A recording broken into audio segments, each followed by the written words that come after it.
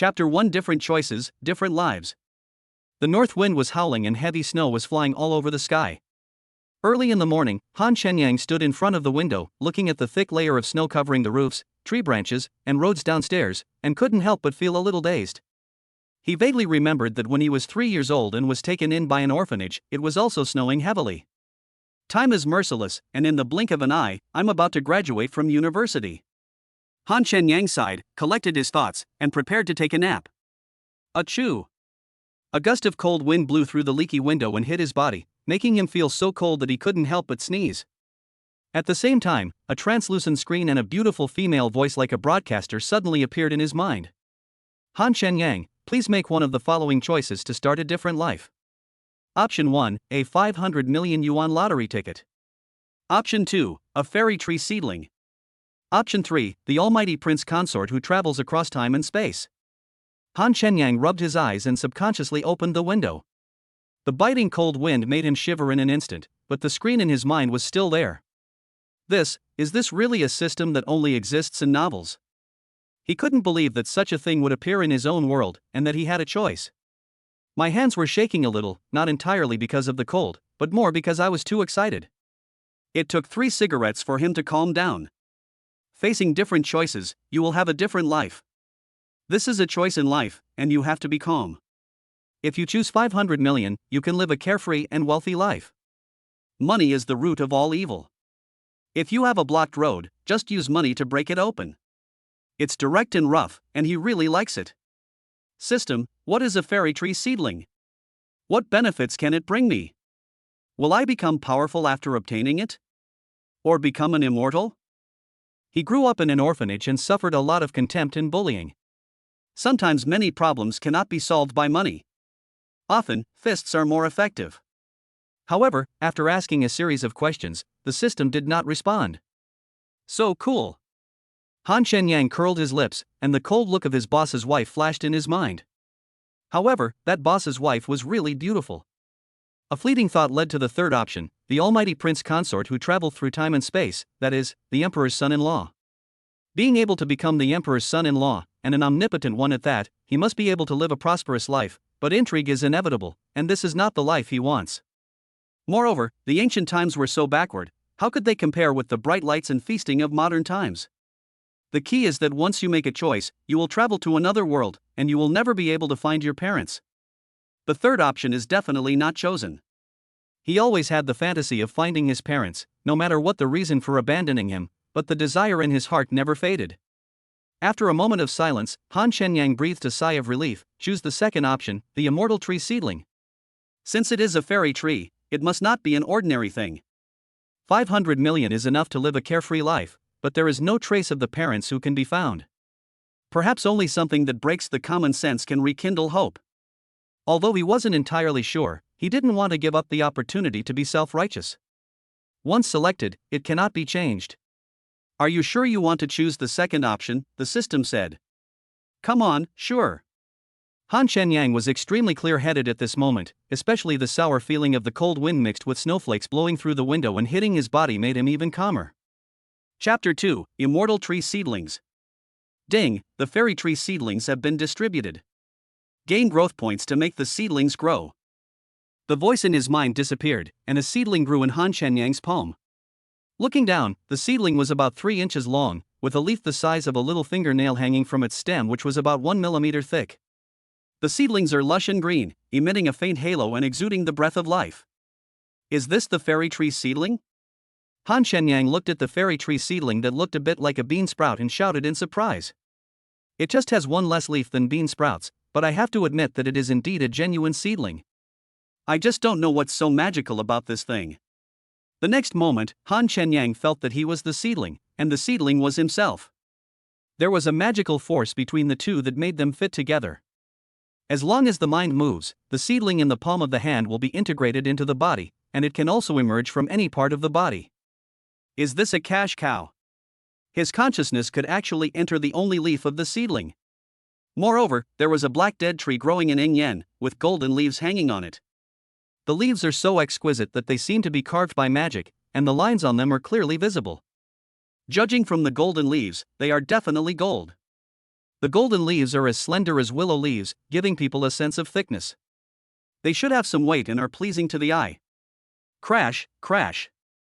Han Shenyang suddenly heard the sound of Alipay payment arriving, but it did not come from the mobile phone, but from the sound of the gold leaves falling. All the golden leaves on the dead trees fell onto the ground that looked like a lawn. The space inside the leaves is about 10 square meters. Although the golden leaves on the ground are not as bright and colorful as those growing on the dead trees, their beauty cannot be concealed. It looks more like gold and has more flavor. Collect gold leaves, growth value plus 10. Can the growth value increase when the golden leaves mature and fall? Ah, I'm rich. Han Shenyang was so excited that he laughed out loud.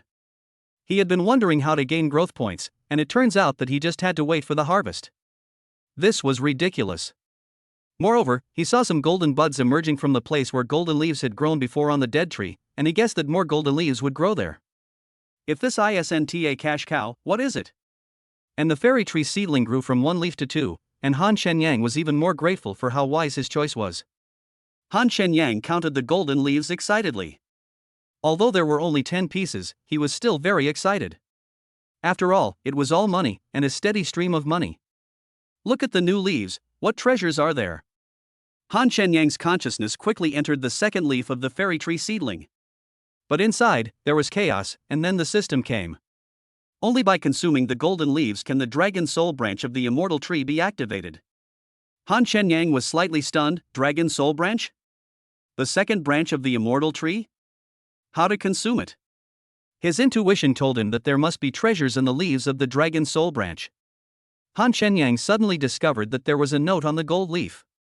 Gold leaf, material for opening the Secret Realm Exploration Treasure Chest. Because the Secret Realm branch has not been activated, the Exploration Treasure Chest cannot be consumed temporarily. The world's top limited edition collectibles can be traded. There's a secret branch? There's a treasure chest in that branch? Only by consuming these gold leaves can the dragon soul branches be activated. However, the gold leaves currently used as materials to open the Secret Realm treasure chest cannot be used because the Secret Realm branches have not been activated yet. Chapter 3: An Unexpected Tragedy. Oh my god. In this case, the current gold leaves can only be sold. Selling it is also considered consumption, right? Otherwise there is no solution. You definitely can't throw it away. Han Shenyang took a closer look and exclaimed, "This gold leaf is actually a world-limited, top-tier collectible. Isn't it incredibly valuable? This is worth much more than just selling it for gold. This fairy tree seedling seems to be really good. Then where can I sell these gold leaves?" Han Shenyang pondered for a moment and said, "I got it. Let's go to the Xianghe Gold Shop, the largest gold shop in Zhanghai City." So Han Shenyang quickly washed, dressed, and left the dilapidated neighborhood. He was sitting on the bus heading to Xianghe Gold Shop and felt that his luck was getting better and better. Last month he participated in a baking competition and won first place, taking home a prize of 1 million. In addition, he also became the manager of Xilejuo Bakery. Moreover, this high-end bakery is under his full management. Although the store has only been open for over a month, it has been put on the right track under his management. Last month, the income from base salary plus commission was more than 10,000 yuan, and it will be even higher in the future. He had originally planned to take advantage of today's rest to use his bonus and the money he saved from working frugally to pay a down payment and buy a small house in installments. For him, a senior student who was about to graduate, he has finally settled down in Zhanghai City. This was something he had planned for a long time. He never dreamed that he would get the system again today. If this gold leaf could be sold for a good price, let alone buying a house, luxury cars, beautiful women, and so on. Han Shenyang was just thinking that life was wonderful when 3 cosplay enthusiasts got on the bus, all dressed like they were in honor of kings. One is Deqiao, one is Daji, and one is Luna. Those long legs, that sexiness, Han Shenyang thought to himself, isn't it really cold to dress like this in the middle of winter? Let's get started, handsome guy, you can take some photos too. The beautiful woman in Daji's costume started dancing and singing Wild Wolf Disco with Deqiao, while Luna filmed them. Every move must be in sync with mine. Come to the left and draw a dragon with me. Draw a rainbow to your right. Come to the left and draw a rainbow with me. Draw another dragon on your right. Make a Aaron Kwok gesture on your chest. Shaking my head left and right, ah. Han Shenyang, who was sitting in the middle seat, looked around the car and found that he was the only one left. Just as he took the phone in his hand, the bus braked suddenly. Daji, who was singing happily, lost her balance and fell towards him with a scream. Han Shenyang took out his cell phone not to record videos for them, but to answer a call from Nie Xiaotong, the acting store manager of Xileguo. He had just answered the call when he braked and the phone slipped out of his hand. He subconsciously bent down to pick it up. Because of his action, Daji, who could have fallen on him or held onto the seat, was tripped by his shoulder and ended up falling directly on the hard plastic backrest. My breasts. Daji groaned in pain, slumped over on the backrest, her face pale, and she was speechless at the time. Not only did Han Shenyang fail to hold the phone in his hand, but he fell to the ground due to the inertia of the car. Fortunately, he supported himself with his arms in time, otherwise he would have been doomed. "How's it going? Are you all okay?" The driver stopped the car and looked at the four people in different postures and said, "The person who ran the red light up ahead crashed, otherwise he wouldn't have braked so suddenly." Chapter 4, You, Destined to be Alone. It's okay. Han Shenyang got up from the ground, picked up his phone and found that the screen was black and there were several cracks. Before he could turn on his phone to see if it was still working, he heard a loud shout from behind him, "You're fine, I'm in trouble, and it's all your fault." Han Shenyang turned around and found that the actress who played Daji was squatting on the ground with her chest covered and glaring at him. De Qiao and Luna, still somewhat frightened, helped the pale-faced Daji to slowly stand up. They sat down in time when the car braked and avoided falling. Seeing that they were not seriously injured, the driver reminded them, "Hurry up and sit down. We are about to drive. Don't jump around in the car anymore." "Hey. I've reminded you many times, but you didn't listen. Who can I blame? I hope you can learn your lesson this time." The driver sat back in the driving seat and muttered to himself. This was not the first time these three girls had filmed a video on this bus. The driver had reminded them as soon as they got on the bus.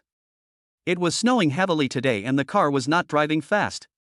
If it had been driven at its usual speed, the consequences of sudden braking would have been unknown.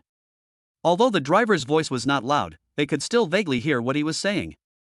"Xiao Daji, this is the fault of the guy who ran the red light. I am also a victim."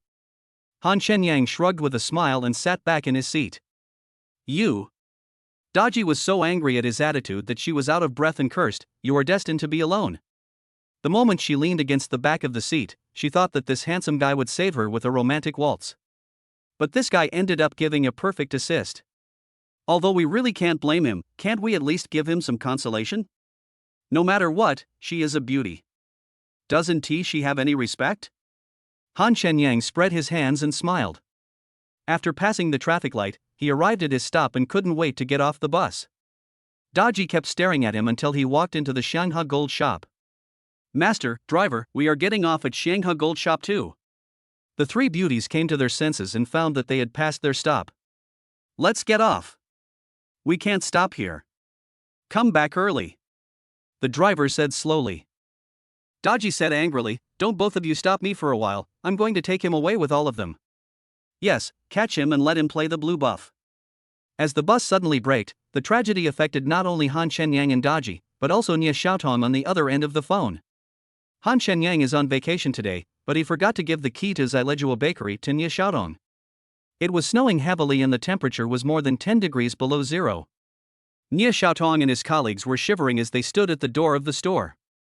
Nie Xiaotong called Han Shenyang more than 10 times before the call went through. She thought about asking where Han Shenyang was, and then she took a taxi to get the key. As soon as the call was connected, a loud "ah" came from the other end, which instantly frightened Nie Xiaotong, who was caught off guard. Her feet slipped, the phone fell out of her hand, and she sat down on the icy snow. Her mind went blank in an instant, and the sour and refreshing feeling was unforgettable for her whole life. Seeing this, colleagues hurried forward to help Nie Xiaotong up and brushed the snow off her body. Fortunately, she was wearing a long down jacket, which reduced a lot of damage, but some stains were printed on the white down jacket. "Damn Han Shenyang. You actually tried to scare me on purpose. You're in trouble, big trouble." Nie Xiaotong picked up the phone angrily and found that the screen was broken, which was undoubtedly adding insult to injury. All of his colleagues are women, and they are very beautiful. Most of them are college students from schools near Xileguo. Han Shenyang is often teased as the director of the Women's Federation. But what makes people most suspicious is the indescribable relationship between him and the boss lady. Otherwise, how could a high-end bakery with an investment of 2 to 3 million be easily allowed to be managed by this guy as he pleases? Chapter 5, a treasure inherited from ancestors, worth hundreds of millions. Due to the weather, there were not many customers at Shanghai Gold's shop. As soon as Han Shenyang entered the store, the shopping guide came forward and greeted him.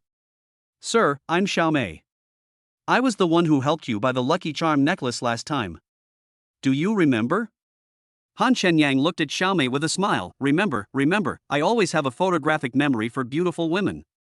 Xiaomei covered her mouth and smiled. "How about the lucky beads? Does your girlfriend like it?" She was very impressed with Han Shenyang. Last time, Han Shenyang wanted to buy a gold necklace, but he chatted with her for more than an hour. Finally, after asking about the price, he chose a 0.58G lucky bead. Yes, Han Shenyang took out a lucky bead not much bigger than a soybean from the clothes in front of his neck and said with a smile, "My partner is out of luck, so I wear it myself." Xiaomei was stunned. "What are you planning to buy today? Are you planning to sell it? If you do, it won't even cost 100 yuan. "I do want to sell something," Han Shenyang said, opening his hand to present the gold leaf and smiling. "It's an heirloom, worth hundreds of millions." "Han Shenyang, why are you here?" Han Shenyang turned around when he heard the sound and saw 2 women and 1 man walking towards them. The person who called him was Wu Yan, his ex-girlfriend's best friend and also his college classmate. Following closely behind him were a man and a woman. The woman was his ex-girlfriend Zheng Huan, with whom he had broken up 2 months ago, and the man was Wang Bin, a rich second-generation man and Zhang Huan's current boyfriend. Han Shenyang had not been able to satisfy Zheng Huan's desire for a life, so they broke up peacefully. Han Shenyang did not blame her. He could understand that everyone did not want to live a better life. "Hey, this gold leaf is so beautiful." Wu Yan walked forward without any displeasure, staring at the object in Han Shenyang's hand with greedy eyes. Han Shenyang curled his lips, not bothering to pay attention to her, and looked at the stunned Xiaomei. "Beauty? Are you scared?" It's okay. Xiaomei was amazed because the golden leaves were so beautiful. "So it's yours?" Wu Yan smiled and flattered. "Shenyang, give me one." "For you?" Han Shenyang almost laughed like a pig, and said meaningfully, "It's daytime." "You?" Wu Yan was immediately furious. Her face changed to disdain as she said, "I'm asking for your things to flatter you, don't be so shameless, no wonder Huan dumped you." At this time, Wang Bin came over, took a look at Han Shenyang who was wearing ordinary clothes, and said proudly to Zhang Huan who was holding his arm, "This is your ex-boyfriend, right? Why did you fall for him in the first place? Just because he was a little bit handsome?" Zhang Huan said coldly, "It was because I was blind." Han Shenyang was so stingy that she couldn't get any advantage from him. She felt sick when she saw Han Shenyang. How can he be called handsome with that kind of shit? He can't even match a single toe of young Master Wang. Wu Yan twisted his lips and said disdainfully, "What a poor bastard. I think he's crazy because of poverty, and he's worth hundreds of millions." "That's true. We are not on the same level at all." Wang Bin smiled complacently and reminded Xiaomei, "Beautiful lady, please check to see if it's real gold. Also, check if there's any formal proof. Reselling gold of unknown origin is illegal. I estimate it's worth around 20,000 or 30,000 yuan, which is quite a lot. I think it's probably stolen. We should call the police." Wu Yan is smiling happily, "But you don't know how to appreciate it. I'll call the police for you later. Let us see who is more ruthless." Han Shenyang glanced at Wang Bin. This guy was really insidious. As for Wu Yan's expression, he was already used to it. Chapter 6, Face. "Sir, please give me the gold leaf. I'll have it appraised by an appraiser first, and then we can talk about the price." Xiaomei could probably guess what was going on. Although she couldn't stand the expressions of Wu Yan and the others, as a well-trained shopping guide, she could only follow the procedures. As for the origin of Han Shenyang's things, that will be determined after identification. Based on her experience, she estimated that the exquisite gold leaves were not only not fake, but also should be of very high purity. Even a big name. If the items were really stolen, only a fool would sell them openly, right? Han Shenyang handed the heavy gold leaves to Xiaomei and said with a smile, "This is very precious, so be careful with it. Poor people are poor people. It's just a few pieces of broken gold." The more Wu Yan looked at Han Shenyang, the more he disliked him. He looked like a small villager who would never amount to anything. I understand. Don't worry, sir. Xiaomei turned around and saw the gold shop's chief appraiser about to leave.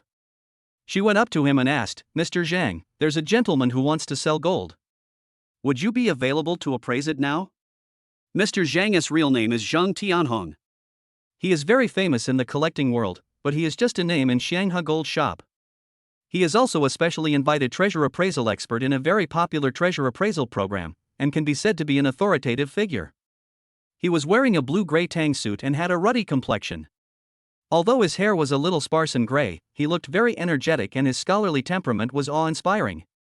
Han Shenyang felt that he was lucky today, as he actually met Zhang Tianhong himself. Zhang Tianhong was lost in thought when Xiaomei came forward, startling him slightly. She said kindly, "Where is the thing? Give it to me." "Here it is, please take a look, Mr. Zhang." Xiaomei carefully handed the gold leaf to Zhang Tianhong with both hands. Wang Bin, who was standing aside, curled his lips in disdain. Thinking of the fact that Han Shenyang had been with Zhang Huan, he felt even more unhappy. Zhang Huan's eyes never left the gold leaves. She had to say that she really liked Han Shenyang's gold leaves. "Boy, I can be merciful and buy your broken leaves at a high price, but you have to crawl under my crotch. As long as Huan and I have fun, money is nothing." Wang Bin saw through Zhang Huan's thoughts. He wanted to take this opportunity to humiliate Han Shenyang. Han Shenyang must have sold himself out because he was short of money. That's a good idea, but if I give him a high price, wouldn't that be too cheap for him? Besides, my ex-boyfriend's stuff is so disgusting to look at. Zhang Huan said with a half smile, "What if he doesn't want to drill it? Why not just buy it and throw it away? How can we let him annoy us?" Wang Bin smiled and said in an imposing manner, "He has no choice but to get in." Yes, young Master Wang has a point. We should teach him the difference in strength. If he doesn't drill, we'll beat him until he can't take care of himself. Wu Yan agreed. She thought to herself that if she threw it away, she would definitely pick it up the first time. What was the difference between that and giving it to her? Wang Bin patted the BMW keys on his waist and said with a smile, "Don't we have the ability to do that? Brother Bin, you are so handsome."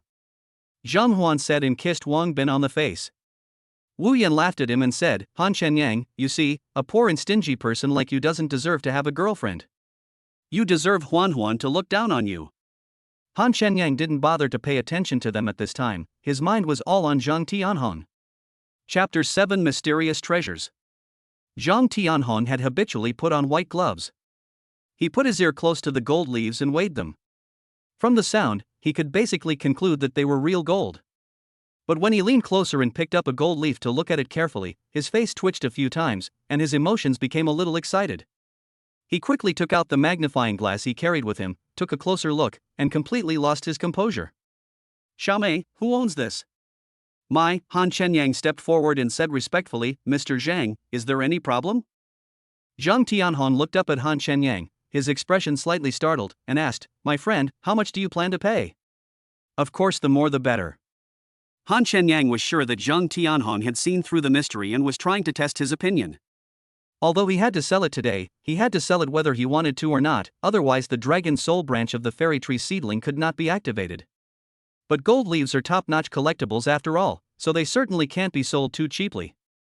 Seeing Zhang Tianhong lose his composure, Xiaomei couldn't help but ask in surprise, "Mr. Zhang, is there really a reason for this thing?" "It has a great background." Zhang Tianhong stroked the golden leaves lovingly. Even Wang Bin and his companions began to suspect that the gold leaf was not just gold. They hoped it was a cultural relic. Then Wang Bin was willing to spend tens of thousands of dollars to sentence Han Shenyang to a few years, so he gave Wu Yan a wink. He either stole this or got it from a grave robber. It definitely didn't come from a legitimate source. He's an orphan, so it can't be an heirloom. Even if it was, there has to be evidence. Wu Yan gloated, "Mr. Zhang, you're an expert. Hurry up and expose him so I can call the police and bring this social parasite to justice." Han Shenyang couldn't help but frown. These three evil stars were really vicious. If there is no way to prove that Jin Yizi is his, Wang Bin will definitely take the opportunity to make a fuss and make him suffer. However, Han Shenyang was not panicked at all. "Mr. Zhang, please tell them about the value of this item," Han Shenyang said with a fake sigh, "the human heart is terrifying." Wu Yan exposes people's shortcomings but not their weaknesses. He uses the matter of the orphans to bully Han Shenyang. His character is really worrying. Xiaomei couldn't bear to see this, and even felt a little sympathy for Han Shenyang. Just as she was about to speak up for him, Zhang Tianhong said meaningfully, "Xiaomei, go to the testing room and fill the container for density testing with water. This young friend and I will follow." Zhang Tianhong smiled at Han Shenyang and asked, "May I ask your name, young man?" Han Shenyang was a little confused by his mysterious look, but he still introduced himself seriously. "Han Shenyang, Han is in Han Xian, Shen is in morning, and Yang is in sunshine. If you were to introduce it to someone else, it wouldn't be so serious." Zhang Tianhong nodded, then took out his phone, turned on the scan function on VX, and scanned a golden leaf. A link message quickly appeared. Product name, Mysterious.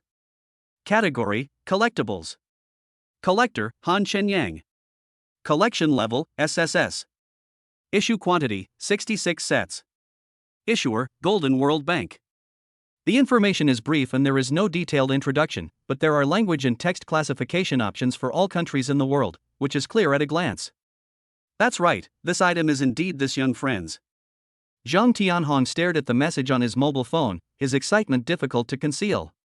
Wu Yan leaned forward, his expression condensed, and he shouted unwillingly, "How can information be scanned from a leaf? This is impossible, it must be fake." Chapter 8, What is the gap in strength? Wu Yan took out her phone and tried to grab the leaf to verify it herself, but Zhang Tianhong covered the golden leaf and said with a smile, "Little girl, I'll use it to sweep the toilet. You can't afford to pay for it if it's broken." Han Shenyang was a little surprised. It was not surprising that the information could be scanned out. Many software had the function of recognizing objects by scanning.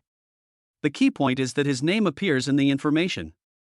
This system is really awesome. Shengshi Bank is the bank with the largest turnover in the world and also the most mysterious bank. Anyone who can do business there is not an ordinary person, let alone obtain a set of treasures from it, and a top-notch one at that. But Han Shenyang owns one. What does that mean? This shows that he is not just rich, but also that his identity is extraordinary, at least not as simple as the senior student he appears to be. Zhang Huan came back to his senses and looked at Han Shenyang with mixed feelings. He suddenly felt that he was so unfamiliar, and there was a mysterious aura all over his body. How could he have such a thing? Wang Bin was even more unbelievable. He had heard about Zhang Tianhong and it was impossible for him to cooperate with Han Shenyang in fraud. Moreover, Zhang Tianhong's excitement as if he had found a treasure was real. Now anyone with a little common sense can see that the golden leaf is extraordinary. What is the gap in strength? Even though his father was once worth hundreds of millions, he didn't have the confidence to buy a set of top-quality collectibles issued by Shengshi Bank. What can he use to humiliate others now? As for why Han Shenyang took this kind of thing to the gold shop to sell and happened to bump into them, it was obvious that he was pretending to be a pig and eating the tiger, deliberately making them look bad. Wang Bin suddenly felt ashamed and left the Shanghai gold shop without looking back. Han Shenyang, just wait for me. The main reason is that even if he had the courage, he wouldn't dare to cause trouble in Shanghai gold shop. Zhang Tianhong didn't think it was troublesome. He changed the gold leaves one by one and asked Wu Yan to scan them. Wu Yan tried several softwares, but the information was the same on all the results. Only then did he believe it was real. "Mr. Zhang, I have prepared everything you asked me to prepare." Xiaomei was also surprised when she came out of the appraisal room and saw Wu Yan's actions and the scanned information. She thought to herself that it was no wonder that Han Shenyang reminded her to be careful. Of course, it was a joke at first, and she thought so, but now it's completely different, which shows that sometimes there is truth hidden in many jokes. "Young man, let's go to the appraisal room to talk?" Zhang Tianhong looked at Han Shenyang with a smile. Han Shenyang nodded and followed him to the appraisal room made of transparent glass in the corner of the gold shop. Wu Yan also wanted to follow in, but was stopped outside by Zhang Tianhong, who locked the door and pulled all the curtains in the appraisal room, making it impossible to see what was going on inside from the outside. This item is a set of 10 gold leaves. Each leaf is 10 centimeters long, 1 centimeter wide, 8 centimeters long and 2 centimeters long. After each sentence, Zhang Tianhong would measure the data with a ruler, and the result was exactly the same as what he said, as if he knew the gold leaves like the back of his hand. As he spoke, he actually put the petioles of 10 leaves together to assemble a branch, which made Han Shenyang shocked. Han Shenyang smiled faintly, as if he was very interested in what Zhang Tianhong knew, and motioned him to continue to tell him what else he knew. This collection also has another nickname, Life. When you examine the leaves under a magnifying glass, you can clearly see the veins and lines. They are as vivid and full of vitality as real leaves. So Zhang Tianhong put the branches and leaves into a transparent container filled with water. The next second, Han Shenyang couldn't help but be surprised. Chapter 9, It's All a Coincidence. I saw the branches and leaves sink to the middle position and then float up and no longer fall.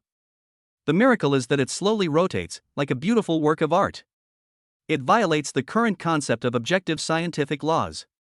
To be incapable of self-realization is the manifestation and true meaning of life. It's impossible to create a perpetual motion machine. It is said that the academic community has not yet been able to figure out the mystery behind this. As mysterious as its name, its research value, ornamental value, collection value, and status symbol value have all reached the pinnacle. Speaking of which, why did you bring such a remarkable item to Xianghe Gold Shop to sell? Zhang Tianhong asked with a meaningful, gossipy, and slightly amused smile. Could it be that this is just to make your ex-girlfriend regret it? He said so much before, as if just to ask the last question, giving people the feeling that Han Shenyang already knew what he was saying, and indeed it was the case. But in fact, Han Shenyang knew that Jin Yizi was awesome, but he didn't expect him to be so awesome. Mr. Zhang is joking. Han Shenyang smiled mischievously. My identity is a bit special, and I've been struggling lately. I wanted to see if there was anyone who knew about this item, so I could sell it to them. And then I ran into my ex-girlfriend. It was pure coincidence. So, how did Mr. Zhang find out about this item? What he said was half true and half false, and Zhang Tianhong seemed to be neither believing nor disbelieving, as if he didn't quite believe that meeting his girlfriend was a coincidence. As for his special identity, he did admit it, otherwise how could he have such a thing? I also learned about it accidentally from a record, just some superficial knowledge. Zhang Tianhong explained, we called you to the appraisal room to verify the authenticity of the item because we considered that those people had some issues with their character. We were afraid that if the news got out, it would cause you trouble. After all, this item is extraordinary. He suddenly smiled playfully and said, however, now it seems that since you can take it out, you must not be afraid of these things. I wonder if Shang has ruined your plan in front of your ex-girlfriend? Han Shenyang rolled his eyes. Why is it happening again? This guy must have read too many novels. There's no hope. Thank you, Mr. Zhang, for your kindness.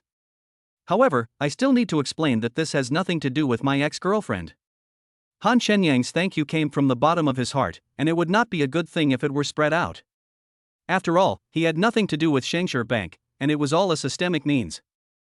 He felt that the system was becoming more and more awesome.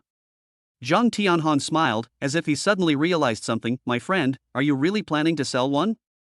Do you have any left? Yes, there is another set. Han Shenyang nodded. He has more than just one set of skills? That dead tree is a money tree and golden leaves can grow continuously. It can be described as endless. Zhang Tianhong was shocked when he heard this. It was already amazing to own one set, but he actually owned two sets. What's the situation at home? Even though Zhang Tianhong was very cunning, he still felt a little uneasy. I wonder if you can sell it to Zhang. The price is negotiable. The research value and collection value of the gold leaves alone are worth a lot of money, but what is even more valuable is the hidden value. That is the value brought by Han Shenyang's identity. Of course, the premise is that you have a good relationship with him. But when Zhang Tianhong reaches his age and social status, the desire for money is no longer the first priority. In addition to the hidden value, he likes the object more for itself, otherwise he would not be so excited in the beginning. Chapter 10, There are only advantages and no disadvantages in close friendship. Han Shenyang said respectfully. It's fate that I met Mr. Zhang here. Since Mr. Zhang likes it, the item has found a good home. Mr. Zhang is very knowledgeable. As for the price, could you please give us an estimate first? No matter how awesome the gold leaves are, he'll definitely sell them. He felt that Zhang Tianhong was a reliable person, at least for now. He gave Han Shenyang a good impression. Zhang Tianhong was in a dilemma. After all, the research value of the object could not be measured by money, and there was no reference price. Although Han Shenyang's identity is not ordinary, after what happened today, we should have some relationship. Even if Han Shenyang was an ordinary person, as an authoritative representative, he would not cheat others, not to mention that Han Shenyang also knew the value of it. This item is priceless. Zhang Tianhong said seriously and frankly, if we really had to put a price on it, 100 million, 1 billion, 10 billion, or even 100 billion wouldn't be an exaggeration. No matter how much money you spend to get this thing, it's a good deal. To be honest, I really like this thing. Feel free to name your price. As long as it's within my budget, I'll definitely buy it. Of course, if I can't afford it, I can sell it at an auction for you, and I'll do my best to get you a satisfactory price. Seeing Zhang Tianhong so frank and without any intention of deceiving, Han Shenyang felt very comfortable. Even if he sold it to him at a low price, he would not feel that he was losing out based on his character. So Han Shenyang said straight out that he wanted to buy a decent house. He didn't say much about other things, and Zhang Tianhong didn't ask much either. After all, their relationship was not that close. Zhang Tianhong happens to have an idle 2-story villa in Longhu Blue Coast. No one has lived in it since it was renovated, and its current value is about 95 million yuan.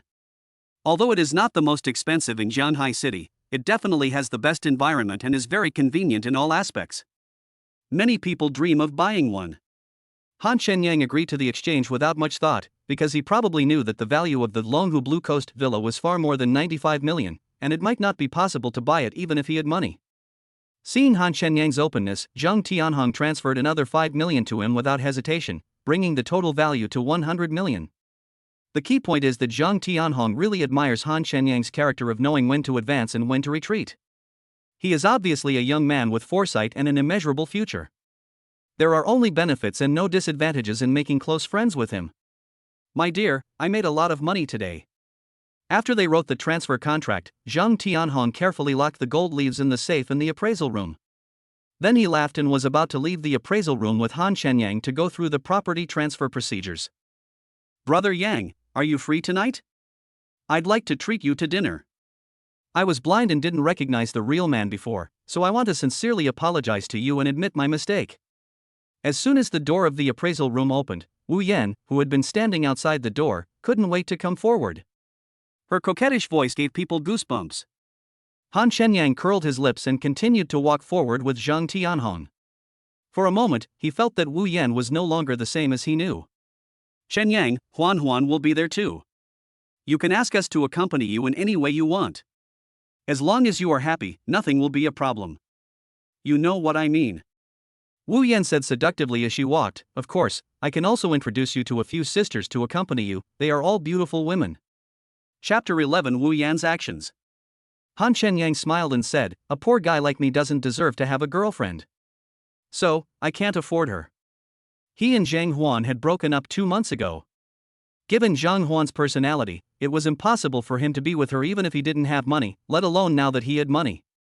What's more, Wu Yan is such a shameless guy. Even if he is paid to play with her, he still thinks it's dirty. Isn't Han Shenyang's self-mockery a satire on Wu Yan?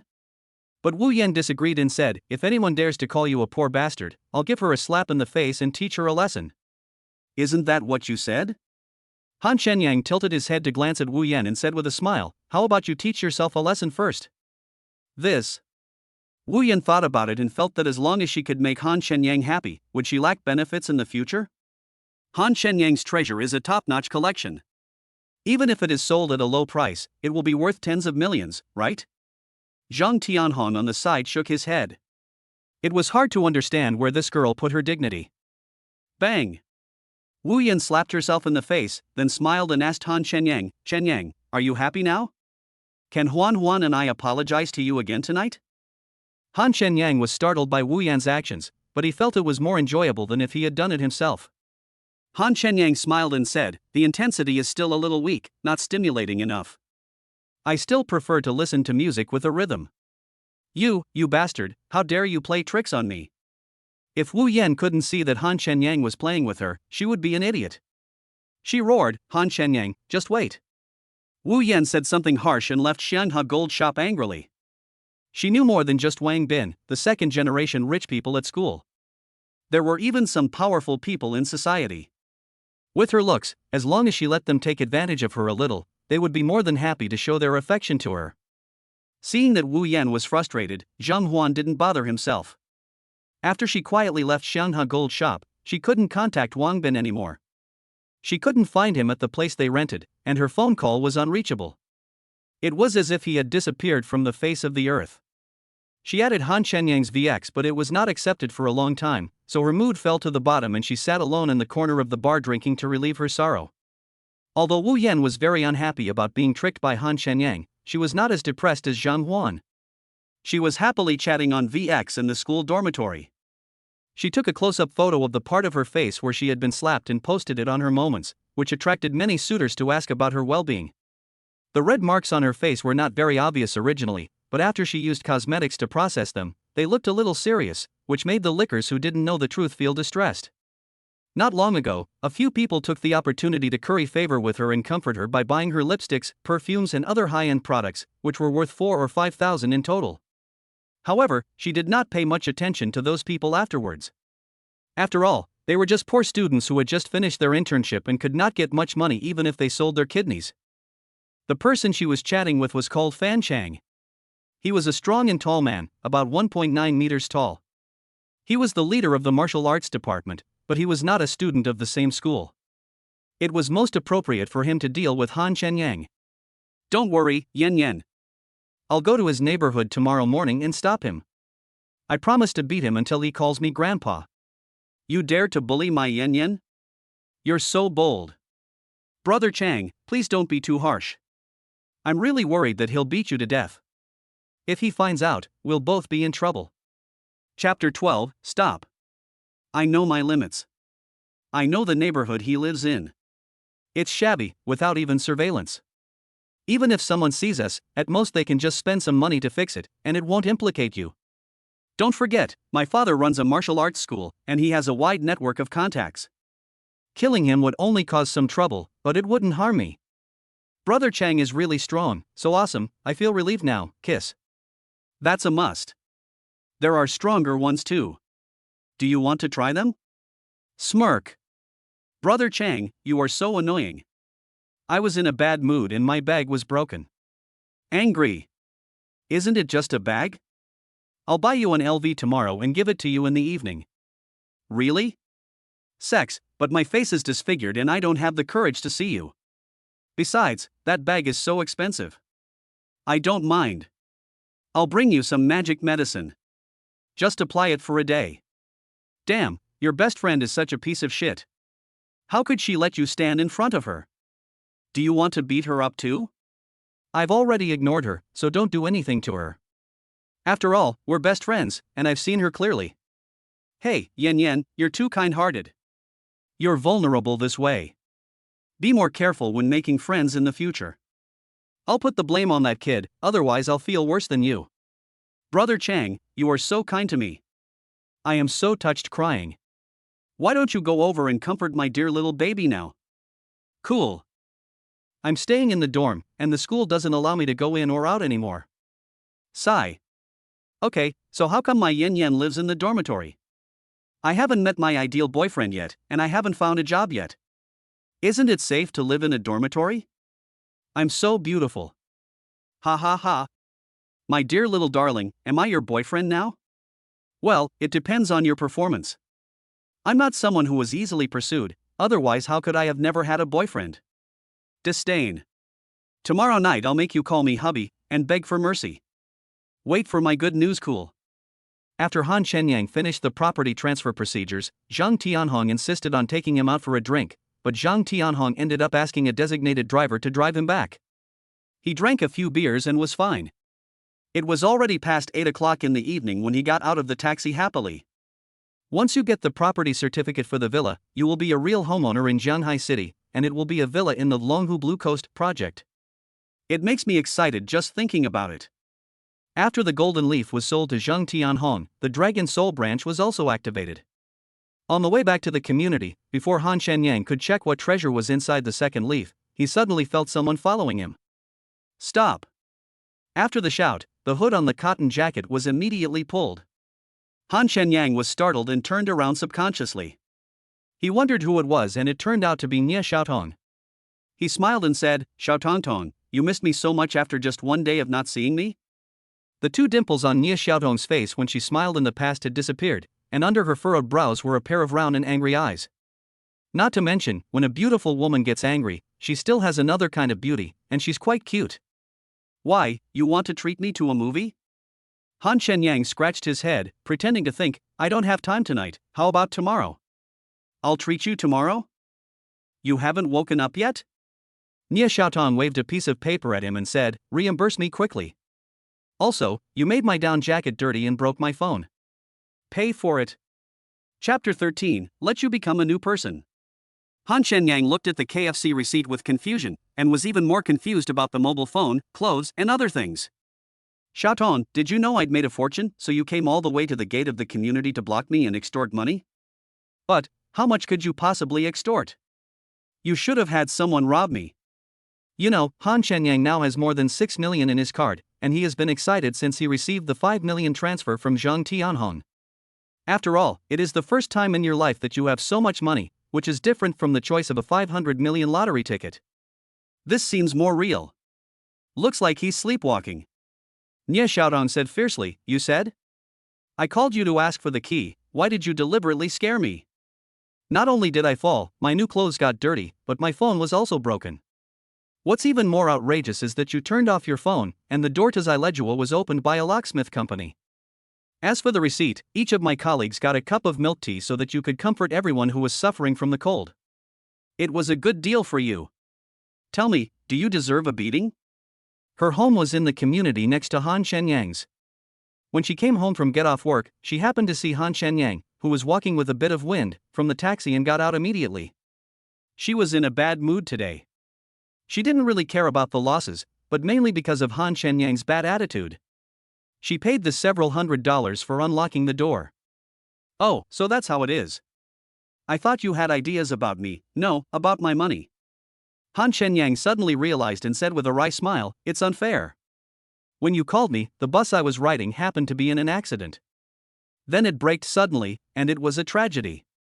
My phone was also broken. He took out his phone and said, besides, it wasn't me who was shouting. I'm also a victim, okay? He walked around Nie Xiaotong and found that under the light, there was indeed a clear stain on the buttocks of her white down jacket, obviously because her buttocks had landed on the ground. At the same time, he took Nie Xiaotong's phone in his hand, looked at it for a while, and said with a smile, your membrane is just broken, I'll take responsibility. Does your butt still hurt? How about I give you a massage? Shameless. Nie Xiaotong's face flushed, and she frowned and said, do you think I believe it? How could it be such a coincidence? Although she didn't quite believe it, Han Shenyang's phone was indeed broken worse than hers.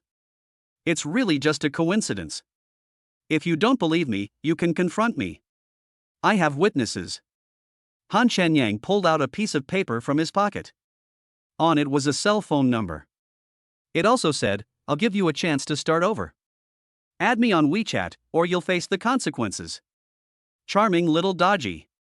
This was given to him by Xiaomei. When Dodgy and the other two found the Shanghai gold shop, Han Shenyang was in the appraisal room, which saved him from danger.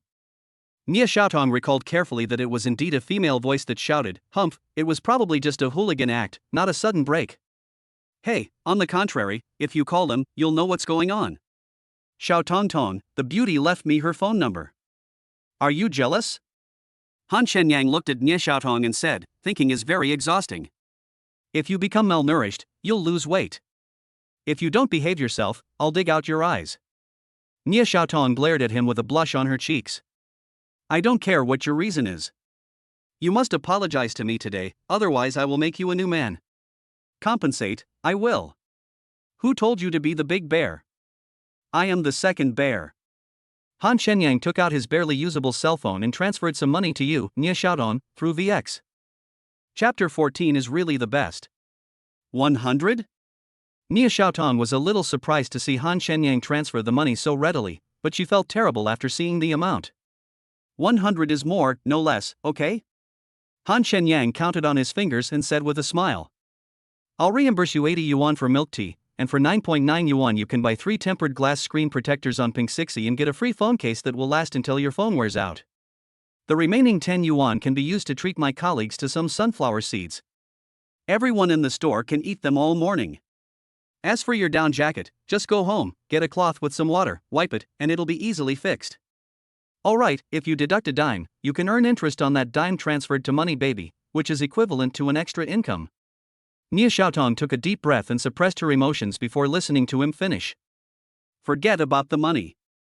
If I accept it, you'll probably lose sleep for several nights. It's really awful. She waved her hand and turned away. She just wanted Han Shenyang to apologize and give a serious explanation. As a result, Han Shenyang not only had an improper attitude, but also talked about compensation in a serious manner. Today she once again witnessed how stingy Han Shenyang was, even challenging the Guinness record. Xiaotongtong, although the word top-notch is reasonable when used to describe my appearance, why does it sound a bit insulting when you say that? Han Shenyang said with a smile, this is not called stinginess, it's called careful calculation. Do you think I am? It's just because of the pressure of life. Frugal? That's really refreshing and unconventional. I appreciate it. Nia Xiaotong looked back and smiled, wanting to say hee. Han Shenyang smiled bitterly and shook his head. I was thrown into an orphanage when I was 3 years old.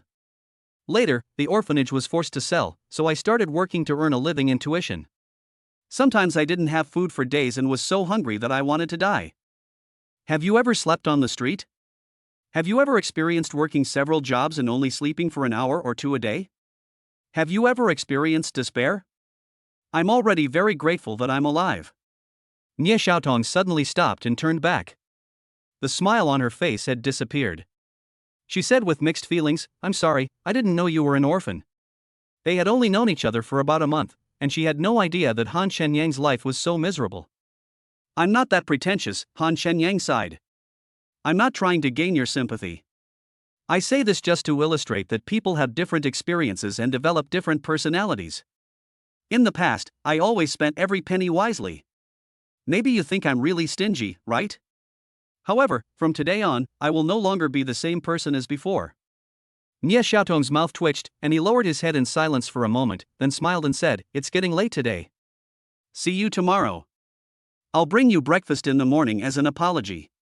She added solemnly, don't get me wrong, I'm not pitying you. Xiaotongtong, you look so beautiful when you smile, just like a flower in spring. Han Shenyang walked up to her and said aggrievedly, I don't need pity, but I need comfort. Can you hug me? Not serious. Nia Xiaotong blushed, glanced at him, and walked away. Han Shenyang shouted, if you treat me to breakfast, then I'll treat you to a movie tomorrow night. I absolutely can't be stingy. We'll discuss this later. Hey, can you return the 100 yuan to me? Han Shenyang joked. Deduct it from breakfast until it's all gone. That's great. How about I transfer all my breakfast money from this lifetime to you? You're dreaming. Save your money and get married. Chapter 15 Dragon Soul Grass. Han Shenyang watched Nia Xiaotong walk into the community gate before returning to his residence. MMP. The heating is broken again. The community where he lives is quite old and the heating often breaks down. He forgets to close the windows when he goes out in the morning, so the room is colder than outside. However, when he opened his phone and took another look at the money in the card, he didn't feel that cold anymore. Then a message popped up on VX. I'm home now. See you tomorrow at the usual place. Okay, remember breakfast, Han Shenyang smiled and replied to Nia Xiaotong. You are so annoying, despicable. When the weather is warm, Han Shenyang rides an electric scooter. Recently, he learned that Nia Xiaotong lives in the next community and it is very cold in winter, so he and Nia Xiaotong took the bus together. Although their communities are adjacent, Nia Xiaotong lives in a high-end community. She's beautiful, kind-hearted, and a wealthy woman. Han Shenyang put down his cell phone, turned on the air conditioner luxuriously, and couldn't wait to focus his attention on the second leaf of the fairy grass seedling. I saw a giant dragon circling among the leaves of the seedlings. The giant dragon flickered, seemingly real, yet also like a phantom, shuttling through the clouds of lightning and thunder, flying and breathing, its dragon roar shaking the sky, as if this leaf was transformed from heaven and earth, giving birth to a giant dragon. The scene almost made Han Shenyang's heart stop. Excitement, panic, fear, mixed feelings, but it ended in excitement. As the giant dragon circled, there was always a magical grass shining with spiritual light, which the system prompted as Dragon Soul Grass. Dragon Soul Grass, a product condensed from the essence of the dragon soul. After taking this plant, it can cleanse the marrow and strengthen the bones, and promote one to the first level of chi refining strength.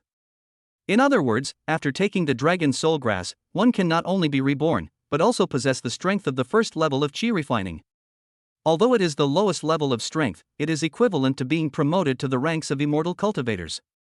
The key is that this plant has the effect of cleansing the marrow and strengthening the bones, which means that the dragon soul will condense into a second, third, or even more dragon soul grasses. As long as there is a supply of dragon soul grass, there is no problem in becoming an immortal. After thinking about this, how could Han Shenyang not be excited? The seedling of the immortal tree can actually help him become an immortal. The key is that it is just a seedling with 2 leaves. What kind of secrets will be hidden in the regenerated leaves? This is a well-deserved fairy tree. The dragon soul seemed tireless and continued to churn around the dragon soul grass. Dragon soul grass looks like coral and also like dragon's tentacles. To put it simply, it looks like deer antlers, but with several of them gathered together. Gathered dragon soul grass.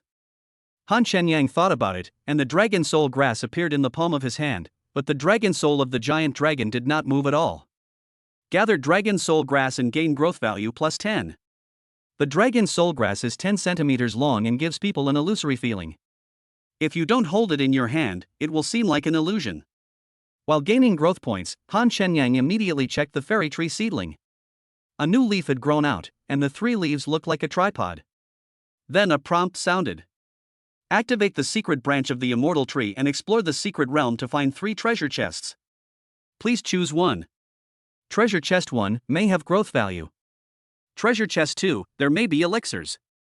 Treasure chest 3 may activate the Yaoqi branch of the fairy tree.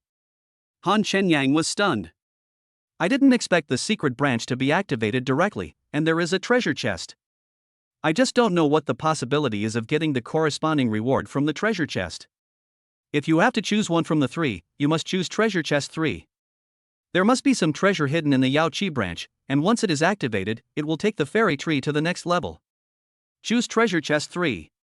Chapter 16, First Level of Qi Refining. Got a treasure chest, do you want to open it? Open. Open successfully, activating the Yaoqi branch of the immortal tree. This could be a bluff, right? It seems like it's given for free. Sure enough, another leaf grew near the top of the fairy tree seedling. The 4 leaves are symmetrical in pairs and evenly distributed on the slender trunk. At first glance, they look like 4-leaf clover, but the petioles are more slender, giving them a somewhat wrinkled shape like a fairy tree. A panel pops up. Host, Han Shenyang. Strength, none. Power, none. Ancient tree branch level, 110 days until the next golden leaf matures. Dragon soul branch level, 159 days until the next dragon soul grass matures. Yaoqi branch level, 1 you can only collect fairy dew after your strength reaches the first level of qi refining. Secret realm branches, gaining a random amount of growth points will give you a chance to unlock the secret realm on the leaves of the branches and receive treasure chest selection rewards. Sign in branch, to be activated. Growth value, 0. Inventory, elixir quantity, 0 drop. Dragon soul grass, 1 plant. Gold leaf, 0 set. At present, it seems that the fairy tree has 5 branches, which are equivalent to the crown of the fairy tree. I wonder how it will grow in the future. It's just that the maturity period of 10 days for the golden leaves and 59 days for the dragon soul grass is a bit long. Without growth value, you can't open the secret realm to explore the treasure chest. Let's eat the dragon soul grass first and see what kind of treasure the fairy dew in the Yaoqi lake is. Gathering it will surely earn you growth points. Points can also unlock secret realms and get a few treasure chests. Han Shenyang put the dragon soul grass with a spiritual glow into his mouth, chewed the sweet and soft taste, and swallowed the spicy taste, as if he had drunk a sip of juice and then gulped down a glass of white wine.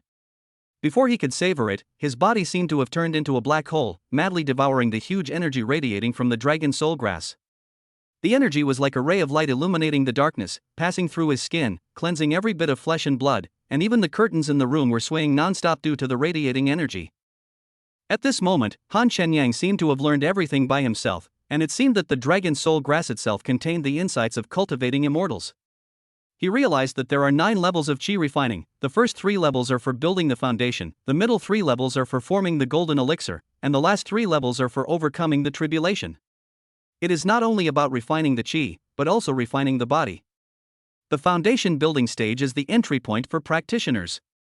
After completing the practice, every move they make will have the force of 1,000 pounds and be as fast as a galloping horse, which is far beyond the limits of the human body, and immortal energy will condense in the body. The third level of chi refining, the golden elixir stage, possesses supernatural powers, can cast spells, and can call the wind and rain. In the last 3 levels of the tribulation period, one can cast beans to create soldiers, and the lifespan is increased to 500 years. As for the realm of strength that would come later, he hadn't been able to comprehend it, but if he could raise his strength to the 9th level of chi refining, wouldn't that mean he would be on par with a god, and could overpower the entire planet? As time went by, the energy began to circulate throughout the body, turning into balls of powerful force that could be mobilized at will. This force must be the immortal energy. Call. Crash. I don't know how much time passed. Han Shenyang suddenly opened his eyes and exhaled a breath of mist like air. This breath shot onto the glass like a bullet, instantly shattering it, and the whistling cold wind filled the entire room. This is too awesome. Even a single breath can be so powerful. Han Shenyang shocked himself. What the hell is going on in the middle of the night? You're destroying my house. You're the spicy guy next door. Han Shenyang could clearly hear the shouting and cursing coming from downstairs, and couldn't help but roll his eyes. Chapter 17 Yao Qi? Han Shenyang ignored the dissatisfaction downstairs. He checked his body and found no dirt like excrement that would appear during the marrow cleansing and bone cleaning as described in the novel. Instead, it was very clean. Without any cultivation techniques, he possessed the strength of the first level of chi refining. However, he could feel that the immortal tree was the root of all this, or more precisely, it was the credit of the system. Then his consciousness entered the leaves of the Yao Qi branches and he was instantly fascinated by the scenery inside. The mountains are stacked one upon another, the clear water is like a scene, the green mountains float on the water, and the reflections are slanted. The scenery is as beautiful as a painting, and it feels like you are there, standing on a high place and looking down at the fairyland. Above this beautiful scene hangs a crystal as bright as the sun. This is the fairy dew, condensed from the essence of the jade pool. Fairy dew, nutrients from dragon souls and ancient trees. Using it will randomly shorten the maturation period. So it's used to feed the dragon soul and irrigate the ancient tree, which means it speeds up the growth value harvest. Collect the elixir, Han Shenyang muttered silently in his heart, and the elixir split into 2. The system transmitted. Collect nectar and gain growth plus 10. Should we use the elixir on the dragon soul or the ancient tree? Use 1 drop of each. Use the elixir on the dragon soul to gain growth value plus 10, shortening the maturation period of the dragon soul grass to 50 days. Use the elixir on the ancient tree to gain plus 10 growth points and shorten the golden leaf maturation period to 9 days. Using the fairy dew actually gives me growth points, but eating the dragon soul grass doesn't? Is it because it's not used on the fairy tree itself? Han Shenyang sighed. It's a pity that I didn't open the secret realm and get the chance to choose a treasure chest. I also don't know how much growth value is needed to activate the sign-in branch. You can't eat hot tofu in a hurry. This is only the first day of using the system. It's already awesome. I should take this opportunity to adapt to it. However, the condensation period of the elixir is only 3 days, and the growth value can be obtained in the blink of an eye. I looked at the time and it was already 6 o'clock in the morning. I didn't get any rest that night, but I felt more energetic than if I had slept for more than 10 hours. His current strength is only at the first level of chi refining. If he could reach the 9th level, he might not even need to sleep anymore. Han Shenyang stretched and picked up the broken glass, in case it fell downstairs and hurt someone. The cold wind blew on my body, feeling a little cool, but not as biting as before. When he was almost done cleaning the broken glass on the window, he saw a Land Rover parked downstairs of his apartment building. There were many luxury cars on the street, but there were not many rich people living in this community, so you usually don't see any very nice cars. He couldn't help but take a few more glances, but didn't take it seriously. While it was still early, he packed up the things he brought to the villa. The most expensive item was a laptop, which cost him more than 2,000 yuan. It was a little laggy when playing games, but it was still smooth for watching things. He was reluctant to throw it away, after all, it contained some hard-to-get teaching videos. Xiaotong, have you gone out? At 7:50, Han Shenyang sent a message to Nie Xiaotong on VX. There are quite a lot of people buying breakfast today, so there's a queue. Just wait for me at the gate of your community in 5 minutes. Thank you for your hard work.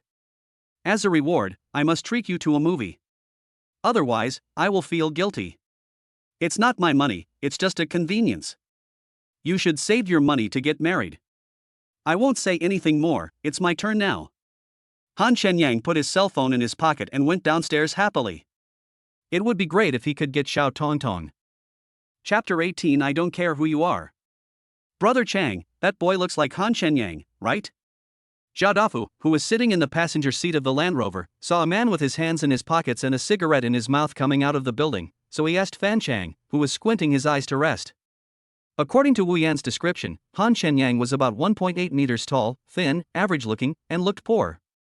But when Fan Chang opened his eyes, he saw the man passing by the car window. He was of the right height and thin, but quite handsome, and the cigarette he was smoking was a yellow Crane Tower 1916. A pack costs more than 100 yuan, and the quantity is small, so it is hard to buy even if you have money. He could barely afford a pack of hard Zhonghua cigarettes, so was this the poor Han Shenyang that Wu Yan mentioned? Can a poor person afford to smoke this cigarette? Go stop him first. Fan Chang ordered Zhao Dafu after a moment of hesitation. Okay. Zhao Dafu got out of the car and stood in front of Han Shenyang.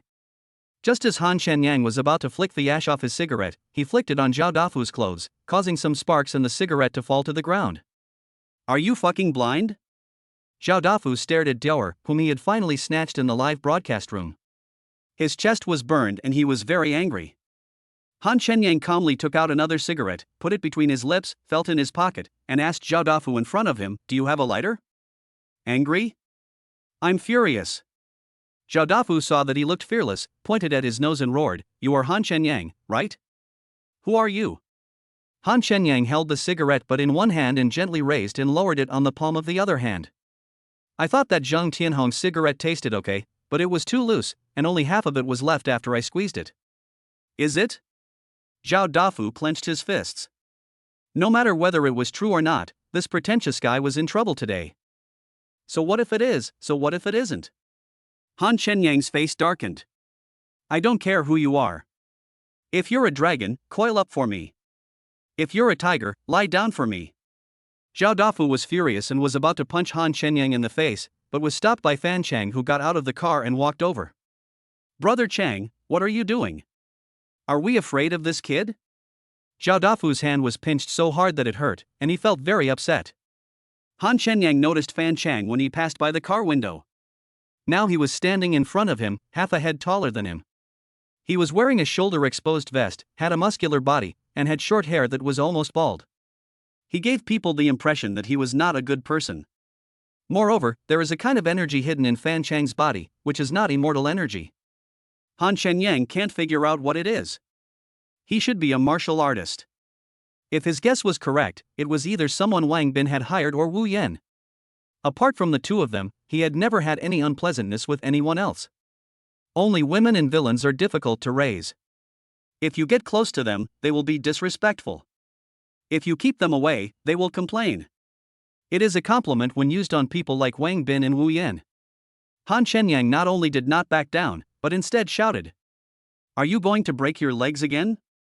Go to Jiangda University and find out what happens to those who show off to Wang Bin." Damn it! Fan Chang's mouth twitched. Although he was not sure whether this boy was Han Shenyang, judging from his aura, he should have some background. Fan Chang is from Jianghai University and Han Shenyang is from Jiangbei University. Although they are both Jianghai universities, the former is a key university while the latter is just ordinary. Although Jiangbei University is an ordinary university, it has many wealthy students. Fan Chang had never heard of Wang Bin in school. So, was this guy from Jiangbei University?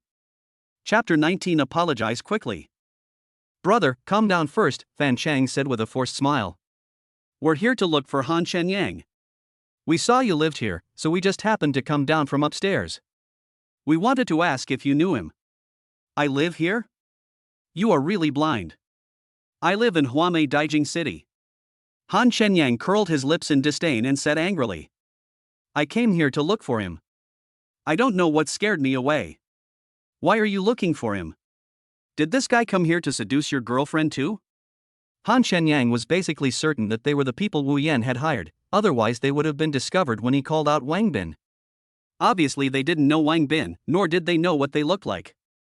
Han Shenyang was really worried about their IQ. What? He's not upstairs? Fan Chang was slightly stunned.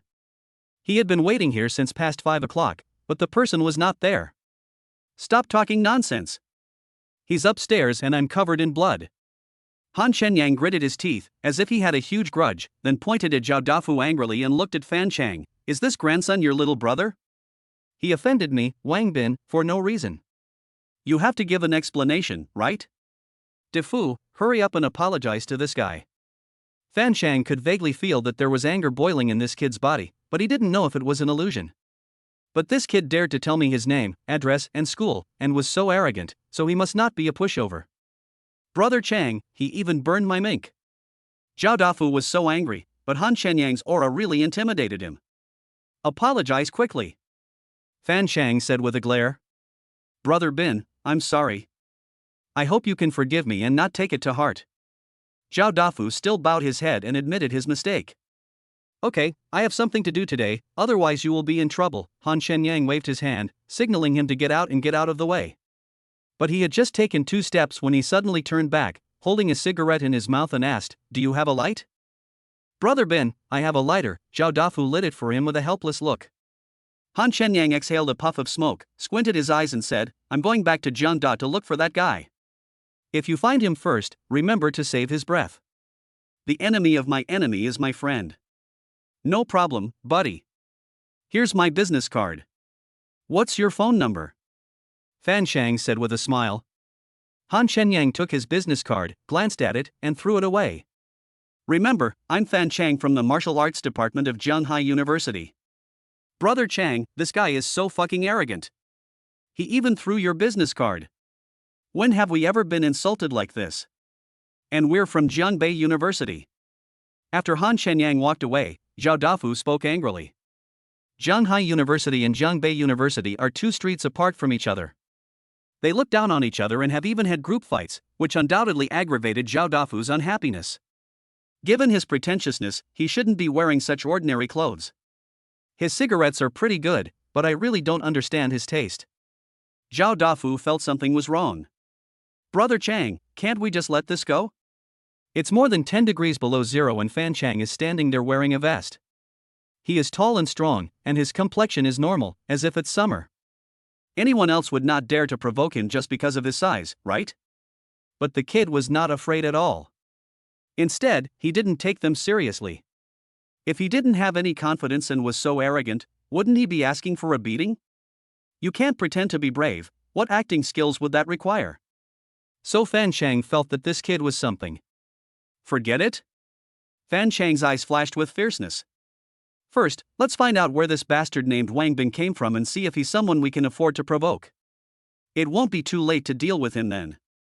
I have several high school classmates at Jiangbei University. I'm asking now, what about Han Shenyang? Zhao Dafu wished he could beat that pretentious guy up right now to avenge Diao Er. You ask about Wang Bin in the car. I'll go upstairs and take a look. Although Fan Chang now hates Wang Bin more than Han Shenyang, how can he win the beauty if he doesn't teach Han Shenyang a lesson? He has always been coveting Wu Yan's body. There was no elevator in the residential complex, so Fan Chang climbed 6 floors before reaching Han Shenyang's door. The yellow wooden door, with peeling paint, was locked with a padlock. The loose and worn door was vibrating from time to time, making a clanging sound. The lighting in the corridor was extremely dim, which scared Fan Chang. Chapter 20. What is the background? Mad, this is not just ordinary broken. Only when gusts of cold wind blew in from the crack in the door did Fan Chang breathe a sigh of relief. He almost thought he had entered a haunted house.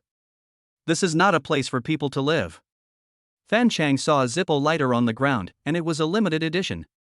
He became even more certain that the person just now was not Han Shenyang. It was probably dropped by Wang Bin's grandson. Fan Chang picked up the lighter with a smile, checked it to make sure it was genuine, and put it directly in his pocket. Then Fan Chang pushed the door hard, and the rusty lock fell off with the wooden screws. The door hit the wall inside the house with a clang, and the cold wind blowing in his face made him shiver. The bedroom window is right in front of the door, and to the right is a small bathroom and kitchen. Damn, is Han Shenyang even a human being? There was not even any glass on the windows, and there was a lot of snow and broken glass on the windowsill. There was also a pile of large pieces of broken glass leaning against the wall below the window. It looked like no one had lived there for a long time, and it didn't look like anyone lived there. Did this grandson move away? But when he walked inside, he saw that the quilt on the bed was rolled up, with half of the bedboard exposed. He curiously lifted the rolled up quilt and saw a broken suitcase, an old notebook with peeling paint, and 2 large handbags filled with summer clothes. The white ones had turned yellow. This kid is so damn poor. Fan Chang was shocked and wanted to give Han Shenyang some money, and even felt a little sympathy. Look at what's in this poor bastard's broken computer. The poorer the idiot, the more stuff he has stored. I wonder if he has dozens of gigabytes stored in here. But after waiting for more than a minute for the computer to turn on, Fan Chang found out that it still had a password. He was so angry that he almost smashed it. At this time, Zhao Dafu called. After Fan Chang answered the phone, Zhao Dafu's excited voice came, "Brother Chang, I found out the details of that pretentious guy Wang Bin." "What's the background?" "What a bullshit background. I asked several classmates, and none of them had heard of such a person. However, there was one classmate who knew the truth." "Tell me about it." Fan Chang clenched his fists. "That grandson's family is in foreign trade. They did make some money before, but 2 years ago, their cargo ship capsized and the cargo was uninsured. Not only did they lose everything, but they also owed the bank a huge debt. On the surface, that guy seems to be driving a BMW 3 Series and looking quite impressive, but the car was mortgaged to the bank a long time ago. I heard he borrowed a lot of money from loan sharks, and he's been keeping a low profile for the past 2 years. That grandson did have a grudge against Han Shenyang. He stole his girlfriend away. She must be Wu Yan's best friend."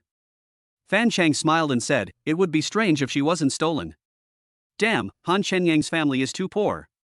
It seems that he is still a victim. "Have you found out why Wu Yan was beaten by Han Shenyang?" "That's not the case, Brother Chang." "What should we do next? Should we take some people to beat up Wang Bin? My classmate just saw him returning to school. I guess he went back after leaving the community." Fan Chang said angrily and disdainfully, "Let's get some buddies to give him a hard time and tell him that Zippo lighters are pretty good. Then he'll know who did it to him. Humph, he's showing off in the wrong place. Okay, then I'll let Donzi and the others go. They're playing ranked games in a team at an internet cafe near the school. They've lost several games in a row, so they must be feeling pretty pissed." "Be careful," Fan Chang warned. "Don't worry, we can do it secretly and no one will know. There will be no evidence left. This is not the first time we do this." Zhao Dafu was in a good mood. "I'm telling you guys to be careful. That guy seems to have something. I wonder if it's an illusion." Fan Chang said arrogantly, "I'm not afraid to tell him who did it. What kind of trouble can that bastard Wang Bin make? If he doesn't agree, let him come to me." "Brother Chang, you must have not slept well last night. You were completely intimidated by the arrogance." "The brothers are not vegetarians either. We have to put out his anger." Zhao Dafu disagreed, "Then will Han Shenyang still fight?" "That's nonsense, of course I have to fight, otherwise today's trip will be in vain. I have coveted Wu Yan for a long time, how can I not give her some sweet treats before I get her?" Fan Chang suddenly remembered, "Oh, right, don't you know how to crack the computer boot password? After you tell Donzi and the others, come upstairs."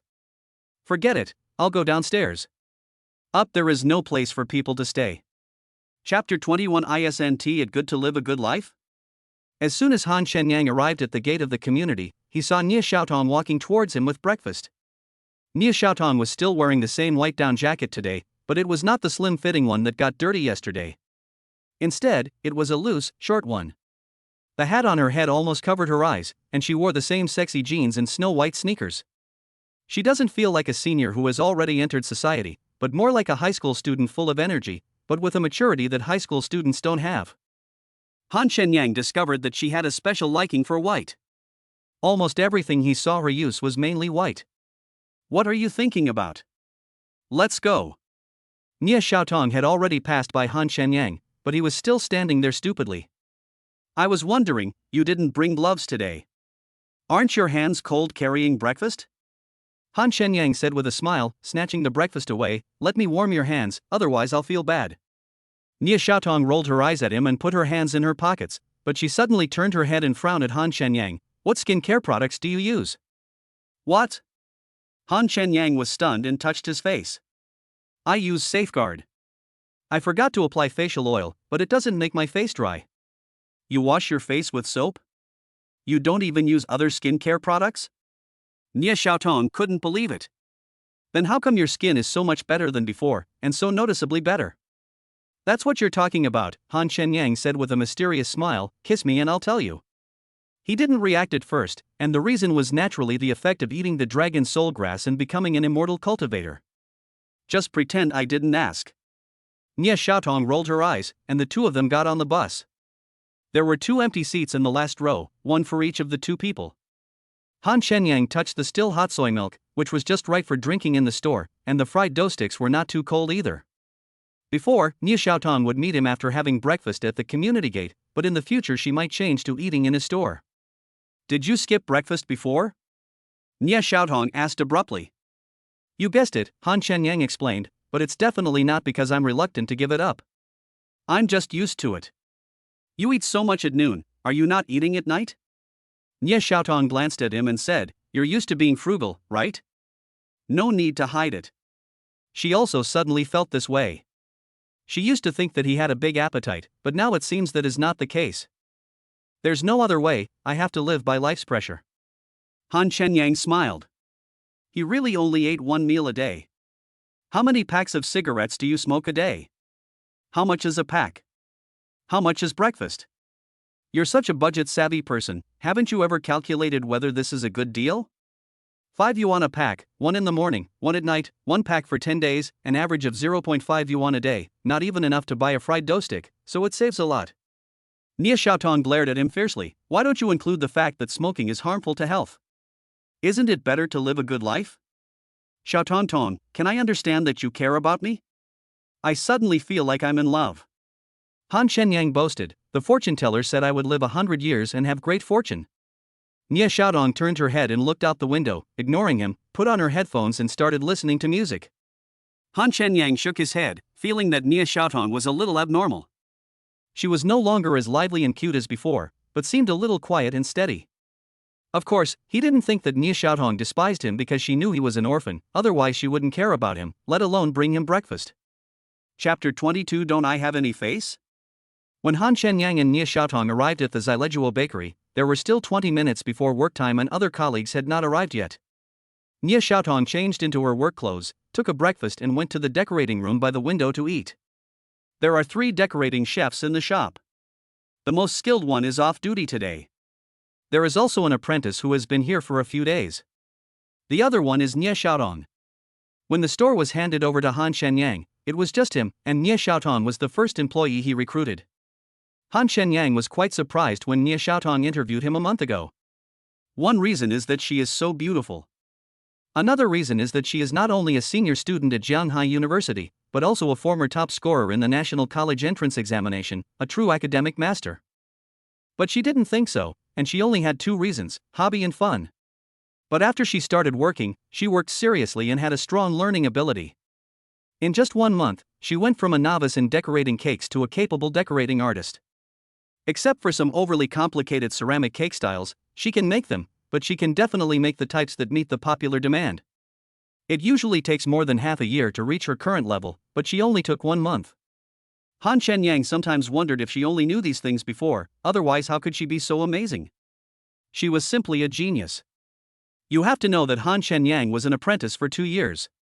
It's not that he is stupid, but he didn't have many opportunities to practice, so he mostly learned by stealing. In the past, even if he could learn and practice at any time like Nie Xiaotong, he might not be able to learn so quickly. Maybe it's because the nature of doing a hobby as a job and doing a job to make money is different. Xiaotong, do you know Fan Chan? He's from Jianghai University. Han Shenyang sat in front of the computer next to the cash register, checking yesterday's business while drinking the soy milk bought by the beautiful woman. He felt that his life had reached its peak. His daily work is easy. I have to keep the general ledger, take inventory, research marketing activities, and manage personnel. I rarely make products myself. As you enter the store, there is a cake decorating room on the left and a cashier counter on the right. Further in, there are display cabinets with various desserts and breads on them. At the innermost part are the baking room and changing rooms. The total area is about 70 square meters, and it is beautifully decorated. It is considered a relatively high-end bakery in Jianghai City. Nie Xiaotong finished breakfast and came out of the decorating room with a clean white rag. While wiping the display case, she asked, "Is that Fan Chang from the martial arts department? It's such a blessing to have breakfast." Han Shenyang wiped his mouth and stretched. "Yes, that guy. He's a top student at school. He's got some skills and a martial arts school at home. He seems to be doing well in Shanghai City." Nie Xiaotong glanced at Han Shenyang and asked, "Why are you suddenly asking him? Do you know him?" "Just asking." Han Shenyang walked over to the display case, checked the remaining goods, and finally cast his gaze on Nie Xiaoxian. "Are the work clothes a little small? Are they tight?" The work clothes are similar to the stewardess uniform, except that the skirt underneath has been changed into an apron, but it still shows the figure very well, especially when worn by Nie Xiaotong. "Ahem, manager, I heard you acting like a hooligan as soon as I came in." Gowing pushed the door open and walked in, taking off her mask as she walked. She was a junior at Jiangbei University and had only been an apprentice decorating cakes for a few days. She was one of the talkative types and naturally looked good. After all, a good image was Han Shenyang's first requirement for recruitment. "Don't talk nonsense. Don't I have any dignity?" Han Shenyang corrected without changing his expression. "This is called being considerate of employees." Chapter 23. It seems like it feels good to be a gigolo. Nie Xiaotong glared at Han Shenyang and continued to wipe the display case. Gowing smiled as she passed Han Shenyang on her way to the dressing room. "Since the store manager cares so much about his employees, why not treat us to a nice meal? Wouldn't that be great?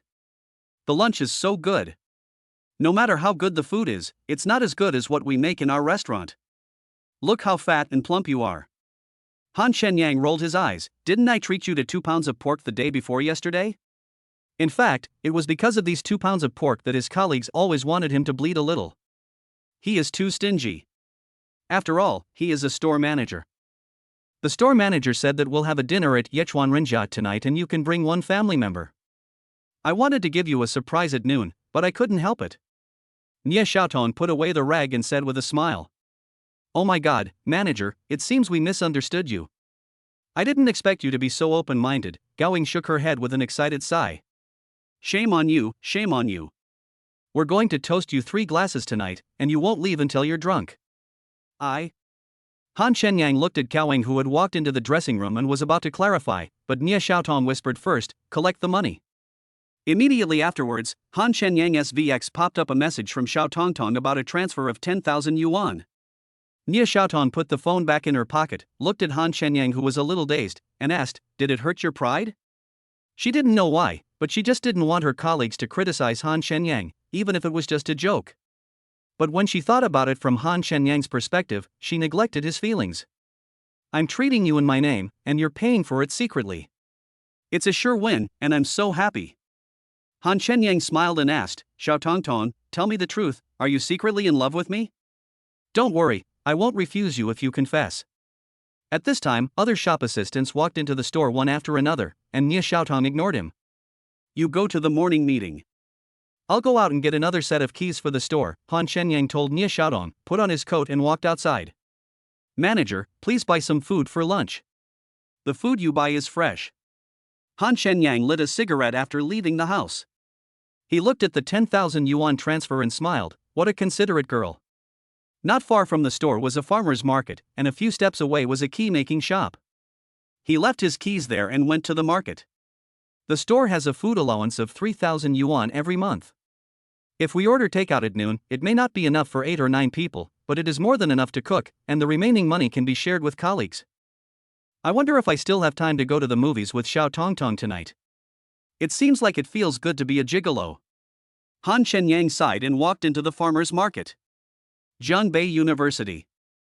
Zhang Huan drank a lot of alcohol in the bar last night.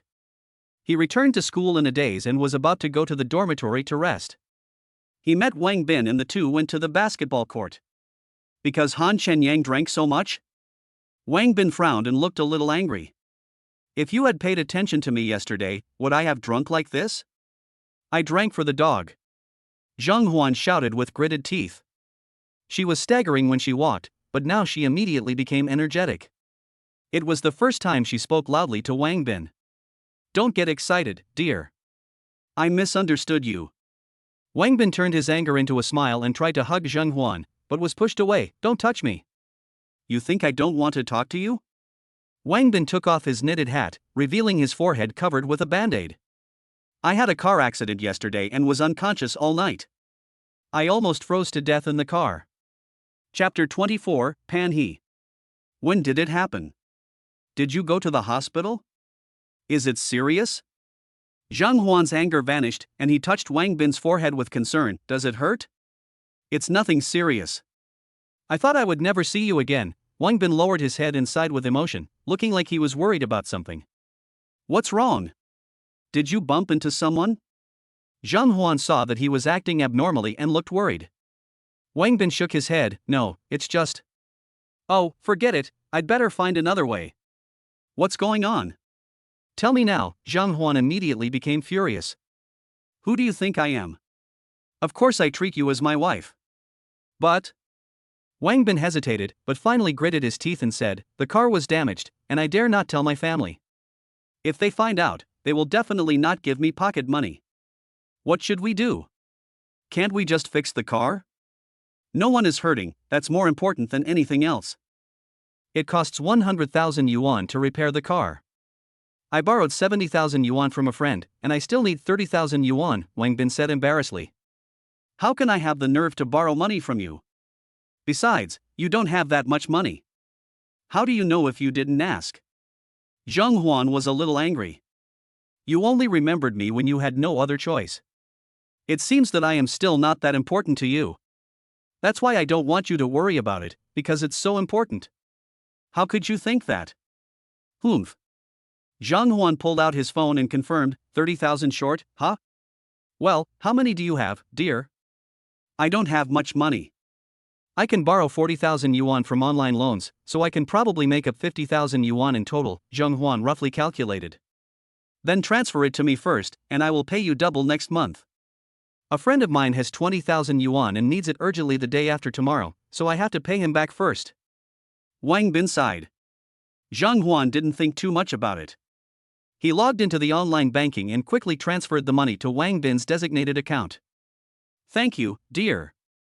Wang Bin hugged Zhang Huan excitedly and said with concern, go back to the dormitory and rest first. I'll take you to look at bags this afternoon and buy you some next month. Let's fix the car first, and we'll talk about the package next month. Go ahead, I'm going back now. Be careful on the road. Zhang Huan kissed Wang Bin reluctantly before letting go. There were 6 people hiding not far away. Among them, the man wearing glasses pointed at Wang Bin and said, Brother Dong, this kid is Wang Bin. Okay, thank you for your help, buddy. Let's have a drink together some other day. Dongzi patted his shoulder. Where's Brother Yofu? You're welcome. I'll go back first.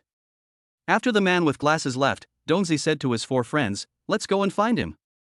This woman is really easy to fool. Wang Bin watched Zhang Huan leave, turned around to leave, but was surrounded by 5 people.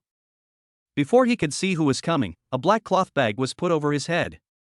Sunza, you are such a loser, you even cheated women out of their money. Then Dongzi and his 5 companions started punching and kicking Wang Bin, who instantly lost weight and fell to the ground, howling, you are looking for death, ah ah. After beating for about 5 minutes, Wang Bin's shouting became quieter and quieter. Who are you? A man who upholds justice. Dongzi spat, squatted down, and grabbed Wang Bin's hair through the black cloth bag. Grandson, are you still pretending to be cool? Wang Bin was beaten so badly that he had difficulty breathing. His nose and face were covered in blood. He stared at Dongzi and struggled for a few times. Grandson, you're not convinced? If you're not convinced, you're welcome to come to Jianghai University and challenge us anytime. Dongzi casually threw him to the ground and said disdainfully, where's the momentum you used to show off to Brother Chang this morning? Keep going. By the way, I almost forgot to tell you, Brother Chang said Zippo lighters are good, Dongzi added. They recorded a short video of Wang Bin, who looked like a dead dog, and sent it to Fan Chang before leaving. Jianghai University? Brother Chang? Warning? Zippo lighter? Wang Bin, lying on the ground and beaten to a pulp, was completely stunned. What the hell is going on here? Chapter 25 Hao Shu Wei. When the colleagues at the bakery learned that Han Shenyang was going to treat them to a big dinner in the evening, they didn't eat much at lunch. This stingy guy finally had his feathers plucked, so naturally he had to save some space in his stomach for a big meal in the evening. Business was better in the store in the afternoon, and everyone was busy except Han Shenyang, who was sitting in front of the cash register and feeling a little sleepy. You are. A customer suddenly looked at Han Shenyang while checking out, and couldn't remember his name for a moment. Han Shenyang opened his eyes upon hearing the voice, and saw a man of similar age. He had a sleek, meticulously combed back hair and was wearing a light gray suit. He looked quite energetic and handsome. The man slapped his forehead fiercely. I remember now, Han Shenyang. Is this shop opened by you? Business is pretty good. Han Shenyang was stunned. Hao Shui, the person wearing it looks like a dog. If you don't look carefully, you really can't recognize him. It's Hao Miao, your uncle. It's been so many years, how come you still haven't forgotten this nickname? I still remember you wetting the bed when you were 8. It suits your temperament. The cashier next to her, Tianjing, couldn't help but burst out laughing. Don't talk nonsense, that's not true.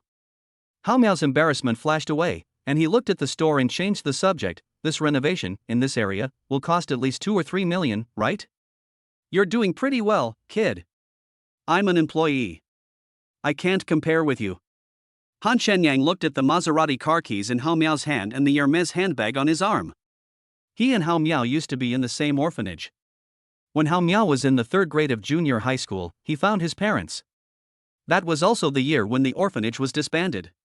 He hasn't seen Hao Miao since then, and it has been more than 10 years. There is not much change in each other's appearance, it's mainly because the impression is quite deep. I'm not refusing to pay, what are you afraid of? Hao Miao said doubtfully, is this store really not yours? Han Shenyang curled his lips, you have to pay for it even if it's mine, let alone it's not mine. You haven't changed at all, you're still so stingy, Hao Miao sighed. How much can you earn working here in a month? Shanghai City has such a high cost of living, is it enough to cover your expenses? Just hang out. If one person is full, the whole family will not be hungry. Han Shenyang smiled. Your thinking is wrong. If you continue like this, you probably won't be able to drive $1 million car in your lifetime, let alone a house. Hao Miao shook the car keys and said to Tianjing with a smile, Beauty, don't you agree? I think you should quit your job and follow me. There is no future with him. Tianjing smiled and did not answer. She thought the two of them had a good relationship in the past and took it all as a joke. But Hao Miao said seriously, Beautiful lady, I'm serious. I'm in need of a secretary. Work from 9 to 5 with 2 days off. 8,000 a month. Bonuses for good performance. As he spoke, he handed over a business card and said, Please consider it carefully, beautiful lady. You are welcome anytime. Tianjing was stunned and glanced at Han Shenyang out of the corner of her eye. She didn't find anything unusual, but she didn't know how to accept this business card. I'm sorry, I'm not qualified for that kind of job. Our store manager is a very nice person, and I have no plans to leave for the time being. Tianjing is not good at talking, but that doesn't mean she doesn't know what's good for her. If she really wanted to be a so-called secretary for someone, she could have been offered a salary of 80,000 yuan. He. Hao Miao sneered and took back the business card. You are short-sighted. If you work here your whole life, you will at most be a small store manager. With so little money, you can't even afford a decent set of cosmetics even if you live frugally. Chapter 26, Our names have some homophones. Hao Miao was very unhappy about being rejected. He looked at Han Shenyang condescendingly and said, Why don't you work with me? I'll help you out, too. Come on, learn how to drive, and I'll give you 20,000. I really don't know how to do this. Han Shenyang didn't lie. He had never had the time to learn how to drive before, and he had no plans to buy a car. It's not that I don't want to help you, brother, I just can't pull it. Let me take a call first. Hao Miao took out his phone from his handbag and said, You're done, right? Okay, I'll be there in a minute. Okay, that's it for now. He hung up the phone, even more proud. Did you hear that? A high-end apartment at Longhu Blue Shore, 180 square meters, would cost nearly 20 million yuan, fully paid. You know Longhu Blue Coast, right? Even if you have money, you can't buy it. But I can get it with just a wave of my hand. Hao Miao looked at Tianjing and said, Beautiful girl, would you like to reconsider? You won't lose out if you follow me. I even have a Porsche parked at home. You can drive it to work. If you don't like it, we can buy another one. Thank you for your kindness, but I don't deserve it. Tianjing had never seen such a pretentious person. There was something wrong with his character. You. Just when Hao Miao was about to lose his temper, a woman pushed the door open and came in. He was stunned at the time because this woman was so beautiful. She was not on the same level as Tianjing at all. The woman had brown curly hair, an oval face, and delicate features. She wore a white lace undershirt under her avocado green coat, and cropped jeans that exposed her ankles, and a pair of high heels. It gives people a feeling of grandeur without lacking sexiness, elegance without lacking fashion. It is simply perfect and can be called the best. The most important thing is that the woman got off a customized Rolls-Royce Phantom, which is worth at least tens of millions. Moreover, the woman went straight to the cashier. Beautiful, beautiful girl. Hao Miao greeted her with a lack of confidence. The woman smiled and nodded as a response, then looked at Han Shenyang and asked with a smile, "Handsome boy, are you Han Shenyang, Mr. Han?" "Yes, it's you?" Han Shenyang was also a little dazed by the woman in front of him, and she was looking for him. "Hello, I'm Zhang Qinyao, the daughter of Zhang Tianhong. Our names are somewhat homophonic, so they should be easy to remember." Zhang Qinyao gracefully extended her slender hand, as delicate as mutton fat jade, to Han Shenyang. "Oh, so you're Mr. Sang's daughter." Han Shenyang quickly stood up, shook her hands with both hands, and asked enthusiastically, "What's the matter?" "The property deed for the villa at Longhu Blue Shore has arrived. My father couldn't leave today because of something, so he asked me to bring it to you." "So fast, thank you very much." Han Shenyang didn't expect it to be so fast. It must be because Zhang Tianhong used his connections. "Handsome guy, put your hand down first, I'll give it to you." Zhang Qinyao smiled like a peach blossom. Sorry, Han Shenyang really didn't mean to hold the other person's hand, but thinking back, her hands were thin and fleshy, and it was quite comfortable to hold them. Hao Miao was so shocked that he couldn't say a word. Villas in Longhu Blue Shore?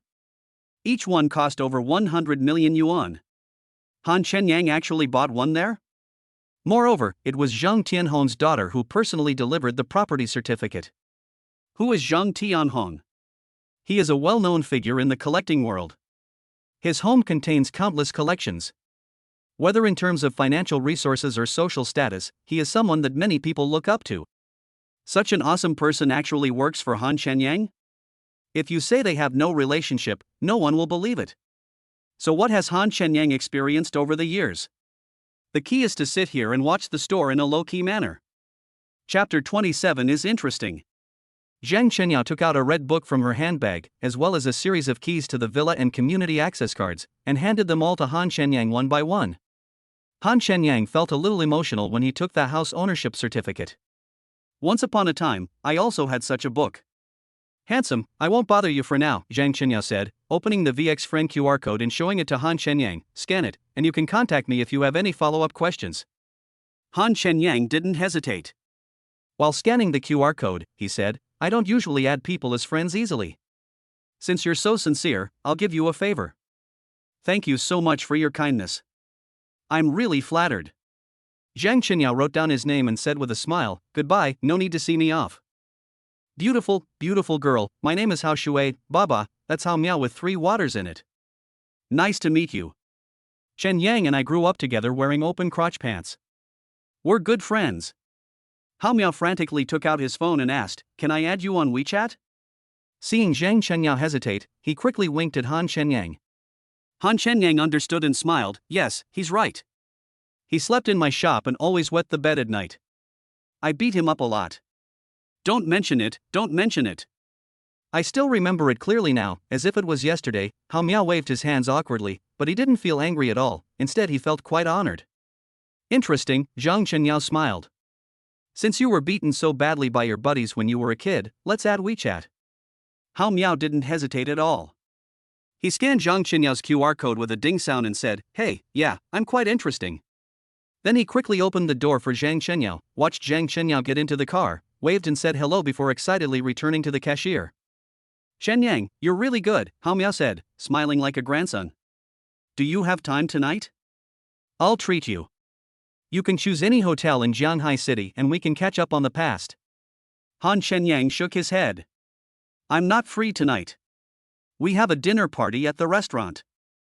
Hao Miao took another look at the shop assistants. They were all very pretty. "You are so lucky. I will need your advice in the future. What's your phone number? Let's get together tomorrow." 183XXXX, Han Shenyang reported the number. Hao Miao dialed it and put away his phone with satisfaction after hearing Han Shenyang's phone ring. Dude, I have something urgent to do. I'll call you later. Hao Miao picked up the dessert and was about to leave, but Tianjing stopped him. You haven't paid yet. Look at my brain, how much money? Hao Miao also joked to Han Shenyang, brother, I don't want to eat a free meal. Han Shenyang smiled playfully. 201.5, Tianjing handed the receipt to Hao Miao. Hao Miao scanned 300 and said, that's enough to treat the beautiful lady to tea. Tianjing was about to give him the change, but Han Shenyang said, it's over 90 yuan, and it's all in my Jingjing's pocket. We can't afford to neglect one thing while there are so many people in the store. I was in a hurry and overlooked it. Hao Miao generously scanned 10,000 and said with a smile, I'll cover the cost of tonight's meal. If it's not enough, you can add more. After Hao Miao left, Tianjing complained angrily, this guy is so annoying. He changes his attitude faster than turning the pages of a book. He's a snobbish villain. The conditions they offer are good. I can't offer such a high price. Manager, isn't it good to live a good life? Tianjing waved her fist and glared at him, threatening, are you looking for death? Chapter 28. The one who got beaten was the real Wang Bin. Han Shenyang smiled as softly as spring breeze and pressed down Tianjing's fist. Do you have any conscience? You fought for benefits and still want to kill people to silence them. It's so hard to be a good person. It's disgusting to receive this money. Tianjing couldn't be really angry, instead she felt quite relieved.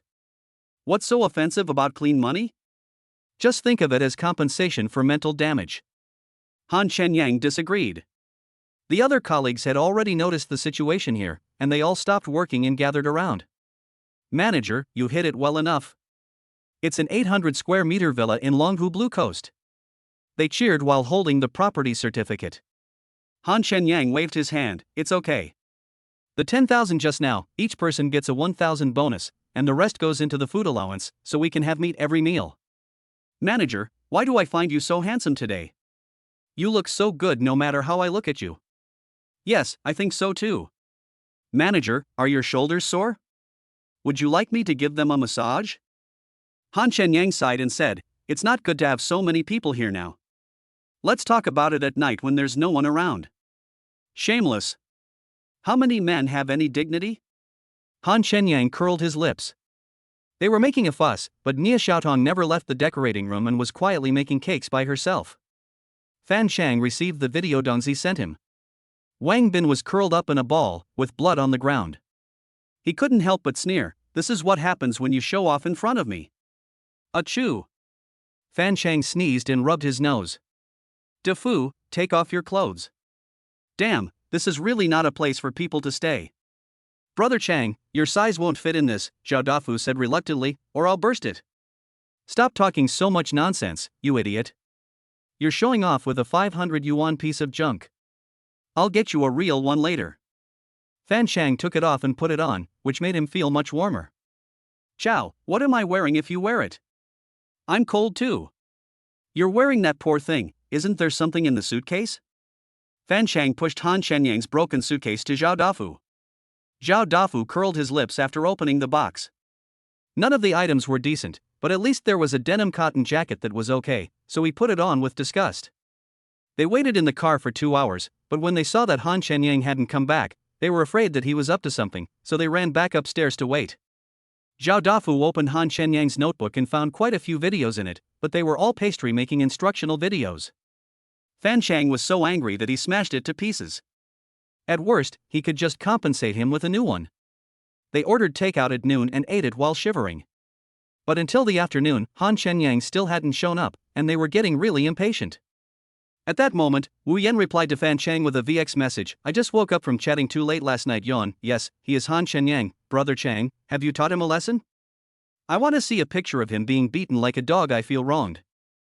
When Fan Chang saw Han Shenyang in the morning, he was not sure if it was him, so he took a photo and sent it to Wu Yan for confirmation.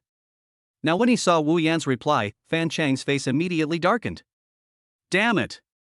We've been tricked. That guy this morning was Han Shenyang. Fan Chang was so angry that he threw his phone to the ground. This was like rubbing their IQ on the ground. Then the one we beat up was the real Wang Bin. Zhao Dafu was also furious and cursed. Damn it, he's using our brothers as a pawn. I'm going to break his legs. Chapter 29, Angry Fan Chang. Brother Chang, are we still waiting here? He definitely won't dare to come back. What should we do next? Zhao Dafu wished he could be torn to pieces by Han Shenyang right now. He almost froze to death that day and was even made a fool of himself. Give me your phone, Fan Chang said, stretching out his hand. Brother Chang, please stop. I just replaced my phone. If you're angry, just smash this poor thing. Don't torture your own people with other people's mistakes. What a waste of time. Fan Chang snatched the phone from Zhao Dafu. Can I still use my broken phone? I use. Damn. You should have told me earlier. You scared me. This is the real thing. It costs over 10,000. Fan Chang took the card out of the broken phone on the ground and inserted it into Zhao Dafu's phone, then logged into VX again. Han Shenyang saw us and ran off in a taxi. We haven't been able to find him yet. Do you know where he usually goes? Wu Yan sneered at the message and said, "What a coward. Wait until I ask you something." Han Shenyang and Zhang Huan have been together for 2 months. Wu Yan knows that he has changed jobs, but she doesn't know where he has been hanging out recently. Wu Yan went around in circles and finally found out from a classmate's WeChat group chat that Han Shenyang was the manager of the Shi Laduo bakery, which had recently opened near Jianghai University. She also saw him at noon today and was very happy. This classmate also advertised Xileduo in the group chat. Han Shenyang gave her some pastries. Naturally, she had to promote Xileduo more since they were all classmates. This grandson is so brave, he doesn't even hide. Brother Chang, don't throw your phone around, throw these pieces of junk on the bed. If Zhao Dafu hadn't stopped him, the phone would have been broken. Fan Chang was so angry that he smashed and threw things on the bed, making the messy room even more messy in an instant. I used to think this guy was poor and wanted to give him some money, but now I want to kill him. This is not only an insult to his intelligence, but also a trampling on the bit of kindness he has. What a pretentious guy, he can't afford to eat, he can't afford to wear anything, he even smokes Yellow Crane Tower 1916 and uses a Zippo lighter. Don't even mention the lighter. Fan Chang was going crazy. If it weren't for the cigarettes and lighter, he wouldn't have mistaken Han Shenyang for Wang Bin so easily. But what infuriated him the most was that he was actually frightened by his grandson's pretentious attitude. In fact, Han Shenyang said that he was Wang Bin's just to test who Fan Chang and the others were. As for killing with a borrowed knife, he really didn't think deeply about it. It only shows that they are too self-righteous. Call Dongzi and the others, let's go get him now, Spicy next door. After Fan Chang finished speaking, he smashed things in Han Shenyang's room again, and then went downstairs in a rage. Bringing a few more people was also to prevent Han Shenyang from playing tricks. Now it seems that this grandson is very cunning. Dongzi and the others were also very angry after knowing the situation. When they went to find Wang Bin, they immediately pushed the enemy crystal and won their first victory after a series of defeats, but they all ended up AFK. That's not all. After they returned to the internet cafe, not only were they reported by the enemy and lost points, but they also added their friends to thank their ancestors for 8 generations. To the point that they didn't even have time to eat, and have been soloing with those guys until now, and they are so angry that they have no place to vent. 10 minutes later, Fan Chang and Dongzi met up and rushed to the Xileduo bakery. Every family had some money. Soon, a Land Rover, a Porsche Cayenne, a Prado, and a Grand Cherokee drove like wild beasts to within half a meter of the door of the Xileduo bakery, blocking the door tightly in an instant. Chapter 30. Waiting to call an ambulance for him. Manager, look at those cars outside, they're blocking the door. Seeing this, Tianjing looked towards Han Shenyang, who was resting with his eyes closed. At this time, Han Shenyang was admiring the beautiful scenery of Yaoqi and immersed in the beauty of life. He heard the sound and looked outside the door. Fan Chang, Zhao Dafu, and 5 other men holding baseball bats got out of the car aggressively and pushed the door open sideways. Fan Chang, who was 1.9 meters tall and had a muscular body, suddenly appeared in the store in a vest in the middle of winter with a group of people. He gave the 2 shopping guides a bad feeling. After all, they were both women, so they couldn't help but step back and push. Nia Xiaotong in the flower decorating room couldn't help but frown. She knew Fan Chang.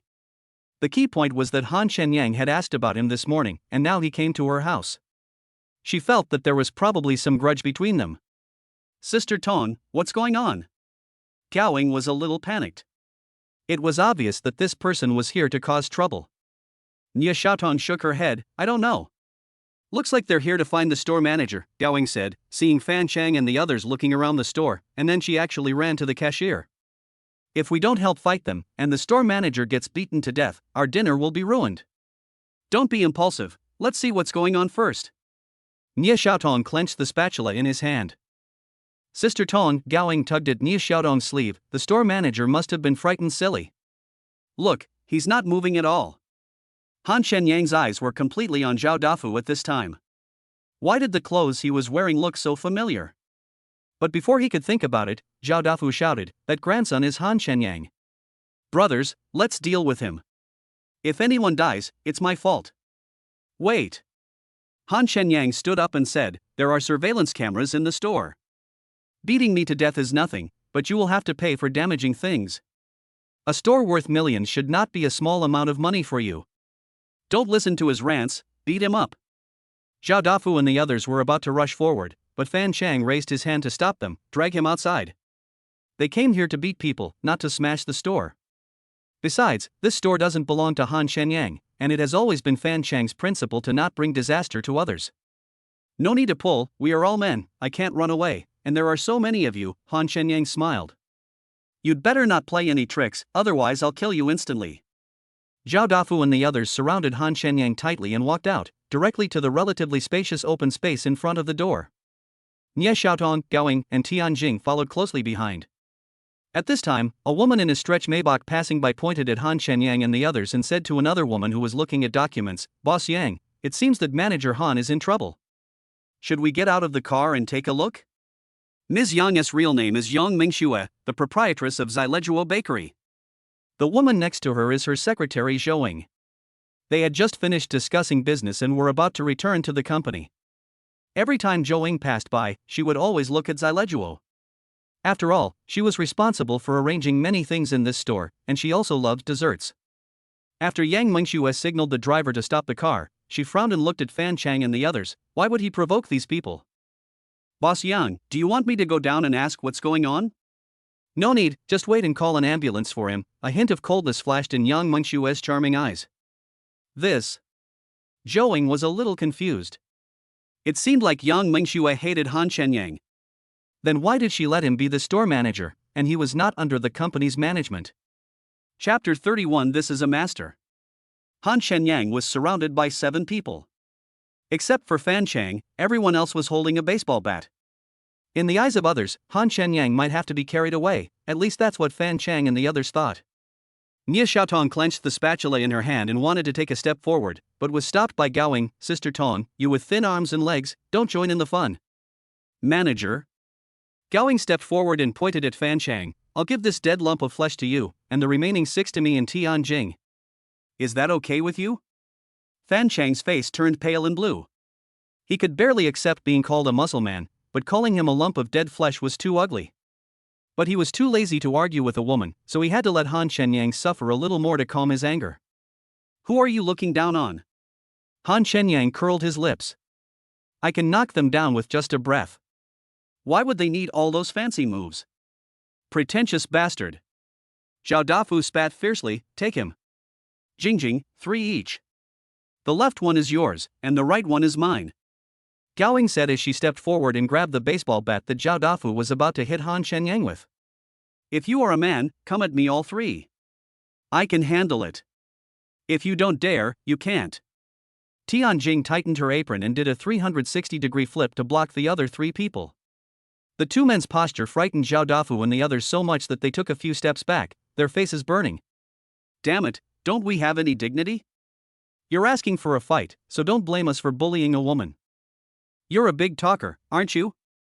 Gao Ying struck a classic Huang Feihong pose, raised her thumb with her front hand, then pointed it at the ground, and said provocatively, Shanghai University's martial arts department is just a little brother. Damn! Zhao Dafu and his friends had never been treated with such contempt before. They cursed loudly, threw down their baseball bats, and took the lead in attacking.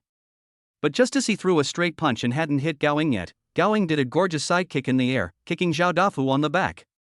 Using the support of his back, she did a 360-degree single-leg tornado kick in the faces of the 2 people behind Zhao Dafu. Bang bang bang!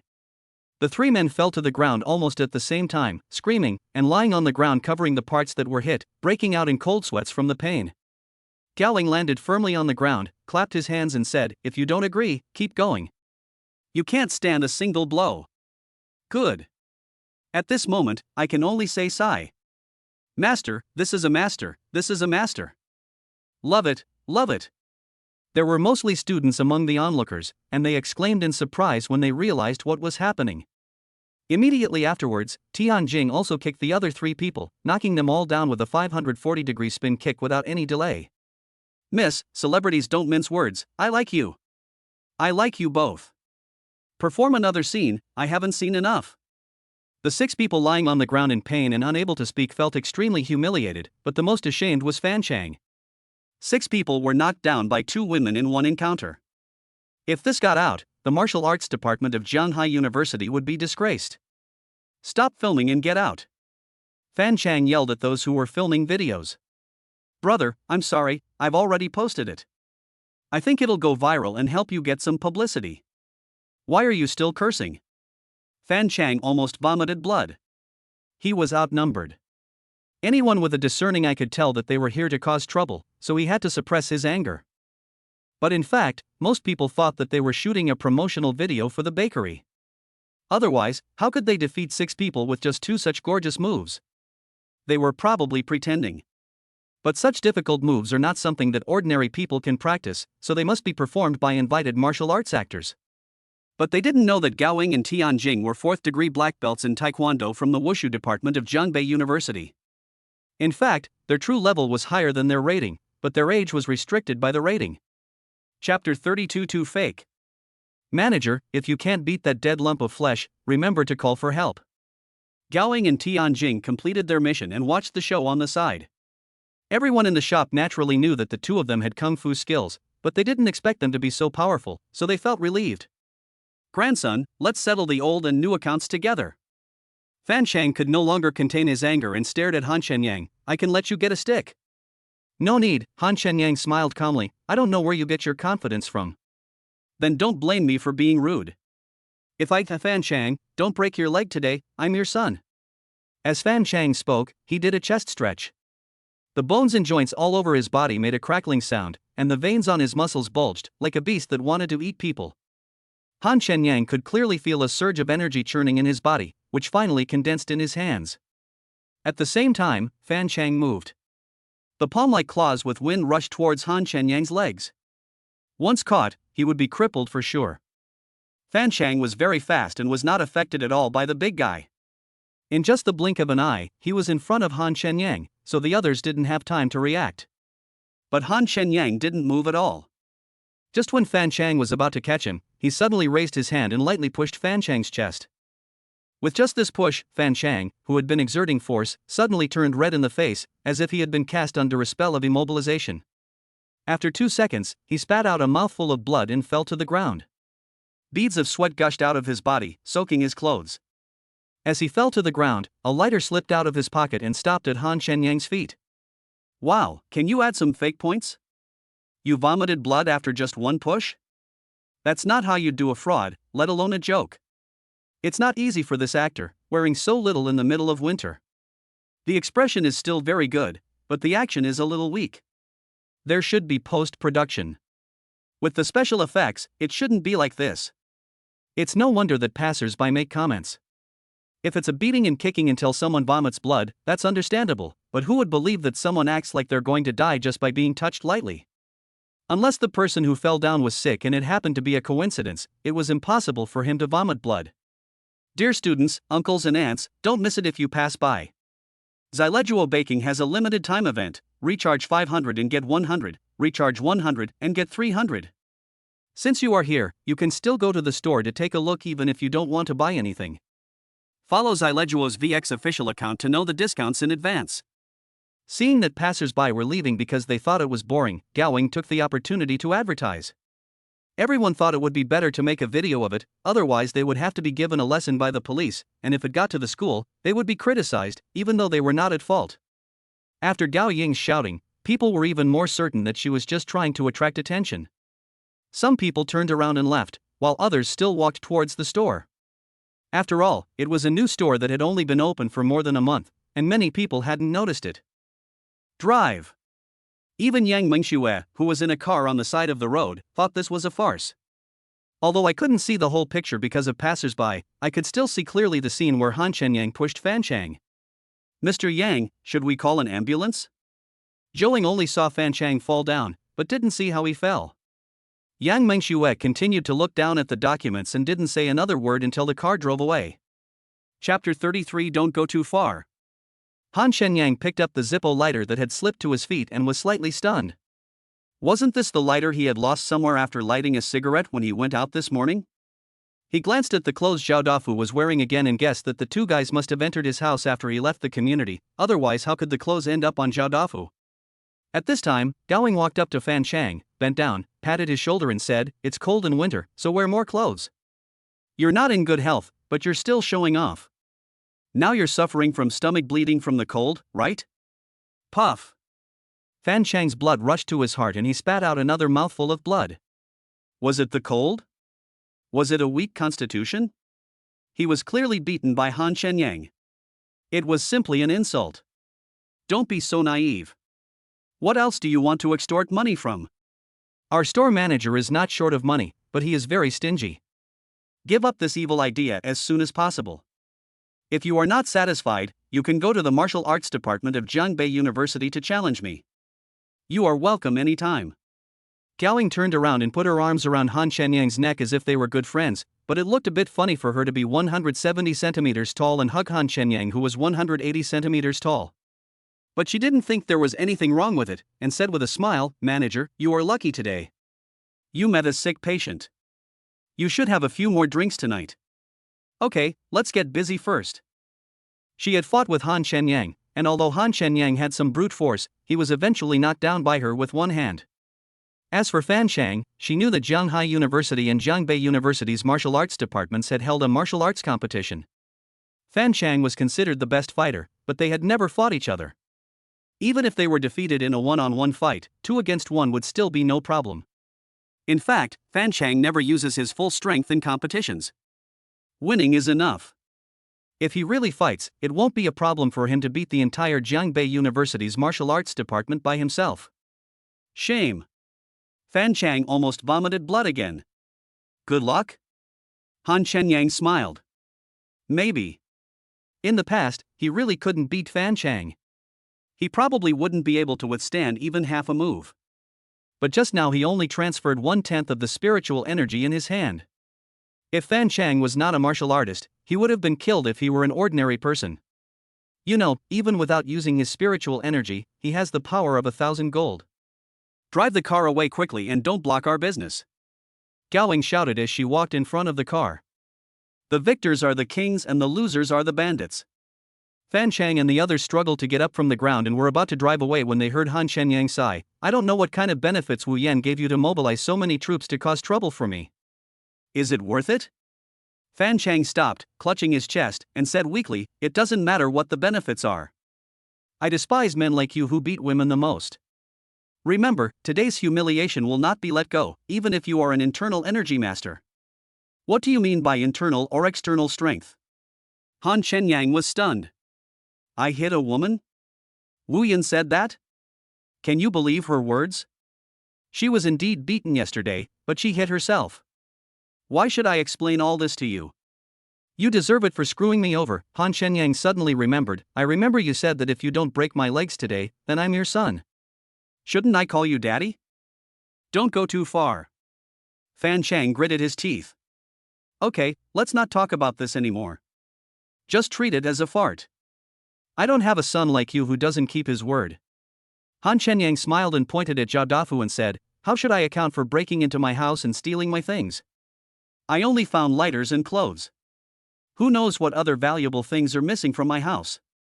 Throwing away all that garbage of yours will dirty my hands." Zhao Dafu couldn't stand it anymore.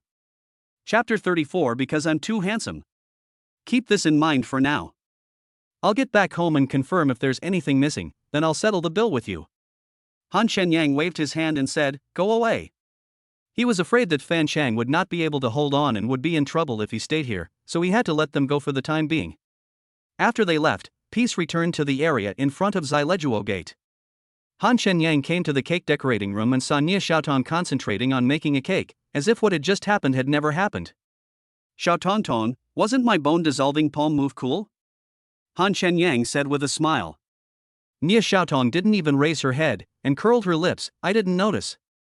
Our big, watery eyes aren't small, so how could we not see it? Han Shenyang turned his head and stared at Nia Xiaotong. If I had been beaten just now, would you have stabbed them to death with a knife? Since you care about me so much, why don't you treat me to a movie after dinner tonight? No. Yeah, it's too late. But we can close early today, so it's not a problem. Nia Xiaotong simply stopped talking. Han Shenyang smiled and was about to leave. Gaoling walked in from the bakery with fresh cake dough. When Gaoling saw Han Shenyang, she patted him on the shoulder and said, "Manager, be careful when you go out. Fan Chang won't let you off easily. His family owns a martial arts gym. You should know that we're taking a big risk by protecting you today." Then you were so arrogant just now. Will you die if you keep a low profile? Hey, there's nothing I can do. With my temper, I feel uncomfortable if I don't say some things. Besides, he won't do anything to me. He's not targeting me, Gaoling disagreed. Oh, okay, so you are exacerbating the conflict and deliberately adding fuel to the fire to trick me? Han Shenyang was speechless. How could that be? This is called intimidation. Do you understand intimidation? Gaoling was busy helping Nia Xiaotong. So, how did you offend Fan Chang? Because I'm so handsome. Alright, just pretend I didn't ask. I've already reminded you. If you can't get away, just call the police. Han Shenyang came out of the decorating room and sat down at the cashier counter again. At the end of the afternoon, the store was crowded with customers, including some students from nearby schools who came here because they saw the short videos online. Some of them even asked Tianjing if she would accept apprentices or if she would do live broadcasts, which actually won her a lot of fans.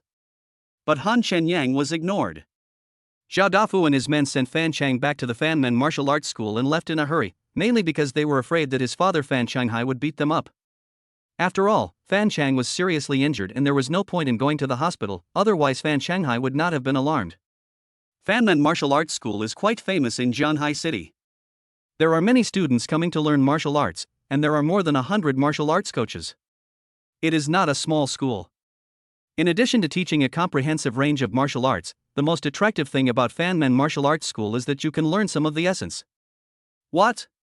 You got hurt like this just from a random push? Fan Shanghai frowned and checked Fan Chang's injuries. He saw a high, raised, dark red palm print on his chest, as if it were a burn. That guy seems to be a master of internal energy, Fan Chang said weakly. I feel a kind of energy from him, but it doesn't look like internal energy. It might be the energy of a recent breakthrough. Although there's only a thin wall between the late stage of external strength and the early stage of internal strength, they're like a chasm, two completely different realms. An internal strength expert can easily injure you severely. Fan Shanghai felt relieved and stroked his mustache. His brows, which had just relaxed a little, furrowed again as he asked, "Who is that kid? What caused the conflict?" Chapter 35. One step to the stomach. I don't have any background. I'm just a senior student at Jiangbei University and an orphan. Fan Chang thought for a moment and said, it wasn't a big deal. They just bumped into each other accidentally and started fighting. He wouldn't dare say that he would become like this for a woman he didn't have. But thinking about how Han Shenyang had fooled him around and humiliated him, Fan Chang's blood boiled and he wished he could tear Han Shenyang into pieces right now. Just because of a collision, you were beaten like this? Fan Shanghai flew into a rage, slamming his palm on the bedside table. The solid wood bedside table instantly shattered like paper, and 80% of the wood turned to powder. This is outrageous. Fan Chang's face turned even paler due to his father's aura, but he felt relieved in his heart. Dad, how long will it take for my injury to heal? We can't just let this go. Fan Chang said, gritting his teeth. Forget it, how can we let it go? How can we let a bastard ride on our heads and shit on us? Fan Shanghai's eyes were filled with anger. First, you should rest and recuperate, take the medicine as needed. Once you've recovered, I'll let Lu Hu take you to personally destroy that bastard and wash away this shame. Dad, you really understand me and are so good to me. A tear flashed in the corner of Fan Chang's eyes. I'm your father. If I don't treat you well, who else can I treat well? You'll understand when you become a father, Fan Shanghai said angrily. Wipe away your shameless tears. Men of the Fan family are only allowed to bleed. Fan Chang nodded heavily and closed his eyes weakly, but his teeth were still clenched tightly. But Fan Shanghai was wondering, how could an orphan with no background possess the strength of the initial stage of internal energy? In order to avoid future trouble, he ordered people to conduct a thorough investigation. Zileguo closes early at 7 p.m., an hour earlier than usual. Yequanrenjia is a restaurant on a boat. It is a very famous specialty restaurant in Zhanhai City. You can enjoy the beautiful night view of Qingshan Lake while tasting delicious food. Han Shenyang and his colleagues were having dinner together for the first time, and they chose such a high-end restaurant as Yequanrenjia. The colleagues were all a little excited, mainly because each of them received a bonus of 1,000 yuan today. There is a big meal to eat and money to earn. It is really a double happiness. The lowest average consumption per person at Yequanrenjia is 500, and it is only open at night. Compared with the better hotels in Zhanghai City, coupled with its unique environment, it is very cheap, so the 6 boats are almost always full every night.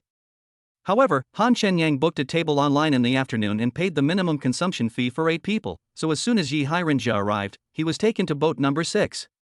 Qingshan Lake is not a naturally formed lake, but a man-made lake. The mountains surrounding it are real, but the picturesque vegetation on it is fake. Sitting in the cabin made of tempered glass, it feels like you are traveling in a paradise, which is refreshing and pleasant. But Han Shenyang felt that this environment was far inferior to that of Yachi, so he was not very excited, even though it was his first time to eat in such a good restaurant. Manager, you're really going to satisfy your hunger today, Gaoing couldn't help but give a thumbs up. How generous. How can I stand this? It's just average, I have a little money. Han Shenyang waved his hand to show that he was being low-key. The minimum consumption is 500 for an ordinary cabin room, and they are on the 8th floor, which is also the top floor of each ship. There are only 6 rooms in the entire hotel. The other floors are surrounded by 5 rooms each, and only part of the scenery can be seen. The top floor is surrounded by a circular one-piece transparent tempered glass into a large room, which allows almost a 360-degree view. Then its price is naturally the most expensive. Not only does the minimum per capita consumption have to be increased 5-fold, but an additional fixed consumption of 30,000 yuan is also required. Chapter 36: How to Spend Money. In this way, Han Shenyang paid a total of 50,000. How could my female colleague not be surprised when she came here for the first time and had heard about the consumption of night boat people? You know, the minimum consumption for 8 people in an ordinary cabin is 4,000, which is already quite luxurious. After all, how much is their monthly salary? Manager, I just don't understand. You're so rich, why do you become a small store manager in Zileguo and experience the life of us poor people? Gaoing said disdainfully, if I were you, I would hire 10 nannies to serve me like an empress dowager every day. You really don't know how to enjoy life. There are a total of 9 people in the store. The decorating master Zhen Wenjing was taking a break. When he learned that Han Shenyang was treating him to a big meal, he ran back as soon as he knew it, otherwise he would not have finished work so early today. The oldest aunt who worked as a handyman in the bakery was unable to attend because of something at home, and the others did not bring their families either. The 8 people present now are of similar age. Except for the baking master Zhou Yuanyuan, who is a young wife who just got married, the others are unmarried. As for whether they have boyfriends, Han Shenyang doesn't know, but they all have a lot of common topics. As soon as Gaoing finished speaking, Zhen Wenjing said, how vulgar. If I had money, I would buy 10,000 bottles of Red Bull to swim with. It would be so cool to drink while swimming. Ah, what a heavy-tasting dream. If you take down the store manager, this dream won't seem difficult. You can even take a couple's bath together. Everyone else was so amused by Zhen Wenjing's words that they held their stomachs and laughed. No, Gaoing and I have both expressed our ultimate dreams in life, so you have to say something too, otherwise we will be forced to drink when the food is served. Zhen Wenjing was not quiet at all. She rolled up the sleeves of her black tight sweater, ready to force them to drink. Sister Yuan, you are the oldest and have been through it all. Tell me, how do you want to spend the money? You won't change your husband first, right? Zhen Wenjing raised her eyebrows. Zhou Yuan is plump and has a baby fat face. She is a cute type. When she smiles, her 2 lower canine teeth give people a naughty feeling.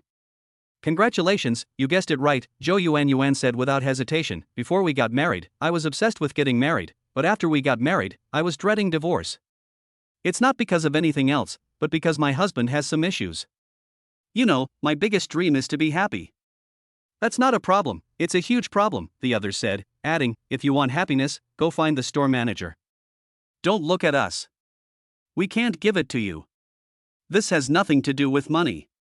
Then everyone looked at Tianjing, who was standing next to Zhou Yuan. Tianjing had been smiling the whole time, but when it was her turn, she was a little confused. After thinking for a moment, she said, if I really had a lot of money, I would buy an island and plant all my favorite flowers and plants there, and live off the rest of my life in peace and quiet with my beloved family. This seems like a dream. Wake up, Jingjing. Everyone complained. Then there was shopping guide Su Jai, who said, now that I have money, I'll clean up the areas that need cleaning up, and then turn myself into a world-class star. You mean breasts? Ha ha ha ha. No need to clean up. With flat breasts, how can you rule the world? Then it was Nie Xiaotong's turn. Nie Xiaotong had been very quiet today.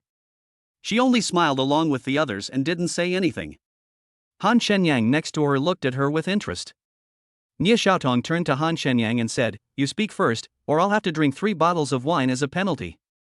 Ahem, something's going on.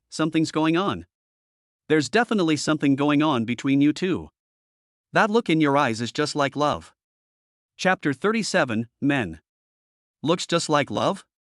Han Shenyang smiled like a spring breeze and said, you are right, we do have something going on. Just know it, but don't tell anyone. I am shy. After he said this, Nie Xiaotong didn't show any abnormality, but Gowing sneered, it's not just thin, we didn't even see it. Soon after, the dishes they ordered were served. If they were to have dinner somewhere else, they would have thought about saving some money for Han Shenyang. Now everyone knows that he is rich, but it is not something that came from luck. But it's different at Night Boat. Once you pay the minimum consumption, you 1T get a refund even if you don't order anything. Therefore, these 50,000 yuan cannot be wasted, and they did not hesitate. Everyone ordered whatever they wanted to eat.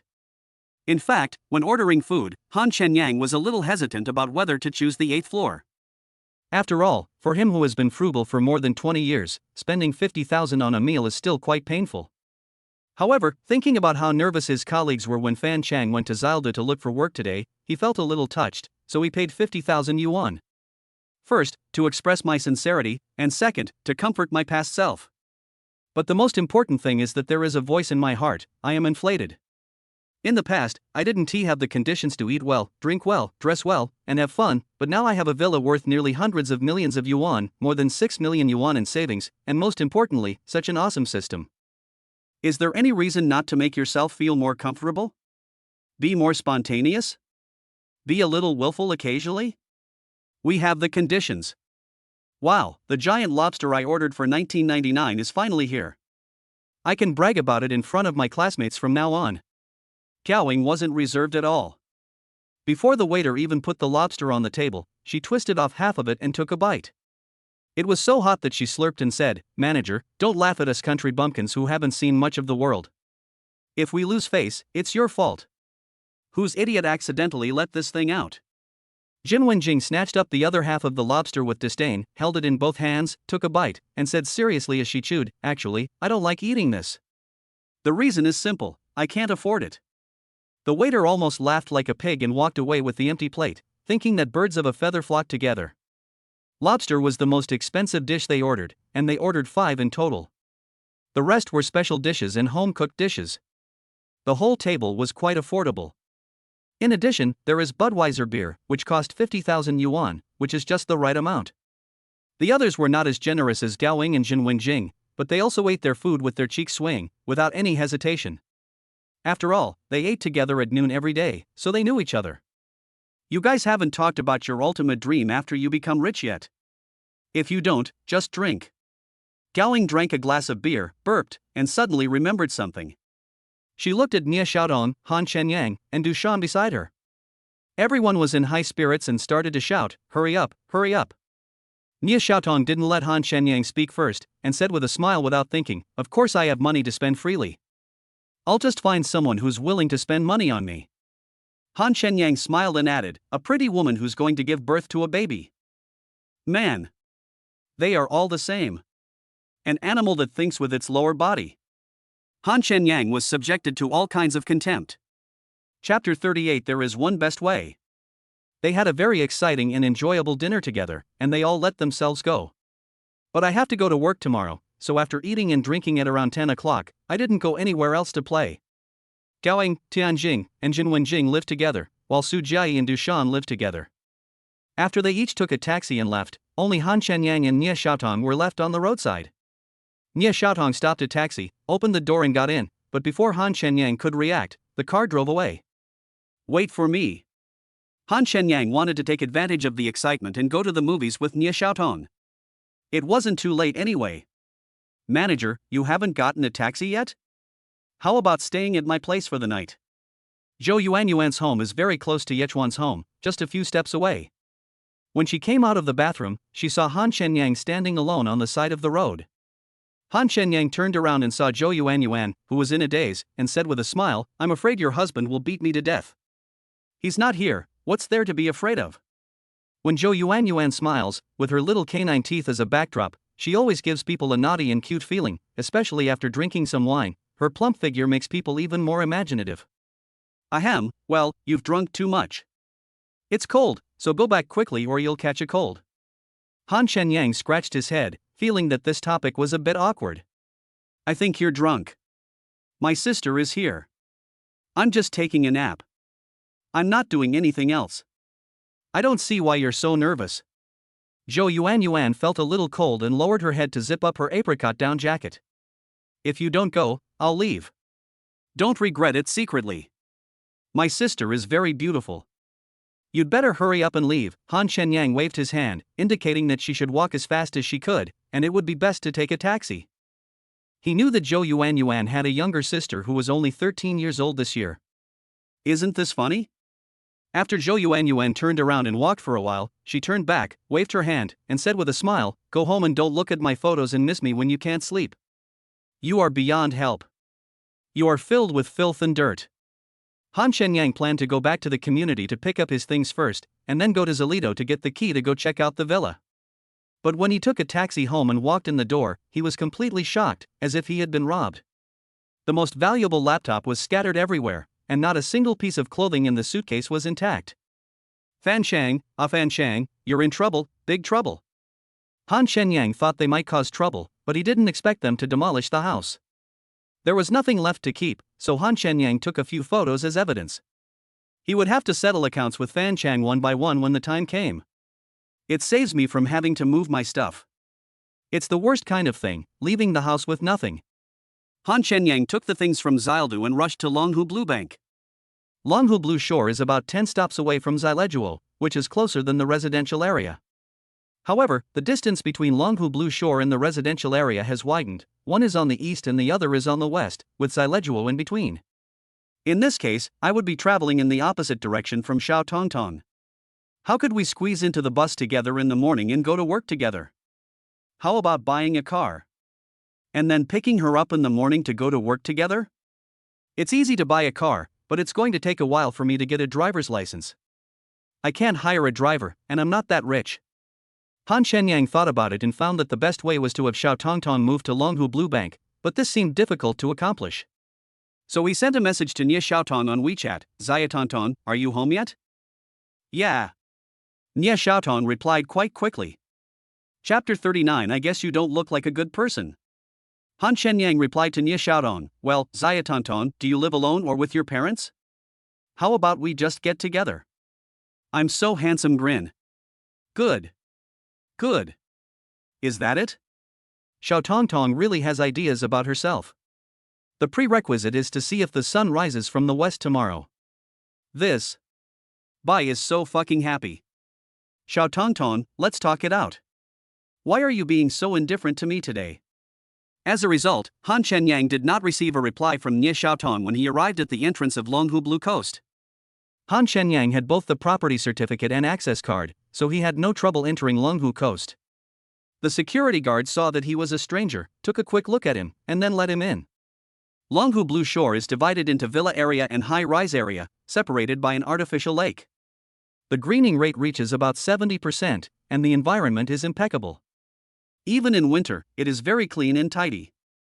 As the spring festival approaches, colorful lights and other decorations have begun to be put up, which gives it a bit of a New Year atmosphere. Each row of villas has 3 independent villas, with independent courtyards in the front and back. Each villa is about 20 to 30 meters apart on the left and right, with a green belt in the middle. Han Shenyang's villa is in the middle of the 3rd row. When he passed by his neighbor's yard, a snow-white Tibetan Mastiff was roaring like crazy and rushing down the exquisite iron gate in the yard, and it was likely to jump out at any time. Han Shenyang couldn't help but be scared. After all, it was very quiet at night and he didn't expect such a thing to appear. "Lulu, come back, what's wrong with you all of a sudden?" There were many floor lights around the villa, which was quite bright. Han Shenyang had good eyesight. He heard the sound and saw a woman in pink pajamas coming out of the villa. There was a Peppa Pig pattern on her clothes and a shower cap on her head, as if she had just taken a shower. Her exquisite facial features made his eyes light up. The woman was about 170 centimeters tall and was wearing a pair of furry rabbit slippers, which was very cute. Lele must be the Tibetan Mastiff. But after the woman finished shouting, Lele became much quieter, but he still bared his fangs and roared at Han Shenyang, as if he was an unforgivable villain. Seeing this, the woman walked over quickly, keeping alert. When she saw Han Shenyang staring at her outside the door, she was stunned and asked with a frown, "What do you do?" Han Shenyang came back to his senses and said with a smile, "I live next door to your house. I just moved here today. Your family doesn't seem to be very friendly to me." As he spoke, he shook the property certificate. "Oh, Lele is usually very well behaved. I don't know why he acts like this when he sees you. I guess he doesn't think you are a good person," the woman explained expressionlessly. Han Shenyang didn't like what the woman said, but he didn't want to have a conflict with his neighbor as soon as he arrived, especially since she was a beautiful woman. "My name is Han Shenyang. Please take care of me in the future," Han Shenyang said with a smile. "Go home quickly. If you don't leave, I won't be responsible if Lele jumps out and hurts you." The woman frowned and stroked Lele's head. She was more worried that her dog would get angry. Han Shenyang curled his lips and spit at that beast to death if it dared to jump out. How can a human being live worse than a dog? Han Shenyang shook his head, sighed, and walked away. The woman was not happy and said angrily, "Who are you talking about? Say it again and I will let Lele bite you." Isn't that clearly a scolding of her? How could there be such an uncultured neighbor? Han Shenyang sighed again, turned around and said, "There are people who pick up food and drinks, but I've never seen anyone who picks up scolding." Chapter 40, Coming to the Door. It would have been better if Han Shenyang didn't say anything, because after he said that, the woman became even more angry. Seeing Han Shenyang about to leave, the woman shouted, "Come back if you can, or I'll let Lele teach you a lesson." Han Shenyang was too lazy to even pay attention to her. "I treated you as a good neighbor, but you treated me as an unforgivable villain. Today, we have a grudge against each other. You're not a man." The woman couldn't help but scorn him when she saw that he didn't even have the courage to come back. Han Shenyang had already opened the door outside the yard and walked towards the villa, but he heard it clearly and thought to himself, "Wait. The villas in Longhu Blue Shore are all 2-story, with the same area and layout." Han Shenyang looked around the courtyard. There was a piece of land in the courtyard where he could grow some crops when it got warmer. The rest of the place was made of stone bricks. He jumped and leaped more than 3 meters high, looking towards the neighbor's villa on the left. There were no lights on in the rooms he could see. Don't have difficult neighbors living on both sides. The main door of the villa has a fingerprint lock. He entered the password and set his fingerprint. The password was sent to him by Zhang Chenyao via VX. Now that I think about it, Zhang Chenyao is still gentle and generous, unlike that girl just now who had a spoiled little princess's temper and acted like she owed her 8 million. They are both rich people, so why is there such a big difference in their character? After entering the door and turning on the lights, you will see a European-style living room. The living room is exquisitely and luxuriously decorated, with all kinds of home appliances and sofas. A large crystal chandelier hangs on the ceiling, emitting a soft halo, which makes the living room look even more luxurious. Han Shenyang felt a little excited when he thought that such a fancy villa was his. After all, he never dreamed that he would own such a villa. There are quite a few rooms on the first floor, including the kitchen, dining room, and guest rooms. Han Shenyang took a look at each one and found that all the furniture in them were complete and there was no need to buy anything. Then he walked up the spiral staircase to the second floor, which also had a living room, but not as big as the one on the first floor. There are more rooms on the second floor than on the first floor, and there is an extra large bathroom. The room is very warm, and it is very pleasant to take a bath when you have nothing to do. Going up from the second floor and standing on the observation deck on the roof, you can almost see the scenery of Longhu Blue Bank. Han Shenyang walked around the rooftop and returned to the second floor, deciding to live on the second floor from now on. When he walked to the balcony on the right side of the second floor, he found that the lights in a room on the second floor of the opposite villa were on, and then he saw a very erotic scene. The woman who had been mean to him not long ago walked to the window and was about to close the curtains, but that was not the point. The point was that her pink pajamas were gone, and her upper body was bare. But Han Shenyang hadn't seen enough. The woman seemed to notice his gaze and suddenly looked towards him. Then she screamed and pulled the curtains shut. That's quite revealing. I never realized before that he's actually someone you can't control. Han Shenyang came to the bedroom he had chosen, savoring the moment and feeling quite relieved. But less than 5 minutes had passed when she heard the door of the yard banging and a voice cursing, "Damn peeping Tom, get out of here. I promise I won't break your legs." Damn. Is this coming to my door? Han Shenyang felt inexplicably guilty for some reason. Although he didn't do it on purpose, he had definitely seen something inappropriate for children. He pretended not to hear, then turned off all the lights in the villa and lay quietly on the bed. Chapter 41, See if I can lose weight again. There was no way Han Shenyang could get out, even if the woman cursed at him. Wouldn't it be even more difficult to explain if we go out? What if the woman lets the dog bite someone? Tibetan Mastiffs are obviously not cheap, and we can't afford the compensation if we kill it. Then the situation will become even more serious. So, if you endure for a while, you will have peace. If you take a step back, you will have a broad horizon.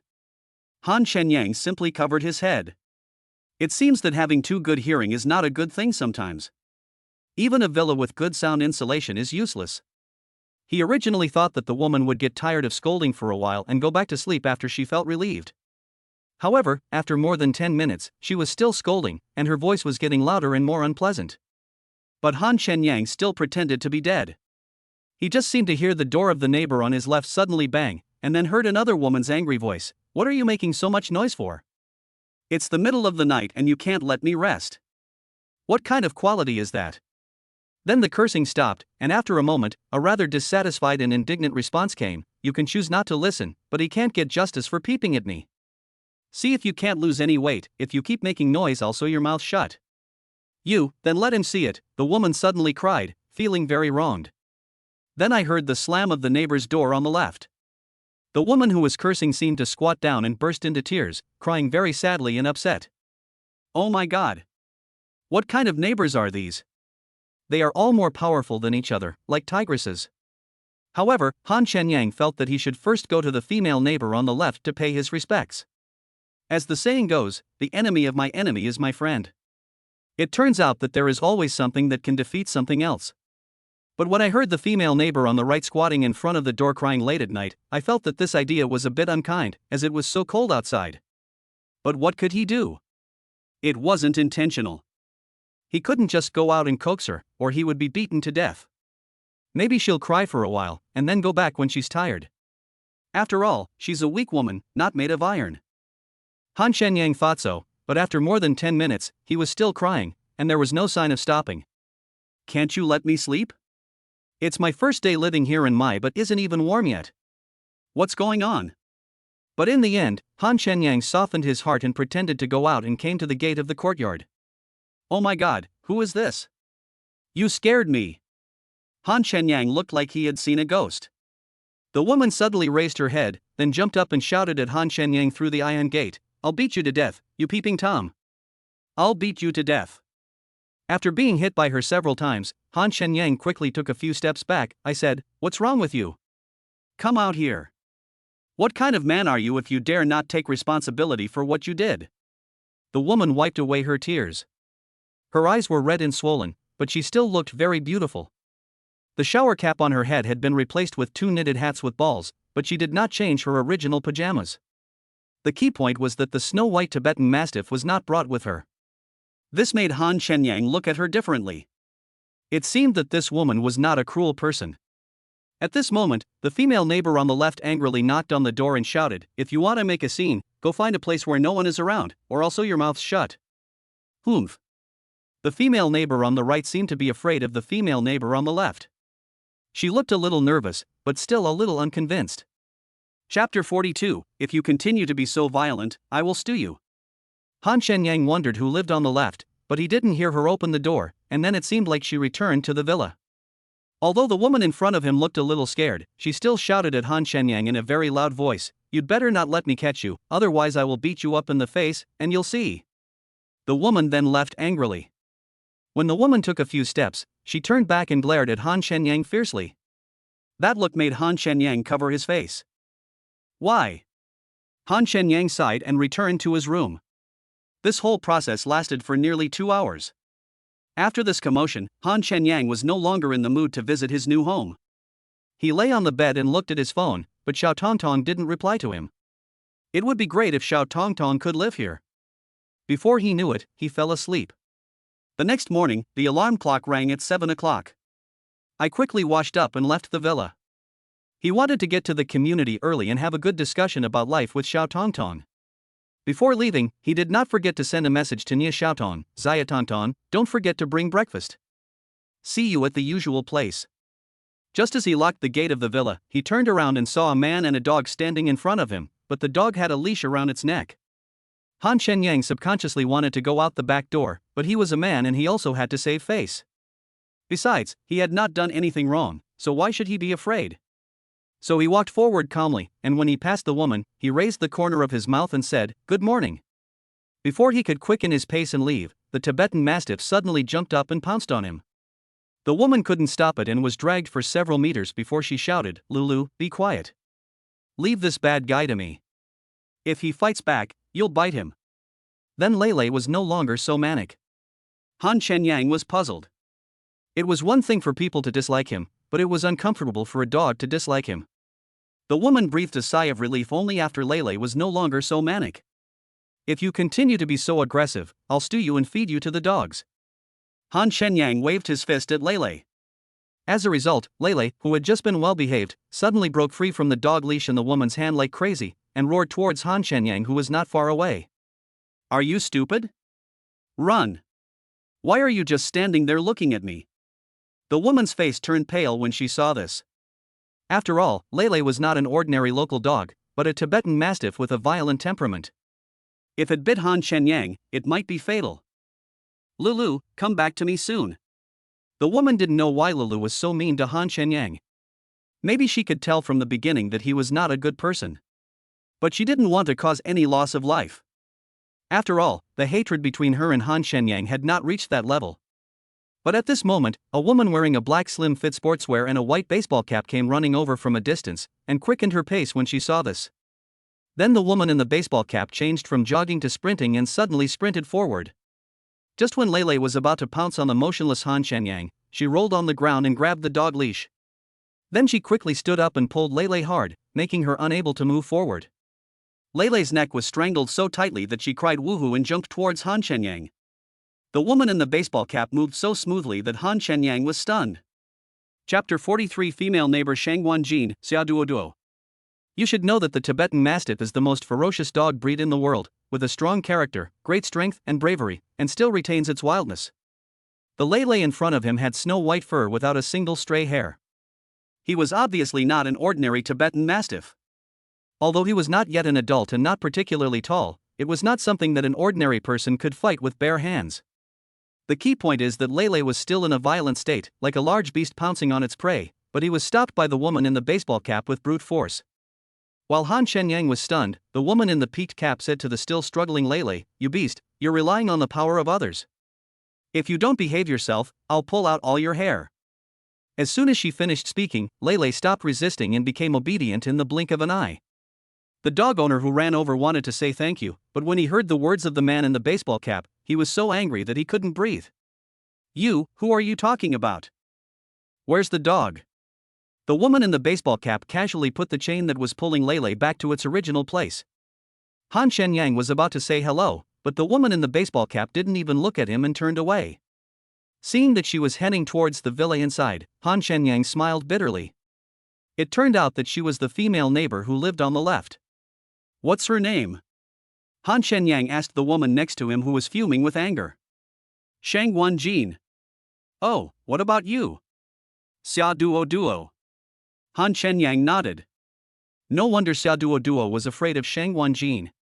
In addition to Shang Wan Jin's extraordinary skills, her handsome face was not only expressionless, but also revealed a chilling coldness, even fear. Although his boss's wife was cold, it was the kind of coldness that made it impossible to see through her thoughts.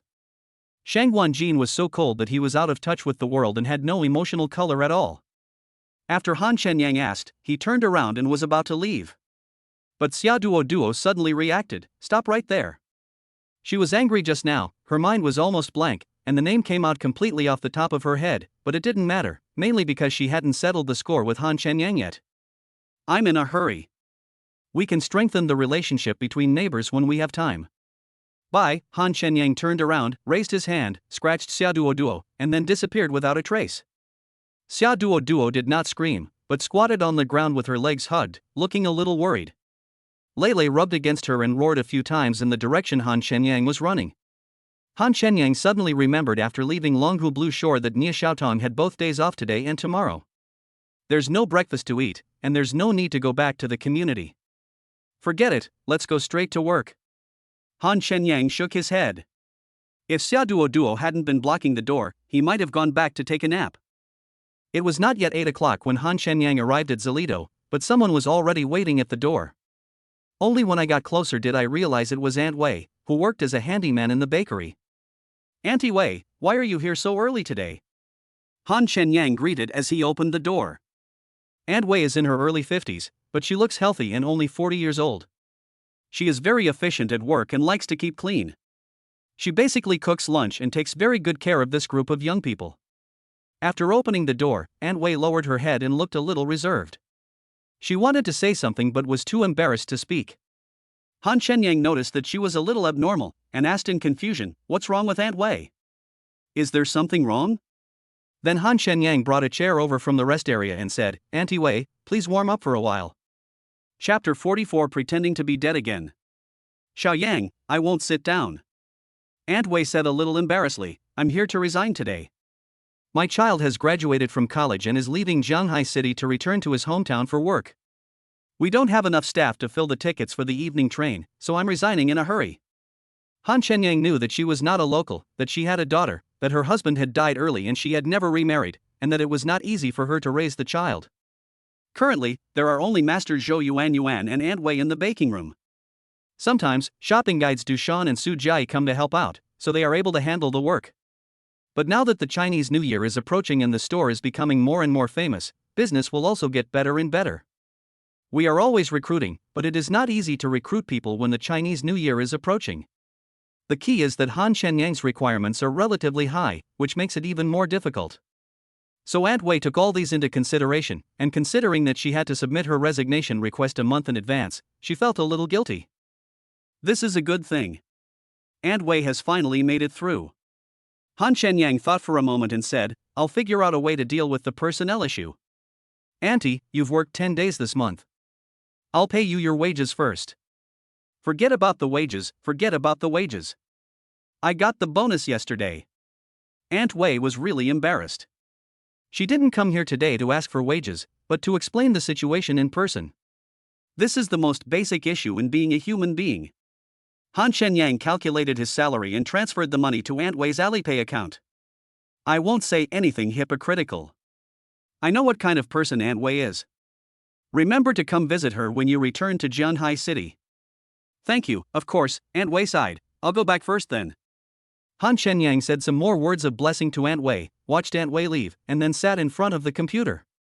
The current colleagues were recruited from university forums and good recruitment software, and were introduced by each other. Let's see if they can still fool women again. The main reason for only recruiting women is that they are easier to manage and the staff is relatively stable. After all, the baking industry still requires a lot of patience. After Aunt Wei left, Zhou Yuan was still very busy, so Han Shenyang had to go over to help. He didn't have time to cook at noon, so he ordered takeout. Time flies when you are busy. Han Shenyang had a smooth journey when he passed by Xiaoduoduo's villa after get off work in the evening. He went upstairs and ran to the balcony as if possessed by a ghost. He found that the lights in Xiaoduoduo's house were not on. She must not be at home. No wonder the dog didn't come out to attack anyone. What made him feel a little uncomfortable was that the glass on the window where the erotic scene took place seemed to have been replaced with frosted glass. It's obviously like guarding against thieves. Not long after Han Shenyang tidied himself up and lay down on the bed, he heard the sound of Xia Duo opening the door. The gate and half of the wall of the villa are made of iron fence style, and the lock is a padlock, so any movement can be heard very clearly. Playing dead again, you're lucky today. When Xia Duo opened the door, she glanced at Han Shenyang's villa, and then all the lights went out. She didn't believe that Han Shenyang could hide from the first day and the 15th day. You dare not take responsibility for what you did. You are a coward, not a man. Brother, it's better to have less trouble than more. Han Shenyang could still vaguely hear Xiaoduo's voice, neither loud nor soft. But he didn't hear any movement from Shang Wanjin's house. He guessed that they were asleep. There was an aura about Fan Shang, and there was also an aura about Shang Wanjin, which made Han Shenyang suddenly feel that the world was not as simple as he had thought before. Chapter 45 Fat Ball. Another day passed in busyness. When he woke up in the morning, Han Shenyang found that the fairy dew in the Yaoqi could finally be collected. He collected the elixir without hesitation. Collect nectar and gain growth value plus 10. Open the secret realm to explore 3 treasure chests, please choose one. Treasure chest 1 may contain a Kuanping cub. Treasure chest 2 may contain dragon eggs. Treasure chest 3 may contain a Qilin cub. Han Shenyang was stunned, then he was happy. He was lucky enough to open the secret realm and explore the treasure chest. But the stuff in this treasure chest is pretty awesome. They are all legendary beasts. Xiaoduo's Tibetan Mastiff always bullied him, so he thought about getting a pet to play with and teach that ignorant Tibetan Mastiff to behave well. But if you think about it carefully, Xiaoduo's Tibetan Mastiff is not ordinary. Unless it is a tiger or leopard, it might be able to scare it. But that thing is not something that ordinary people can adopt. However, now that the mythical beasts have come out, the Tibetan Mastiff is the grandson of grandsons. Han Shenyang's thoughts returned to the selection of the treasure chest.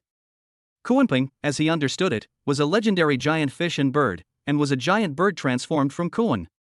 When it entered the sea, it was Kuan, and when it left the sea, it was Pang. In addition to this thing is huge, it is probably thousands of miles long, which is quite domineering. But these are just legends, and no one knows whether they are true or not. If you really choose according to the legend, there will definitely be no dragon domineering. The key treasure chest might contain a Kuanping cub. Wouldn't it be too cheap if it was a fish? So Han Shenyang didn't even consider the first treasure chest. After thinking for a moment, he decided to choose the Qilin cub. The reason was simple.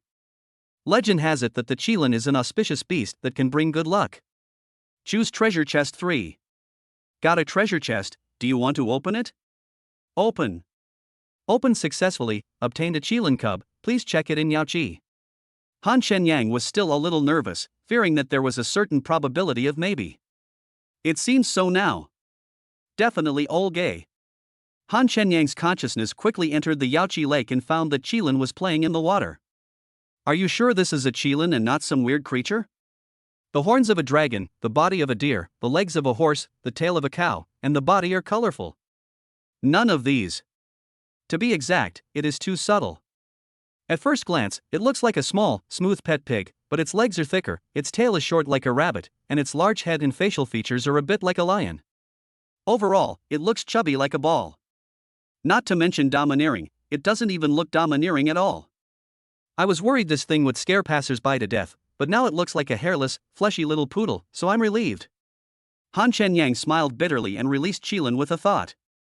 Qilin came to 1/3 of his height and rubbed against his feet. Although it looked fat, it was very flexible.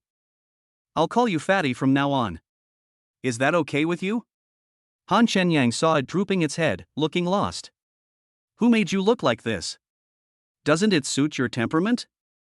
Afterwards, Han Shenyang ignored the fat ball and used the fairy dew instead. Use the elixir on the dragon soul to gain growth value plus 10, and shorten the maturation period of the dragon soul grass to 2 days.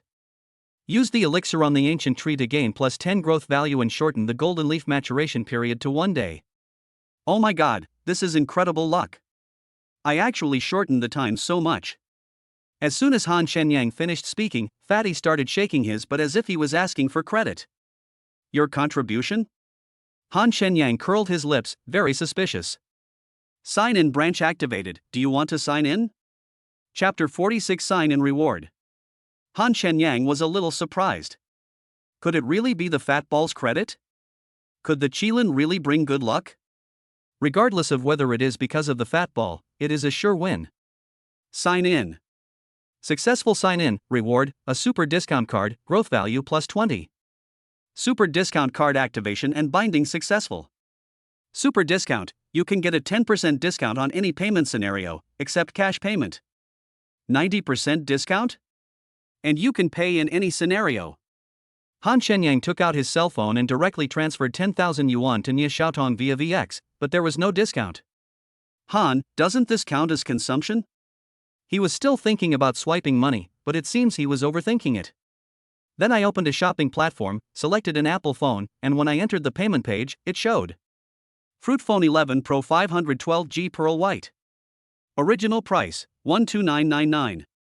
Discounted price, 1299.9. This seems to be true. It's tailor-made for me who lives a frugal life. Han Shenyang smiled beautifully, and after the payment was successful, only 1299.9 was deducted from the card. Then I checked the panel. Host, Han Shenyang. Strength, Qi Refining Level 1. Power, none. Ancient Tree Branch Level, 1 day until the next golden leaf matures. Dragon Soul Branch Level, 2 days until the next Dragon Soul Grass matures. Yaoqi Branch Level, 3 days until the next elixir matures. Secret Realm Branches, gaining a random amount of growth points will give you a chance to unlock the secret realm on the leaves of the branches and receive treasure chest selection rewards. Sign-in branch, sign-in daily sign-in can get random item rewards and growth points. Growth value, 70. Inventory, elixir quantity, 0 drop. Dragon Soul Grass, 0 plant. Gold Leaf, 0 set. Fat Ball, level 1 ability luck. Han Shenyang hadn't looked closely before, but now he found that Fatty Ball really did have the ability to be lucky. That's awesome. In addition, you can sign in every day, and the discount card alone is so powerful. I believe the things given every day will not be tacky. After the sign-in branch was activated, the fairy tree seedling became thicker than before, and a very small leaf grew in the middle of the 4 leaves, pointed like a bud. The 4 leaves are no longer as symmetrical as before, and the overall shape looks more like a tree. I believe it will grow into a towering tree in the future. Han Shenyang felt that his life had reached its peak again. At this moment, Nie Xiaotong sent a message on VX, "Are you still asleep?" Han Shenyang naturally did not receive the 10,000 yuan that Nie Xiaotong had transferred to him before, but the main purpose of the money he just sent, in addition to trying to see if it could be used to swipe the money, was to prepay more for breakfast. Han Shenyang smiled and replied, "Didn't you say that the 100 yuan would be deducted until it was used up? I think the 100 yuan will be used up soon, so I want to add some money for food. I haven't woken up yet. Xiaotong, see you at the old place later. It feels like a long time since we last met. And breakfast is included." Nie Xiaotong didn't reply. She had ignored Han Shenyang for the past 2 days, and Han Shenyang had already guessed the reason. Han Shenyang locked the door and took a few steps before he saw Xia Duoduo standing in front of him with her arms crossed, looking like she was ready to fight. Today she still wore a knitted hat with 2 pom-poms on her head, and her long hair parted from her forehead was draped over a blue denim jacket. She wore black shorts with a flesh-colored base, black and white stockings that covered 2/3 of her calves, and furry flat snow boots on her feet. She has an oval face, big eyes under thick long eyelashes, a small and tall nose, and red lips of just the right thickness. Overall, she looks well-proportioned and has long legs. Although she looks aggressive, it still can't hide her cuteness and sexiness. Chapter 47, Teach it how to be a dog in the future. Yesterday, Han Shenyang didn't have to go to the community to meet Nie Xiaotong early in the morning, so he went out late. When he came back in the evening, Xia Duoduo had not returned home yet, so they didn't meet all day. He guessed that Xia Duoduo should go out early in the morning and come back late at night. If he goes out later and comes home earlier after get off work, he should be able to avoid this problem. But hiding all the time is not a solution, it seems like being afraid. Han Shenyang smiled and was about to step forward to resolve the conflict with Xia Duoduo. Woo woo. At this time, the Tibetan Mastiff next to Xia Duoduo seemed to be frightened, with its fur standing on end and whining, and began to retreat with great vigilance. Han Shenyang was slightly stunned. He naturally didn't think that it was his aura that scared the stupid dog into being so cowardly. Xia Duo couldn't help but frown. Her eyes were fixed on Han Shenyang's feet, wondering what was that thing? Only then did Han Shenyang remember the existence of Fatty Ball. I saw Fatty, walking with a bowed step, shaking his fat body, and walking forward beside Han Shenyang as if he was worth 2.5 million. It's just that the fat ball is a little small, giving people the feeling that it has just learned to walk and is not walking steadily. Good morning, Han Shenyang greeted with a smile. As the Tibetan Mastiff got closer and closer to Xia Duo, it suddenly stopped barking, or to be more precise, it didn't even dare to breathe, and it hid behind Xia Duo. Lulu, why are you afraid of him? Go bite him. Xia Duo pulled the chain in her hand a few times, somewhat confused. Seeing Lele simply drooping his head and lying on the ground, Xia Duo blared at Han Shenyang and asked, "What on earth did you do to Lele?" Look at what you said. It's just a stupid dog. What can I do to it? It's just scared by my fat ball. Fat ball? Xia Duo pointed at Fat Ball. Do you think I'm stupid? How can a fat and shapeless pet pig scare my Lele? Han Shenyang curled his lips in disdain, stopped, and said contemptuously, "It's obvious that you have never seen the world." Is that a pig? That's a qilin. Do you know what a qilin is? It's a divine beast. You're mentally ill. Xia Duo looked at Han Shenyang as if he were a lunatic. Fatball, go say hello to that silly dog and teach it how to be a dog in the future. As soon as Han Shenyang finished speaking, Fatty took a step forward with his thick and short leg. In an instant, Lele was like a frightened bird. With a bang, he jumped and hit the iron gate not far away, and then ran towards the villa frantically. Xia Duo, who was originally holding Lele, fell to the ground with a sudden ah as the chain was suddenly pulled away. Han Shenyang really didn't expect such a situation to happen. Without thinking too much, he took a step forward and stretched out his arms to hug Xia Duo who was about to fall.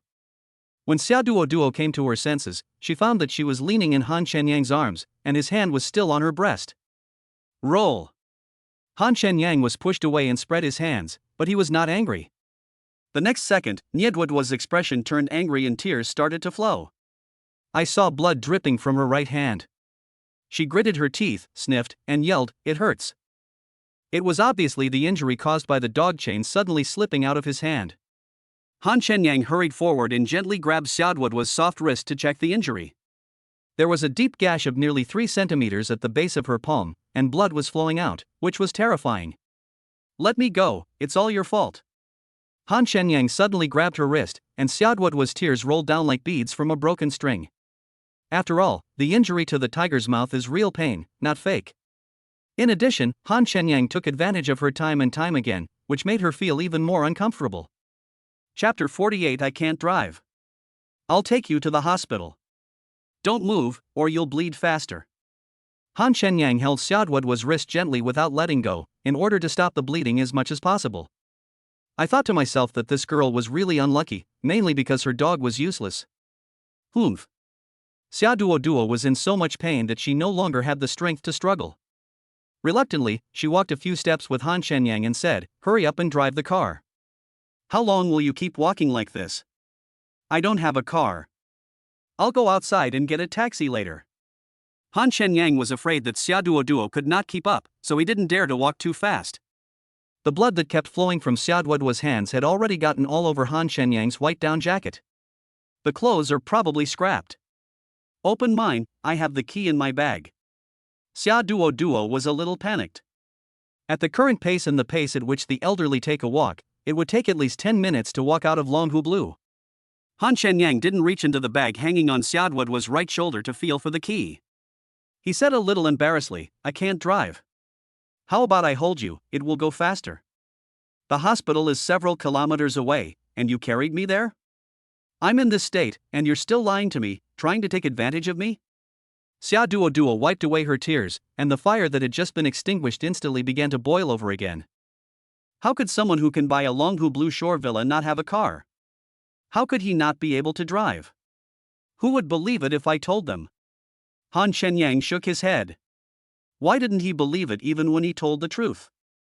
Xia Duo thought of what happened in the past 2 days, and suddenly swung her left hand, hitting him fiercely, shouting, "Beat you to death, you stinky hooligan, you peeping Tom, beat you to death." Xiaoduo was able to vent her anger by not fighting back or retaliating when being beaten or scolded. But after such a beating, Xiaoduo's wound bled even faster, and she gasped and sobbed, "It hurts so much." Han Shenyang released her hand, bent down, and said with a wry smile, "Come up quickly, I really can't stand the bad tempers of you young ladies." "I won't go up. Even if it hurts like hell, I won't go up."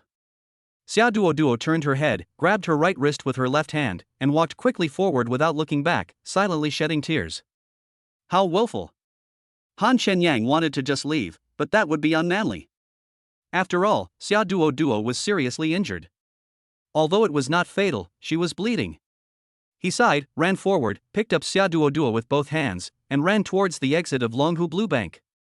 Xiaoduo was startled, then reacted, gritted her teeth and punched Han Shenyang in the chest, crying, put me down, you bastard." Han Shenyang ignored her and let her go crazy. "Damn! Did someone just walk by? Are you sure that's a person? And not a wild horse?" The security guard rubbed his eyes, not even seeing who had just walked out of the door. That speed, whoosh. But Han Shenyang soon stopped by the roadside. They quickly chased after him and found that the beautiful woman was injured. Her face was pale and her eyes were closed, apparently due to excessive blood loss. In fact, it was Han Shenyang's speed that was too fast, which scared Xiaoduo so much that she almost vomited blood. "Should we call an ambulance?" At first the security guard thought it was Xiaoduo who had cut her wrists, but after a closer look it turned out not to be the case. This guy seemed to be running faster than the ambulance. "Brother, help me stop a taxi, I can't get my hands free," Han Shenyang said to the security guard. If he ran all the way like this, he would probably be on the news. This world is not a simple place, and it is better to keep a low profile when necessary. The key is that Xiaoduo's injury is not fatal, and the road is not very congested. Chapter 49, 2 More Days of Grace. Han Shenyang carried Xiaoduo into a taxi. The journey was smooth and they soon arrived at Jiangdu Hospital. He quickly sent Xiaoduo to the emergency room. Just as Han Shenyang was carrying Xiaoduo into the hospital gate, he passed by Zhang Huan and Wang Bin, but he did not notice them. But Zhang Huan and Wang Bin saw it clearly. Wang Bin's right arm was wrapped like a mummy, with a bandage hanging from his neck across his chest. His nose was also bandaged tightly, with only 2 holes exposed. Donzi and the others beat him so hard that his nose collapsed, his arm bones were injured, and his whole body was bruised. There was almost no good place to be found, and he stayed in the hospital for nearly 3 days. Wang Bin's eyes were filled with hatred. He found out Fan Chang's cell phone number yesterday and realized that he was cheated by Han Shenyang. As for Fan Chang, there is no intention of compensating him at all. If you are not convinced, you can go to Fanmen Martial Arts School to challenge him. You are welcome at any time. How could Wang Bin dare to go there? Wouldn't that be courting death? But the beating that Fan Chang gave him could not be in vain. The blame should naturally be placed on Han Shenyang. "Young Master Wang, how are you?" 4 ruffian-looking men suddenly got out of a van on the roadside in front of the hospital. They smiled at Wang Bin, who had just left the hospital, and glanced at Zhang Huan from time to time. Wang Bin started to run, but before he could take 2 steps he was grabbed and put into a van. "Who are you, woo-woo?" Before Zhang Huan could struggle any longer, his mouth was blocked by a cloth. Soon, the van stopped in an abandoned warehouse, and then threw Zhang Huan and Wang Bin, who was screaming in pain, out of the car. The door of the dim warehouse was closed, the lights were dim, and occasionally the squeaking of mice could be heard. Zhang Huan got up from the dusty ground and went to help Wang Bin immediately. Wang Bin lay on the ground, gasping for breath in pain, unable to stand up for a while. Zhang Huan turned back and stared at the men standing nearby, gritting his teeth and saying, "Who are you and why are you arresting us?" One of the bald men touched his shiny head, stepped forward, bent down and glanced at Zhang Huan. His greedy eyes seemed to want to eat him alive, and said with a smile, "Someone who makes you feel comfortable." Then the bald man's expression darkened. He stood up suddenly and kicked Wang Bin's leg hard. Instantly, a pig slaughtering howl was heard. The bald man didn't take it seriously and kicked Wang Bin one after another, as if he was hitting an animal instead of a human. Zhang Huan had his mouth covered by 3 men and was shaking his head desperately. "Sixth brother, I will pay you back, please stop hitting me." Wang Bin howled for mercy. "Okay," bald 6th brother stopped with a smile, grabbed Wang Bin's hair and said, "Where's the money?" "In 2 days, give me 2 more days. I will definitely pay it back." Wang Bin's mouth trembled and his whole body was twitching. I'm almost sick of hearing this. Sixth brother turned to look at Zheng Huan and said with a wicked smile, "This girl is not bad." Wang Bin had a slight sneer on his face. "Sixth brother, if you like, take it and use it. She's just a stinky bitch. As long as you give her a few days, everything will be fine." Woo woo. Woo woo. Zheng Huan struggled desperately, his heart broken. Not only did she take care of Wang Bin meticulously when he was hospitalized, but she also borrowed money from everywhere to pay for his medical expenses. Yet, she treated him like this. When she came back from the bar that day, she had decided to be with Wang Bin wholeheartedly, but now it seems that Wang Bin has been lying to her all along. Did you hear that? Sixth brother looked at Zheng Huan and then kissed her hard on the forehead. It was your man who asked us to use it. Chapter 50, The money is mine, the life is yours. Zheng Huan was so frightened that he trembled all over. He was so disheartened that he didn't even have the strength to resist. She knew that it was useless for her to resist. 3 million, if you pay it back for him, we'll let you go. Otherwise, you know what will happen, sixth brother said with a lewd smile, looking at Zheng Huan. TSK, take some more pictures, so your friends and family can see them. Zheng Huan didn't have any money, so he borrowed from wherever he could. She struggled to free herself from the hand that was holding her mouth and hysterically yelled at Wang Bin, "You are not a human being." "I'm not a human being?" Wang Bin sneered weakly. "Everything you wear, use, live in, and play with, which one of them wasn't spent on my money? You stinky bitch, you're still unfaithful to me. Don't think I don't know what you did in the bar the day before yesterday. You." Zheng Huan collapsed to the ground. Wang Bin gritted his teeth and said, "Sixth brother, this cousin's ex-boyfriend Han Shenyang is rich. If you catch him, all the money will be yours. I only want his legs.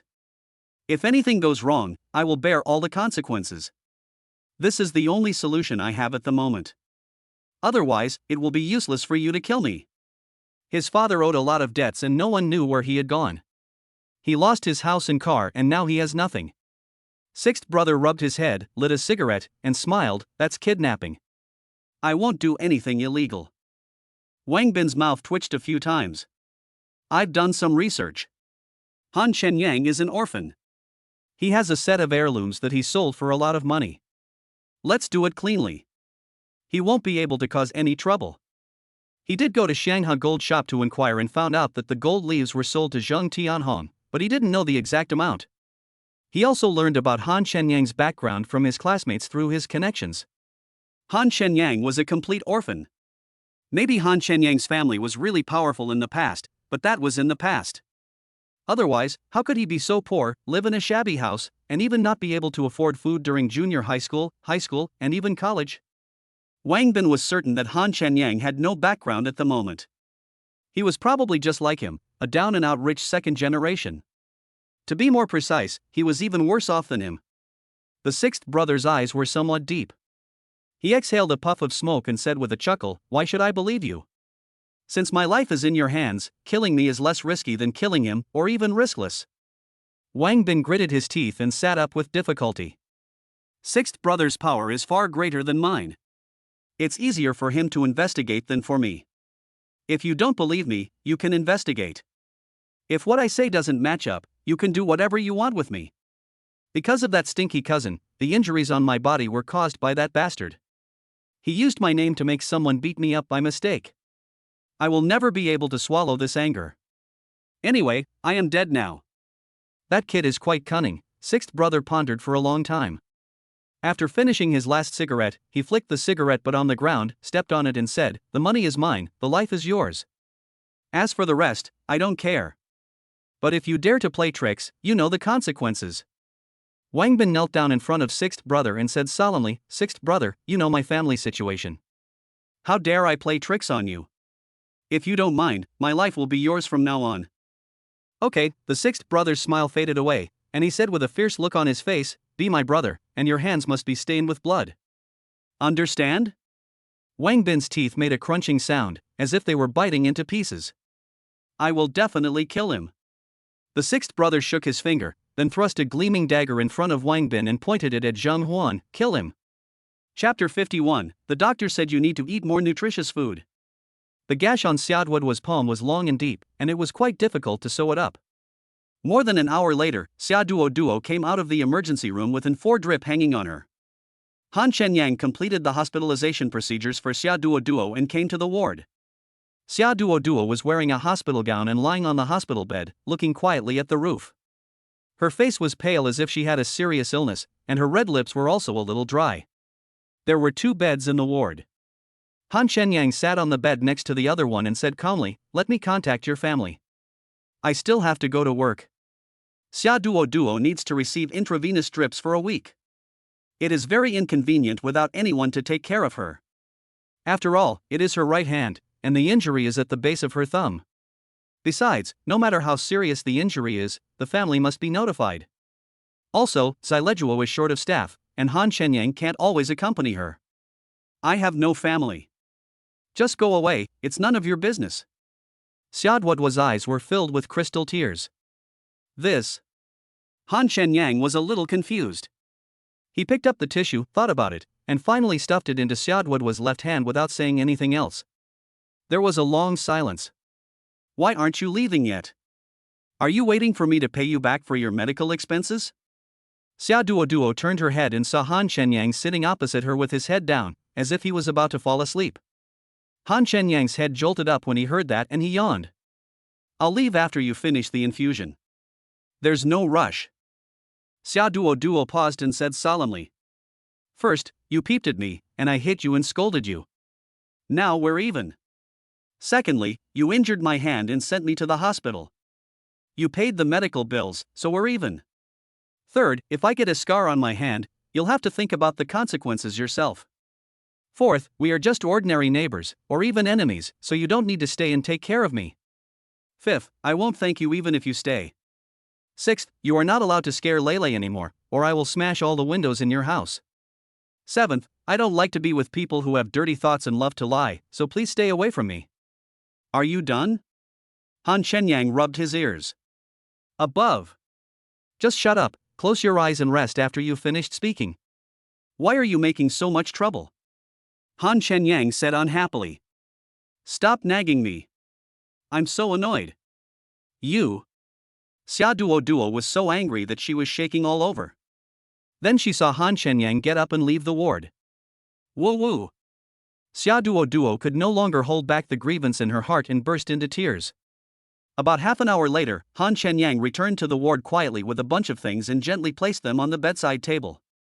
Seeing Xia Duo's red and swollen eyes open, he said, "I don't know what kind of fruit you like, so I bought a little of each." There were a bunch of fruits: papaya, apple, mangosteen, cherry, strawberry, durian. He bought everything the fruit shop had, and that pile.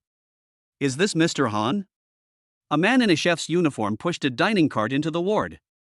After greeting Han Shenyang, he pointed at the food on the cart and said in one breath, "You ordered steamed lamb, steamed bear paw, steamed deer tail, roast duck, stir-fried shrimp, and finally, turtle soup. Is that right?" Han Shenyang nodded and said, "Why don't you leave the dining cart here for now? I'll come over later to push it." "No problem." The man nodded and left. Then Han Shenyang said to Xia Duo, "The doctor said you need to eat more nutritious food. These are all made by star-rated hotels, so they shouldn't taste too bad." Chapter 52. Are you showing off your wealth to me? Are you stupid? Seeing that Han Shenyang had bought so many delicious foods, Xia Duo finally lost her patience and stared at Han Shenyang with her neck tilted. "Look at me now, can I eat it? Are you deliberately trying to piss me off?" Her right hand was wrapped in a bandage and her left hand was receiving in 4, so how could she use her hands to eat? The key point is that she was already hungry and very thirsty. Then she swallowed. "Oh." Han Shenyang spread his hands, "Then just tell me what you want to eat. I'm not saying I won't feed you." Then he picked up the papaya slices that had been cut from the fruit shop, picked up a piece with a toothpick, and brought it to Xia Duo's mouth. "You lost a lot of blood, and this has high nutritional value. Enzymes can effectively digest protein, making it easier for the body to use and absorb. The protease it contains can disinfect and kill bacteria, so I bought some more." Xia Duo didn't say anything or open her mouth. She rolled her eyes and glanced at Han Shenyang, but her chest was heaving violently. "Don't you like it?" Han Shenyang put down the fruit slices and searched the dining cart. "Forget this turtle soup. There are too many things that can't be eaten together. It's easy to get into trouble. Let's go with this crushing carp soup. Han Shenyang drank the turtle soup as he spoke. Then he opened the lid of the crushing carp soup lunchbox, returned to the bed, scooped a small spoonful, blew on it gently with his mouth, and felt that the temperature was just right, then brought it to Xiaoduo's mouth. The crushing carp soup is also very nutritious and has the effect of beautifying and anti-wrinkle. Regular consumption can also enhance disease resistance. It's not hot anymore. I blew it. Xiaoduo breathed a sigh of relief. Oh, it's a nourishing food for asthma and tracheitis. Drink it. Han Shenyang tasted it and said softly, it's really not hot. I'm not kidding. You're just a stinking hooligan. Xiaoduo pouted in grievance, not knowing whether to laugh or cry. Since you want me to be a gangster so much, then I will be a gangster, Han Shenyang smiled, but your eyes tell me that you don't really hate me, and you may even be a little reluctant to let me go. You're so self-indulgent. I hate you so much. I wish I could beat you to death. Nothing good has ever happened to me since I met you. Xiaoduo was about to cry but couldn't even tear herself up. I won't use the spoon you used, and I won't thank you. Okay, you are sick, you are the biggest, who made me break you? Han Shenyang said as he turned to change his spoon and took a box of food from the dining cart. After drinking the soup, eat the stir-fried liver tips. It replenishes the blood. Only when the blood is up can the body grow. You are sick. Xiaoduo reluctantly let Han Shenyang help her lie down halfway before drinking the crushing carp soup that Han Shenyang fed her. The crushing carp soup was tender and sweet. Xiaoduo felt very satisfied after drinking it, and her expression gradually relaxed. Every time he fed her a spoonful, Han Shenyang would blow on it, and her look of disgust became less and less. Just when she was almost done drinking the hot drink, Xiaoduo's tears suddenly flowed. Why can't mom and dad spend time with me? It's fine if they're busy during normal times, but now that I'm injured, they won't come. Is money really that important? Besides money, what else is there? You're not an orphan? Han Shenyang was stunned and thought to himself, why didn't you tell me earlier? If you had told me earlier, I wouldn't have felt the same way as you like a grandson. You are the orphan. Xiaoduo blared at him, my parents are in good health. Okay, I misunderstood. Han Shenyang curled his lips, so now I understand that you are showing off your wealth to me? Chapter 53, Poisonous Chicken Soup. I don't mean to show off my wealth to you. I'm not that bored. I just feel upset and I'm expressing my feelings. Xiaoduo felt that Han Shenyang's thinking process was different from that of normal people. Han Shenyang sighed, I don't think they don't care about you, it's just that their way of loving you is different. They give you a material life that others may not be able to live in several lifetimes, so naturally they will lose a lot of time to accompany you. They want to use their lives to create a better future for you. I don't know if your parents are like that, but I think so. After all, you are so good-looking, so your parents shouldn't be ugly either. Good-looking people are not bad-hearted. I, for example, am a living example. After drinking this bowl of poisonous chicken soup, try to think about it from another perspective. Han Shenyang fed the last spoonful of crushing carp soup to Xiaoduo. Xiaoduo frowned, you are indeed poisonous. Dad? Is this soup really poisonous? But the next second, Han Shenyang saw Xiaoduo's eyes looking behind him. Han Shenyang looked back and saw a middle-aged man in a black suit and a neatly tied tie standing in front of the ward door. The slicked-back hairstyle for men seems very simple and common, but the hair on the top of the head is jet black, with only a little white above the ears. The contrasting hairstyle shows a sense of layering, and with the vicissitudes of time, it highlights the man's stability and inner temperament. The man's eyebrows are somewhat similar to Xiaoduo's. This man is Xiaoduo's father. Han Shenyang thought to himself, it's a good thing that she didn't say anything bad about her father, otherwise she would have been slapped in the face. When Han Shenyang turned around and stood up naturally from beside Xiaoduo, Xia Jinfeng also looked at him. Han Shenyang's white down jacket was covered in bloodstains that had dried into black and red. He was tall and handsome. Xiaoduo looked at Han Shenyang, then at Xia Jinfeng. The two looked at each other, as if two masters were fighting. Dad, didn't you say you were busy and couldn't make it? Then why did you come over? Humph. Xiaoduo pouted and turned her head away. You kid, your father was in Yunyan City at the time. He rushed over as soon as he hung up the phone. Xia Jinfeng felt somewhat helpless about his daughter's words, but because Han Shenyang was here, he still maintained the aura of a superior, but his eyes revealed an unconcealable worry. Uncle, since you are here, I will leave first. Han Shenyang felt it would be a bit awkward to stay any longer. Young man, you brought my daughter to the hospital, right? Xia Jinfeng looked at Han Shenyang, who was about to leave, with sharp eyes. Han Shenyang smiled faintly. Yes, it's just a small favor, no need to thank me. Xia Duo curled her lips and thought to herself, if it weren't for you, how could I have been injured? Not hitting you is giving you a break, so why should I thank you? But she explained fiercely, I don't know what happened today, Lele suddenly had a seizure, and then I hurt my hand when I was holding its chain. Thanks to Han Shenyang for sending me here, otherwise I would have died and you wouldn't even know, They even arranged for me to be hospitalized, bought me so many delicious foods, fed me, and even skipped work for me. They are so kind to me, but you and my mom have never been able to spend time with me quietly. You should get busy now, otherwise you will miss out on making money. Come back here. Xia Duo saw Han Shenyang trying to slip away. I didn't say anything to you, why are you leaving? Where's your poisonous chicken soup? Give my dad a bowl and let him understand why I'm so willful. Chapter 54. Don't butt. Han Shenyang took the step forward and then abruptly took it back. Giving Xia Duo's father some poisonous chicken soup?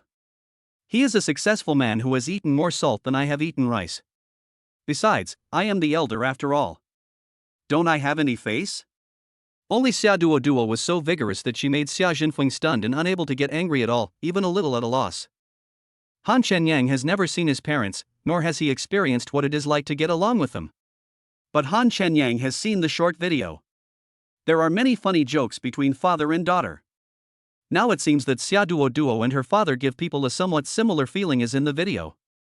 On the surface, Xia Duo seems arrogant and unreasonable, as if she is Xia Jinfeng's father. But in fact, this is how they get along like friends. The father is humble and the daughter is modest. From this we can see how much Xia Jinfeng dotes on Xia Duo and how much he loves her. Needless to say, the relationship between father and daughter must be very good.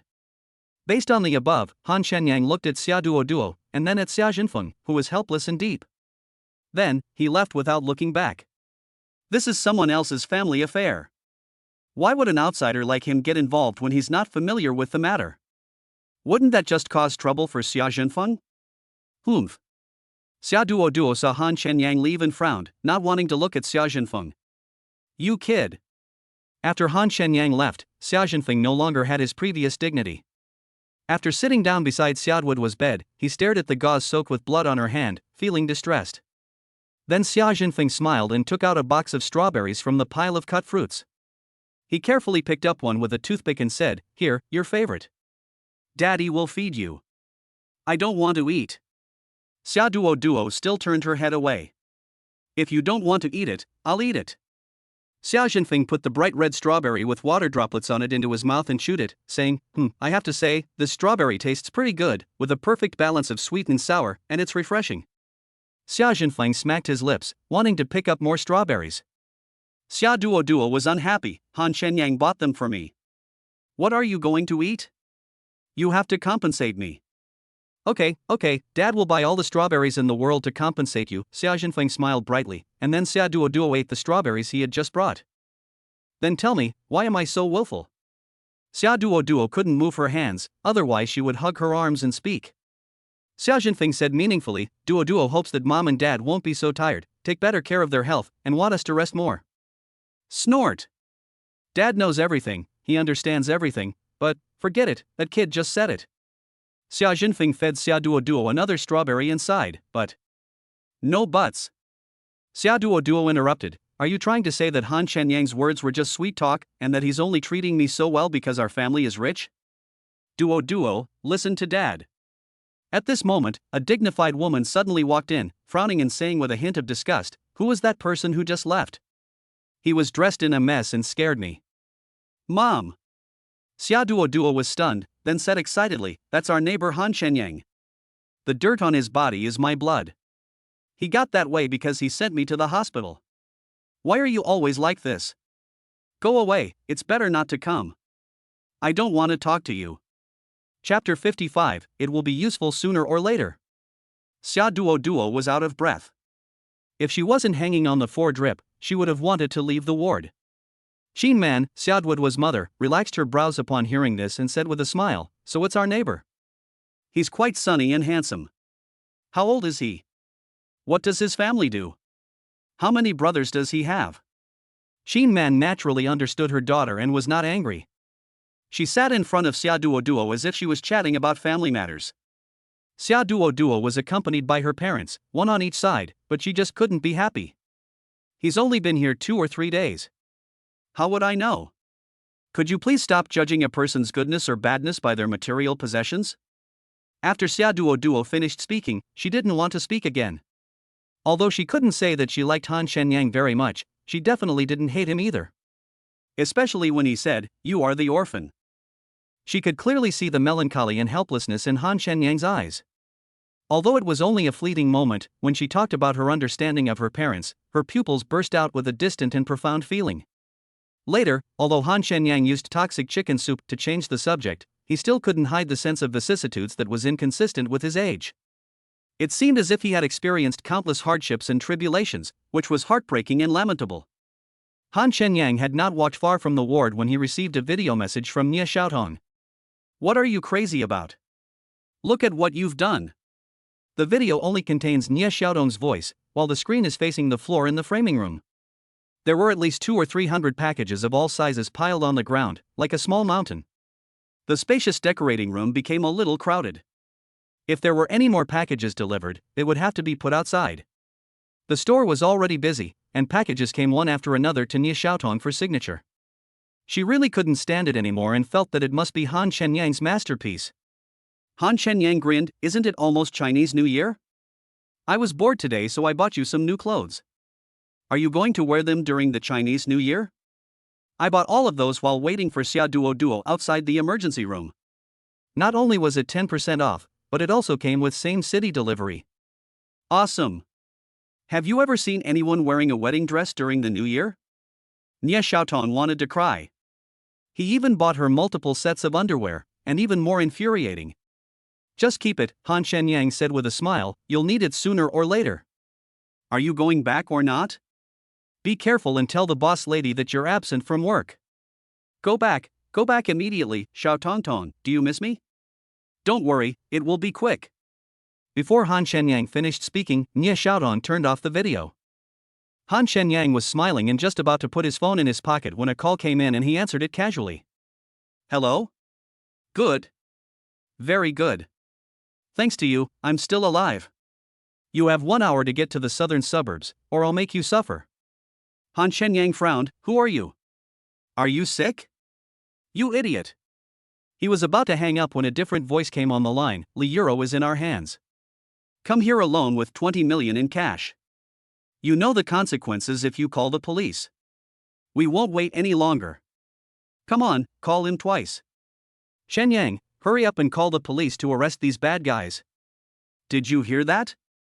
Han Shenyang's heart tightened, his eyes flashing coldly. He suppressed his anger and said, "Do you think I run a bank? 20 million? I only have 6 million, and you want cash. Even if you think about it, it's impossible to get there in an hour. Am I a god? You think too highly of me. Stop talking nonsense."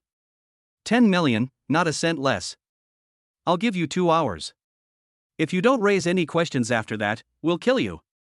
Chapter 56. I really don't understand this. Han Shenyang, didn't you leave? Why are you back? Was it my dad who asked you to come back? Xia Duo snorted coldly. He is finally aware of it. Not long after Han Shenyang left the ward, Xia Jinfeng went out to the bathroom, and then Han Shenyang came back.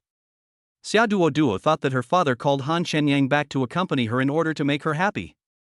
"I think I left my ID card here. Come back and get it." When Han Shenyang was arranging hospitalization for Xia Duo, he used his ID card to apply for a card. He should have put it together with the hospitalization procedures, but he later forgot about it. "I only remembered it when I was about to go to the bank to withdraw money." As Han Shenyang spoke, he found his ID card under a pile of fruits. Just as he was about to turn around and leave, Shin Man quickly stood up and said with a smile, "It's Shenyang, right? Thank you for bringing Duo to the hospital." Han Shenyang was stunned to see a graceful woman looking at him with gentle eyes.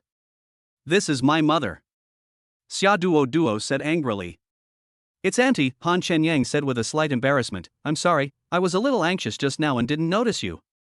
He kept his head down thinking about Li Euro and didn't really see Qin Man. Li Euro and he grew up in an orphanage and were considered the best friends in the world. After the orphanage was disbanded, although they met occasionally, they did not lose contact. Now Li Euro teaches in the senior year of Xiqing Middle School. It's okay, Qin Man said with a pleasant face. I don't know if my parents are available tonight, so I thought of inviting you all to our house for a simple meal. Duoduo's father and I are too busy, and Duo is home alone, so I'm sure I'll bother you. I'm an orphan, Han Shenyang said without thinking too much, smiling slightly. A distant relative is not as good as a close neighbor. If Duo needs any help, just come to me. I will definitely not stand idly by if I can help. You.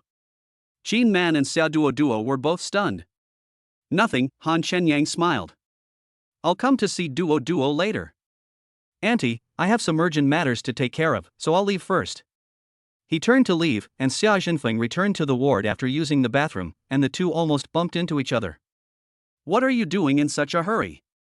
Xia Duo came back to her senses and saw Han Shenyang in a panic, and couldn't help asking. Uncle, I'm sorry, Han Shenyang said hello and was about to leave, but Xia Jinfeng asked meaningfully, do you need any help? Han Shenyang was stunned and said casually, no. But no matter how he thought about it, he felt that Xia Jinfeng was inexplicable. Are you sure you don't need help? Xia Jinfeng said calmly, I just passed by the bathroom and heard you on the phone. Do you need money? Well, I encountered a small problem, but it's okay, I have a solution. Thank you for your kindness, uncle. Please keep it confidential. Han Shenyang understood. Although he didn't notice Xia Jinfeng at that time, the volume of the phone was not very loud, and he was not sure how much Xia Jinfeng heard. He was afraid that Xia Jinfeng would call the police, which would be very troublesome and dangerous for Li Euro. Xia Jinfeng didn't hear it clearly when he passed by, but he could roughly guess what it was. Don't worry, I won't call the police, Xia Jinfeng smiled. 10 million in cash, right? I can give you that. As smart people, we just need to understand each other. Don't make things difficult for me in the future. Dad, what are you talking about? Xia Duo frowned. I really don't understand this. Han Shenyang smiled slightly. Could it be that uncle thinks that all this was planned and packaged by me? Then he turned around and left the ward. Chapter 57 He's coming. Han Shenyang got out of the taxi carrying 2 large suitcases. After the taxi left, he walked towards a dilapidated factory. Nanjiao is already a suburb of Zhonghai City. There are many small factories where Han Shenyang is located that have been closed due to non-compliance with environmental standards. It is said that a large piece of land nearby has been bought by a real estate company to build a large commercial district, but it is currently in the planning stage and has not yet started, so this place is almost deserted. Binzi, is this chick's charm good enough? A scarred man was stamping his feet due to the cold. An hour and a half had passed and Han Shenyang hadn't made any movement, so he became a little impatient.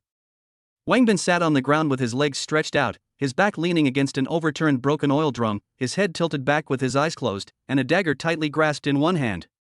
Although Li Euro and Han Shenyang had the best relationship in the orphanage before, that was many years ago after all, and people always change. So Wang Bin was not very confident. The key point was that Han Shenyang was too cunning. It was definitely unrealistic to let him come to his door and die, and he did not have the courage. If you don't come, I'll kill him after I recover from my injury, Wang Bin said, gritting his teeth.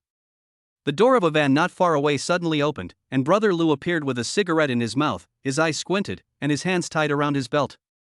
Sixth brother, you're finally done. Scarface ran over excitedly when he saw Sixth brother coming down, stared at Zheng Huan, who was in the car with flushed cheeks and disheveled clothes, and swallowed his saliva. The sixth brother ignored Scarface and walked directly behind a pile of broken oil drums. He lifted the chin of the bound Li Euro and said with a lewd smile, wait a minute, I'll kill that brat, and then it will be your turn. Li Euro glared at sixth brother fiercely and spat in his face. She had no strength left to struggle and her voice was hoarse. The sixth brother wiped the saliva from his face and smiled, I like chaste women like you. I'll wash you clean tonight and then slowly make you feel comfortable. Sixth brother, you can't give us the girl? Scarface said with a smile. Wait until I'm tired of playing. You can have any girl if you have money. Look at what you have become. Sixth brother glared at Scarface. The information about Han Shenyang and Li Euro was provided by Zheng Huan. After all, they had been together for 3 months, and Zheng Huan knew a lot about Han Shenyang. At that time, sixth brother asked Wang Bin to kill Zheng Huan. Sixth brother was also testing Wang Bin's loyalty. Another purpose was to make Zheng Huan his man. The result was as he wished. They are now in the same boat. The sixth brother touched his bald head, twisted his neck, took a puff of his cigarette, threw the cigarette butt on the ground, stomped on it twice and said, "It's almost time, everyone cheer up." The other two men holding machetes dozed off at the sound and stood up from beside Wang Bin. "I'll go out and take a look." Scarface watched Zheng Huan slowly put on his clothes, then picked up the machete and walked towards the closed door. Scarface was about to open the door when he saw a man carrying two large boxes walking towards him through the crack. I couldn't help but say excitedly, he's coming, bringing money with him." Wang Bin jumped up immediately after hearing the sound, even forgetting that he was injured. "Go, grab that chick." The sixth brother looked at Wang Bin and said, "Bring that kid in later. We'll break his legs, and the rest will be left to you." Chapter 58. Let her go. Open the door. At the command of sixth brother, Scarface couldn't wait to open the tall and dilapidated iron door of the warehouse. "Chen Yang, don't come over here, go away." Li Yuro was held at the neck by a man with a machete. When she saw Han Shenyang outside the door, she became very excited. "Leave? Let him go quickly." Wang Bin's face was ferocious. He clenched the dagger in his hand tightly and walked towards Han Shenyang step by step. After Scarface let Han Shenyang in, he looked around outside and found nothing unusual. He turned back and locked the warehouse door. Then the scar-faced man and two men with machetes surrounded Han Shenyang, preventing him from moving forward. "This kid is quite courageous." Sixth brother touched his bald head and stared at Han Shenyang, who was extremely calm, with disdain. Han Shenyang knelt down and placed the two large suitcases on the ground at the same time. He looked up at Li Yuro in front of him and said guiltily, "I'm sorry for making you suffer." Li Yuro screamed at the top of her lungs, tears streaming down her face, "Why are you so stupid? Why didn't you call the police?" Bang! Han Shenyang lit a cigarette, exhaled lightly, and said expressionlessly, "Let her go." What did he just say? Scarface asked others in disbelief, feeling like he had heard a huge joke. He said we should let that chick go. Let her go, ha ha ha. They stared at Han Shenyang as if he was an idiot and laughed until they fell over. Stop laughing. Sixth brother's face changed. He looked at Han Shenyang and pointed at the boxes on the ground and said angrily, "Boy, you're really brave. You came here carrying two empty boxes to die. 10 million in cash weighs more than 200 gold coins, and if divided into two boxes, each box would weigh more than 100 kilograms. But this guy carried it easily without breathing heavily. There is only one possibility, that is, there is no money in the box at all. This kid is so cunning, he dares to come in so unscrupulously. There must be something fishy in the box. Maybe he is here to die with them." Without waiting for sixth brother to remind him, Scarface stepped forward and grabbed the boxes. He struggled to lift one with both hands. "Sixth brother, there's stuff inside." Scarface quickly opened the box, revealing it was filled with brand new $100 bills. He excitedly shouted, "We've made some money." The others also looked at him greedily, and even the angry Wang Bin couldn't help swallowing. "Kill him quickly." Sixth brother felt that this kid was no ordinary person and shouted urgently.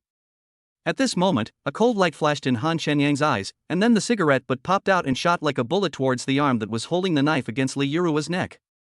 Ah! The man with the knife felt a sharp pain in his arm, and then with a clang, the knife fell to the ground. In an instant, a cigarette butt pierced through his thick clothes and stuck in his arm. But before the knife-wielding man could react, Han Shenyang appeared in front of him, grabbed his arm with lightning speed, twisted it away from Li Yuro, and then kicked him several meters away. The three men, led by Scarface, swung their swords and slashed at Han Shenyang ferociously after hearing the order from sixth brother. But their attack missed. When they realized what was happening, Han Shenyang was already standing beside the panicked Li Yuro. He put one arm around her shoulders and with his other hand gently lifted the messy hair that was blocking her eyes. He said softly, "It's okay. Let's go." "Shenyang, woo-woo." Li Yuro came back to her senses, rested her head on Han Shenyang's neck, and cried inconsolably. Chapter 59, The Kind That Barks. "You bastards, prepare to die." Seeing this, Wang Bin, who had already lost his mind, swung his dagger and stabbed Han Shenyang in the stomach. Just when the dagger was about to pierce Han Shenyang swung his hand and slapped Wang Bin in the face. Blood spurted out with a few broken teeth. Wang Bin turned 180 degrees and fell face down on the ground, lying on the ground twitching all over. You, who are you? You, don't come over here, it was all that brat and that stinky cousin's idea. Sixth brother came to his senses, trembling with fear as he looked at Han Shenyang warily, pointing at Wang Bin who was having a seizure like he was having an epileptic seizure, and Zhang Huan who was next to the van. Is it still human if someone can easily take someone's life with just a cigarette butt? Even if they go home and practice for another 10 or 20 years, they will never be Han Shenyang's opponent, and they are not even worthy of being called opponents. The person you want to kill. Han Shenyang sneered, come on, I'll let you kill him. Sixth brother wiped the cold sweat from his forehead. Beads of sweat as big as beans appeared on his bald head, flowed down his face to his chin, and fell to the ground drop by drop. He felt a suffocating aura emanating from Han Shenyang, as if he could be easily wiped out with just a glance. No, big brother, don't kill me, I'm not worthy of dirtying your hands. The sixth brother was trembling all over, and even a gust of wind could blow him down. It wasn't just the sixth brother. The other three men who were still standing felt like they couldn't even breathe. Their faces flushed red, as if a pair of big hands were pinching their necks and they could suffocate at any time. Han Shenyang retracted the immortal energy emanating from his body, sneered, and finally suppressed the anger in his heart. However, his sneer frightened sixth brother and the others so much that they all fell to their knees on the ground. The sixth brother gasped for breath and begged for mercy. Brother, please don't kill us, just spare our lives, we'd be willing to be your dogs. Dog? Yes. Big brother, the kind that barks, Scarface called out tremblingly, woof woof. Woof woof. Han Shenyang sneered and shook his head, let's see how you perform in the future. Then he closed the boxes, held two in one hand, and hugged the pale-faced Li Euro with the other, and walked out of the warehouse. As he passed by Zhang Huan, who had collapsed on the ground, he suddenly shouted, I was forced to do this. Ha, Han Shenyang said without turning his head, using force to describe you as an insult. It should be said that you have fallen into depravity and are beyond redemption. Take care of yourself from now on. Before Han Shenyang could walk too far, sixth brother came to his senses, wiped the cold sweat from his forehead, and then said angrily, hang these two people up and beat them once a day until they know what it means to overestimate one's own abilities. Mr. Xia. A man in a suit walked into Xia Duoduo's ward and shouted to Xia Jinfeng who was trying to please Xia Duoduo. Xia Jinfeng stood up and left the ward with the man and got into a Rolls-Royce in the parking lot downstairs. Go ahead, old Chang, Xia Jinfeng lit a cigar and sighed. Old Chang's name is Chang Ankong, and he is Xia Jinfeng's driver and bodyguard. After leaving the hospital, the kid went to the mall and bought a set of clothes and 2 suitcases, then went to the bank to withdraw 1 million yuan in cash, Chang Ankong said with a smile. Guess where he went next? Did you really go to the bank to withdraw money?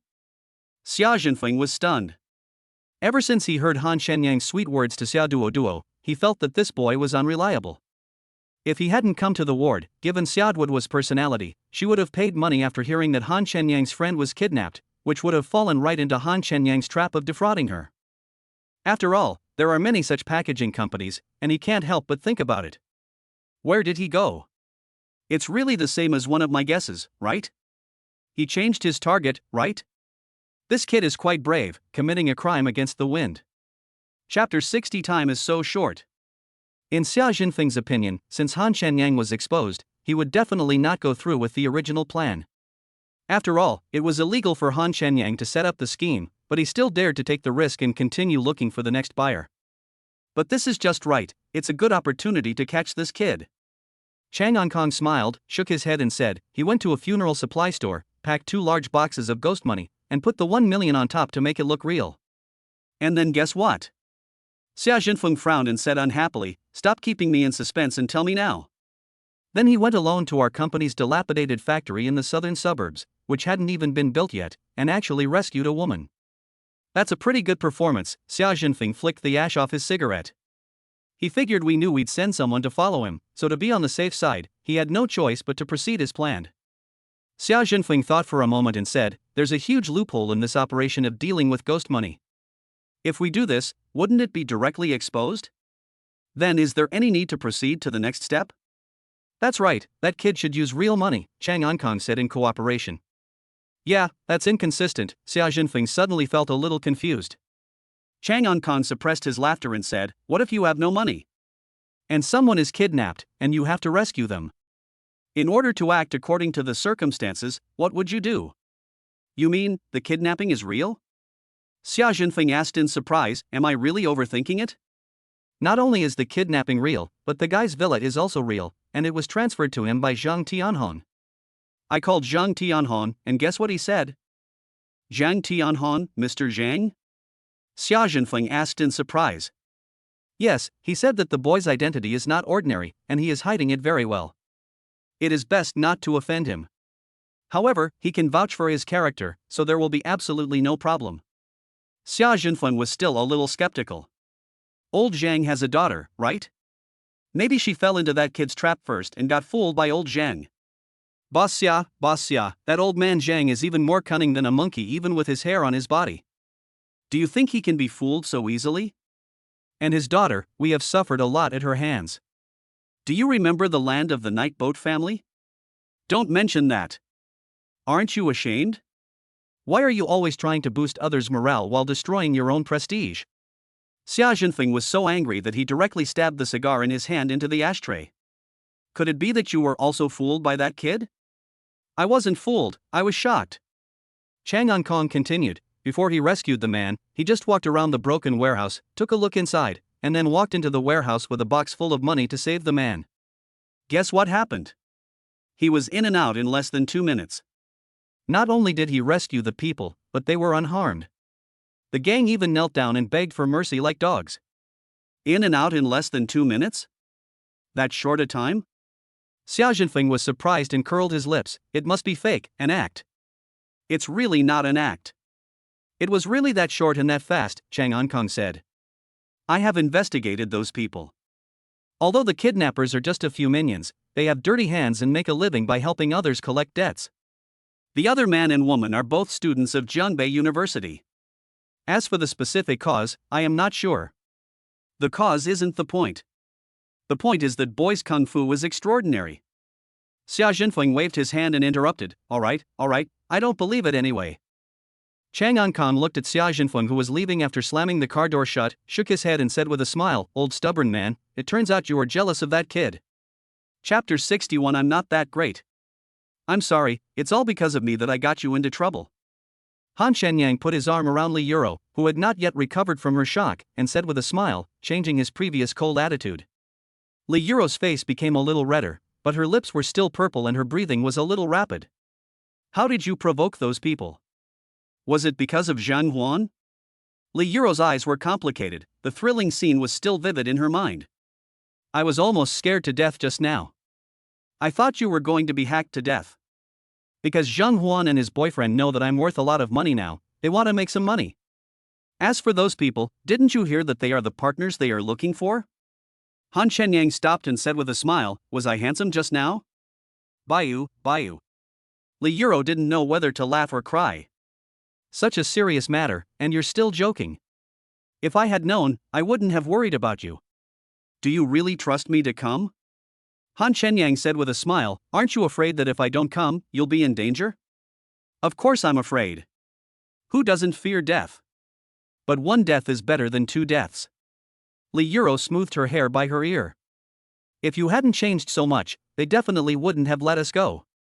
Han Shenyang raised his eyebrows, bent down to pick up the 2 boxes on the ground, then plopped down and said, since you care about me so much, these 10 million are yours.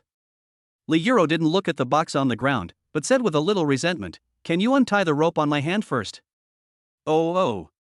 Han Shenyang quickly squatted down to untie the rope for Li Yuro. Li Yuro's hands were tied behind her back. Han Shenyang didn't react at first because Li Yuro always liked to put her hands behind her back, looking like a teacher. There were deep lines on her wrists from the rope, and her delicate hands were a little purple, obviously caused by poor blood circulation for a long time, which made Han Shenyang feel guilty.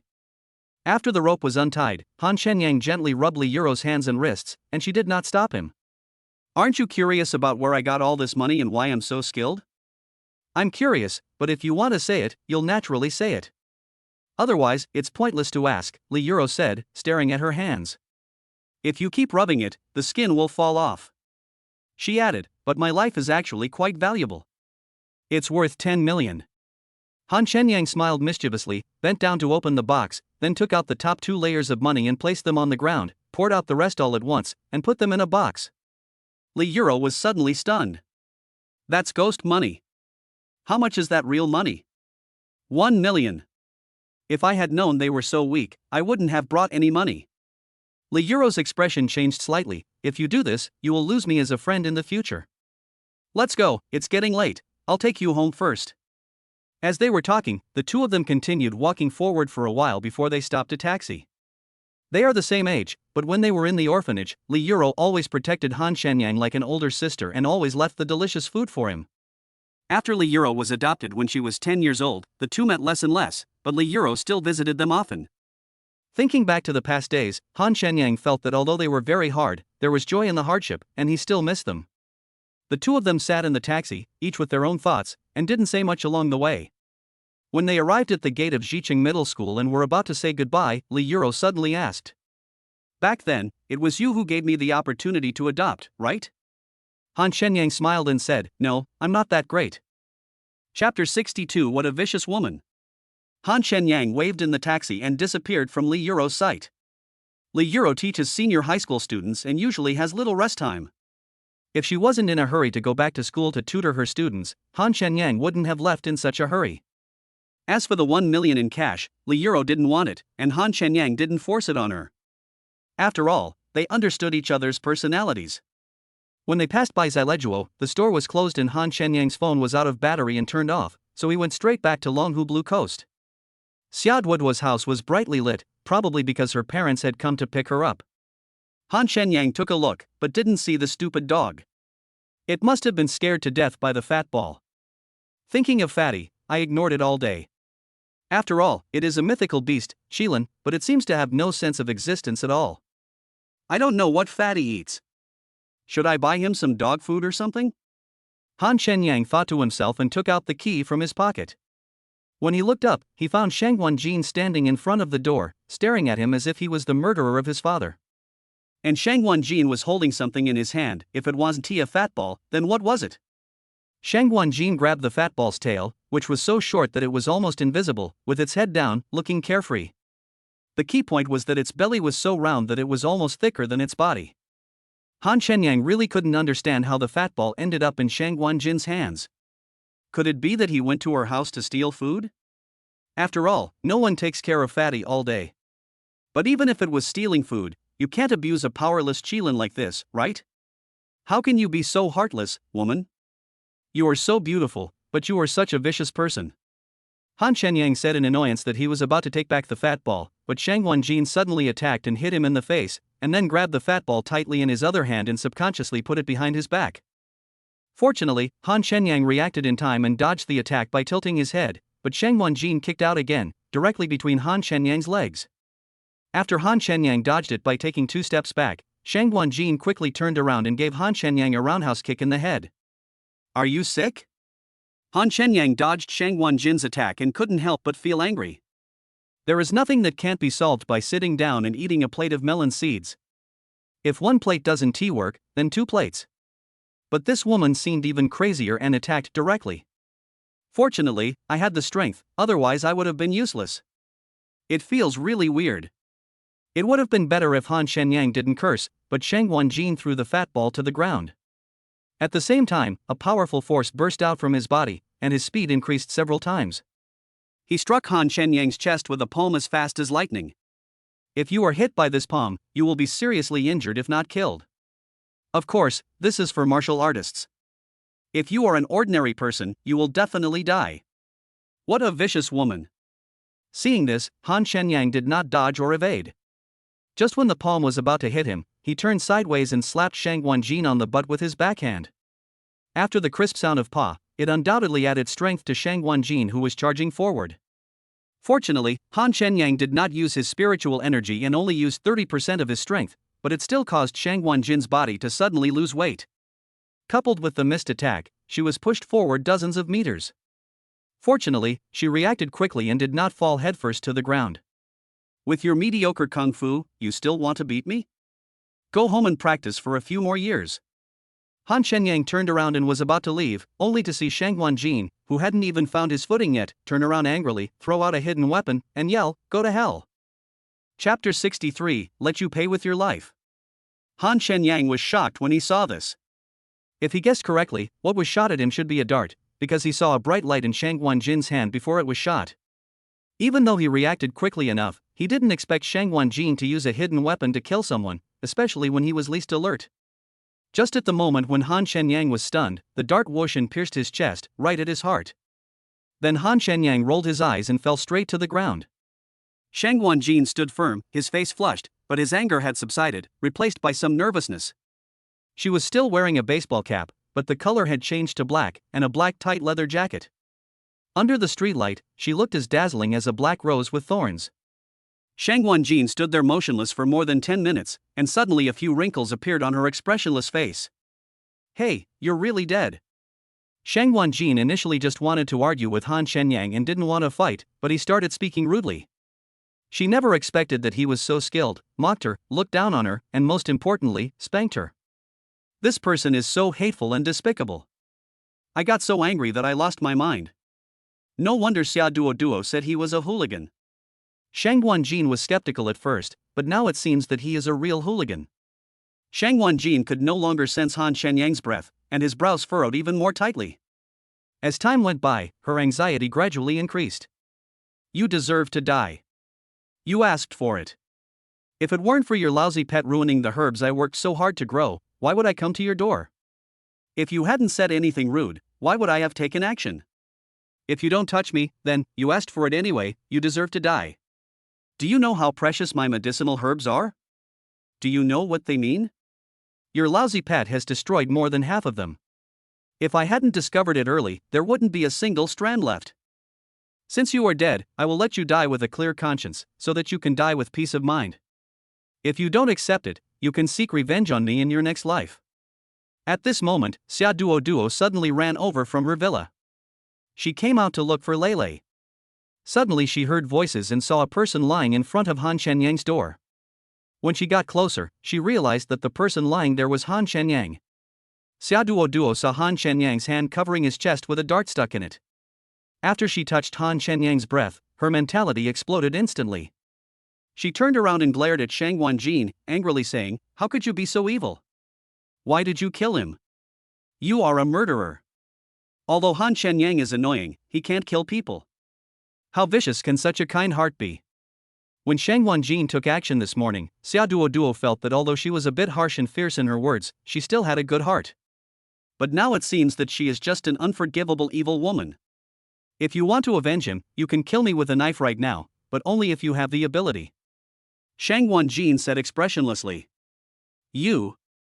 Xia Duo was so angry that she was out of breath, tears streaming down her face. "I'm going to call the police and arrest you for murdering people.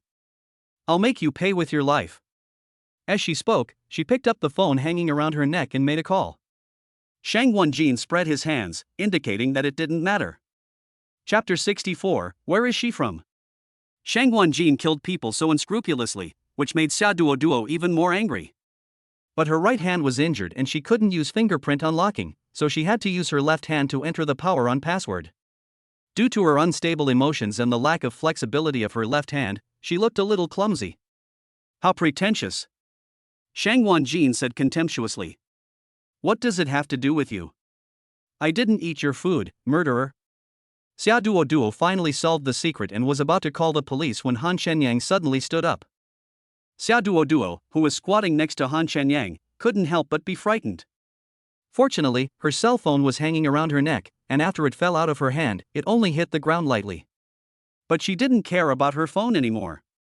Instead, she quickly stood up, took a few steps back, stared at Han Shenyang who was motionless, and said tremblingly, "You are pretending to be dead." Shang Wanjin was also stunned and took 2 steps back vigilantly, because Han Shenyang's eyes were empty and really scary. The main thing is that the darts are not only made of special materials and are extremely sharp, but they also contain poison. Once a dart hits a vital point, the person will not bleed due to the effect of the poison, but the poison will slowly spread, and the person will die if the sword is drawn. In other words, whether the dart is pulled out or not, the person who is hit will definitely die. The key is that some time has passed, enough for the medicinal properties to spread throughout the body. But Han Shenyang stood up again. Not only was he standing there motionless and stiff, but his gaze was also so terrifying. If this isn't a zombie, what is it? When Han Shenyang was alive, Shang Wanjin was no match for him. Now that he is dead and has so much resentment, he is definitely no match for him. This made Shang Wanjin even more uneasy. He subconsciously took out a delicate dagger that was cold and intimidating, pointed it at Han Shenyang and warned him, "Don't mess around, or I'll make you die." How can you be so vicious? You're no better than a snake or scorpion. Xia Duo didn't know where she got the courage from, and she stood in front of Han Shenyang. "You'd better kill me too, or I'll make you pay with your life." "She's not that capable yet," Han Shenyang suddenly sighed, returned to normal, and threw the dart to the ground. "It's just a children's toy. Let it go. You are not dead." Xiaoduo's mind went blank, and she turned around and looked at Han Shenyang, who was about to open the door. "This isn't over yet." Seeing this, Shang Wanjin picked up the dart on the ground and walked away. He breathed a sigh of relief after walking for a while. But her eyes were filled with deep anger. He actually pretended to be dead. What upset her the most was that the dart didn't hurt him. Han Shenyang turned around and looked at Xiaoduo, who was stunned and pale, and pointed at Shang Wanjin. "Who is she?" "He runs a martial arts school." "So arrogant." "Martial arts school? What martial arts school?" Han Shenyang frowned. No wonder Xiaoduo was so afraid of Shang Wanjin, and he was not surprised that she could stop the Tibetan Mastiff with her bare hands. "Fengyun Martial Arts School, I will destroy her martial arts school sooner or later. She and I will never coexist. You scared me to death." Xiaoduo regained some of her composure and pointed at Han Shenyang. "You're still laughing. You're pretending to be dead. Are you a man? You made me so worried." Han Shenyang rolled his eyes, not knowing whether to laugh or cry. "Ever since I moved in, you've been taking turns blocking my door. How can I sleep peacefully today if I don't pretend to be dead?" "Humph. It's because you're so annoying. I should have let her kill you earlier." When it comes to blocking the gate, Xiaoduo gets upset. Chapter 65, we'll talk about it later. "Okay, your hand is still injured, go back and rest quickly, it's so cold outside." Han Shenyang shook his head and said, "If your father sees you at my door, who knows what he will think? I told him to go out and buy me some delicious food, and they haven't come back yet." Xiaoduo looked like a spoiled little princess. "Awesome." Han Shenyang gave a thumbs up and turned to open the door. "That's awful." Xiaoduo sneered, clumsily opening the VX Friends QR code. "Damn neighbor, scan it." "My phone is out of battery." Han Shenyang turned around, took out his phone and shook it. "Oh, then what's your WeChat number? I'll add you." "Wouldn't it be different if you turn on your phone before agreeing?" Xiaoduo said disdainfully. "How stupid." "We'll talk about it later." Han Shenyang opened the door, went in, locked it, and waved goodbye. But Xiaoduo's face suddenly turned red, and she said angrily, You are shameless, you are a big hooligan." Han Shenyang was unhappy. "What's wrong with you? Why are you cursing again? I want your WeChat number." "What did you just say?" Xiaoduo wanted to beat him up. This guy was too shameless. "Let's talk about it later. What's wrong with my WeChat name? I really don't know what you're thinking." Han Shenyang ignored her and turned to walk towards the villa. "You?" Xiaoduo's face was so red that it was almost bleeding, and her chest was heaving violently. At this time, a Rolls-Royce stopped in front of Xiaoduo's door. Xia Zhenfeng got out of the car and ran over quickly. "You're a jerk, a disgusting bastard, and you're making me so mad." Xiaoduo pointed at the door of Han Shenyang's house and cursed like a nagging woman. Duo scolded him. "Well, that kid deserved it," Xia Zhenfeng said supportively. "If he dares to bully my baby in the future, you beat him up. If he dares to fight back, Daddy will have him beaten so hard that he can't take care of himself." "What's between us?" "It's none of your business, sir." Xia Zhenfeng was caught in the crossfire, not knowing whether to laugh or cry. He said softly, "Dad bought you some strawberries from that store."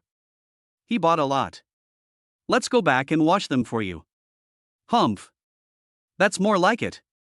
Xiaoduo was not very happy today.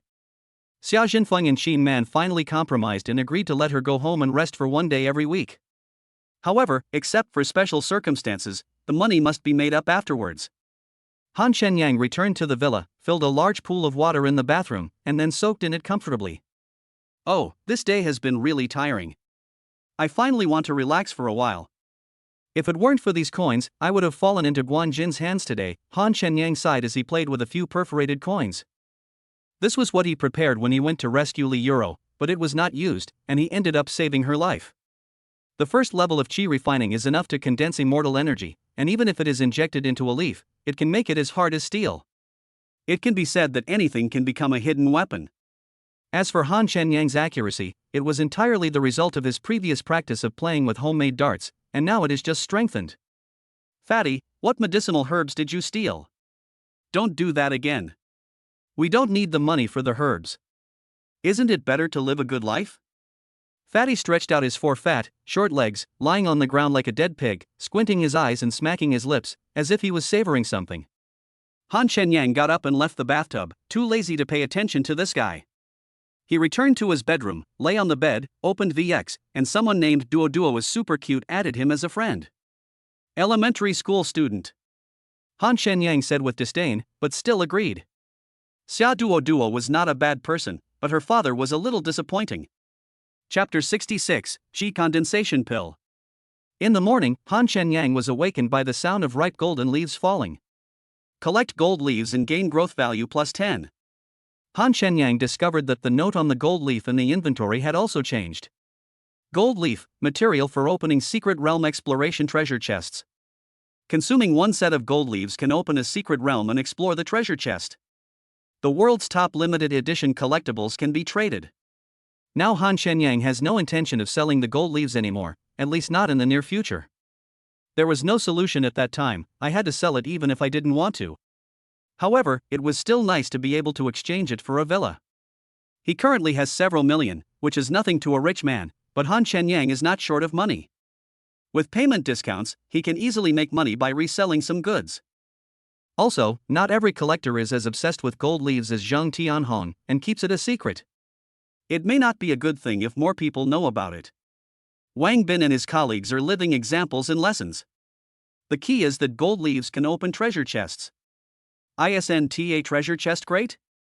The treasure in the treasure chest is more valuable than the gold leaf itself, right? So after Han Shenyang thought about it all, he decided to use the valuable gold leaves, otherwise it would just be a few pieces of gold. Consume gold leaves. Consume gold leaves to open the secret realm and explore 3 treasure chests. Please choose one. Treasure chest 1 may have a growth value of 10.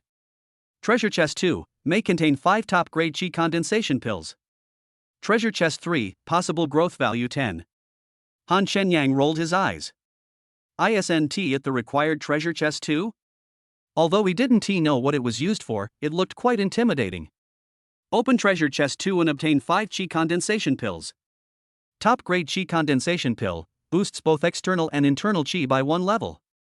Effective only for those in the early, middle, and late stages of external Qi, and the early and middle stages of internal Qi, reaching the late stage of internal Qi. Low-level pill. This. Han Shenyang was stunned.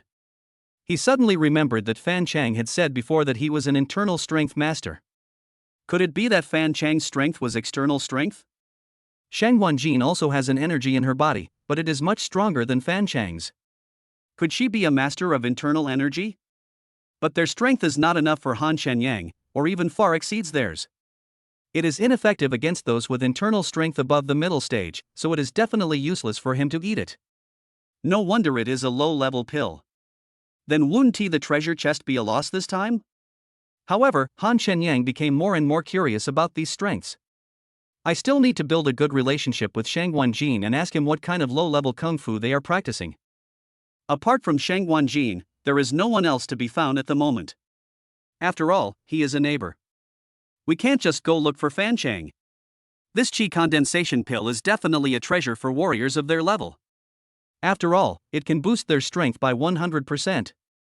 Han Shenyang raised the corners of his mouth. Sign in. Successful sign-in, reward, a driving package and 20 growth points. Driving a package? Han Shenyang opened it as soon as he thought about it. Obtain a motor vehicle driver's license. Acquire motor vehicle driving skills. Get a Lamborghini Mysterious. Immediately afterwards, Han Shenyang felt that he suddenly knew how to drive, and even became an experienced driver. It's just that he has never driven a car, so he lacks the real experience. There's even this kind of operation. This system is so awesome. But think about it, it's just a driving skill, and it doesn't seem to matter compared to actual strength. But this newbie was given a Lamborghini when he got on the road? But there is only a driving license in the inventory, but no Lamborghini. System, where is my car? Han Shenyang was still a little excited. After all, this was every man's dream. Chapter 67, Make an appointment for a Lamborghini test drive. Han Shenyang put on his clothes and stood upstairs to check the front and back courtyards of the villa, but there was nothing. Because this is your first time driving, you will need to undergo a 2-hour sports car test drive training. Do you accept? Still need training? Who are you looking down on? However, it's only 2 hours, which allows you to integrate technology with actual control. That's quite thoughtful, so I'll accept it reluctantly. But where's my car? Then, the cell phone suddenly rang. The phone displayed an unfamiliar number. Could it be a car delivery? So Han Shenyang answered the call. Hello. Hello, is this Mr. Han Shenyang? A pleasant female voice came from the phone. Yes, who is this? Han Shenyang didn't expect it was a woman with such a pleasant voice that he felt embarrassed not to speak softly. I'm your test driver, Sun Lei. The Lamborghini test drive you booked with us has been arranged. I'd like to confirm with you when it would be convenient for you to come over. Also, do you want us to deliver your car to you, or do you want to drive it back yourself after the test drive? Oh, no need to bother, I can just drive back on the way. Han Shenyang thought for a moment. Is it okay to go there anytime? How about noon today, around 12 o'clock? The store is a little quiet at noon, so you can take some time to go there. Okay, I can schedule it for noon. Just give me a call before you come and I can arrange a car to pick you up. I'll be at your service from then on. Just send me the address and I'll take a taxi there. Okay, I'll see Mr. Han at noon then. Then he hung up the phone, and the address was soon sent to him via text message: Shanghai International Circuit, entrance number 6, Lamborghini Test Drive Center. Han Shenyang stretched lazily. I have a villa and a luxury car, so cool.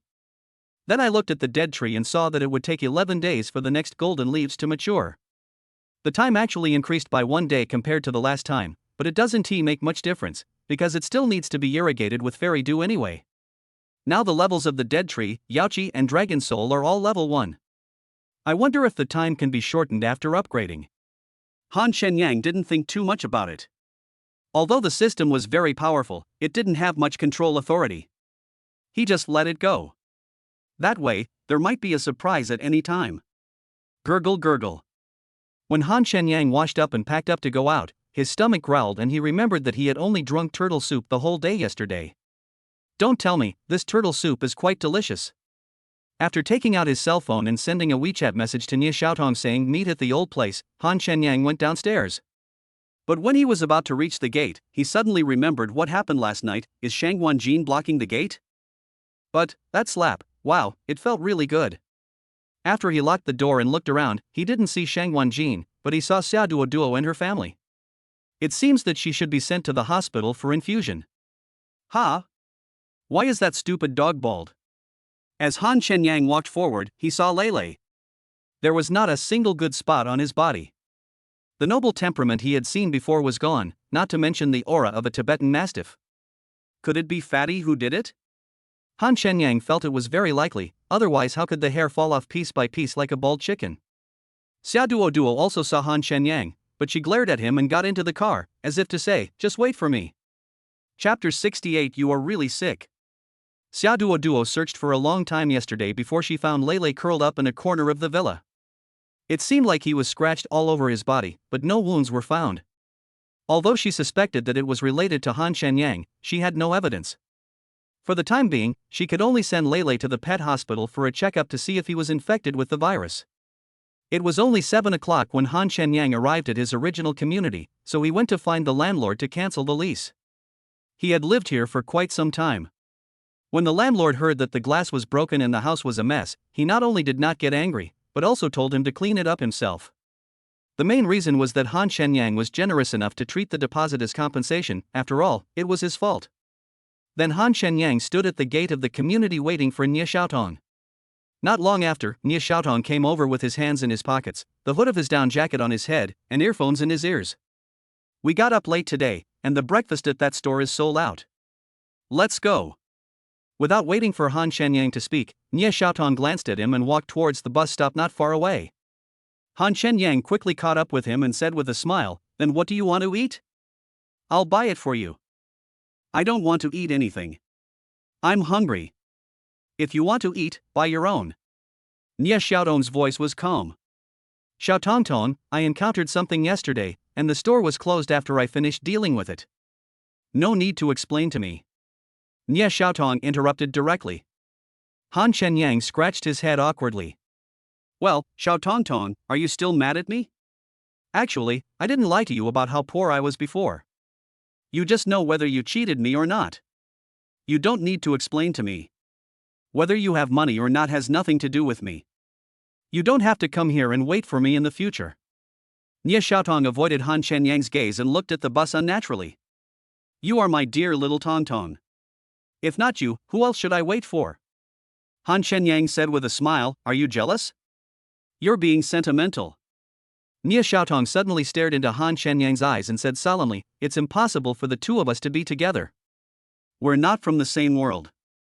Let's keep our distance. This will be good for both you and me." "No. We haven't even started yet, and it's over?" Han Shenyang really couldn't understand. Why are we not from the same world? Even if you want to find a reason, you have to find one that is convincing, right? I'm not making excuses, nor am I trying to find any. I'm just stating the facts. Nie Xiaotong looked into the distance, his eyes deep. "Don't ask any more. That's it." "Okay, I respect your choice and I won't ask." Han Shenyang smiled, "But I want to make it clear that I won't give up." Nie Xiaodong frowned and was about to say something when Han Shenyang said affectionately, "You, Nie Xiaodong, are the woman I've set my eyes on. Sooner or later, I'll wear golden armor and ride on a colorful cloud to marry you and bring you home to bear me a child." "You are really sick." Nie Xiaodong's face flushed slightly, and her heart was inexplicably beating. "I'm serious. If you don't marry me, I'll kidnap you and you'll never escape from my grasp in this life." Upon hearing this, Nie Xiaodong smiled helplessly, shook her head, and ultimately said nothing. "The bus is here, let's go. Starting tomorrow, I'll drive you to work. Although it's not as majestic as a colorful auspicious cloud, it's my first car in my life after all. I'll keep driving." Nie Xiaotong rolled her eyes at him and got on the bus first. Chapter 69. You begin to fall. There was only one seat on the bus, and Nie Xiaotong was sitting there. Han Shenyang stood quietly beside her, smiling at her with a lewd look. Nie Xiaotong simply turned her head and looked out the window. Han Shenyang snatched a Bluetooth headset from her and put it on his ears. Nie Xiaotong glared at him but didn't snatch it back. "The reason why I can't let go of talking to Themon is that I'm worried about turning into a wild beast. Walking on the roof is the rhythm of heartbeat, will it stop at the end of time? Will you cruelly dissect my pride with endless words and endless excuses? Will the one she loves accept you? Will she become addicted? Please come down slowly." The two of them listened to Heart Like Still Water quietly, but their hearts were not at peace, especially Nie Xiaotong, who always breathed a sigh of relief inadvertently.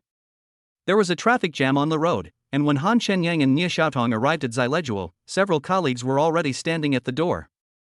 "Manager, thank you." They all looked at Han Shenyang with a smile almost in unison. Han Shenyang was a little confused, even a little scared by the look in his eyes, as if he was not wearing any clothes. After opening the door, they found out that Nie Xiaotong had divided all the packages among them, with each of them receiving about 30 pieces. Yesterday, every one of them returned with a full load. After the morning meeting, Han Shenyang sat in front of the computer. Zhou Yuan asked him to help in the baking room several times, but he refused to go. "Manager, you are starting to degenerate. I find that you are becoming more and more lazy. You would never stand if you can sit down," Tianjing said contemptuously to Han Shenyang after settling a bill for a customer. Han Shenyang didn't respond to her question, but smiled and said, "Do you know any girls looking for a job? Your requirements are too high, and they don't meet the standards, so you simply didn't let them come." Tianjing wanted to introduce some people, especially since she brought back so many things yesterday and posted about them on her circle of friends. Several classmates asked her if Xileguo still needed anyone. "Okay, then I guess it's not material for work.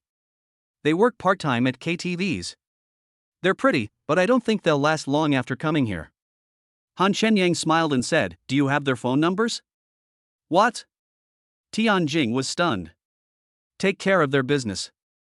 Tianjing curled her lips and was too lazy to pay attention to Han Shenyang. However, she knew that Han Shenyang was joking. After all, with his wealth, he couldn't just find a random girl even if he wanted to. At 11 o'clock, Han Shenyang ordered a bunch of takeout for them and then left Xilejuo. Sister Tone, do you think the store manager went to accompany the injured female neighbor again? Gowing took a few mouthfuls of rice and stared at Han Shenyang, who was hailing a taxi on the side of the road. You're so curious, why didn't you ask me just now? How would I know if you asked me? Nie Xiaotong said calmly, anyway, it won't do anything good. Sister Tone, why are you so good-tempered? Aren't you jealous? Just let him do whatever he wants? If it were me, I would definitely break his legs, Gowing blinked. Nie Xiaotong rolled her eyes, I think you're jealous. Jin Wenjing, standing by, looked at Nie Xiaotong with a smile and said, Disciple, the store manager is handsome and rich. If you don't want him, we will take action. Nie Xiaotong simply didn't say anything. Han Shenyang took a taxi and headed straight to the Zhonghai International Circuit. When he found entrance number 6, driver Sun Lei was already waiting for him at the door. Sun Lei was wearing a black and red racing suit and had short hair that reached her ears like a Vidal Sassoon. She looked neat and sexy. She walked towards Han Shenyang with a big smile on her face. You are Mr. Han, right? Chapter 70, there is ambiguity about the female driver. Hello, hello? Han Shenyang also greeted Sun Lei enthusiastically. The most intuitive first impression Sun Lei gave him when she was wearing a well-fitting racing suit was that she had a curvy figure. But coupled with her French-style hair that reaches her ears and her delicate face, she gives people a sense of heroic spirit, and one can even imagine her controlling a racing car and racing on the track. This temperament is accumulated over a long period of time and radiates from the inside out. As Sun Lei took Han Shenyang into the Lamborghini test drive center, he kept a handsome smile on his face, his eyes were clean and clear, without a trace of deliberate pleasing. Mr. Han, let me show you around the car first. Your car is a limited edition, and we don't have a test drive like that, so we've arranged an Aventador for you. Can. Han Shenyang nodded. To him, it was all the same, it was the first time. The two men came to the racetrack. The car they test drove was a Bull, which was priced at 7 or 8 million yuan. It had a blade-like shape. From a close distance, the blade-like shape was even more shocking than in the picture. Sun Lei opened the scissor door of the driver's seat and let Han Shenyang sit in first, and then she sat in the passenger seat. Then Sun Lei began to explain to Han Shenyang how to start, shift gears, brake, etc., as well as the differences between supercars and ordinary cars. Sun Lei explained in great detail, and Han Shenyang listened attentively. After all, he was a rookie who had never driven a car, and it was also a sign of respect for her profession. The handling of a supercar is completely different from that of an ordinary car. When buying a supercar for the first time, you need to go through a 1-day or even 2-day test drive training, otherwise you may not even know how to start, shift gears, and reverse. For Han Shenyang, the first hour is theory and the second hour is actual operation. An hour passed in a flash, and then the two of them changed parking spaces and fastened their seatbelts. Mr. Han, I'm going to let you experience the limits of a supercar. It's best to drive more steadily. After all, the roads out there aren't as good as the racetrack. As Sun Lei spoke, the car roared to life, making a shocking engine sound. In less than 2 breaths, the speed reached 100 km per hour and continued to rise. She deliberately made the car drift or skid beyond its limit, or even perform more difficult professional operations.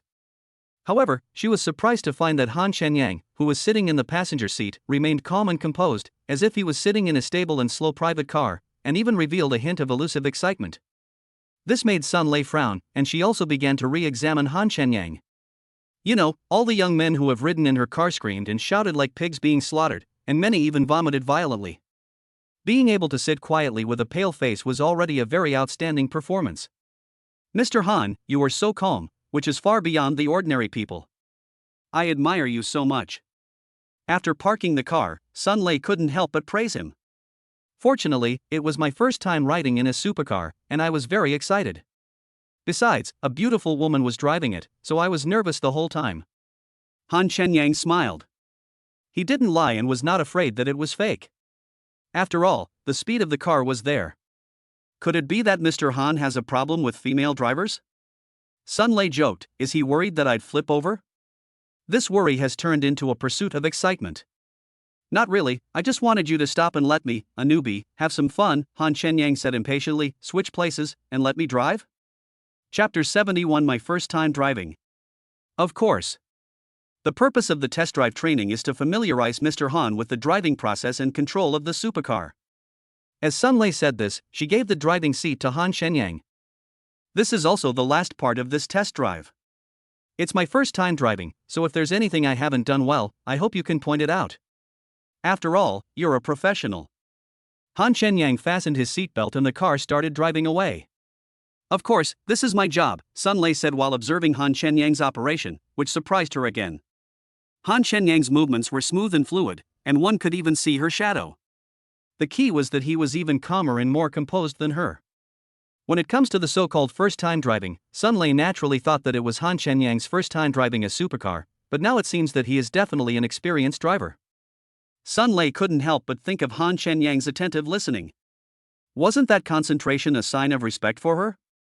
This was something many wealthy kids didn't possess. Sun Lei didn't notice any impetuousness or disdain from Han Shenyang. After all, Han Shenyang's driving skills were there. Whether it is the precision of control or the handling of details, it is very good, even comparable to top professional racing drivers. However, Han Shenyang was not arrogant. Instead, he adopted the attitude of, if there are 3 people walking together, there must be one who can teach me something. Choose the good ones and follow them, and change the bad ones. This attitude towards life is admirable. Han Shenyang naturally didn't know what Sun Lei was thinking. He just wanted to be responsible for his own safety and the safety of the co-pilot's life, so he listened attentively like a primary school student. If he knew that Sun Lei had such a high evaluation and recognition of him, he would definitely laugh out loud and say, "How could I have such noble sentiments?" Afterwards, Han Shenyang imitated the operations that Sun Lei had demonstrated before and made several very gorgeous drifts, which were simply perfect. This made Sun Lei admire him even more, and her face became a little hot. She was just showing off her skills before. Still want to scare others? They are more professional and skilled than you, okay? Han Shenyang had never driven a car before, but when he actually started driving, apart from the novelty and excitement, it was not as comfortable as he had imagined, so he stopped after driving for more than 10 minutes. Mr. Han, this test drive training is over. I will take you to drive your car. Sun Lei unbuckled her seatbelt, then called the staff to ask them to prepare the car and then go over to inspect it. Is it done already? Han Shenyang checked his phone.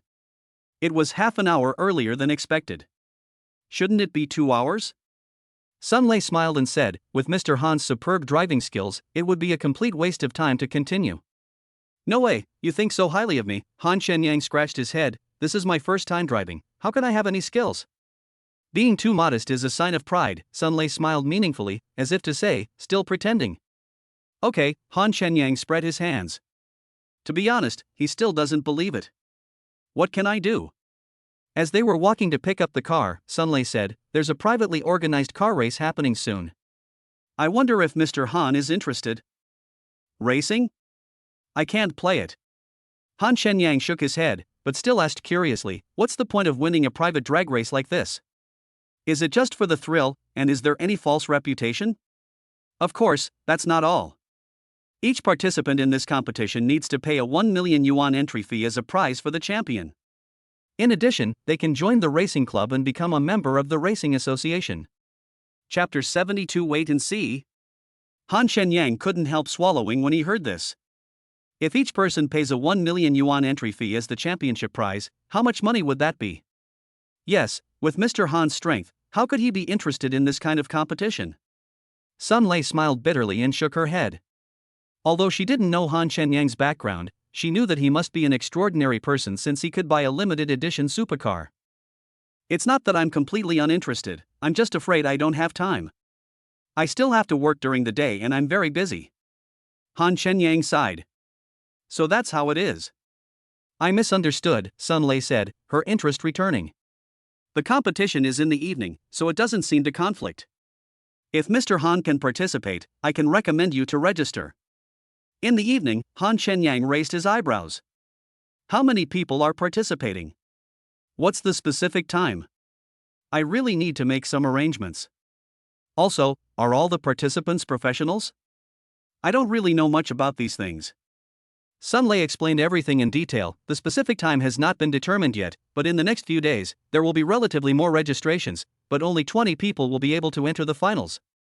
Of course, the registration fees of those who don't make it to the finals will be refunded. As for the contestants, most of them are amateurs, so for Mr. Han, it's no problem at all. Of course, if you can beat me, the championship will belong to you. Sun Lei added, revealing a little arrogance. Although she was not very confident of defeating Han Shenyang, she still wanted to compete with him on a real track. Only by challenging the strong can you break through yourself and become stronger. There are 20 finalists, and the prize pool is 20 million, and most of them are amateurs. Sun Lei seems to be indicating between the lines that she is the most powerful one. Isn't this the same as picking up money? Although Han Shenyang didn't quite understand, he knew that as long as he didn't break the rules, the one who ran the fastest would be first. With the strength of the first level of chi refining and the driving skills given by the system, can't he defeat Sun Lei, who is in front of him and knows him well? Since Miss Sun is also participating, how can I not fight? Otherwise it will seem like I'm afraid of you. Han Shenyang said with a smile. Okay, that's settled then. Sun Lei's morale rose. Then we'll wait and see. I'll let you know in advance once everything is arranged. The two then added each other on VX and left their phone numbers. As the two were talking, they arrived at the parking lot outside, where a container truck was already parked. Shenyang, why are you here? You didn't sell cakes today? Han Shenyang looked up when he heard the voice. It turned out to be Zhang Qinyao. She was wearing a white mink coat, a black slim-fitting high-neck sweater underneath, flesh-colored warm stockings, and a pair of high boots. This outfit perfectly outlined her plump figure, and she looked sexy yet mature. Its sister Yao, Han Shenyang quickly stepped forward and held Zhang Qinyao's hands. You took a break from your busy schedule and came over. What's going on? Zhang Qinyao laughed and said, I've been obsessed with sports cars lately, so I came here to pick one up. Ahem. A well-dressed and handsome man standing next to Zhang Qinyao saw Han Shenyang coming up and grabbing Zhang Qinyao's hand, and his face instantly turned gloomy. Who is this? Han Shenyang turned his head and glanced at the man. Before Zhang Qinyao could reply, the tailgate of the truck container opened, and Sun Lei, who was directing the unloading, quickly warned, please move aside a little. We are about to lower the wheel bridge. Be careful not to bump into it. Chapter 73, What does the shopkeeper know about cars? Hearing the sound, Han Shenyang pulled Zhang Qinyao's smooth and delicate hand and moved away, which made the man next to him look even uglier. If the man had not been afraid of losing his identity, he would have slapped Han Shenyang in the face. For now, he can only swallow his anger for the time being. Zhang Qinyao didn't mind being pulled along, and introduced herself to Han Shenyang naturally. Jihaoren, he knows a lot about cars. He helped me order my car. We are both friends and partners.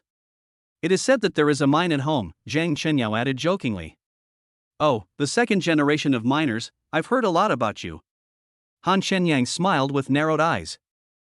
Jihaoren puffed out his chest and said with some disdain, May I ask what you do for a living? If there are any good projects in the future, I can help you. I'm just the manager of a cake shop. I can't afford to play with those things of yours. Han Shenyang waved his hand. It's not that he is slandering himself, he really doesn't have the money to undertake any big projects now. The most important thing is that he is not interested in it. It would be so nice to be free and easy. Why would he suffer and be exhausted like a dog? Isn't that stupid? You're not short of money, so enough is enough to spend. A few days later, he deposited another 20 million into his account. With the payment discount, what's the difference between that and being worth hundreds of millions? Zhang Qinyao couldn't help but smile. Han Shenyang couldn't afford to play? Is that possible? In her opinion, Han Shenyang was so low-key, wasn't it to save her face? After all, they were friends who saw each other every day. But Jihaoren didn't think so. Apart from anything else, Han Shenyang's outfit didn't look like something a rich man would wear. However, it was very consistent with his temperament as a small shop manager. You are still young, don't give up on yourself. Jihaoren seemed to be encouraging, but the disdain on the corner of his mouth was actually ironic. At this moment, Zhang Qinyao suddenly stared at the container several meters away and shouted, That car is so beautiful and majestic. I love it, I love it. Han Shenyang couldn't help but laugh. He didn't expect that Zhang Qinyao, who seemed so steady, had such a lovely side. However, since their age difference was not too big, I felt relieved. Jihaoren also turned back to look at the truck, his eyes lit up, and after a closer look, he blurted out, Lamborghini Mysterious. I saw Sun Lei sitting in the cab, slowly pulling the car out of the container and driving it carefully along the wheel bridge. With Sun Lei's driving skills, she is so careful, which shows the value of this car.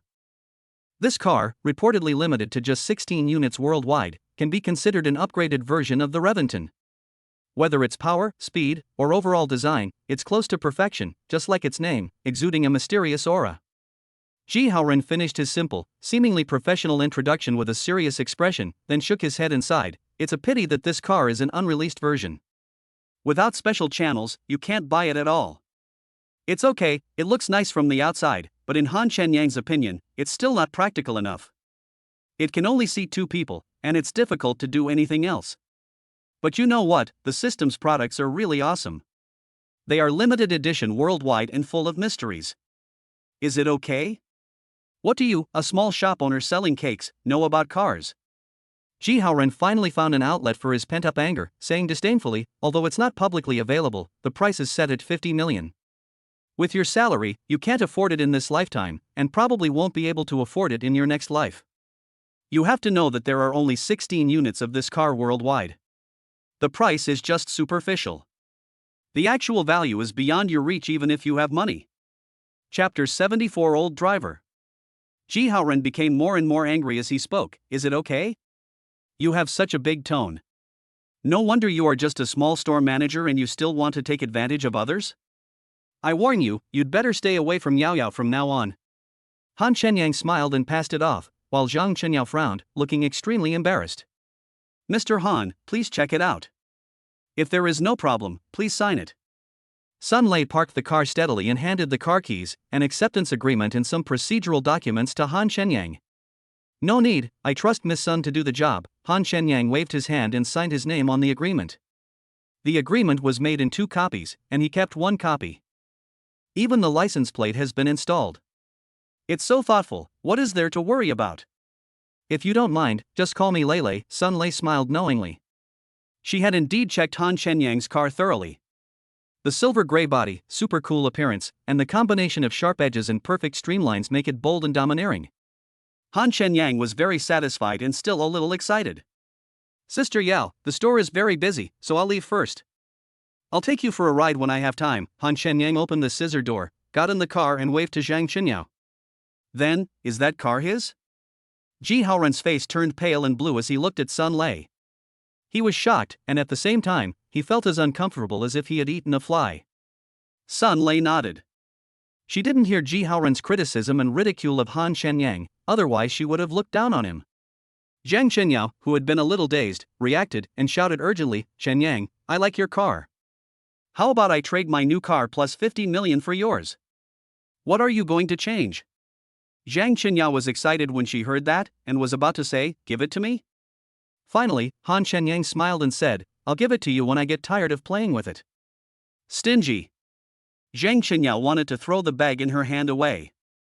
She was so excited in vain. Although it was a gift, it was nothing. Drive slower and be careful not to overturn the car. Zhang Xinyao's tone was worried but also contained strong contempt. Don't worry, I'm an experienced driver. I have great skills. Han Shenyang chuckled twice, waved to Sun Lei, and left them with a puff of exhaust. The silver glowing supercar drove out of the parking lot, attracting countless envious and amazed glances. Although many people do not understand the true value of this car as well as Ji Haoren, anyone with a discerning eye can see that it is different from ordinary supercars. At the very least, it is an ultra-luxurious and cool supercar that not everyone can afford. Yes, for rich people, it's just for fun. But for some people, they think that others are just showing off, but this kind of showing off makes people envious, jealous, and hateful. For example, after Han Shenyang left, Ji Haoren went to the bathroom and made a phone call, check Han Shenyang's background. He hung up the phone and sent the other party a newly taken photo. Not only did he lose face in front of his sweetheart today, he also felt a sense of frustration that he had never experienced before. More importantly, he felt a sense of crisis about pursuing Zhang Qinyao, and this crisis naturally came from Han Shenyang. As for Han Shenyang at this time, he was completely immersed in the joy brought to him by the supercar, and felt that his life had reached its peak again. The envious glances and the turning heads made him the focus of attention. Although people are looking at cars and it feels a bit empty, I am very satisfied and happy. Chapter 75, There is no upper limit anyway. Although Han Shenyang's driving skills and real control feel have been perfectly integrated, he does not drive fast. After all, he is not familiar with many sections of the road, and driving and riding are completely two different feelings, so it is necessary to be careful. After leaving the test drive center, Han Shenyang passed by the talent market and parked the car at the door. Because he saw a girl with loose hair, well dressed and good looking walking outside. Of course, I'm not trying to flirt with her, let alone know her. Instead, the girl lowered her head, holding some documents in her hands, and was in a bad mood. It seemed that she was worried about not finding a suitable job. This is also the reason why Han Shenyang stopped, just to ask the girl if she was looking for a job. Hi. The car door slowly opened and Han Shenyang waved to the girl. The girl was stunned and stopped for a moment. She looked around and found that there was no one else nearby. She looked at Han Shenyang and the cool supercar, pointed at her nose in surprise and asked, "Handsome boy, are you calling me?" See it. See it. In the past, people would definitely call you a hooligan. Even if they didn't say it out loud, they would still call you an idiot and a sick person in their hearts. But now, he is just a handsome guy. Why?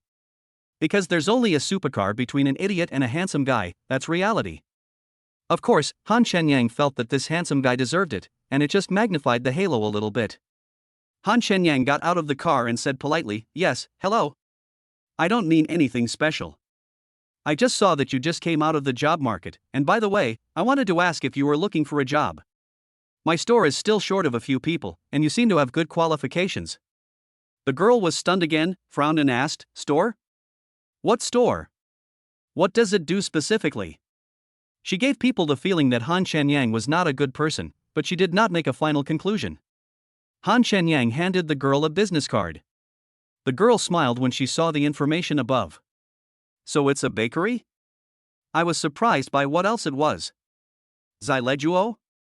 Is it the one near Jiangbei University, next to KFC? Yes, that's the one. It seems you are a foodie too. Han Shenyang joked. The girl wasn't angry. Seeing that they were of similar age, she seemed to be getting closer. You guessed it right. I love searching for delicious food. But the main thing is that I pass by there often. After all, I'm a student at Jiangbei University. So we're classmates. I'm also from Jiangbei University, but I'm just a poor student. It's quite fate, the girl said without giving it much thought. She just frowned and said, "But my major has nothing to do with baking. Besides, I can eat, but I can't cook." What's your major? Civil engineering. Han Shenyang raised his eyebrows and said seriously, "They are quite similar." They are both projects, but the materials used are different. Look, you have to go to the construction site frequently for that job, and you can't eat those broken bricks and tiles. But making pastries is different. Not only can you eat them, but they are also very pleasing to the eye. A girl doesn't have to be exposed to the wind and sun, right?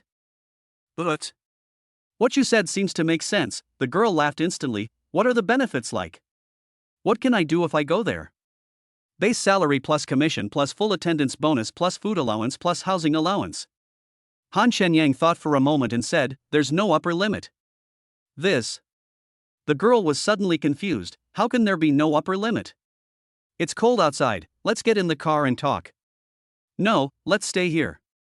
Even though I'm not very pretty, I'm a woman after all. I'm a little square. Chapter 76, Extraordinary Talents. Han Shenyang didn't force the girl to get in the car, otherwise she would really think he was a bad guy. Mainly because he was afraid that she would get cold. The key is that this girl looks good and seems like a down-to-earth and hard-working person. Zileguo needs such talents.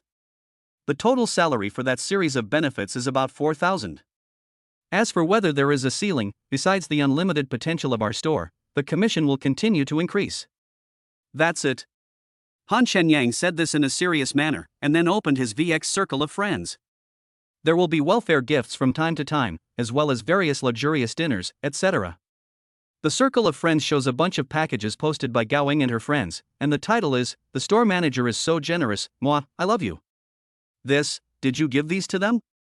Is this the legendary being rich and willful? The girl swiped Han Shenyang's phone. She saw many big brands, including luxury goods. It's okay, Han Shenyang habitually waved his hand to show that he was being low-key. By the way, what's your name, sister? Yu Jia, the girl answered casually, her eyes still fixed on her phone. This person looks so familiar to me. Yu Jia pointed at Tianjing's profile picture. Is this the Tianjing from Jianbei University's martial arts department? Is this Gao Wing? Han Shenyang gave a thumbs up and said, Sister, you have good eyesight. You can recognize her even with such beauty filters. They have a pretty good foundation, and everyone at Jianbei University knows they're a famous hot girl duo. Yu Jia was a little surprised and asked, They work in your shop? Baking? That's right. Han Shenyang swiped the screen a few times, pointed at a photo and said, Do you know this person? She's Su Jiayi from the music department? This is Du Shan, right? The only two talented women in Jianghai City who have been granted exchange student spots at Country M's Conservatory of Music. Are they also working as bakers at your place? Ahem, Han Shenyang said proudly, yes, to be specific, I'm a shopping guide. They had such a good opportunity, why didn't they go? Yu Jia was very curious and felt very sorry. Isn't this burying talents? In one word, poor. In two words, no money. Han Shenyang also sighed. My family's financial situation is limited. Although the school will cover part of the fees, it's still too much. If you had known me earlier, maybe I would. Never mind, let's not talk about this anymore. Well, what a pity. Yu Jia sighed again. Nye Xiaotong, do you know? Han Shenyang put away his phone. Nye Xiaotong, why does it sound so familiar? Let me think. Yu Jia frowned and thought for a few seconds. The Nye Xiaotong who topped the national college entrance examination? The Nye Xiaotong who scored perfect scores in all subjects? The Nye Xiaotong who proved that beauty and academic excellence can coexist? Damn it! Is she working for you? Yu Jia was so shocked that she even cursed. Is your place a bakery? What kind of people are these? They are talented in both literature and martial arts, and are good at speaking, learning, joking, and singing. They are all outstanding talents. A person with extraordinary abilities, to put it bluntly, is simply an oddity. Han Shenyang pointed to his head. This is a bit abnormal, but of course I'm not being derogatory. Yu Jia and Han Shenyang had also become a little more familiar with each other. She curled her lips and said, What they mean is that they are very far-sighted and will have a bright future if they follow you. It sounds like they are praising yourself. Smart, Han Shenyang stretched out his hand, do you want to do it? This. Yu Jia thought for 2 minutes, then held Han Shenyang's hand and told him the truth, I can try, but I can't guarantee how long I can hold on. If I can't hold on, just don't be angry. After all, if I can't find a job, I'll have to eat dirt. Zailejuo needs talents like you, Han Shenyang said ambitiously, get in the car. Chapter 77, The Manager Can. Before starting the Supercar, Han Shenyang glanced at the job market. Although there were still a few girls coming out of it, it was not satisfactory. He did not delay any longer and drove away. Yu Jia was in a daze after getting in the car. Although she didn't know much about cars, she knew that Han Shenyang was driving a sports car. After all, the cool appearance of the car could not hide its sharpness.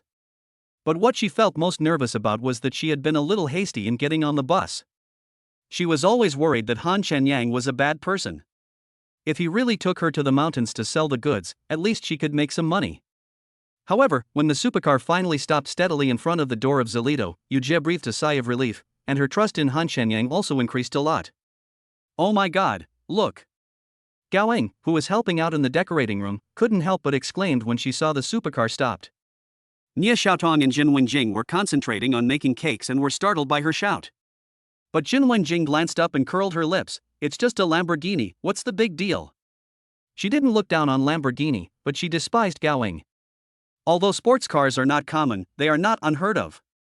After all, it is a first-tier city, and there are many people who drive sports cars when they come to Zailejuo to buy desserts. It can be said that there is no big wave in their psychology, and the key is that it is not theirs. The focus isn't on the car, it's on the people in it. Gao Eng pointed at Han Shenyang and Yu Jia, who were unbuckling their seatbelts. It's the store manager and a woman. She's not bad-looking. My disciple is right. The store manager has done nothing good since he left. Jin Wenjing suddenly seemed to react and said excitedly, oh my god, is that the manager's Lamborghini? No, I have to finish making this cake and get close to it. Didn't you just look down on me? Look at how mean you are now, Gowing retorted mercilessly. Jin Wenjing disagreed and said, how can the store managers be the same as others? Can others help you show off and fly? The store manager can. Gowing didn't even bother to look at Jin Wenjing again. Instead, she ran straight to Han Shenyang, who had pushed the door open, and said infatuatedly, Manager, you're getting more and more handsome. I love you more and more. By the way, can you let us, a country bumpkin, play with your car keys?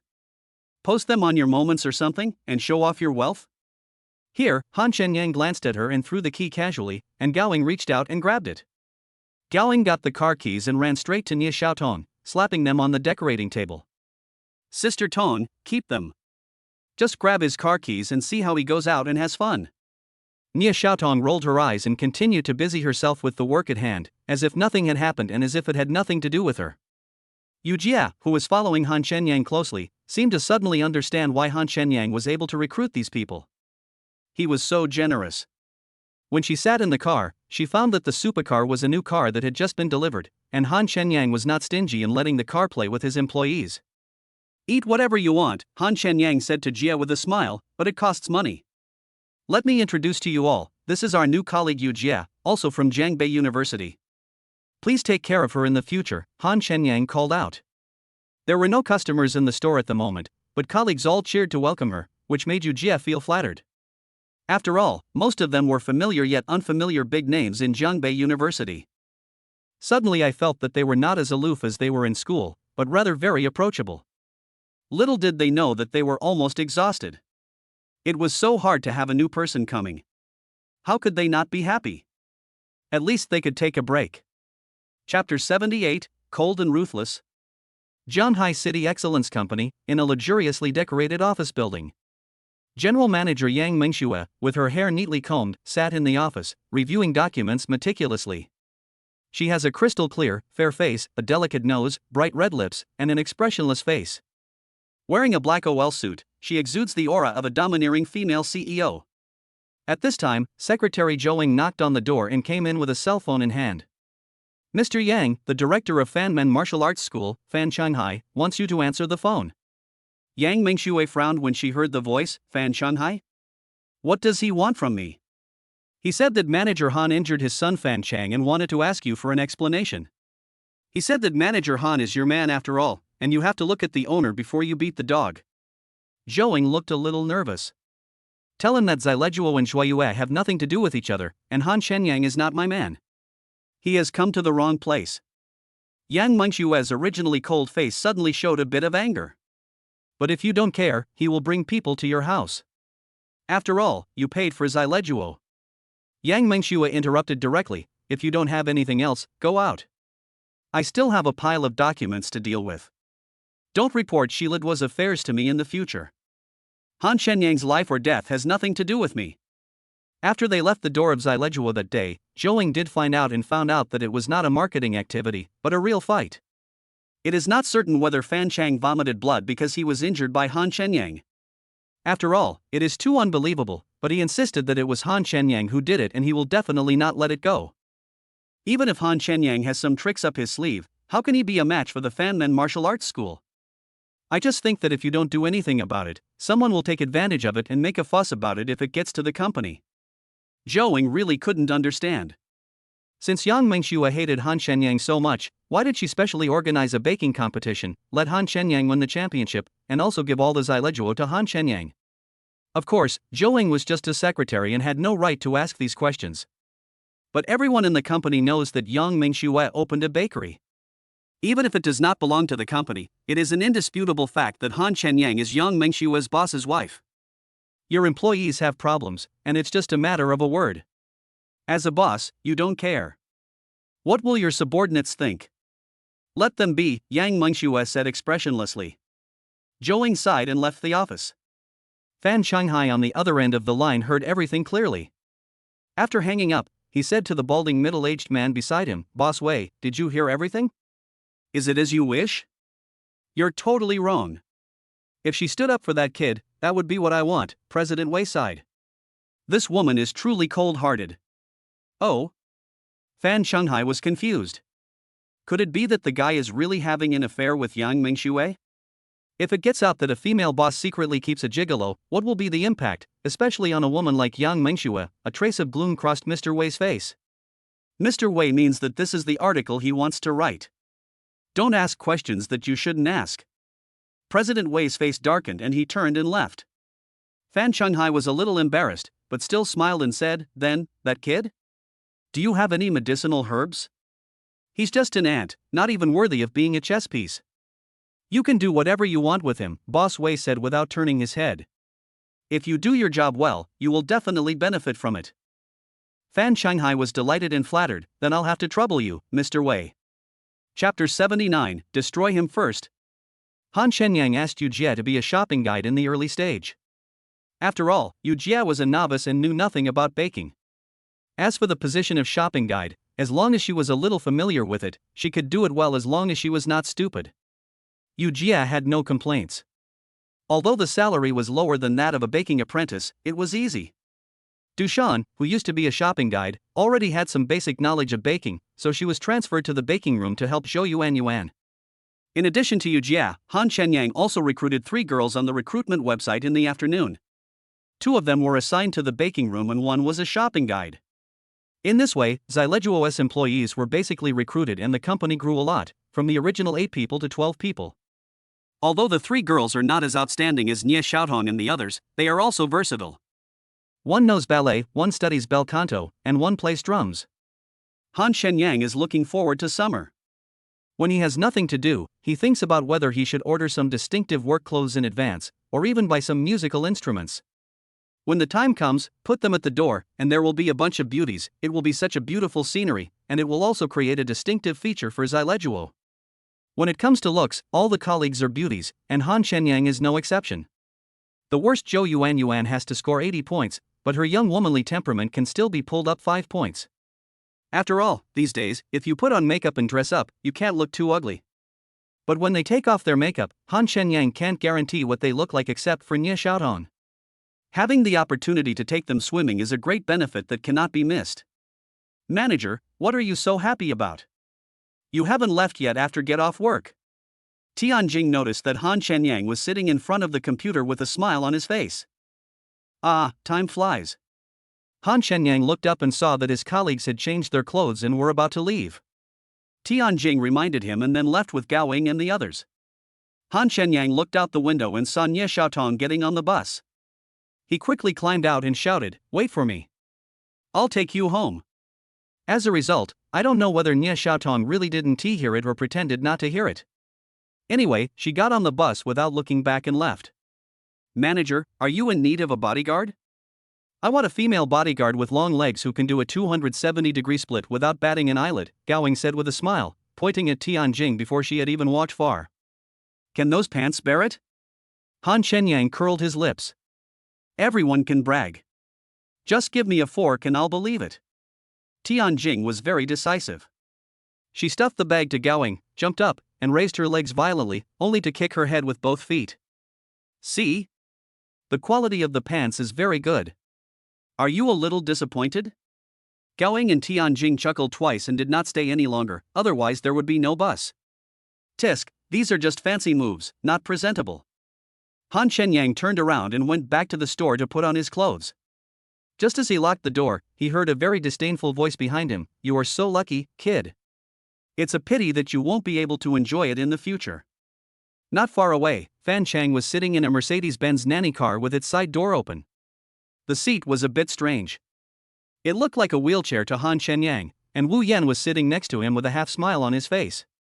As for the extremely arrogant man standing outside the car and talking, Han Shenyang had never seen him before, but he was sure that he was here to give Fan Chang a fight. "Brother Lu Hu, don't waste time with him. First, cripple him and take him back to the martial arts gym to let him know what pain is." Fan Chang gritted his teeth. He drank bitter medicine soup every day. If Wu Yan hadn't fed him mouthful by mouthful, he might not have been able to get out of bed and sit in the wheelchair to seek revenge on this kid today. Chapter 80. Do you know who my master is? Han Shenyang raised the corner of his mouth. He had wanted to ask Fan Chang for compensation for a long time, but he didn't expect that Fan Chang was even more anxious than him. But he didn't have time to play with them now. He was still thinking about chasing Xiao Tongtong. If he delayed any longer, Xiao Tongtong might have already arrived home. The main reason Han Shenyang considered was that there were only 3 of them in total. If they were beaten so badly that they couldn't take care of themselves, there wouldn't even be anyone to take them to the hospital. Are you sure you want to destroy me? Han Shenyang said arrogantly, do you know who my master is? I'm not afraid of scaring you to death if I tell you to come. Lu Hu and Fan Chang were stunned at the same time. This kid really had a backer. Although they hadn't found out, if he didn't have a master, how could an orphan have such strong internal energy in the initial stage? Although they had previously suspected that Han Shenyang had a relationship with Yang Mengxue, they had ruled it out. He was just a small-time employee that Yang Mengxue didn't care about. Then we'd like to hear it. Tell us and see if you can scare us to death. Han Shenyang has reached the initial level of internal strength at such a young age. Putting aside grudges, it is indeed not easy. So his master naturally needs to be considered. After all, it is not easy to train a disciple with the initial level of internal strength, and you might be retaliated against. But Fan Chang and the others were not really afraid, they just wanted to prepare in advance. Open your ears wide and listen carefully. My master is Shangwan Jin, who will never change his name in life or death. Are you afraid? Lu Hu's expression froze. That Shangwan Jin from Fengyun Martial Arts School? Han Shenyang sneered disdainfully, exactly. If you want to find me, you can. I'm waiting for you at Fengyun Martial Arts Hall. If you have the guts, come over.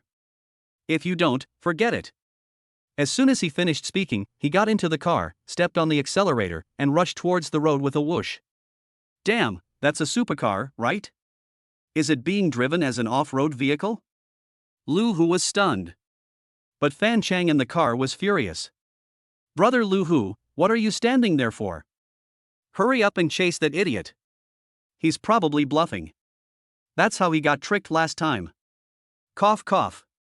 Fan Chang almost vomited blood.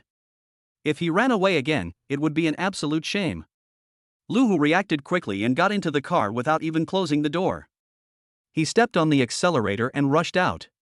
Fortunately, Wu Yan grabbed Fan Chang in time, otherwise he would have been thrown out of the car. Wu Yan thought that Han Shenyang's identity was indeed extraordinary, and the supercar was the best proof, but she did not dare to tell Fan Chang that she had concealed some things before. In fact, Wu Yan didn't know that Fan Chang knew better than her. How could a nanny car catch up with a supercar, especially when the traffic was relatively smooth? In just 4 or 5 minutes, Han Shenyang's supercar disappeared from Lu Hu's sight. You have to know that Han Shenyang's car speed is not particularly fast, otherwise it would not take 4 or 5 minutes at all. After all, traffic regulations still have to be obeyed. Lu Hu ran red lights, squeezed in, and overtook all the way, but in the end he still watched Han Shenyang slip away. Damn it! Lu Hu pounded the steering wheel furiously, saying, that kid ran towards Fengyun Martial Arts School. Let's go back to the school and discuss it. Let's see what the director says. Otherwise, if we chase him rashly, we'll only get beaten up. Lu Hu still did not lose his mind. Han Shenyang alone is nothing. If they were to face the entire Fengyun Martial Arts School, they would probably have to be carried out. After all, Shangwan Jin is no pushover. Looking for death. Fan Chang grabbed the wheelchair with all his strength, his teeth making a clacking sound. Chapter 81 I really don't understand. Han Shenyang dodged Fan Chang and the others, and even helped Shangwan Jin, but he still lost the bus that Nie Xiaotong was riding. He had no choice but to park his car at the gate of Nie Xiaotong's community and wait for something to happen. Looking at the lights on in the Shangjing high-end residential area, Han Shenyang lit a cigarette. Nie Xiaotong's various appearances suggest that she likes me, so why is she always so indifferent to me, especially now that she has money? Is there something she's really hiding? Han Shenyang exhaled a puff of smoke and let the cold wind blow into the car. She can't be a greedy person, otherwise she wouldn't have given me 10,000 yuan to treat my colleagues to a meal when she knew I had no money, and even bought me breakfast for some unreasonable reasons. She is also beautiful and kind-hearted. Where can I find such a good woman? She lives in such a high-end neighborhood and is so generous, so she must be from a wealthy family. Is it really like she said, that we are not from the same world, and she is the daughter of a wealthy family? In the past, Han Shenyang might not have believed it, but after discovering that the world is not as simple as it seems, he felt that there was something more to Nie Xiaotong's words. She said it's impossible for us. Does she think I'm too weak? I don't have any background? I can't shake her family's power and win her heart? If that's the case, then is she protecting me? Is she afraid that her family will find out and do something bad to me? Isn't Siadwadwa's father the best example? A limited edition sports car and a villa on Longhu Blue Shore may seem like the pinnacle of life to me, but perhaps they're nothing to others. But she never looked down on me when I had no money. Why did she distance herself from me now that I have money? It's like he's become a different person. Not only is he no longer as lively and cheerful as before, but he always seems to be worried. Does she really think I'm lying to her and that my previous poverty was all fake? Han Shenyang took a deep drag on his cigarette. I really don't understand. He simply took out his cell phone and called Nia Xiaotong, but it was turned off. A bootlicker will never get true love. Just ignore me, everyone has a temper. Han Shenyang put out his cigarette. Go home and sleep. Wait and see tomorrow, little Tong Tong.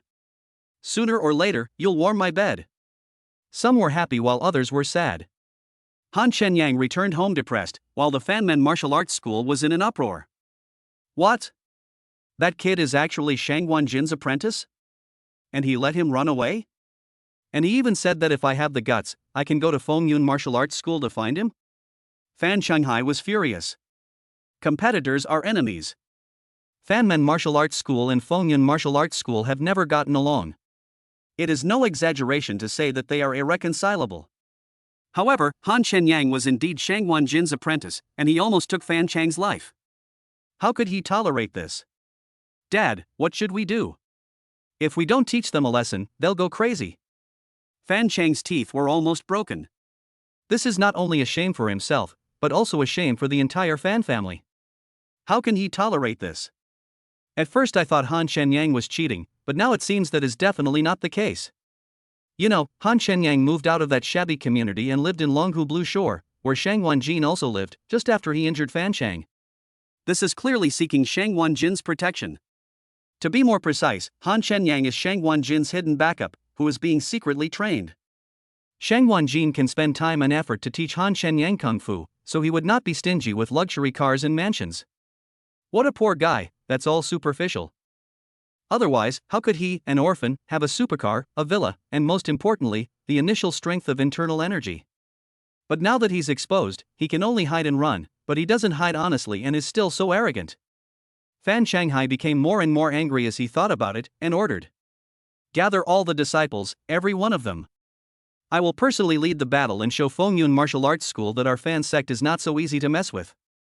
If you don't hand over that kid, I will massacre Fengyun Martial Arts School today. Chapter 82. Something happened, something big happened. Within 10 minutes after Fan Shanghai gave the order, 15 Jinbei cars were filled with 150 disciples of the Fanmen Martial Arts School. Those who can be called disciples of Fanmen Martial Arts School are naturally not ordinary students, but all of them are coach-level martial artists, and the weakest one is at the initial stage of external strength. All of these disciples were as excited as if they had been injected with chicken blood. After all, this was the first time that they had participated in such a large-scale challenge operation. Whether it's a mule or a horse, it's time to take it out for a walk. This is not only a fight for the glory of Fanmen Martial Arts School, but also an opportunity for them to make their voice heard, and it is also something they have been looking forward to for a long time. No more words, just do it. A Rolls-Royce led the way, followed closely by a Mercedes-Benz nanny car with the words Fanmen Martial Arts School printed on it. 15 identical Jinbei cars drove out of the courtyard of Fanmen Martial Arts School one after another and headed towards Fengyun Martial Arts School in a mighty manner. Fengyun Martial Arts School is a rising star in Jianhai City. Although it is not as grand as Fanmen Martial Arts School, it is at least a martial arts school of a certain scale. The people from Fanmen Martial Arts School came to Fengyun Martial Arts School and knocked down the guard at the gate without saying a word. They walked through the open-air martial arts training ground and went straight to the indoor training ground. Director, something's happened, something serious. The Fan Clan Martial Arts School has invaded with over 100 people. Shang Wanjin, who was preparing to return to Longhu Blue Shore, was changing clothes in the locker room when she heard a loud shout outside the door. She immediately put on the black martial arts suit she had just taken off. Before she could leave the locker room and inquire about the situation, she heard a scolding voice from the direction of the training ground. Manager, get out here. If you don't hand over that bastard Han Shenyang today, we will massacre Fengyun Martial Arts School. Go to hell with your uncle's Fan Clan. If you dare to come to Fengyun Martial Arts School and shout, you will never come back. The Fengyun disciples who came rushing over after hearing the noise confronted the Fan Clan disciples without showing any weakness. As Shang Wanjin hurried to the training ground, his brows were already furrowed into the shape of the Chinese character. It was common knowledge that the martial arts schools in Jianhai City were at odds with each other, but no one had come directly to challenge them. After all, this would be a matter of mutual harm, a taboo for martial artists, and a violation of the rules. Not only that, but he also brought over 100 people and attacked without any warning. The key point is that Han Shenyang was also mentioned. If this matter had nothing to do with Han Shenyang, Shang Wanjin would never believe it even if he was beaten to death. Fan Shanghai. Shang Wanjin was even more stunned when he saw Fan Shanghai, and there was an angry Fan Chang pushing a wheelchair next to him. She originally thought that they were just ordinary disciples of the Fanmen martial arts school, and at most a few managers, but she didn't expect that it was the director Fan Shanghai who personally led the team to cause trouble. Obviously, this is no longer an ordinary martial arts competition, but more like revenge. Humph. Fan Shanghai stroked his mustache and glared at Shang Wanjin. Considering you are a young girl, I have repeatedly tolerated you, but you have intensified your efforts and ordered your apprentice to severely injure my beloved son. If you don't hand over that bastard Han Shenyang to appease my anger today, don't blame me for bullying the weak. You old fool, stop your nonsense and slander. We don't have anyone like Han Shenyang in Fengyun Martial Arts School. If you want to cause trouble, just say it directly. Why bother looking for those high-sounding excuses? As a martial artist, don't you care about your old face? Lei Yaodong, the second in command of Fengyun Martial Arts School, pointed at Fan Shanghai's nose and retorted fiercely. You. Fan Shanghai was so angry that he was fuming. After taking a deep breath, he said, I'm not here to argue with you today. I'll give you 1 minute. If you don't hand over that bastard Han Shenyang, don't blame me for not saying it out loud. Chapter 83, Kneel down and I will believe you. Not to mention that Fan Shanghai had never suffered such humiliation, had Shang Wanjin not suffered the same? Shang Wanjin suppressed the anger in his heart and cursed Han Shenyang's ancestors 10,000 times in his heart. Although Fan Shanghai's words may not be entirely true, it was definitely Han Shenyang who caused Fan Chang to be severely injured. If Shang Wanjin guessed correctly, Han Shenyang was definitely using the name of his apprentice to frame Fengyun Martial Arts School, or more precisely, to create trouble for her. Han Shenyang is such a despicable and shameless villain. If today's conflict cannot be resolved, there will be a fierce battle, and everyone will become Han Shenyang's victims and be fooled around like monkeys. Although Shang Wanjin was not afraid of Fan Shanghai, he did not want to take the blame, and he did not want his brothers and sisters in Fengyun Martial Arts School to get hurt. Director Fan, please calm down. This is all a misunderstanding between us. Han Shenyang is the one who framed us, Shang Wanjin said with a rare smile. I declare that I have nothing to do with Han Shenyang, and he is not my disciple. To be more precise, we have an irreconcilable feud. Shang Wanjin couldn't help but grit his teeth when he talked about the irreconcilable hatred. He's insidious, cunning, and shameless. He's taking advantage of the unfriendly relationship between us to make us kill each other. Director Fan is a smart man, so he shouldn't be able to see that, right? Shang Wanjin continued, if that despicable Han Shenyang was really my disciple, with my personality, would I be able to tell you all this so calmly? It seems that you are determined to protect that bastard. Fan Shanghai, who was angry, did not believe Shang Wanjin's words at all. Even if Han Shenyang was framing him, he would take the opportunity to teach Fengyun Martial Arts School a lesson today. Fan Shanghai said arrogantly, I'll give you 2 choices. First, hand over Han Shenyang, and we'll end our business today. Second, massacre Fengyun Martial Arts School. Director Fan, I've already said this much, but you're still immersed in Han Shenyang's deception. If you want to find him, he should be at Longhu Blue Bank. You've come to the wrong place. Shang Wanjin shook his head and sighed, I don't know how you can believe it. Why do we have to make a scene that will hurt both of us? Ha, Fan Shanghai sneered, how can I believe it? Kneel down before me, and I'll believe it. Otherwise, stop talking nonsense. Yes, kneel down. Kneel down. Kneel down. The people from Fanmen Martial Arts School shouted one after another, and everyone responded. You. Lei Yaodong immediately got angry and pointed at Fan Shanghai's nose and cursed, don't be so shameless, you old thing. Damn it, brothers, let's kill them. The people in Fengyun Martial Arts School were instantly furious. Let Shang Wanjin make the head of Fengyun Martial Arts School kneel down? What an insult is this? Shang Wanjin raised his hand and signaled them to calm down, and the huge training ground immediately became quiet. Then she said to Fan Shanghai coldly, "It seems that Director Fan is determined to become an enemy of Fengyun Martial Arts School today? If so, you will regret it one day. You will eventually pay for your ignorance and stupidity." "Why are you talking so much nonsense, damn gossip?" Hearing the threatening words, Fan Chang angrily took off one of his shoes and threw it at Shang Wanjin, gritted his teeth and said, "Fuck you, you stinky bitch." Without waiting for the shoe to fly to Shang Wanjin, Lei Yaodong rushed forward, jumped up, and kicked the shoe hard at Fan Chang's face like a football. Ah! Damn it! Fan Chang was knocked unconscious and blood immediately gushed out of his nose as if a floodgate had been opened. "I'm going to cripple you first." Lei Yaodong swung a heavy punch like a striker, hitting Fan Chang's head. "Brothers, let's do it." At the same time, a war was about to break out, and the two groups who had been suppressed for a long time suddenly fought each other. Chapter 84 Poisonous. As Lei Yaodong threw a heavy punch at Fan Chang, who was covering his face and screaming, his speed suddenly increased, and he appeared in front of Fan Chang in the blink of an eye. With his initial internal strength, the seriously injured Fan Chang would surely die if he was hit. As the second in command of Fengyun Martial Arts School and a die-hard fan of Shang Wanjin, how could he tolerate Fan Chang calling Shang Wanjin a bitch? And he even made Shang Wanjin kneel down. A dragon has a reverse scale, and anyone who touches it will die. His reverse scale is Shang Wanjin, and he will not tolerate others insulting or scolding him.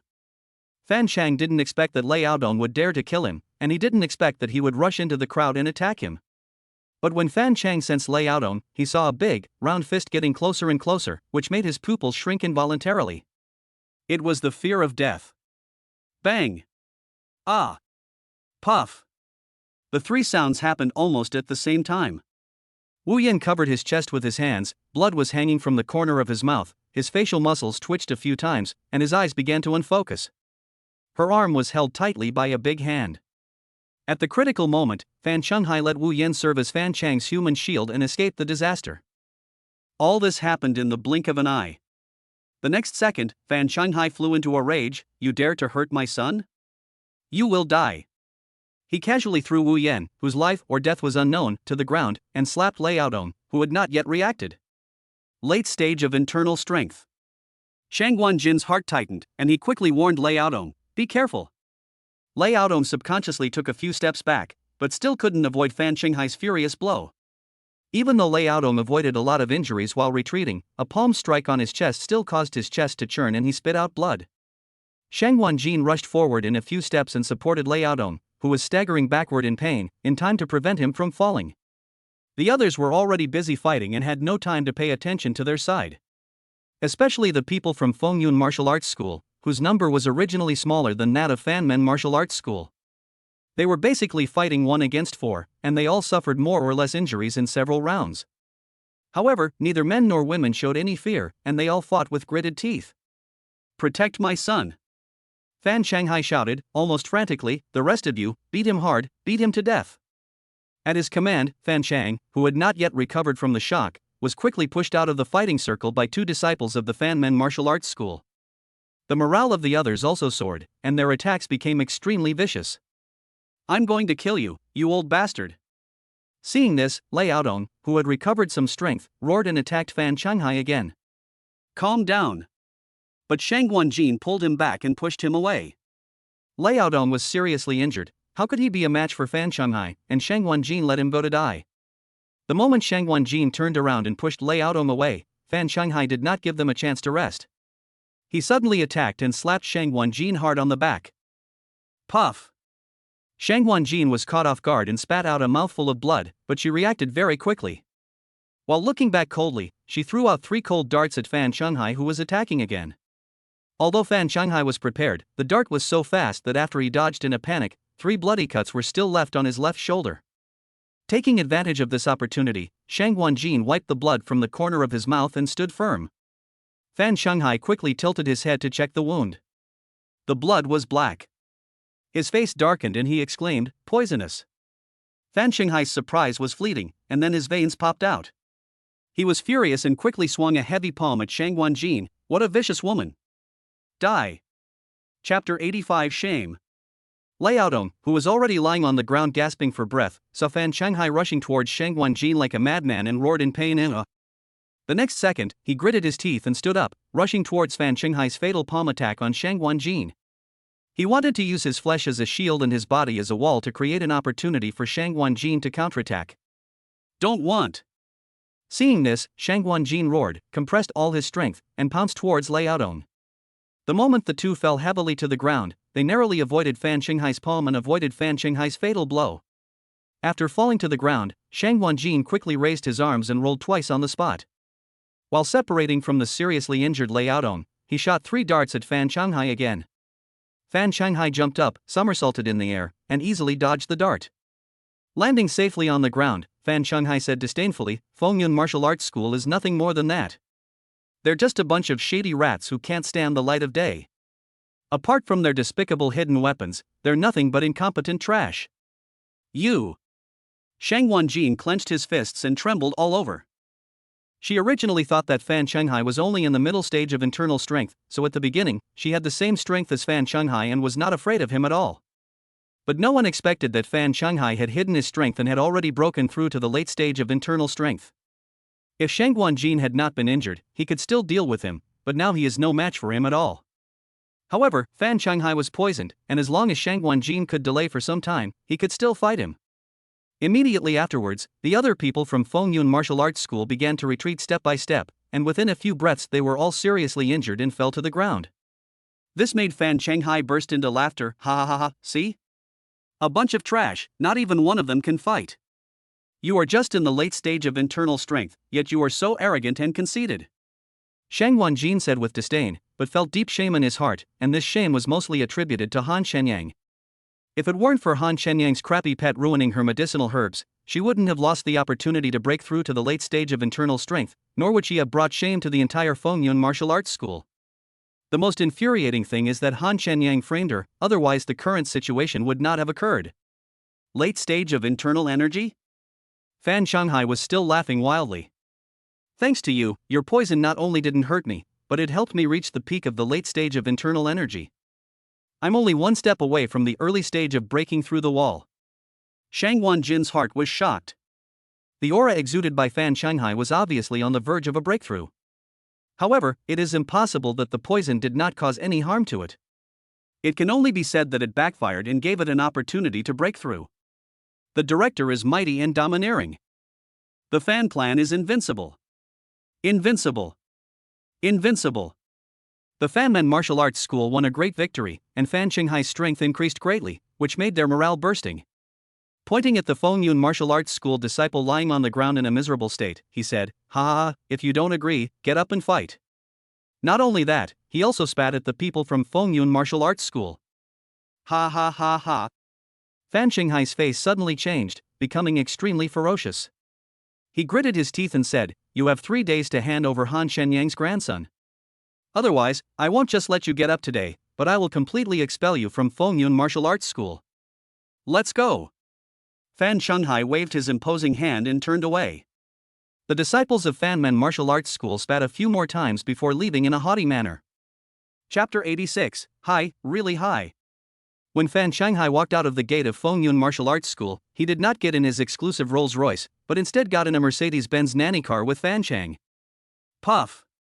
Fan Qinghai, who had not yet sat down firmly, could no longer bear the churning in his body and spit out a mouthful of blood. Dad. Fan Chang was looking at Wu Yan, who was breathing weakly. Seeing this, he quickly looked away and supported Fan Qinghai. That gossip's poison is quite potent. Fan Qinghai sat down, gently pushed Fan Chang's hand away, and said with a smile, "It's no problem. As long as I go back and break through to the initial stage of the barrier breakthrough, the poison will be cured without any medicine." This was also one of the reasons why he was in a hurry to leave. In addition, although they have the upper hand, they cannot kill people at will, otherwise it will not be a competition, but the destruction of the school. Then I'm relieved.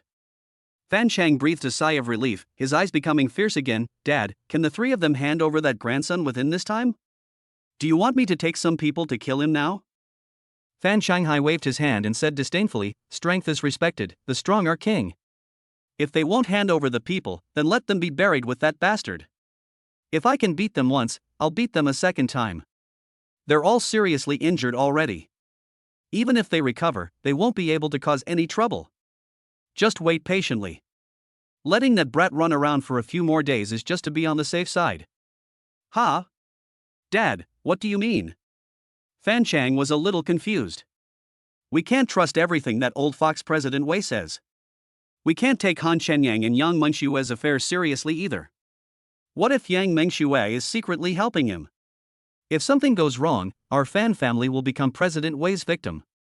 But waiting a few more days is completely different.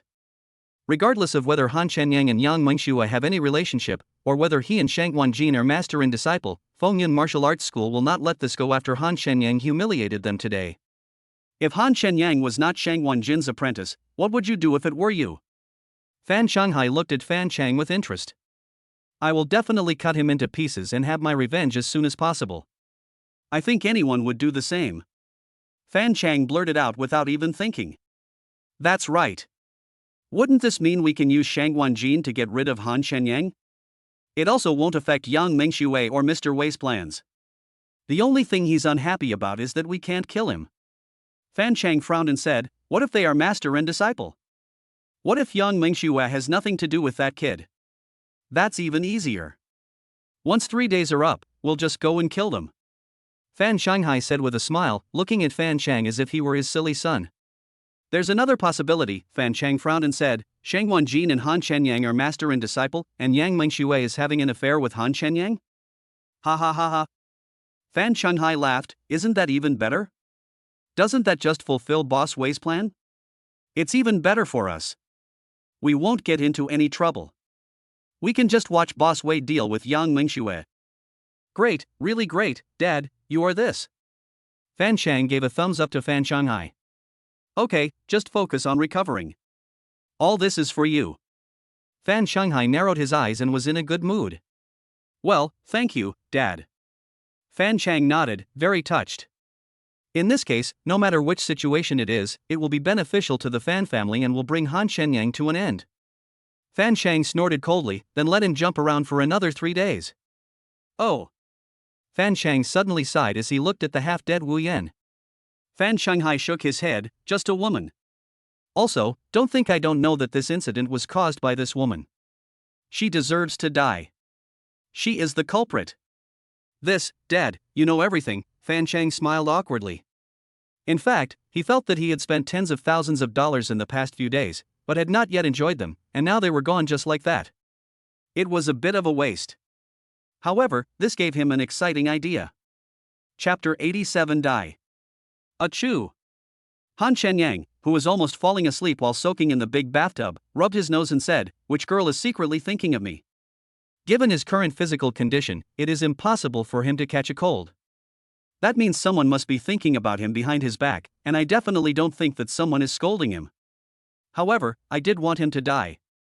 If thoughts could kill, he would have died thousands of times, without even a trace of his bones remaining. Clatter, clatter. Just then, the glass on the bathroom window suddenly shattered and a gust of cold wind blew in. Han Shenyang frowned and looked, only to see a black shadow appear before all the glass fell to the ground, and then 3 darts were shot towards his head. After a start, Han Shenyang plunged into the water. Swish, swish, swish. 3 darts hit the wall of the bathtub above his head almost at the same second. Shang Wanjin. Are you sick? Then Han Shenyang saw who broke in through the window and started cursing angrily. You know, although Shang Wanjin also had the intention to kill him last night, it was not very strong. It was just a momentary anger. But this time it was completely different. The cold look in his eyes seemed as if he would not stop until he was torn into pieces. The murderer of my father is no different. Isn't it just that fatty ball stole some of your herbs? I can just compensate you, is it that serious? Han Shenyang thought to herself, could it be that fatty ball went to her house to steal food again today? After all, she didn't pay any attention to it today, and it was very full when she saw it. If you are a man, let me kill you.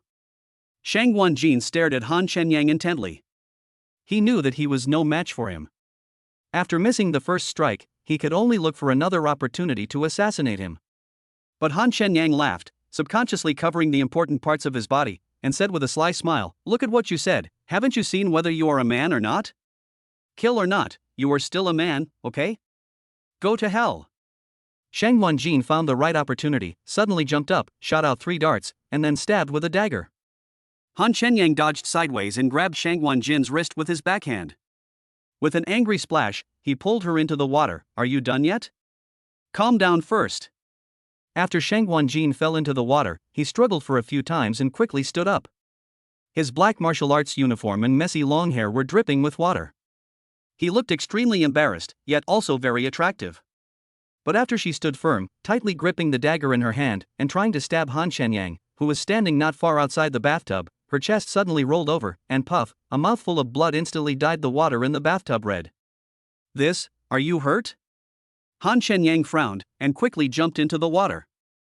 He hurried forward to support Shang Wanjin, who was staggering and about to fall down. Once she fell down, her head would most likely hit the edge of the bathtub. He didn't use much strength when he pulled Shang Wanjin into the water just now. And when he recalled it, he did feel that Shang Wanjin was not as strong as he was yesterday. Obviously, Shang Wanjin was injured before he came to find him. I think there must be some misunderstanding between us. Go to hell. Shang Wanjin did not push away Han Shenyang, who was holding her with one arm, but gritted her teeth and swung the dagger, stabbing him in the chest. But to her disappointment, Han Shenyang held her wrist tightly and continued to increase his strength. She watched helplessly and in pain as the dagger slipped out of her hand little by little, and finally fell into the water, splashing water. Chapter 88. Should you kill? Han Shenyang grabbed Shang Wanjin's wrist, his deep and cold eyes competing with Shang Wanjin's angry glares in his arms. He said gloomily, "Don't take my repeated tolerance as a capital to intensify your actions. Even clay can make you angry, let alone I am a person with my own emotions." At this moment, Shang Wanjin felt fear. She didn't even dare to look directly into the eyes of the man in front of her, as if there was an endless hell deep in his pupils, or all kinds of complex emotions condensed after experiencing many vicissitudes of life. How much hardship, oppression, unwillingness, etc. must this man have gone through to develop such a temperament? Or, in other words, it is his nature that is in his bones.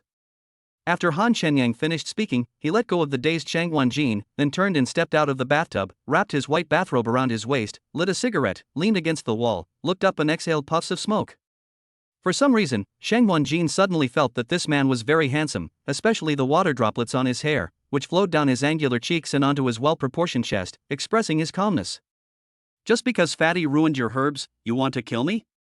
Han Shenyang said calmly, of course, you can keep silent, be unreasonable, and continue to kill me.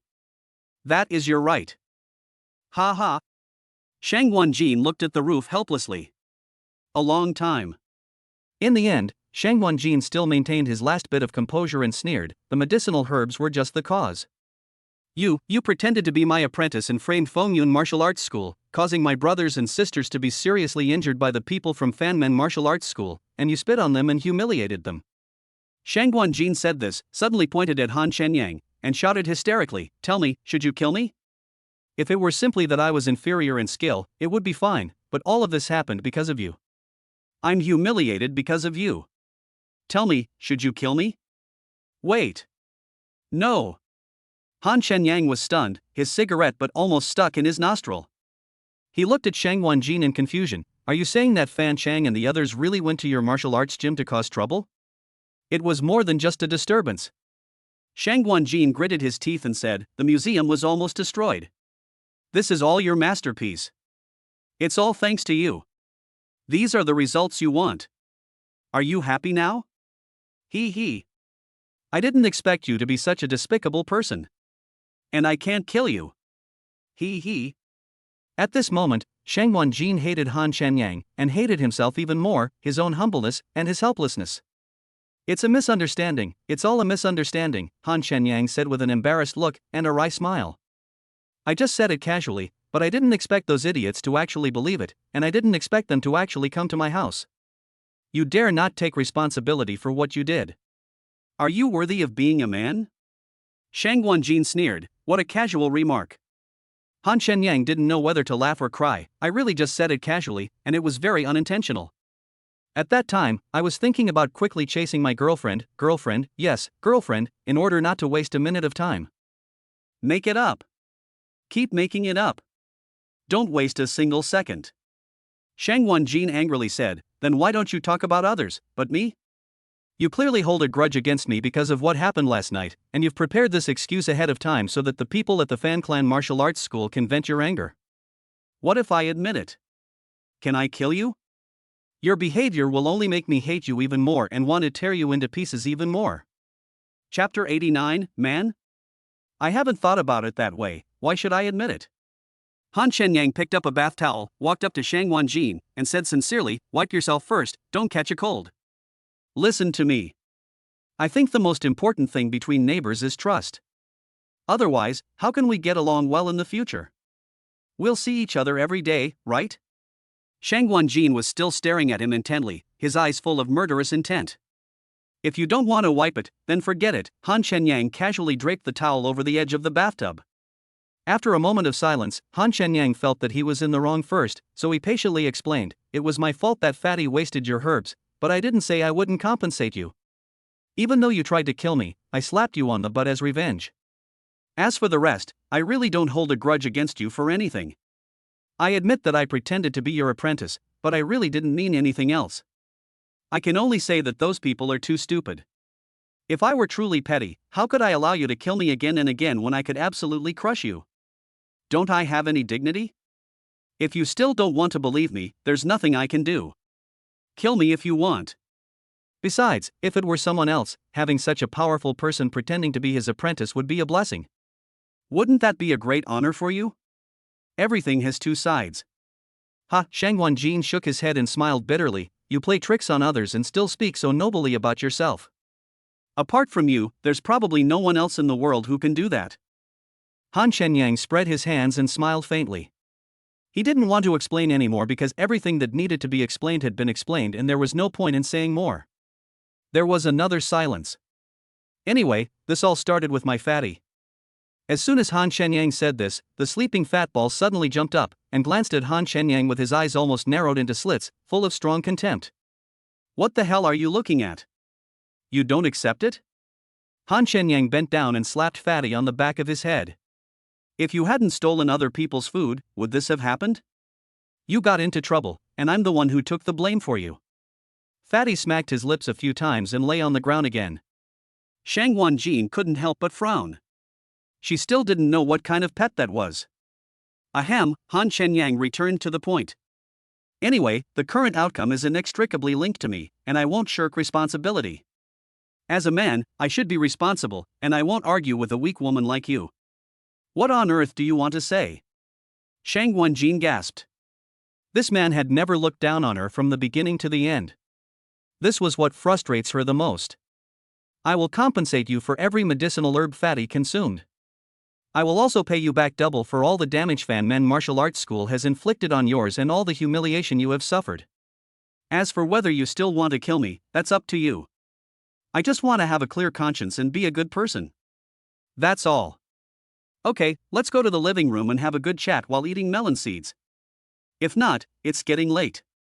Go back to where you came from. I won't see you off. After Han Shenyang finished speaking, he turned and left the bathroom. As soon as he left, Shang Wanjin sat helplessly in the water. She was helpless against this aggressive man. Make an enemy. Let an enemy who has brought endless shame to you help your brothers and sisters avenge themselves. Ha ha. Shang Wanjin sneered and shook his head. Chapter 90 What a mess. Han Shenyang came to the living room on the second floor, lay on the luxurious and comfortable sofa, turned on the TV, and ate the big gift package of nuts he bought online, feeling extremely comfortable. If I had another bottle of 1982 mineral water, I would reach the peak of my life again. Since he had nothing to do, Han Shenyang opened his mobile phone and emptied the shopping cart on the shopping platform. The list includes a laptop, clothes, and a bunch of two-dimensional figures. Adding them all up, after the discount, it only cost more than 20,000 yuan. There are such conditions. After doing all this, Han Shenyang suddenly saw Shang Wanjin sitting on the sofa next to him, with a look of deep contempt and less hatred in his eyes. Shang Wanjin had changed her wet clothes into Han Shenyang's white bathrobe. She must have taken a shower. Her long hair had obviously been combed, but it was almost dry. She must have been sitting here for some time. Or rather, she thought about it for a long time before coming here. In short, Han Shenyang almost forgot about her. After all, more than 2 hours had passed after he had a great shopping spree. Quote, you are a smart man, quote. Han Shenyang said this meaningfully, then suddenly stood up, crossed his legs, pointed at his phone, and said contemptuously to Shang Wanjin, who was less than half a meter away from him, but you can't peek at other people buying things, right? Sometimes he would admit that he had some characteristics of a loser, but he also had to save face, especially when he was seen by a covetous enemy. The noble image he had built up would completely collapse. Pay compensation. Shang Wanjin didn't want to waste time talking to him. She thought a lot, and the reason why she finally sat here was that they had no deep hatred or any grudges against each other. They were just strangers with no connection to each other. Although what Han Shenyang said may not be entirely true, things have already happened. The key is that if he doesn't give an explanation to Fanmen Martial Arts School in 3 days, Fengyun Martial Arts School will suffer a serious blow. Regardless of who is right or wrong, all of this is inseparable from Han Shenyang. Why should Fengyun Martial Arts School bear the responsibility for the trouble he caused? Shang Wanjin felt that if he just left in such a face-saving way, wouldn't that be a bargain for Han Shenyang? She was skeptical whether Han Shenyang could afford to compensate her for the medicinal herbs. As for the insult suffered by Fengyun Martial Arts School, she completely doubted that Han Shenyang could get back double the damage. After all, Fan Shanghai of the Fanmen Martial Arts School should have reached the initial stage of breaking through the wall by now. Putting Fan Shanghai aside, he would not be able to compete with the more than 200 Fanmen disciples. How to get double back? With saliva? If Han Shenyang goes there, he will be seeking death, which is exactly what Shang Wanjin wants. Doesn't he like to play tricks? Humph, dig your own grave and reap what you sow. This is what self-righteous people like Han Shenyang are like. Before Han Shenyang died, why didn't Shang Wanjin take back what belonged to her? Otherwise, when he dies, you won't be able to get what you want. How can I compensate you if you don't tell me what the specific medicinal herbs are? Han Shenyang curled his lips. He didn't care what Shang Wanjin thought. It would be best if they could be friends in the future, but it didn't matter if not. If she wasn't beautiful, he wouldn't even look at her twice at this moment. Shang Wanjin said expressionlessly, 100 stalks of groundroot grass, 100 stalks of qingxing clover, 100 stalks of wild grass flower, 100 thorn algae. What a mess. Just give me the total amount. How much is it? Han Shenyang was a little impatient. He felt that it was not a valuable thing after hearing such a low-class name. What are those thorns? They are just some kind of weeds, covering the entire ground. Compensation? If it's just a simple compensation, do I really need to settle the score with you? Shang Wanjin immediately became angry, his blood rushed to his heart, and he spat out a mouthful of blood with a puff sound. Chapter 91. The bathrobe is white and big. Seeing Shang Wanjin spit out another mouthful of blood, Han Shenyang quickly picked up a tissue, handed it to him, and said with a smile, calm down, don't be excited. Even if you don't consider your own health, you have to consider my carpet, right? Almost all of the blood that Shang Wanjin spurted out fell on the cashmere carpet and the snow-white bathrobe. Han Shenyang's mouth twitched involuntarily. However, Shang Wanjin did not reach out to take the tissue handed to him by Han Shenyang because of his malicious flattery. He even looked a little disgusted. Instead, he lowered his head and wiped the blood from the corner of his mouth with his bathrobe. The bathrobe was a little big on Shang Wanjin and looked loose, but when she wiped it, the neckline dropped down, revealing a beautiful view. Ahem, Han Shenyang cleared his throat and said seriously, the bathrobe is white and big, and it looks pretty good on you. If you like it, I'll give it to you. Shang Wanjin sneered twice. She was seriously injured and was trying hard to stay here. Han Shenyang's focus was on the carpet and he even teased her with double entendres. She was very curious about how such a frivolous man could survive until now, and even hated God for being blind. You still look better when you smile. Han Shenyang said with a smile, to be honest, I've never heard of the herbs you mentioned, and I don't even own any of them. I don't even know their value. From what you're saying, they're hard to get? Even if you have money, it's hard to buy them. Are you trying to raise the price and blackmail me because I'm easy to talk to? Shang Wanjin sneered and shook his head, feeling that what he said was becoming more and more outrageous. At first, he thought he was quite sincere and responsible, but now it seemed that he was still that treacherous and immoral villain. You know, the improvement in Shang Wanjin and the other's strength was mostly due to the help of herbs, and Han Shenyang's strength was obviously above Shang Wanjin's, but he said he had never heard of it. If Han Shenyang said that there were not many, Shang Wanjin could understand. After all, these medicinal herbs were hard to come by and their value could be imagined. Then isn't what he is saying now just a joke on people? You haven't? You haven't heard of it? Then why are you still righteously saying you want to compensate me? Shang Wanjin said coldly, such childish behavior, is it interesting? Han Shenyang was instantly displeased and said unhappily, "What's wrong with you, woman? I'm sincerely talking to you about compensation, but you call me naive? I haven't heard of it, and I don't know how much it's worth. You should at least understand it clearly, right? I can't just pay you whatever you say, right? If you always negotiate with resentment or prejudice, then there's no need for us to continue. If you weren't a woman, I wouldn't even bother to pamper you." Han Shenyang felt that he had been servile enough, but not only did he get a cold shoulder, he was also questioned and even ridiculed. Who could stand this? Shang Wanjin almost vomited blood again. If she could beat Han Shenyang, she would have killed him with a knife long ago. I wonder who is pampering whom. Unable to defeat the opponent, and unable to win the argument, this feeling of helplessness made Shang Wanjin lose all sense of pride. It is just as the saying goes, the one who owes the debt is the grandfather and the one who collects the debt is the grandson, and Han Shenyang interprets this point vividly. But in Han Shenyang's opinion, Shang Wanjin is a person who bullies the weak and fears the strong. If she doesn't act tough, she doesn't know how many bowls of rice she can eat, and she doesn't know who is the leader at the moment. He wanted to negotiate with Shang Wanjin on an equal footing, but not only was Shang Wanjin unwilling to do so, he also wanted to be superior. Is this realistic? Chapter 92, The Power of Turning Stone into Gold.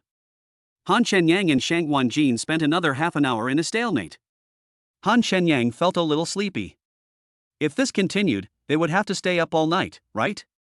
So he was on guard against Shang Wanjin and his consciousness entered the seedling of the fairy tree. The dragon soul grass condensed by the dragon soul had matured, and its effect was different from the first one. Dragon soul grass, a product condensed from the essence of the dragon soul. After taking this plant, one can activate a magic power slot and be promoted to the second level of chi refining. Mana slot? Han Shenyang was slightly stunned, but he was not surprised that his strength could be improved to the second level of chi refining. After all, he had expected it before. He collected it first. He didn't dare eat it in front of a woman who wanted to kill him. Gather dragon soul grass and gain growth value plus 10. Open the secret realm to explore 3 treasure chests, please choose one. Treasure chest 1 may contain the ability to turn stones into gold. Treasure chest 2, possible growth value 10. Treasure chest 3, there may be a top grade chi replenishing pill. It seems that I am lucky today and have triggered this secret realm again. But this made Han Shenyang stunned again. The magic power that turns stone into gold? This must be the magic that only gods can cast. Presumably, each type of magic power requires a magic power slot. Just like playing a game, corresponding skills have corresponding slots, so there will be no confusion when using them. The system is quite considerate. The first magic power that can be selected is to turn stone into gold, which is a magic that everyone dreams of having. Although Han Shenyang is not short of money now, who would complain about having too much money? The main thing is that this is a golden rice bowl. As long as he has the fairy spirit, he will have money to spend. The god of wealth is just like this. However, Han Shenyang still paid attention to the choice of treasure chest 3. In the end, he chose treasure chest 1 because he felt that the chi replenishing pill should be used to replenish spiritual energy. His spiritual energy is now abundant, so even in battle, the consumption will be minimal. Han Shenyang's most intuitive understanding of fairy energy is like the blue bar of a game character, which should consume a corresponding amount only when using magic power. So, it doesn't matter whether there is such a thing as chi replenishing pill at present. The first thing is to be able to use magical power, right? Open treasure chest 1 and obtain the Midas touch. Turning stone into gold, the required strength is to be at least the 4th level of chi refining. It must be equipped in the slot before use low-level magic power. As expected, my guess was almost right. I just forgot that I need to reach the 4th level of chi refining before I can use this method. After all, I had some insights when my strength was raised to the 1st level of chi refining. But it doesn't matter, it's just a matter of 2 dragon soul grasses, it's just a matter of time. Shang Wanjin, who was standing by, saw Han Shenyang acting like a lunatic, grinning and frowning from time to time, and he couldn't help but clench the dagger in his hand. You're really sick in the head. Shang Wanjin struggled in his heart, but finally gave up attacking Han Shenyang. She was increasingly confused as to how this hateful man had managed to survive until now. He is moody, insidious, despicable, and extremely lustful. In short, Shang Wanjin didn't find a single good point in him. He is simply a scumbag with a good appearance but a double heart. Yes, I am sick. Do you have any medicine? Han Shenyang was in a good mood. He slowly leaned forward, and slowly moved his face closer until it was almost touching Shang Guanjin's nose before stopping and saying playfully, "Then kill me. You, bitch." Shang Guanjin raised his wrist holding the knife, but was grabbed by Han Shenyang again. They could hear each other's breathing. Han Shenyang still stared at the trembling Shang Guanjin with burning eyes. "I just like the way you can't make me angry, but you can't kill me either." Chapter 93. You can make your own conditions. After Han Shenyang finished speaking, he released Shang Guanjin's wrist and slowly straightened his tilted body. He then asked the woman standing right next to him seriously, "What is your current strength?" Shang Guanjin felt extremely ashamed when the man in front of her blatantly teased her. But the next second, when she saw what Han Shenyang was playing with in his hand, she was stunned for a moment and even swallowed her saliva. "What? Do you know this thing?" Han Shenyang asked with an interested smile. He really wanted to laugh. Shang Guanjin, who wanted to tear him into pieces in the last second, became as greedy and cute as a child seeing delicious food after seeing the qi condensation pill in the next second. After Shang Guanjin realized her loss of composure, she really wanted to find a hole to hide in. Even her last bit of pride was strangled by Han Shenyang. "You are a devil."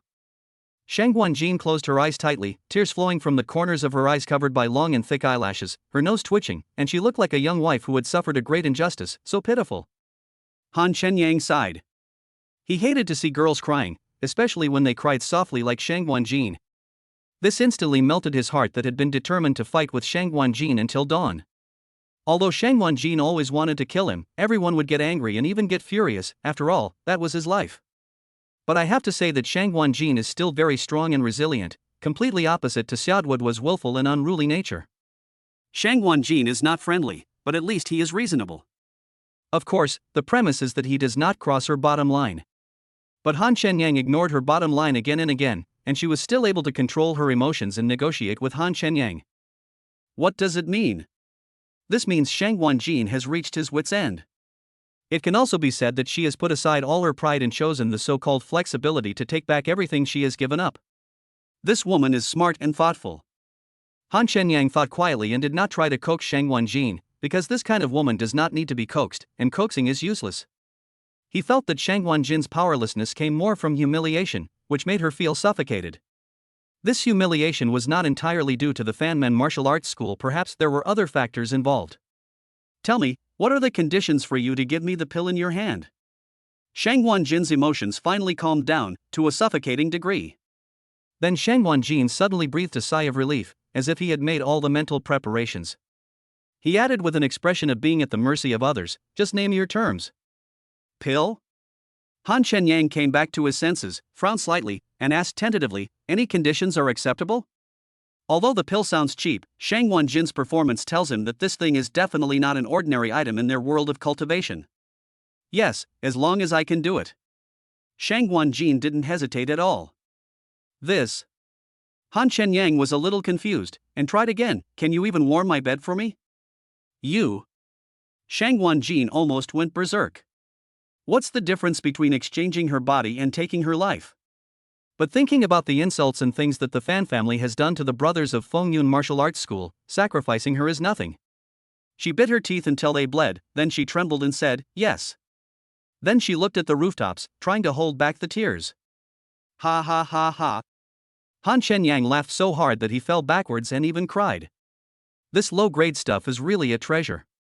Chapter 94, I Taught Myself. This is your real purpose in pretending to be my disciple and framing me. Shang Guanjin looked at Han Shenyang, who was so proud that he even laughed a little crazily, and said coldly, "Now it's as you wished. Are you happy?" No, Han Shenyang said, shaking his index finger. "You're not that charming to make me waste so much brain cells to frame you." Upon hearing this, Shang Guanjin's silver teeth were almost broken. If Han Shenyang said, yes, then she would feel a little comforted, because her defeat was well organized. After all, Han Shenyang was a treacherous villain, and it was inevitable that she could not beat him.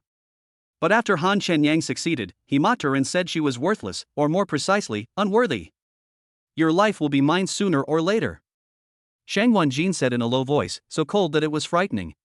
"Suddenly, I feel that you are not that smart, even a little stupid." Han Shenyang shook his head helplessly. Shang Guanjin ignored Han Shenyang. She had to control her emotions and not let herself be fooled by this shameless man anymore. Actually, a lot of what I said was just a joke with you, like a friendly joke, but you kept taking it so seriously, even making up a bunch of things in your head, and ended up getting really angry. What can I do? Shang Wanjin was almost numb to Han Chenyang's shameless remarks. They almost destroyed Fengyun Martial Arts School and all the people were seriously injured, and yet he said he was joking with him? And it was just a joke like friends? Will your friends make fun of you when your family is broken up? Ha ha. Shang Wanjin has seen it. Han Chenyang looked at the qi condensation pill in his hand and asked solemnly, those herbs that Fatty wasted were used to refine this thing, right? If I give them to you, will that settle the score? And you still have to warm my bed? Shang Wanjin gritted his teeth, frowned, and finally said calmly, yes. As long as you are willing to give it to me. Han Chenyang nodded, as if talking to himself, it is indeed a treasure without a doubt.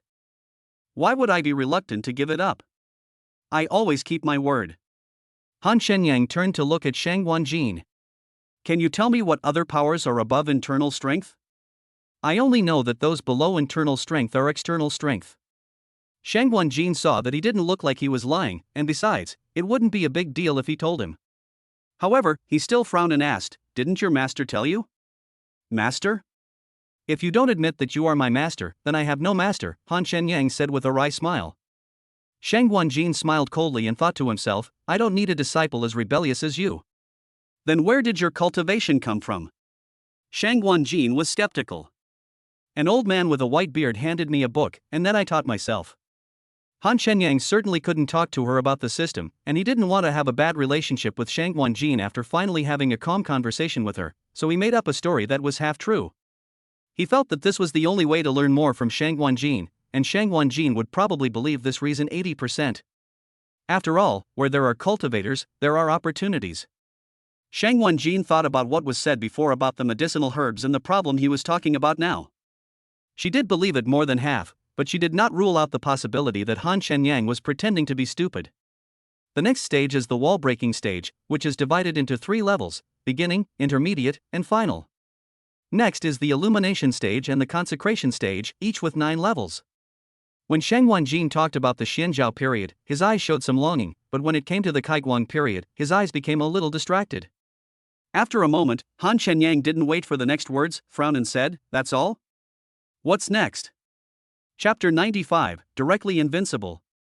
Shang Wanjin frowned, but she was not disgusted by Han Chenyang's questioning. She was just thinking. After about a minute, she said uncertainly, it should be the qi refining stage, but this is just a legend, an illusory realm. These were too far away for her, just like a dream, so she didn't remember them clearly. After all, there were only a handful of people in this world who could reach the stage of enlightenment. She wasn't even sure if she existed, let alone thinking about something that was out of reach, which was a big taboo for a cultivator. This ethereal realm? Doesn't that mean I'm invincible? Han Chenyang really couldn't believe it. He originally thought that he had to keep a low profile and be very cautious in his current state, but now it seemed that he was simply invincible. However, he still didn't dare to believe Shang Wanjin's words.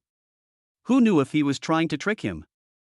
Shang Wanjin shook his head, feeling that Han Chenyang was a psychopath. If you could reach the Xianzhao stage in this lifetime, your ancestral graves would probably be smoking, not to mention the Kaiguang stage. If I'm not mistaken, you should be in the late stage of internal energy, right? Shang Wanjin said with some disdain, with your mentality of not thinking about good things every day, it would be a blessing to reach the late stage of breaking the wall in this lifetime. The reason why she thought Han Chenyang was in the late stage of internal strength was because she was always just a little bit away from killing Han Chenyang. There was a gap in strength, but it was not big. The key point was that she felt that the aura emitted by Han Chenyang was not strong, and was even lower than hers. She was a little puzzled before, but now it seems that his foundation is unstable because he has been practicing on his own. If Han Chenyang continues to practice like this, it would be good if he could reach the wall-breaking stage. Shang Wanjin said that he could reach the late wall-breaking stage, which was a compliment to him. Han Chenyang grinned, not angry but happy in the face of contempt, because Shang Wanjin did not look like a liar at all, which meant that he really was in that illusory realm. If you don't believe me when I say I'm invincible, then whatever stage you think I am in is fine. Anyway, I'm stronger than you, and you'll never catch up with me in this life.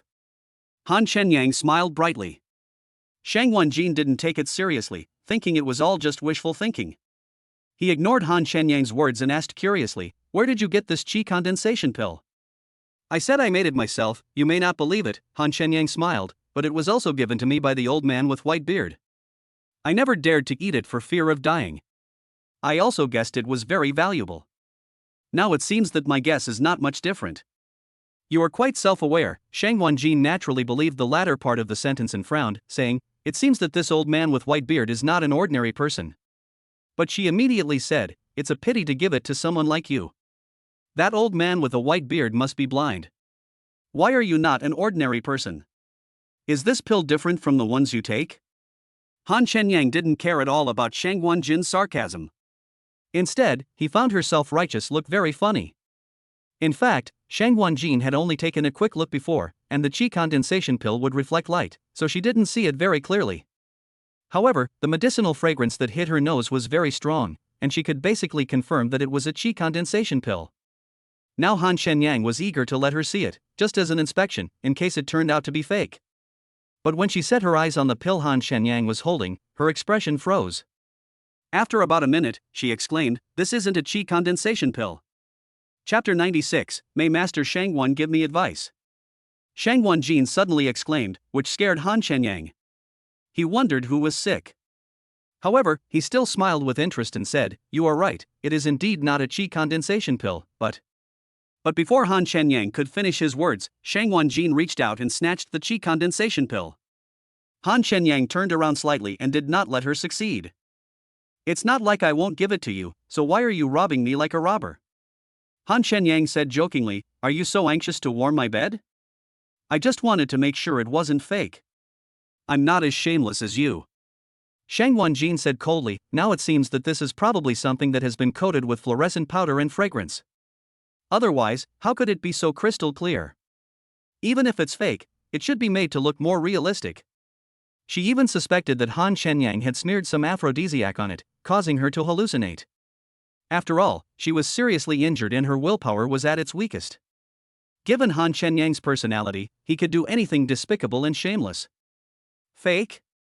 Han Shenyang thought she knew the real deal, but it turned out she didn't even know it was a top-grade qi condensation pill. He smiled bitterly and said, "Then tell me, what does a real qi condensation pill look like? Let me learn something new." "Huh?" Shang Wanjin sneered, "Then I'll let you die clearly today." As she spoke, she quickly took out a cell phone from her loose bathrobe, quickly flipped through a few photos from the album, and threw the phone directly to Han Shenyang. Han Shenyang was stunned by her actions. You know, bathrobes don't have pockets, so here comes the problem. Where did Shang Wanjin put his phone before? This question needed further investigation. Han Shenyang returned his gaze to the picture on his phone, but the more he looked at it, the more his brows furrowed. Finally, he couldn't help but ask, "Is this the qi condensing pill you were willing to sacrifice your life for? Instead of the big hawthorn pills that stimulate your appetite and help digestion?" If we have to find a few differences between it and the Dishanjiao pills, it is that it is rougher than the Dishanjiao pills and has a lighter color. Upon closer inspection, it looks like it is made of medicinal residue. However, Han Shenyang looked through several photos and compared them. The one with the lightest color was more delicate, and even had a little luster, but it was still rough, and even cracks could be seen. I guess the ones with the lightest color and the most luster are of the best quality. If you throw it on the ground, anyone who doesn't know its value would probably mistake it for a dung ball, but it turns out to be a qi condensing pill. Han Shenyang thought that this top-grade qi condensation pill was the same qi condensation pill that fascinated Shang Wanjin, it was just with a different name. It seems he was overthinking it. But isn't this a great joy? If even a broken pill is so valuable, then you can imagine how awesome the top-grade qi condensation pill must be? This is far more precious than Han Shenyang thought. It is estimated that no one in their cultivation world can refine the qi condensation pill, let alone the top-quality one. Maybe there is, but it is very likely that it is just a vague existence in the legend, just like the qi refining stage. Shang Wanjin faced Han Shenyang's contemptuous and even disdainful expression, and his coldness intensified. He sneered and said, "It seems that you really don't know why the qi condensation pill is so precious." "You're right, I really don't know." Han Shenyang smiled like a spring breeze, "I hope Master Shangwan will teach me. I am so polite." As he spoke, he bowed his head to Shang Wanjin. He felt that it was not an exaggeration to call Shang Wanjin Shang Master. After all, he told him a lot of unknown things while looking at him with contempt. Chapter 97, The Preciousness of the Qi Condensation Pills. Don't call me master. When the word master was mentioned, Shang Wanjin became extremely angry. But she still said coldly, I bought those medicinal herbs from seeds at an auction. It took me nearly a year to cultivate them into enough to make 5 Qi condensation pills. Of these 5, the pharmacist will charge 2 as a fee.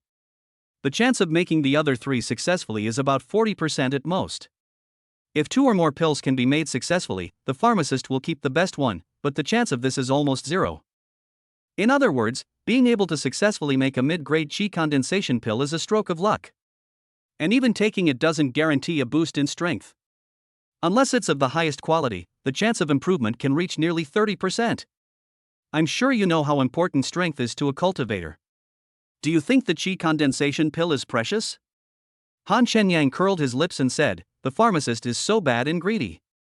Maybe even if your herbs were not wasted, you might not be successful. A pharmacist? Shouldn't it be an alchemist?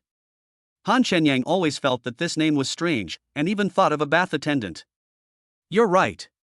Success isn't guaranteed if the herbs aren't ruined, but if they're destroyed, there's no chance of success at all.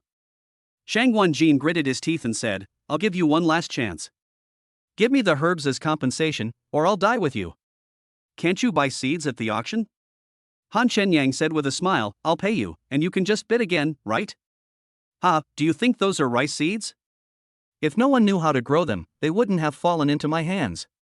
And they're so rare. Han Shenyang still smiled and asked, no one knows how to grow it, so where do they get their herbs from? Can't they just buy them ready-made? Buy? The most important medicinal materials are all controlled by the Ancient Martial Arts Association. Only those who have the purchasing qualification can get a certain share. Do you think it's so easy to buy them if you have money? Shang Wanjin stared at Han Shenyang as if he were a fool. What a wild idea. I just don't understand, Han Shenyang said with a smile, did your strength increase with the Qi condensation pills? Qi condensation pills are hard to come by. I only took one when I was improving my internal strength. As for the others, they all use similar methods like you, relying on some relatively common herbs to help improve. But to reach the late stage of external strength is already a genius. Shang Wanjin said, that's why Qi condensation pills are so important. I see, Han Shenyang said with a smile, then it seems that I am a genius among geniuses. He probably also figured out that Qi condensation pills are really difficult to make, and only the best quality ones have a 30% chance of increasing strength. So this top-grade Qi condensation pill is definitely a legend. Shang Wanjin suddenly understood why Han Shenyang's eyes looked so weathered before. It must be the result of hard training. She now did not deny that Han Shenyang knew nothing but could reach the late stage of internal strength. He was indeed a genius, but he was so despicable and shameless that it was a waste of his cultivation. It is not an exaggeration to say that he has practiced it on a dog. I guess the villa was obtained by fraud. I'll give you 2 choices. First, compensate me with the herbs. Second, die with me. Shang Wanjin gritted his teeth. Chapter 98 Who are you? Han Shenyang didn't think Shang Wanjin would die with him, unless Shang Wanjin was really stupid. At the moment, Shang Wanjin was just trying to scare people. Even if she was kicked out, she would have to endure it. I'm paying you back at a loss for a pill that's countless times more powerful than the Qi condensation pills, but you're saying it's a fake. That makes me really upset, so I'm adding some conditions. Han Shenyang said with a smile, and then pinched the top-grade Qi condensation pill with 2 fingers and placed it in front of Shang Wanjin. Look carefully, is it a fake? Shang Wanjin wanted to turn his head away, but Han Shenyang pinched his chin with one hand. Wait until I finish speaking, and you decide for yourself whether this is a fake or not. You are shameless. Shang Wanjin's face was tightly bound by this hateful man. He struggled a few times but was unable to break free. He was extremely angry. The shameless ones are still to come. Han Shenyang smirked twice and continued, if your eyes are not blind, or more precisely, if your heart is not blind, you should be able to sense the strong energy contained in this pill in front of you. Shang Wanjin rolled his eyes and didn't want to look at all. It's okay if you don't look at it. I'll let you smell it first. Han Shenyang put the pill directly in front of Shang Wanjin's nostrils, less than a millimeter away, almost stuffing it in. At first Shang Wanjin was holding her breath, but when she took a deep breath, her expression suddenly changed. because the air that entered her body from her nasal cavity instantly made her feel refreshed, as if a force was spreading throughout her body. How is it? Doesn't it smell good? Han Shenyang smiled and said, It's okay, you can smell it more. It doesn't cost you anything anyway. At this time, Shang Guanjin, who was seriously injured, was completely immersed in the pleasure brought to her by that power, and did not even hear clearly what Han Shenyang said. But she did not stop breathing, and her exhalation even quickened unconsciously, and finally became a little rapid, as if she was breathing oxygen. She needed strength so much to recover from her injuries, it was as if there was an energy pack in her nostrils, making her unable to stop. She closed her eyes and started practicing subconsciously. Just at this moment, Han Shenyang let go of Shang Guanjin with a smile and took back the pill. Suddenly, without energy supply, Shang Guanjin suddenly opened her eyes, but she still couldn't fully recover from the comfort just now. I've seen it and smelled it. Han Shenyang stared at Shang Guanjin, whose eyes were a little dazed, and asked, Is it a fake? You are despicable. Shang Guanjin felt that her performance just now was too shameful, as if she was being played around by Han Shenyang, which humiliated her. But putting Han Shenyang aside, the power emitted by that thing really made her enjoy it. Although she didn't know what that thing was, she was sure it was not poison. After all, she was very knowledgeable about poisons. The halo emanating from the inside out was even less likely to be fluorescent powder, and she also smelled a medicinal fragrance that was many times richer and purer than that of the qi condensation pill. Just smelling it makes you addicted to it. What if he ate it? Shang Guanjin couldn't imagine it. Who are you? Did the old man with the white beard really give you that thing? Shang Guanjin suddenly felt that Han Shenyang was not only despicable, but also not an ordinary despicable person. She even felt that Han Shenyang never told the truth. I am who you think I am, so does that matter? Han Shenyang sighed. If you really want to know, I'm just an illusory god. Chapter 99 Conditions. Ha ha. Shang Guanjin sneered twice. She felt that it was pointless to ask and she wouldn't be able to get anything out of him. Han Shenyang didn't care about her contempt at all, and said bluntly, I'm in need of a nanny. In addition to warming the bed, she only needs to clean the house, wash clothes, and cook every day. My requirements are not too high, right? If you think the conditions are okay, then this pill is yours. Han Shenyang played with the pill, thought for a moment, and sighed, No, I'll be at a loss this way. Let's add a back rub. Forget the massage. I guess your little arms and legs don't have much strength. You should not go too far. Shang Guanjin almost vomited blood. You are a despicable and shameless villain. Han Shenyang waved the pill in front of her and said with a smile, This is so much more powerful than that broken pill. It can't stand such a small amount of conditions. It seems that the amount is too little, otherwise. Good. Shang Guanjin gritted her teeth. She had already made the decision before, but Han Shenyang was now raising the price, which made her very unwilling. However, you also said that you would avenge the humiliation suffered by Fengyun Martial Arts School twice over. I just don't know if you dare to go to Fanmen Martial Arts School. As long as you can do it, adding a few more conditions is not a problem. This is the main reason why Shang Guanjin agreed to Han Shenyang. If he went, he would be committing suicide, and there would be no future. I have to correct you. That was a responsibility I was willing to take on, not a condition, Han Shenyang said with a smile. Put away your little calculations and don't taint the deal between us. Han Shenyang said, pinching Shang Guanjin's mouth open with his backhand and throwing the pill directly into it. Just add one more condition. You must smile when you see me in the future. By the time Shang Guanjin reacted, the pill had already slipped into her throat and was sucked into her esophagus the moment she took a breath. Oh, sorry, I didn't wash my hands after going to the toilet. Han Shenyang blinked and lay down on the sofa. You. Shang Guanjin subconsciously wanted to vomit, but the pill exploded in her body like an energy bomb, spreading madly to every corner of her body, making her shiver. At this moment, she seemed to have a feeling that she could not control this power.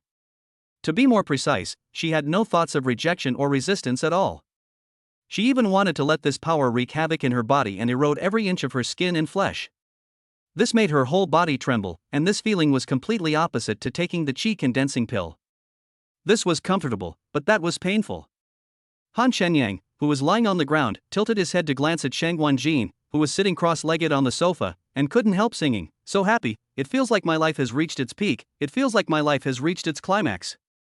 At this time, Shang Guanjin was completely immersed in her own world. Not to mention Han Shenyang singing, even if the villa was blown up, she could not be woken up. So Han Shenyang couldn't wait to take out the dragon soul grass and eat it. However, the feeling of the dragon soul grass entering the body this time was completely different from the last time. There was no realization, but instead there was a roar in the body, and the immortal energy instantly increased by more than double than before. Immediately afterwards, as his flesh and blood became more solid than before, a ray of light appeared in his mind. This ray of light quickly expanded within his body, spreading throughout his entire body, and finally disappeared as if it had merged with the rest of his body. There is an extra circular space in the power column of the system panel, which must be the slot. Chapter 100. Can you come one by one? Han Shenyang felt that his strength improved extremely quickly this time, perhaps because he did not have any insights. The system suddenly said, "Do you want to place the Midas Touch magic power into the magic power slot?" Han Shenyang chose yes without much thought. After all, no matter what kind of magical power he obtained, he had to at least reach the 4th level of Qi refining before he could use it. Presumably, turning stone into gold was already the lowest level of magical power.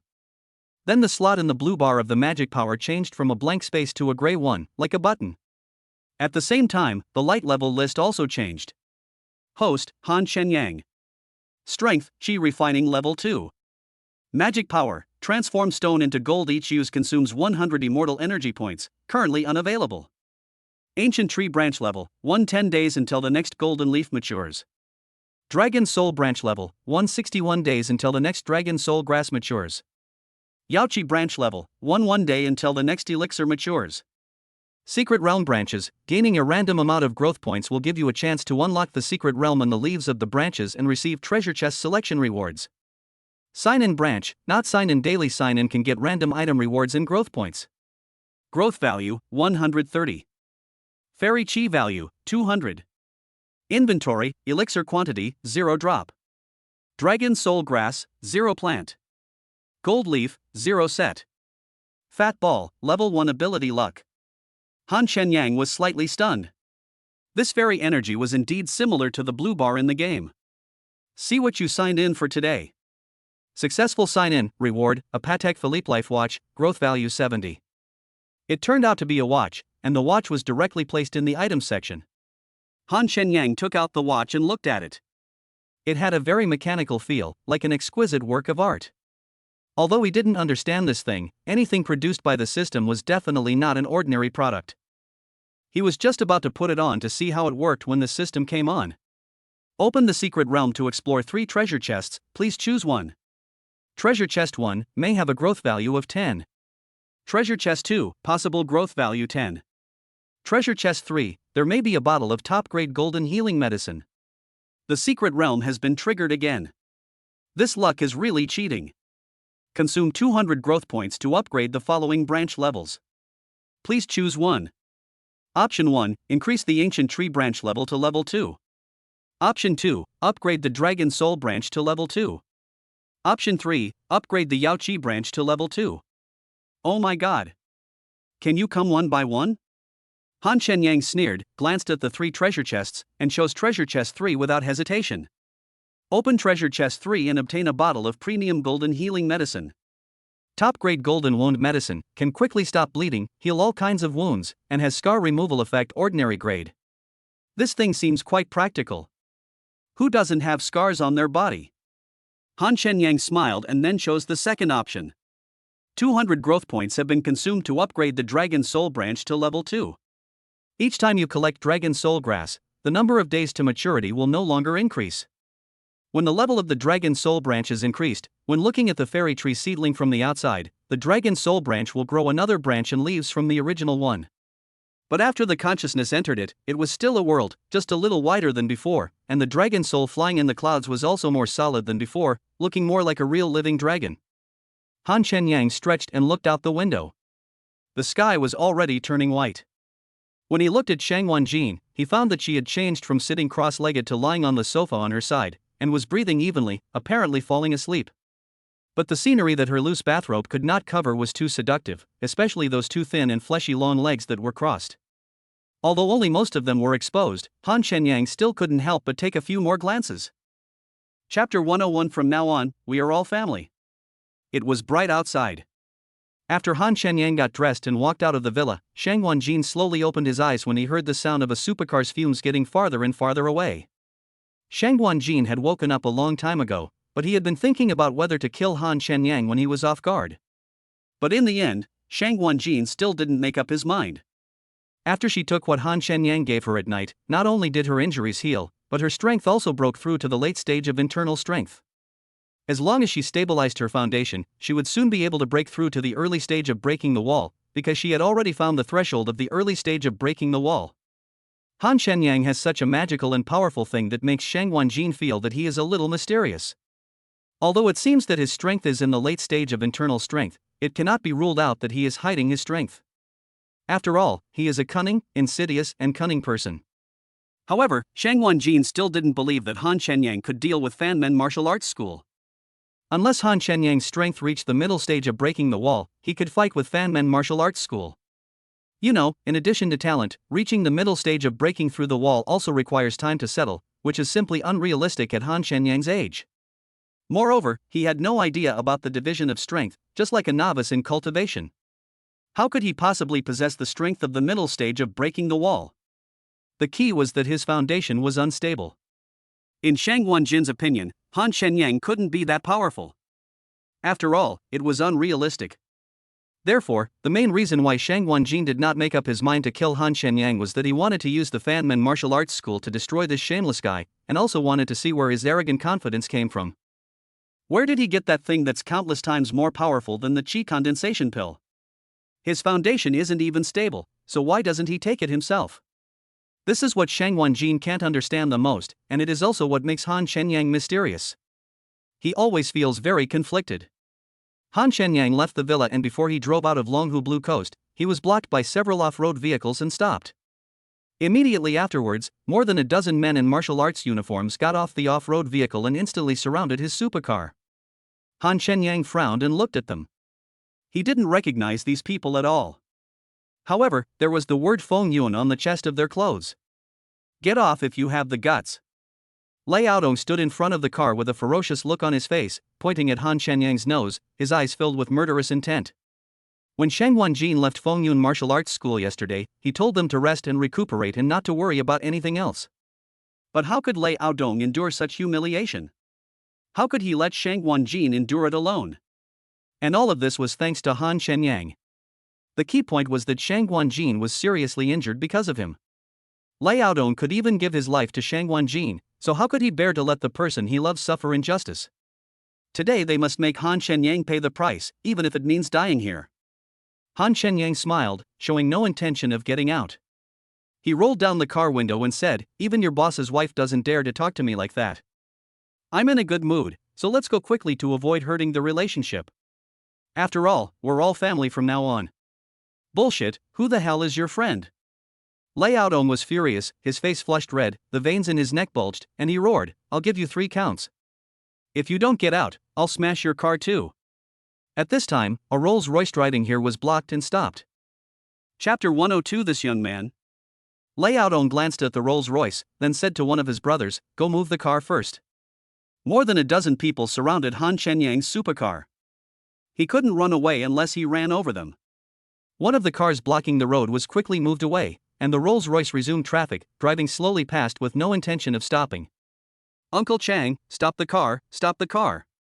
When the Rolls-Royce passed by the supercar, Xia Duo looked at the person in the supercar curiously and found that it was Han Shenyang.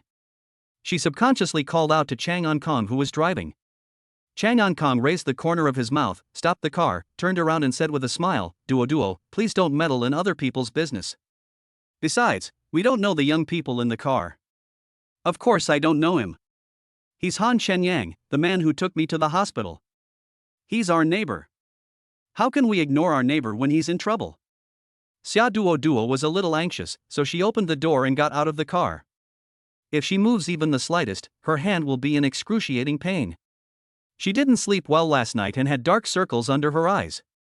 She cried out to go to the hospital for an 4 drip early in the morning. Now she feels better and has even forgotten that her hand is injured. This made Chang Ankong laugh out loud, and he reminded her, Duo, it's cold outside, put on your coat first, what if you catch a cold?" As a result, Xia Duo acted as if she didn't hear anything. She only wore a tight sweater on her upper body and ran towards Han Shenyang without looking back. This young man, Chang Ankong, shook his head, but still got out of the car with Xiaoduo's coat. Lei Aodong saw Xiaoduo, with her hands wrapped in thick bandages, suddenly get out of the car and run over. He couldn't help but frown and said, "I advise you to stay out of other people's business." Xiaoduo didn't even glance at Lei Aodong. Her worried expression suddenly turned into anger. She knocked heavily on Han Shenyang's supercar and said, "Don't you have a car? Don't you know how to drive? You're a liar." Lei Aodong was stunned. It turned out that this woman was seeking revenge. Han Shenyang was undoubtedly a scumbag. "Ma'am, could you please step aside for a moment?" Lei Aodong said politely to Xiaoduo. He then pointed at Han Shenyang's nose and said viciously, "After we cripple this shameless guy, it won't be too late for you to finish him off." Xiaoduo looked up at Lei Aodong standing in front of the car, her face darkening again. Shang Guanjin is indeed not a good person. Not only did he hurt people with hidden weapons, but he even dared to send people to commit murder openly. Such a social scum should be shot. Although she didn't know why Shang Guanjin killed Han Shenyang before, this lawless behavior was really infuriating. Even if Han Shenyang is shameless, he wouldn't go to the extent of killing someone. It can be seen what a vicious woman Shang Guanjin is. "You." Lei Aodong, who originally thought Xiaoduo was just a passerby, changed his expression drastically. He gritted his teeth, retracted his raised hand, and said angrily, "If you don't get out of the way, I'll hit you too." If Xiaoduo wasn't a woman, he would have slapped her in the face. She actually called Shang Guanjin a scum. How could he bear to hear that? Xiaoduo was startled. After all, Lei Aodong's aura was too terrifying and it didn't seem like a joke. Although Lei Aodong was seriously injured, he was not someone an ordinary person like Xiaoduo could fight against. But Xiaoduo remained motionless. "What? Are you still thinking of beating my duo? Chang Ankong walked over with Xiaoduo's coat in his hand, a sharp smile on his face, and looked directly at Lei Aodong. Chapter 103, Human Affairs. Xiaoduo, whose face was pale, saw Chang Ankong coming over and instantly said in an imposing manner, "Uncle Chang, teach these bad guys a lesson quickly and arrest them all." Chang Ankong first calmly put the coat in his hand on Xiaoduo, then said to Lei Aodong with a smile, "Can you give me a favor today and let this young man go?" Lei Aodong gritted his teeth, pointed at Han Shenyang and said, "You're lucky. Let's go." Lei Aodong turned around and got into the car with a group of brothers. Before leaving, he glared at Xiaoduo fiercely. Although he didn't know Chang Ankong's strength was obviously above theirs. If he insisted on attacking Han Shenyang, judging from Chang Ankong's attitude, he would definitely not sit idly by. "Uncle Chan, why did you just let them go like that?" Xiaoduo was very unwilling. "After we leave, they will definitely cause trouble for Han Shenyang again." Chang Ankong smiled meaningfully, "Since Duo is so worried, why don't you just let this kid go to the hospital with you?" "I'm not worried about him." Xiaoduo explained with a pout, "I just can't stand Shang Guanjin's lawless behavior of bullying the weak. Even if it was just a passerby, I would have to do something about it, let alone a neighbor." Duo, you think too much," Chang Ankong shook his head. He just took advantage of the situation and grabbed Han Shenyang to accompany the unruly Xiaoduo for the infusion so that he could suffer less. Chang Ankong, an old man, can't stand the temper of this rich girl, Xiaoduo. As for Shang Guanjin bullying Han Shenyang, Chang Ankong didn't believe it. He had seen that kid's skills before. "Han Shenyang, come with me to the hospital. I'll protect you. See if they dare to bother you again." Xiaoduo put one hand on her waist, and her coat fell off. She stared at Han Shenyang, who seemed to be smiling. Han Shenyang looked at Chang Ankong, who picked up the clothes for Xiaoduo and said with a smile, "Uncle, thank you." As he spoke, he started the car, ready to take the opportunity to slip away, otherwise Xiaoduo would definitely scold him. Chang Ankong turned around and stood in front of the supercar, smiling like a spring breeze and saying, "You should thank me with some sincerity, right? Send Duo to the hospital." Without waiting for Han Shenyang to reply, Chang Ankong ran into the Rolls-Royce as if he had robbed someone's wallet. With a bang, the Rolls-Royce rushed out and sped away. Han Shenyang thought to himself, "Are there any normal people in Longhu Blue Coast?" Chang. Xiaoduo came back to her senses, and the Rolls-Royce was gone. She couldn't help but frown. Why is it so strange today? "Don't just stand there, get in the car." Han Shenyang opened the car door reluctantly. He couldn't just leave her there. After all, she had just been kind enough to help him out, even though it was a bit unnecessary. Who wants to ride in your rickshaw? You're just a scoundrel and a liar. Xiaoduo got into the supercar in a rage, waved her fist at Han Shenyang and said, "Don't you know how to drive? I'll beat you to death, you bastard. I'll beat you to death." Han Shenyang didn't dodge, nor did he feel any pain. He took it all as a tacit agreement, otherwise he couldn't explain it. He stared blankly at the exasperated Xiaoduo, pointed at her hand and asked, "Doesn't it hurt?" Xiaoduo finally came to her senses, grinning and sniffling in pain. "It's all your fault. It hurts so much." "If it hurts, just be quiet," Han Shenyang said helplessly as he started his supercar. "I'll take you to the hospital. Just be quiet and get the 4. I'll pick you up after you're done. I'm in a hurry to pick up my girlfriend." "What? Leave me alone, do you have any conscience?" Xiaoduo said angrily. "What are people doing?" Chapter 104. This is an ancestor. Han Shenyang had originally thought of taking out the top-grade gold medicine to apply to Xiaoduo, but now that he was beaten and scolded, he temporarily gave up the idea and decided to let her feel the pain for 2 days first. But he didn't want to accompany Xiaoduo to the hospital. Although it was just an infusion and wouldn't take long, how could he go to pick up Nie Xiaotong? Forget it, it's not a good thing to always rush forward.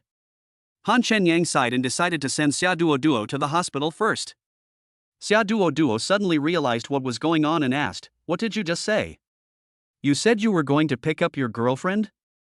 You're someone like me, do you even deserve a girlfriend? How can you talk like that? What's wrong with me? Are you jealous that I'm so handsome?" Han Shenyang curled his lips. He felt a little uneasy and was deeply shocked. After all, not only did Nie Xiaotong not agree to be his girlfriend, but she didn't even want to pay attention to him. "But it's all a matter of time." "I knew you couldn't have a girlfriend," Xiaoduo said disapprovingly, sneering. "Your expression betrays you.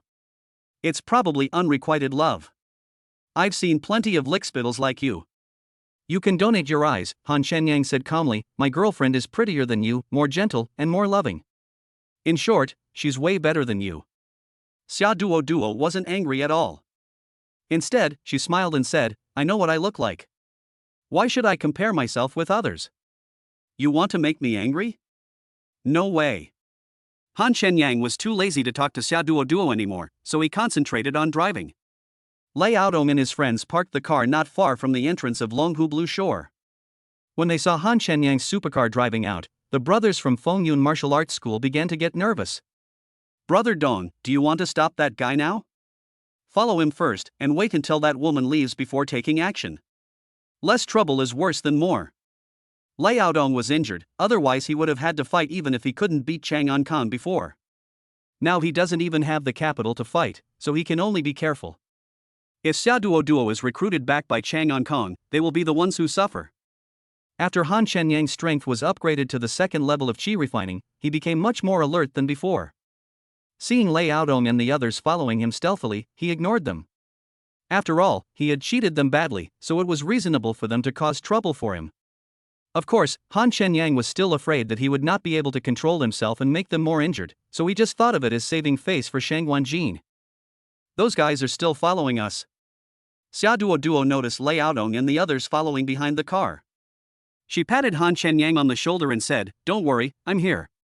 Don't be afraid." Han Shenyang smiled bitterly and shook his head, thinking that if Xiaoduo had a better temper, she would be quite cute. At least she didn't have bad intentions. "Stop the car, stop the car. I want to eat strawberries. Go buy some for me."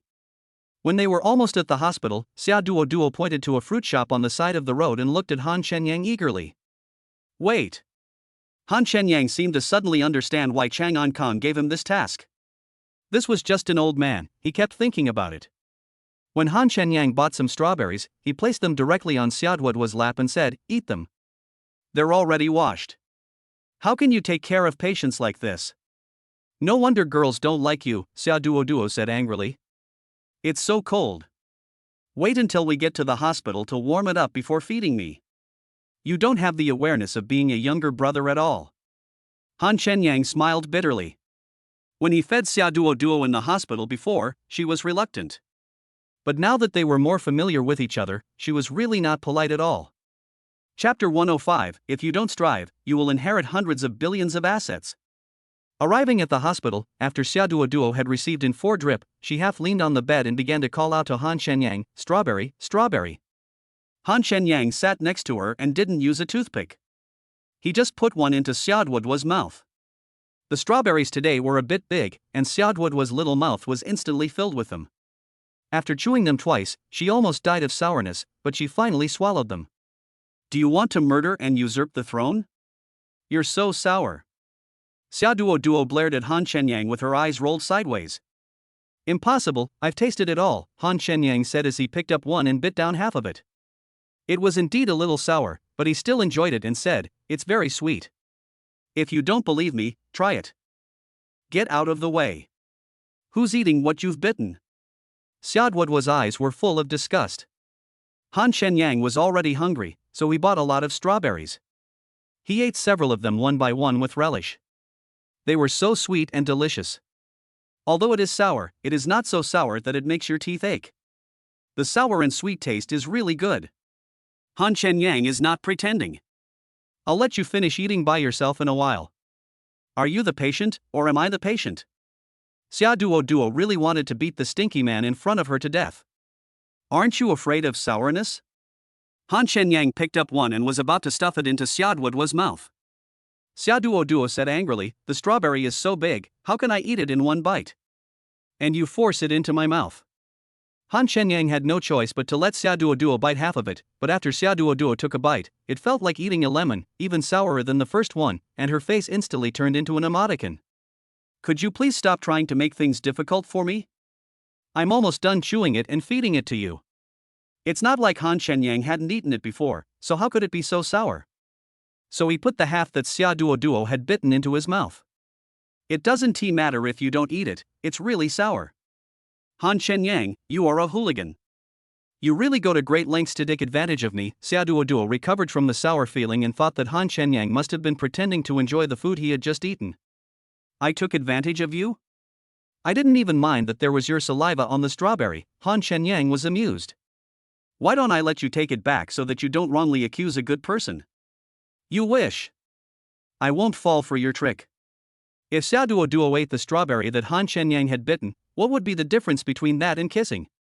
She was a little afraid to continue eating strawberries, but seeing Han Shenyang wolfing them down, she became greedy again. But in the end, she still couldn't bring herself to eat the strawberry that Han Shenyang had bitten. Those ambiguous things can only be done between lovers, so how could she let this guy get away with it? After Xiaoduo finished the infusion, the doctor took her temperature and blood pressure. It was almost 9 o'clock. "Why don't you take a taxi back, otherwise I'll be late for work," Han Shenyang said. "I can't compare with you. You have everything you need at home, but I still have to struggle." "Who doesn't struggle? If you hadn't hurt my hand, my store wouldn't have closed," Xiaoduo said disdainfully. "Do you still need to struggle?" Han Shenyang curled his lips. "Of course. If I don't work hard, I'll inherit hundreds of billions of assets." Xiaoduo said bitterly, "I don't want to manage a company. It's so annoying. I want to do what I love."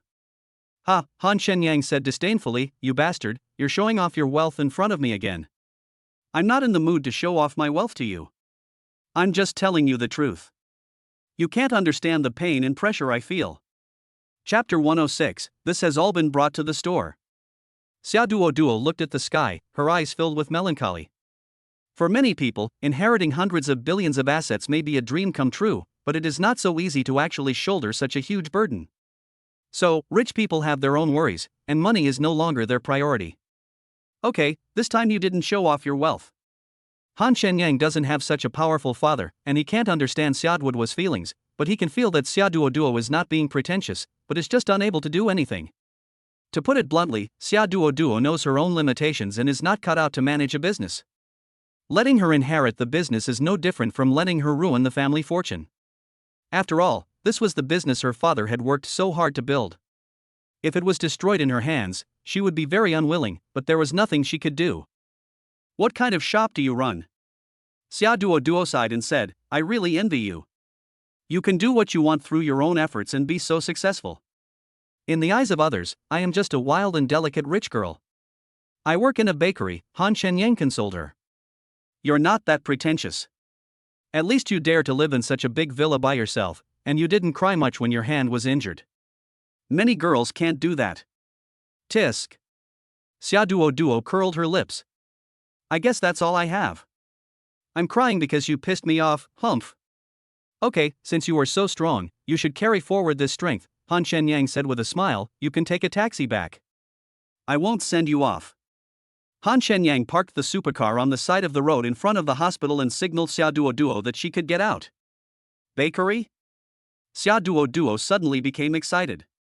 Do you have lots of delicious and beautiful desserts in your shop? Then I'll go with you and buy some. I'll be bored when I get home anyway, and I can't play games with my hands like this. As for whether Han Shenyang was an employee, she didn't think about it at all. In her opinion, Han Shenyang had a villa and a supercar, so he must have other industries. She would not spend so much time thinking about how Han Shenyang made money. She couldn't even figure out her own family affairs, so how could she have the time to think about other people's affairs? Okay, just pay. Han Shenyang didn't force Xia Duo to get out of the car, as long as she didn't delay him from work. After all, it was not his own store, and he had to maintain professional ethics. How stingy.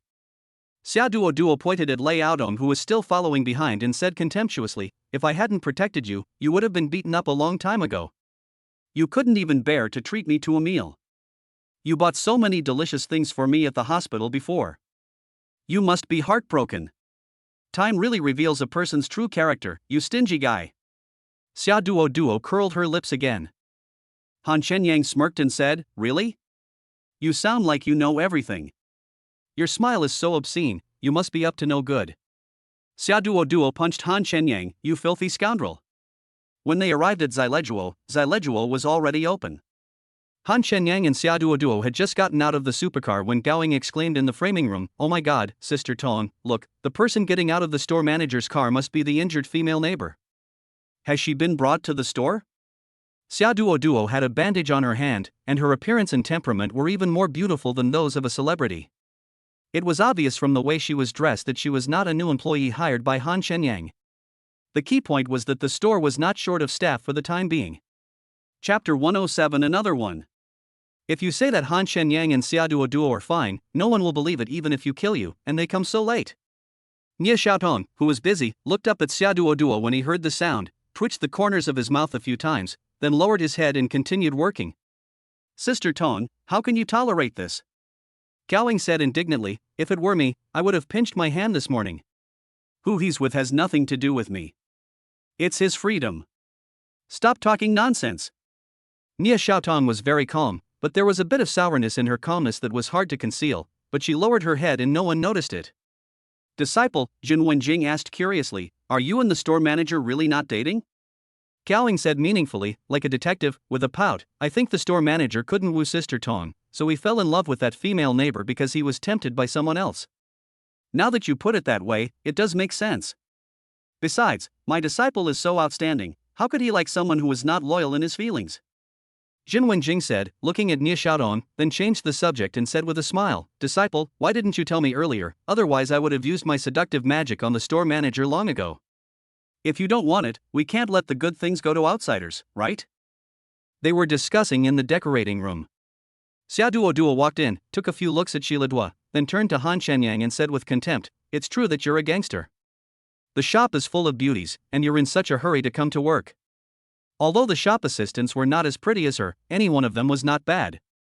They all had delicate and standard facial features, and they were dressed in work clothes like flight attendants.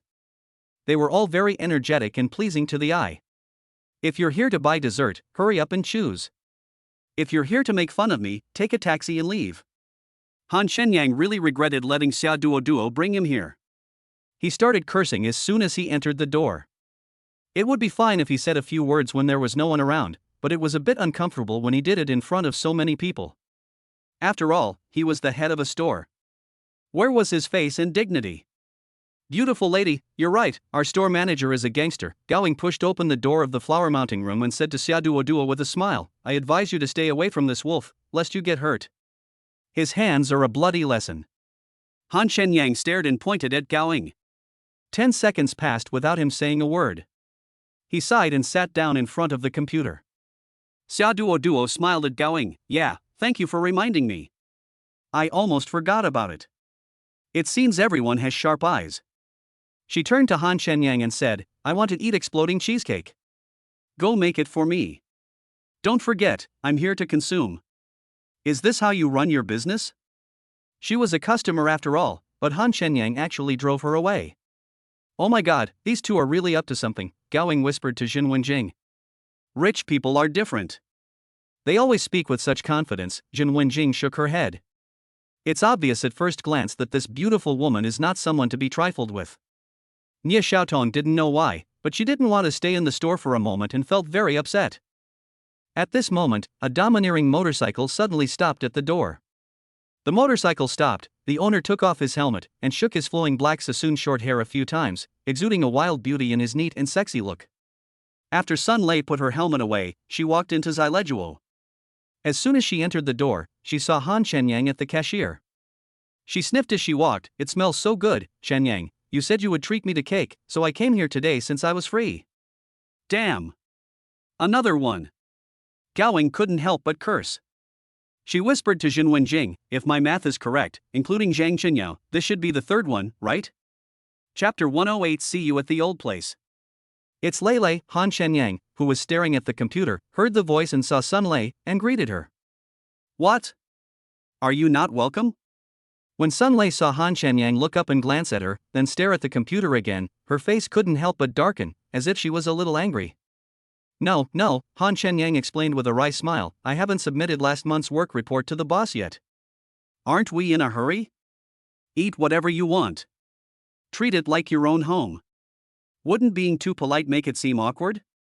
Sun Lei smiled and said, I was just kidding. I came here to tell you that the time has been set. It's the day after tomorrow at 9 o'clock. Can you make it?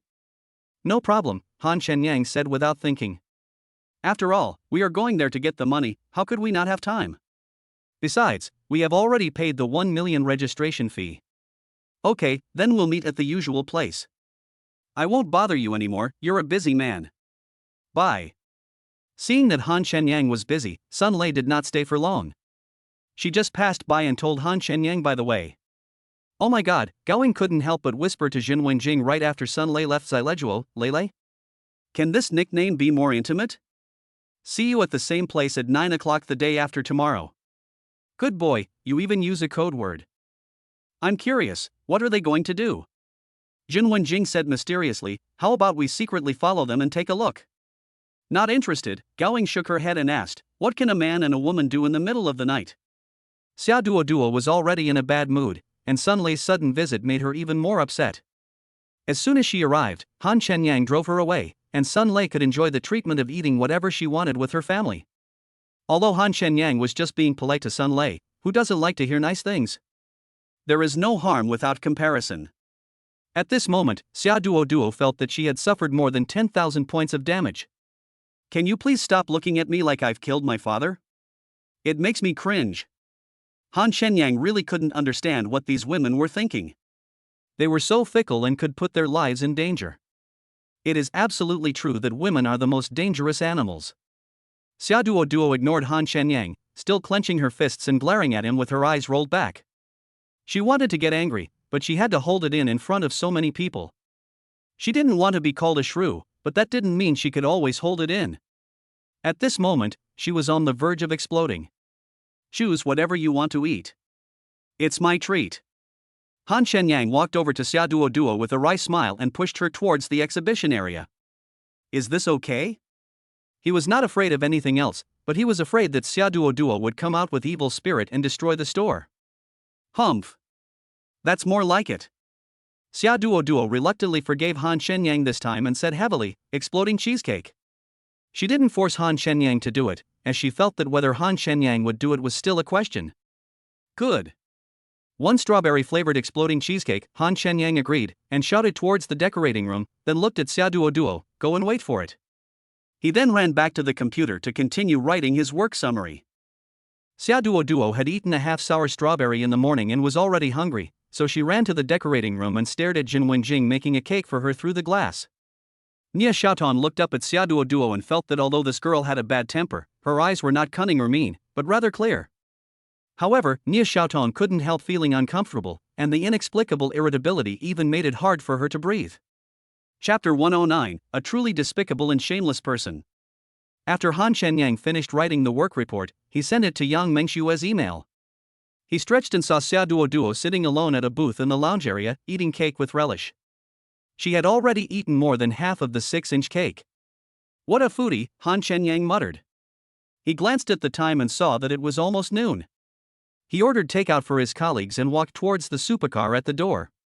Seeing him about to leave, Xia Duo didn't even bother to eat her cake. She chased after him and shouted, "Where are you going? Take me with you. You're pissing me off." Before she could finish her words, Han Shenyang's supercar had already driven onto the road and disappeared from her sight without even looking back. Han Shenyang had originally planned to go to the Fanmen martial arts school in 2 days, but Lei Yaodong and the others were staring at him like ghosts, which was really uncomfortable. Anyway, he had nothing to do at noon, so he decided to go out and relax. Just think about Shang Wanjin, such a murderous woman. It would be quite exciting to clean the house and do laundry for him every day like a housewife. Neighbors should live in harmony with each other. Follow him, and stop him after we pass the next intersection. Lei Yaodong finally found his chance and said angrily, "This kid dared to come out alone, he's really brave." But after passing the next intersection, they realized something was wrong. "Brother Dong, that kid seems to be heading towards the Fanmen martial arts school. Should we follow him?" The shame of Fengyun martial arts school was caused by Han Shenyang, but it was Fanmen martial arts school that brought them more shame. Fan Chunhai mainly wanted to deal with Han Shenyang. As long as Han Shenyang fell into Fan Chenghai's hands, Fan Chenghai would have no reason to target Fengyun martial arts school for the time being. Their purpose in looking for Han Shenyang was not only to avenge the frame-up, but also to give an explanation to the Fan family, so that they could recuperate and wash away the previous shame. This was also the only solution they had. But now Han Shenyang came to seek death himself, which made Lei Yaodong feel very strange. "Follow us and see what tricks this kid has." Lei Yaodong said, "Every wrong has its perpetrator. With this kid here, if he is not in the same group as the Fan clan can't do anything to us. This is a good opportunity to distance ourselves from the matter." As he spoke, he called Shang Guanjin, who answered the call quickly. Lei Yaodong said, "That bastard Han Shenyang is on his way to the Fanmen martial arts school now. I suspect." "What? He really went to Fanmen martial arts school?" Shang Guanjin naturally would not doubt Lei Yaodong's words, but was a little bit unbelievable. Although she wanted to tear Han Shenyang into pieces, she felt very complicated when Han Shenyang really had the courage to go to Fanmen. Because she thought Han Shenyang would come up with 1,000 conspiracies and tricks, and facing the revenge of the Fan family, she just didn't believe that Han Shenyang would deliver it to her door. There are only 2 possible outcomes now. One is that Han Shenyang is beaten to death because of overestimating his own abilities. The other is that does Han Shenyang really have the strength to challenge the Fan family? Obviously, Han Shenyang cannot be a fool. There is another possibility that he and the Fan family are birds of a feather, and they have joined hands to act against Fengyun martial arts school. Then he is really a despicable and shameless person. Shang Wanjin was very angry. "Jin, you've also realized that the guy has been colluding with the Fan clan from the very beginning, right? So should we bring our brothers and fight them now?"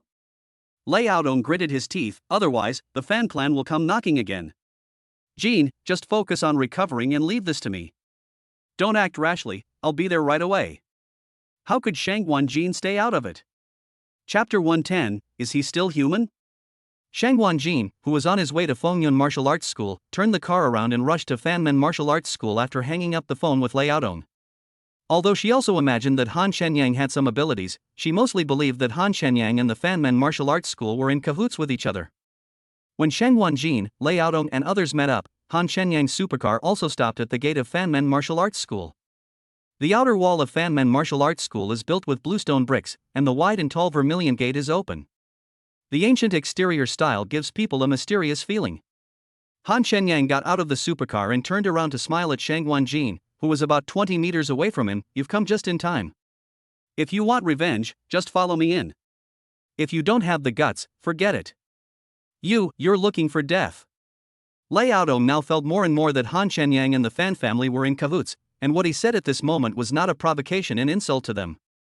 "Don't be ungrateful," Han Shenyang said coldly. "If it weren't for Xiao Jinjin's sake, you wouldn't even be able to stand here. You better keep your mouth shut. You.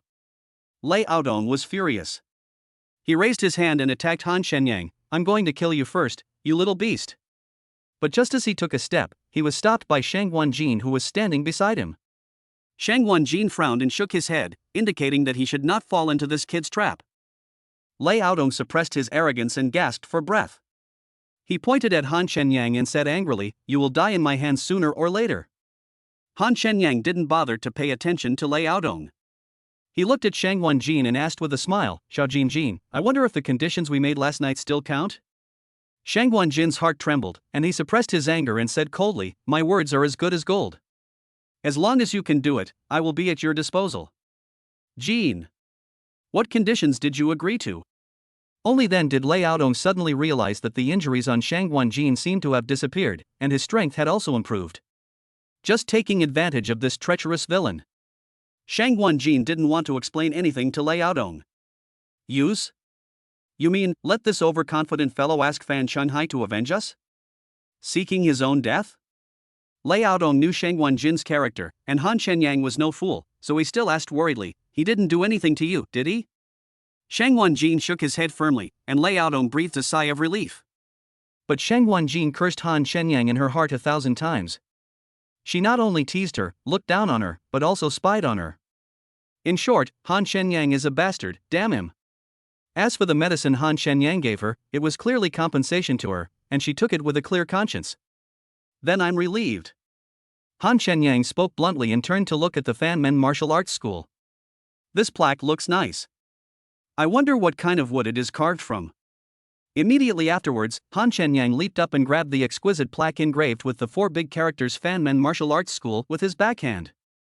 With a little force, the entire plaque fell off with some bluestone brick fragments. Then he grabbed the plaque and dropped it steadily to the ground. When Shang Wanjin saw this, he was shocked like a storm. You know, the plaque was about 7 or 8 meters above the ground, but Han Shenyang jumped up as light as a swallow without any running start, and took the plaque down easily. Is this still a human? Chapter 111 Fengyun Martial Arts School, come to challenge. Even though Shang Wanjin is currently at the late stage of internal strength, without any running start, he would not dare to jump 3 or 4 meters high on the spot, let alone 7 or 8 meters, let alone take down a plaque as heavy as a stone. Han Shenyang performed so easily, which showed that he could jump more than just 7 or 8 meters. Not only Shang Wanjin was shocked, but even Lei Aodong and others who wanted to cut Han Shenyang into pieces were stunned. After all, the strength shown by Han Shenyang has exceeded their imagination, at least it is an unattainable height at the moment. Just as they were shocked, Han Shenyang grabbed the plaque with one hand and stood it upright on the ground, and smashed the vermilion gate with his other fist, making a shocking bang sound. The wooden door, which was more than 10 centimeters thick, looked like it was made of paper, and there was a hole the size of Han Shenyang's fist. His action did not shock Shang Wanjin at all, after all, she could do it too. But then, cracks began to appear on the door at a speed visible to the naked eye, and then with a loud bang, the wooden door collapsed like a dirt wall, breaking into pieces and falling to the ground, shaking up dust like wood chips that flew everywhere. Han Shenyang stood motionless in the flying dust like an indestructible god of war, his back looking extremely tall. Middle stage of breaking the wall. Shang Wanjin exclaimed. She once saw a master in the middle stage of breaking the wall, who smashed a door like the current one with one punch. This couldn't help but make Shang Wanjin's eyes sparkle with little stars, like a little fangirl looking at her idol. But what happened next almost made Shang Wanjin vomit blood, but he was also very nervous. Han Shenyang suddenly shouted, "Fengyun Martial Arts School, come and challenge us. Anyone who hurts my master will die." Damn it! The moment Han Shenyang shouted Fengyun Martial Arts School, Lei Aodong suddenly felt his blood boiling. Are you here to challenge me? Are you here to destroy me? At this moment, his hatred for Han Shenyang seemed to have faded a little, but when he saw Shang Wanjin's confused eyes, he couldn't help but clench his fists again. At this serious intense moment, Han Shenyang suddenly turned around and said to Shang Wanjin with a grin, "Master Shangwan, is my disciple handsome? I hope I didn't disappoint you." Bitch! Shang Wanjin cursed coldly, but it was a little different from his previous coldness, as it was mixed with some shame. If she said she wasn't disappointed, then didn't that mean she wanted to warm Han Shenyang's bed, act as his babysitter, and serve him like a master? Boy, you're showing off just because you got away alive. You might not even know how you died in a while. Lei Aodong was furious. If Han Shenyang is in the late stage of breaking through the wall, he is qualified to show off without restraint in the Fanmen martial arts school. But he is only in the middle stage of breaking the wall, and the aura he exudes is that of a middle stage of breaking the wall with an unstable foundation. How can he possibly fight against the entire Fanmen martial arts school? As soon as Lei Aodong finished his sarcastic words, countless rapid footsteps were heard from the Fanmen martial arts hall. Fan Xinghai's disdainful voice followed immediately. I thought you were someone else, but it turns out you're a bastard. I gave you 2 more days to live, but you rushed here to die. Since that's the case, today I'll make sure you never come back. All the disciples of the Fanmen martial arts school were gathering together to hold a banquet to celebrate Fan Xinghai's breakthrough to the initial stage of breaking through the wall, and of course, to celebrate their victory over Fengyun martial arts school last night. At this time they were in high spirits and full of energy, but they didn't expect Han Shenyang to come to them. This was really a double joy. Chapter 112. It's so difficult for me. Fan Xinghai didn't expect that Han Shenyang was actually at the middle stage of breaking the wall, but he was not afraid of Han Shenyang at all. He could clearly feel that Han Shenyang's breath was unstable. He was at most the weakest middle stage wall breaking person, and was not even as strong as his early stage wall breaking person. You must know that in their world of cultivation, improving strength is far from enough by relying on pills alone. It also requires years of precipitation and accumulation of experience in cultivation. Otherwise, even if your strength is improved, you may not be able to control it, or you may not be able to exert skills that match your strength. Han Shenyang is a living example. But we have to admit that Han Shenyang has reached the middle stage of breaking the wall at such a young age, and he can definitely be called a genius. Fan Xinghai estimated that Han Shenyang's strength was probably accumulated from medicinal herbs, and those medicinal herbs should have been cultivated from the medicinal species that Shang Wanjin bought at the auction. Now it seems that Han Shenyang is indeed the disciple secretly cultivated by Shang Wanjin, and Shang Wanjin is very willing to spend a lot of money. It's a pity that Han Shenyang will die in Fanmen martial arts school today. Han Shenyang, before you become useless, I'll give you one last chance. Kill Shang Wanjin and join our fan sect. As long as you work hard for the fan sect, not only will you have the cultivation resources that Shang Wanjin can't give you, but you can also improve your strength to a higher level, and even become the sect master of our fan sect. Fan Xinghai felt it was a pity to waste Han Shenyang, so it would be better to use him for his own benefit. Han Shenyang didn't even glance at Fan Xinghai. Instead, he turned back to Shang Wanjin and asked with a smile, Master Shangwan, this idiot wants to recruit me. Do you think I should join them? Disciples are so popular, it's really difficult for me. At the moment when Han Shenyang was so domineering and powerful that he shouted, Fengyu Martial Arts School, anyone who comes to challenge us and hurts my master will die, Shang Wanjin's heart was burning, as if it would be nice to have a disciple who could protect him. But now Shang Wanjin felt particularly helpless, because she didn't know whether Han Shenyang was really acting with Fan Xinghai, or was deliberately mocking her for not recognizing her great talent before, and feeling ashamed of having a powerful apprentice for free. You are the same as that old immortal, you can all go to hell. Lei Aodong was like a madman. He took out a grenade from his body and threw it at the crowd of fanmen with gritted teeth. Han Shenyang was shocked. He didn't know if he could withstand the power of the grenade with his current strength, but he didn't dare to take the risk. He jumped up and stood on the wall, far away from the explosion range of the grenade. Damn it, they're actually playing dirty tricks. Fengyun Martial Arts School is really a bunch of rats. Fan Xinghai was furious, but instead of dodging, he swatted the flying grenade and sent it flying directly to Lei Aodong's feet. Immediately afterwards, there was a loud bang and one of Lei Aodong's off-road vehicles was blown up half a meter high and fell to the ground, emitting billowing black smoke and fire. The windows of several other cars nearby were also shattered. Damn! Puff! Puff! Lei Aodong rolled several times, got up from the ground, and spat out a few mouthfuls of blood. His clothes were torn in several places, obviously affected by the residual power of the grenade. Fortunately, there was a spacious open space in front of the Fanmen Martial Arts School, and Shang Wanjin and the others quickly dodged, so no other casualties were caused. Since you all want to die, then I will grant your wish. Kill those dozen rats outside first. Fan Xinghai gave an order, and 1/3 of the disciples behind him chased Shang Wanjin and the others outside the door. But before they could step out of the gate, Han Shenyang jumped off the wall, blocking their way. Chapter 113. I'm still strong even if I don't eat that thing. Let's go together. Han Shenyang only had 2 hours and hadn't even had lunch, so how could he have time to play with them?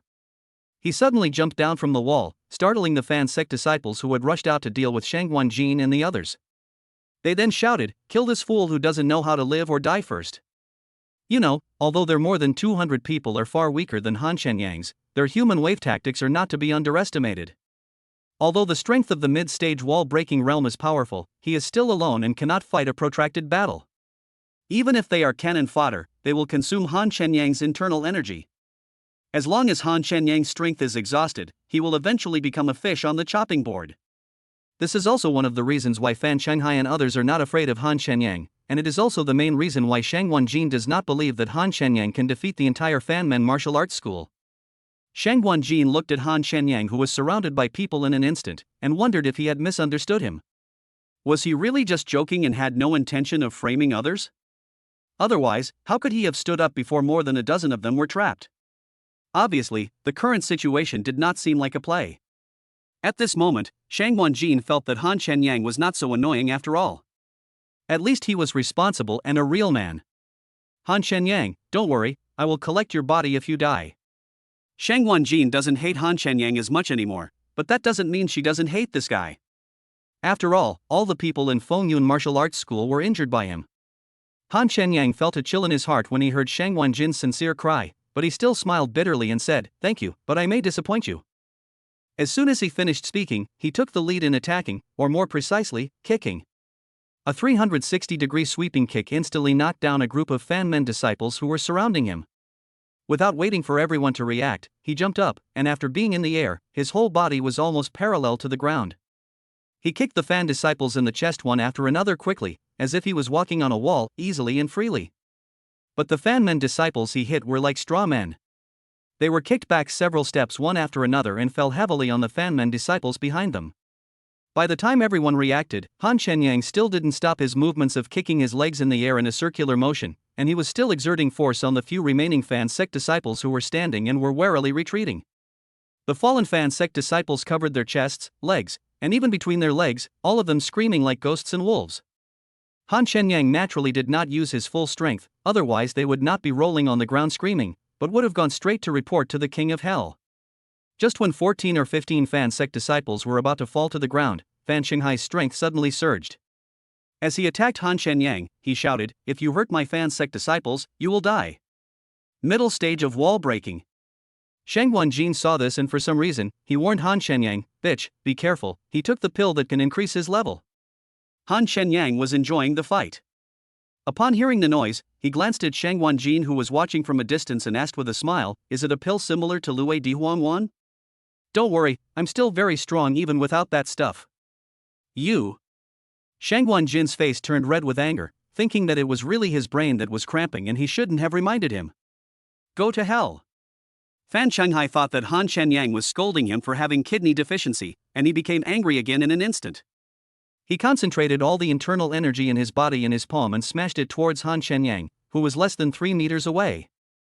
For a mid-stage wall-breaking expert, a distance of 3 meters is just a blink of an eye. Fan Shanghai has already seen the scene of Han Shenyang's brain bursting. And at this moment, Shang Wanjin suddenly closed his eyes. Chapter 114, Your Precious Disciple. Facing the sudden outburst of Fan Shanghai, Han Shenyang remained calm as usual. He unhurriedly kicked out dozens of times, knocking down all the retreating disciples of the Fan sect.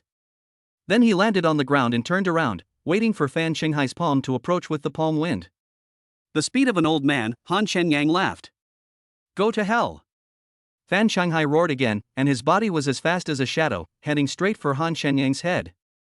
When he was only one step away from Fan Shanghai, Han Shenyang suddenly flew into the air, and as he stepped back, a coin shot out and hit Fan Shanghai's palm accurately. "Ah!" A scream was heard, and Shang Wanjin's heart tightened. But when she opened her eyes, Fan Shanghai was lying on the ground, twitching all over, and one of his hands was covered in blood. How is this possible? Shang Wanjin really couldn't believe that all this was real. After Fan Shanghai takes the level up pill, his strength and speed will be several times stronger, even stronger than the middle stage of breaking the wall. Under such circumstances, it was a foregone conclusion that Fan Shanghai would be able to deal with Han Shenyang, who had already consumed most of his internal energy. But who would have thought that in just the blink of an eye, Fan Shanghai lost his fighting ability and screamed like a stray dog. Han Shenyang clapped his hands with a smile, as if all this was as easy and enjoyable to him as a child playing house. Shang Wanjin's mind was in a mess at this moment. She asked again, a question that made her unable to believe it and unwilling to admit it. Who are you? The fact that Han Shenyang could easily defeat the entire Fan clan is definitely not as simple as it seems. Master Shangguan, have you been bewildered by my handsomeness? I am your beloved disciple, Han Shenyang blinked. You? Shangguan Jin was extremely angry. Fengyun Martial Arts School is truly a bunch of rats. Fan Shanghai gritted his teeth, his facial muscles twitching in pain, and roared, shameless villains who only know how to hurt people with hidden weapons. The coin pierced his palm, leaving a bloody hole the same size as the coin, and his right hand was completely disabled. At that time, all his internal energy was concentrated in his palms. If Han Shenyang had not used hidden weapons, how could Han Shenyang be his opponent? This made him very unwilling.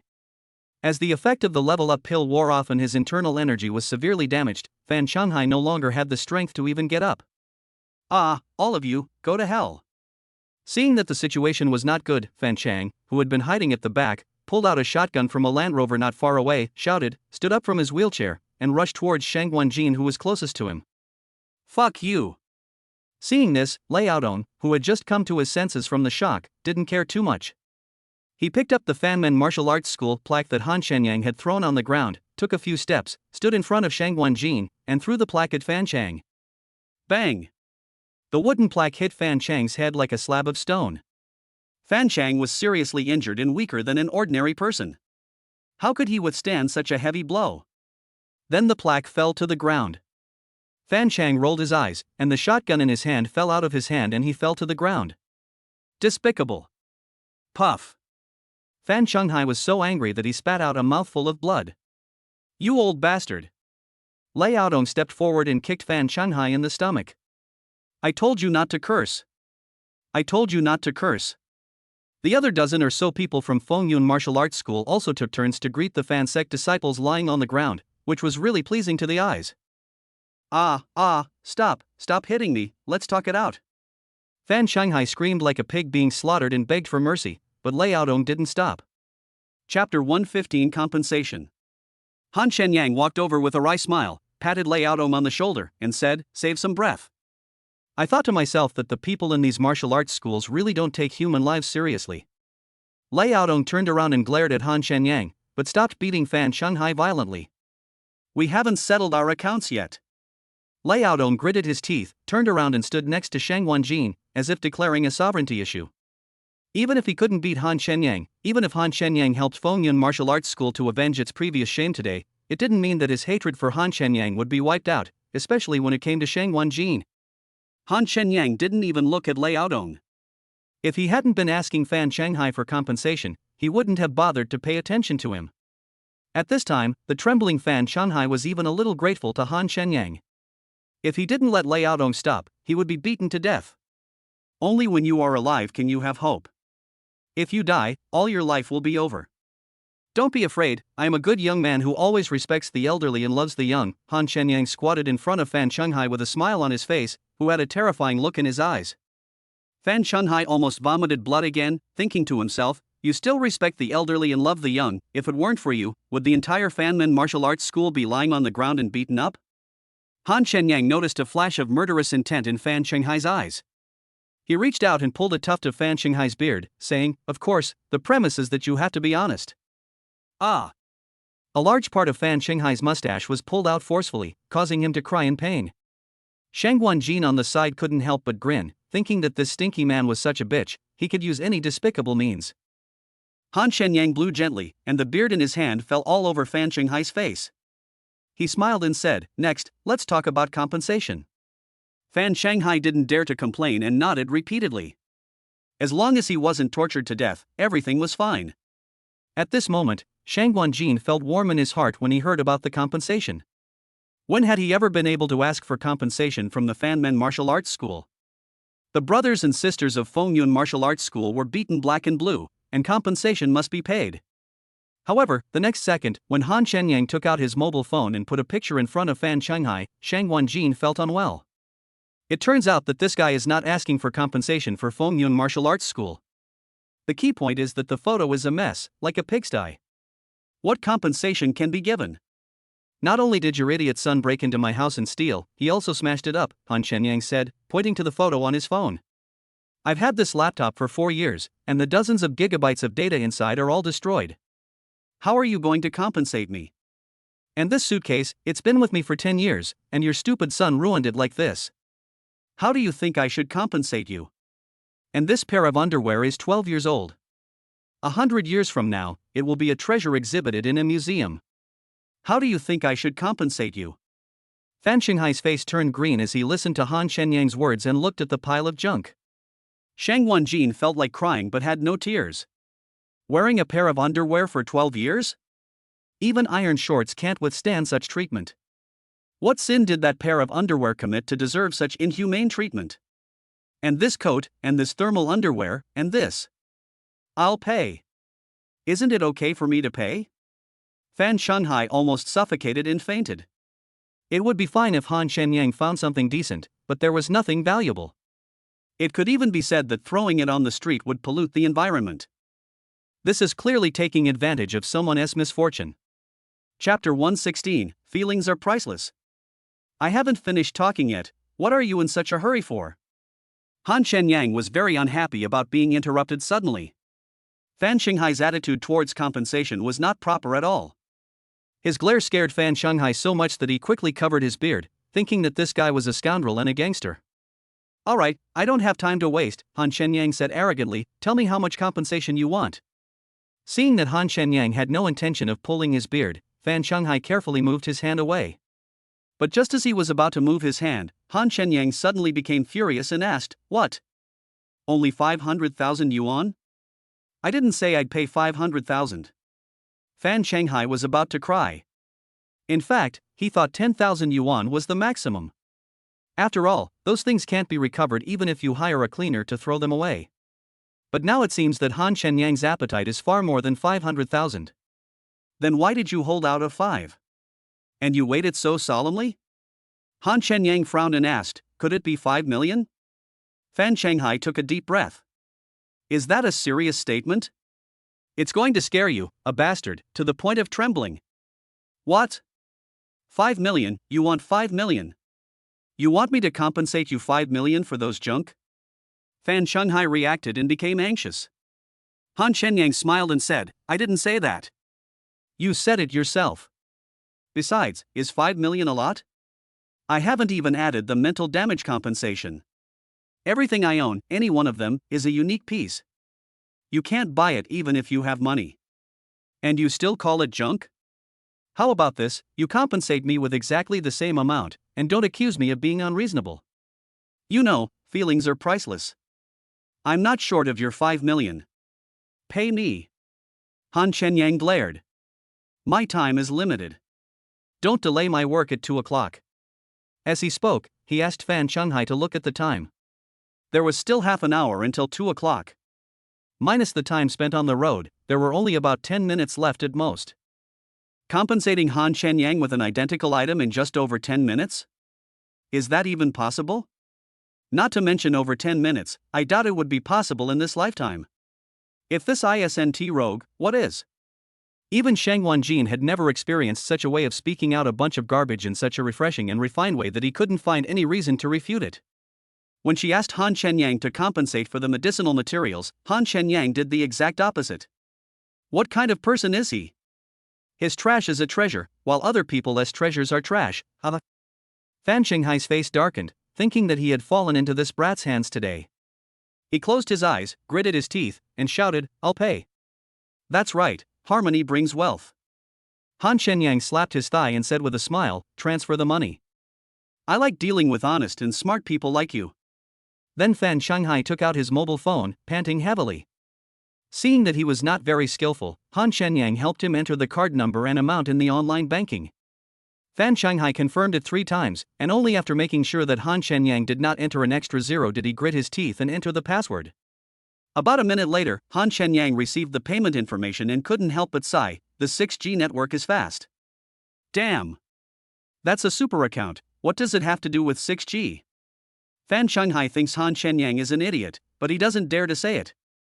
Okay, next is the compensation for Fengyun Martial Arts School, Han Shenyang said, looking at Shang Wenjin and asked, how many people are there in the martial arts school? Shang Wenjin felt that this guy had a conscience and was quite smart. He gritted his teeth and said, "There are 100 people injured. In fact, there are only about 100 members in the martial arts gym." She felt that it would be most appropriate to ask Han Shenyang, the scoundrel, to pay compensation. This would surely maximize the benefits and also reduce her hatred for Han Shenyang. Chapter 117. Is he a devil? After Fan Shanghai lost a sum of money, the pain in his heart had not yet subsided, but Han Shenyang asked him to compensate Fengyun Martial Arts School. This made him spit out a mouthful of blood. You know, the disciples of Fanmen Martial Arts School are still being beaten up by those dozen disciples of Fengyun Martial Arts School. It can be said that the disciples of Fanmen Martial Arts School suffered more serious injuries than those of Fengyun Martial Arts School. Do we still have to ask Fanmen Martial Arts School to pay compensation? Where is justice? Oh my God, is there any justice in the world? Fan Shanghai was so sad that he could not even cry. This was the lesson of the saying, the winner is the king and the loser is the bandit. Justice? Whoever has the stronger fist has the law of nature. But this is usually what he tells others, but today it happened to him. 100 people? Han Shenyang frowned and thought for a moment before saying, "Then I'll compensate you with 1,000 qi condensation pills." Hiss. 1,000 qi condensing pills? Han Shenyang wants 1,000 qi condensing pills, which are so hard to come by. Not only Fan Shanghai took a breath, but even Shang Wanjin and Lei Aodong twitched their mouths. I really don't have it. Fan Shanghai's face turned red and blood might spurt out at any time. Really? Take what you have, Han Shenyang said disdainfully. There must be some rank-up pills, right? If you don't have enough, use the rank-up pills. Not even one, Fan Shanghai said after taking a breath. There was only one level-up pill, and I've already eaten it. Are you kidding me? Han Shenyang glared. You don't have this, you don't have that, so what do you have? Fan Shanghai shuddered at his terrifying gaze, coughed twice, and quickly said, I really don't have it. If I had the qi condensation pill, how could my son still be in the late stage of external strength? Ah. Han Shenyang sighed and spread his hands to Shang Wanjin, looking helpless. You should come and ask for what you want. I have to go to work. He mainly knew about these two kinds of pills, and knew nothing about the others. Humph. Shang Wanjin glared at him fiercely. Fan Shanghai finally breathed a sigh of relief. As long as Han Shenyang left and he could recover some strength, Shang Wanjin and the others would be in big trouble. But Han Shenyang just took a few steps and then stopped again, as if he suddenly remembered something. He turned to Shang Wanjin and frowned, asking, Master Shangwan, how do you destroy a cultivator's cultivation?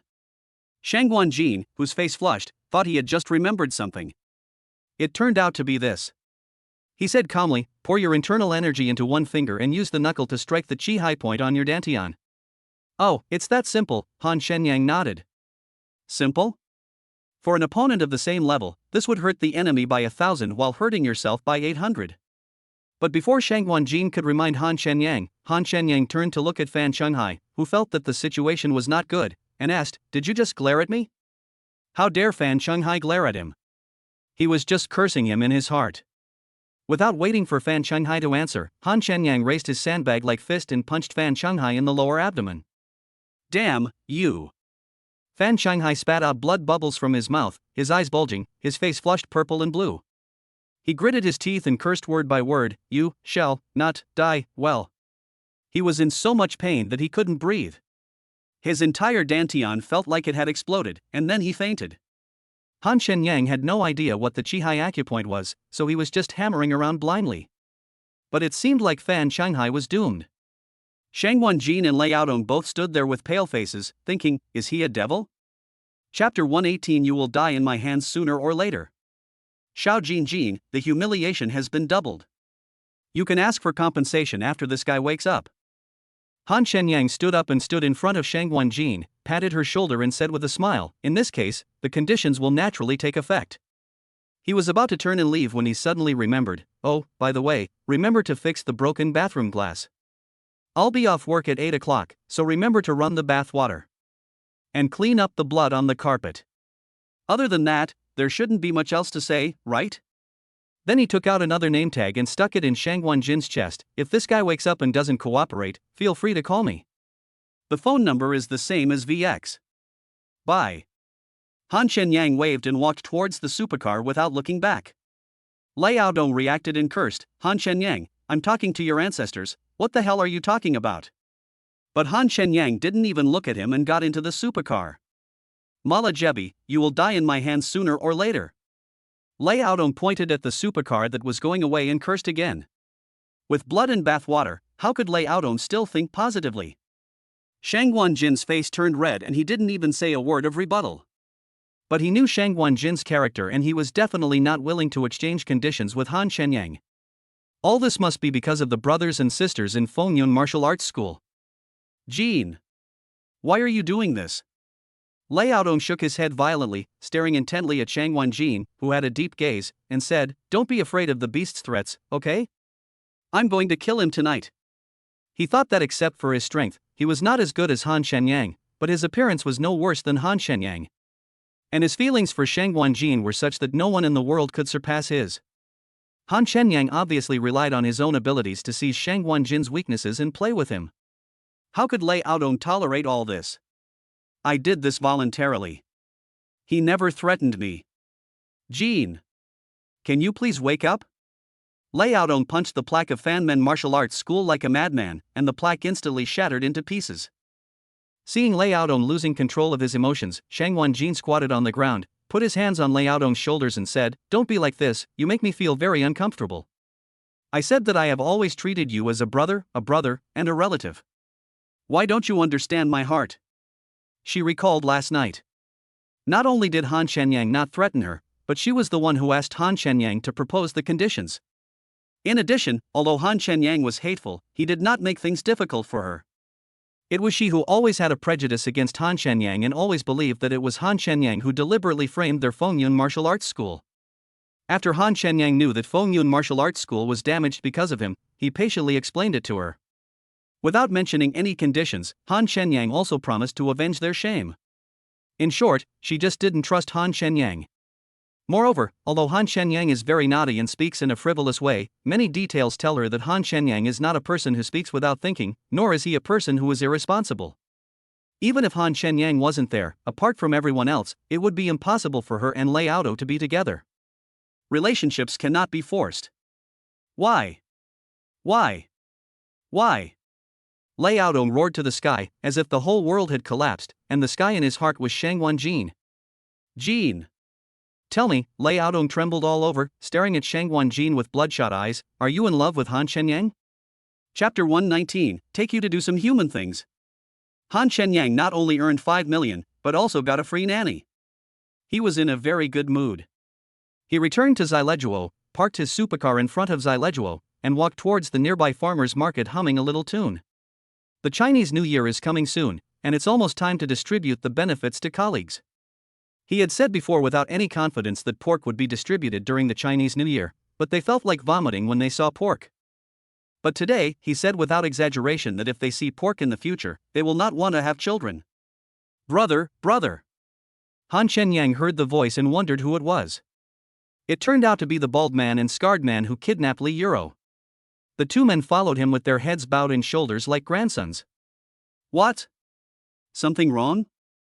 Han Shenyang frowned. If he had not withdrawn the pressure of his immortal energy that day, they would have died long ago.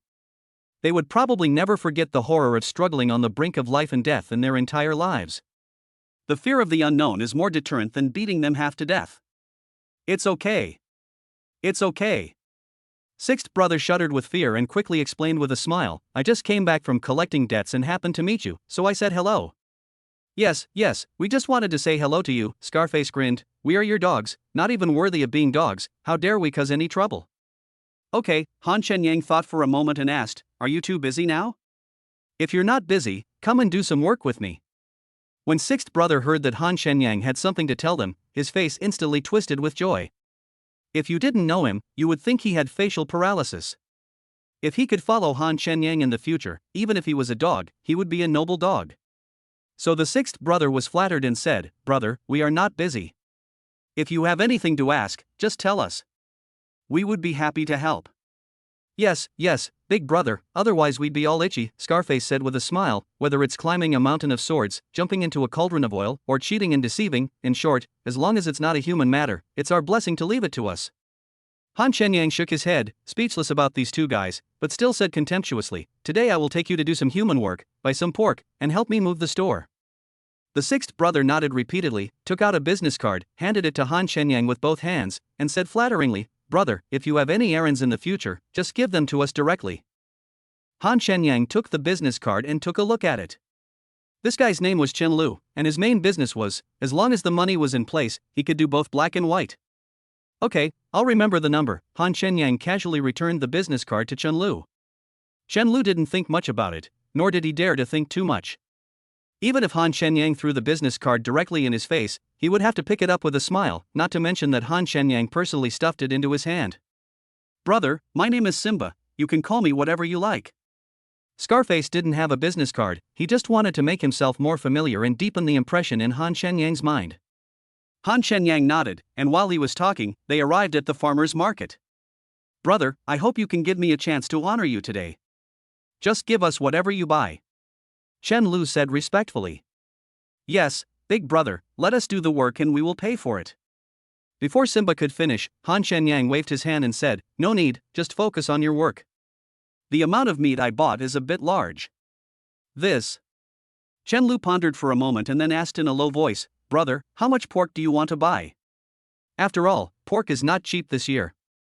He thinks Han Shenyang thinks they can't afford it, but they can buy as much as they can. "I finally have the opportunity to show my filial piety to Han Shenyang, so I must show my respect to him." Chapter 120 Employee Benefits. Because it was past lunchtime, there weren't many people at the farmer's market. Han Shenyang walked in front. He didn't answer how much pork he bought. Chen Lu didn't dare to ask further. He and Simba followed him on the left and right like bodyguards. The meat stall was at the very back. As Han Shenyang passed by the stalls on both sides, many sellers greeted him.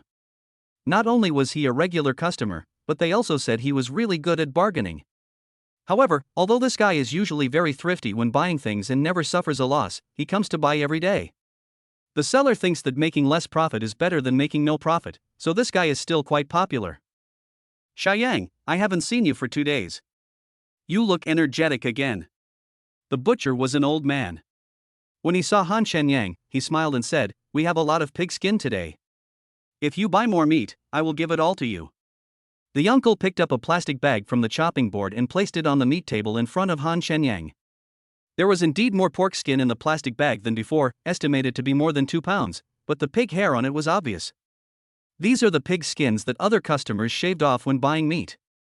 Sometimes someone comes to buy them, but in most cases they are just thrown away. Chen Lu's mouth twitched involuntarily. He glared at the uncle and said, "You gave my brother something that even dogs wouldn't eat?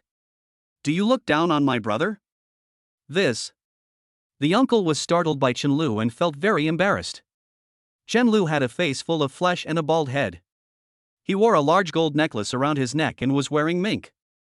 I didn't know if the outfit was real or fake, but it looked quite genuine.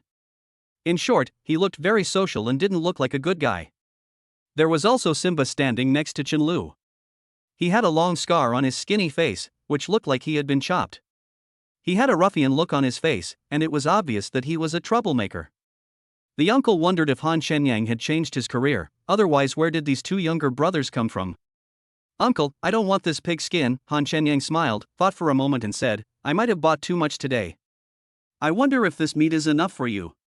He didn't really want the pig skin to cook with, but because there used to be a park next to the community, and he would sometimes stroll there and feed the stray cats. But now he doesn't live there anymore, so the pig skin would be thrown away anyway. It is even more impossible to feed it to Fatty. Fatty doesn't even eat imported dog food. I don't know what he eats, but his belly is bloated every day. "Oh, how much do you want?" "I'll cut it for you," the uncle said subconsciously. "There is more under the meat table, don't worry." Chen Lu and Simba did not interrupt, but kept staring at the butcher with eager eyes. This made the uncle very uncomfortable. Under normal circumstances, he would have teased Han Shenyang a few times, but he was not in the mood to do so now. Han Shenyang leaned over and stretched his neck to look under the meat table. There was only half a pig in it. "This is not enough. I need 22 pieces like this." "What?" The uncle was stunned for a moment, feeling that Han Shenyang was not joking. "But 22 yuan means 11 pigs. Let us put aside the value of the pork for now. The key point is, why did he buy so much pork? Brother! Chen Lu was also shocked and couldn't help asking, you bought so much meat, aren't you going to use it for disaster relief? Han Shenyang said he would take them to do some human work, which was the most noble human work he could think of. I bought this to distribute to my employees as a benefit. It's Chinese New Year now, so there are 11 employees, and $2 each. Good things come in pairs, Han Shenyang said with a smile to the old man. The uncle was stunned again. 1 pig per person? Employee benefits? Chapter 121, I used to be a butcher. The uncle was really unbelievable. It's not uncommon for people to give away meat during festivals, but this time, the amount was a whole head. Isn't it a bit? Uncle, are you going to sell it or not? If not, I'll go to someone else's house. Am I still trying to trick you? Han Shenyang felt that there was no need to make a fuss. It was just 22 pieces of pork. In ancient times, people would give it away alive. This was already very low-key. Sell. Sell. There was no reason for the uncle not to sell. These 22 pieces of meat could be enough to cover 2 days' profit even at the wholesale price. But the uncle said awkwardly, I don't have that much right now. If you're not in a hurry, I'll go to the slaughterhouse and get it for you. It will take at most an hour. He naturally didn't think that it was Han Shenyang who paid for it. The store didn't belong to Han Shenyang. Besides, Han Shenyang was a cunning and calculating person. How could he be willing to give away so much pork? But I have to say that Han Shenyang's boss is really generous. Okay, no problem, Han Shenyang agreed without even asking the price. Xiaoyang, look. The uncle was a little embarrassed to speak, can you pay a deposit? What? Chen Lu was angry at that moment. Are you afraid that my elder brother will owe you money? The uncle quickly smiled and said, that's not what I meant. What do you mean? Chen Lu dragged him out of the meat stall. I'm going with you. Are you afraid that we'll run away? Chen Lu, stop messing around. Han Shenyang glared at Chen Lu, frightening him like a grandson. He quickly laughed and said, brother, I used to be a butcher. This guy has a shifty look and wants to play tricks. I feel uneasy if I don't follow him. 22 pieces of pork cost tens of thousands of yuan. Chen Lu really doesn't have that much money, but being able to help save some money is also a filial piety. Although he knows that Han Shenyang is not short of money, no one's money comes from the wind. Yes, big brother, leave this matter to us. We guarantee that the meat will be fresh and cheap. Simba said, patting his chest. Their chance to perform has finally come. The uncle was almost crying.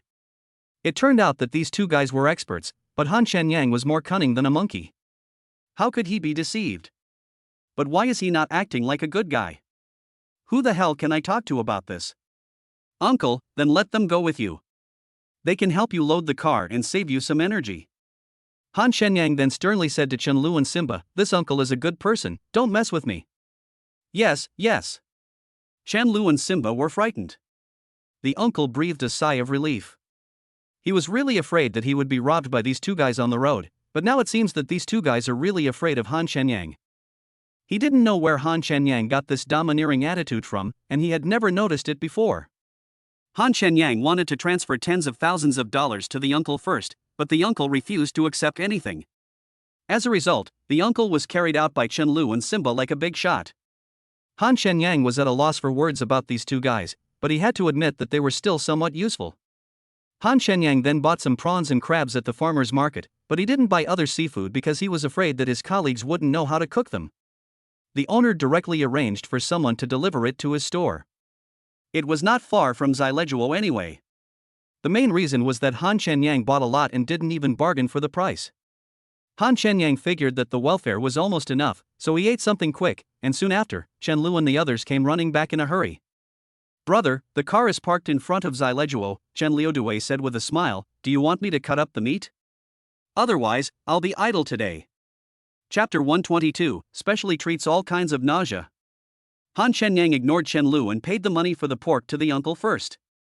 A total of more than 1,700 kilograms of pork cost 3,000 yuan, with an average weight of less than 1.7 kilograms, but the actual value was 30,000 yuan. The price of pork has dropped a lot, and the uncle only made money from the gas, so the price he got was almost the same as the factory price. No matter how much Han Shenyang earned, he always gave him a lot. As we were about to leave the farmer's market, the uncle suddenly asked, "Xiaoyang, are you still hiring? My daughter is about your age and a sophomore in college." "Well, we've recruited enough people," Han Shenyang thought for a moment. "I'll let you know when we need someone." "Don't worry, I'm thinking about it." Han Shenyang had also seen this uncle's daughter, and she was quite pretty. But the key is that the staff is already full, and he can't pay the salary out of his own pocket, right? What will happen then? Okay, there's no rush to use the boxed goods. Just come over tomorrow and drive it here. The uncle didn't think much about it. After all, a dozen people in a bakery is already a lot. When Han Shenyang returned to the bakery, his colleagues were all excited and talking about him sending pork. However, what surprised Han Shenyang was that Xia Duoduo actually left and fell asleep on the table in the rest area, and she was covered with a white down jacket. If it wasn't Nie Xiaotong's, whose would it be? Han Shenyang and Nie Xiaotong were the only ones wearing white coats in the entire store. Of course, Han Shenyang wore white not to look clean, but to match couple outfits with Nie Xiaotong. At this time, Nie Xiaotong was the only one in the decorating room. Gaoing and Jin Wengjing ran to the door to check on the pork. Han Shenyang walked into the cake decorating room, bent down and stared at Nie Xiaotong, who was busy making a cake. He asked with a smile, "Why are you so unhappy today? Are you jealous? Be nice to others." Nie Xiaotong looked calm and didn't even look at Han Shenyang. Xia Duoduo sat quietly in the rest area for more than 2 hours, and her hand was injured. Is it possible that Xia Duoduo has no interest in Han Shenyang? Women understand women best, and Nie Xiaotong can naturally see this. I'm jealous indeed. Han Shenyang was about to explain when Nie Xiaotong interrupted him. You can think whatever you want, but we can't be together anyway. If you bother me again, I'll quit. I don't approve. You can't leave, Han Shenyang said cheerfully. Nie Xiaotong glared at him and said contemptuously, "Do you think you can stop me if I want to leave?" "Yes, you are a rich woman, you don't need that little salary." Han Shenyang's eyes flashed with determination. "But no one can stop me, but I can stop you." Nie Xiaotong's expression suddenly turned ugly. "Don't talk about rich women. I feel sick." "Where do you feel nauseous?" "I've learned a set of massage techniques that can cure any nausea," Han Shenyang said with a smile. "How about I use them on you? I'll give you 3 numbers. If you don't get out, I'll slap the cake on your face." Nie Xiaotong took a deep breath. 3, 2. Calm down, Han Shenyang backed away while raising his hands to block. "You're the big bear, I'm the second bear, you're so powerful, okay? I'm going out. Only after Han Shenyang left the decorating room did Nie Xiaotong put the decorating stand and the cake back to their original places. "I really don't understand what I did to offend her." Han Shenyang smiled bitterly and sat in front of the computer. Is it necessary for a rich woman to be so angry? At this time, Gaoing ran over from the box area outside and said to Han Shenyang with contempt, "Manager, although you are very handsome and generous, I still want to criticize you. Chapter 123. You asked us to sell it." Han Shenyang rolled his eyes at Gaoing and said in a very low voice, "Get lost. He's already angry, and you're still criticizing him. Isn't that just adding fuel to the fire? You have no tact at all."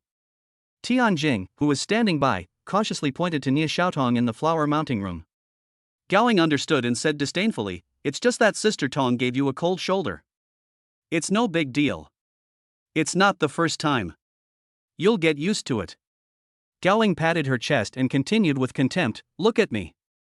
I'm not angry even when you scold me. I'm smiling like a spring flower. What do you call that? This is called realm. You're still young. Learn more." Seeing Han Shenyang folding his arms, squinting his eyes, as if he was about to pass away, she smiled and said, "Manager, didn't you think carefully before buying so much pork? There's so much going on, won't it go bad if we can't finish it? Besides, we don't have anywhere to store it, so it's a waste." The apartment they shared was tiny, so they couldn't sleep with pork in their arms at night, could they? The bed wouldn't be able to handle it. "I keep my word. I said I'd let you eat as much as you want, so I'll let you eat as much as you want," Han Shenyang said, yawning and stretching lazily. "If you can't finish it all, you can sell it cheap for money." "Sell? You want us to sell? You're so rich and inhumane." Gaoing rolled her eyes. "Then you might as well just give us the money. This way we'll just lose money, and it'll hurt. Can it be the same meaning?" If you don't sell it, just keep it and eat it, Han Shenyang thought to himself. I'll just give you money to compensate you. 1,000 per person is 11,000, and this only costs 3,000. If they sell it, each person will earn at least 1,000, so it's a profit no matter how you look at it. That's right, you have money, so whatever you say is right. Just sell it. I'll go all out, Gao Ying gritted her teeth. It's hard to say anything else, but selling meat is easy. They definitely can't eat that much. The market price of pork is 22 yuan per catty, but they're selling it for 10 yuan per catty. Wouldn't they be crazy about it? And the meat is so fresh. What are you selling? Xia Duo was woken up by Gao Ying's loud voice, and walked over with a down jacket in one hand. Selling meat, the store manager is a rich and inhumane person, forcing us to sell meat. Gao Ying said as she went to move a folding bamboo bed, put it in front of the store door, and found a few cardboard boxes to lay it out. Then she said to Chen Lu and Simba, who were standing next to the box of goods and looking at the meat, brothers, please help me carry 2 pieces. Chen Lu and Simba frowned and looked at Gao Ying, not knowing what she was talking about. What are you standing there for? Hurry up, you 2 grown men, why are you dawdling? Gao Ying saw the 2 guys standing there like idiots, not knowing what they were thinking about. Right away, Chen Lu and Simba jumped onto the warehouse and each picked up half a pig and moved it downstairs. They didn't dare to lose their temper at all. Who knew which of the many beauties in the store would have any indescribable scenes with Han Shenyang? Anyway, they just had to be obedient. After the pork was ready, Gao Ying took out her mobile phone and recorded a short video. The editor wrote, the store manager, who is stupid and rich, is giving out holiday benefits. He is asking you if you want them at 12 yuan per pound? If you want them, you have to bring your own sack struggle. Then I posted it on WeChat Moments. Beauty, so you are going to sell it? Chen Lu, who saw Gao Ying's circle of friends, suddenly realized it, but is this really a good idea? He will lose money if he sells it. Chapter 124 Very Loving. As soon as Chen Lu finished speaking, he was slapped on the head. Then Gao Ying roared, don't think I won't slap you just because you waxed your head. This. Chen Lu covered his bald head, a little dazed by the beating. Gao Ying waved her fist at him again, turned around and went to the store. She began to ask whether the pork was to be sold. Anyway, she was definitely going to sell it. In the end, everyone unanimously decided to keep half of the pork for distribution and dispose of the rest. As for the prawns and crabs that Han Shenyang bought for them, they had no intention of selling them. After all, for foodies like them, it would only be enough for 2 or 3 meals. Xia Duo suddenly felt that Zileguo was quite interesting, but she thought more that Han Shenyang was a weirdo. He bought so much pork and then sold it at a loss. Even if he had money, he couldn't be so wasteful. Whose coat is this? Xia Duo had just woken up and was not very energetic yet. She looked at Han Shenyang with hazy eyes. My girlfriend's. I'm not lying to you. She is very loving. Han Shenyang said without blushing. Tianjing covered her mouth and smiled, thinking to herself that she almost killed you with a cake not long ago, so I'm giving you my girlfriend back. Beauty, is what he said true? Xia Duo looked at Tianjing doubtfully, he really has a girlfriend, and she's in the store? This. Tianjing glanced at Han Shenyang, not knowing what to say. After all, she didn't know what the relationship between Han Shenyang and Xia Duo was. If she says yes, Nie Xiaotong won't admit it. If she says no, she's afraid Han Shenyang will eat her alive. We're just ordinary friends, I'm just asking out of curiosity, Xia Duo said with a smile, and then return the coat to the person so that you can say thank you. Oh, so that's it, Tianjing pointed at Nie Xiaotong in the flower mounting room, that's the prettiest girl in our shop. Xia Duo nodded and walked towards the decorating room. Tianjing picked up her phone and said to Han Shenyang contemptuously, if you let me lie like this and Sister Tong finds out, I'll be beaten to death, do you know that? Okay, hurry up and collect the red envelope. Han Shenyang felt that he was a complete failure as a store manager. He had to spend money to find a liar. Manager. Tianjing stared at the amount in the red envelope after receiving it, and said indignantly, only 50 cents? Is your face too worthless, or am I living too humble a life? Ahem, Han Shenyang said seriously, I was just anxious. I typed it blindly and I didn't check my phone. You know that. How about I send you another one? Tianjing curled her lips and said disdainfully, you have no sincerity at all. Xia Duo walked to the front of the flower mounting room and knocked on the glass. When Nie Xiaotong looked up, she smiled and said, "Beautiful lady, my name is Xia Duo. Thank you for your coat." When she was waiting to get the cake, her eyes never left the cake, so she didn't see Nie Xiaotong clearly, who kept her head down. But the moment Nie Xiaotong raised her head, she thought she was so beautiful, especially the two dimples when she smiled, which were particularly charming. No wonder that bastard Han Shenyang is in love with her. If she were a man, she would definitely pursue Nie Xiaotong. "It's just a small favor, you're welcome." Nie Xiaotong smiled, thought for a moment, and finally said her name, Nie Xiaotong. But to her surprise, Xia Duo actually helped Han Shenyang explain. "Han Shenyang and I are just neighbors. We were just joking before. There is nothing else going on. I hope you don't misunderstand." Chapter 125. How did you know? Xia Duo added, "You two are a perfect match. I wish you a happy marriage soon. Then I, your neighbor, can have a drink at your wedding." "Well, I won't bother you any longer. I can't fold your coat for you, but thank you anyway." Gao Ying was very tactful. She walked out of the adorning room and took the coat from Xia Duo's hand.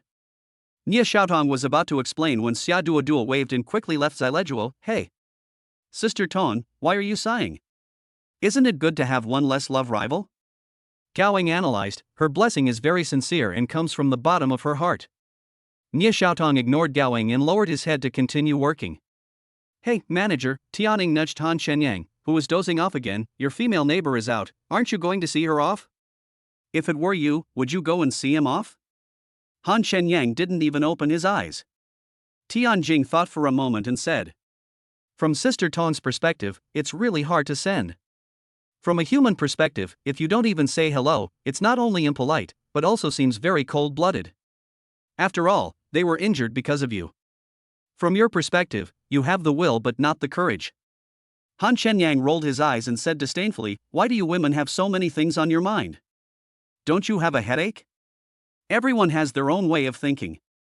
Besides, you're the one asking me this." Tianjing looked at Han Shenyang with contempt. "I'm just wondering, from your perspective, should I go or not?" "Me?" Tianjing didn't even think twice. "It's none of my business, why should I go?" "Okay." Han Shenyang transferred 200,000 yuan to Tianjing via Alipay in a fit of anger. Tianjing was stunned when she saw the money. "Manager, are you planning to support me?" Han Shenyang said disdainfully, "The mirror in the dressing room is quite large. Turn on the light, and it should be able to let you see clearly what you look like." Tianjing's eyes suddenly became moist. Her father needed a heart stent surgery and really needed money, but she had never told anyone about it. How did Han Shenyang know? "How about I be your mistress?" Tianjing wiped her tears and said, "If you think it's ugly, just find a piece of cloth to cover it up. It'll still be usable." "Name your price," Han Shenyang stretched. 20,000, Tianjing sobbed softly, with snot bubbles coming out of her nose. "It can't be any less." 20,000? Wasn't it 80,000? Han Shenyang laughed. "Why did you lower the price? Do you know you're too ugly?" Tianjing wiped her nose and said, "I'm talking about one day." "Fuck you," Han Shenyang was unhappy at the time, "you're taking advantage of my old friend." "You should have said it once." Tianjing adjusted her mood and said, thank you, second uncle, thank you 8 generations of ancestors, I will return the money to you." She never dared to look at Han Shenyang, for she was afraid that she would really fall for him at this moment. "What are you thinking? You have to pay it back." "I'm not a philanthropist," Han Shenyang said disdainfully, "just deduct it from your salary until it's all gone." "Okay, transfer the money home quickly. If it's not enough, ask me for an advance. Don't do anything stupid." Han Shenyang said seriously, then suddenly laughed and said, "If you really want to do that, come to me, I'll pay double." "Yeah," Tianjing nodded, "if you say that, I will take it seriously." "I'm not kidding you." Han Shenyang patted Tianjing on the shoulder and said, "Follow me, you'll not only have meat to eat, but also milk to drink. Your future is bright." Chapter 126, Selling at a Loss. Gao Ying had been promoting the low-price meat sale on WeChat Moments for an hour, but she hadn't sold even a pound. Those who wanted to buy had gone back to their hometowns for the new year, not to mention those who didn't want to buy. After all, most of her circle consists of classmates, who know it's cheap, but they can just take a taxi back and forth and buy 2 kilograms nearby. Even if it's given away for free, some people are too lazy to come and get it, let alone when it's not given away for free. There were quite a few comments, most of which scolded Han Shenyang for being inhumanely rich and praised their own boss for being so arrogant. Other people also advertised, and their situations were similar. However, there were a few handsome guys who bought more than 10 kilograms in order to please the goddess. Damn it seems my charm isn't enough. Gowing felt a little uncomfortable. I have a lot of ideas, but the reality is so skinny. Sister Tong, how about you show off your personal charm? Gowing said with a smile, with Sister Tong's charm, everything is under control with just a wave of her hand. Nia Xiaotong curled her lips and threw the phone directly to Gowing. Send whatever you want. Crap. Gowing opened Nia Xiaotong's WeChat account and was stunned. 11 friends? How did you do that? Are you sure this isn't a work account? Nia Xiaotong's friends in VX are colleagues and no one else. You all know that I'm a stay-at-home girl. Nia Xiaotong didn't think there was anything wrong with it. Everyone has their own lifestyle. Okay, if you were thrown onto a deserted island, you would probably be able to have fun for the rest of your life. Gowing couldn't help but give a thumbs up. However, when I think about it, what is the point of having so many people on WeChat? Aren't there only a few people who can chat with you? You can't just use a loudspeaker to shout at the door, right? What if the urban management comes? We won't even be able to set up our stall. Gowing was a little depressed. Jin Wenjing suggested, we could put up a sign explaining what we do. The KFC next door gets a lot of traffic. I've seen a lot of people just glance and leave. We could also promote our store to people who come to buy desserts. Yeah, I'm not cut out for big business. I can't even sell my fucking meat, so what else can I do? Gowing slandered herself and brought out a poster stand for events, then wrote something like selling meat on it. As a result, it did attract some attention, but the sales were not particularly ideal. Didn't you say you were a butcher before? The meat you sell is not good either. Gowing pointed at the pile of meat in the box and looked down on Chen Lu. She really didn't know where Han Shenyang found these 2 pieces of meat. Chen Lu felt extremely aggrieved. It was true that he used to be a butcher, but he didn't sell meat. Wait, Chen Lu threw down the butcher knife in his hand and went straight to the cashier in the store. He asked Han Shenyang cautiously, brother, are you really selling all that meat at a loss? He thought it was a joke at first, until Gowing even hung up the sign, then he felt it was serious. However, he did not dare to act on his own. After all, the meat was bought by Han Shenyang. Yeah, Han Shenyang said without opening his eyes. Okay, big brother, I understand. After getting permission, Chen Lu ran to the meat stall at the door and directly replaced the promotional poster with a new one, changing the price from 12 jin to 16.9 jin. Gowing got furious at that moment. You're raising the price instead of lowering it. But Chen Lu, who had received Han Shenyang's permission, interrupted confidently, call a few more people over to collect the money later, and don't worry about the others. Okay, if you can't sell it, I'll burn Peppa Pig on your head. Gowing ran straight to the decorating room and took out the flamethrower used for making cakes. Chapter 127, The Unable to Lift a Dough. Chen Lu subconsciously covered his bald head, but he was not panicked at all. Okay, I can even pull my head off. Then he took out his cell phone, fiddled with it for a few seconds, and put it back in his pocket. Get your stuff ready and get started. Chen Lu shouted to Simba. They picked up the butcher knives and started cutting up the large piece of pork. Are you scared out of your mind? Gowing looked at the 2 guys as if they were lunatics. After more than 10 minutes, Chen Lu panted and said, Beauty, it's almost time, get ready to collect the money. As soon as he finished speaking, a group of people got off a bus on the side of the road and rushed towards Zelito in a hurry. Damn! Gowing couldn't help but swear. She turned back to the store and shouted, Girls, grab your weapons. The meat snatchers are coming. Colleagues were startled when they heard the noise and looked outside, only to see a group of middle-aged women surrounding the meat stall. Just as they were stunned, another group of people got off the bus, exactly the same as the first group. Beautiful ladies, why are you still standing there? Come and collect your money. While Chen Lu was entertaining the aunties, he also had to quickly distribute the meat. After Simba weighed the meat, he did not take any money. He held the meat tightly and did not dare to let go. Although Chen Lu is not well known in the debt collection business in Jianhai City, he has many information channels, and these ants are the best information resources. He knows everything about the Zhang and Li families, including promotions and discounts. The price of Chen Luding's pork is not only the factory price, but also the lowest price in recent times, and most importantly, it is fresh. So, why wouldn't the budget-conscious aunties buy some? Plus, Chinese New Year is coming up, and who wouldn't eat dumplings? Manager, I'll go collect the money. Tianjing saw this and ran out without even bothering to put on her coat. Seeing this, Yu Jia and Su Jiayi hurried out to help. Aunties, please queue up in an orderly manner and buy meat in a civilized manner. Gowing wanted to maintain order, but her voice became hoarse from shouting. No one even gave her a look, and she felt like she had failed again. Zhouing suddenly said excitedly to Yang Mengshuat in a stretched Maybach passing by on the roadside, "Boss Yan, look, Xilejua's business is booming." Yang Mengshua looked up, and her expressionless face instantly became even colder. She said coldly, "You are such a worthless person." When Zhouing saw that the people surrounding her were a group of cheerful middle-aged women, and that all they bought were strips of pork, her face turned green. You know, Xilejua was a high-end bakery.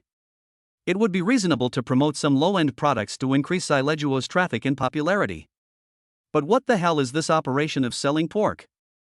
It's no wonder that Yang Mengshua despises the store manager Han Shenyang. He has turned a good bakery into a mess. Those who know it is a bakery, and those who don't think it is a newly opened butcher shop. Achoo! Han Shenyang rubbed his nose and shouted to the decorator with a smile, "Xiaotongtong, are you secretly thinking about me?" Nie Xiaotong acted as if he didn't hear anything and continued doing what he was doing. It seems that Chen Lu is still of some use. Han Shenyang looked at the little pork left and felt that if a few more trucks were added, it would be sold out quickly. Suddenly, he felt that money was really just a number. As long as he wants, making money is like having fun. With a 10% payment discount, it's hard to lose money. Chapter 128 Awesome. In less than an hour, more than 1,000 kilograms of pork were sold out, and even those who came late couldn't buy any. If a few more people are added to cut the pork and a few more people are added to weigh it, it will only take about 10 minutes. But this speed of buying, which seemed to be free of charge, was already amazing for Gaoying and her friends, and it was more than 10,000 yuan higher than they expected. At the same time, each of US can get more than $2,000, which is so cool. Overall, Chen Lu did lose money, but it was only a few hundred yuan. After all, the selling price and Han Shenyang's purchase price were only a dime apart. The main reason is that Gaoying and others sold some before, otherwise the loss would be less and almost negligible. "This few $100 is for you two to drink." Gaoying took out 5 red bills from the cash she had collected and handed them to Chen Lu generously. Chen Lu's dour's body, face, and hands were all covered in oil, but he not only had no complaints, but was also smiling. As for the money, Chen Lu didn't dare to take it. Instead, he smiled and said, "We are just the boss's dogs. It is our honor to do what we can. Yes, it is the blessing we have earned. It is the blessing we have earned in 800 lifetimes." Simba felt very proud. Their words made their colleagues frown. I wondered what the manager had done to them. In front of so many people, he had lost all his dignity. But they don't know, compared with life, what is dignity? Isn't it good to be alive?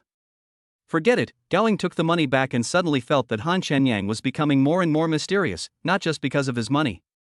"You two should return the car and then go about your business." Han Shenyang checked the time and it was almost time to get off work. "Yes, big brother, if you have any instructions later, just call us and we will be there at your beck and call." After Chen Lu and Simba finished talking, they left Xilejua without even looking back. Awesome. Gaoying gave Han Shenyang a thumbs up and started to distribute the money to her colleagues.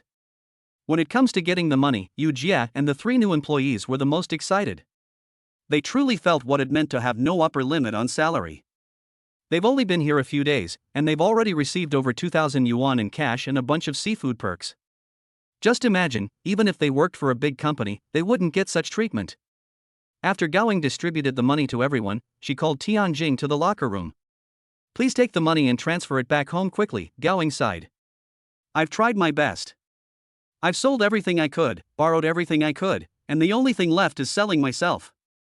But it's okay, I still have a few hundred here, we can still survive even if we eat shit in the future." No, it's eating dirt. Eating shit is a luxury. Although Gaoying usually said this, Tianjing couldn't help but shed tears. "The store manager transferred 200,000 yuan to me, and I've already transferred it to my family." "Did you tell him?" Gaoying was stunned. That's absolutely not the case. He has money, but it belongs to someone else. If I knew about it, would I help him or not? Wouldn't that just cause trouble for him? I haven't mentioned this to any of my colleagues, okay? They still have a sense of propriety. Although Han Shenyang is nice to them, they do it willingly. Maybe they just do it for fun. If they really think that he is a sucker, they are totally wrong. After all, they were just colleagues who had known each other for over a month. Then how did he know? Tianjing naturally would not doubt Gao Jing's words, but this made her feel more and more strange. Chapter 129, Nothing Seen. Han Shenyang learned his lesson after get off work today and waited at the entrance of Xileguo early to wait for Nie Xiaotong to come out. After just one cigarette, all the other colleagues left and Nie Xiaotong was nowhere to be seen. It turned out that it was her turn to be on duty today. When Han Shenyang walked into the store, he saw Nie Xiaotong mopping the floor, so he ran up to her and said with a smile, "Xiaotong, come and let me help you." Get out of the way. Han Shenyang left several footprints on the floor where Nie Xiaotong had just mopped. He was not here to help, but to make trouble. Nie Xiaotong bent over, holding a mop in her hand, waiting motionlessly for Han Shenyang, who was standing in front of her, to move away. But Han Shenyang not only didn't move, he also stared at Nie Xiaotong with lustful eyes. 10 seconds later, Nie Xiaotong threw down the mop and left. Seeing this, Han Shenyang pulled her into his arms with one hand. Nie Xiaotong struggled a few times but couldn't break free. She tilted her head back, glared at Han Shenyang and said, "Let me go. I think we should have a good talk. Why are you always avoiding me? What problem will that solve?" Han Shenyang and Nie Xiaotong looked at each other. He felt the fragrance emanating from Nie Xiaotong and couldn't help feeling a little excited and stimulated. We have nothing to talk about. We can't be together. Not only do I dislike you, but I feel sick just seeing you, especially now. Nie Xiaotong's palms were covered with sweat. Although her eyes showed determination, she didn't dare to look directly into Han Shenyang's eyes. Ahem. At this time, Zhou Yuan came back, coughed twice and said, "Don't worry about me, you guys continue, I didn't see anything, I just forgot to take the key." Nie Xiaotong took the opportunity to step hard on Han Shenyang's foot, pushed him away, and ran out of Xileguo without even changing her work clothes. She picked up her coat. Han Shenyang smiled bitterly and shook his head. He could clearly feel that Nie Xiaotong was even more nervous than he was, her cheeks flushed. If Zhou Yuan hadn't come running back. Zhou Yuan got the key and saw that Nie Xiaotong had already left. She realized that she had gotten into trouble. She stared at Han Shenyang ambiguously and said, "I didn't mean it. If you're angry, just send it to me." Okay. Han Shenyang lifted Zhou Yuan's chin and said harshly, "Mop the floor 3 times. Just mop it." Zhou Yuan took off her down jacket, threw it into Han Shenyang's hands, picked up the mop and continued the work that Nie Xiaotong had not finished. "If I miss the last bus, you have to take me back." It was impossible for Zhou Yuan to mop the floor 3 times. While she was talking, she had almost finished mopping the floor. When she turned around, she found that Han Shenyang had already run away. Duo, ask Xiao Yang if he has time tonight and ask him to come over for a simple meal. Mom will make you something delicious. Xin Man didn't know what was going on with Xiao Duo today. She sat in the living room in a daze, and when she spoke to her, she was incoherent, as if she had lost her soul. If Xin Man had taken the time to come back and accompany her in the past, she would have jumped up and down with excitement. Alas, a girl cannot be kept at home when she grows up. Xin Man sighed and went to the kitchen. However, when she opened the refrigerator, she was stunned. Duo, have you seen the beef that was flown back from abroad for you? Why is there no caviar? Xin Man frowned as she searched in the refrigerator. Where are the wild sea cucumbers? Although they are not short of money, they don't eat expensive food every day. They bought these specially to entertain Han Shenyang, but they are all gone. How would I know? Xiao Duo had been to the kitchen. Could it be that Lei stole some of it? Xin Man was puzzled. That's not right. Lei is at the pet store. Where did all these things go? Chapter 130, Wrong. After Han Shenyang returned to the villa, he found that the bathroom glass had been replaced and the bath water was ready. Not only that, even the clothes he took off, and even his underwear, were washed clean and placed in the closet. In addition, the entire villa had been obviously cleaned and the garbage in the trash can had been cleared out. Even the pile of packages of action figures that he had his fellow city residents deliver and throw outside the villa were now displayed on the display shelves in the study. When he couldn't help but go to the kitchen, he found that there were actually 4 dishes and a soup on the table. Oh my god, Xiao Jingjin is fine, but the snail girl is just so-so. Han Shenyang had never held out any hope that Shang Wanjin would be a good nanny, but when all this really happened, he suddenly found it a little unbelievable. After all, no matter how you look at it, Shang Wanjin doesn't look like someone who can do housework, so it's very likely that Nia Xiaotong could be replaced. Han Shenyang said in a high voice, Xiao Jinjin, since you have behaved so well, I will let you come to the table and have dinner with me. He just sat at the dining table, ate a few bites of delicious food, and didn't respond. But he clearly heard some movement in the bathroom downstairs. With Shang Wanjin's late-stage internal strength, he could definitely hear his shouts. Han Shenyang held his breath. The sound of running water came from the bathroom. Oh my god, she won't really warm the bed, will she? Eat first, until you're full and satisfied. Han Shenyang quickly stuffed the food into his mouth. When he was almost done eating, he heard footsteps coming up the stairs, then the sound reached his bedroom, and a few breaths later, he heard footsteps coming down the stairs. Why does it feel like there's a female ghost living in the villa? It's so unsettling. Han Shenyang always felt that something was going to happen tonight. I say, can you please just stay quiet, or come over and wash the dishes? You walking around like this is really annoying, don't you know? In just a short while, the sound of going up and down the stairs had been heard 3 times. Okay, I'll be right there. Wait. That's not right, Han Shenyang was stunned, this is not Shang Wanjin's voice. At this time, a young woman in a super sexy maid outfit walked into the restaurant. The skirt was so short that it almost reached her thighs, and her legs were so long and white that they were amazing. Looking up. Han Shenyang didn't dare to look up, staring directly at the pure and lovely woman with thick eyebrows and big eyes, and asked, Did you make all these dishes? No. The woman smiled and shook her head, and her 2 furry rabbit ears wiggled along. Then the woman bent over to clear the dishes on the table. Her nose was about to bleed 3 meters long if she didn't keep calm. What about the hygiene of the villa? Where are the clothes?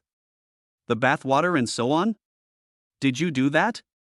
After Han Shenyang asked all the questions in one breath, he felt his breathing became a little rapid. No. No?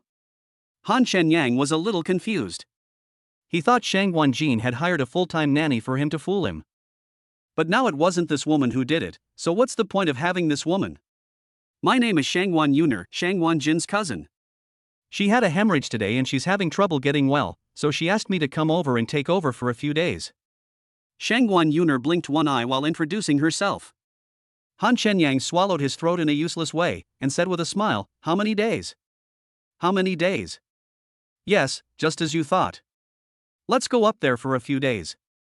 Chapter 131 You are responsible. No? This can also be used? Han Shenyang felt like his worldview had collapsed. Not only did Shang Wanjin fail to fulfill his promise, but he also asked his cousin to come and warm his bed for a few days at a time. That means that after a few days, it will be replaced by Shang Wanjin himself?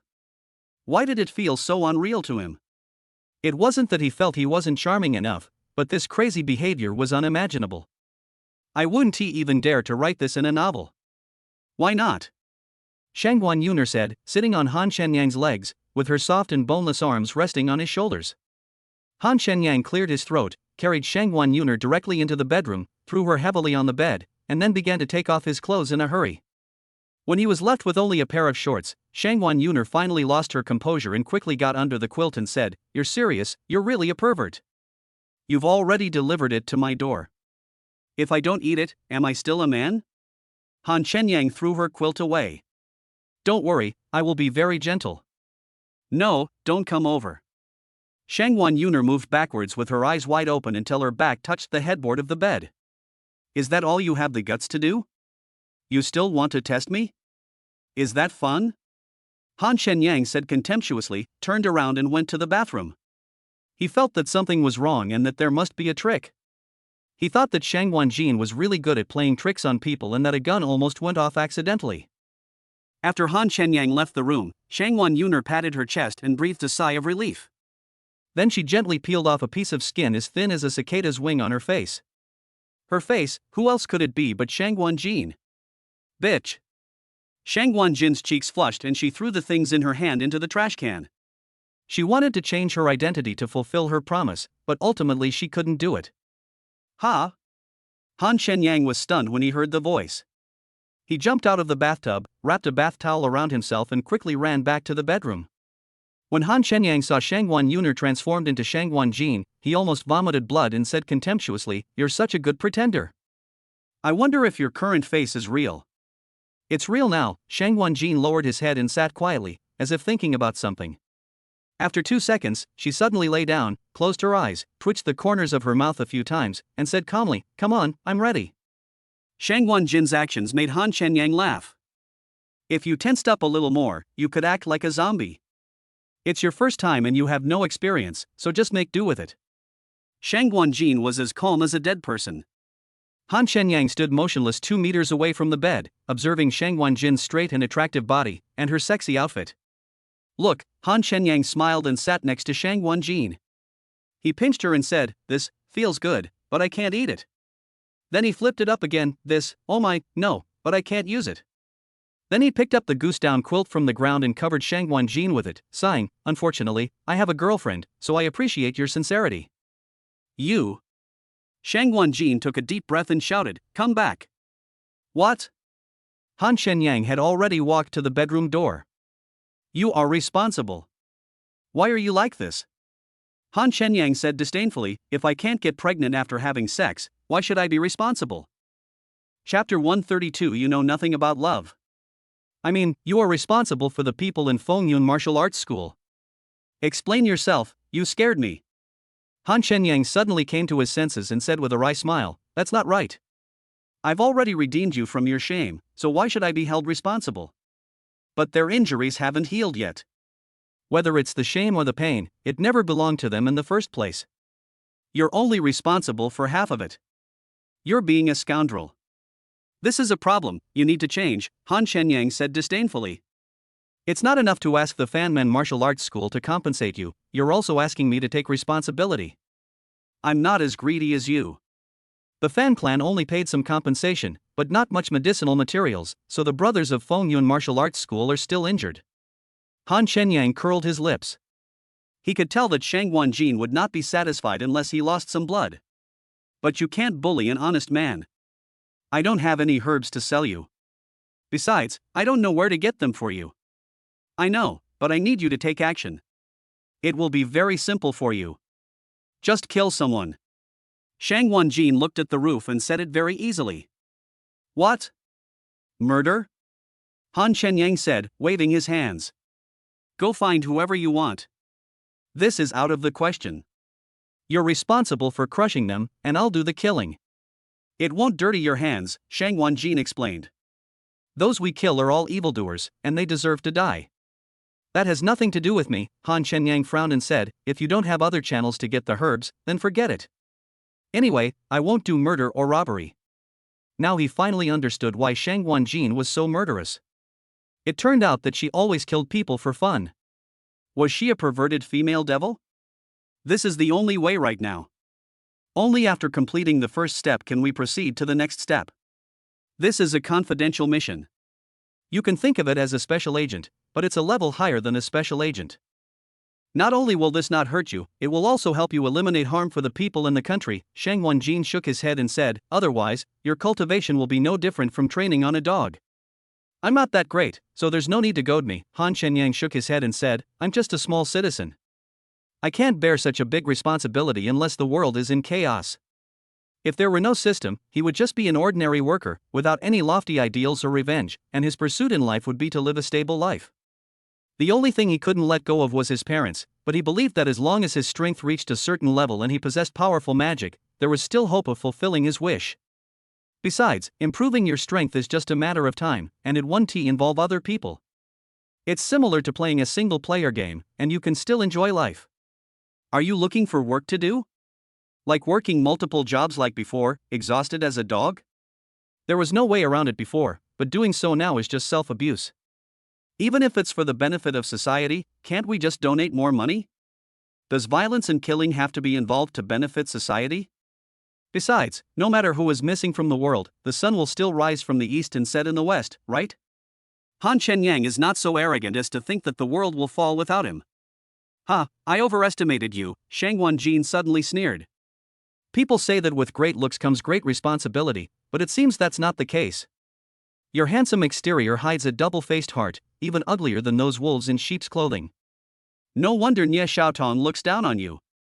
You're talking nonsense. Han Shenyang blushed and said, don't talk about my little Tong Tong. I'm hopelessly in love with her.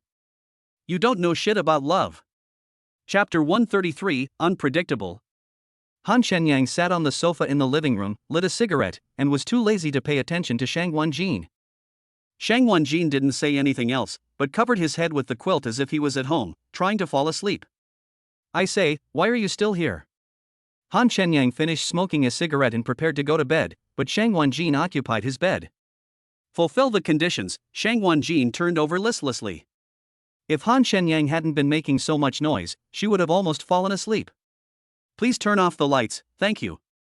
Oh my god, Han Shenyang almost threw the quilt off her and said with contempt, you are playing with fire, don't you understand? As a result, Shang Wenjin burrowed deeper into the quilt until all the hair left outside was covered, and only then did she calm down. What's going on? If Xiao Tongtong knew that the female neighbor next door had climbed into her bed, what would happen? Han Shenyang sat on the sofa, blowing smoke rings, and sighed, women are such strange creatures. Before he knew it, he fell asleep. The next morning, Han Shenyang woke up because he had to pee urgently. When he opened the bathroom door, he saw Shang Wenjin had changed into a black off-shoulder suspender pajamas, her hair wrapped in a shower cap, and was brushing her teeth. Han Shenyang rolled his eyes. Is Shang Wenjin planning to live here? Hurry up, I need to go to the bathroom. Han Shenyang knocked on the door heavily. Shang Wenjin brushed his teeth and said vaguely, there are so many bathrooms in the villa, why do you have to fight with me? She glared at Han Shenyang and said, you're sick. I say, this is my house, okay? Han Shenyang got anxious at the time. He picked up Shang Wenjin and threw her out the door, then slammed the door shut. But Shang Wenjin was not angry at all, she just stood at the door waiting. About 10 minutes later, Han Shenyang suddenly yelled, fuck you, where's the paper? It's in the storage room, go get it yourself. Shang Wenjin then turned and left. Han Shenyang was so angry that he was speechless. He held back his anger and stood up from the toilet. He could only flush it with water. He couldn't use his hands. Han Shenyang bent over and opened the door to let the rain in, but there was no water. He felt unwell instantly and shouted angrily, Shang Wenjin, I will never coexist with you. He had to make do with his cigarette box. He had never been so miserable before when he had no food to eat. Han Shenyang came out of the bathroom in a rage, but Shang Wenjin changed into a black slim-fit sportswear, wore a black baseball cap, and ran out of the villa. It really makes me angry. Shang Wenjin left the villa gate and the doorbell rang. Han Shenyang picked up the intercom and heard, Sir, the breakfast you ordered has arrived. This made Han Shenyang calm down a little. Vomit. Han Shenyang opened the exquisite lunchbox and took a closer look. His stomach churned instantly and he retched out of nausea. His eyes turned red and he couldn't stop crying. Although it's not poop inside, it's even stinkier and more disgusting than poop. Shang Wenjin. Han Shenyang was so angry that he was fuming. He was completely defenseless. Wait. You're still young at playing dirty tricks, I'll make you suffer. He was bullied to the point of tears on his own turf. Shame is definitely the greatest shame in life. At this time, Han Shenyang's cell phone suddenly rang. It was Sun Lei calling, reminding him not to forget the racing competition in the evening. How could Han Shenyang forget? That was 20 million. This made him feel a little better, and he began to collect the nectar. Chapter 134, Top Grade Heart Control Pill. Collect nectar and gain growth value plus 10.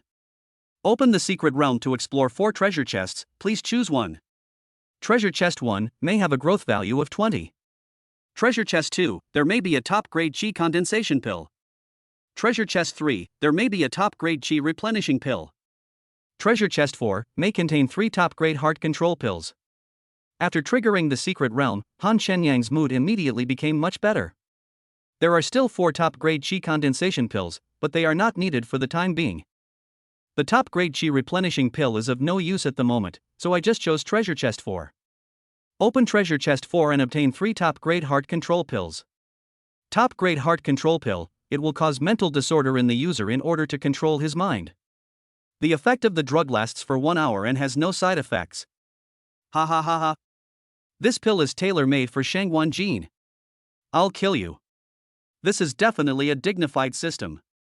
Han Shenyang now feels that the system is becoming more and more considerate, and it provides whatever he needs. Use 2 drops of elixir on the dragon soul. Use the elixir on the dragon soul to gain growth value plus 20, shortening the maturation period of the dragon soul grass to 30 days. Use the elixir on the dragon soul to gain growth value plus 20, shortening the maturation period of the dragon soul grass to 5 days. Han Shenyang still wanted to improve his strength to the 4th level of Qi refining first, so that the ability to turn stone into gold would no longer be a decoration. Successful sign-in, reward, a diamond ring, growth value plus 100. This diamond ring is a bit big. Han Shenyang took the diamond ring in his hand.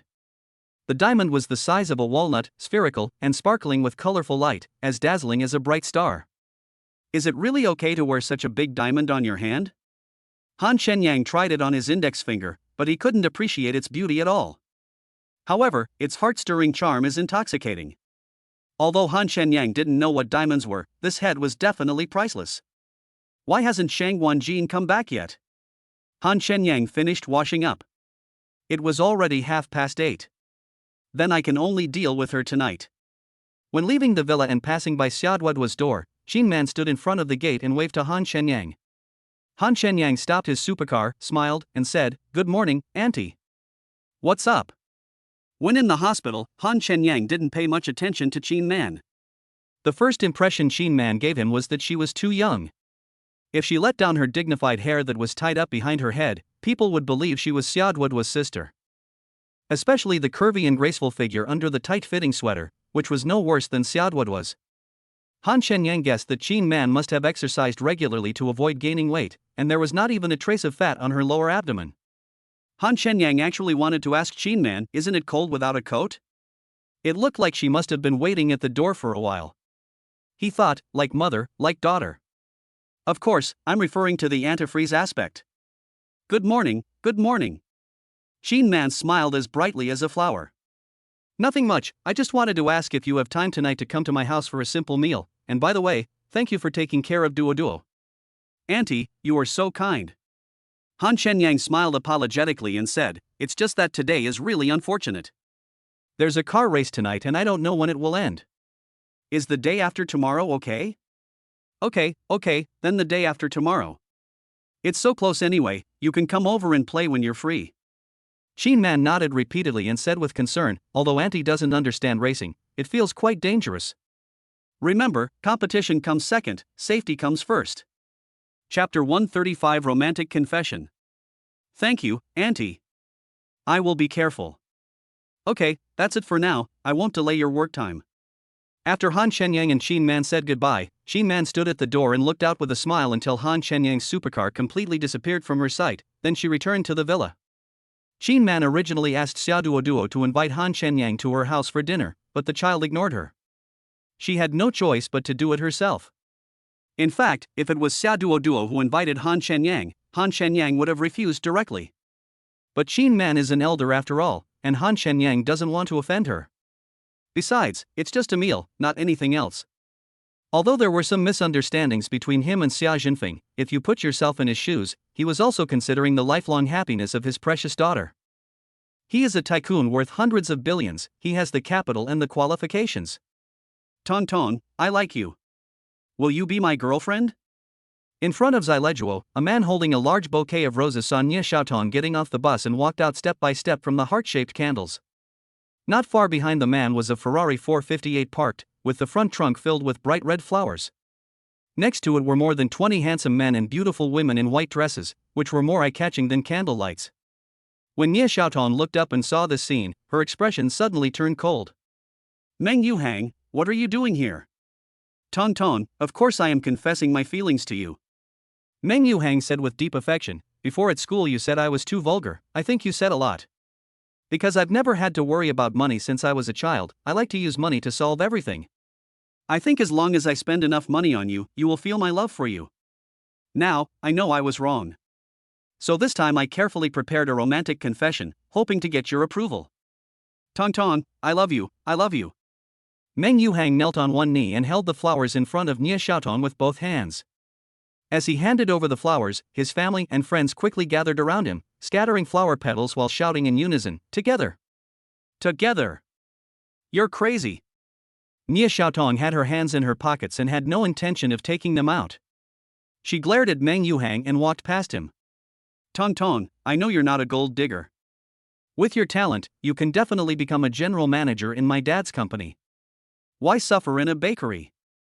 Meng Yuhang followed Nia Xiaotong and said as they walked, Tong Tong, will you be my girlfriend? I'm serious. From now on, if you tell me to go east, I will never go west. Let me beat a dog, I will never catch a chicken. Anyway, I listen to you. You are the boss, you are my ancestor. Also, all the money will be handed over to you. From now on, all my family's companies will be transferred to your name. Nia Xiaotong's face became more and more ugly, as if a fly was buzzing in her ear, which was very annoying. Meng Yuhang, are you done yet? Meng Yuhang still said affectionately, Tong Tong, I just hope you can give me a chance to prove that I am the one who can bring you happiness. Damn. What's going on? Gaoying and Tianjing got off the bus. At first they thought that Han Shenyang was saying a romantic goodbye to Nia Xiaotong. But when they got closer, they found that it was not Han Shenyang, but a strange man they had never seen before. Chapter 136. Who are you with? The rolling shutter door of Zailejuo was blocked by Meng Yuhang's relatives and friends, and Nia Xiaotong had no way to open the door. When Nia Xiaotong saw Gaoying and Tianjing rushing over, she angrily said, Xiaoying, hurry up and beat these people away from me. Tong Tong, you have to believe me, everything I said is true, I swear to God. Meng Yuhang didn't even glance at Gaoying and Tianjing. He didn't think Nia Xiaotong was really angry. He felt that any woman would be moved by such a romantic farewell. As long as we add a little more effort, I believe Nia Xiaotong will definitely agree. Sister Tong, he's driving a Ferrari 458, worth millions, Gaoying said, shaking her hands. We don't dare offend him. The store manager is probably coming soon, so let him handle it. Nia Xiaotong was so angry that she almost vomited blood. What was he afraid of offending? He was obviously just watching the fun and causing trouble. Gao Ying's words made Meng Yuhang more confident, and his eyes became a little more arrogant. Tong Tong, luxury cars and mansions like these are not important. I just want to give you all my sincerity in exchange for a chance for you to show your abilities. Promise me, Tong Tong. As Meng Yuhang spoke, he knelt on one leg on the ground again and offered the bright red. Promise. Promise. The petals in the hands of relatives and friends were like they were free, and soon they covered the ground. Nia Xiaotong turned her head, thinking to herself, if Han Shenyang confessed to him like this now, would he agree? This made her sigh. Meng Yuhang's raised hands were a little sore, but he had no intention of giving up, especially after Nia Xiaotong sighed. He quickly winked at Gaoying. What he meant was to ask Gaoying to help put in a few good words. Of course, after the matter was done, there was no need to think about the benefits, they would definitely be huge. Sister Tong, I think this guy is quite sincere. The key is that his family is rich. If you follow him, wearing gold and silver will be the basic configuration. Besides, this guy is not bad looking, and he is no doubt better than our store manager. Gaoying continued seriously, Sister Tong, if I were you, I would have agreed a long time ago. Unfortunately, I don't have that kind of luck, nor do I have that kind of fate. Meng Yuhang wanted to hug Gaoying and kiss her a few times, thinking that there was nothing wrong with what she said. Damn, what's going on? Han Shenyang saw a large group of people blocking the entrance of the store, even occupying the parking spaces, so he had to find a random place to park his supercar. When he saw Meng Yuhang kneeling in front of Nia Xiaotong, he couldn't help but laugh, thinking, damn it, he even met someone who wanted to steal his money. Fine, fine. Oh my, these flowers are nice. Han Shenyang pulled a large bouquet of roses from Meng Yuhang's Ferrari and held it in his hand when he passed by it. At this time, everyone's attention was on Nia Xiaotong and Meng Yuhang. Except for Gaoying and Tianjing, who saw Han Shenyang shamelessly taking other people's flowers, no one else paid any attention to him. Ahem, Han Shenyang coughed dryly, patted Meng Yuhang's shoulder and said with a smile, what a coincidence, buddy, you're here to confess too? Meng Yuhang glanced at Han Shenyang and was stunned. Ha! Why does that flower look so familiar? But he didn't think much about it, instead he said unhappily, who the hell are you? Who are you with? At the critical moment, someone came to make trouble.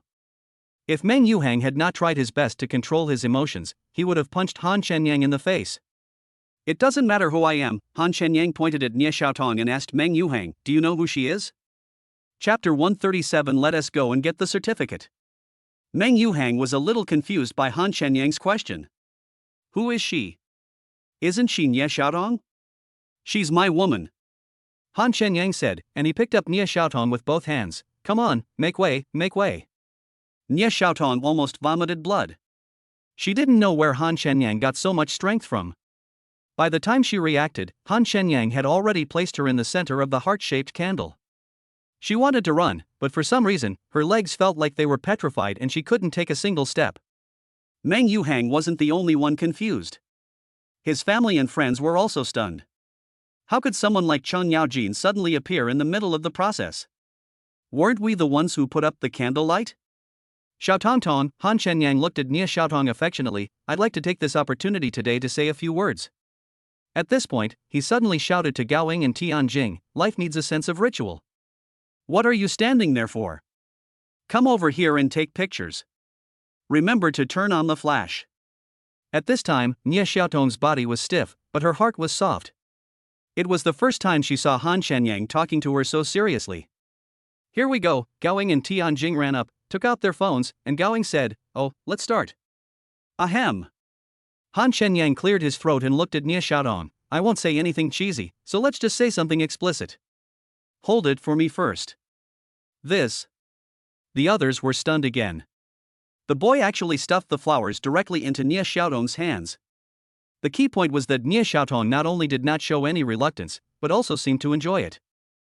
This doesn't look like a confession at all, it looks more like a display of affection. Let's throw away this flower first. It's a bit of a nuisance. Han Shenyang snatched the flower from Nie Xiaotong's hand and threw it on the ground, almost hitting Meng Yuhang on the head. Han Shenyang grabbed Nie Xiaotong's slender hand and put the diamond ring directly on her ring finger. Let's go get the certificate. At this moment, Nie Xiaotong's mind was completely blank. Get a marriage certificate? Are you tired of living, kid? Meng Yuhang suddenly realized that the roses Han Shenyang threw on the ground were the ones he carefully prepared for Nie Xiaotong. On each flower, there was a romantic love message selected by him personally, but this boy not only ruined them, but also openly ruined his good deeds. Meng Yuhang glared at Han Shenyang and said, "You're so bold to use my flowers to seduce my beloved woman." Look, is that really a ring? Maybe a glass ball, or maybe plastic. If you throw it in the water, it'll probably float. Don't tell anyone, those are diamonds, diamonds from outer space, they're blinding your 24K gold eyes. Ha ha ha. Meng Yuhang's relatives and friends were shocked when they saw what Han Shenyang was wearing on Nie Xiaotong's hand. At least get a diamond ring that looks a bit like it, right? A huge diamond ring shaped like a walnut? Have you ever considered how it feels on your hand? And it's spherical? It's even out of the Milky Way. Let go of my Tongtong's hand. Meng Yuhang pointed at Han Shenyang's nose and said, "You made a fake thing and still thought you could fool my Tongtong. You really haven't died yet." As he said this, he gritted his teeth and punched Han Shenyang in the face. Bang! Just as Meng Yuhang raised his arm, Tianjing kicked him hard on the leg, causing him to fall to the ground instantly. What the hell, you stinky bitch, how dare you hit me? Meng Yuhang got up from the ground and ordered his friends and family, kill her. Chapter 138 Wake Up. Seeing this, Gao Ying and Tianjing immediately stood in front of Han Shenyang and Nie Xiaotong. They glared at them, scaring Meng Yuhang's relatives and friends so much that none of them dared to step forward. Because they recognized Gao Ying and Tianjing, two female Taekwondo black belt 4th degree students from the Wushu department of Jiangbei University. How dare they go forward and fight with him? Isn't that asking for a fight? The key point is that Tianjing even dared to fight Meng Yuhang, so they are nothing. What a bunch of trash. Meng Yuhang covered his thigh, extremely angry. When it comes to eating, drinking and receiving gifts, they are all very enthusiastic, but when it comes to the critical moment, they are all a bunch of losers. No one is willing to risk their lives for Meng Yuhang, so Meng Yuhang can only grit his teeth and endure it. But he couldn't give up just like that. If Han Shenyang didn't come, he would be the one holding Nie Xiaotong's hand. Although Nie Xiaotong did not resist Han Shenyang, Meng Yuhang could clearly see that Nie Xiaotong was currently in a state of indecision. Even if Meng Yuhang couldn't get Nie Xiaotong, he couldn't let Han Shenyang take advantage of her. Tongtong, you better open your eyes. Meng Yuhang pointed at the large diamond ring on Nie Xiaotong's hand. I know you're not materialistic, and it's not a big deal that this guy is poor, but to fool you with this fake thing, how much does he really care about you? Isn't that just treating you like a fool? If you can't afford a diamond ring, you can get a smaller one, or even gold, silver, or even bronze. It's understandable, after all, the situation is there. He made a plastic one, especially during a proposal. You can imagine how this guy will treat you well in the future. If you agree to him, you'll be ruining yourself. Tong Tong, wake up quickly. Meng Yuhang said affectionately, I am the only one who is sincere to you. Although I always like to use money to solve problems, it is also another way to show my love for you. If a man is unwilling to spend money on you and even tries to coax you, then you can imagine your position in the relationship. A poor couple has many sorrows. If you follow him, what's the difference between that and stepping into hell? Nia Xiaotong was indeed very conflicted, but her conflict was not because of the diamond ring Han Shenyang gave her, but because of their relationship. If she agreed. She really didn't dare to think about it further, but her heart was beating fast, especially when Han Shenyang firmly said that he would take her to get the marriage certificate. Han Shenyang didn't even listen to what Meng Yuhang was saying. He was wondering whether he should just let Nia Xiaotong kidnap him. At this moment, a supercar suddenly stopped. Zhang Chenyao, wearing a windbreaker and sunglasses, got out of the supercar and walked directly towards Han Shenyang. As they walked, Zhang Chenyao said, Shenyang, I have an important client to discuss. Can you share my car with me for a few days? Han Shenyang smiled bitterly, thinking why Zhang Chenyao was still thinking about his car. He didn't hesitate to take out the keys and toss them to Zhang Chenyao. There are a few traffic violations, so take care of them. I don't think the gas is running low. Zhang Chenyao hadn't expected it to be so easy to switch the car. She was delighted, but still said with disdain, you really are good at ordering people around.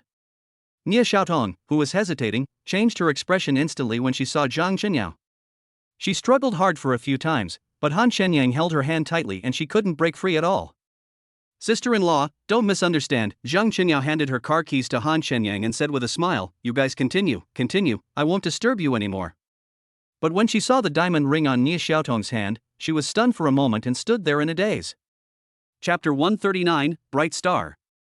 Sister-in-law, can you take off the diamond ring on your hand and let me see it? Zhang Chenyao took off her sunglasses and stared at the big diamond ring. There was greed in her eyes, or more precisely, it was a woman's instinctive reaction to the charm of diamonds. Beauty, don't look at it, it's fake. If you like it, I can give you a car. Ever since Zhang Chenyao got off the supercar, Meng Yuhang's eyes have never left her. Compared with Zhang Chenyao and Nia Xiaotong, the former is not only charming but also has the charm of a mature woman, which is a charm that the latter does not possess. This made Meng Yuhang feel like he had discovered a new world. If he could deal with Zhang Chenyao today, it would be worth the trip. But Zhang Chenyao seemed to be possessed by the diamond ring, so how could she care about Meng Yuhang now?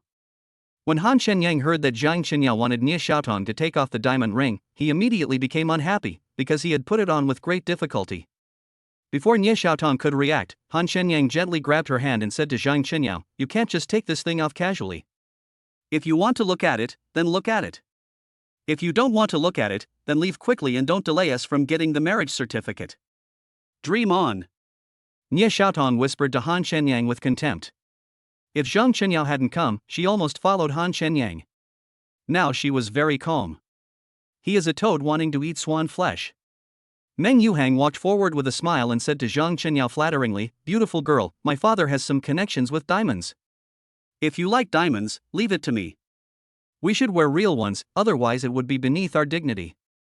Not to mention your father, even your grandfather doesn't have this ability. Zhang Chenyao curled her lips, her eyes never leaving the diamond ring, and sighed, it really is a shining star.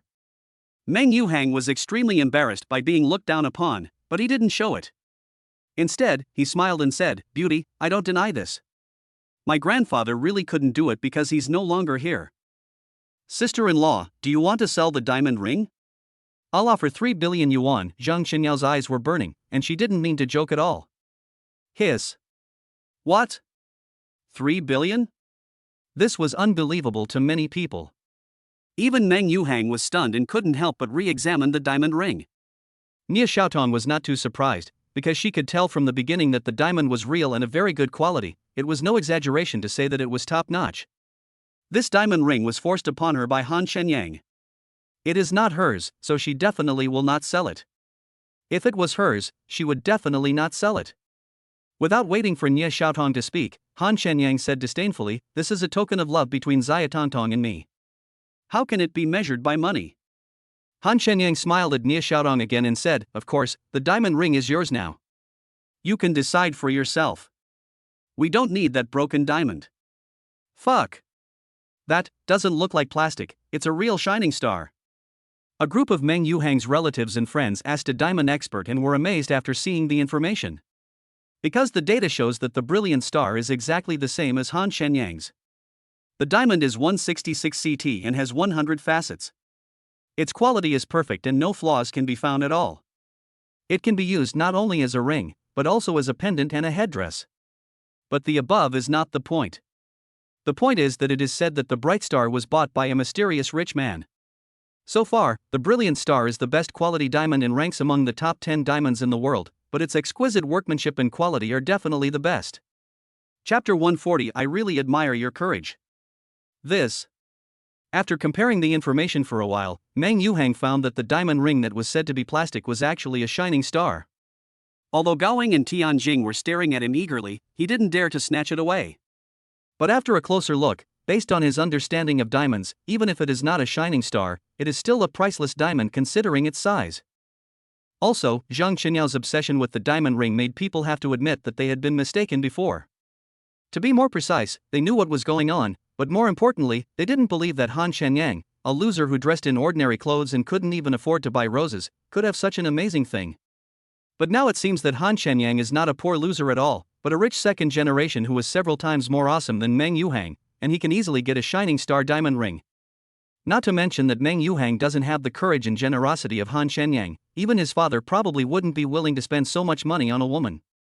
After all, that is a treasure worth billions. Meng Yuhang suddenly remembered that Han Shenyang and Zhang Qinyao seemed to have exchanged something, but when he looked at the car keys in their hands and saw the two supercars parked not far away, he suddenly felt unwell.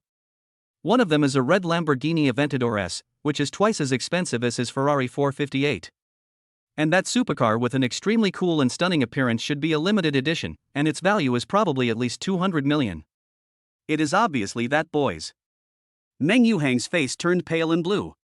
He was not angry at Han Shenyang, but more at Nie Xiaotong. Nie Xiaotong, I must be blind to think you're not materialistic. Meng Yuhang said coldly, it seems you have an even bigger appetite than other gold diggers. Why did I say you didn't accept my confession but accepted that guy? Turns out he's richer than me. He then said to Han Shenyang in a sarcastic tone, it won't be long before a grassland grows on your head. I really admire your courage to spend so much money on a woman whose bottom is rotten. Bang! As soon as Meng Yuhang finished speaking, Han Shenyang slapped him in the face. Meng Yuhang spun 720 degrees like a top before falling to the ground, and several of his teeth flew out. You even dare to insult my woman. Don't let me see you again, or I'll beat you up every time I see you, Han Shenyang said with a cold look, get out. Meng Yuhang was so stunned that he barely managed to avoid fainting. His relatives and friends were all frightened by Han Shenyang's aura, even terrified, but they still lifted Meng Yuhang, whose mouth was bleeding, put him in the car, and left. Manager, you. Gaoying and Tianjing were so shocked that they were speechless. Even if Han Shenyang didn't take action, the two of them would have taken action, but what they didn't expect was that Han Shenyang was not only faster than them, but also more powerful. It can be said that Han Shenyang is far beyond ordinary people. You know, none of them could make a person weighing over 100 pounds spin twice with just one slap.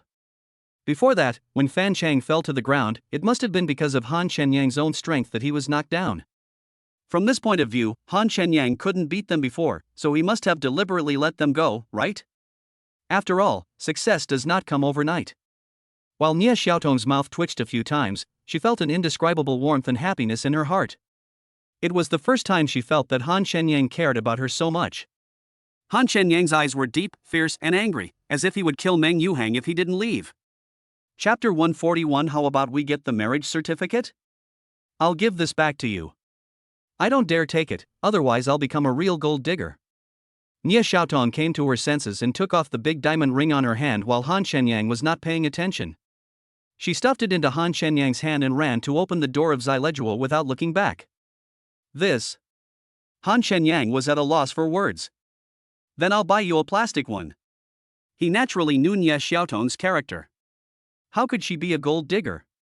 She might even be richer than him, but she was just more low-key, or she had become indifferent to many things. Since my sister-in-law doesn't want the diamond ring, then you can give it to me. I still have my household registration with me. How about we go get the marriage certificate? Zhang Qinyao winked at Han Shenyang. I'm not afraid of being called a gold digger. You have it with you, but I don't. Han Shenyang curled his lips, so don't think about this diamond ring anymore. Then I'll wait for you to give me something bigger than this. Bye. Zhang Qinyao waved her hand and drove away in Han Shenyang's supercar. She said she would offer 300 million to buy the brilliant star, but if Han Shenyang really wanted to sell it, as long as he was serious about it, she might not be able to get it even if she added another 300 million. After all, the value was there. Manager, please let us, a country bumpkin, open our eyes to your so-called star. I've lived my whole life and still haven't seen what a real diamond looks like. As soon as Han Shenyang walked into Zileguo, Gao Ying jumped in front of him. You have to find Xiao Tongtong, Han Shenyang said with a smile as he walked into the decorating room. After all, this is hers. Gao Ying rolled her eyes at him, then looked at Nia Xiaotong and pleaded eagerly, Sister Tong, can you let me take a look? Your man doesn't make the decision. Don't talk nonsense, Nia Xiaotong frowned, don't look for me. No, Sister Tong, the store manager is so awesome, and you're still not satisfied? Gao Ying said with a smile, if you don't want it, then I'll do it. I'll even be your mistress. I dream of feeling what it's like to cry in a Lamborghini. Go ahead, I have no objection to you being the mistress. Nia Xiaotong said it easily, as if it had nothing to do with her. Manager, you heard that, didn't you? Sister Tong allowed me to be your mistress. Gao Ying said seriously, is this a decline in morality or a distortion of human nature? I don't think it's either. It's probably because Sister Tong doesn't fancy you at all. Han Shenyang shook his head and threw the diamond ring to Gao Ying. After you, a country bumpkin, have had enough of it, give it to my little Tong Tong. He then left the decorating room. What if Sister Tong doesn't want it? Gao Ying asked loudly, then will it become mine? Then go to hell. Han Shenyang sat in front of the computer and curled his lips. Colleagues arrived one after another, and Han Shenyang was too lazy to hold a morning meeting with them. Manager, how did you know about my dad's surgery? Tianjing thought about it all night yesterday, but couldn't figure out how Han Shenyang knew it. She only told Gao Ying this, but the key point was that Gao Ying had never told anyone else, which made her very curious.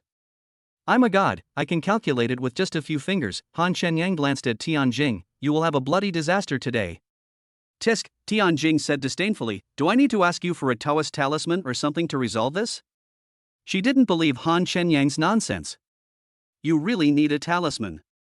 I advise you to go to the supermarket and buy one. Ha? Tianjing looked back at the chair cushion and felt embarrassed. She didn't even feel the bleeding. Chapter 142 Death Track. Han Shenyang found that he had indeed become a little lazy recently. After lunch, he fell asleep in front of the computer and slept until after 8 o'clock in the evening. If Hao Miao hadn't called him to ask if he had time for a few drinks in the evening, he would probably have slept until midnight. Ah, these people left without even calling me, Han Shenyang yawned. All my colleagues had left, the shop shutters were drawn, and even the lights were turned off, leaving the surroundings pitch black. Tianjing did call him, but he didn't respond, so she didn't bother him anymore. In the eyes of his colleagues, he is now almost like a retired man, or simply killing time and muddling through. When Han Shenyang arrived at entrance 6 of the international circuit, Sun Lei was about to call him, but when she saw him arrive, she put the phone back into her pocket. Has the game started yet? Han Shenyang looked at the time. It was almost 9 o'clock. If it started on time at 9 o'clock, he wouldn't even have time to prepare. Not yet, Sun Lei said with some regret, the track has changed, and the race time has been postponed to 9:30.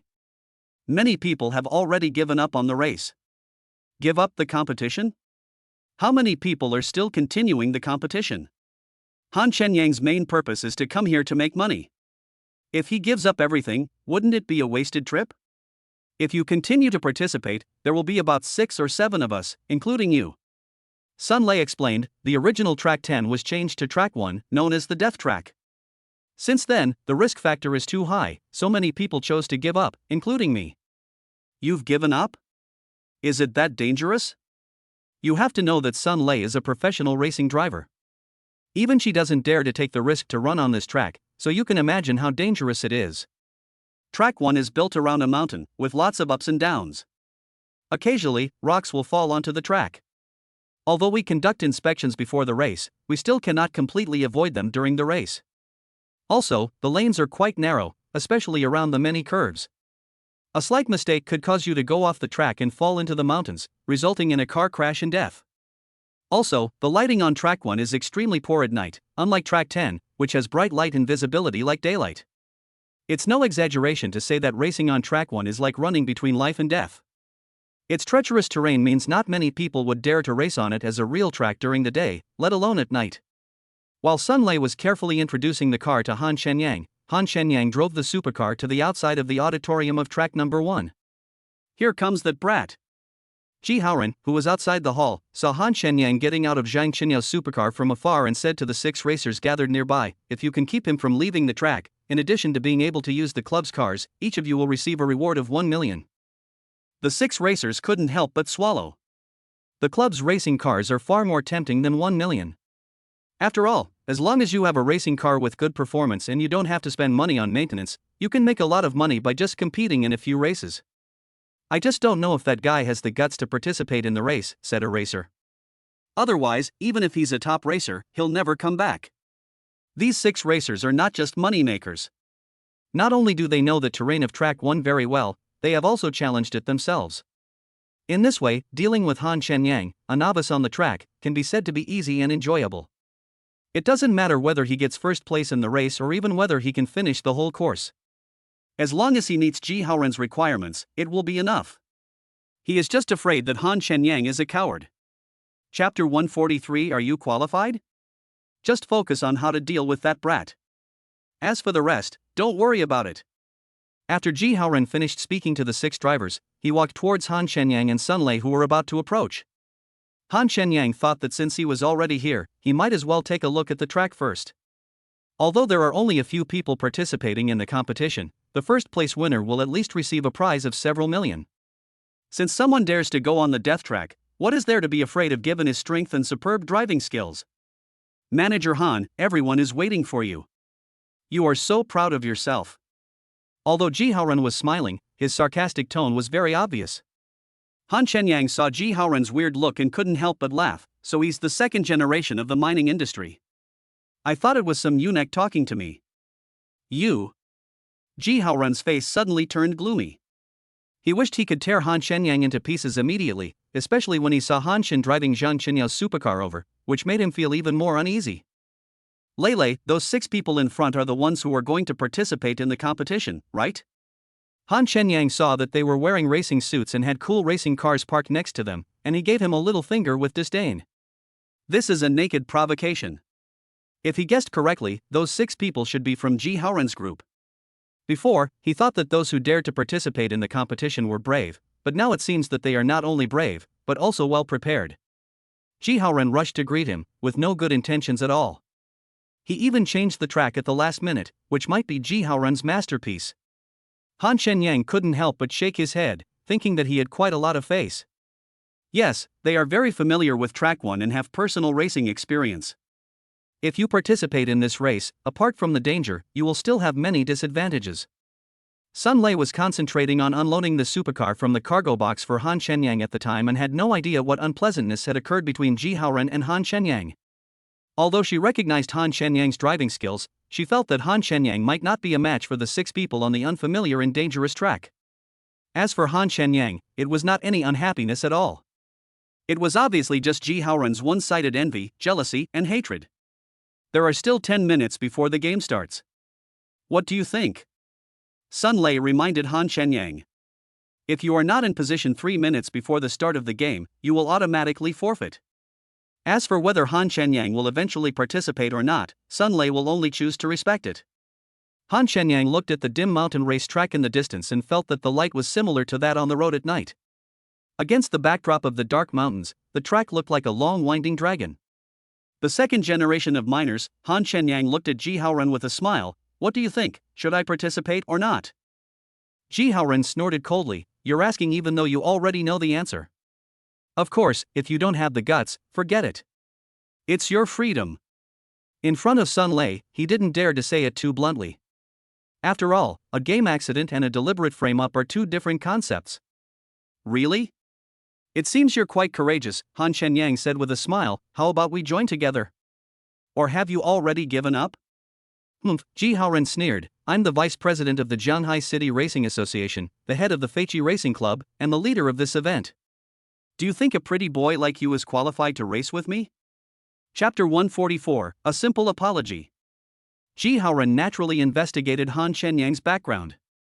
Not only was he an orphan, but he was also an orphan who lived off his wife. Where did the Longhu Blue Shore villas and limited edition supercars come from? 99% of the money was bought for him by Yang Mingxue. Rumors about Yang Mingxue keeping a gigolo were rife in the Excellence Company. Now it seems that it is not a rumor, but a fact. The best proof is that Yang Mingxue opened a xyleguo bakery specifically for Han Shenyang. I thought some idiot had changed the course at the last minute, but it turned out to be you, Han Shenyang said with a smile. We're all men, so why bother finding a bunch of identities that aren't just excuses to cover up your cowardice? If you don't dare, you don't dare. What's the point of being qualified or not? Since you insist on talking about qualifications, then I admit that I am not qualified. Han Shenyang waved his hand, then you guys continue. Han Shenyang didn't know who told this idiot that he was a gigolo, but he was a little curious about who was supporting him in their minds. Sun Lei, who hadn't thought much about it at first, suddenly frowned. It was obvious that there was a conflict between the two of them, but she didn't know what the conflict was. But she seemed to suddenly understand the temporary change of track. It should be that Ji Haoren wanted to target or retaliate against Han Shenyang. But Han Shenyang was introduced by her, so doesn't this mean she has become Ji Haoren's accomplice in disguise? Could it be that Han Shenyang has misunderstood? Otherwise, why would Han Shenyang just leave without even saying hello to her? You. Ji Haoren's face turned pale and blue. He really didn't dare to participate in the competition. Track number 1 was not a joke. If he was not careful, someone might die. What made him angry was not the question of whether he dared or not, but that Han Shenyang not only called him a eunuch, but also called him an idiot. But when he saw Han Shenyang turned around and left, Ji Haoren still suppressed his anger and said, Since you're a man, why bother with a few angry words? If your pride has been hurt, come back and I can apologize. As for the current race, I'm currently representing the official racing association, so I definitely can't participate. Of course, if you want to compete with me, we can make a private appointment and compete as individuals. Miss Sun can prove this. Han Shenyang was just trying to scare Ji Haoren. There was no way he was going to leave. Otherwise, how could he take control from Ji Haoren, who was determined to deal with him? Seeing Han Shenyang coming back, Sun Lei nodded slightly and said honestly, well, President Ji really can't participate in this game. She was very conflicted at this moment, fearing that Han Shenyang would aggravate his misunderstanding of her, but after hearing Han Shenyang's next words, she felt that she was overthinking it. Alright, I trust Lei, Han Shenyang said to Ji Haoren with a smile, if you want me to participate in the competition, it's not enough to just apologize. I need to add some conditions. Ji Haoren bit his tongue and said, you say. He let Han Shenyang show off for a while. As long as Han Shenyang entered the track, it would be his exclusive show. Condition? Are you still afraid of agreeing to the conditions of a dead man?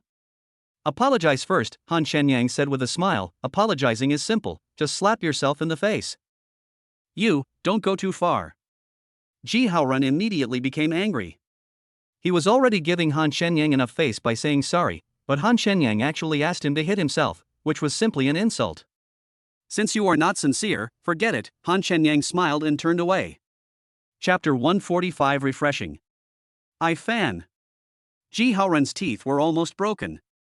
The more Han Shenyang pushed forward, the more miserable his death would be. Come on, Han Shenyang turned around again, you have to speak as loudly as you did just now. That's what a man who dares to act and take responsibility looks like. Bang! After a crisp sound, a red handprint instantly appeared on Ji Haoren's face. He clenched his fist and said, tell me your conditions quickly. It's best not to be too extreme. People's tolerance is limited. Sun Lei opened her mouth wide. She had never expected that with Ji Haoren's arrogant personality, he would actually raise his hand and slap her hard in the face. Ji Haoren did this just to beg Han Shenyang to participate in the competition. As the saying goes, there must be something wrong when things go wrong. Ji Haoren could endure the humiliation so much, so there must be a huge conspiracy hidden in the competition. But inadvertently, Han Shenyang gave Sun Lei a look. Sun Lei was becoming more and more confused. When Han Shenyang knew that Ji Haoren wanted to harm him, where did he get so much confidence?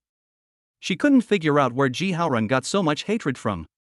Of course, this condition I added is not even a condition for a second-generation miner like you. Han Shenyang continued with a smile, the prize for the winner is too small. I'll make it up to 30 million. The competition will begin immediately. 30 million? Why don't you go and rob it? It is true that Ji Haoran is rich, but 30 million is not a small amount. The key is that if he wants to make up for it, he has to pay the money out of his own pocket. Moreover, this money must be paid in advance.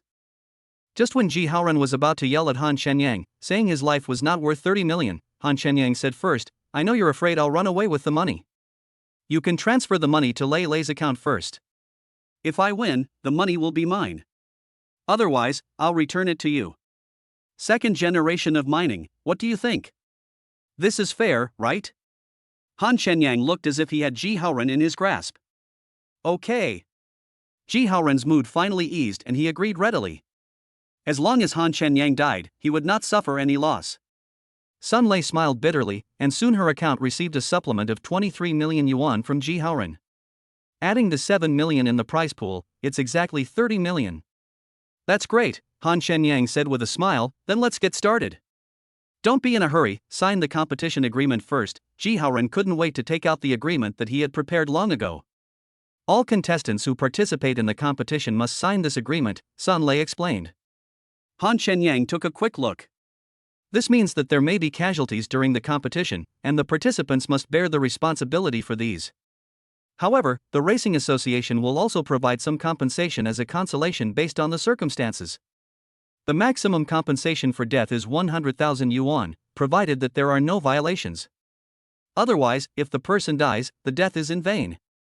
If harm is caused to others, even if the person does not die, the person will be held accountable according to the circumstances. Han Shenyang raised the corner of his mouth, signed his name very readily, and also pressed his fingerprint. Isn't this a form of protection for himself? You're not driving your own car, are you? Han Shenyang was actually asking the question even though he already knew the answer. The racing car was of course provided by his own team, and since he didn't have a team, he would definitely use his own. Ji Haoran's mouth twitched, but he still turned on the intercom and shouted, prepare a racing car to the starting point of track 1. The car provided to Han Shenyang was also scrapped, but Ji Haoran was reluctant to let Zheng Qinyao's new car be destroyed by this kid. There won't be any problems with the car you prepared, right? Han Shenyang asked with some doubt. Chapter 146 Let us be funny. Ji Haoran was almost mad with anger. He didn't expect that Han Shenyang and Zhang Qinyao would take turns driving, otherwise he would not have provided a racing car at all. If I had known earlier that he was providing the racing car, I would have definitely tampered with it to ensure everything was safe. But now, he has no time and no chance to do these things. Before the race begins, the official agency will inspect the cars. Those that fail the inspection will not be allowed onto the track. There are also surveillance cameras at the starting point, and the footage will be broadcast live on the screens in the auditorium.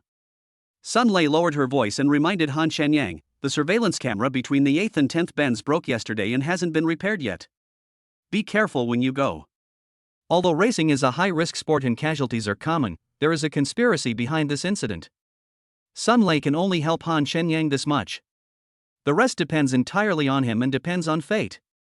However, if Han Shenyang was really in danger, she would still feel very guilty. If she had not recommended Han Shenyang to participate in the competition, Ji Haoran would not have made a fuss about it. Han Shenyang nodded in understanding, thinking that this was a good thing. It would be better if all the surveillance systems were broken.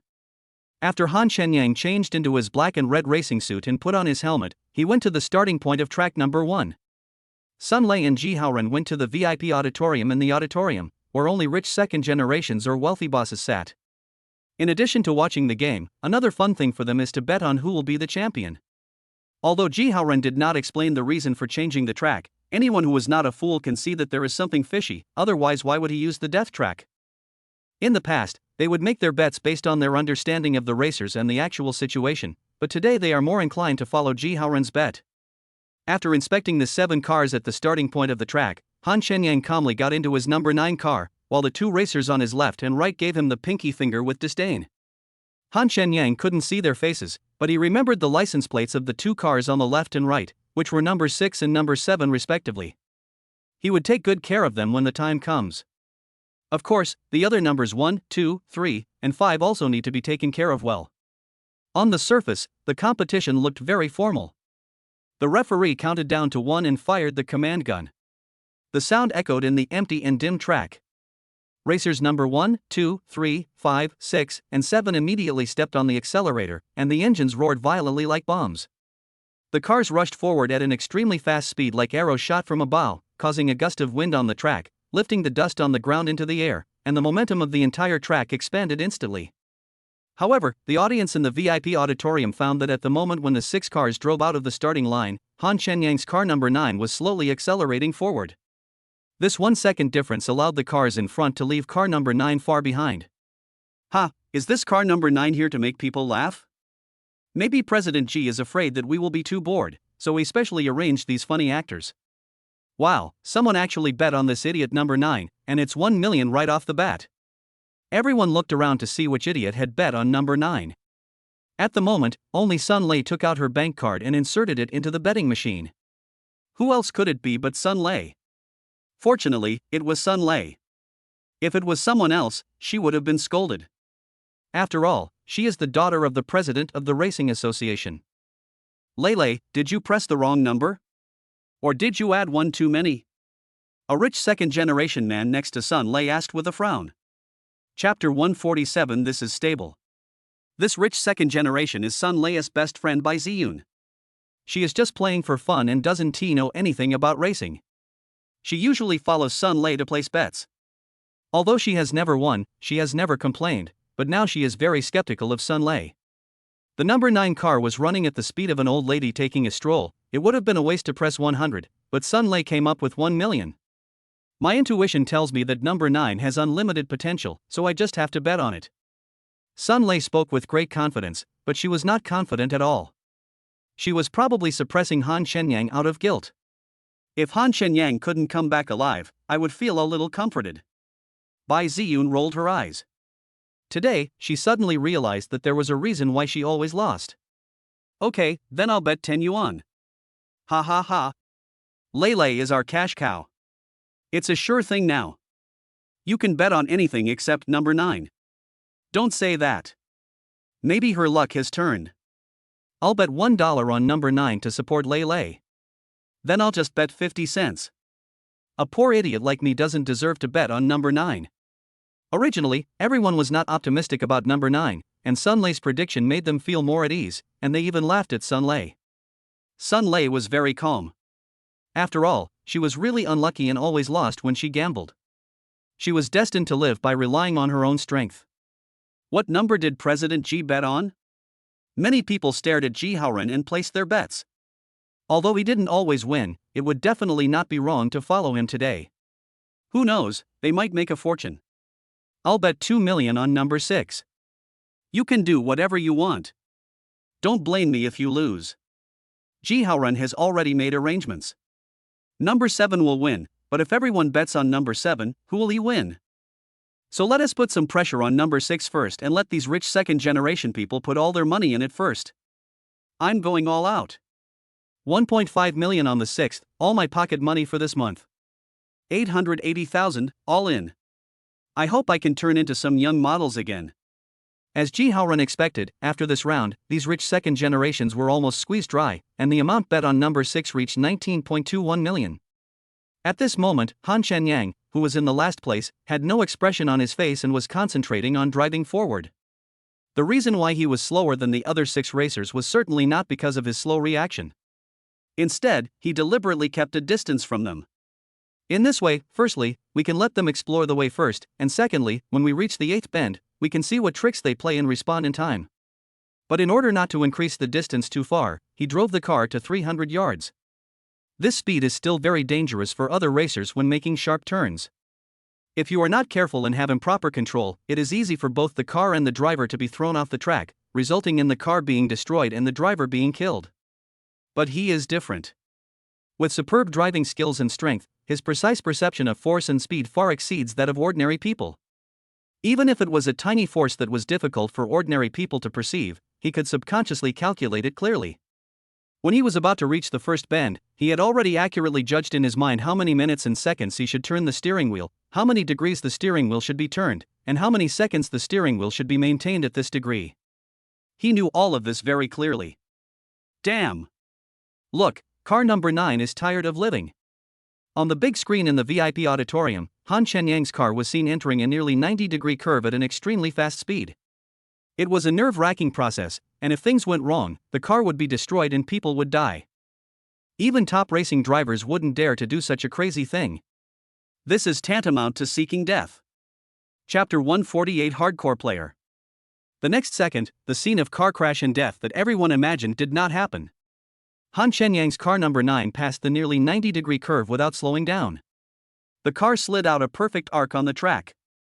Due to the huge centrifugal force, the rear wheels of the car number 9 were floating in the air, and it looked like it was about to be thrown onto the edge guardrail. But as if there was a divine power at work, car number 9 not only did not fly away, but with the help of the huge centrifugal force, it turned the corner at a faster speed and sped forward. How is this possible? When the rich second generation saw the miraculous turning and graceful movement of car number 9, they all stood up from their seats in surprise. They all looked in shock at the number 9 car speeding across the track like lightning. Just now I clearly saw the rear wheels of car number 9 floating in the air, but the car didn't fly out. Is this some kind of cheat? MMP, should I bet another 10 yuan on number 9?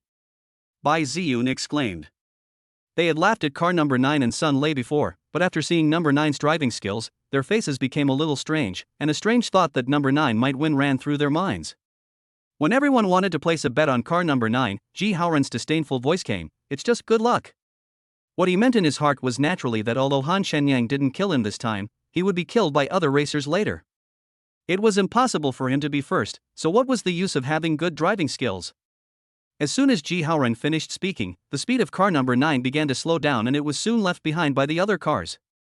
Overtake, overtake. Damn you. Damn it, is number 9 crazy? He had such a clear advantage just now, he could easily have passed, yet he actually slowed down. Ha ha ha, luckily, I didn't suffer from brain deprivation and pressure on number 9. Maybe number 9 mistook the accelerator for the brake, which backfired and saved him from disaster. Now he must be panicking. At this time, Sun Lei was still in shock. She had personally experienced Han Shenyang's driving skills. It was not luck, but real strength. It was a driving skill that was even more advanced than she had imagined. If it weren't for Ji Haoran's conspiracy, she felt that Han Shenyang could completely control this number 1 death track. But Sun Lei didn't dare to think about it anymore, but she really wanted a miracle to happen, so she inexplicably increased her bet on number 9. Damn, another million. Ha ha ha. Lei Lei is going to milk this number 9 to death. Oh my goodness, look at what number 9 is doing. When everyone heard the sound, they thought that number 9 was going to show his power again at the second corner. When their eyes shifted to the image of car number 9, they saw it slowly turning the second corner like a novice driver, then braking to a stop at the edge of the track. The driver got out of the car and started to urinate.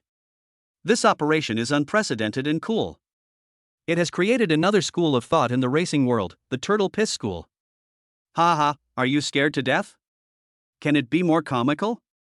Is this kind of mentality even worthy of being on the track? President G is right.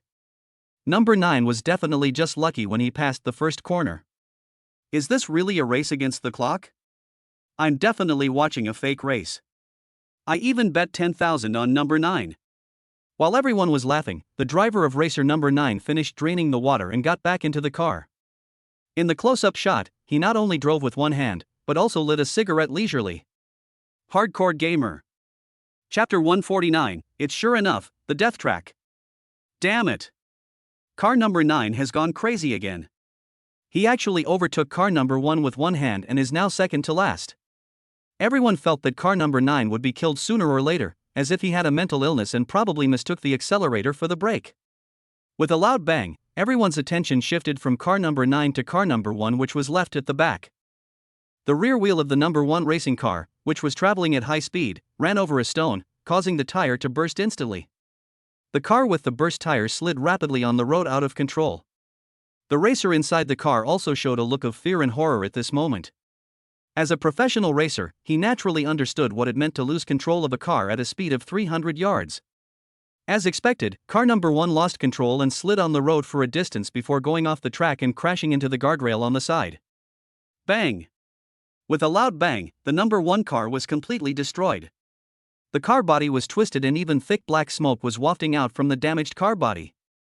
Put out the fire quickly, don't let an explosion happen. Ji Haoren frowned when he saw the scene and ordered the rescue workers through the walkie-talkie. After hearing the instructions, several rescuers quickly picked up the powder fire extinguisher, came to the number 1 racing car that was emitting black smoke, and quickly sprayed white powder. The powder covered the car body, and the black smoke gradually disappeared. See if the racer in the car is still alive, rescue him quickly, Ji Haoren said into the walkie-talkie. Although the car did not break through the guardrail and fall down the mountain, the body of the car was completely destroyed. Even if the racer inside was still alive, he would probably have to spend the rest of his life in a wheelchair. For a racer who makes a living from racing, this is undoubtedly an ending more cruel than death. Immediately, the rescuers dragged the bloody racer out of the number 1 car, which was scrapped. An accompanying doctor in white clothes examined the bloody racer's entire body. The doctor sighed and said, although he's still breathing, his spine has been broken into 5 or 6 sections.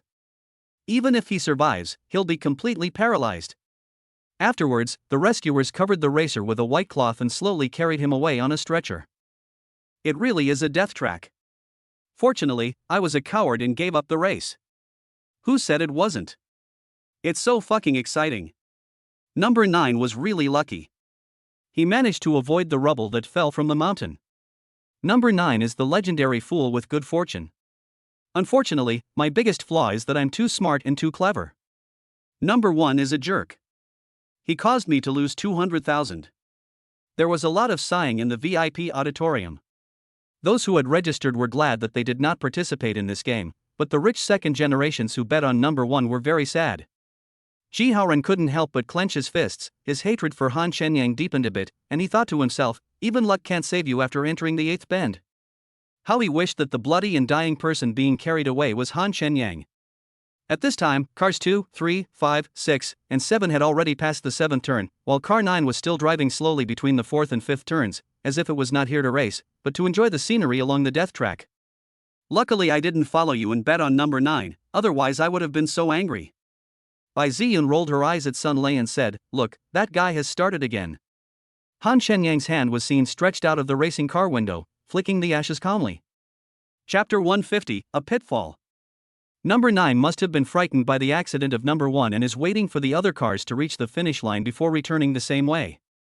Forget it, I have completely given up hope on number 9. I'll just go all in on number 6. I think car number 3 is quite powerful. It has always been in the first place, and it can also drift smoothly and at high speed in the extremely narrow section before entering the corner. Number 6 is number 1, so I'll bet on number 6 too. Everyone put almost all their money on number 6. The total amount of money bet on number 6 reached more than 40 million. Although the odds were only a few, the key was that it was stable. I think number 7 has some potential. I'll invest 5 million and give it a try. Ji Haoren smiled. Damn you, Ji Haoren, we can't play like this, a rich second generation complained. You're not deliberately trying to trick us, are you? They just put their money on number 6, but this time Ji Haoren put a 5 million bet on number 7, which no one had ever put their money on. The odds for number 7 are around 5, which means that if number 7 wins, Ji Haoren can still win about 20 million after deducting the cost. Didn't I tell you guys before that you can do whatever you want? Ji Haoren said with a smile, you picked it yourselves. I didn't ask you to pick number 6. Can you blame me for this? There were more than 30 people betting on number 6, and they wanted to beat up this guy, but they still held back. It's not that they don't dare to attack Ji Haoren, but this guy did say that. But isn't this just a psychological trick for them? If you are afraid of losing money, you can bet on number 9. The odds of number 9 are 20.0. If you bet 100,000, you can not only make back your losses, but also earn hundreds of thousands. Ji Haoren suggested. The total amount bet on number 9 is 2.01 million and 21.5 yuan. Except for the 2.01 million that was bet sincerely by Sun Lei and a rich second generation, the remaining amount was purely for fun. What's the difference between that and throwing money away? And you think you haven't cheated us enough? A rich second generation said to Ji Haoren with contempt. Then someone else angrily said to Ji Haoran, if I still had money, I would have followed you to bet on number 7. You jerk. Ji Haoran smiled, feeling secretly happy. Sun Lei whispered to Bai Ziyun, trust my instincts. This time, betting on number 9 will instantly make you a wealthy woman. Buying a Bugatti isn't impossible. Ah, Bai Ziyun grumbled, you must be mistaken. I've bet with you 3 or 4 times, if not 10,000 times. That's about 3 million, right? Sun Lei's face turned red and she was speechless. Forget it, we're good friends who grew up wearing open crotch pants. Bai Ziyun gritted her teeth and said, then pay me another 200,000. No more. A little masturbation is good for the heart, but heavy masturbation is harmful to the body. Even if your heart can handle it, your body can't handle it. There was no surprise that Bai Ziyun followed Sun Lei in investing in number 9. These two were pure spendthrifts. The more they bet, the more stable it was. Number 9 couldn't win the game because he was undoubtedly killed by these two people. The market will be closed soon. If you don't bet now, you will have no chance, Ji Haoran said as he invested another 2 million in number 7. If he didn't pay Han Shenyang the 23 million in advance, he would have to deposit at least 10 million, but now there are only a few dollars left in his card. However, he felt that betting 7 million on number 7 was not a small win, more than 30 million. Those second-generation rich people wanted to kill him, but they had no extra money to invest, so they could only watch the market close. It won't be long before number 7 will follow in the footsteps of number 1, and you will lose everything. A rich second generation was really angry and cursed fiercely. As soon as the second-generation rich man finished speaking, the car number 9, which had been ignored by others, suddenly shot out like an arrow, and with a whoosh, it increased its speed to the extreme in an instant. Chapter 151 Absolutely the God of Cars.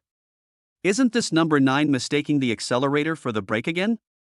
Maybe I've lost interest in life and want to die in a spectacular way. You know, the road section in front of car number 9 will enter the 6th turn.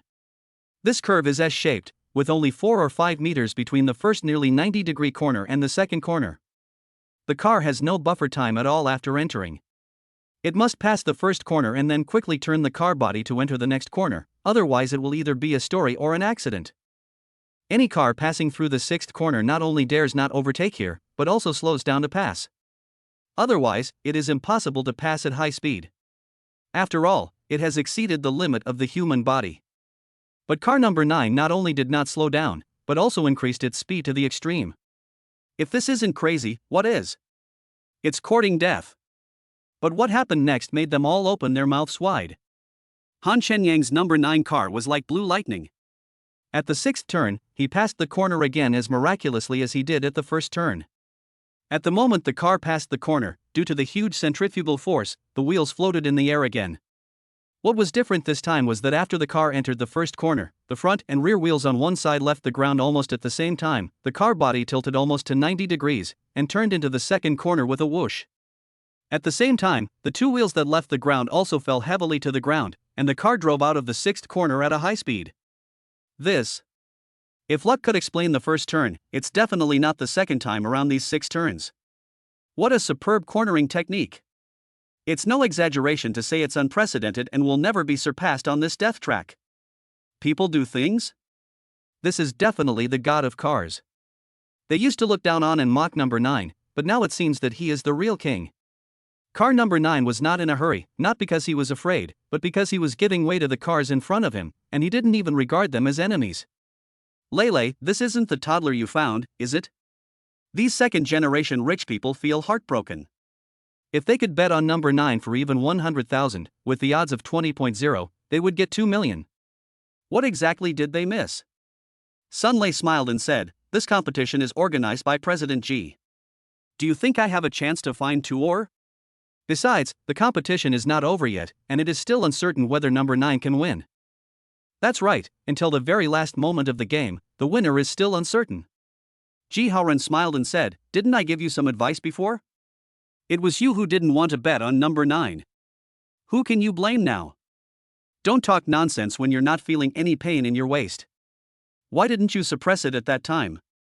How can you be so kind as to pay a New Year's visit to a chicken? A rich second generation wanted to take off his shoes and slap Ji Haoran in the face. I'm really clever, Bai Ziyun laughed heartily. I already see 4,040,000 yuan waving at me. Ha, my 10,000 won't be in vain. If number 9 wins, that'll be 200,000. The two rich second generations who bet 1 yuan and 50 cents respectively were too embarrassed to show off, thinking they were so stupid at that time. Then, wouldn't Lei Lei instantly become a wealthy woman, with 40 million in one fell swoop? A guaranteed profit of 38 million? Crap. Crap. Crap. Stop talking, look, this number 9. The rich second generation opened his mouth again in an instant and could no longer speak. Chapter 152. This guy is definitely cheating. Car number 9 flew into the air at a very high speed, using the slope of the runway to cross a more than 10-meter long U-shaped section before landing heavily on the ground. Then the car began to emit white smoke and a shocking hissing sound. After spinning and sliding on the ground for 3 circles, it completed the rotation in one go at a very high speed. With the help of centrifugal force, the 2 wheels on one side of the car left the ground. The car tilted and passed through the 7th turn, which was close to 90 degrees. You should know that this U-shaped section of road has a very steep dive. The car must keep diving at a low speed when going downhill, and then accelerate slightly to go up the uphill, which is shorter than the downhill.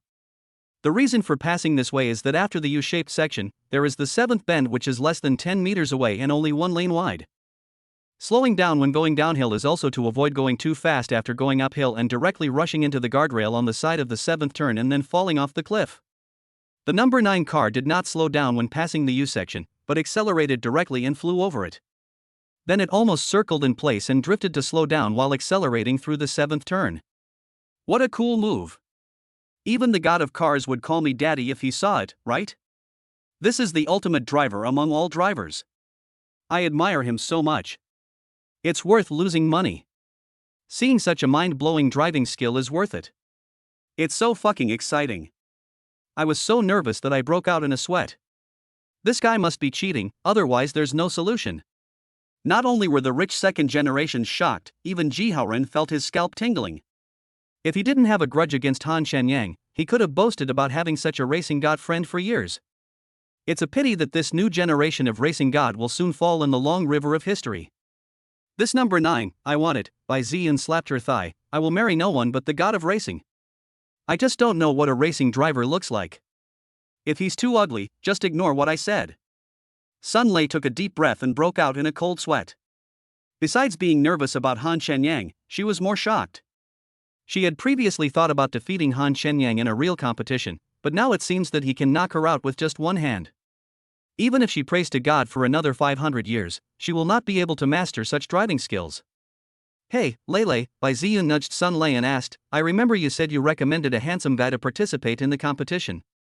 Could it be this number 9? Otherwise, why are you so supportive of him? Sun Lei reacted and quickly said with a smile, No, that person was timid and didn't come.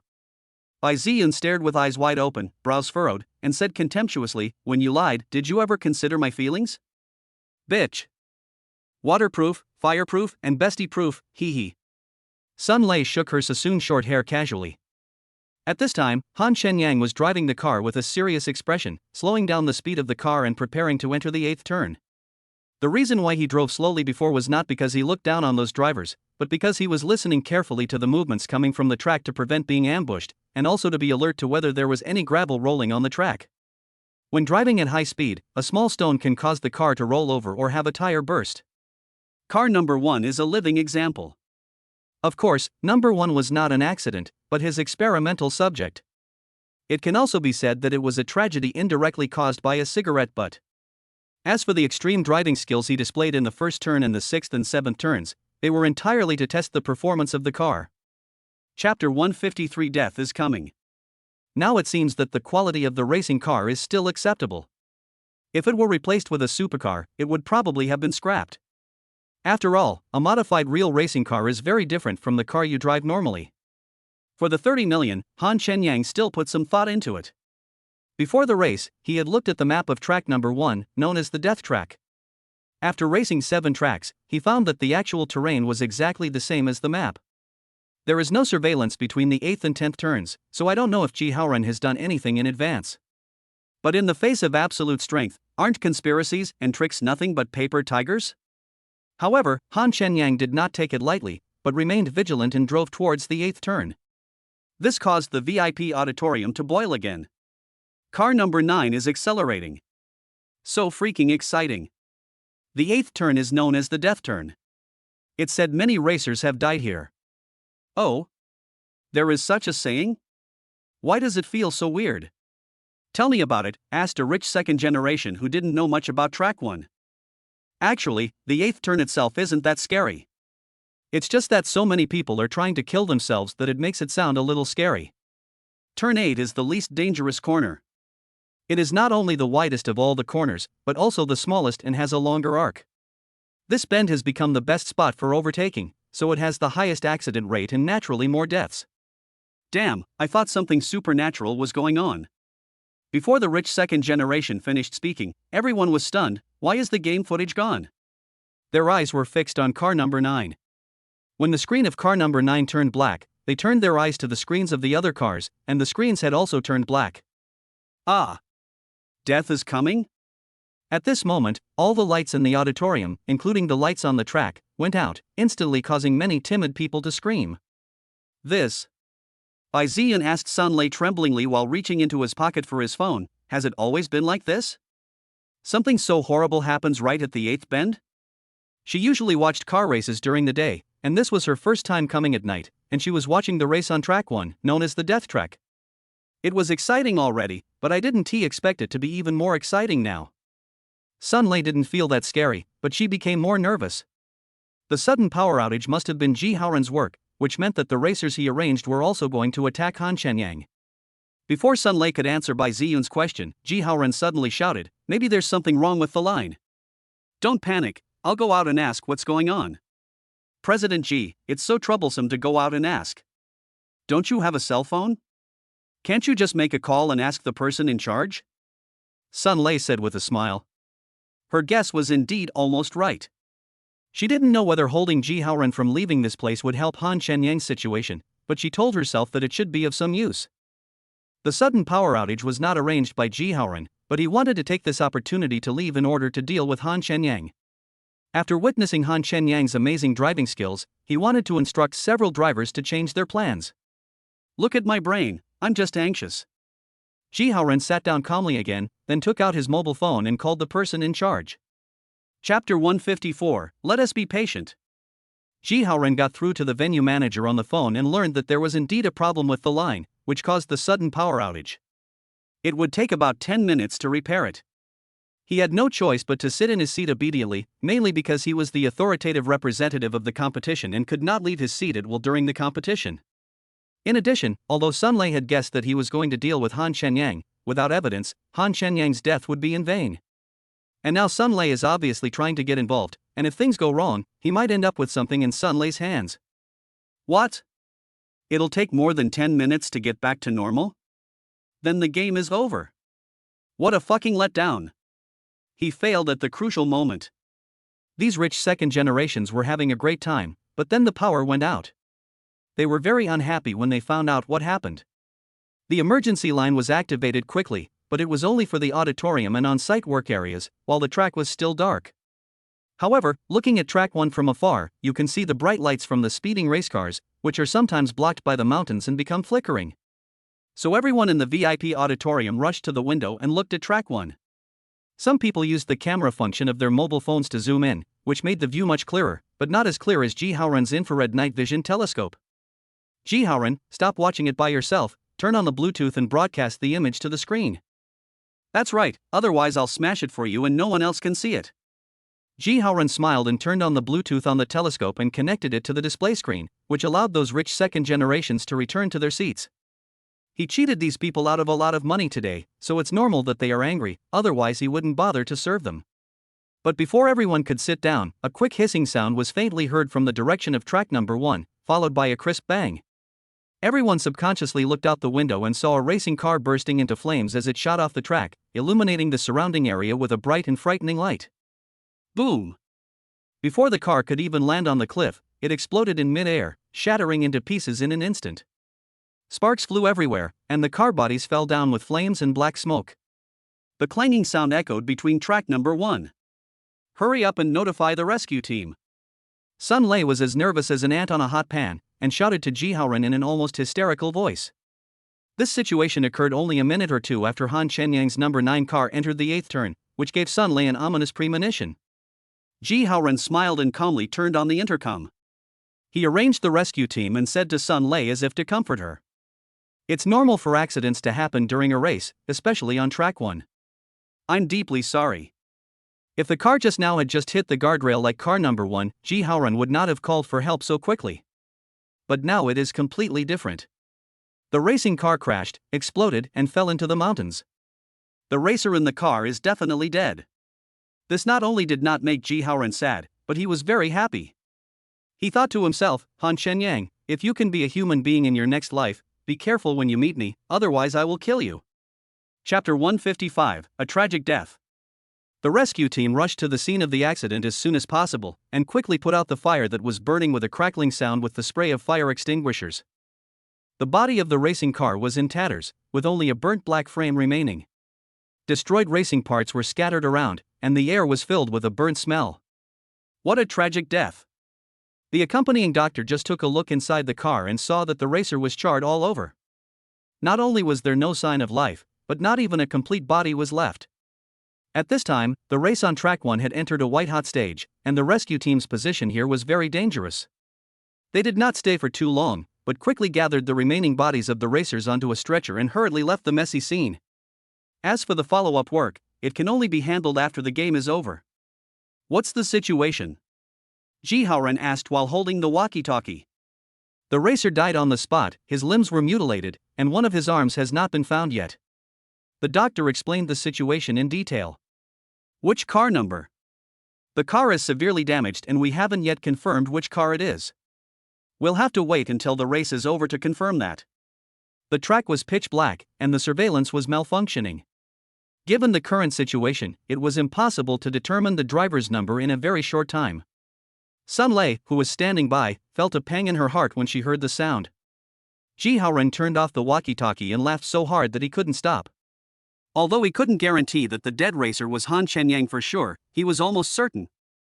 That racing driver, could he be the number 9 racing god? I might as well take him as my master, exclaimed a rich second generation. Someone immediately retorted, how is that possible? Number 9's driving skills are obvious to everyone. How can a mere death track be so difficult for him? That's not necessarily true. As the saying goes, those who drown are all good swimmers. It's true that number 9's driving skills are beyond the ordinary, but the performance of a car also has its limits. And number 9 has performed so many high-risk maneuvers in a row. Can you imagine the risk of losing control of the car? Yes, just like why there are so few giant pandas, isn't it because they are looking for excitement and causing trouble? A rich second generation said with a smile, as if it were true. Ji Haoran added, what did I say? It's just luck. People's luck has its limits. Excessive consumption of luck is the result now. Impossible, how could my luck be so bad? Speaking of luck, Bai Ziyun was very unhappy. She had seen victory, and she absolutely did not want number 9 to die. If number 9 had just played the game like this, her loss of 200,020 yuan would be small, but wouldn't the record of losing consecutive bets be repeated? In this case, how can she continue to bet with Sun Lei in the future? Wouldn't that indirectly destroy the friendship between the best friends? It's not that you have bad luck, but that number 9's life was not strong enough. He was killed by Sun Lei. Next time, follow me and I promise to take you to fly. A rich second generation smiled at Bai Ziyun. Sun Lei, who was already feeling very guilty, felt even more upset after hearing the sound. She hung her head, looking listless as if she had lost her soul. Just as everyone was discussing this, a rapid chi-chi sound was heard again from the direction of track number 1, followed by the crisp sound of a racing car crashing. But this time when everyone looked out the window, they did not see the heart-shaking scene from not long ago. To be more precise, the already dim vision was blocked by the mountain, and everyone could not see what was happening on the track at all. Chapter 156, Too Lucky. After a crisp sound was heard on the track, it was like a stone causing 1,000 waves, followed by several continuous collisions and explosions. This made Ji Haoran, who was in charge of the overall plan, frown. But this gave Sun Lei hope that Han Shenyang was still alive. At this time, both tires of Han Shenyang's number 9 car had burst, and he was able to pass the 10th turn only after trying his best to control the car. As for other racing drivers, if they don't die, they will have to spend the rest of their lives in a wheelchair. Just as Han Shenyang entered the 8th turn, car number 2 was scattering a large number of sharp stones on the track in front of him like crazy. Fortunately, the curve was relatively wide at that time, so the speeding car avoided many fatal obstacles, but Han Shenyang's car still suffered a tire blowout. Just as he was trying his best to control the unbalanced car, driver number 2 accidentally dropped several stones under his car. As a result, the rear wheel of car number 2 was crushed and punctured, and the car instantly lost control. The moment it hit the guardrail, the car caught fire and flew off the track. Racer number 2 failed to harm anyone but ended up killing himself. As for cars number 3, 5, 6 and 7, the accident happened entirely because a rock the size of a head rolled down from the mountain and hit the windshield of car number 3, which was traveling at high speed. This caused car number 3 to lose control at that moment, leading to a series of collisions that caught cars number 5, 6, and 7 off guard. This made Han Shenyang couldn't help but smile bitterly. He didn't know whether it was because he was too lucky or they were too unlucky that they ended up dying with regrets. He felt that both reasons were possible, but it was more likely that he was just lucky. After all, wasn't Fatty Ball's ability just luck? Go and rescue. Ji Haoren turned on the walkie-talkie again and said to the rescue team. He wanted to know what happened on the track as soon as possible, and more precisely, he wanted to know whether Han Shenyang was still alive. If the one who was killed was Han Shenyang, then something had happened to the other racers, and their deaths would be a good thing for Ji Haoren. But the key is that these are all speculations. After all, the deceased has not yet been confirmed to be the racer number. Ha ha ha ha. Number 7 is going to die.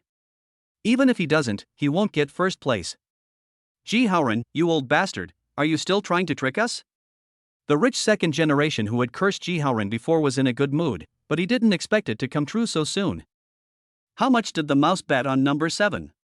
7 million, plus number SAX is 2 million, a total of 9 million, a second generation rich man said with a smile. It's not much for them, it's just 9 million, a drop in the bucket. The most they bet was 2 million, and they had already given up hope of winning. And now even Ji Haoren, that scoundrel, has no hope of winning. This is really a happy thing. It would be more satisfying to let them lose money than to win. Ji Haoren is richer than them, but 9 million is not a small amount of money. It makes me feel bad for him just thinking about it. That may not be the case. It's still unclear who will win or lose until the very end. Ji Haoren still believed in the strength of racer number 7. Since you're so sure, why don't we raise the stakes a bit, a second generation rich kid said with a smile. I'll bet 1 million that number 7 will die. Do you dare? Anyone else want to play? Ji Haoren's mouth twitched a few times. He now had less than 100 yuan in total. How could he play with wool? But how could Sun Lei still have 23 million?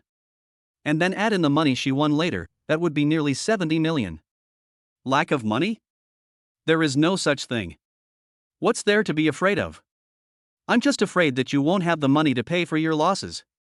Ji Haoren said disdainfully. Chapter 157. A group of brothers.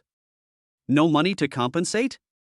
Ji Haoren's words instantly upset these second-generation rich people.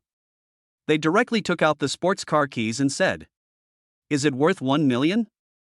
If I lose, I'll mortgage the car to you. If you can't pay it back next month, the car is yours." It's a Ferrari after all, and it would be a hot commodity if it were sold for 2 million. The others wanted to take a gamble with Ji Haoren, but they really had no money in their pockets. However, who doesn't have a sports car? Is this worth 1 million?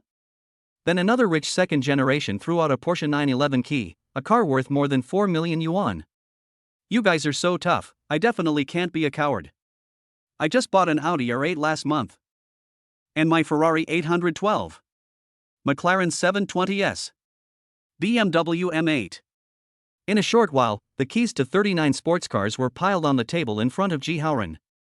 If these 39 cars are worth 38 million, Ji Haoren will make a huge profit, and he can more than triple the money by reselling them. Since you're all rushing to give me money, why should I be polite? Ji Haoren said with a smile, is there anyone else who wants to bet with me? Me. Bai Ziyun slapped his thigh and threw a handful of car keys on the table. Everyone stared at the key in a daze, and the corners of their mouths twitched involuntarily. After 5 seconds of standing still, one of the rich second generations couldn't help but yell, Bai Ziyun, why are you getting a Wuling Hongwang? What the hell do you know about cars? Bai Ziyun said proudly, this aunt's car cost over 3 million to modify. It's not only bulletproof, but also explosion-proof. How can those shabby sports cars of yours compare? You're just a bunch of little brothers. Even if you put diamonds on it, it's still a Wuling Hongguang. Everyone couldn't help but complain. Okay, I'll give you 1 million. Ji Haoren simply treated Bai Ziyun as a scoundrel. He looked at Sun Lei again. Lei, do you want to bet?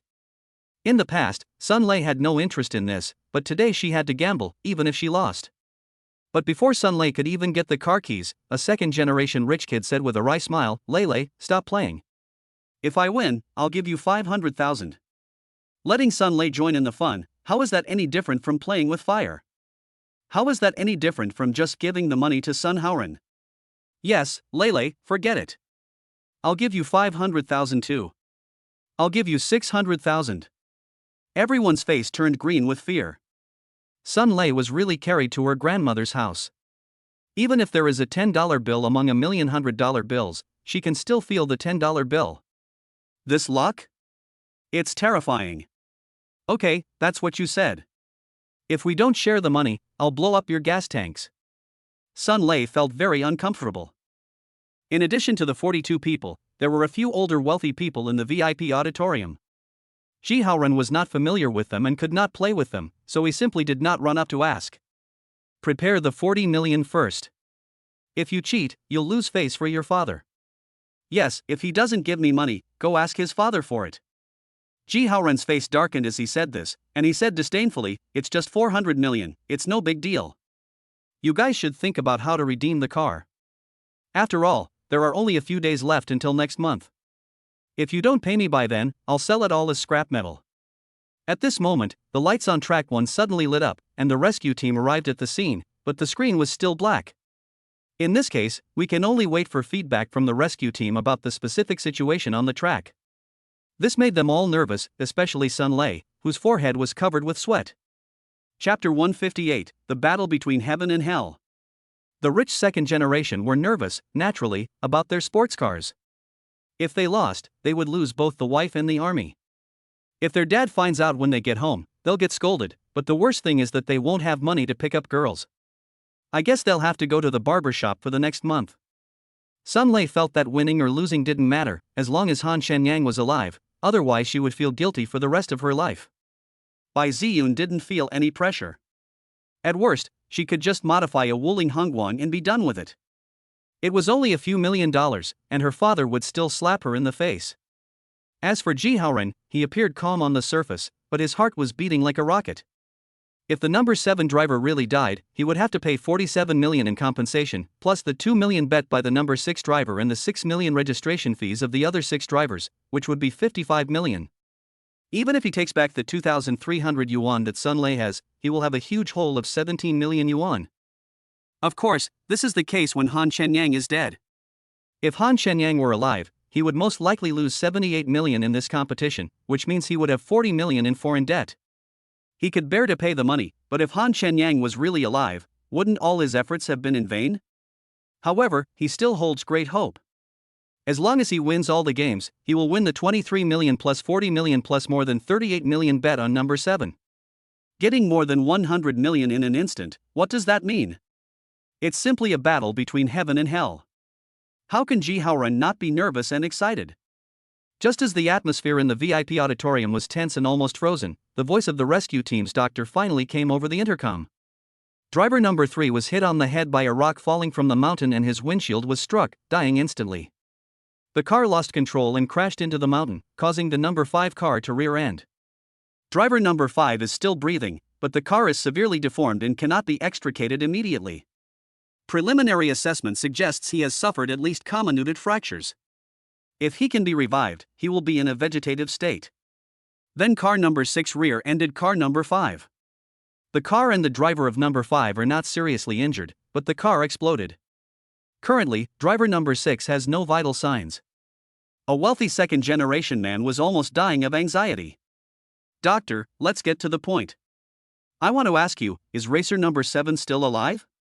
Was he also rear-ended? Is driver number 9 at the scene of the accident? Sun Lei asked anxiously. Driver number 7 rear-ended car number 6 and sustained severe injuries to his head and arms. He is currently breathing. Before the doctor could finish, the rich second generation exclaimed, "What? Still alive? How is this possible?" This made Ji Haoran slightly relieved, but before he could relax, the doctor checked driver number 7 again inside. Driver number 7 couldn't hold on, and his vital signs disappeared. Ha ha ha. These people were like crazy, laughing until tears came out. This made the doctor who heard the crazy laughter on the other end feel uncomfortable. No matter what, driver number 7 is also a human life. Although these people may not sympathize with his sadness, they cannot gloat over his misfortune either. Ji Haoran was not just feeling uncomfortable, he was suffering from heart pain. He really couldn't accept this fact. It was simply bad news. "Doctor, please check carefully, is number 7 really dead?" Ji Haoran's voice was trembling. 40 million.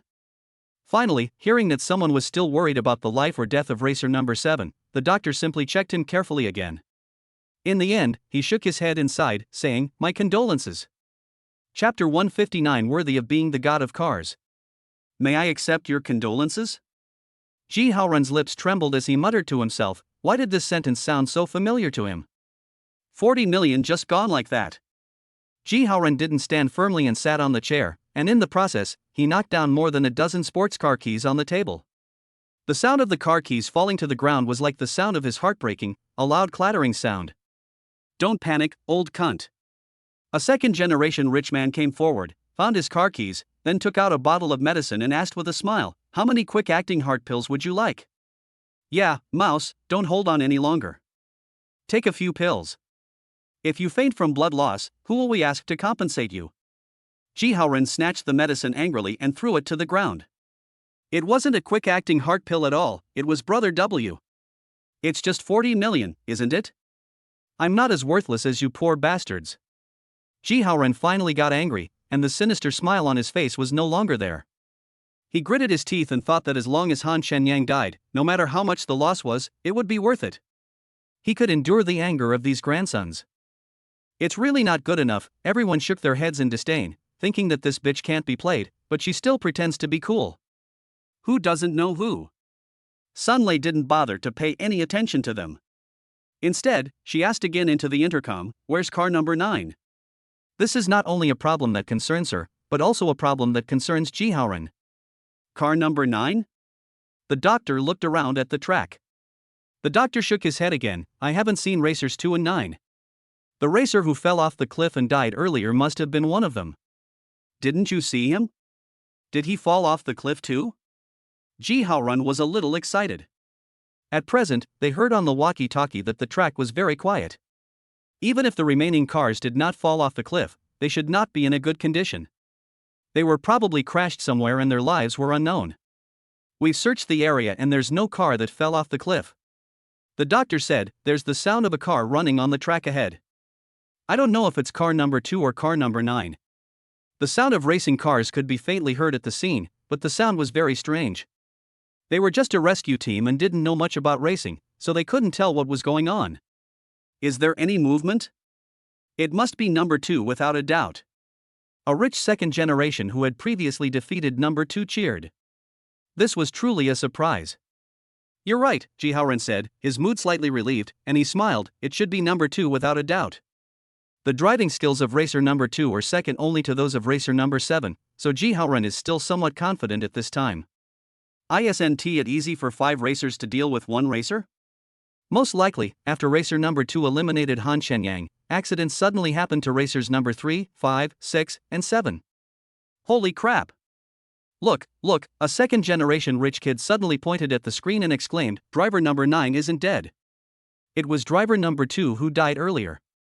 When everyone heard the sound, they all looked towards the screen showing car number 9.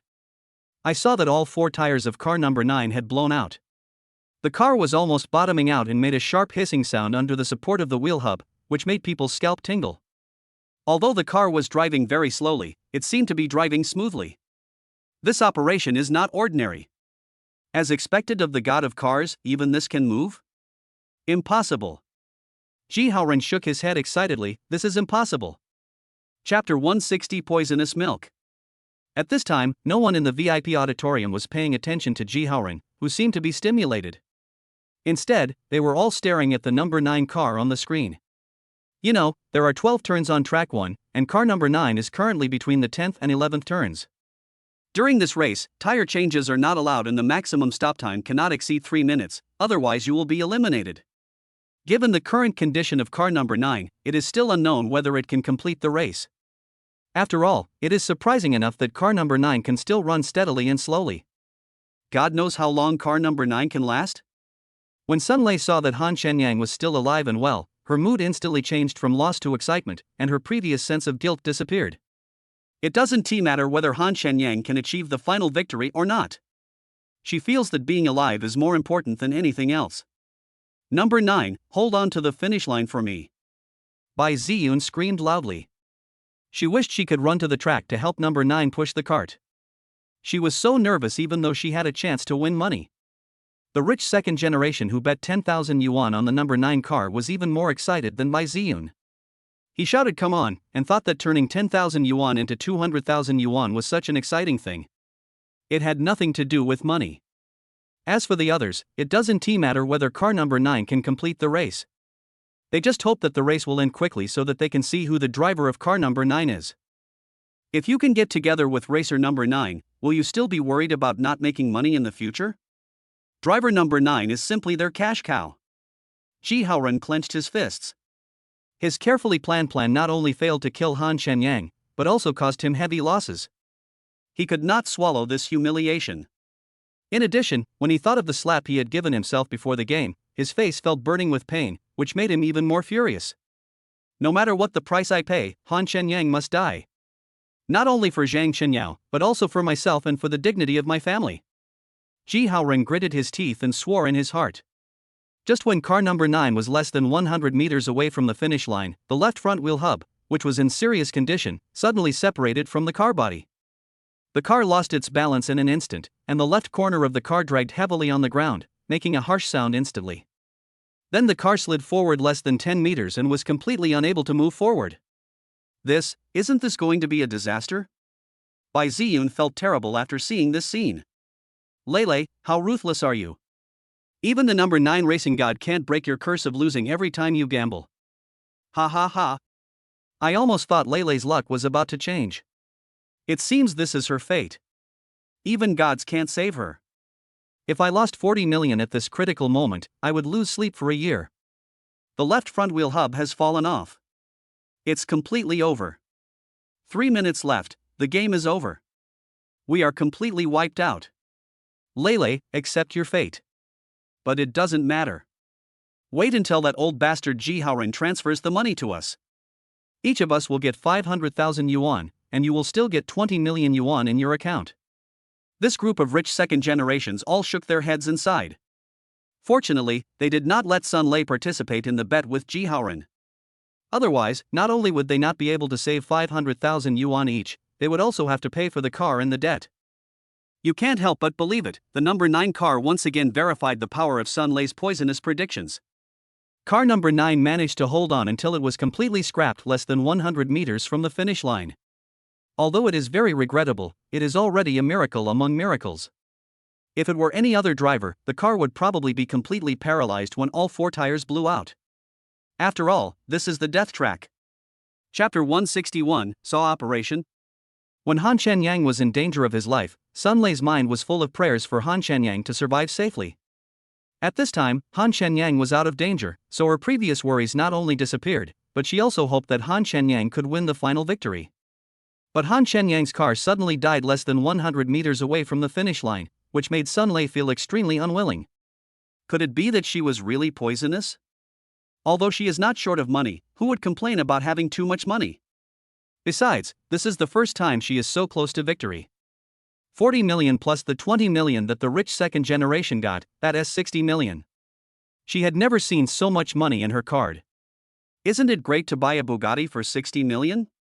That is the pride of the whole village. Oh. Sun Lei sighed, what can I do about this? She doesn't admit that she is toxic, but the facts prove that she has been toxic since she was a child. Ha ha ha ha. This is fate, just accept it. Ji Haoren felt much better when he saw that Han Shenyang's number 9 car was scrapped. In this way, he paid 23 million less in compensation. And these 23 million can buy Han Shenyang's lives more than a dozen times. How can he not be happy? Lele, can you refund me the money I paid earlier? Ji Haoren said with a smile, that way I can pay the other people's bills. They're all waiting. He could only withdraw the working capital of the racing club to fill the hole first, otherwise if these people came to his father for trouble, he would be scolded to death. The others didn't care what kind of money Sun Lei took from Ji Haoren, nor did they care where Ji Haoren got the money from. They just wanted to give them the money they deserved. Why are you in such a hurry? Sun Lei frowned. Even if I refund you, I'll only refund you 3 million. Don't forget that half of their 40 million belongs to me. Ji Haoren smiled and said, no matter how much, it has to be withdrawn. At this moment, someone suddenly exclaimed, holy crap. Look, car number 9 is moving, it's moving. Is this even possible? This is really sexy. Definitely a hardcore gamer. This is definitely cheating. Damn it. Ji Haoren slammed his fist on the table in front of him. He was unwilling to accept this.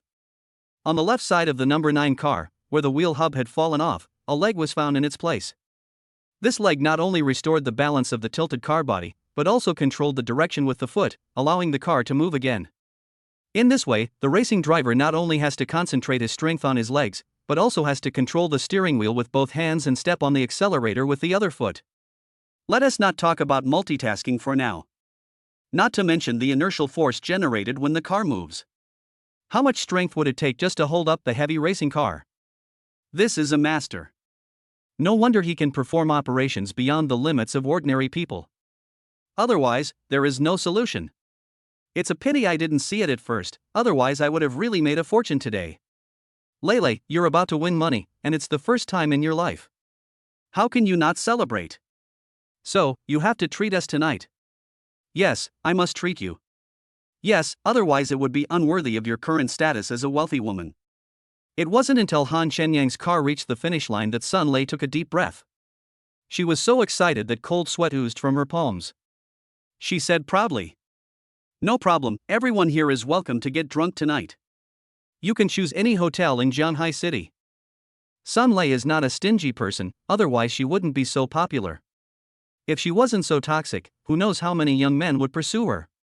Chapter 162. Congratulations on winning the championship. Han Shenyang only breathed a sigh of relief after he brought car number 9 to a steady stop. The moment the wheel fell off, he almost vomited blood. At that time, he thought about getting out of the car and pushing it to the finish line, but that would be against the rules and his first place would not count. He had no choice but to use brute force to make a hole in the car body and then use his feet as wheels. This wave cost him 5 points of spiritual energy. After all, this was not an ordinary physical job. No matter what, the game was won in the end, and the 30 million was safely in hand. As soon as Han Shenyang got off the racing car, he was surrounded by a group of people. They were spraying fireworks and handing him red envelopes. He really felt a sense of glory as if he had won the championship. Congratulations on winning. Ji Haoren took a big trophy, a certificate issued by the Racing Association, and a cash check for 7 million and handed it to Han Shenyang with a smile. Although this competition is somewhat different from regular racing competitions, it is also a regular competition approved by relevant departments. Although Ji Haoren hated Han Shenyang, he still had to go through the necessary procedures. Thank you, Vice President Ji. Han Shenyang narrowed his eyes, put the check in his pocket first, then raised the trophy and certificate and shook them, because he saw several fans taking pictures of him, so he naturally had to cooperate. Humph. Ji Haoren finished his job and turned to leave. He thought to himself, show off. Let's see how long you can show off. But before Ji Haoren had walked far, he was surrounded by a group of rich second generations. Mouse, the game is over, give me the money. Luckily I got here in time, otherwise that old bastard would have gotten away. They don't need the 40 million, and only poor people like us treat that little bit of money like money. Ji Haoren was so angry at these words that he was shaking all over. He was actually being bullied by these guys. But he was outnumbered and had no choice but to pay the money. But where does he get so much money? The racing club can only withdraw a maximum of 20 million, which still leaves a deficit of 20 million. He gritted his teeth and thought to himself that all this was thanks to Han Shenyang. He must get it back double. Lele, Ji Haoran said to Sun Lei with a smile, look, you just won a lot. Can I owe you the 20 million for a few days? Don't worry, I'll transfer it to you as soon as I have it. Half of the 40 million belongs to Sun Lei, and the others will not default on their debt. If Sun Lei is willing to let Ji Haoran owe it, then it is none of their business. They just need to pay their 2,000. If Ji Haoran didn't frame Han Shenyang, there would naturally be no problem given Sun Lei's personality. After all, this money was almost like picking it up for free. But Sun Lei didn't want Ji Haoran to owe her money, so she said, I'm planning to buy a Bugatti tomorrow, and the 40 million I won isn't enough. If you owe me money, where can I borrow money? Ji Haoran sneered a few times. He finally realized that Sun Lei had become a team with Han Shenyang. Howsy has a Bugatti, doesn't he? It's very cool, a rich second-generation man said with a smile. If you don't have money, you can use the car to pay off your debts. It's no big deal. Ji Haoran's mouth twitched. His Bugatti cost nearly 50 million yuan, and he was using 20 million yuan as an offset? That wouldn't be a loss.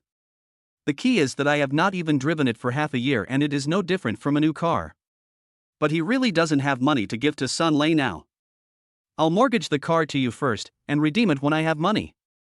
Ji Haoran gritted his teeth and handed the car keys to Sun Lei. Chapter 163, Want to take the handsome guy for yourself? Sun Lei stared at the car keys in Ji Haoran's hand and quickly waved her hand, saying, no, you should pay me. I drive too hard. If I break something, I can't afford it. Ji Haoran's face turned dark at that moment. It would have been understandable if Sun Lei hadn't been able to afford the compensation before. But now looking around, among the rich second generation standing here, who was richer than Sun Lei? But they said they couldn't afford to pay for the damage.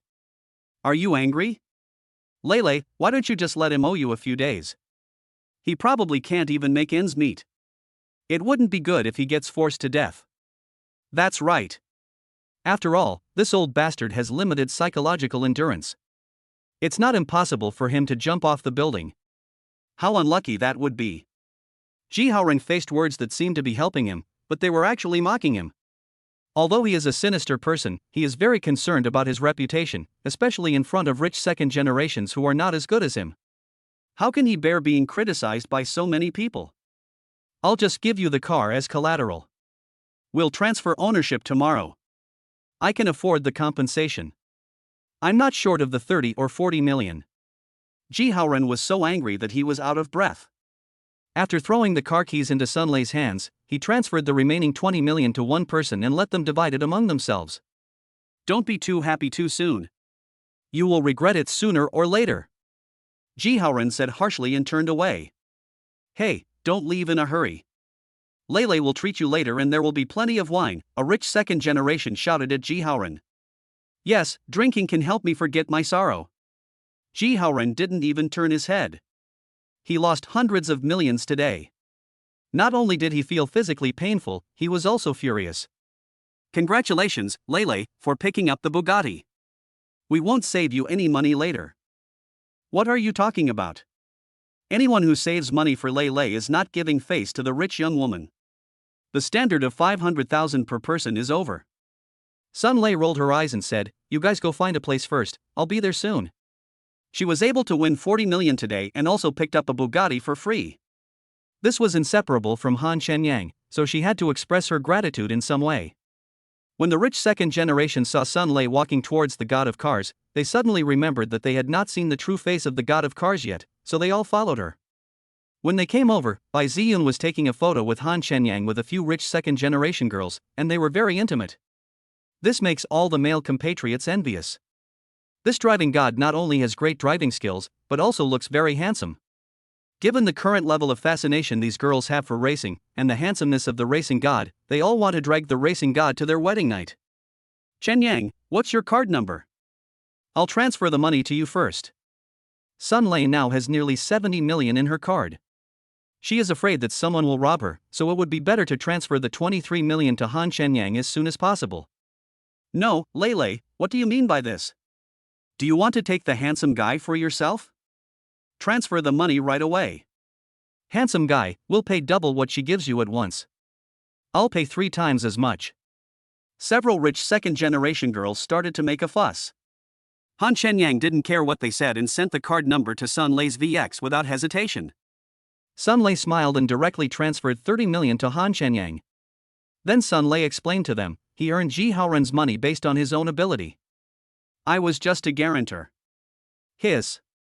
30 million. No wonder Ji Haoren always hoped that the number 9 driver would die. It turned out that they had made a bet in advance. Wouldn't Ji Haoren be in trouble today? Chapter 164, The God of Cars Belongs to Everyone.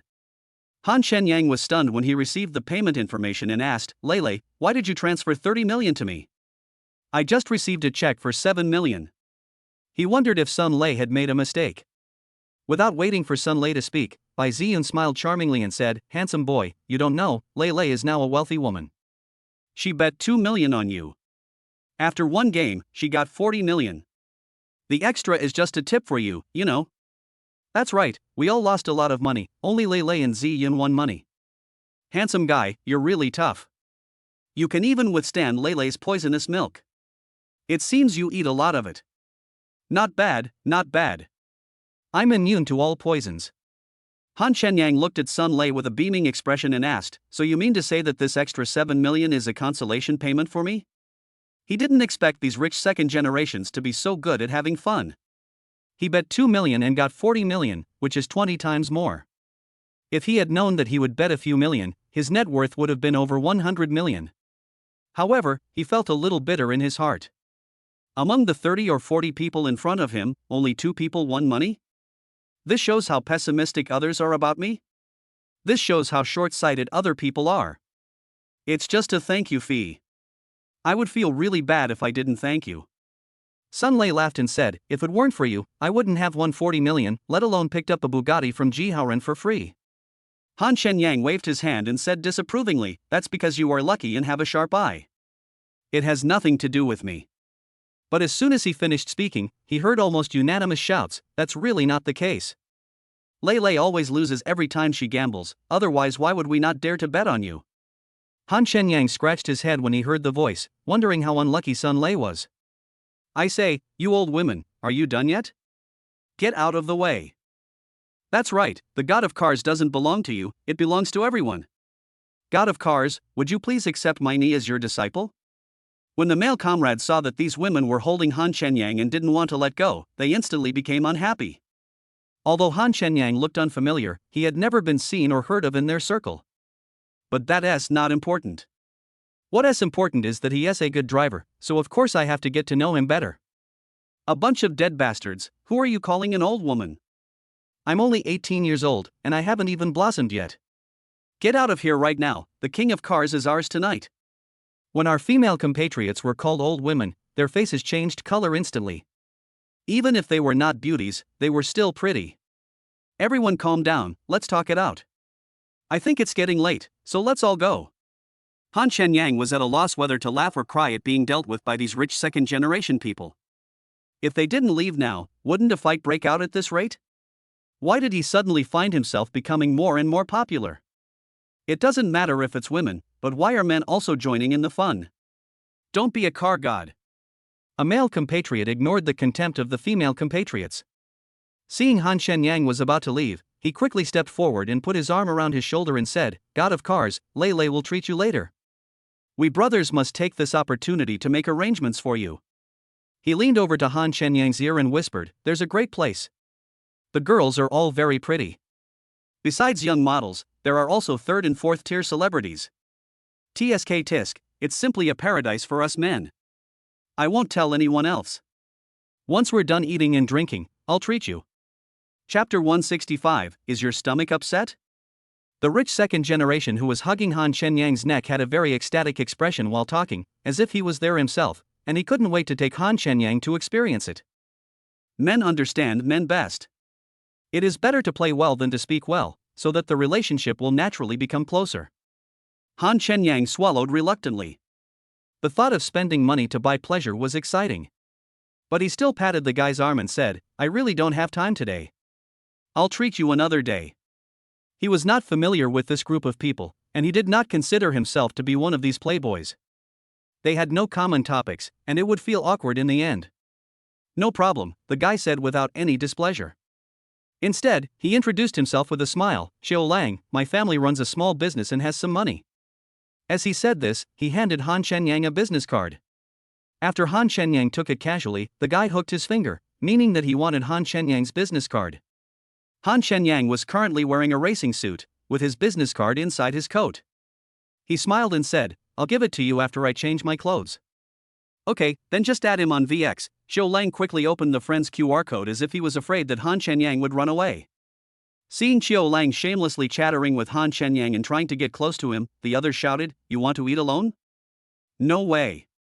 Although they didn't know Han Shenyang's background, Han Shenyang's miraculous performance on the death track showed that he was definitely not an ordinary person. Besides, he even made an old bitch like Ji Haoran work himself to death. Besides driving skills, how could he not have some other skills? God of cars, can you please sweep it for me? And me, and me. This group of people seemed to have discussed it beforehand.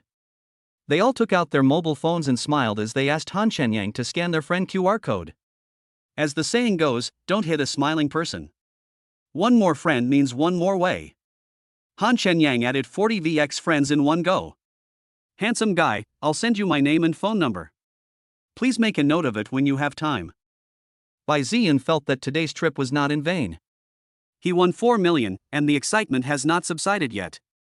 When the others saw that Bai Ziyan sent his name and phone number to Han Shenyang, they did not hesitate. After all, Han Shenyang had added a large number of people at once, and it was impossible to note them all at once. Oh, right, Sun Lei suddenly remembered and said to Han Shen, You won this race and are now qualified to join the racing association. If it's convenient for you tomorrow, I can take you to handle the relevant matters.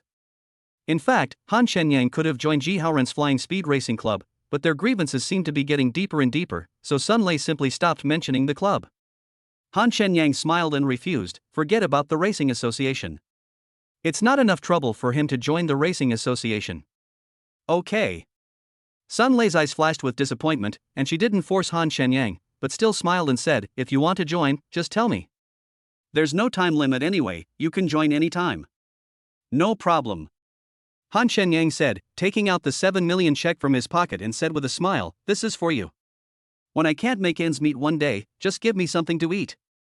This. Sun Lei was stunned, then joked, Is your stomach weak? If that day ever comes, I'll make sure you have enough free food. Chapter 166, Godlike Man. Han Shenyang drove the red supercar with one hand and left the international racing circuit as a group of rich second generations waved and watched him. Not only is the car god's driving skills amazing, the colors of his supercars are even more amazing. Combined with all that, he's probably quite attractive as well. Quote, That's not his car, quote. Sun Lei said to the rich second generation beside her with a deep and long look, He usually drives a Lamborghini Mysterious. She suddenly remembered that the car Han Shenyang was driving was probably the supercar that Ji Haoran had come to pick up with a beautiful woman before. It seems that Ji Haoran hates Han Shenyang so much, it must have something to do with that beauty, right? What? Lamborghini Mysterious, a rich second generation exclaimed, It's the Lamborghini Mysterious, limited to 16 units worldwide. Not publicly available? A mysterious Lamborghini priced at 50 million, but actually out of reach even with money? Yes. Sun Lei nodded. These people all love cars, so naturally they know a lot about supercars and have heard of Lamborghini Mysterious. Damn, so manly? I guess that's why they look cooler driving with one hand than us. No, a second generation rich man asked, Did you see the watch he's wearing? What watch? Many people really didn't notice. Patek Philippe Life. What? Patek Philippe Life? Are you sure you didn't see it wrong? Everyone asked in disbelief. How could I be wrong? Don't forget what my father does. That watch took 3 years to design, 7 years to craft, and 10 years from start to finish, just for one watch. It's the most complicated watch in the world. It consists of 1,080 parts, with 859 parts in the case, 71 jewels, 21 functions and displays, including a perpetual calendar that can function for 1,000 years. It implies endless life and eternal immortality. Its value, the rich second generation introduced here, shaking his head, if you really want to put a price on it, it's more than 3 Lamborghini Mysterious. Damn, everyone exclaimed. People like us, don't we even have the qualifications to carry other people's shoes? You know, value is only superficial, and in reality it cannot be measured by money. But it's just a car and a watch, but they are so domineering. It's hard for them to imagine what they have never seen or known. Luckily I didn't show off my wealth in front of them, otherwise they would have rubbed my face against a steel wool ball. Don't even mention you, even if your father came here, he would probably be rubbed by them. Who is that car god? Bai Ziyun asked the question everyone wanted to ask. Sun Lei shook her head. I don't know the details, and I haven't found out. He's currently the manager of the Zilejuo bakery. He's a senior at Jiangbei University and lives in the Longhu Blue Shore Villa district. What? Being a bakery manager? Can this be understood as being low-key? I can't understand the world of the rich. Maybe he's the son of a wealthy family, experiencing life. How else can we explain it? They really couldn't believe it. No wonder they had never seen or heard of Han Shenyang before. Could this be the legendary, godlike man? Alas, comparing things leads to throwing them away, and comparing people leads to death. The group of people sighed and got into their respective sports cars. Suddenly, they felt that the sports cars worth millions seemed a bit cheap. Chapter 167 Give You a Bath. Han Shenyang didn't know that he had become a godlike man in the hearts of those rich second generations. He didn't even know that the rich people he once admired were now envious of him like a poor idiot. He only knew that 30 million yuan had arrived in his account today, and his total deposits were nearly 40 million yuan. His life had once again reached its peak. When Han Shenyang returned to Longhu Blue Shore Villa, the lights were on, which reminded him of the prank played by Shang Guanjin in the morning. I wonder if Shang Guanjin is in the villa. Han Shenyang parked his supercar and walked upstairs. He didn't hear any loud noise. It was already past 11 o'clock. Even if Shang Guanjin was lying in his bed again, he would probably be asleep, right? Han Shenyang did not go to the bedroom, but came to the kitchen. He had not eaten yet and was already hungry after spending so much energy in the competition. Ha! You actually prepared dinner, and it's still hot. Han Shenyang looked at the 6 dishes and 1 soup on the table, which were filled with fragrance, but he didn't dare to eat them.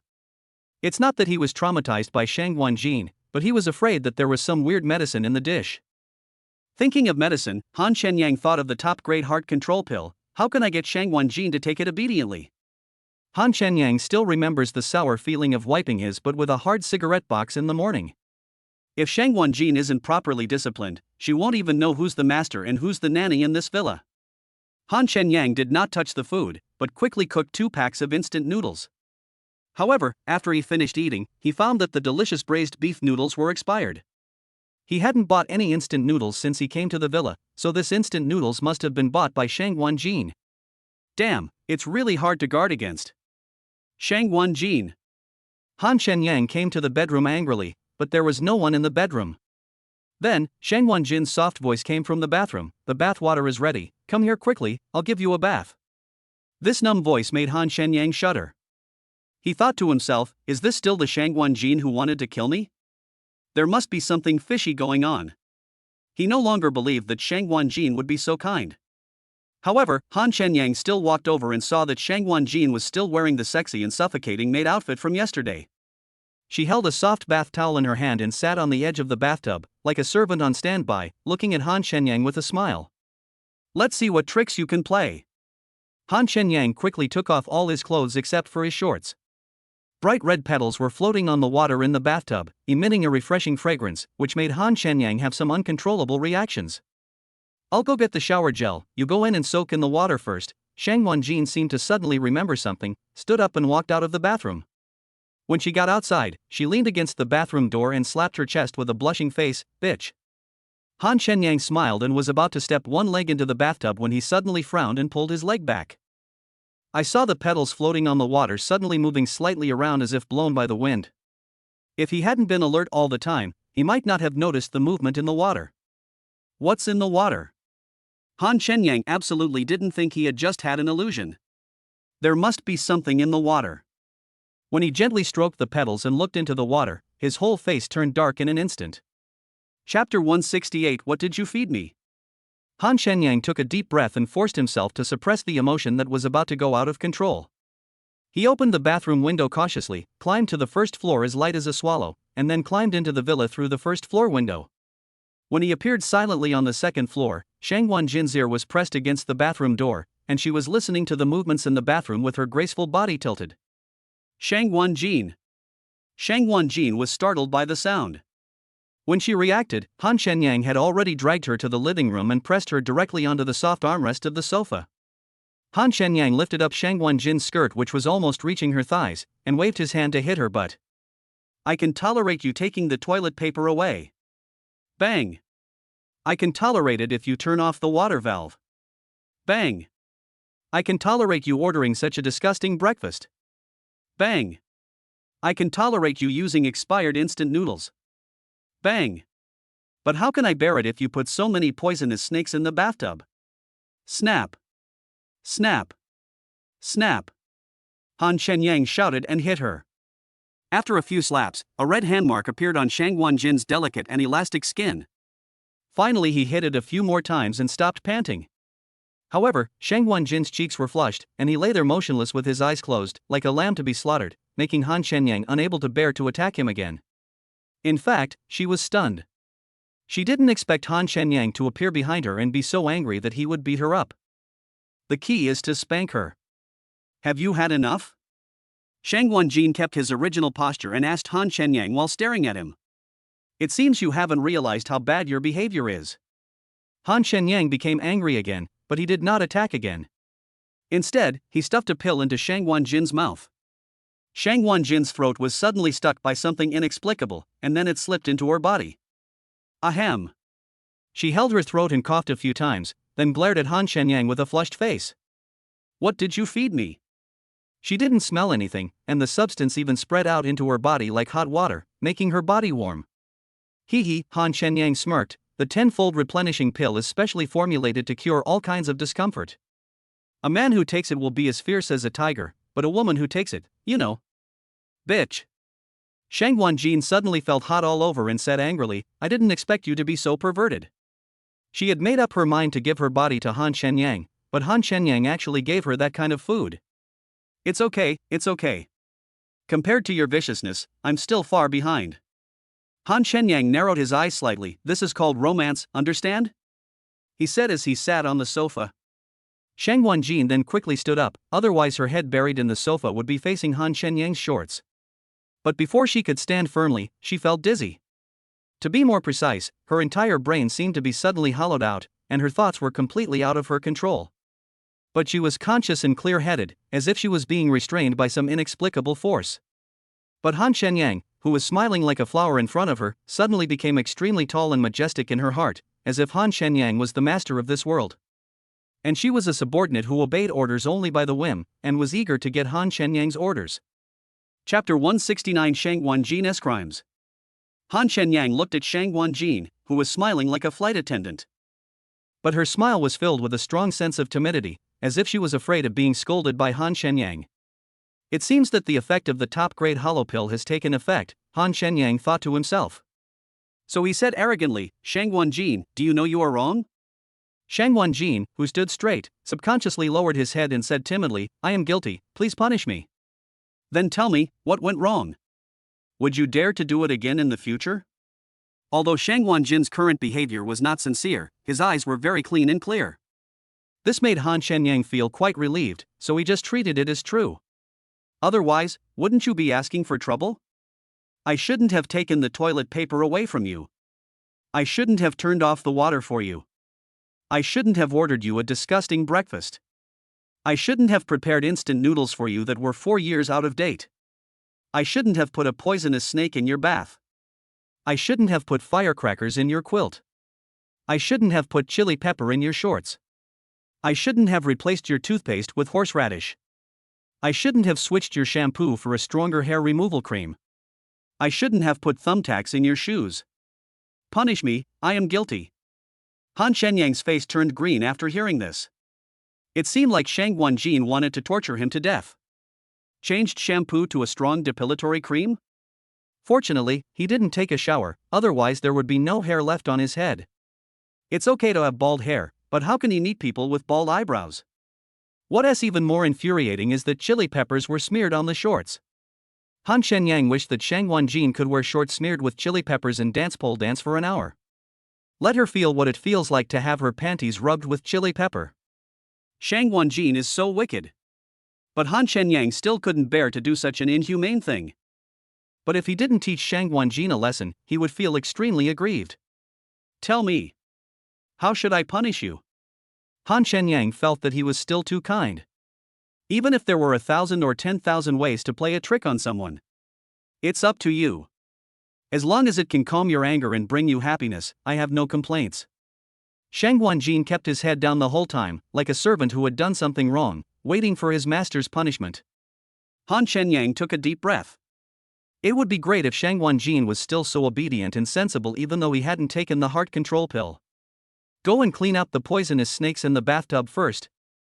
Han Shenyang smiled bitterly and said, there are also firecrackers in the quilt, short smeared with chili peppers, horseradish hair removal cream, etc. In short, get rid of all the immoral things you have done. You have half an hour to finish it.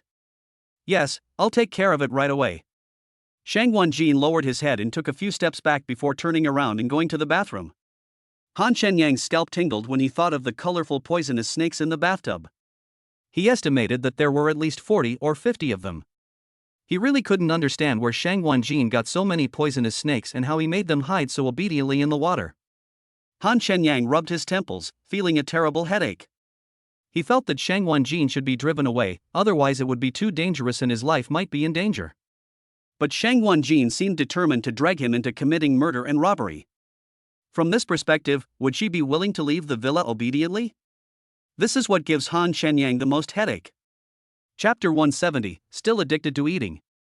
While Shang Wanjin was dealing with the bad thing she had done, Han Shenyang went to the bathroom downstairs to take a shower, then returned to her bedroom and locked the door. Holy crap! Is this a firecracker? This is a detonator. Han Shenyang pulled out a bunch of firecrackers from under the quilt. The firecrackers were as thick as a 1 yuan coin and as long as a palm, and there were at least 1,000 of them. This made him think again about giving up on punishing Shang Wanjin. Forget it, give her one last chance. If she doesn't behave herself, don't blame me for not being gentle with her. Han Shenyang shook his head and carefully checked every corner of the bedroom. After confirming that there was no conspiracy, he lay down on the bed. She is so beautiful and has such a hot and seductive body, but how can she be so cruel? Han Shenyang sighed as he sniffed the faint fragrance left by Shang Wanjin on the quilt. When Han Shenyang was about to fall asleep, he suddenly heard the sound of a door opening. Ha! The door was clearly locked, so how could Shang Wanjin open it? He suddenly remembered that Shang Wanjin didn't have the key to the villa, but she usually walked into it as easily as if it were her own home. This lock-picking skill is only comparable to that of a bandit. Shang Wanjin crawled into the quilt without saying a word. But Han Shenyang frowned. Did she really want to stay with him? He estimated that the effect of the heart control pill had worn off, but this woman not only did not get angry, but also continued to warm his bed obediently, which was a bit creepy. What did you give me to eat before? Shang Wanjin lay flat on the bed, breathing a little quickly. Can you give me some more? I feel like I'm about to break through to the initial stage of the wall-breaking stage. She knew exactly what had happened before, and after the effect of the drug wore off, she recalled it for a long time. Apart from doing what Han Shenyang said, there were no adverse reactions. It wasn't the medicine she initially thought it was. However, this made the internal energy in her body more condensed, and there were signs of a breakthrough, but she was still a little short of the right temperature. If Han Shenyang gave her some more food, breaking through to the initial stage of breaking the wall would be a natural thing. Are you a masochist? Han Shenyang curled his lips. You're addicted to this. The heart control pill had no effect on enhancing strength at all. He felt that Shang Wanjin was probably having an illusion, or it just happened that her strength had improved. If one had to call this a coincidence, he believed it was the effect of those slaps. If Shang Wanjin isn't a masochist, what is he? Actually, it's not the effect of the pill, it's your mindset. So stop thinking about my stuff. Han Shenyang really couldn't bear to punish Shang Wanjin, so wouldn't it be a waste to let her take a heart control pill? Tell me, what can you do to give it to me? Anyway, I am already yours, and I don't think I have anything else to give you. Shang Wanjin said calmly and seriously. Han Shenyang was speechless. I haven't done anything to you. How come you're mine? Besides, how could you treat your own people like that? You wish I were dead. Shang Guanjin says one thing and does another, like a schizophrenic.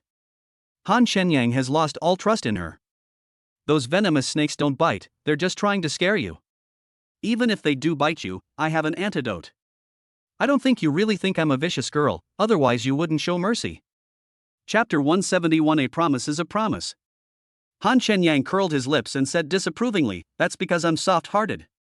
It has nothing to do with whether you are kind or not. If you insist on explaining why I didn't beat you half to death, Han Shenyang smiled, it's because I'm kind to women. He didn't deny that Shang Guanjin used those poisonous snakes more to scare people, but it was still a bit too much.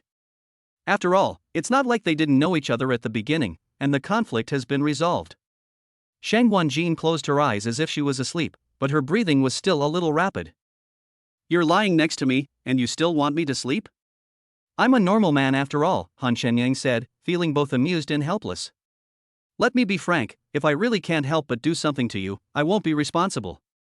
Well, that's what I should do. Shang Guanjin said, however, you haven't fulfilled your responsibilities at Fengyun Martial Arts School yet.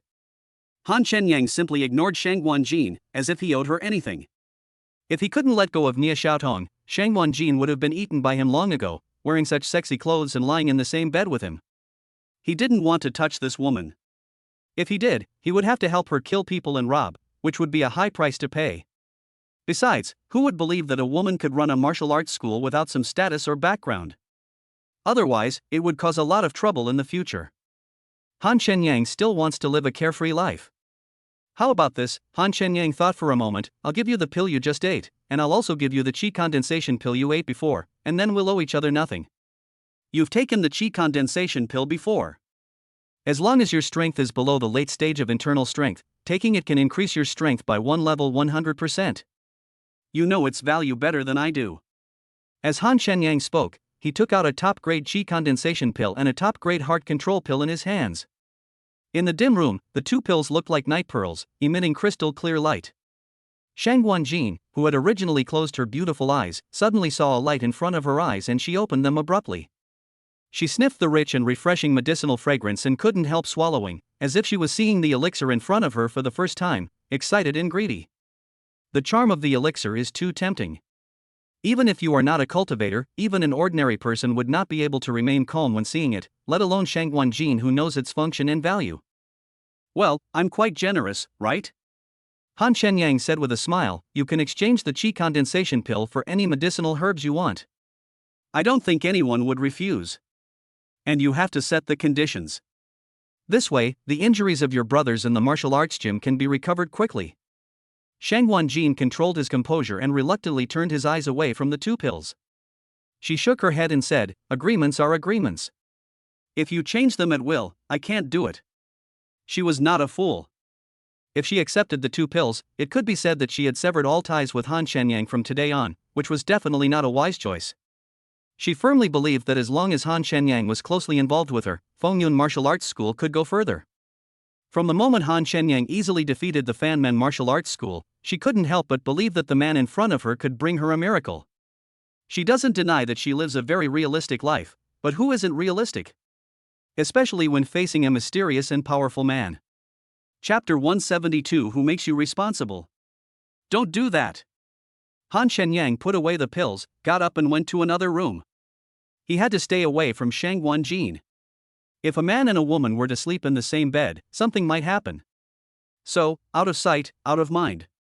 When Shang Guanjin saw him leave the room, he did not chase after him. He covered his head with the quilt and tried his best to adjust the breath in his body.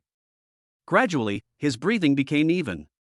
The next morning, when Han Shenyang got up and went to the bathroom, he didn't see Shang Guanjin. He didn't know whether she was still asleep or had already left. After yesterday's lesson, Han Shenyang would check every daily necessity before using it, especially facial cleanser and toilet paper. However, after a thorough inspection, he found nothing wrong. It seems Shang Guanjin has a change of heart. What is this? Han Shenyang saw a piece of paper on the coffee table in the living room. He picked it up and saw that it was written in beautiful handwriting. My car went in for maintenance yesterday. There was something urgent at Fengyun Martial Arts School, so I took your car away first. You really don't consider yourself an outsider. That damn car is not my car. Han Shenyang said with contempt. Han Shenyang left the villa calmly. When he passed by Xia Duoduo's house, Xia Duoduo was standing in front of the gate, as if waiting for a car to take her to the hospital. Xia Duoduo glanced at Han Shenyang, then turned her head and looked elsewhere. Good morning, Han Shenyang smiled and greeted Xia Duoduo. Then, after walking a few steps, a Rolls-Royce drove up in front. However, the person driving this time was not Chang Ankang, but Xia Duoduo's father Xia Jinfeng. Xia Jinfeng was furious when he saw his daughter's listless appearance. After getting out of the car, he shouted at Han Shenyang, "You little bastard, are you bullying my Duoduo again?" He checked the surveillance footage of the villa and found that Xia Duoduo's hand was injured because of this kid. If this kid hadn't scared Lele, Xia Duoduo's hand wouldn't have become what it is now. The key point is that this kid behaves like a caring and good neighbor. How can Xia Jinfeng, his father, be so angry? Uncle, I don't quite understand what you said. Han Shenyang stopped walking when he heard the sound, turned around to look at Xia Jinfeng, and confessed, Duoduo's hand was indeed caused by me, but I didn't mean to hurt her. He smiled bitterly and said, as for the other things, why would I bully a girl like her? If she doesn't bully me, I'll be very lucky. Cough cough. Xia Jinfeng coughed twice, and his old face turned a little red. He knew his daughter's temper better than anyone else. Uncle, don't worry. The injury on Duoduo's hand was caused by me. I will take responsibility. Responsible? Who asked you to be responsible? Xia Jinfeng was holding back his anger and couldn't find an outlet. Without waiting for Han Shenyang to finish, he blushed and said, You little bastard are quite good at taking advantage of others. I know you have bad intentions. I'm not responsible for that.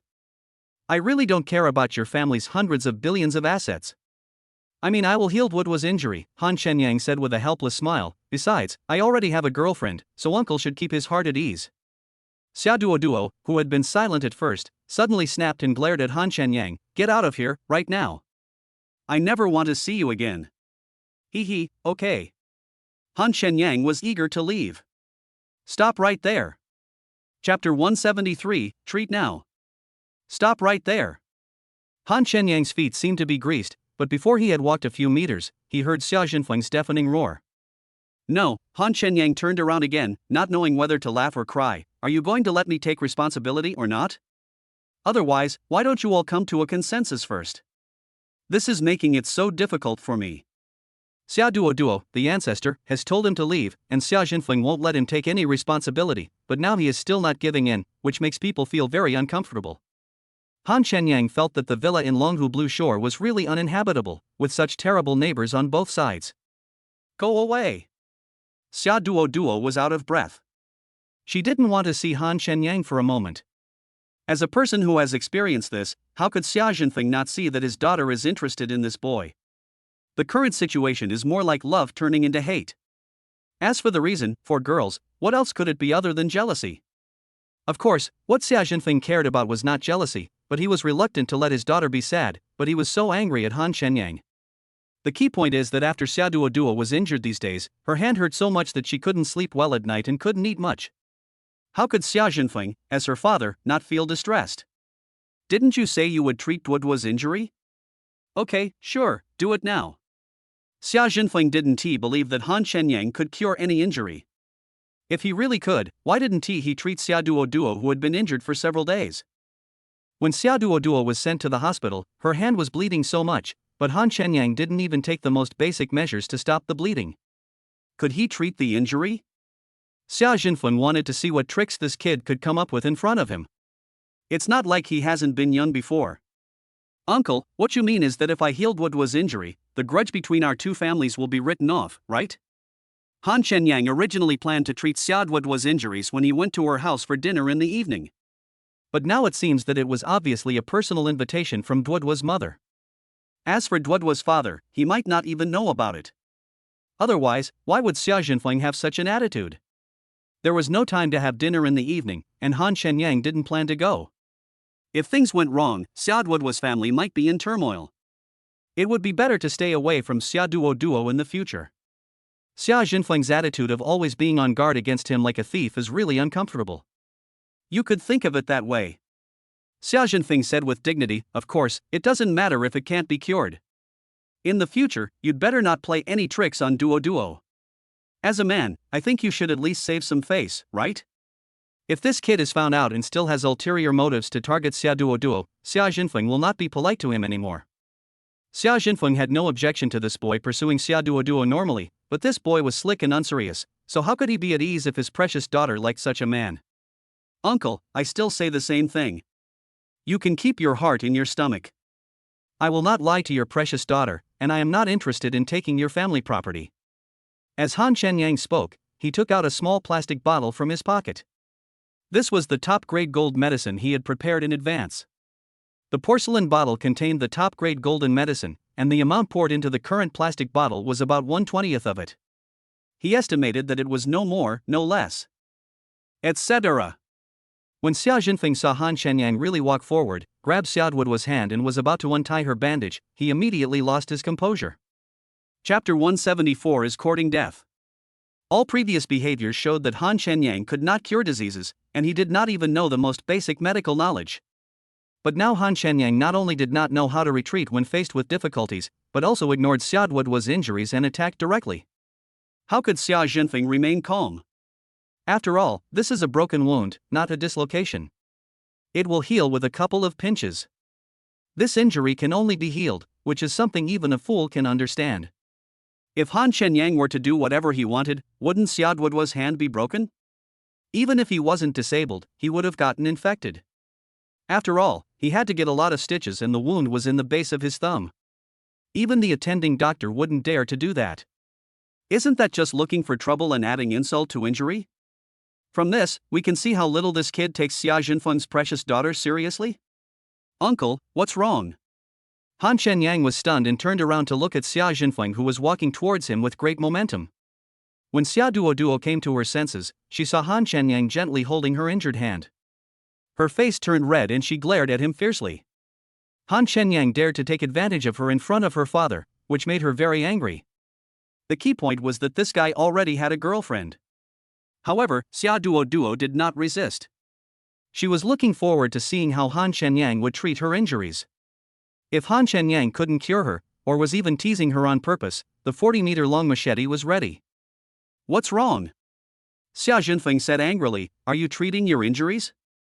You are using Duoduo's hand to kill yourself. No, didn't you ask me to treat this? How did it become like I was asking for trouble? Han Shenyang frowned and shook his head, saying, I don't understand. Xia Jinfeng was breathing heavily. It was the first time that someone had made him so angry. Seeing Han Shenyang's indifferent look, he became even more angry.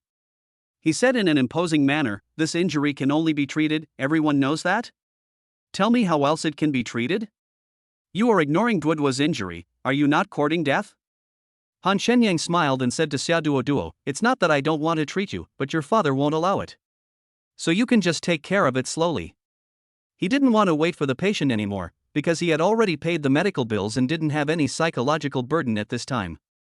Han Shenyang let go of Xia Duoduo's hand as he spoke, and then kicked the plastic bottle in his hand back into his pocket. The plastic bottle was transparent, and the top-grade golden medicine inside was golden like gold sand. The moment he put it in his pocket, it sparkled in the sunlight, as dazzling as a ray of golden light. Are you applying medicine to me? What kind of medicine is that? Xia Duoduo knows better than anyone how much pain her hands hurt every day. She has tried almost all the medicines available in the hospital, but none of them have any effect. But when she saw the shiny golden thing and Han Shenyang seemed so confident, she wanted to give it a try. Xia Jinfeng also frowned. At first, he didn't see what Han Shenyang was holding in his hand, and he didn't think that Han Shenyang had a way to heal Xia Duoduo's injuries. After all, he not only used the good medicines in the hospital on Xia Duoduo, but he also used the medicinal materials used by practitioners.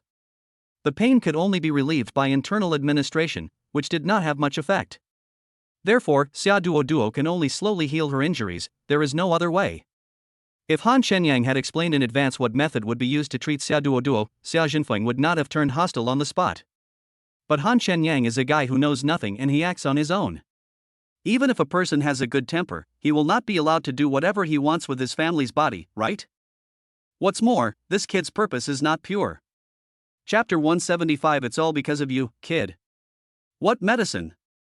Han Shenyang said with a smile as bright as spring breeze, of course it's a panacea, a treasure that money can't buy. Xia Duo glared at Han Shenyang with her eyes rolled sideways and was about to say something contemptuous, but Han Shenyang turned around and left. Stop right there. Xia Duo chased after him angrily, and was caught by Han Shenyang. She said eagerly, apply the medicine to me. Duo, stop messing around. You can't use medicine indiscriminately. Xia Jinfeng immediately became anxious and walked over to pull Xia Duo away.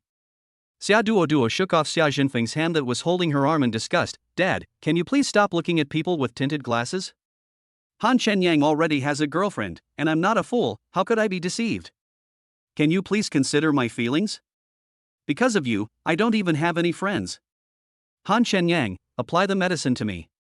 I believe you won't lie to me. Xia Duo said as she untied the bandage on her other hand. The blood on the bandage had dried in some places, and her left hand was not flexible, so she grimaced in pain when she just touched the knot on the bandage. But Xia Duo still didn't stop what she was doing. Tears welled up in her eyes and she was determined to untie it even with gritted teeth. Hey! Xia Jinfeng knew Xia Duo's temper. If he didn't let her untie it, she would never give up. He could only sigh out of heartache. The key was Xia Duo's words, which made him feel guilty and sad. It's all because of you, kid. Xia Jinfeng wanted to beat Han Shenyang up and threatened, if your medicine makes Duo's hand worse, I will never forgive you. Han Shenyang could understand Xia Jinfeng's feelings, but he couldn't understand his way of dealing with people. He smiled slightly and said nothing. He did not help Xia Duo remove the bandage. After all, he was not sure whether he would hurt Xia Duo.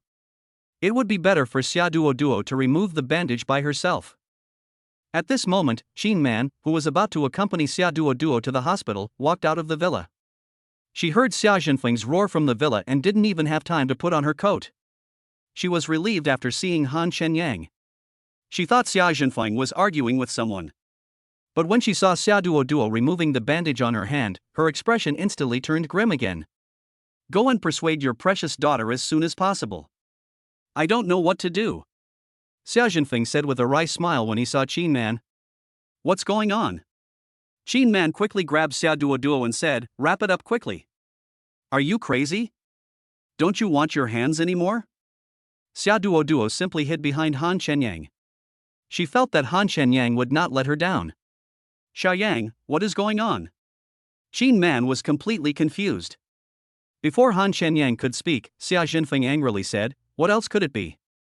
This guy wanted to treat Duo's injuries. I don't know what kind of nonsense he fed Duo. Duo didn't even want to use her hands. Ah?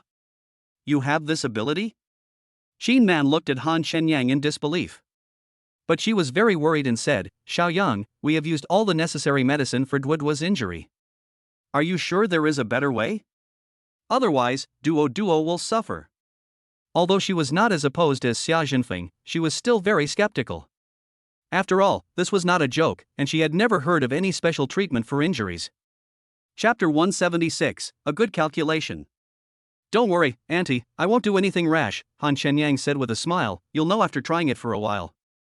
Although he had never seen the effect of the top-grade gold medicine, he was very confident that at the very least it would allow the wound to heal faster than before.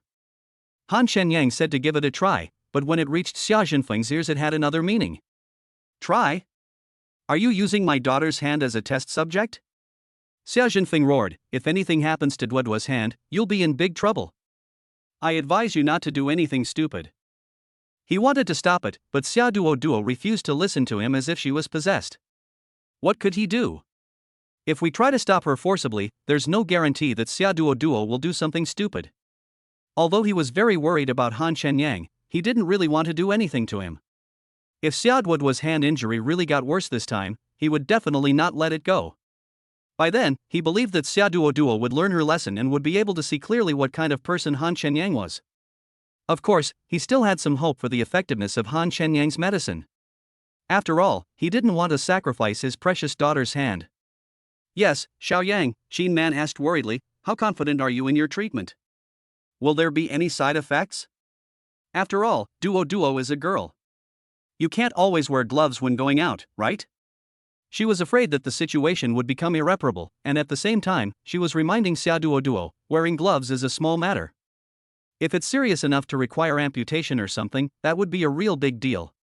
Duo, you have to think carefully. It's not that mom doesn't trust Xiaoyang, but the risk is a bit high. Nothing is absolute. If Xiaoduo's hand is allowed to recover normally, at most some scars will be left. But Qin Man has already contacted the best plastic surgery hospital, and the scars can still be removed, but it will be painful. But it's better than taking unknown risks, right? Auntie, it's not as serious as you say. Han Shenyang felt that being a good person was too difficult, and said with a wry smile, if it really comes to that, I will take care of Duo in the future, don't worry. Not to mention amputation, even if there is a slight risk, Han Shenyang will not give Xia Duo medicine. Wouldn't that be asking for trouble? That is truly doing good things with bad intentions. Xia Jinfeng, who had been glaring at Han Shenyang, became furious again when he heard Han Shenyang's words about taking care of Duo in the future. Is this your real purpose? You really have a good plan. Duo, come with daddy. Xia Jinfeng didn't care whether Xia Duo was willing or not, and dragged Xia Duo to the car. Daddy won't hurt you, you have to trust daddy, this kid is too unreliable. Dad! You're hurting me. Let go. Xia Duo was carefully peeling off the gauze covering the wound when Xia Jinfeng suddenly pulled her. The pain almost killed her and tears started to flow. As Xia Jinfeng pulled it, the gauze was completely removed from the wound, and the wound, which had already healed somewhat, began to bleed again. Xia Jinfeng's legs trembled unconsciously when he saw the shocking wound. He was dumbfounded at the time and said distressfully, Duo, Dad didn't mean to do that. Dad was just afraid that your hand would be ruined by this kid. Although Xiaoduo's wound was sutured, the purple-black gap where blood was oozing out was still a little sunken. Not to mention Xia Jinfeng and Qin Man felt distressed, even Han Shenyang felt his legs go weak when he saw it. Chapter 177, Believe that I can gain eternal life. Xia Jinfeng is a big boss with hundreds of billions of assets, so he is naturally not a reckless person. At this moment, he is completely confused because of his concern. He only has this one precious daughter, Xia Duo, the apple of his eye, and he can't bear to let her suffer any harm. Not to mention other things, just take Xiaoduo's injury as an example. He has thought of all the possible solutions, and it would not be an exaggeration to say that he has even burned incense and prayed to Buddha. But he could only rest and recover, there was no other way to speed up the healing of the injury. But Han Shenyang shamelessly said that he could cure Xiaoduo's injury? Is this possible? Unless Han Shenyang is a god. Unless the medicine in Han Shenyang's hand is a real panacea. It is precisely because Xia Jinfeng is not an ignorant person and knows that the world is not simple that he does not believe Han Shenyang's nonsense. At least in his understanding, there are no gods, let alone any legendary panaceas. Just as Xia Jinfeng was about to pull Xia Duo into the car and send her to the hospital, Han Shenyang quickly opened the plastic bottle and sprinkled the medicine on Xiaoduo's wound. The golden powder like gold sand fell on the shocking wound, and then it was absorbed by the skin at a speed visible to the naked eye, just like water seeping into the dry earth. At the same time, the wound that was originally oozing blood not only stopped bleeding, but was also healing rapidly. The silk threads that sewed the flesh and blood began to melt like ice cubes falling into hot water, and it was more like they merged with the skin, or were absorbed by the medicine. In just a dozen seconds, Xiaoduo's wound began to scab over. It was at this time that Han Shenyang stopped sprinkling the gold medicine. It was not because he was stingy, but it would be a waste to continue using it. He estimated that once all the effects of the golden medicine were exerted, the scabs on Xiaoduo's hands would naturally fall off and the wound would heal. And this process will not take too long, at most one day, or even faster. In fact, Han Shenyang was still a little surprised when he saw that the top-grade gold medicine had such a fast healing speed. However, his surprise was fleeting, and Xia Jinfeng, Qin Man, and even Xia Duo herself opened their mouths wide. This is unbelievable, like a dream. Especially Xia Jinfeng, who was still thinking it was impossible and didn't believe Han Shenyang just a few seconds ago. But the next second he was extremely shocked, thinking that this kid actually had a panacea, so where did his panacea come from? Could it be that he really is a god? Or has he met a god? How else can this be explained? Otherwise, where in the world would such a magical thing come from? Thank you, you rascal. I knew you wouldn't let me down, Xia Duo said excitedly. It doesn't hurt at all. It's as if the wound never existed. In fact, she had no idea at all before, but she believed that Han Shenyang would not harm her, and the medicine was very shiny and extraordinary. Now it seems to be a miracle medicine. Just believe me, Han Shenyang said jokingly, believe in me and you will gain eternal life. He waved his hand and went to work. Qin Man looked at his tall and mysterious figure and hurriedly called out, "Xiao Yang, don't forget to come home for dinner tonight."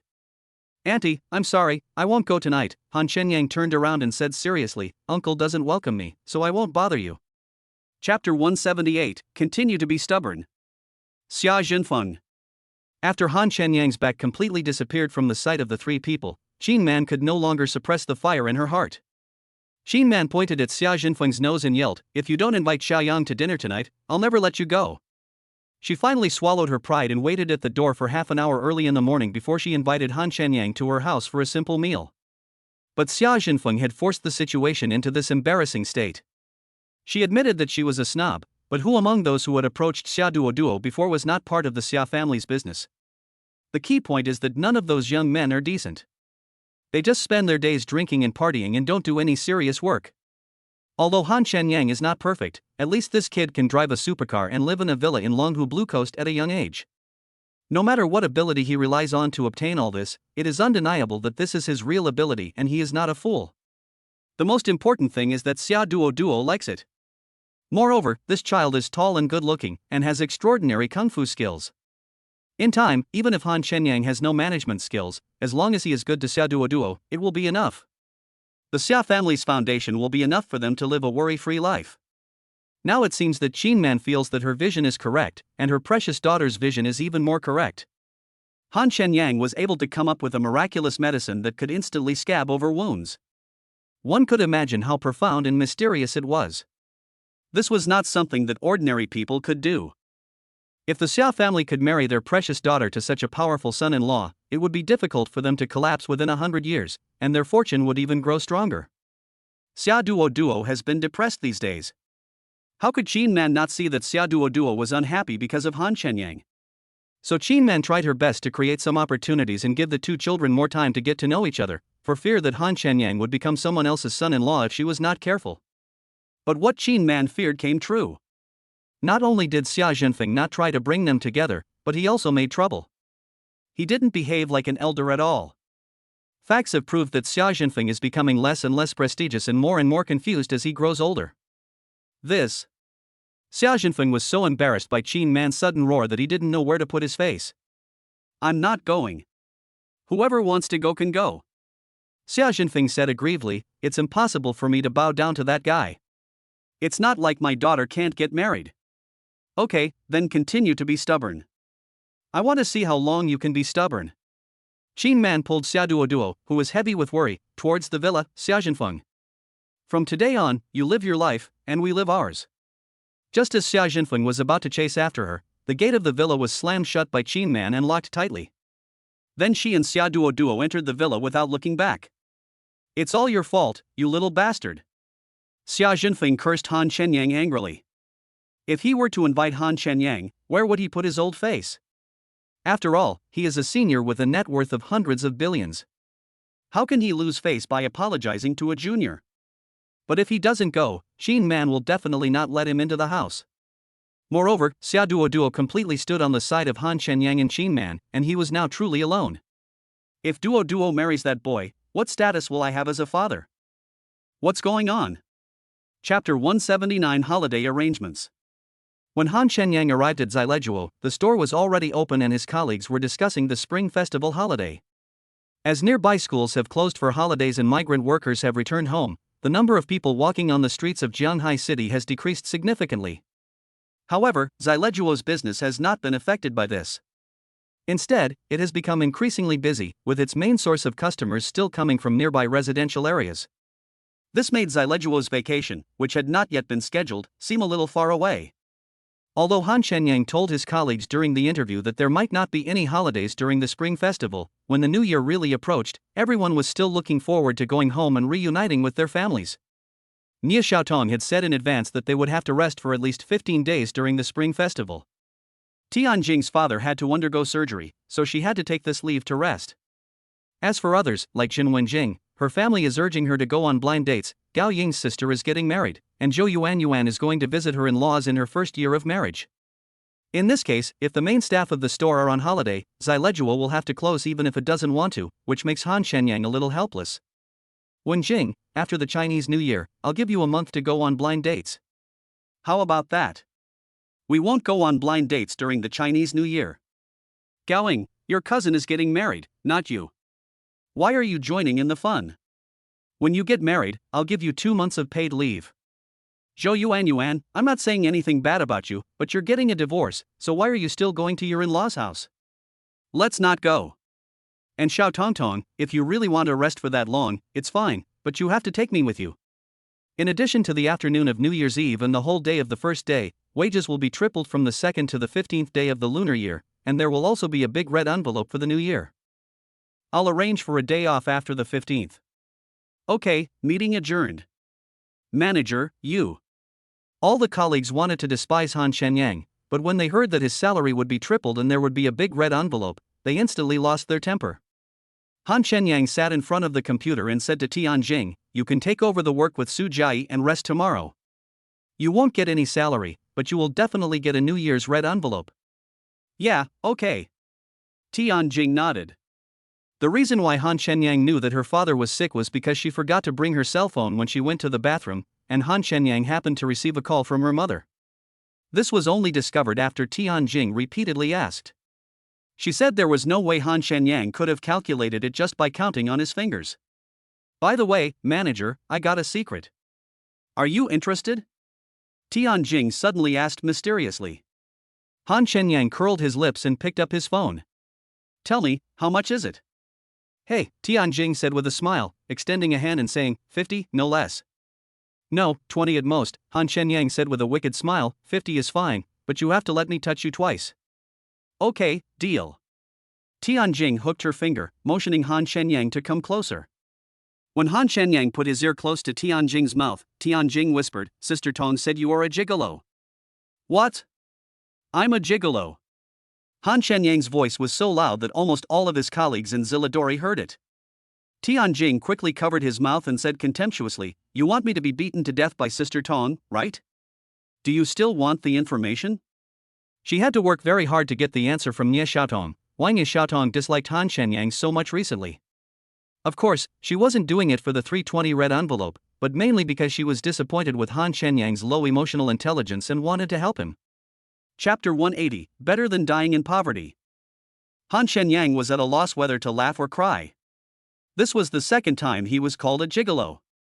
The first time was with Ji Haoran. And Nie Xiaotong actually said that he was a gigolo. What else did Xiao Tongtong say? Han Shenyang felt that letting Tianjing be a spy was a wise choice. Tianjing shook her head. Nothing else. Sister Tong just mentioned you. With what you just said, I don't think I'll be able to get anything out of you. You'd better take care of yourself from now on. Han Shenyang suddenly realized what was happening, frowned, looked at Tianjing's hand, and asked, Did you change your sanitary napkin and wash your hands? Hey, don't worry about those details. Tianjing opened VX and found the chat interface with Han Shenyang. Hurry up and give me the money.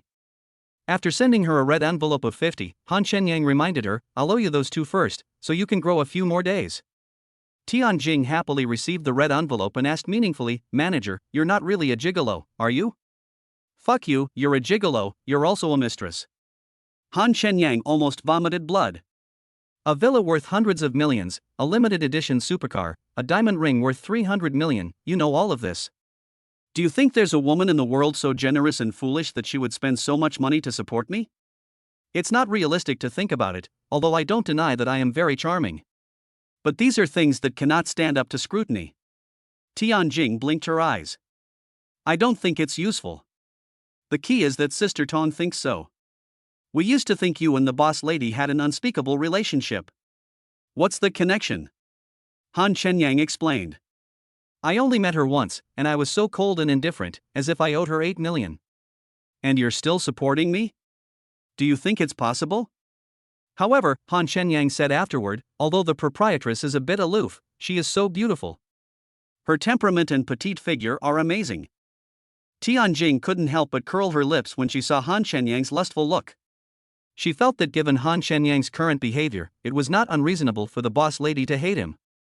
Then he asked curiously, if the boss lady hates you so much, why did she hire you as the store manager and ignores Ileguo? Han Shenyang pointed proudly at the baking certificate and trophy behind him. Her strength is evident, and time has proven her discerning eye. Last month, Xileguo made a profit of 100,000 yuan, and this month it will double. This is when I'm under no pressure. If I put in a little more effort, within 3 months, not only will I be able to recoup my investment in Xileguo, but I'll also be able to easily and happily earn enough to open a few more stores. Who wouldn't want to use someone as talented and capable as me? Tianjing quickly grabbed Han Shenyang's arm. She was afraid that Han Shenyang would fly into outer space, so she said contemptuously, "How many dishes are there? Why are you drinking like this? Since you're so awesome, why don't you show off your power and make Xileguo extremely popular, so we can earn more commissions?" Han Shenyang smiled and said, "I'm afraid I'll tire you to death. This is no joke. It's better than dying in poverty." Tianjing disagreed. She then vowed, "Just treat us as tough guys, don't be soft-hearted, and make the commissions come even more aggressively." They were eager to be busy as hell. Isn't the purpose of work to make money? They were afraid that Han Shenyang was just talking casually. "Okay, I won't treat you as human beings." Chapter 181 Dragon Pattern Dagger. What about Xiao Jingjing? Han Shenyang raised his eyebrows and looked at Tianjing with a smile. "When you have time, please prepare yesterday's income and expenditure report. And also take stock of the inventory and other things. You can order lunch too." "No, that's your job, okay? Why are you going there?"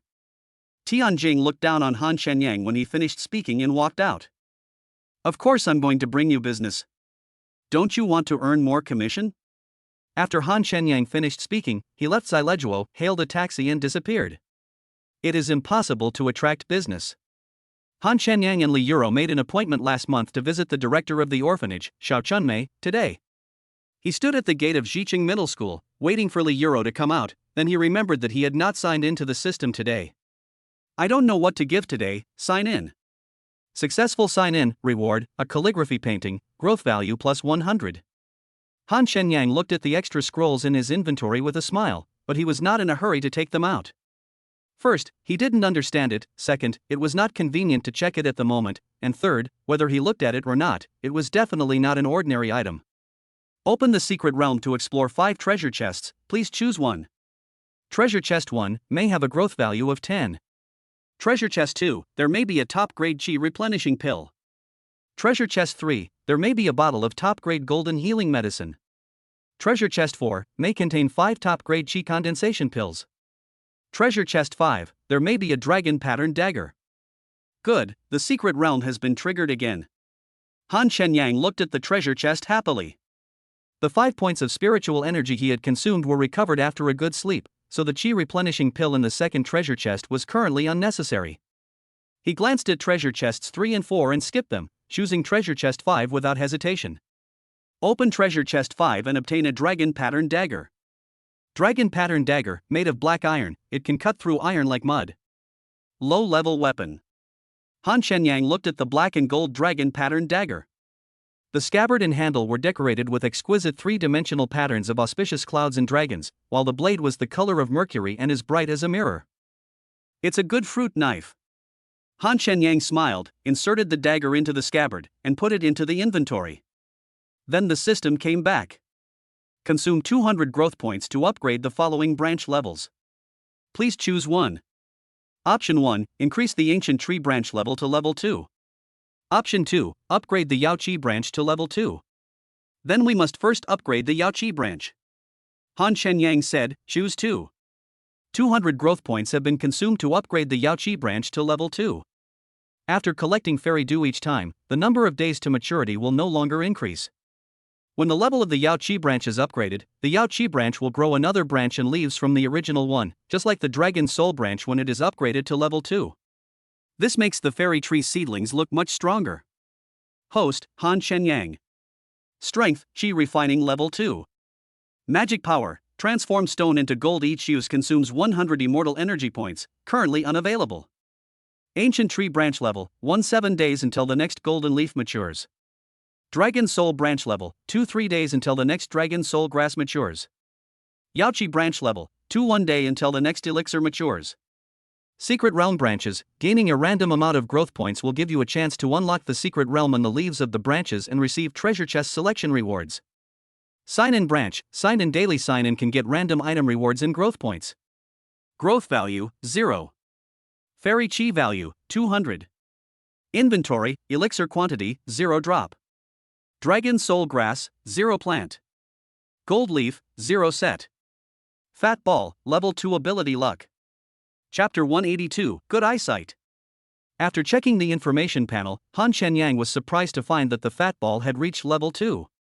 Every day when he came home, Fatty would lazily lie in the living room or stroll around.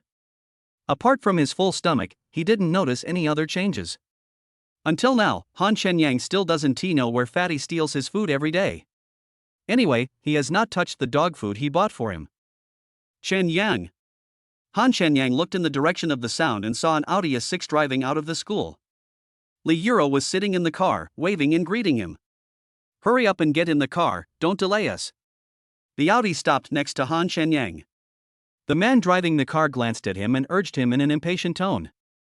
Seeing this, Li Yuro quickly explained, the funds raised by the school for disaster relief will be donated to the charity foundation where Dean Zhao's daughter works.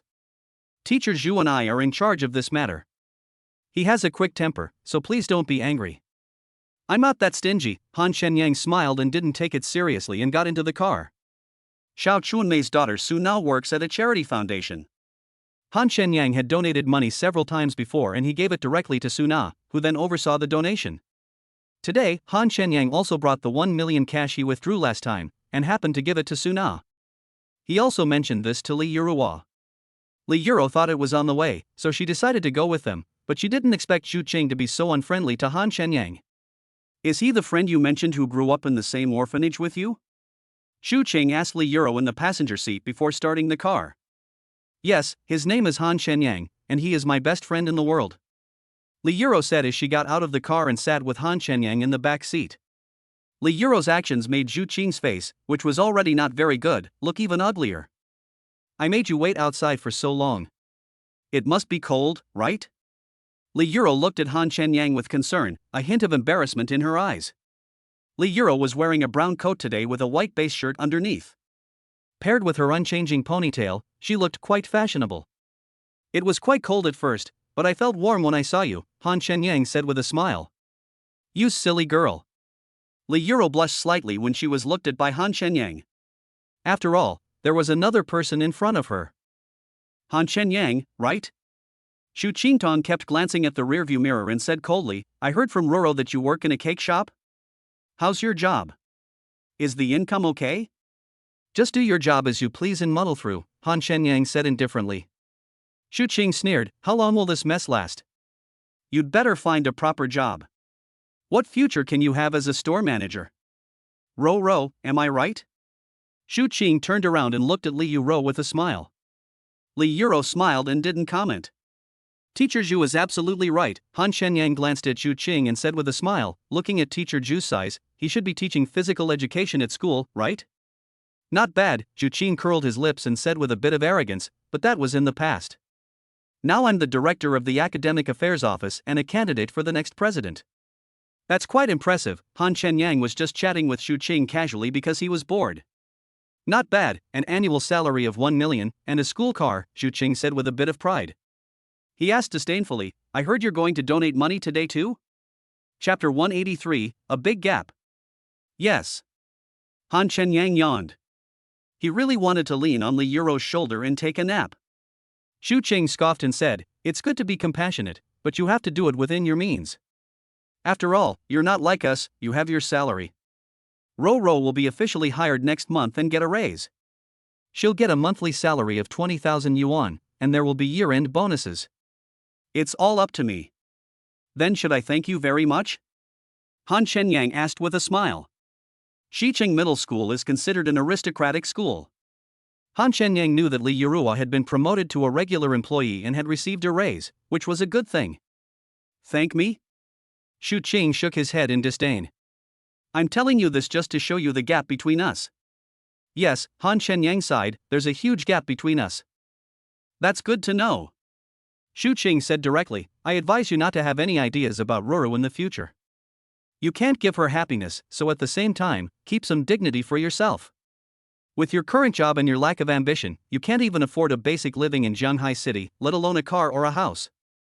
Li Yuro initially thought that Zhu Qing was just chatting, but now his tone and attitude towards Han Shenyang were obviously full of sarcasm and ridicule. This made Li Yuro frown. Teacher Zhu, the matter between Chen Yang and me is not within the scope of work. I hope you won't interfere. When in the orphanage, Li Yuro always protected Han Shenyang. If anyone dared to bully him, Li Yuro would be the first to stand up. Given her friendship with Han Shenyang, it would not be an exaggeration to say that they are friends for life. Even with such a relationship, Li Yuro would not give Han Shenyang too many opinions. And what qualifications does Zhu Qing have to say these things about Han Shenyang? Li Yuro could see that Zhu Qing was somewhat interested in her, but that was impossible. She had always treated him as a leader. But today she just couldn't bear to listen anymore. Zhu Qing was in the middle of scolding Han Shenyang, but was embarrassed by Li Yuro's words and his face suddenly turned gloomy. However, Zhu Qing still suppressed his anger and said to Li Yuro with a forced smile, Ro, I'm doing this for your own good. How can you say I'm pointing fingers? Isn't it because I care about you? Besides his good looks, what else can he give you? Can being handsome be enough to make a living? What I said is the truth, okay? Besides, you're usually so busy with work. If you really get together with this guy, who knows if he's fooling around outside? But it's different for me. We can't say we're inseparable, but at least we see each other every day and know what each other does every day. Also, we are both teachers, so we have a lot in common. That's enough, Li Yuro said, covering her ears. Stop talking. I hope you can be quiet, okay? Otherwise, just stop the car. Humph. Zhu Qing already felt that he was being servile enough, but Li Yuro not only didn't appreciate it, but also yelled at him even more fiercely, which made him immediately step on the brakes. After all, he is a leader. If he can't even handle his subordinates, where is his face? Get off the car, right? Zhu Qing said coldly, the car has stopped, get off. But before you get off, think carefully about whether you still want to work. He just didn't believe that Li Yuro would dare to step out of the car. Chapter 184, Such a Big Tone. Li Yuro was shocked by Zhu Qing's aggressiveness. If she really fell out with Zhu Qing and stepped out of the car, Zhu Qing would really have a way to make her lose her job. However, Li Yuro still gritted her teeth and said, Shenyang, let's go. She couldn't stand other people's sarcasm towards Han Shenyang, let alone her leader. If they don't get off the car and want to continue doing this job, they will have to compromise, otherwise Zhu Qing will become even more aggressive. Just when Li Yuro was about to open the car door, Han Shenyang held her hand tightly and looked at her with a smile as if nothing had happened. Li Yuro was very excited, but when her slender white hand was held in Han Shenyang's palm, she calmed down instantly and felt extremely warm. What? Han Shenyang sneered at Zhu Qing, are you threatening my Yuro? He knew better than anyone how much Li Yuro loved her current job, and that she had achieved her current results by working harder and more diligently than others. Even if it wasn't because of him that Li Yuro was facing her current situation, he wouldn't let Zhu Qing do whatever he wanted. Zhu Qing didn't take Han Shenyang seriously at all and said disdainfully, threat? It is indeed dangerous for an incompetent person like you. But for me, it's just a matter of a word. Not only will she lose her job, but even her teaching qualifications will be revoked. She will lose the chance to work at other schools in the future. Ha, Zhu Qing sneered and said sinisterly, what will be the consequences if this disaster relief money is embezzled? Disgrace, imprisonment, ha ha ha ha ha. You want to contradict me? First, make sure you have what it takes. You. Li Yuro was so angry that she was shaking all over. The disaster relief funds are indeed in her personal account. If she really leaves like this, as long as Zhu Qing makes a little fuss, although it is not as serious as imprisonment, it will definitely have a significant impact on her. She didn't expect Zhu Qing to be so despicable and insidious, or perhaps this was a trap Zhu Qing had set for her a long time ago. Even without Han Shenyang, he might have shown such a face. And then used this opportunity to make her submit to your tyranny. Ha ha ha ha. Zhu Qing, confident of victory, roared to the sky, then sneered at Han Shenyang, of course, as long as you kneel down and beg me to spare Li Yuro, and then get out of here as far as you can, this matter will be over. Don't worry, I will treat Ruro well. I will definitely treat her 1,000 times, 10,000 times better than an incompetent waste like you. Han Shenyang looked at Zhu Qing as if he were a dead person and sneered, I'll say the same thing to you. What a big tone.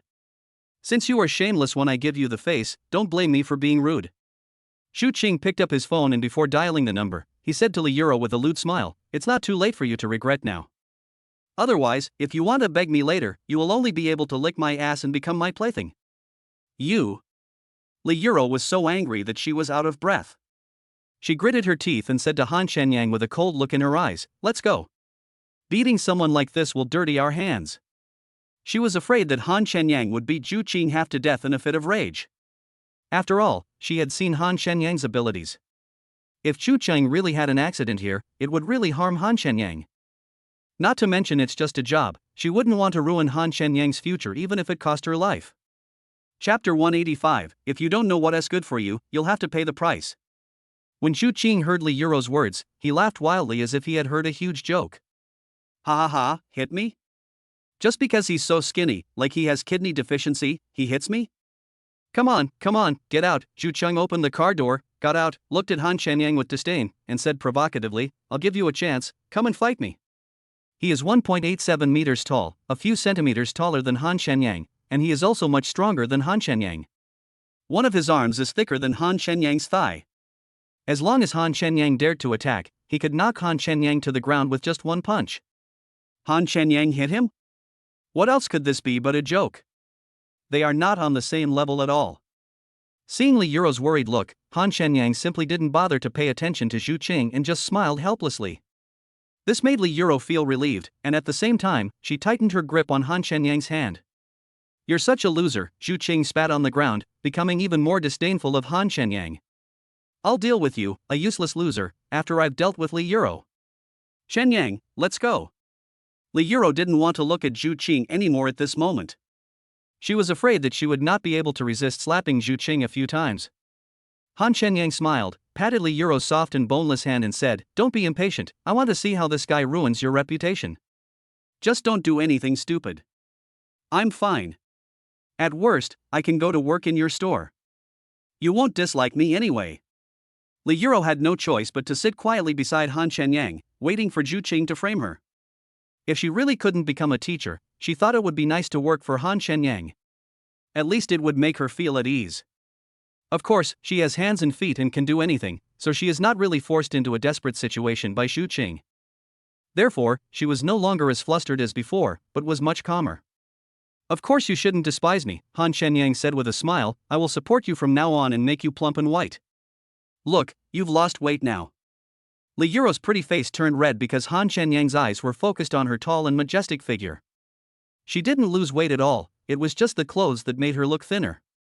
Xu Qing, who was about to make a phone call, saw that the two of them were not afraid at all, but instead treated him as air and exchanged glances with each other, which undoubtedly added fuel to the fire.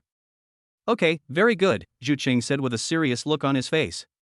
"If I don't let you two bitches fuck me to death, I won't be called Xu. God is really helping me." Before Xu Qing could get through the call, he saw an Audi A8L driving towards them not far away. This is the car of the principal of Xiqing Middle School. He has his current status because of the principal's support. It is not an exaggeration to say that he is the principal's godson.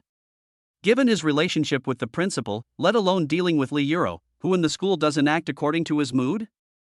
As long as he gave her a look, there was no female subordinate who would not submit to his legs. Only Li Euro was not obedient, which made him very unhappy. Li Euro naturally recognized the car coming from behind, which made her a little nervous. Humph. Xu Qing became even more complacent when he saw the change in Li Euro's expression. He said disdainfully, "If you don't know what's good for you, you'll pay the price." After he finished speaking, his expression changed, and without waiting for the Audi A8L to drive up to them, he ran forward with a smile and waved to stop the car. Chapter 186, I'll beat you to death, you blind thing. The driver of the Audi A8L saw Xu Qing and quickly parked the car in a parking space next to the road. "Principal Wang, are you okay? I have a very serious matter to report to you." Xu Qing was opening the car door for Principal Wang, but he suddenly stopped the car, fearing that he would delay Principal Wang's work any further. However, it would only be a matter of a few minutes. But before Xu Qing could open the car door completely, the person inside kicked the door open and hit Xu Qing hard, who was caught off guard. This made Xu Qing, who was hunched over, lose his balance and fall to the ground. But Xu Qing was not displeased by this, and quickly got up and explained. "Principal Wang, Li Euro and a kid were trying to embezzle disaster relief funds. Luckily, I discovered them in time. Seeing you passing by, I thought I'd report it to you right away. If you don't have time to handle it, just give it to me. Go and do your thing first. Xu Qing felt that the principal's car was passing by in a hurry, and there must be something urgent to deal with. He just walked into the trap, so it was normal for him to be unhappy. Principal Wang got out of the car quickly with a sullen look on his face, and sure enough, he saw two people sitting in Xu Qing's car. You scum! How could there be a parasite like you in Jiqing Middle School? Principal Wang roared, trembling all over. Principal Wang, please calm down. Don't let yourself get hurt. Such a pest should be severely punished. Bang! But before Xu Qing could finish, Principal Wang suddenly turned around, gritted his teeth and slapped Xu Qing in the face in anger. After Principal Wang slapped the student, he immediately raised his hand again. Seeing this, Xu Qing, who was stunned by the beating, quickly covered his face with his hands, stepped back and said, not knowing whether to laugh or cry. Principal Wang, what are you doing? You dare to fight back? Principal Wang became even more arrogant when he saw Xu Qing dodge. He subconsciously looked around at the ground, as if looking for something. Quickly, he leaned over, picked up a plastic parking post from the parking space, and smashed it hard on Xu Qing's head. Principal Wang, I didn't mean to fight back. Xu Qing just blocked it. He didn't even dare to show his face to Principal Wang, so how could he fight back? But Principal Wang, like a madman, didn't listen to his explanation at all, and hit Xu Qing's upper body with a bang-bang. Beat you to death, you bastard. I'll beat you to death, you blind bastard. Principal Wang didn't care which part of Xu Qing's body the car hit, as if he didn't care whether Xu Qing lived or died, and he kept hitting him with the car. Although Xu Qing is tall and strong, and graduated from a sports school, he is just an ordinary person after all. After blocking a few blows with his arms, the pain became unbearable and he stepped back subconsciously, but accidentally tripped and fell to the ground. Principal Wang did not stop his current action just because he fell heavily to the ground. Instead, he took advantage of the moment he fell to the ground and hit him hard on the head. Ah! Xu Qing immediately let out a pig-slaughtering howl. Although the parking pile is made of plastic, it can still cause considerable damage if it hits your face in cold weather. Soon Xu Qing was hit with blood all over his face, but when he reacted, he quickly held his head with his hands, rolled on the ground and shouted. Principal Wang, what on earth did I do to make you angry? Even if you want to beat me to death, please let me die knowingly. With a crash, the bicycle pile could not bear the weight and shattered all over the ground. Only then did Principal Wang stop, panting. This made Li Euro, who was sitting in the car, shiver. Chapter 187, is it still the same Han Shenyang? Listen for yourself. Principal Wang took out his cell phone and threw it at Xu Qing. Then Principal Wang changed his angry expression and ran to Han Shenyang tremblingly, panting and begging for mercy in a low voice. Mr. Han, it's all because of my lax management that I allowed that beast Xu Qing to indulge his evil ways. I've realized my mistake, and I hope you can forgive me and let this old man off. Principal Wan looked at Li Euro in fear again. Teacher Li, don't worry, I will handle this matter to your satisfaction. I hope you can show some leniency. Li Euro was obviously shocked by this sudden change. You have to know that she was just a newly promoted junior teacher at Jiqing Middle School, and Principal Wang would never even look at her before. A few minutes ago, she was ready to pack up and leave, and even imagined the scene of being talked about and scolded by teachers and students in the school. Now, Xu Qing, who threatened to frame her, was not only severely beaten, but even the principal, who had always been high and mighty, begged for mercy from her like a grandson. This was a reversal like a dream. Even if Li Euro was a fool, she could see that it was Han Shenyang's credit. Suddenly, she found it increasingly difficult to understand Han Shenyang. Is this still the Han Shenyang she knows, the one who grew up with her in the orphanage? Principal Wang, right? You seem quite vigorous despite your age, Han Shenyang smiled and asked, I suppose you heard the voice message? He estimated that Principal Wang was over 60 years old, and he was so ferocious and shocking when he beat people. Principal Wang shuddered at the sound, wiped the cold sweat from his forehead, and said quickly, I heard it, I heard it. At this moment, he didn't even dare to breathe. His whole body was trembling, and his head was lowered, as if he was waiting for Han Shenyang's decision. Okay. Han Shenyang didn't want to waste any more time with him and said sternly, just deal with him the same way he threatened my Euro. Is that okay? As for you, just do what you should do and make my Euro satisfied and happy. I will naturally not make things difficult for you. Principal Wang wiped the sweat from his forehead and said repeatedly, "No problem, no problem. As long as we can calm the anger of you and Teacher Li, everything will be fine." He understood that just one word from Han Shenyang could ruin his reputation, so how could he dare to ask any questions? After hearing the voice message, Zhu Qing couldn't understand why the words he said to Han Shenyang and Li Yuro ended up in the hands of Principal Wang. Not only did Principal Wang not protect him, he beat him like an animal and even tried his best to distance himself from him. "Get over here!" Principal Wang roared at Zhu Qing. Zhu Qing, whose face was covered in blood after being beaten, shook his head. He didn't want to go over there, and he didn't want to accept what was happening before his eyes. If what you said was sent to the Education Bureau and then exposed online, what do you think the consequences would be? Principal Wang said coldly.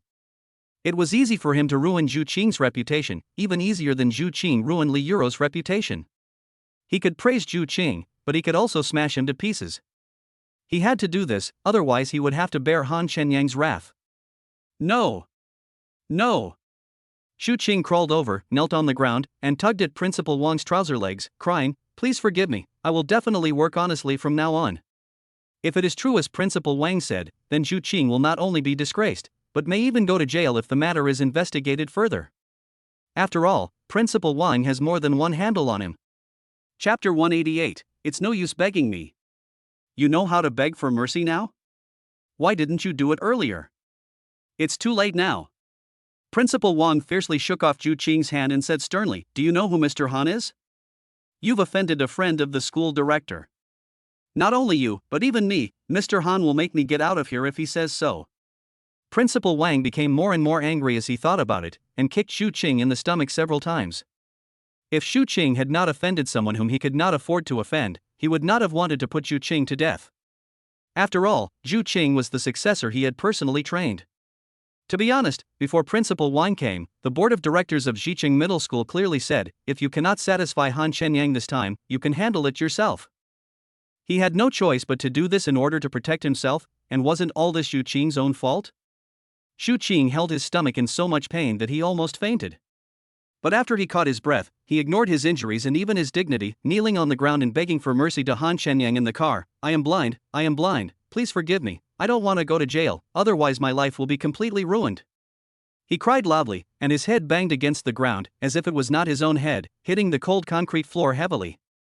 He was able to get the position of Dean of Academic Affairs mainly due to his own efforts. He was on the verge of becoming the principal, but ended up in jail.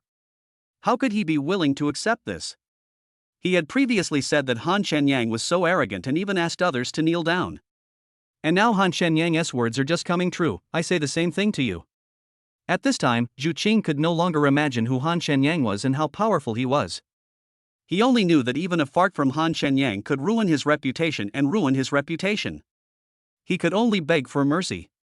Only if Han Shenyang showed leniency could he live the rest of his life well.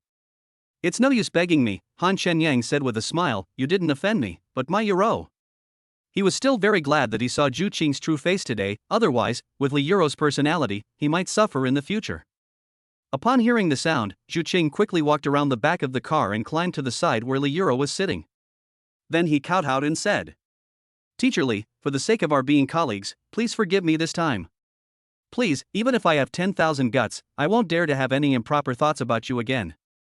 I used to be a toad wanting to eat swan flesh.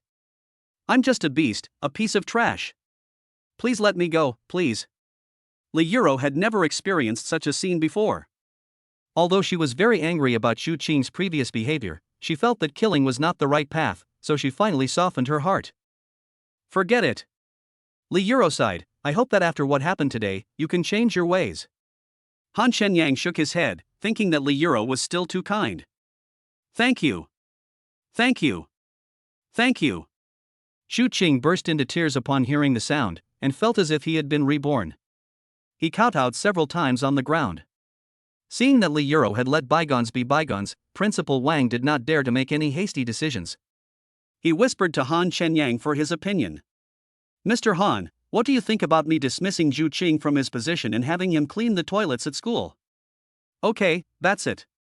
You can handle it as you see fit," Han Shenyang said seriously.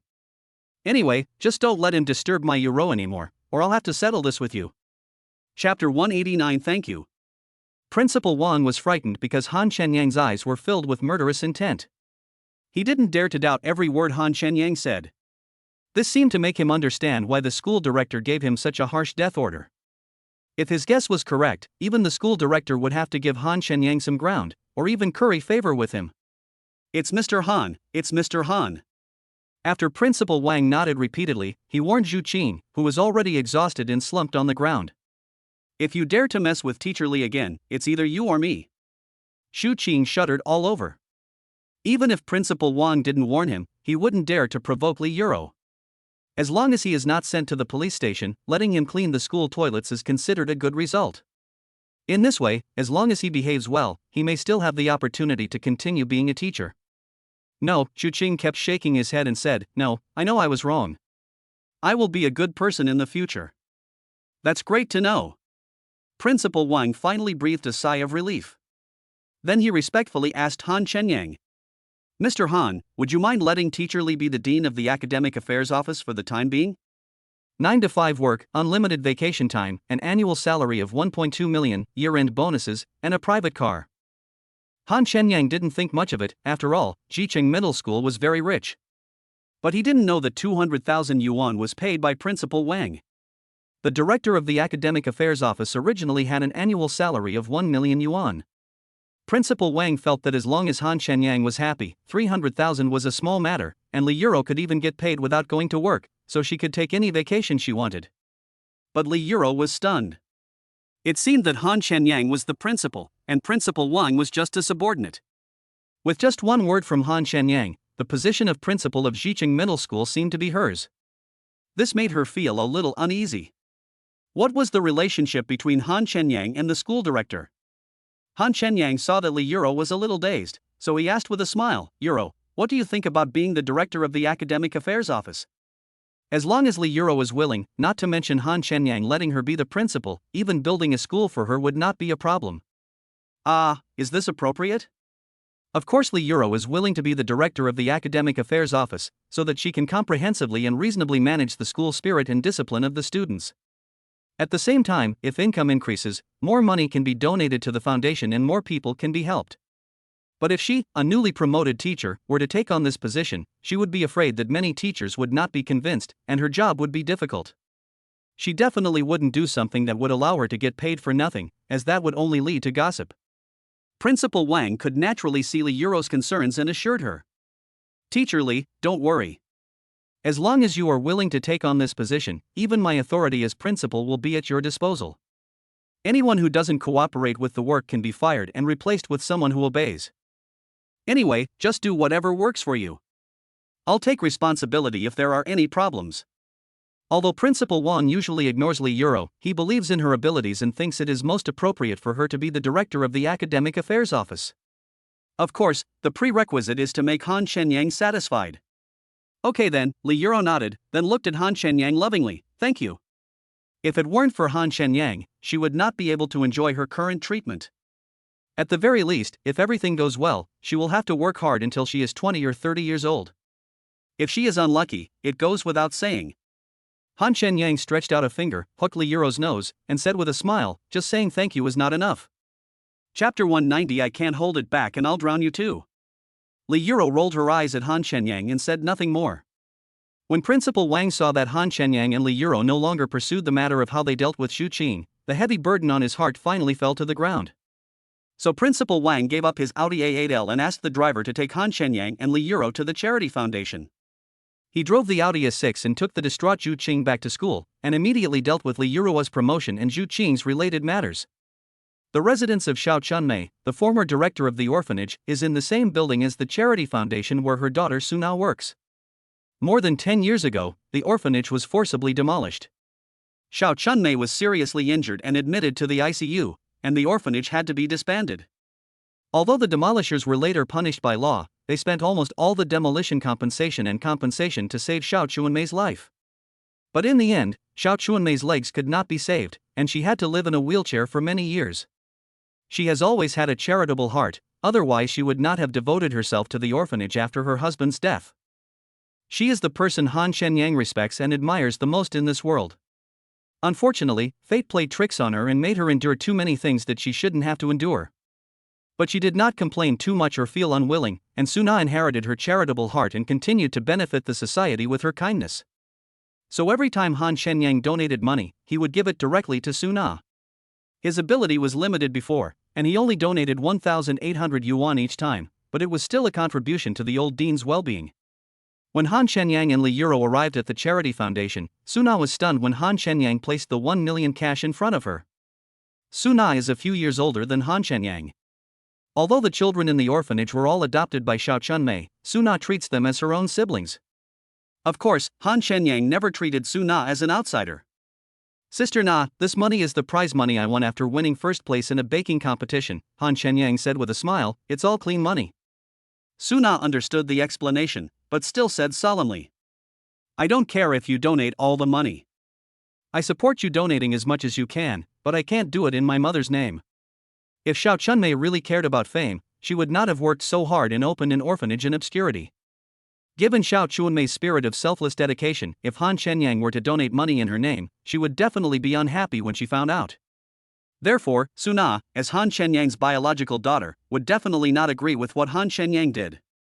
Isn't this just a disguised way of repaying the old dean? I offered her gifts privately, but she refused. She even refused to let me buy gifts when I came to her house. What else can I do? Han Shenyang waved his hand and said, forget it, it's up to you." He naturally knew Xiao Chunmei's temper, so he didn't insist on asking for anything. The best way to repay her is to live a good life and contribute to society if you are able. Suna smiled and said, "If one day I am no longer able to take care of her, I will definitely not be polite to you." At this moment, Han Shenyang's phone suddenly rang. After taking a look, he quickly stood up and said to Li Yuro and Suna, "You guys chat first." "What? Are you afraid that we will hear your secret?" Suna joked. Han Shenyang hurriedly turned around, not knowing whether to laugh or cry, and said, "Didn't you see that constipated guy finally came out of the toilet? I was afraid I couldn't hold it in anymore and you two would drown me." Chapter 191, It turns out to be a big deal. After Han Shenyang hurried to the toilet, Suna said with a smile, "Look at how hard this brother has to hold it in. You Ro, have you noticed?"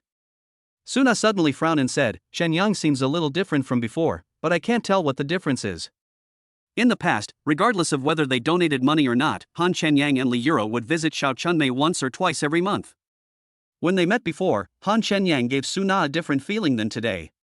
She didn't have this feeling last time.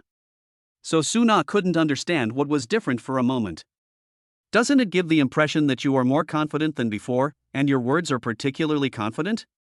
Li Yuro recalled what happened between her and Han Shenyang in the past few days. She felt that in addition to becoming more handsome than before, the most obvious thing about Han Shenyang was that he was very confident. Right. Suna agreed. Now that you put it that way, it really is true. Before, he would be visibly upset if he donated 1,000 yuan, but today he donated 1 million yuan without even blinking an eye. By the way, is this money really the prize money he won from the baking competition? Suna asked Li Yuro meaningfully. Han Shenyang has studied baking for several years, so they naturally know very well that he is currently the store manager of Xilejuo. Suna didn't doubt that Han Shenyang had the ability to win awards, but she hadn't heard of any large-scale baking competitions recently.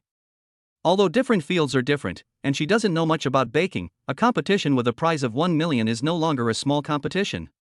According to today's world, a competition like this is definitely a commercial competition. Even if it is not promoted in major media, it will at least be promoted on Shanghai City's food channel. But there was no publicity at all, at least Suna, who always paid attention to the food circle, had not seen it. This made Suna a little puzzled. You know, the Shanghai City food channel even broadcasts the pancake making competition. Yes, Li Yuro said confidently, I've seen the trophy and baking certificate. It was issued by the Baking Association. It's a formal competition. In addition, he also participated in a car race and seemed to have won a prize. What? Racing? Suna was surprised. When did he learn racing? How come I didn't know?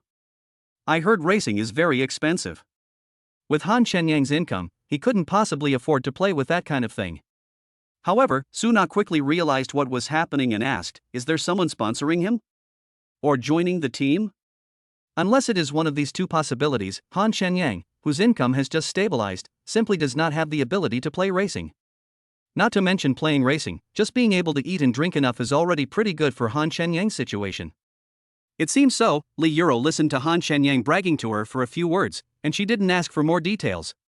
She felt that there might be some connection between him and the school director, otherwise why would the school director care so much about Han Shenyang?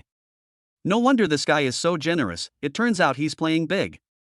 Suna had no doubts at all, because there was no need for lies between them, and it was a good thing. But Suna frowned again. I always think racing is too dangerous, so he should be careful. By the way, Suna looked at Li Yuro with some gossip and curiosity. How much prize money did he win in the racing competition? Chapter 192 Isn't it? Li Yuro didn't hide it from Suna and said calmly, I heard him brag about 30 million. I don't know if it's true or just bragging. What? 30 million? Suna immediately sat up from her chair and exclaimed, this guy won 30 million in a competition? And he's so stingy as to donate only 1 million? No, we need him to donate more. She was not afraid that Han Shenyang would make more money, nor did she doubt Han Shenyang's ability. After all, Han Shenyang is the one who can endure hardships the most and work the hardest. Moreover, in the orphanage, Han Shenyang is the most cunning and the most mischievous one. As long as Han Shenyang is given a chance, she feels that even if Han Shenyang does not soar to success, at least he will not do too badly. Facts have proved that Han Shenyang has really made progress, and she is happy for him from the bottom of her heart. If I tell Xiao Chunmei this news, she will definitely be so happy that she can't stop smiling. As for asking Han Shenyang to donate more money, Suna was completely joking. Otherwise, what's the difference between that and moral kidnapping? There are always more people in society who need help than ever before. Although Suna devotes herself to charity, she still has some selfish motives. Of course, her selfishness was not directed at herself, but at every brother and sister who walked out of the orphanage. She hopes that everyone can live a good life, which is also her mother Xiao Chunmei's original intention. You row, he listens to you the most. You have to keep a close eye on him. Don't let him squander money without restraint just because he suddenly has money. As the saying goes, men become bad when they have money. It's okay if they eat and drink a little, but I'm afraid they will go astray. After all, he made money too quickly, and racing is a sport that tends to be more about pursuing mental stimulation. Although Suna didn't think Han Shenyang would go astray, she still had to remind Han Shenyang of these words. After all, they are Han Shenyang's family in this world. They are not relatives, but they are better than relatives. At least this is the relationship between them. If even they don't criticize Han Shenyang, how can it be considered true love? Yeah, Li Yuro nodded. In fact, she couldn't control Han Shenyang at all, and she felt that Han Shenyang was sensible in doing things. However, it was necessary to tell Han Shenyang what the elder sister Suna said. Suna suddenly raised her eyebrows and said playfully, by the way, when can I have some of your wedding candy?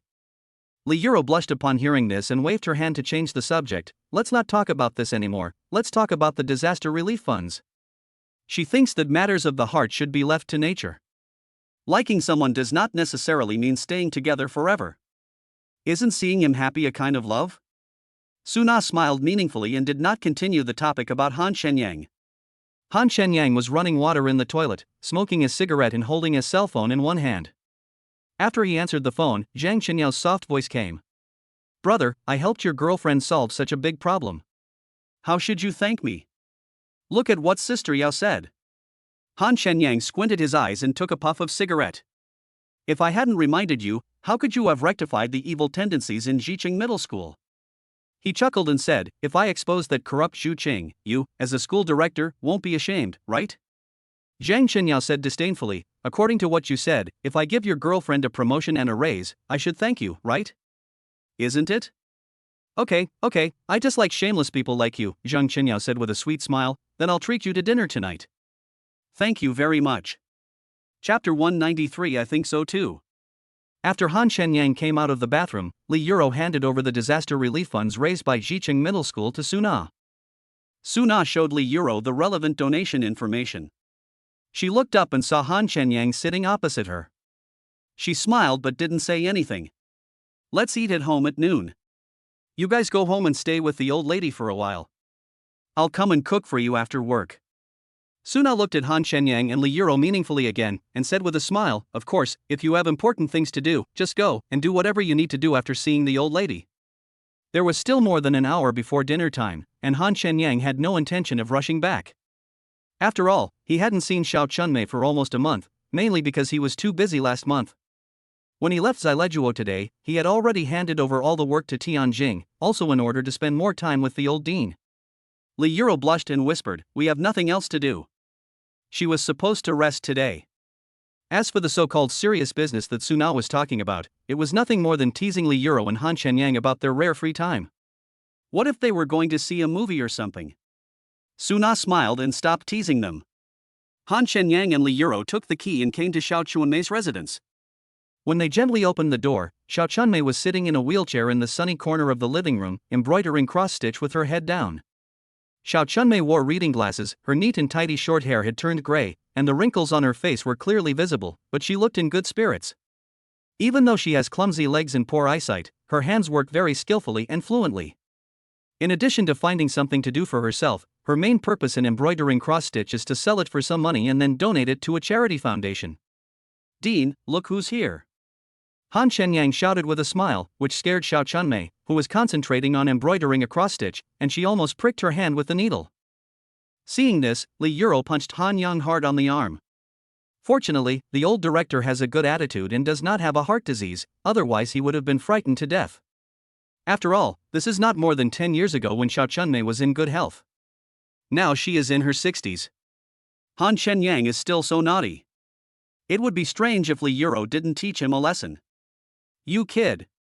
When Xiao Chunmei saw that Han Shenyang and Li Yuro had come, she said something to Han Shenyang with a stern face, and then her face immediately became filled with a kind and happy smile. She quickly put down the work in her hands and took off her reading glasses. Han Shenyang and Li Yuro surrounded her on both sides. Xiao Chunmei glanced at Han Shenyang with a smile, then looked at Li Yuro, and said with concern and distress, "Are you very tired from work recently? You look thinner."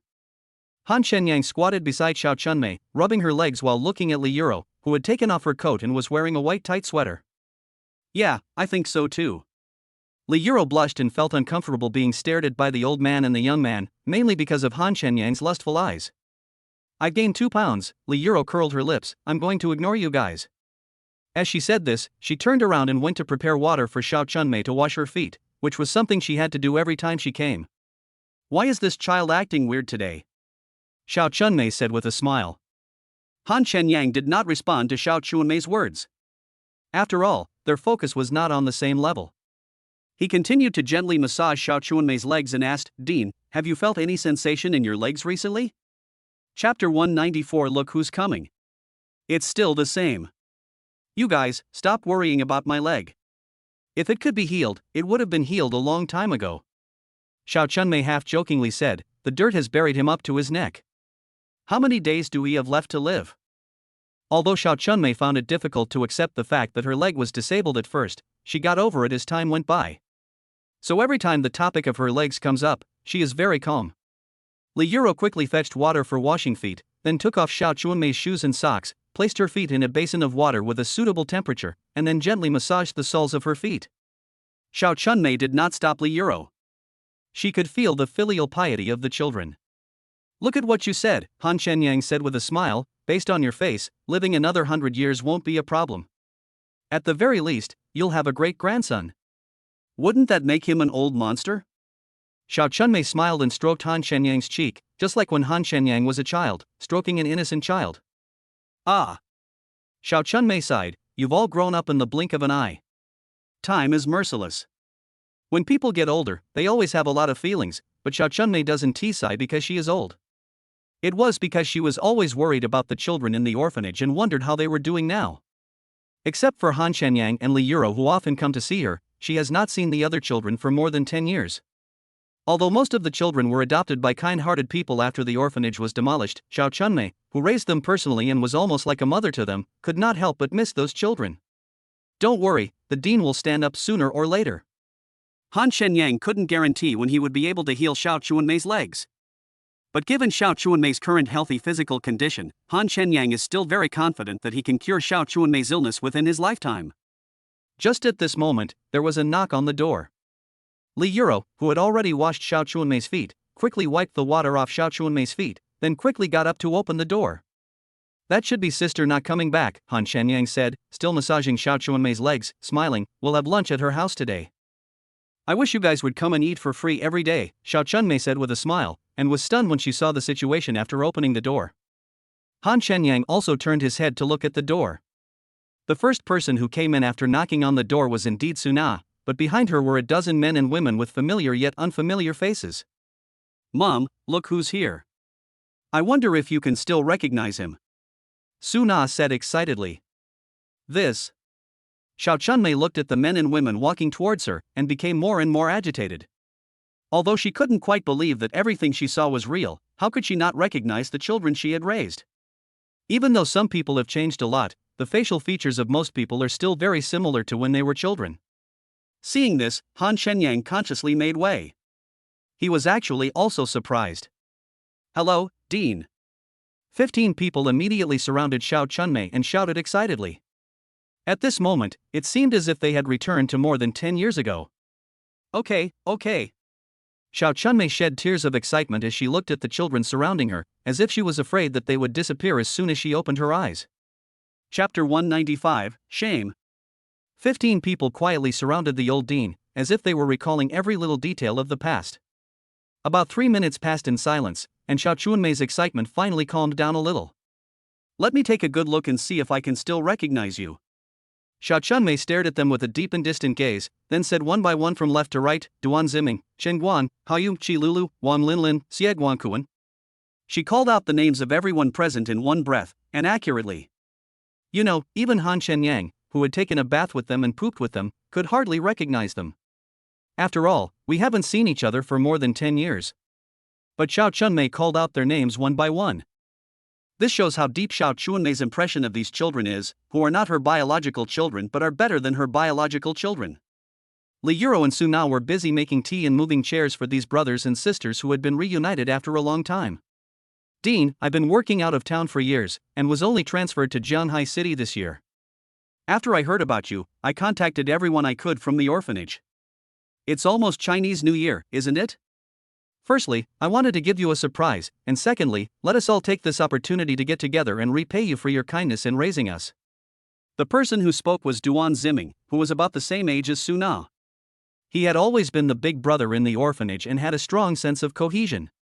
Okay, Xiao Chunmei nodded repeatedly, looking around at the children in front of her who were all dressed appropriately and looked very energetic, and said, It seems like you've all made it big. Unlike back in the orphanage, when you couldn't even get new clothes for the holidays, it was so shameful. Xiao Chunmei suddenly felt that the orphanage being demolished was not a bad thing. At least now it seemed that they should be living a good life. She even felt somewhat fortunate for the misfortune she had experienced back then, and even felt a little guilty. No matter what, they are all living well, and Xiao Chunmei feels at ease. It can be said that her dream of reunion has come true. Dean, please don't think that way. If there's any guilt, it should be us. Yes, although the conditions in the orphanage weren't particularly good back then, I still feel very happy when I think about it. Yes, we haven't come to see you in all these years. We should be ashamed. Dean, I'm sorry, it's our fault.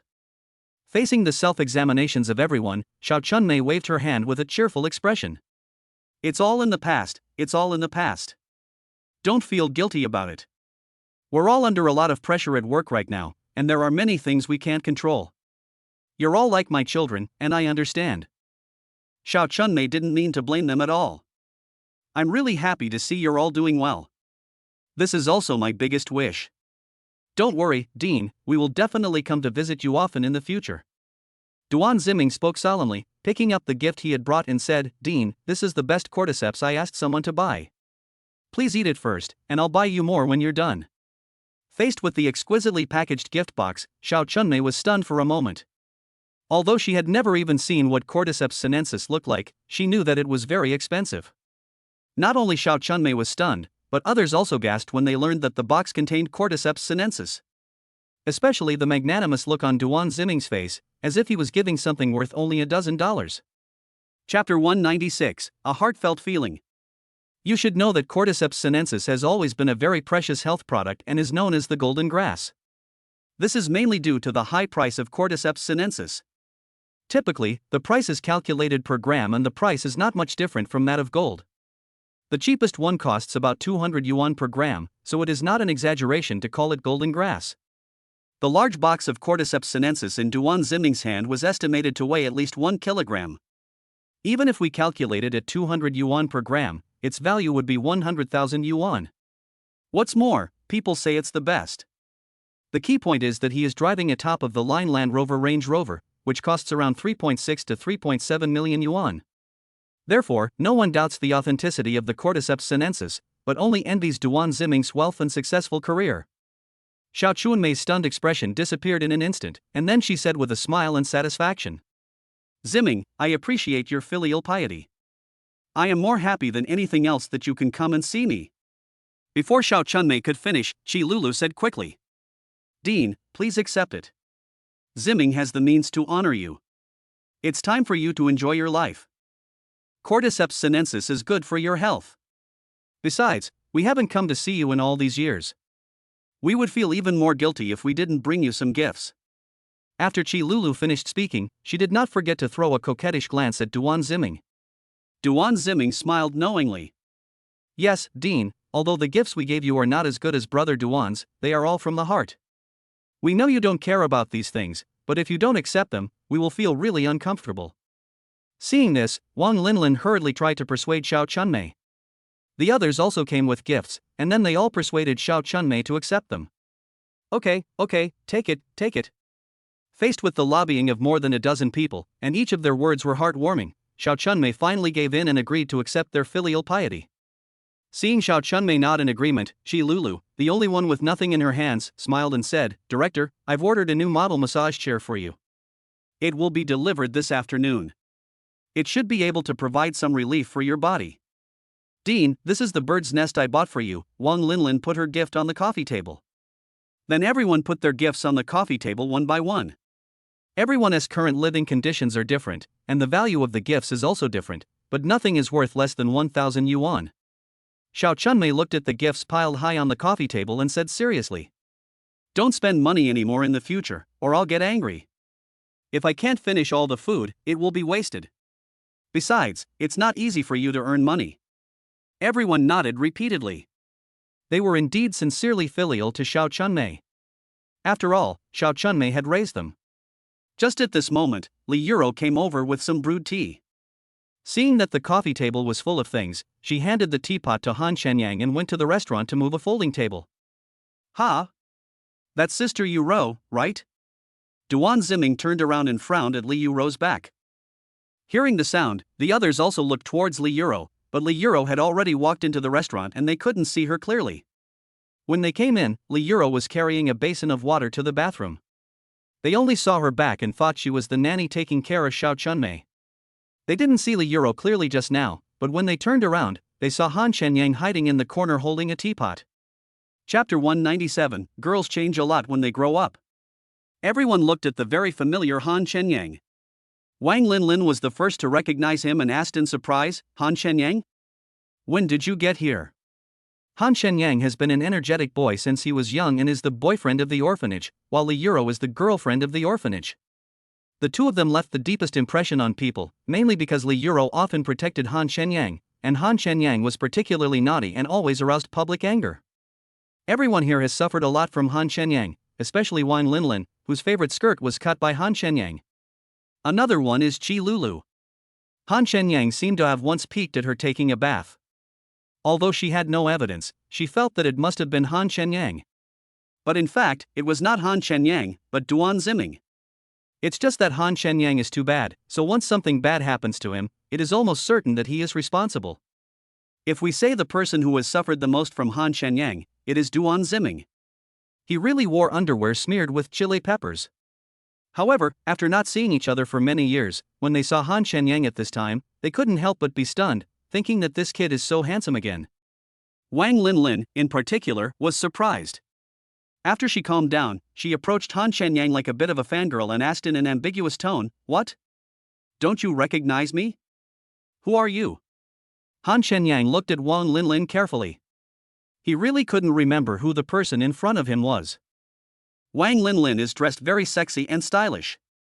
She had big wavy hemp-colored hair, a short white mink top, a black low-cut tight underwear, and a pair of over-the-knee black leather boots, revealing a large part of her smooth and white legs.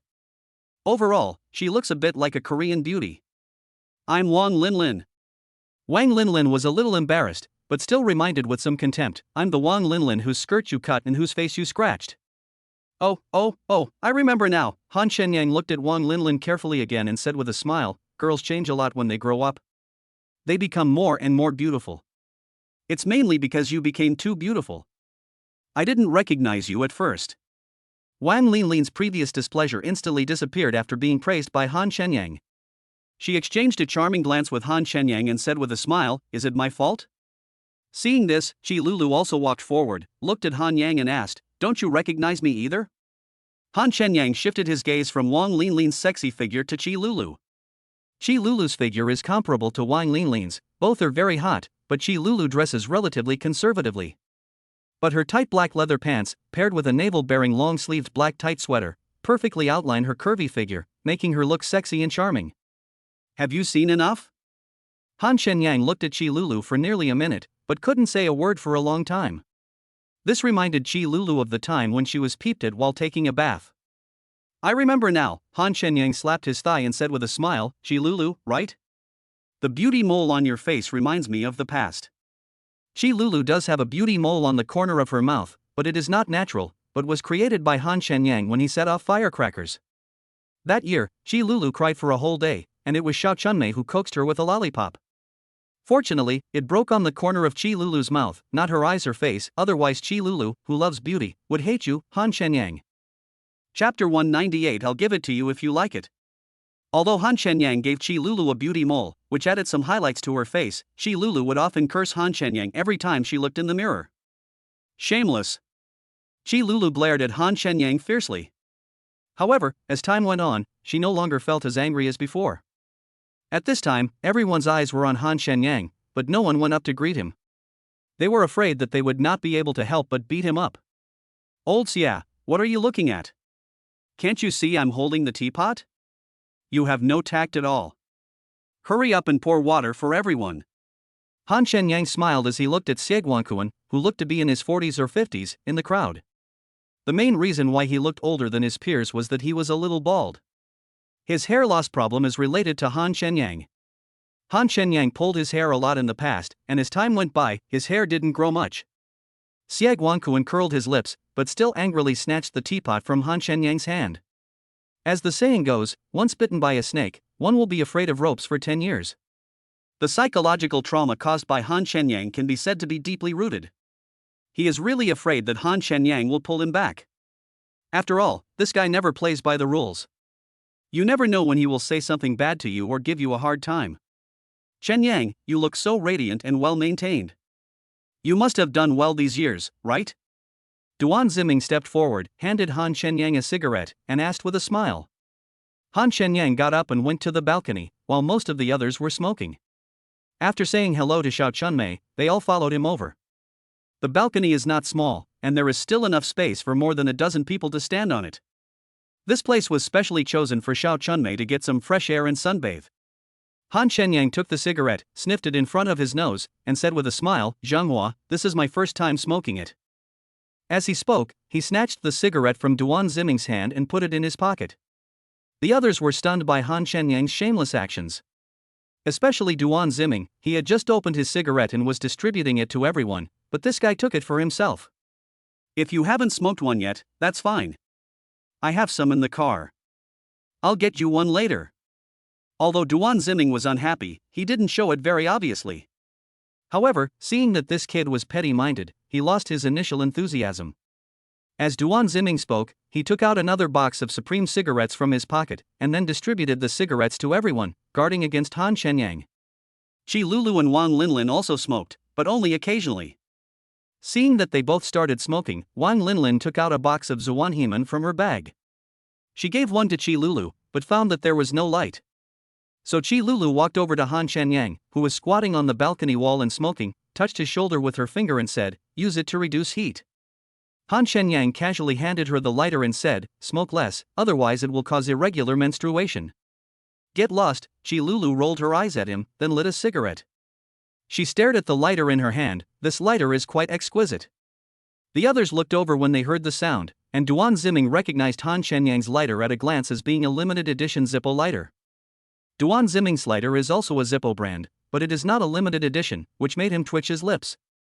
If you like it, I'll give it to you, Han Shenyang said generously, as a way to comfort Chi Lulu for the pain caused by the firecracker that exploded that year. It's a fake Zippo, it costs more than $10 each online. Someone suddenly said. Chapter 199, the paint will peel off after a long time. Fake Zippo lighter? The person who spoke was Chen Guang, and everyone was stunned when they heard his voice. Chen Guang has always had a crush on Chi Lulu, but because his older brother Duan Ziming was also interested in Chi Lulu, he did not pursue her. But when he saw that Chi Lulu not only did not hold a grudge against Han Shenyang, but was even flirting with him, he felt very uncomfortable. As for whether Han Shenyang's Zippo lighter was real or fake, Chen Guang was not sure, but even if he could not win Chi Lulu's favor, he could not let Han Shenyang get away with it. Brother Duan, you're very knowledgeable. Can you tell me if Chen Yang's Zippo lighter is real or fake? Chen Guan looked at Duan Ziming with a smile. A friend of mine sells high-quality imitation Zippo lighters. The purchase price is only 3 or 4 yuan. If we say that among everyone here, Duan Ziming is number one in terms of age, experience, and even financial resources, no one would refute it. After all, his car, his generous spending, and his successful career are all here. So, whether Duan Ziming was in the orphanage more than 10 years ago or now more than 10 years later, he is the backbone of everyone. Duan Ziming was a little unhappy when he first saw Han Shenyang's limited edition Zippo lighter, but then he saw that Chen Guang and everyone else were staring at him eagerly. Looking forward to him verifying its authenticity, his face immediately brightened with joy. Okay, then I'll take a closer look, Duan Ziming said, and took the exquisite lighter from Chi Lulu's hand. Before Han Shenyang's lighter fell into Duan Ziming's hands, Duan Ziming was 90% confident that Han Shenyang's lighter was a limited edition Zippo lighter. Now that Duan Ziming holds the lighter in his hand and examines it carefully, he can be 100% sure that it is a genuine limited edition Zippo lighter. But Duan Ziming still sighed and said, although this lighter is very impressive in terms of workmanship and texture, it is a pity that it is not the original one, but a high-quality imitation. As he spoke, he casually handed the lighter to Chi Lulu. Of course, saying it's only $12 is a bit of an understatement. When Duan Ziming said this, Chen Guang couldn't help but feel a little embarrassed, because he was the one who mentioned the price of more than 10 yuan. Even if Han Shenyang's lighter is a high-end imitation, if it is worth 300 or 400 yuan, it is not cheap. After all, it is just a small lighter. How can we embarrass Han Shenyang? After Duan Ziming paused for a moment, he smiled and said, if you buy it online, it will cost at least 20 yuan including shipping. It's okay for occasional use, but the paint will peel off after a long time. 20 yuan? Chi Lulu thought the lighter was very exquisite, but she didn't know much about it. She had thought it was worth at least a few hundred yuan. But 20 yuan, minus the shipping fee, isn't it still more than 10 yuan? Chen Guang was immediately amused and said proudly, I told you it was fake. I have a friend who specializes in selling this stuff. The cost is only a few dollars. Brother Duan, I saw you using a Zippo lighter just now, right? Why don't you take it out and compare it with Chen Yang's lighter, so that the brothers can broaden their horizons and avoid being cheated when buying it in the future? No problem, Duan Ziming quickly put his lighter in Chi Lulu's hand.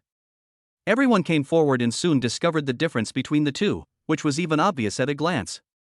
Chapter 200, A Person's Future Can Be Seen from the Age of 3. Duan Ziming's Zippo lighter has obviously been used for a long time and looks quite old. But the key is that not only does it not show any signs of paint peeling, but it has a thick patina and even an antique feel. This is definitely a genuine Zippo lighter. After all, the obvious sense of antiquity left by the years is hard to fake. Moreover, with Duan Ziming's ability, there is no need for him to fake a small lighter. In contrast, the metal shell of Han Shenyang's Zippo lighter is as bright as new, without any scratches or paint peeling. What does this mean? This means I just got it and haven't used it much yet. Otherwise, how could a fake lighter look so new? Could it be gold-plated? If a complex gold plating process was really used to achieve the current visual effect, how much would it cost? It is obviously impossible that it is a gold plating process. After all, Duan Ziming, an expert who has used real lighters for a long time, said it is fake. But in fact, Han Shenyang's lighter is plated with special materials to achieve this effect. Not to mention that the paint will fall off after a long time of use. Even if you scratch it with a knife, it is difficult to leave a mark. Of course, only Duan Ziming knows about this. For these outsiders, if a joke is said to be false, it is false, and if it is true, it is also false. This is the influence brought about by Duan Ziming's status as the big brother and the undeniable trust in everyone's hearts. You made a fake lighter to fool people, Shi Lulu said with great contempt for Han Shenyang. No wonder you were so generous to give it to me. She frowned unhappily and threw the lighter to Han Shenyang. When Han Shenyang said he would give it to her, she was a little excited.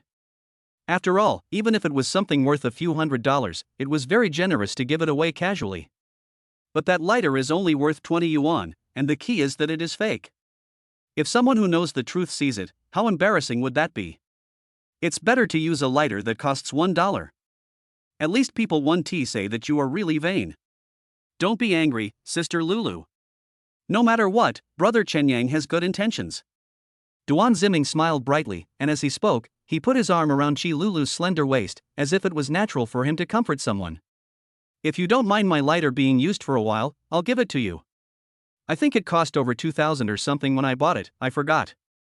Upon hearing this, Chi Lulu's unhappy mood disappeared and she said happily, how could I possibly dislike it? Thank you, Brother Ziming. Brother Ziming is still generous and sincere, he hasn't changed at all, Chi Lulu blared at Han Shenyang, unlike some people who only talk nonsense and are hypocritical. Lulu is right. As the saying goes, a child's character can be seen at the age of 3. Although Chen Guang felt a little uncomfortable when he saw Duan Ziming hugging Chi Lulu and Chi Lulu didn't seem to be disgusted at all, he felt a little uncomfortable. But compared to making Han Shenyang despised, it was nothing. After all, Chi Lulu might not like him. What's the other sentence? Xie Guangquan asked with a playful smile to everyone, feeling very happy. A dog will always eat shit. Yes, a dog will always eat shit. An old woman drinking porridge with her back to the wall, despicable, shameless, and vulgar. It's absolutely perfect for Han Shenyang. If you pile all the derogatory words in the dictionary on him, it would be a compliment to him. Chapter 201, The Story of Half a Bun. Faced with the contempt and ridicule from everyone, Han Shenyang just smiled slightly. Then he took another puff of the cigarette held between his thumb and index finger and flicked the butt away. The cigarette but drew a perfect arc, bounced on the wall, spark to spark, and finally fell into the trash can at the base of the wall. Then Han Shenyang stood up, clapped his hands, and returned to the living room. His handsome and cool action was unsurprisingly despised by everyone as a pretentious person. Seeing Han Shenyang walk away, everyone finished their cigarettes and returned to the living room. While they were on the balcony, Li Yuro placed the tea on the folding table. Han Shenyang picked up a cup of tea, lay down on the sofa and started drinking it. Are you Hao Yu's sister? Han Shenyang asked as he looked at the woman who was massaging Xiao Chunmei's legs. Li Yuro, Suna, Jia Yaxin, and Hao Yu were all talking and laughing around Xiao Chunmei, chatting about the past and the situation in recent years. When they heard the sound, they looked towards Han Shenyang. I didn't expect you to remember me. Hao Yu smiled, feeling warm in her heart. You know, she is the one with the least sense of existence in the orphanage. Apart from Xiao Chunmei, Li Yuro, and Suna, Han Shenyang is the fourth and last person who can call out her name after more than 10 years. Of course I remember, Han Shenyang recalled, I still remember the half-steamed bun you gave me. Even though it fell on the ground, it still tasted quite delicious. When Hao Yu was young, he was dark and thin, not very good-looking, and was occasionally bullied. Over time, he became somewhat inferior and unsociable. She is the kind of person who no one would notice even if she disappeared. Besides Li Yuro, Hao Yu was the only person Han Shenyang had never played a prank on. It wasn't just because of the half-steamed bun, but more because he just couldn't bear to do it. When I saw you being beaten up, I felt sorry for you and didn't know how to comfort you, so I gave you half a steamed bun, but it accidentally fell to the ground. Hao Yu remembered the situation vividly. She felt a sense of shared fate. She even felt that Han Shenyang was even more miserable than her. It was common for Han Shenyang to arouse public anger, but Li Yuro really didn't know about the story of half a steamed bun, otherwise she would have stood up for Han Shenyang at that time. None of you gave me peace of mind when you were little, Xiao Chunmei said with a smile, but if you weren't making noise, you wouldn't be a child anymore. Xiao Chunmei didn't think much of it. In her eyes, every child was the apple of her eye. Although every child has a different personality, everyone is essentially good. If we don't mention the steamed buns, Zhao Yaxin beside Hao Yu was quite cheerful. But then her face darkened and she asked Han Shenyang, tell me how many steamed buns have you snatched from me before? You must be Zhao Yaxin, Han Shenyang said jokingly, who made you so strong? I was afraid you'd eat too much and couldn't control your size, okay? He couldn't remember how many steamed buns he had snatched from Zhao Yaxin, and he would cry from hunger every day.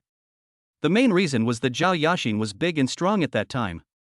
She looked tall and strong, the type that would gain weight even if she drank cold water. If Han Shenyang doesn't snatch her away, who else will he snatch away? They were talking about steamed buns when everyone else came over. Zhao Yaxin temporarily let Han Shenyang go. Chapter 202 How Shameless.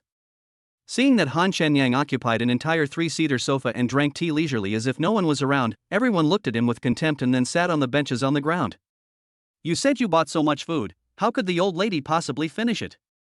Suna pointed at the gifts on the coffee table and said like an older sister, when you go back, everyone should take some back with them, otherwise they will all be wasted after they expire. As soon as she finished speaking, without waiting for anyone to speak, Han Shenyang said bluntly, okay, I'll bring some back when I leave, so that the old lady can have some. Hearing the sound, everyone's faces turned gloomy, and some even twitched unconsciously. But before they could get angry, Han Shenyang stood up, glanced at the coffee table, then opened a box of imported whole grain porridge, took out a can, opened it and drank it. It tastes good, but a little sweet. My blood sugar is a bit high, so I'll buy less sweet things in the future. Han Shenyang commented on it, and then he finished the half-full can of beer in his hand. Quiet. It's so quiet that you can hear a pin drop. You can even hear everyone's heavy breathing.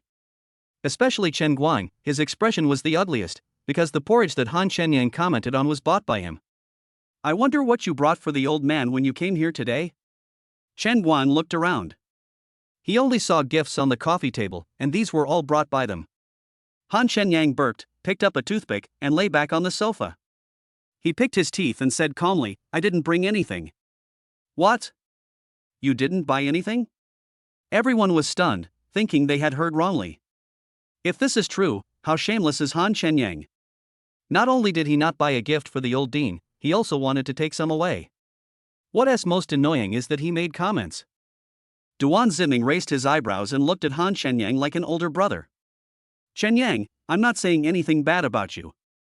It's okay if you were naive when you were little, but now you're in your 20s after all. How can you still be so naive? Before, we were all young and couldn't help the dean share her burden. But now, even if we don't repay her, we can't continue to ask for more, right? Are you still thinking of letting her support you for the rest of your life? Duan Ziming's words did not make Han Shenyang unhappy at all, and he continued to do what he was doing. But when Li Yuro heard it, her face felt hot because she didn't bring any gifts either. But this is all because the old dean has always forbidden them to buy it. The key point is that this is not the first time they have come here in more than 10 years, and their situation is completely different. Before Li Yuro could explain for Han Shenyang, Suna said with a smile, Shenyang and Yuro always come over every now and then to sit with the old lady. You must not misunderstand him. Of course, my brothers and sisters, don't think too much about what I said.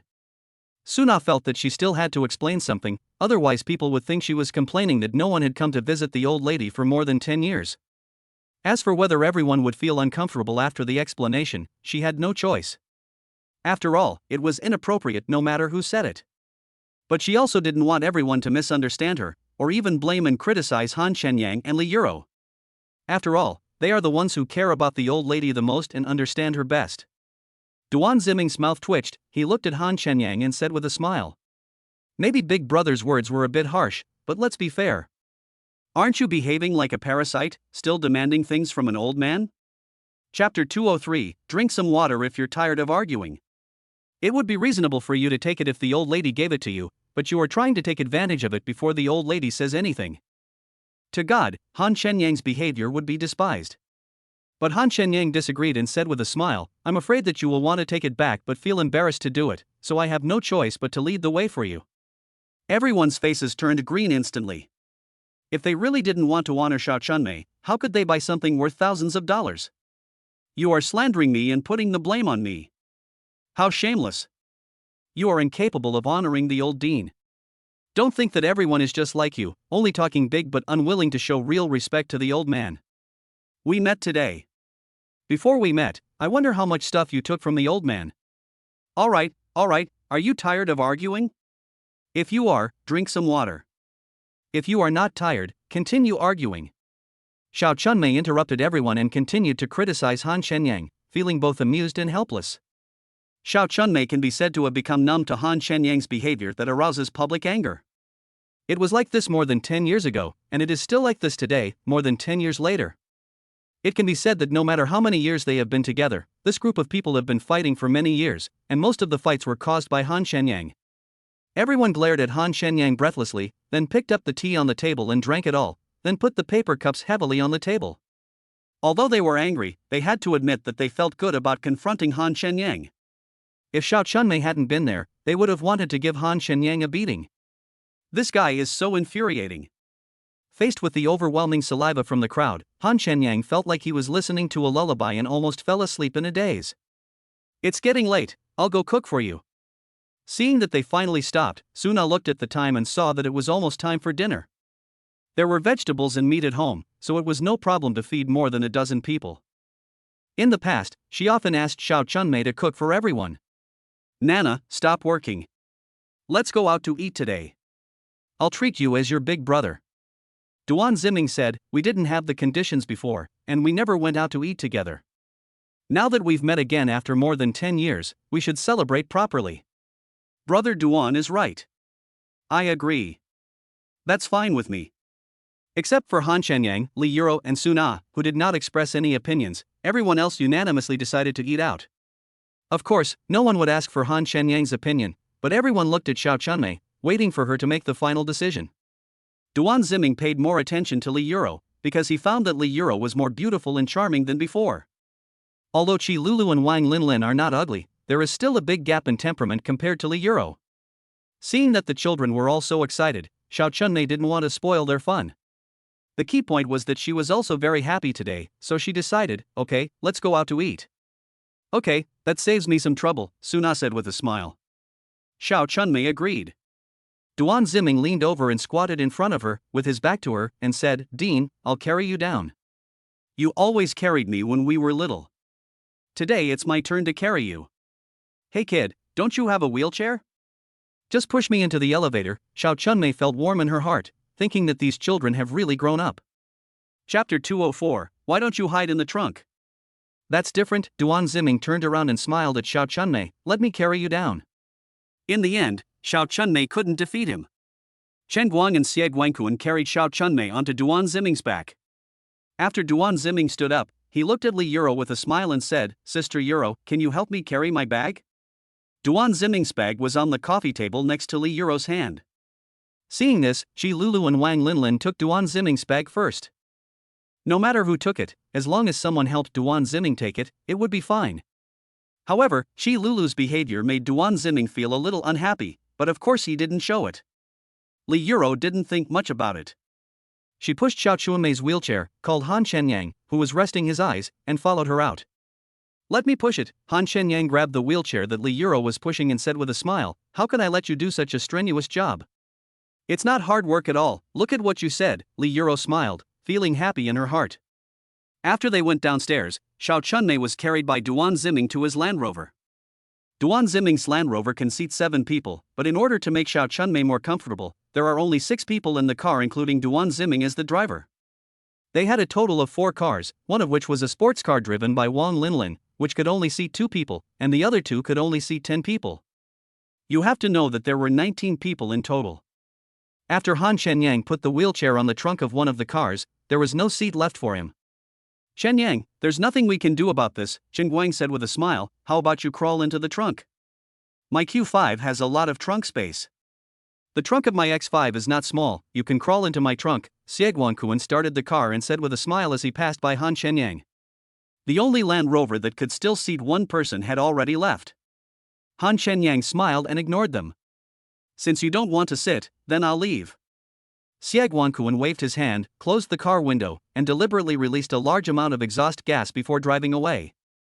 By the way, do you know where the Hongjing International Hotel is? Chen Guang said with a smile, don't worry about not finding it. Then Chen Guang drove away without a trace without even looking back. Han Shenyang, disheveled in the wind, really didn't know the exact location of the Hongjing International Hotel. However, he had heard that Hongjing International Hotel was a 5-star hotel and was quite famous in Jianhai City. Just as Han Shenyang was about to hail a taxi, a Maserati stopped beside him. Han Shenyang was wondering who it was, but when he looked closely, he found out it was Hao Miao. When Hao Miao received the notice from Duan Ziming that they were going to visit Xiao Chunmei together, he was discussing a project and was unable to spare time, so he did not come with them. After he finished his work, he bought some gifts and rushed over. In fact, Hao Miao had visited Xiao Chunmei several times, but he was still very excited that the brothers from the orphanage could get together for the first time in history. Shenyang, why are you outside? Where are they? Hao Miao got out of the car, not knowing why, and quickly handed Han Shenyang a cigarette. You know, he had asked Han Shenyang to have dinner with him several times, but Han Shenyang never had time. Han Shenyang took the cigarette and Hao Miao lit it for him with a smile. Chapter 205. What do you want to say? Han Shenyang exhaled a puff of smoke and said to Hao Miao, who was bowing his head, "Let's go to Hongjing International Hotel." Seeing him rushing to open the car door, Hao Miao was taken aback and said, "Then wait for me first. I'll take the gifts upstairs and say hello to them. It will take at most 10 minutes. He thought that since almost all the people in the orphanage who could be contacted had been contacted, even if he couldn't have a good chat with everyone today, he could get together anytime in the future, right? Although he was looking forward to reuniting with them more than 10 years later after the orphanage was disbanded. But compared to being able to have dinner with Han Shenyang, he felt that something more important was more important, so he would definitely turn down Duan Ziming's invitation. After all, this was not the first time he came to see the old dean. He felt that Han Shenyang standing here must have already visited the old dean. Since he was already here, it would not be nice not to go up and say hello, so he wanted Han Shenyang to give him 10 minutes. "They've already gone to the Hongjing International Hotel," Han Shenyang said disdainfully. "Hurry up and drive, or you'll miss out on a delicious meal if you're late." He was already hungry, so he had to have a good meal with Duan Ziming today. "Oh, I see. I thought they were still waiting for me upstairs." Hao Miao got into the car quickly and started it, feeling a little annoyed.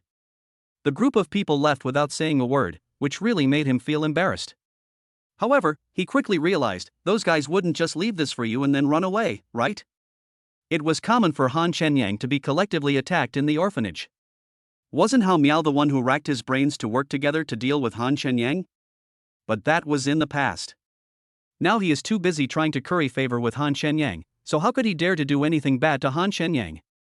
Those blind guys, look at me, I won't give them a good beating when I get to the hotel. Hao Miao must stand with Han Shenyang, even if it means that others will not give him face. He must vent his anger for Han Shenyang. Han Shenyang smoked calmly, and accidentally, the ash fell on Hao Miao's beloved car, but Hao Miao didn't show any displeasure. "How could they throw this at you? Even though I'm a worse person than them, I can't do such a thing. At least I still know that we are brothers and sisters who grew up together. No matter how much we quarrel or make noise." Seeing that the boy was chattering endlessly, Han Shenyang interrupted him angrily. "What do you want to say?" Hee. Hao Miao felt embarrassed for a moment, and his anger instantly turned into a smile that was uglier than crying. However, Han Shenyang actually saw through his thoughts, which made him let go. So Hao Miao smiled and said like a grandson, "Aren't we going to the Hongjing International Hotel?" "I thought of Zhang Chenyao. I work in fast-moving consumer goods. I think you two have a special relationship. Can you help me and ask her to buy some goods?" While Hao Miao was speaking, he kept looking at Han Shenyang's expression, fearing that he would say something wrong and make Han Shenyang unhappy. Although he was not sure what the relationship between Han Shenyang and Zhang Chenyao was. But judging from Zhang Chenyao's flattering attitude when she personally delivered the property certificate to Han Shenyang last time at Zileguo, etc., he was sure that as long as Han Shenyang wanted to help him, it would be a matter of just one word. "You mean," Han Shenyang asked in disbelief, "Hongjing International Hotel is owned by Zhang Chenyao's family?" Chapter 206, Hao Miao's plea. "You don't know?" Faced with Han Shenyang's disbelief, Hao Miao was slightly stunned. However, Hao Miao soon felt relieved. With Han Shenyang's current carefree attitude towards life in Zileguo, like living a life of eating and waiting to die, how could he possibly have the heart to think about other people's affairs? Although Hao Miao suddenly felt that Han Shenyang didn't seem to know Zhang Chenyao very well, there was one thing Hao Miao was sure of. That is, Han Shenyang must have extraordinary means or abilities, otherwise, how could someone as high and mighty as Zhang Chenyao be so flattering to Han Shenyang? After Hao Miao thought this through, he shook his head and explained, the Hongjing International Hotel was indeed under the Zhang Group before, but it was sold 2 years ago. However, the Zhang Group owns many large chain stores and supermarkets. Not only are they doing well in Shanghai City, they also have a presence in Yunnan City. Hao Miao deals in a wide range of fast-moving consumer goods, including alcoholic beverages, hotel disposables, laundry products, towels, toilet paper, and so on. He has his own brand and production workshop, as well as a trading company. Not compared with big companies, judging from Hao Miao's current achievements, he can indeed be considered a successful person among the people in the orphanage. If he could get in touch with the Zhang group again, he would definitely be able to move up several levels. As long as he can continue to cooperate with Zhang Group in the future, it will be difficult for him not to make money. Therefore, he must hold on to Han Shenyang's big, thick legs. Han Shenyang is not only his cash cow, but also the noble person who makes his life successful. When Hao Miao talked about the Zhang Group's industries, his eyes were filled with admiration and love for Zhang Xinyao. But he knew that this woman was not his type at all and he couldn't control her. "Brother Yang, don't worry," Hao Miao quickly assured him, "if this succeeds, I, as your younger brother, will definitely not sit back and enjoy the fruits of my labor alone." Seeing Han Shenyang smiling without saying anything, he felt a little uneasy, so he had to show his attitude. Even if Han Shenyang is not short of money, one thing is for sure. Only when everyone benefits from each other can they get along in a friendly manner. Otherwise, even if they are brothers, they may not do something that is thankless and difficult, right? What's more, Hao Miao didn't think he meant much to Han Shenyang. However, opportunities must be fought for, and Han Shenyang is his opportunity. Seeing Hao Miao's servile and subservient attitude, Han Shenyang couldn't help but laugh playfully. "So if this doesn't work out, or if I don't help you, you'll still curse me behind my back?" "That will never happen. If you help your brother, it's a favor. If you don't help your brother, it's a division." Hao Miao patted his chest and said solemnly, no matter what unpleasantness we had in the past, from now on you are my real brother." "Fuck you, can you please drive properly first?" Han Shenyang saw that this guy was so excited that he not only didn't look at the road conditions in front of him, but also let go of the steering wheel. Isn't this a rhythm of seeking death? Hao Miao came back to his senses inside. He almost crashed into a Rolls-Royce in front of him. "I can tell you something about this, but I can't guarantee it will work, so don't get your hopes up." Han Shenyang thought that if he could help Hao Miao, he would do so. After all, they grew up together in an orphanage and had no deep hatred between them. Moreover, Han Shenyang was not a person who did not remember old ties. Chapter 207 Bad Review. "Okay. No problem." Seeing that Han Shenyang finally agreed, Hao Miao was so excited that he almost pulled the steering wheel off. The reason why Han Shenyang did not make his words sound better was because he did not think he had much face in front of Zhang Shenyao. After all, this matter involves many business issues, big or small. People can't really sacrifice their own interests just to please you, right? If you really think so, it would be a bit too self-righteous. However, in the eyes of Hao Miao, an outsider, this matter was just a matter of a word for Han Shenyang. At this time, Hao Miao not only held great hopes, he had even foreseen the future and imagined the sore feeling of counting money until his hands cramped. Soon, Hao Miao parked the Maserati steadily in front of the main entrance of Hongjing International Hotel. "Brother Yang," Hao Miao said with a smile, "you go in first. It's cold outside. I'll go park the car." The parking lot of Hongjing International Hotel is at the back of the hotel. If Han Shenyang goes with them to park, he will have to walk a long way back. Han Shenyang is now like an ancestor in Hao Miao's heart, and he must take good care of him. "Yeah." Han Shenyang nodded and walked into the hotel lobby. After all, Hongjing International Hotel is a 5-star hotel and its decoration is extremely luxurious. It was Han Shenyang's first time in such a large hotel, and he was a little confused after walking into the huge and grand lobby. He originally thought that as soon as he entered the door, there would be a bunch of beautiful young ladies coming forward to lead the way, but in the end, there was no one to greet him except for the well-dressed men and women coming and going. So much so that he didn't know which way to go. "Bad review," Han Shenyang said contemptuously. However, when he walked around the rockery and pond facing the main entrance, he saw Duan Ziming and others gathered in front of the reception desk in the depths of the hall. So Han Shenyang walked over calmly, otherwise he would have to wait for Hao Miao to park the car and come over to lead the way. "What?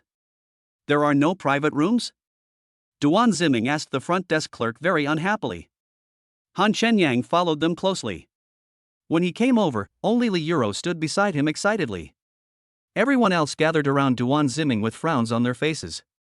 No one noticed Han Shenyang at all, and even if they did, they were too lazy to pay attention to him. Xiao Chunmei felt a little carsick, so Suna pushed her to the bathroom. Yes, sir, all the private rooms have been booked. The waiter checked the computer in front of him again and responded with a smile. When Duan Ziming and everyone were on their way to visit Xiao Chunmei, he boasted that he would take them to the Hongjing International Hotel for a big meal today. But when he got here, they actually said that there were no private rooms, which made Duan Ziming feel a little embarrassed. Look carefully. This is my VIP card, and you tell me there are no private rooms? Duan Ziming pointed at a golden card on the table and looked down at the waiter. Sir, I know you have a VIP card, but there are really no private rooms available at the moment. The waiter was also helpless. This is not Duan Ziming's first time at the Hongjing International Hotel. There are usually reserved private rooms here, and his VIP card allows him to enjoy this treatment. Call your supervisor. Duan Ziming was furious. Whenever he comes, he has to call me Brother Chen Chang, and you actually told him there are no private rooms. Chapter 208, Embarrassing Duan Ziming. No one else dared to interrupt. If even Duan Ziming couldn't handle it, they would add the word more and could only watch helplessly. However, Duan Ziming's momentum really made them admire him. Even the supervisor of Hongjing International Hotel has to call him Brother Ming. You can imagine how successful he is. No wonder he has a VIP card. As for why the VIP card doesn't work, it only shows that the front desk clerk is blind. They had no doubt about Duan Ziming's ability. Okay, sir, please wait a moment. The waiter did not show any displeasure and continued to smile at Duan Ziming. The waiter quickly turned on the intercom and said, "Manager, this is the front desk. A man named Duan Ziming wants to see you and ask if the hotel has any private rooms." A very unhappy voice soon came from the intercom. Do you know if there are any private rooms? Are you the receptionist, or am I the receptionist? What a joke. Then came the sound of yaya and the manager's complaint from the intercom. Damn, I forgot to turn off the intercom, you little devil. Then there was silence. The waiter was extremely embarrassed, and Duan Ziming was even more embarrassed. Han Shenyang, who was not far away, luckily managed to hold back and not make any pig-like laughter. Of course, he was not laughing at the manager for not giving Duan Ziming face, but was laughing at the fact that the manager was indeed a talented person. Why are you looking at me? Li Euro blushed and glared at Han Shenyang, who was grinning at her. Han Shenyang put his mouth close to Li Euro's ear and whispered, I wanted to ask you if you know what's wrong with the woman on the intercom. Why does her voice sound so strange? How would I know? I'll beat you up. Li Euro raised her little fist, blushing and trying to scare Han Shenyang, but she didn't hit him in the end. If you don't know, then you don't know. Why are you so angry? Han Shenyang said playfully, speaking of which, why are you blushing? While Li Euro casually put her arm around Han Shenyang's waist, she also put her hand into his clothes and pinched the flesh on his waist hard. Her strength did not hurt Han Shenyang, who currently had the strength of the second level of qi refining. Han Shenyang smiled and said, It's quite comfortable. Why don't you pinch it a few more times? I won't pinch you anymore, you're too thick-skinned. Li Euro couldn't bear to pinch him again, and rubbed the place where she had pinched him very hard with heartache. The two of them hid at the back of the crowd, flirting and having a lot of fun. At this time, Duan Ziming had a gloomy face and was really embarrassed. The waitress blushed and wisely ignored him, otherwise she would have been scolded. She had encountered such customers before. However, this was the first time she had encountered a situation like the manager's just now. Those who used to admire Duan Ziming's domineering personality suddenly felt that Duan Ziming was a bit of a braggart before. At this moment, a middle-aged man with a majestic air walked out of the elevator not far away, holding an exquisite lunchbox in his hand, and walked towards the internal passage next to the reception desk with some anxiety. A small manager dares to be so arrogant. He will be in big trouble soon. After Duan Ziming finished speaking angrily, he changed his angry expression and walked towards the middle-aged man with a smile. The waiter saw the middle-aged man from afar and felt a little nervous unconsciously. This was a big shot in the group. Chapter 209 You are awesome. Before the middle-aged man approached, the two waiters at the front desk bowed deeply and shouted, Hello, Secretary Dong. The middle-aged man smiled and nodded when he heard the voice. Duan Ziming took advantage of this opportunity to quickly and respectfully call out, Hello, Secretary Dong. The middle-aged man was suddenly blocked. After a moment's pause, he frowned and looked at Duan Ziming in front of him. He looked familiar, but he couldn't remember who he was. Secretary, I am Duan Ziming, the general manager of Huanchuan Company under our group. Duan Ziming quickly introduced himself. Oh, Xiao Ming, I had something urgent to deal with, so I didn't recognize you. The middle-aged man smiled and said, "What's the matter? Is there something wrong?" Calling him Xiao Ming made Duan Ziming feel relieved. "It's nothing serious. I just had dinner with my brothers from the orphanage today after not seeing them for many years, but there were no private rooms. I happened to see you, so I was wondering if you could arrange one for me." Duan Ziming quickly explained, "It's nothing serious. It's mainly because our old dean is not in good health, is old, and suffers from motion sickness. We don't want her to continue with us." At this time, Suna happened to push Xiao Chunmei, who looked unwell, over. The middle-aged man nodded when he saw this. "If there are any private rooms, please arrange one quickly," the middle-aged man ordered the waiter. Although Duan Ziming was extremely flattering to the middle-aged man in front of him, this further proved that he was undoubtedly a big shot. Especially the attitude of the front desk clerk when he saw the middle-aged man, which further shows that this middle-aged man is not simple. This middle-aged man was not only very friendly to Duan Ziming, but also arranged a private room for him without hesitation. This made everyone feel that they had completely misunderstood Duan Ziming and thought he was bragging. Not only are they not bragging, they are really awesome.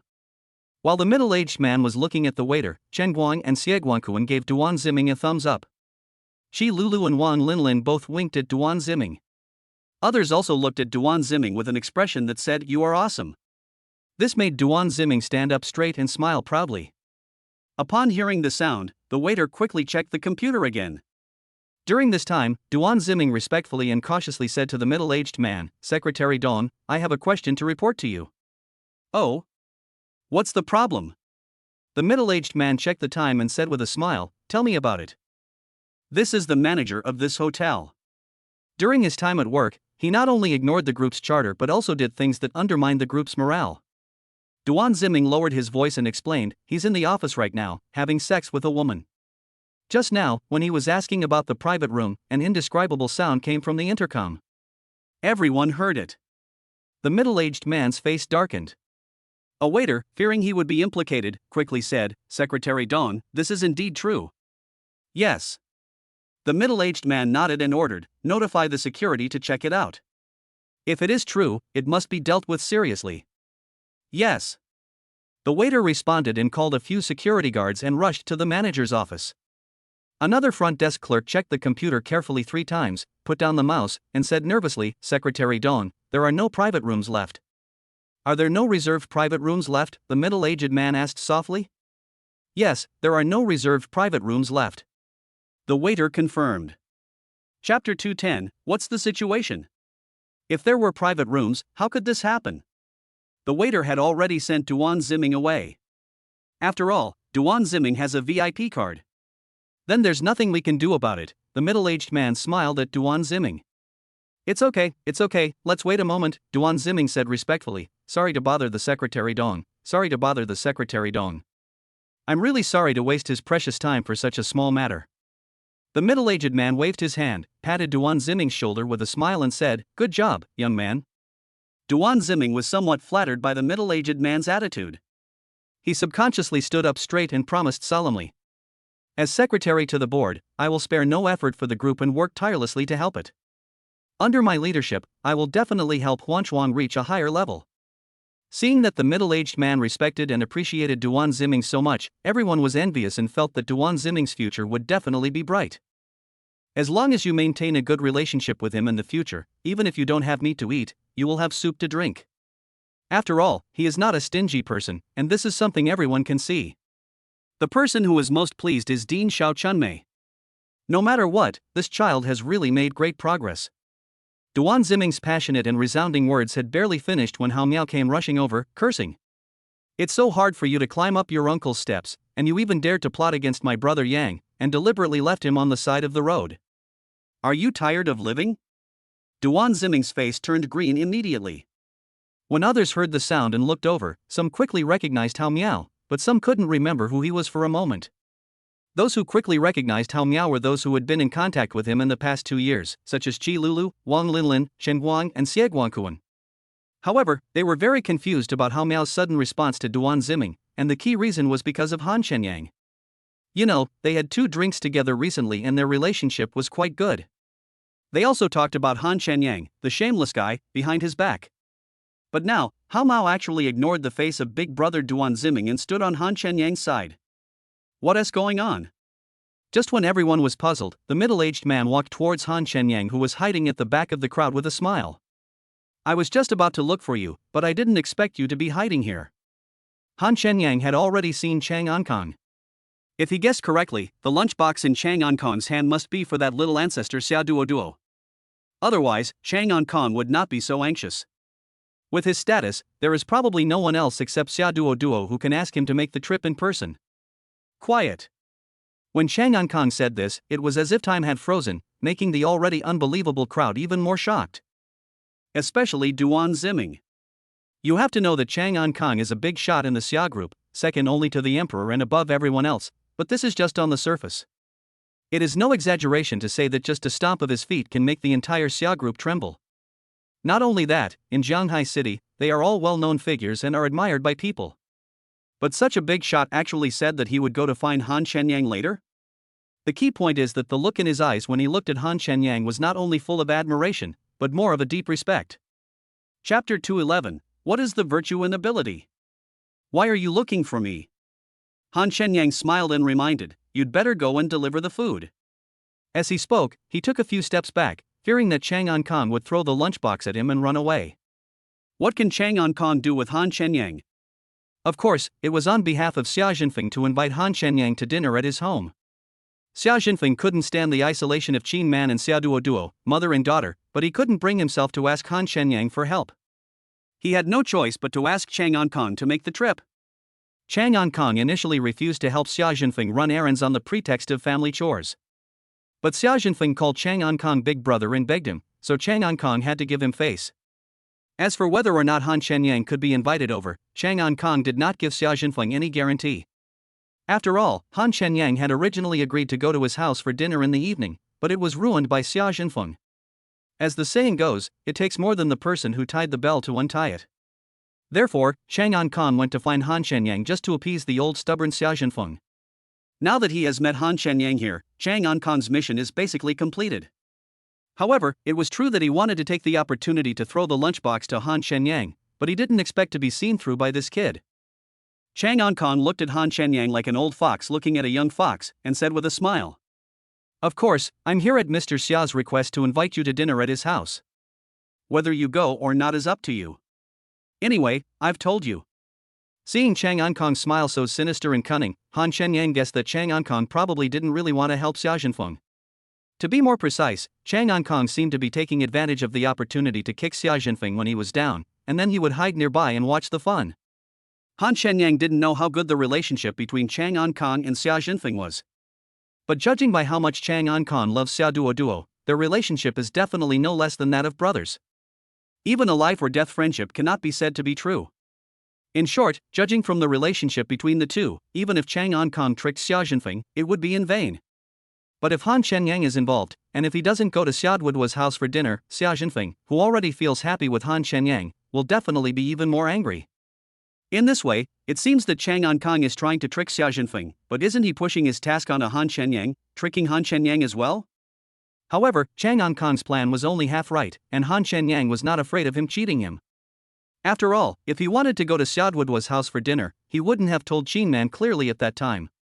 Going to Xia Duo's house for dinner? Isn't that going to see Xia Jinfeng's expression? Xia Jinfeng is not Han Shenyang's father-in-law, why should he have to look at his face? However, Han Shenyang still declined the offer. "Uncle, I don't know when this party will end, so please tell your uncle or aunt not to wait for me for dinner tonight." Hiss. When Han Shenyang said this, everyone gasped. Although most people don't know the identity of Mr. Xia mentioned by Chang Ankang, but since he can send a big shot like Chang Ankang to invite Han Shenyang to his home for dinner, can he be an ordinary person? But Han Shenyang refused it without hesitation. So what virtue and ability does Han Shenyang have to be so confident? In other words, how successful has Han Shenyang been over the years that such a big shot would invite him to his home for dinner? The key is that he refused. Chapter 212, Wanteng Pavilion is for this kid to use. The most unbelievable thing at this moment is that the joke is clear. Others don't know who Mr. Xia Chang Ankang is talking about. But as a middle-level leader of the Xia group, how could Duan Ziming not have thought that Mr. Xia was actually Xia Jinfeng, the president of the Xia group? Not only did he know Xia Jinfeng, he also knew that Xia Jinfeng had an only daughter. He was fortunate enough to meet Xia Duo once. She was simply a beauty on earth.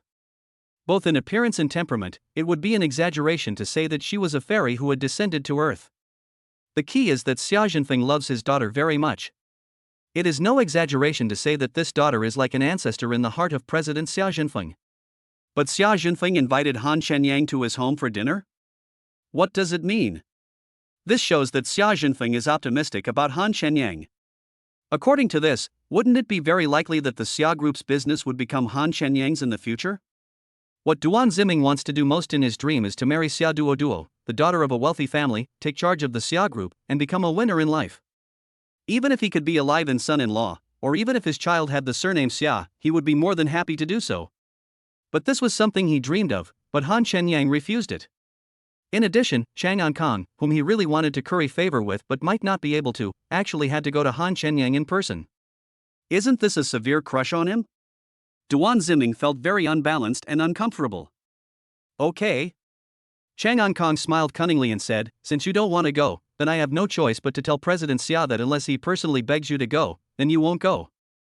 Han Shenyang spread his hands helplessly, thinking that this weird uncle really just wanted to watch the fun and make trouble. Chang Ankang looked at the time and smiled at Han Shenyang, okay, I won't disturb your dinner. Then he turned to the front desk clerk and ordered, give this kid the president's exclusive wanting pavilion. Let him use it when he comes over next time. Hiss. Everyone gasped again. The private room reserved for the president was directly given to Han Shenyang for use? And it gives people the feeling that he is trying to curry favor with Han Shenyang. So what has Han Shenyang experienced over the years? How can one be so awesome? Even the front desk clerk was surprised and wondered where this god came from. You know, the wanting pavilion is only used to receive VIPs, but it has become an ordinary restaurant for this god. Duan Ziming's face had turned dark at this time, but everyone's attention was on Han Shenyang, so who would pay attention to him? Han Shenyang didn't expect Chang Ankang to give him such a big face, and said politely, thank you very much, uncle. Don't do those things, you kid. Without waiting for Chang Ankang to say anything, he wanted to take the opportunity to push the lunchbox to Han Shenyang, but Han Shenyang quickly dodged it, which made Chang Ankang despise him very much. He wasted some time here and came back late. Xia Duo, who was waiting for him at home, must have been furious, but she didn't even bother to support Han Shenyang after giving him such a big favor. In Chang Ankang's opinion, only Han Shenyang can cure Xia Duo's princess syndrome, and no one else has a solution. At this moment, the front desk clerk who went to catch the manager hurried back. Secretary Dong, the manager is not in the office. Before the waitress finished speaking, she heard the manager's crying voice on her phone. Secretary Dong, I'm taking a break today. I'm carrying the walkie-talkie with me because I'm worried about work. That's my wife's voice. Please be sure to check her name. There are rest arrangements in the attendance system. Chapter 213, Today He Treats. The manager who was reported by Duan Ziming was crying when a yaya sound came from the other end of the phone again. Chang Ankang was a little embarrassed and quickly comforted him, it's all a misunderstanding. A leader as dedicated as you should be praised, so you, just continue. Yes. Yes. Thank you Secretary Dong for your appreciation. This is what I should do. At this juncture, the manager certainly wouldn't dare to lie, otherwise the matter would be handled more seriously. Duan Ziming was a little dumbfounded. However, Chang Ankang did not take Duan Ziming's report of false behavior seriously and could only say that it was a misunderstanding. Duan Ziming breathed a sigh of relief when he saw that Chang Ankang did not pursue the matter. But he felt that his image in Chang Ankang's mind would be affected by this, right? Just as everyone was stunned, Chang Ankang looked at the time again and ran away without a trace like the wind. The front desk clerk came to his senses and hurried to Han Shenyang's side, saying respectfully, Sir, please follow me, I will take you to the wanting pavilion private room. Only at this moment did Han Shenyang feel a bit like a god. But he pointed at the gloomy Duan Ziming and said, Beauty, he's treating us today. Duan Ziming's expression instantly turned even uglier. Originally, he was the protagonist of today, but was overshadowed by Han Shenyang. Treating guests to meals used to be a matter of great honor, but isn't it an irony now? But Duan Ziming still smiled and said, Yes, today is my treat. If he showed envy, jealousy and hatred towards Han Shenyang because of this, wouldn't it make him seem very simple-minded? He could only endure and try to get back the lost face from other places. No matter who pays the bill, everyone here is a friend of this god-level figure, and the waiter dare not offend them. Then everyone please follow me. After the waiter finished speaking, Duan Ziming walked over to Xiao Chunmei, pushed the wheelchair and said, "Director, I'll push you over." Okay. Xiao Chunmei always has a smile on her face. In her heart, everyone is the same, they are all her children. No matter which one of them succeeds, she is happy. After Duan Ziming pushed Xiao Chunmei to the private room first, Hao Miao approached Han Shenyang and whispered flatteringly, "Brother Yang, if Duan Ziming doesn't behave himself, I'll take care of him for you." He now felt that it was a wise choice to stand on Han Shenyang's side. What he didn't expect was that Han Shenyang not only had a special relationship with Zhang Shenyao, but also had a close relationship with the president of Xia Group. If he could monopolize all the fast-moving consumer goods used in the Xia Group's industries, he would be called the king of fast-moving consumer goods in Jianhai City and even Yunyan City. All those who had previously wondered why Hao Miao had switched sides to Han Shenyang now understood. Especially Qi Lulu, Wang Linlin, Cheng Guan, and Xie Guanquan. The only one who did not give Han Shenyang such a big face and felt any surprise was Li Yuro. But she felt that the distance between her and Han Shenyang was getting farther and farther. "Okay, Shenyang," Qi Lulu moved closer to Han Shenyang. Mei Xiao said disdainfully, "You've already become so successful, yet you're still trying to hide it. Are you afraid that we'll take advantage of you or what?" That's right. Wang Linlin also came forward, adjusting her low-cut black tights beneath her open-chested white mink dress, and said with a smile, "He's definitely afraid we'll take advantage of him." Chapter 214 You guys. Han Shenyang smiled and said meaningfully, "There's absolutely no need to hide it." He had previously given Qi Lulu a limited edition lighter, but these guys insisted it was worth only a dozen cents. They believed Duan Ziming's lies, what could he do? As for whether they can get some benefit from it, if Han Shenyang lets them, they can get some, but if he doesn't let them, they will just be envious and jealous. "Let's go have a nice meal," Han Shenyang took Li Yuro's hand and said as they walked along without paying any attention to the people around them. "This is our first time in such a big hotel, so we must eat and drink well." Li Yuro's pretty face turned red, but she did not break free from Han Shenyang's hand. This made her recall the feeling when Han Shenyang picked up $1 and took her to buy ice cream when she was a child. Suddenly, she felt that Han Shenyang had not changed at all, at least his feelings towards her had not changed. If Han Shenyang had held Li Yuro's hand like this more than 10 years ago, no one else would have thought anything of it. But the meaning of him doing this now is definitely different from before. After all, we are all adults and it is time to get married. However, they all pretended that this was just over a decade ago, and they were still brothers and sisters living under the same roof. "Please walk slower." Wang Linlin quickened her pace, caught up with Han Shenyang, and took Han Shenyang's arm. Seeing this, Qi Lulu's high heels made a few quick and crisp sounds, and she jumped towards Han Shenyang in front of her, hanging on Han Shenyang's back like a monkey. She hugged Han Shenyang's neck tightly with her arms and wrapped her legs around Han Shenyang's waist, almost strangling Han Shenyang to death. "Did you forget to take your medicine today?" Han Shenyang turned around and glared at Qi Lulu, who was hanging on his body, and said contemptuously, "You're like an idiot." When he turned around, he almost kissed Qi Lulu's pink lips. "Hee, I'm trying to recall the feeling when I had a high fever and you carried me to the clinic for an injection," Qi Lulu said recallingly. "It seems you have a high fever now." Han Shenyang curled his lips. "Do you want me to give you another injection now?" "Ahem, I suspect you're driving, but I have no evidence." As Zhao Yaxin said this, she grabbed Han Shenyang's ear from behind and asked through gritted teeth, "Brother, are you still going to steal my steamed bun?" Han Shenyang's ears were twisted 360 degrees in Zhao Yaxin's hands. Fortunately, he had practiced before, otherwise his ears would have been pulled off by her. If it were in the past, when Han Shenyang was surrounded like this, his male compatriots would have rushed up and beaten him up. But now I can only envy you. That's all. Zhao Yaxin grabbed Han Shenyang's ear. Qi Lulu rode on him like a monkey and strangled his neck. Wang Shanshan hugged his arm tightly. And he held Li Yuro's hand. The 5 people walked into the luxuriously decorated Wanting Pavilion as if performing acrobatics. "You guys?" Xiao Chunmei, who was sitting at the head of the huge dining table, smiled helplessly when she saw this scene. She is an experienced person, and the reason she doesn't say some things is not because she can't see them. Han Shenyang is now as popular as the moon surrounded by stars. Although this is a good thing for Han Shenyang, who has always been excluded, she is also worried that some unpleasant things will arise from this and then become enemies. "I'm talking to you." Han Shenyang said to them with disdain, "You're all so ruthless." Chapter 215 Qingtian Martial Arts School. Fanmen Martial Arts School. After Fan Qinghai's Dantian was destroyed by Han Shenyang, Shang Guanjin demanded 30 million yuan in compensation from him, which almost drained out all the savings of their martial arts school. All the disciples were seriously injured and bedridden. Without medicine, they would have to lie in bed for at least several months to recover. Ahem. Fan Qinghai's face was pale, and he sat weakly in a wheelchair. Looking at the unconscious Fan Shang, he gritted his teeth and said, "Shame." After Shang Guanjin and the others left, he immediately gave a long vacation to all the ordinary students studying in the martial arts school, and blocked the news that Fanmen Martial Arts School was severely damaged by Fengyun Martial Arts School. Once this matter gets out, Fanmen Martial Arts School will not only be humiliated, but may even face a greater crisis. He just needs to endure the humiliation for a while. But things went against his wishes.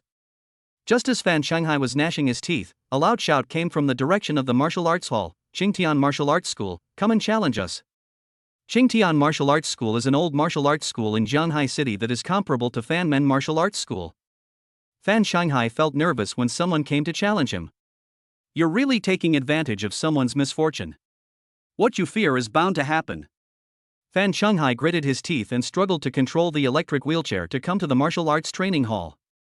He is currently no different from a useless person, relying entirely on his perseverance to hold on. At this time, there were only 2 people from the Qingtian Martial Arts School standing in the huge martial arts training hall. One is Qing Yanni, the director of Qingtian Martial Arts School, and the other is Xiao Chong, the eldest disciple of Qingtian Martial Arts School. "Fan Shanghai, how are you?" Qing Yanni looked at Fan Shanghai with a half smile and said straight to the point, "Are you going to accept the challenge, or will you let your eldest disciple spar with us?" Fan Shanghai was shaking all over, and he said angrily, "Qing Yanni, don't go too far." Qing Yanni was wearing a blue-gray robe and had a goatee. He was about the same age as Fan Shanghai and looked like an immortal. "Look at what you're saying," Qing Yanni said with a smile, stroking his goatee. "We're just here to compete and exchange ideas. How can you say we're going too far?" "Ha, that's right," Xiao Chong laughed heartily, looking up to the sky. "There are only 2 of us here, and you, the Fan sect, have over 200 disciples. No matter how you look at it, you have the advantage." It is true that the Fan sect has more than 200 disciples, but at this moment they are all lying in bed. Not to mention getting up to fight, even going to the toilet is difficult. Han Shenyang didn't hurt them particularly badly at the time, but they were almost killed by the dozen or so disciples from Fengyun Martial Arts School. At present, let alone Qing Yanni who has the strength of the initial stage of breaking the wall and Xiao Chong who has the strength of the middle stage of internal strength coming to challenge, even if someone with the strength of the initial stage of external strength or even a second-rate disciple comes, they can be destroyed by Fanmen Martial Arts School. If Qingtian Martial Arts School isn't going too far and taking advantage of someone's misfortune, what is it? They must have figured out the current situation of the Fanmen Martial Arts School, otherwise they wouldn't dare to challenge it with just 2 people. What's going on? The always so arrogant Fan clan is scared, right? They don't even have the courage to fight a few times? Qing Yanni said with a half smile, but his expression suddenly changed. "Fan Shanghai, I'll give you 1 minute. If you don't arrange for someone to fight you, don't blame me for going door to door to ask your disciples for advice." "You, poof." Fan Shanghai's blood rushed to his heart, and he covered his chest with his left hand, and a stream of black blood spurted out. He almost fainted. Chapter 216 Cartilage Powder. Ha ha ha ha. When Shang Yanni saw how miserable Fan Shanghai was at this moment, he couldn't help but laugh.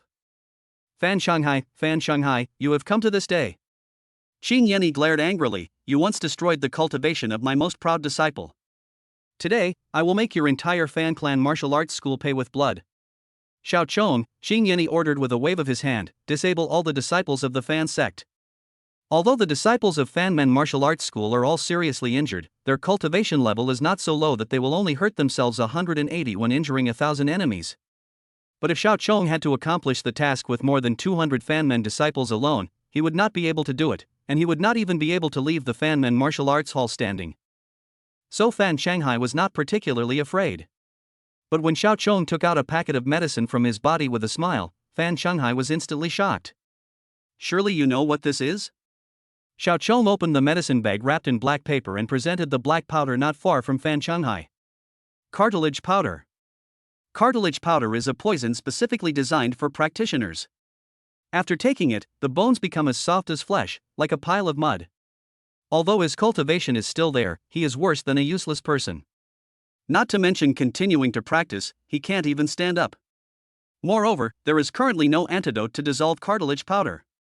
It seems that you are not blind yet and can still recognize what this thing is. Xiao Chong said disdainfully. I didn't expect you guys would win this cartilage powder at the last auction. Fan Shanghai panted heavily, gritted his teeth and said, Tell me, what benefits do you want in exchange for letting our Fan family go? As long as he can protect the disciples of Fan Clan, he will sooner or later raise Qingtian Martial Arts School and Fengyan Martial Arts School to the ground. At this moment, he had no choice but to honestly satisfy Qin Yenny's purpose. Ha ha ha ha. Qin Yenny laughed out loud again. Fan Shanghai, you are quite sensible, aren't you? I guess you don't have any medicinal herbs, let alone pills. Qin Yenny stroked his goatee and said loudly, Then give me 100 million. You, puff. Fan Shanghai spat out a mouthful of blood and fainted. I really can't stand the blow. Qin Yenny waved to Xiao Chong and said, Wake him up. Xiao Chong obeyed the order and walked up to Fan Shanghai, who was lying in the wheelchair as if dead, and pinched his philtrum with disgust. Cough cough. Fan Shanghai coughed up blood and forced his tired eyelids open. His eyes were filled with nothing but anger. Don't tell me that your dignified Fanmen Martial Arts School can't even come up with 100 million. Qin Yenny said fiercely, or you don't even think about paying. In that case, we have no choice but to cripple all the Fan sect disciples. Xiao Chong. Go and destroy him. Wait.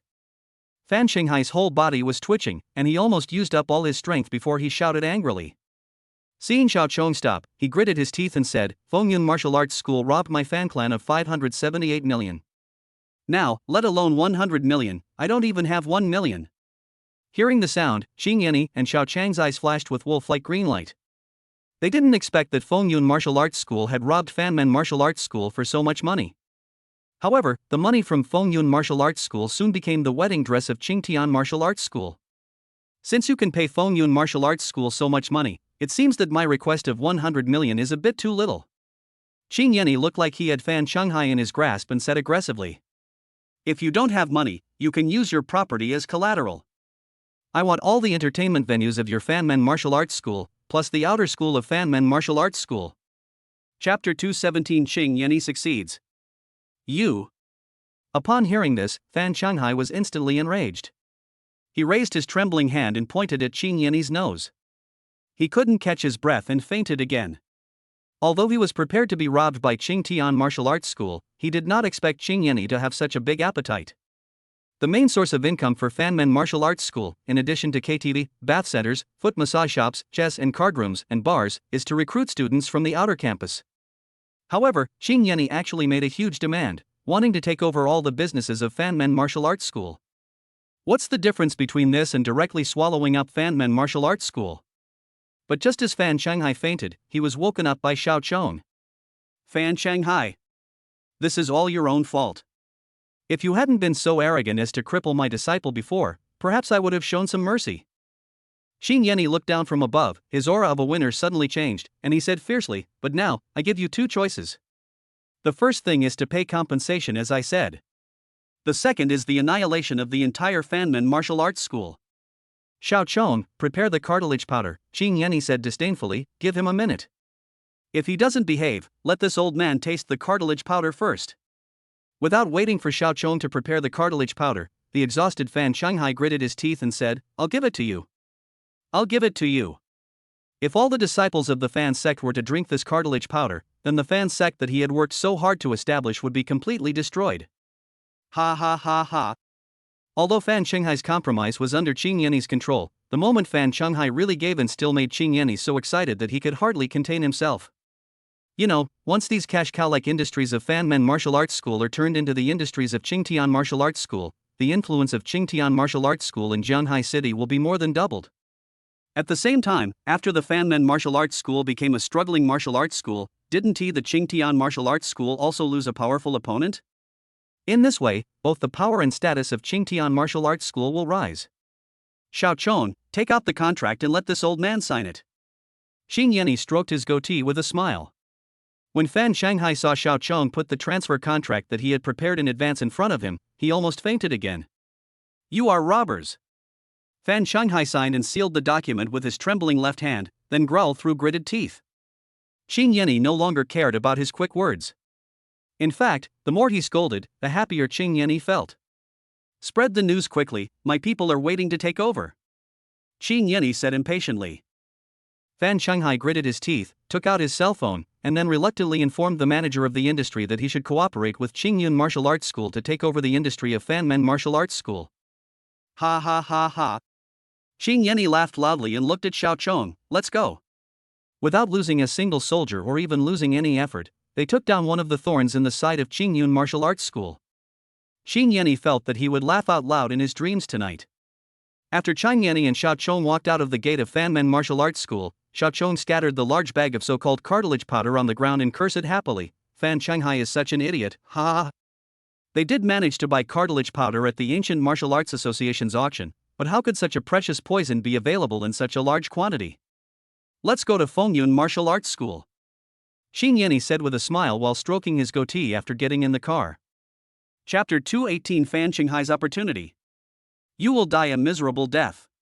Xingtian Martial Arts School. Qin Yanni. Fengyun Martial Arts School. Shangguan Jin. Little bastard Han Shenyang. I will make you pay for your blood debt with blood. Fan Shanghai was furious. He gritted his teeth, clenched his fists, and his face was twisted with anger, looking extremely ferocious.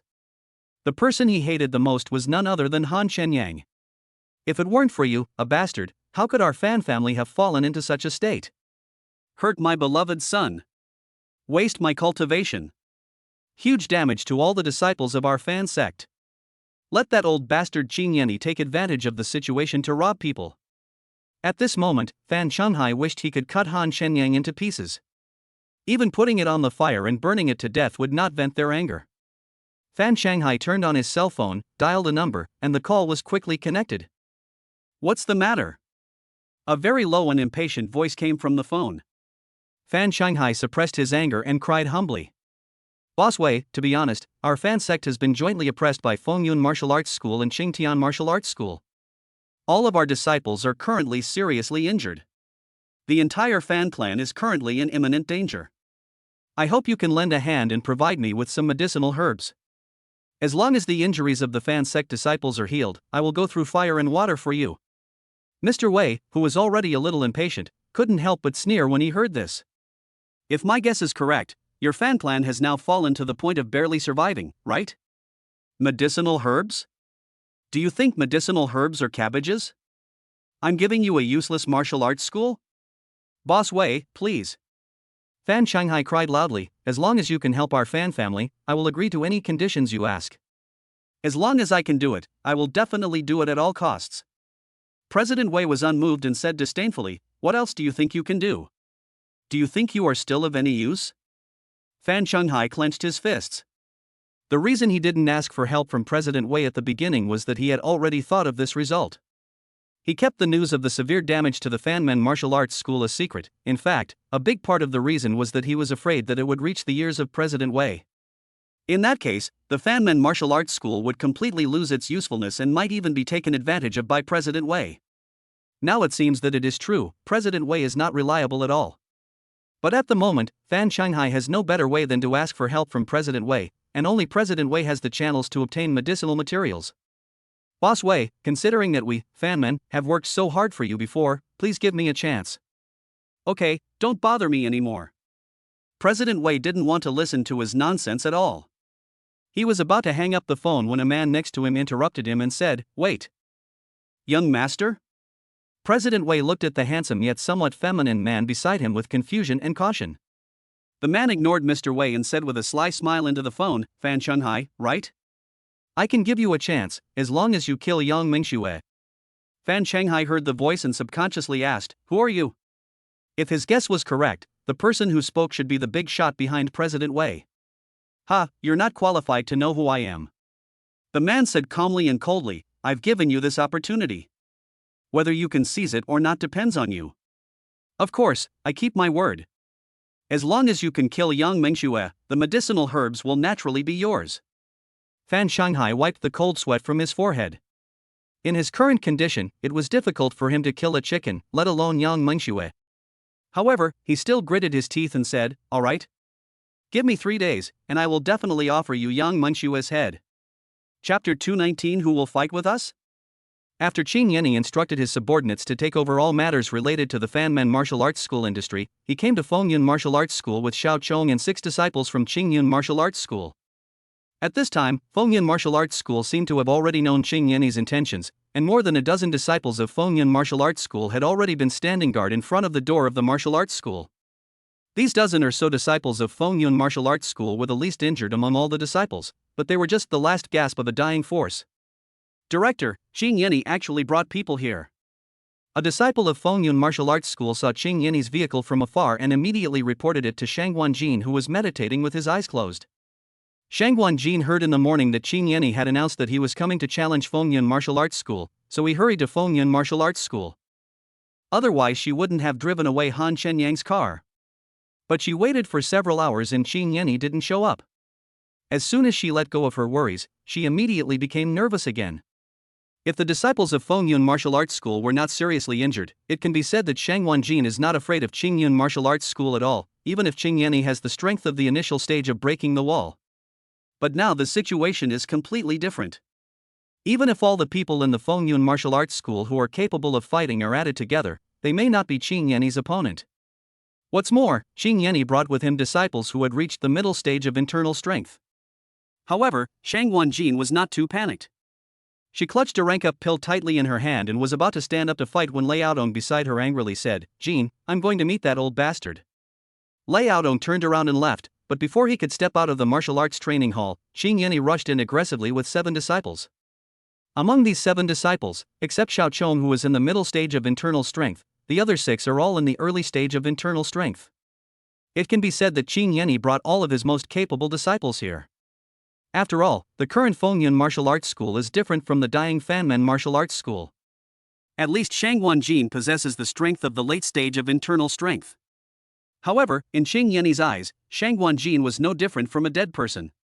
A bunch of defeated soldiers dare to block my way. They really don't know whether to live or die. Xiao Chong knocked down the last Fengyun Martial Arts School disciple who tried to stop them and shouted with great disdain, as if he was saying it on purpose for Shang Guanjin to hear. In an instant, only Shang Guanjin and Lei Yaodong were left in Fengyun Martial Arts School able to fight against the 7 people in front of them. Although Lei Yaodong had taken some medicinal herbs and recovered a little from his injuries, he was still not as strong as any disciple of the Qingtian Martial Arts School who was at the initial stage of internal strength. However, Lei Yaodong still stood in front of Shang Guanjin like a guardian angel. He glared at the Kong Qin Yeni and said, "You guys at Qingtian Martial Arts School are really shameless. You're really playing the mantis stalking the cicada while the oriole is behind it." Shang Guanjin frowned, his face as cold as ice. He took a few steps forward and said, "My Fengyun Martial Arts School has never had any grudges against your Qingtian Martial Arts School. Are you sure you must fight us to the death?" "A fight to the death?" Qin Yeni acted as if he had just heard a huge joke. He said with disdain and amusement, "Who will fight us? You? Or the losers around you? You?" Before Lei Yaodong could get angry, Qin Yeni smiled and said, "Don't be nervous. I didn't come here today to make enemies with your Fengyun Martial Arts School. Of course, the prerequisite is that you all obey me." Qin Yeni's eyes became more and more fierce. Chapter 220 You Will Pay. Facing Qin Yeni's aggressiveness, Shang Guanjin sneered, "I wonder how you can be obedient?" While she was speaking, she swallowed the pill that would advance her rank. Today was bound to be a fierce battle. Her actions not only did not make Qin Yeni panic, but instead made him look sharp and said, "I don't ask for much. Give us the 578 million you stole from the Fanmen Martial Arts School. And then give them another 200 million yuan in consolation money. Plus the outer campus of Fengyun Martial Arts School. We'll go back the same way we came." After Qin Yeni laid out his conditions in one breath, he stroked his goatee and said with a smile, "How is it? Am I very easy to talk to? 578 million? Shang Guanjin was not surprised by Qin Yeni's lion-like words, but when had he robbed 578 million from Fanmen Martial Arts School? "Qin Yeni, don't go too far." Lei Yaodong clenched his fists and was ready to explode at any time. Qin Yeni didn't even glance at Lei Yaodong, and said playfully, "That's what old bastard Fan Shanghai said when he was half dead." Could it be true? "Ha, you believe what Fan Shanghai said?" Shang Wanjin finally understood what was going on. This was clearly a conspiracy by Fan Shunhai, who wanted to take advantage of the opportunity to attack the In Fengyun martial arts school. Shang Wanjin was waiting for the effect of the level-up pill to take effect. By then, even if he couldn't keep Qing Yanni and the others, there would be no problem in protecting Fengyun martial arts school from the battle after both sides were injured. Of course I don't believe him, but if he says it's 578 million, then it's 578 million. Qing Yanni smiled like a spring breeze and said, "You have to give it to me whether you want to or not. Besides, you, Shang Wanjin, like everything except money, right? Then you really flatter me. Shang Wanjin is not short of money, but that doesn't mean she has a lot of money." She said coldly, "Don't even think about the money, just spend it." "You will give the money." Qing Yanni had no intention of taking action and was very confident. As soon as Qing Yanni finished speaking, Shang Wanjin, who was ready to take action at any time after the medicine took effect, suddenly felt dizzy. Fortunately, Lei Aodong supported him in time and he did not fall down. The dizziness was fleeting, and Shang Wanjin quickly stood still, returning to his previous cold expression. But this couldn't help but make her feel a little puzzled. Although it was her first time taking the level-up pills, based on her understanding of level-up pills, she knew that there would indeed be side effects after taking them. But that will happen after the effect of the medicine has worn off, and it will reduce the original strength by 2 levels within a certain period of time. Therefore, there are still certain risks in taking level-enhancing pills. At present, the effect of the medicine has not yet been exerted, but she is already feeling unwell, which really makes her feel uneasy. Ha ha ha ha. Seeing this, Qing Yanni suddenly burst into laughter. He looked at Shang Wanjin excitedly and asked, "How does the cartilage powder taste?" "I spent 10 million to buy this treasure, and now I'm giving it to you." "But it doesn't matter. Your second in command will give me the full amount of money soon." Ha ha ha ha. "You?" Lei Aodong blushed, but didn't know how to refute Qing Yanni. Because the so-called level-up pill that Shang Wanjin took had been tampered with by him. To be more precise, it was originally made from the cartilage powder given to him by Qing Yanni. But when Shang Wanjin took the fake pill he gave her, trusting her so much, he still felt a pang of pain in his heart, but he did not regret it at all. Chapter 221 Shang Wanjin is hit. Cartilage powder? When Shang Wanjin heard this name, it was like hearing a thunderbolt, causing her body to tremble. You know, she didn't even have a drink of water today, let alone eat. The only thing she had ever eaten was the level-up pills Lei Aodong gave her. Ha ha ha ha. After Qing Yanni laughed heartily, he shook his head and sighed. "It's such a pity to think that such a young and beautiful beauty will soon become a pile of white meat that is even more useless than a useless person." He looked at Lei Aodong again and said with a smile, "Well, you have achieved your goal. Give me what you deserve. Our cooperation ends here. Of course, you can bring this pile of beautiful white meat and join my Qingtian martial arts school as a handyman. I will still take you in." Shut up. Lei Aodong clenched his fists, pulled out a few checks from his pocket, and slammed them hard on Qing Yanni's face, shouting, "Get out." Qing Yanni was not angry but happy. He bent down calmly and picked up the check that had fallen on the ground. He flipped through the bills one by one, checking the amounts, and said with a click of his tongue, "Fengyun Martial Arts School is really rich. 150 million. This money was not Lei Aodong's money, but the savings of Fengyun Martial Arts School plus the money in Guanjin's personal account. Lei Aodong also learned Shang Wanjin's password when he was working for him, and Shang Wanjin had never changed it. From this, we can see how much Shang Wanjin trusts him. At this moment, Shang Wanjin felt dizzy again. Before Lei Aodong could react and go to support her, her whole body went limp and she fell to the ground. As the cartilage powder took effect, Shang Wanjin felt as if there was a black hole in her body, madly devouring her strength. She wanted to stand up, but her body seemed not to belong to her, and it was out of control, and she felt very sore and weak. Based on her understanding of cartilage powder, in half an hour at most, her bones would completely lose their support and become as soft as meat. The key point is that she didn't even use the structure of cartilage powder, which would eventually turn her into a living dead with consciousness but no ability to move. Xiao Chong, where's the contract? Yes, this has been prepared a long time ago, Xiao Chong said sarcastically and took out the contract. Qing Yanni took the contract from Xiao Chong and looked at Lei Aodong with a smile. "Let your director sign it." "No," Qing Yanni quickly corrected, "it should be the person you love the most." Lei Aodong gritted his teeth and took the contract in his hand.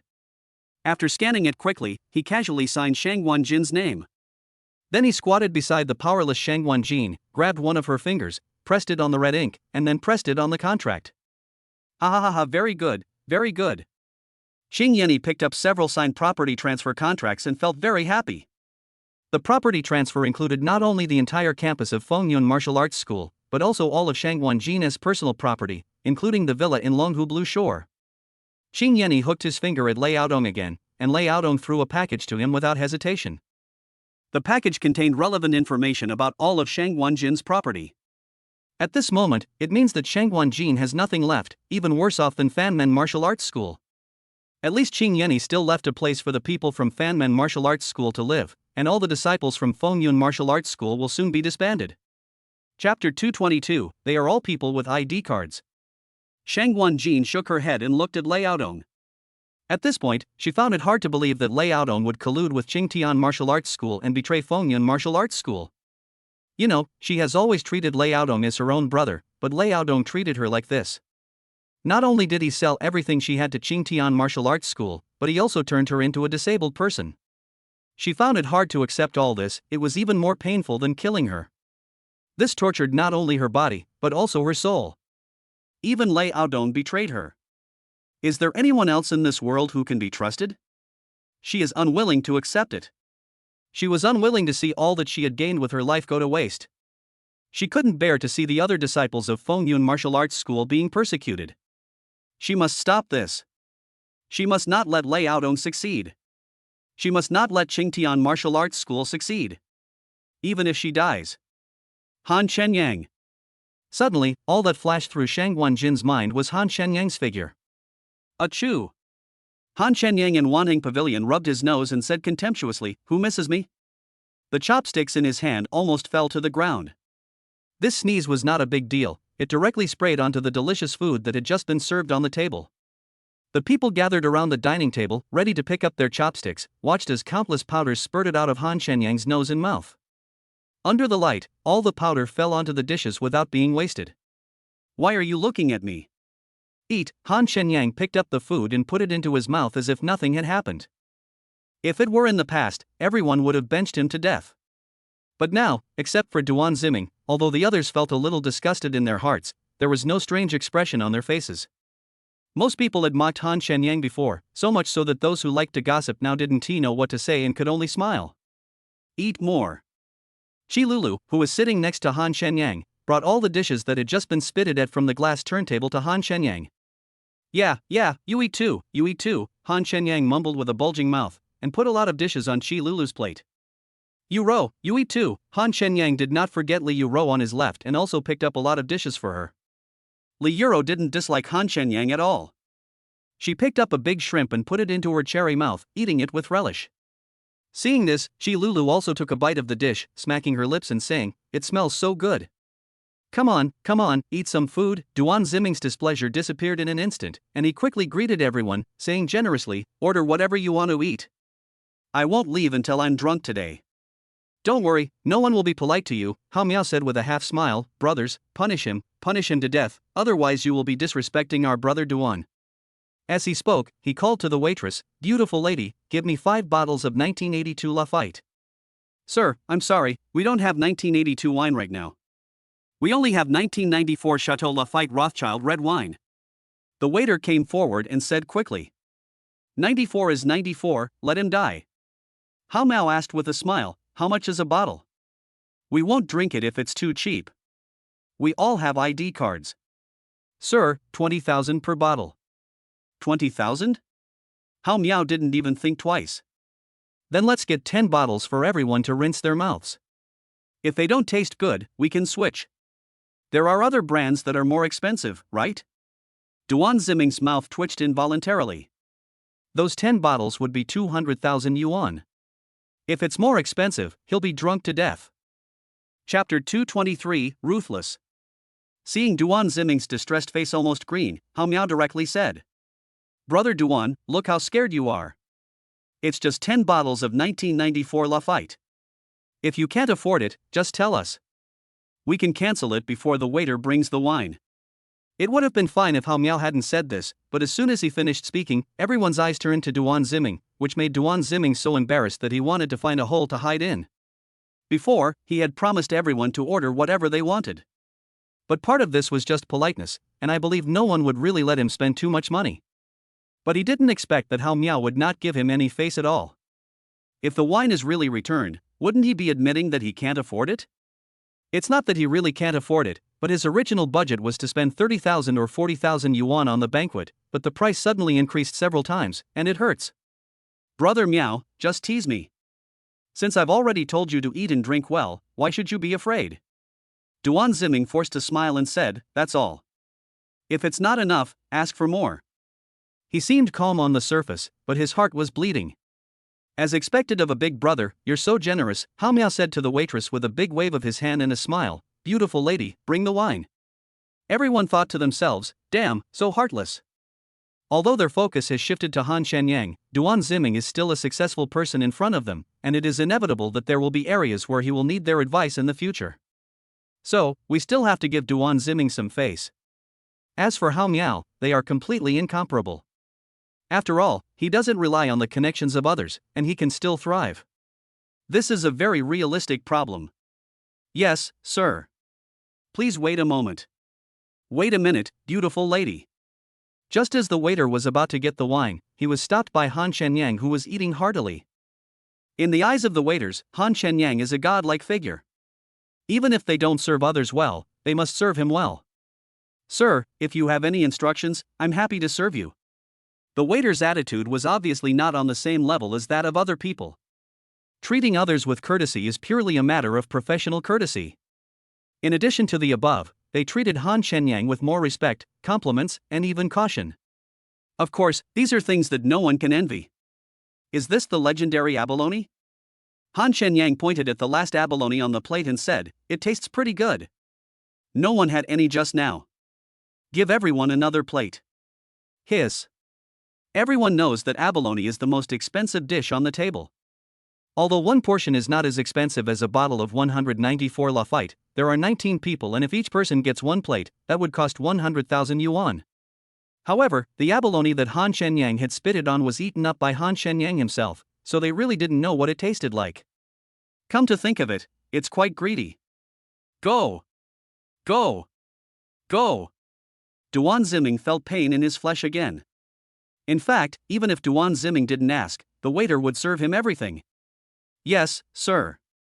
Han Shenyang said very seriously, cook a bowl of thin noodles in clear soup, with less oil and salt, and add more fresh vegetables. Make sure they are cooked until they are soft. Okay, there is nothing else to do for now. The waiter nodded repeatedly and then quickly went to make arrangements. Han Shenyang ordered such a bowl of noodles, which made Suna feel warm in her heart. Because Xiao Chunmei has a bad stomach, she can't eat hard food. Suna suddenly felt that everyone here was no longer the innocent children they used to be as they grew older. But the only one who hadn't changed much was Han Shenyang. Chapter 224. I am judging by size.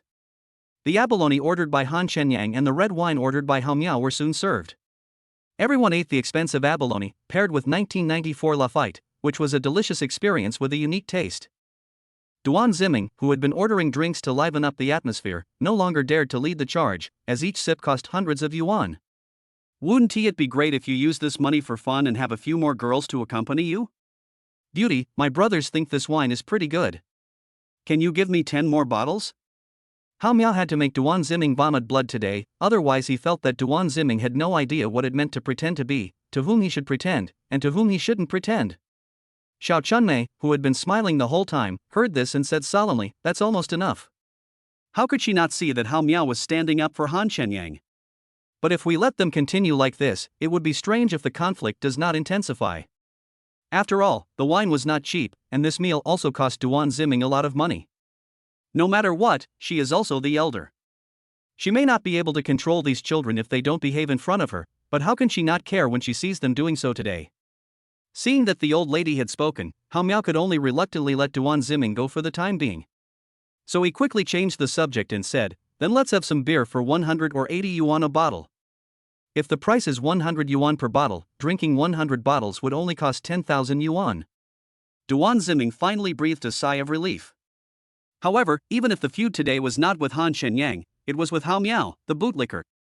Han Shenyang had no intention of cheating Duan Ziming at all. It was not that he didn't want to cheat Duan Ziming, but he was afraid that Duan Ziming would not be able to pay the bill when the time came. Doesn't he have to pay for it then? Isn't that just shooting yourself in the foot?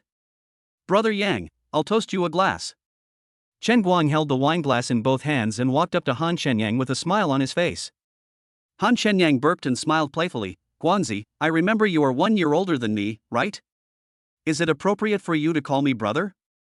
Chen Guang looked embarrassed, but still smiled foolishly and said, You are taller than me, I judge based on height. It's not right to judge by height. Hao Miao stood up, chest out, and head high in front of Chen Guang, gesturing and saying, You are 1.6 meters tall, and brother Yang is 1.8 meters tall, a whole head difference. You should call him uncle. Get lost, you're nowhere to be found. Chen Guang pushed Hao Miao aside.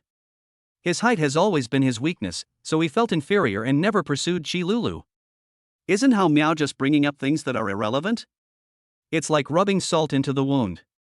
Hao Miao was very happy, but still said with disdain, Without me, can you drink 1994 Lafite? After all, it costs 20,000 yuan a bottle. When it comes to red wine, Duan Ziming feels a pang of pain again.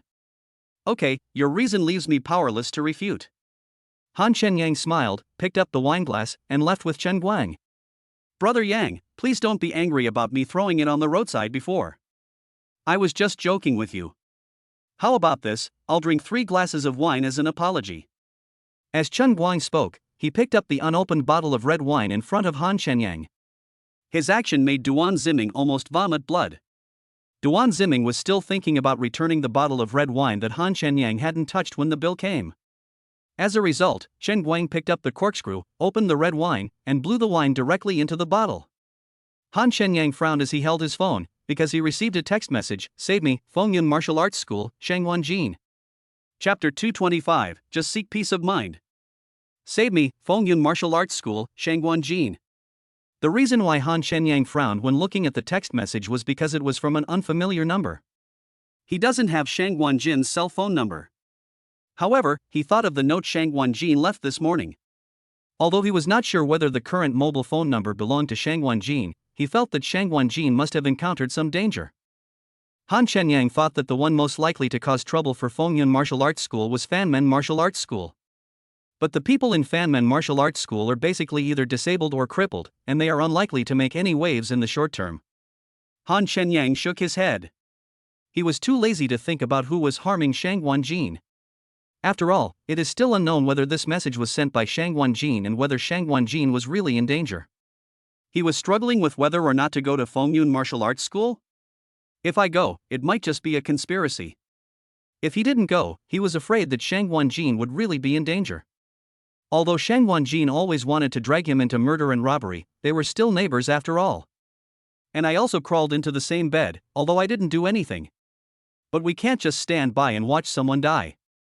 Forget it, let's go check it out. Even if it's a stranger asking for help, at the very least we'll have to help call the police. Just think of it as seeking peace of mind. Han Shenyang thought about it and called the number, but it was turned off. So Han Shenyang stood up and said to Xiao Chunmei, Dean, I have something urgent to deal with. I'll come back to see you later. Okay, go take care of things first. Xiao Chunmei nodded. Seeing that he was a little anxious, she said with concern, Go slowly on the way, don't rush. What's wrong, Chen Yang? Li Yuro asked worriedly. Han Shenyang smiled and said, It's nothing. If I can't make it back in time, you can just take a taxi back to school by yourself. Li Yuro felt warm in her heart. Don't worry about me, go and do your work first, be careful. Brother Yang, what's wrong? Hao Miao said quickly, I'll take you there. No need, Han Shenyang said with a smile, just lend me the car first. Hao Miao took the car keys without saying a word. But before he could hand it to Han Shenyang, Wang Linlin put her car keys in Han Shenyang's hand and said, Although it's not worth much, it's a sports car after all. Just drive it. Her car is a Jaguar F-Type, with a landing price of about 1 million yuan. Although it is not as valuable as Hao Miao's Maserati Quattroporte, it is still quite explosive in comparison. Han Shenyang didn't bother to be polite with her. Okay, thank you. I'll send it back to you after I'm done. This was exactly what Wang Linlin wanted. She flirted and said, Okay, I'll wait.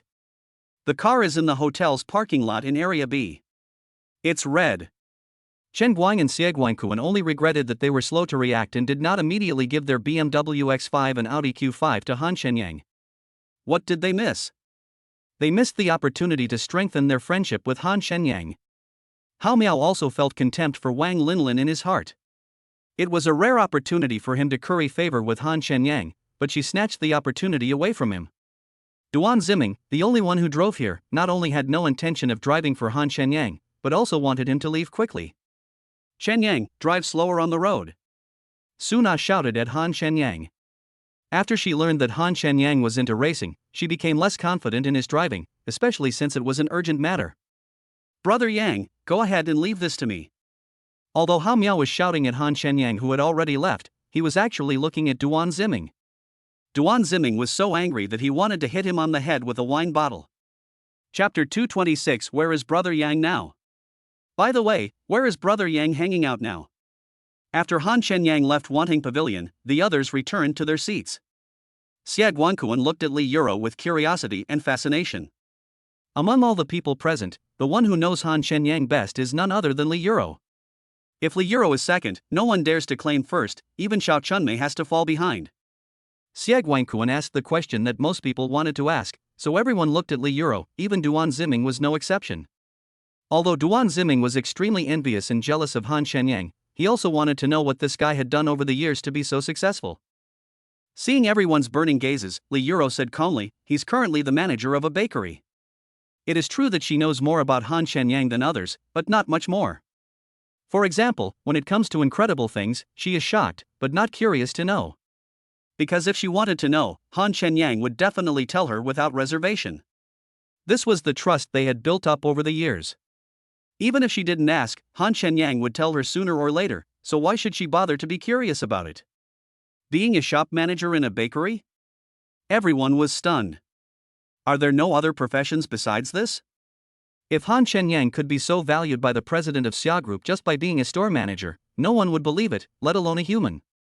In fact, Hao Miao was also very curious about what other abilities Han Shenyang had besides being a store manager. It was obvious that his villa in Longhu Blue Shore was not bought with the money earned from selling cakes. Besides, Zileguo doesn't belong to Han Shenyang. If he uses his salary to buy a villa, how high a commission would he get? Unless he sells gold cakes.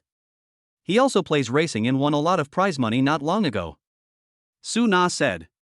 She naturally understood what everyone was thinking. It was just a matter of seeing if she could get some benefit or something, so she also told them how much the bonus was. No wonder Brother Yang bought a villa in Longhu Blue Shore, Hao Miao muttered to himself. But he felt that racing was not Han Shenyang's sole ability. His intuition told him that Han Shenyang must have other more remarkable skills. What? Are you saying that Chun Yang bought a villa in Longhu Blue Bank? It didn't matter that Hao Miao was just mumbling to himself, but it made everyone open their mouths wide, including Duan Ziming. Even Su Na and Li Yuro were surprised. Xiao Chunmei didn't understand any of this, but judging from everyone's expressions, she felt that Han Shenyang did not disappoint her and was indeed a promising young man. No one has any idea about the racing prize money, but considering the villa in Longhu Blue Coast, one can imagine how high Han Shenyang's income is? Brother Yang has a villa of more than 800 square meters, worth 100 million yuan, what's that? Even the property ownership certificate was handed to Brother Yang by the president of Zhang Group. Some of you may not know how powerful the Zhang Group is. But if I say that the current Hongjing International Hotel was a property that was sold casually before, you might be more intuitive. I don't know if you know Yechuan, but he's also from the Zhang Group. What about Shanghai Gold Shop? What about Hueda supermarket chain?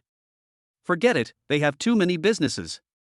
The expression on Hao Miao's face when he spoke seemed to be expressing his own pride. Of course, he wanted to open these people's eyes.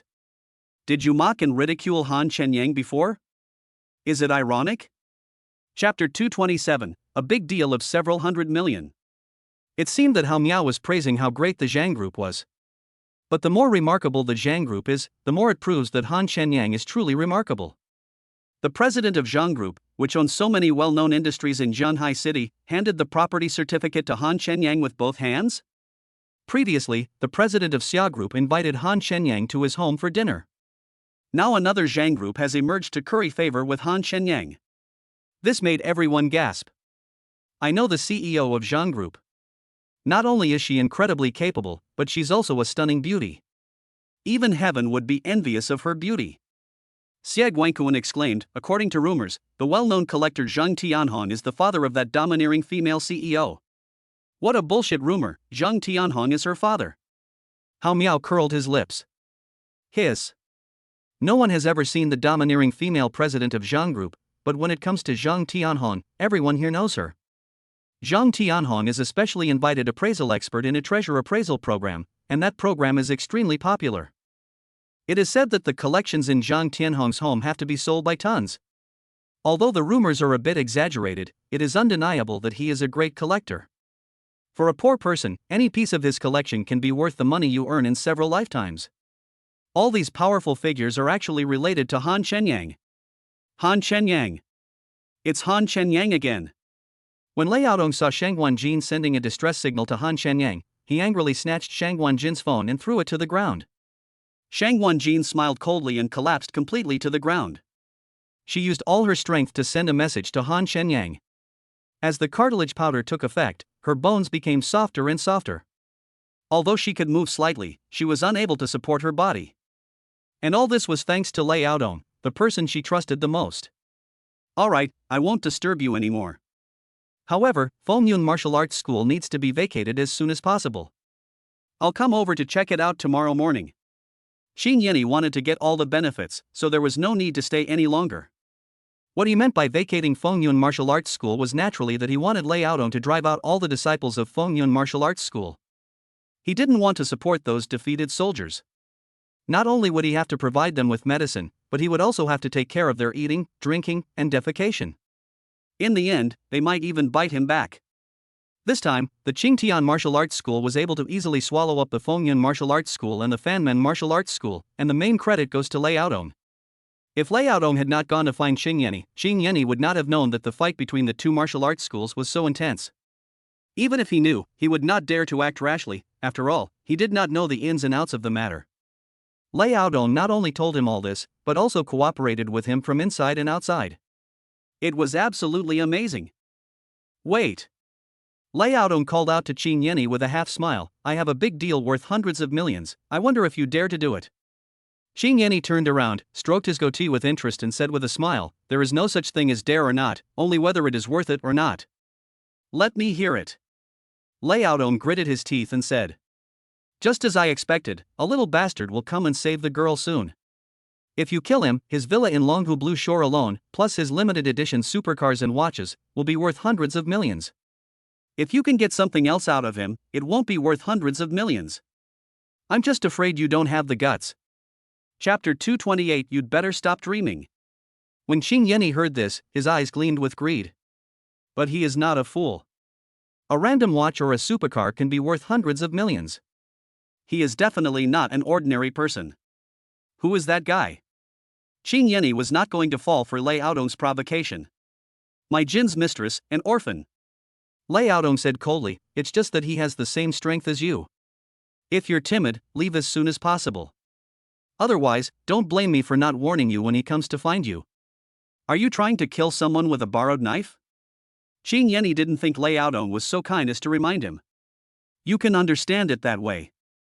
If I hadn't been unable to kill him, I wouldn't have chosen this path, and I wouldn't have given all the benefits to Qingtian Martial Arts School. What a lovesick person you are, Qin Yenny laughed loudly. Congratulations, you have achieved your goal. I will fulfill your wish today. The reason why he believed Lei Yaodong's words was because of Lei Yaodong's obsession with Shang Guanjin. This guy sold out Fengyun Martial Arts School and turned Shang Guanjin into a half-human, half-ghost, just to stay with him forever. Of course, the reason why Qin Yenny wanted to do this, in addition to Lei Yaodong's reasons, was also because as a veteran master who was in the early stage of breaking the wall and was about to enter the middle stage of breaking the wall, he was not afraid of a player in the early stage of breaking the wall. It's not that Qin Yenny is conceited, but his strength can not only beat masters of the same level, but also cross levels to deal with masters of the middle stage of breaking the wall. He can even fight against masters in the late stage of breaking the wall. Even if he can't beat Han Shenyang at that time, he can still escape unscathed. For him, there is no risk at all. The key point is that he also brought 7 capable disciples with him. He cannot say that he is sure to win, but he is 90% sure that he can get these hundreds of millions of assets. In fact, Lei Yaodong was not sure whether Han Shenyang would come or not, but as long as he came, he would definitely make sure he never came back today. Jean, Lei Yaodong squatted beside Shangguan Jean, stroked her cheek and said, "When Han Shenyang dies, we will live a life hidden from the world. No one will disturb us anymore. I will always be there to take care of you and protect you for the rest of my life.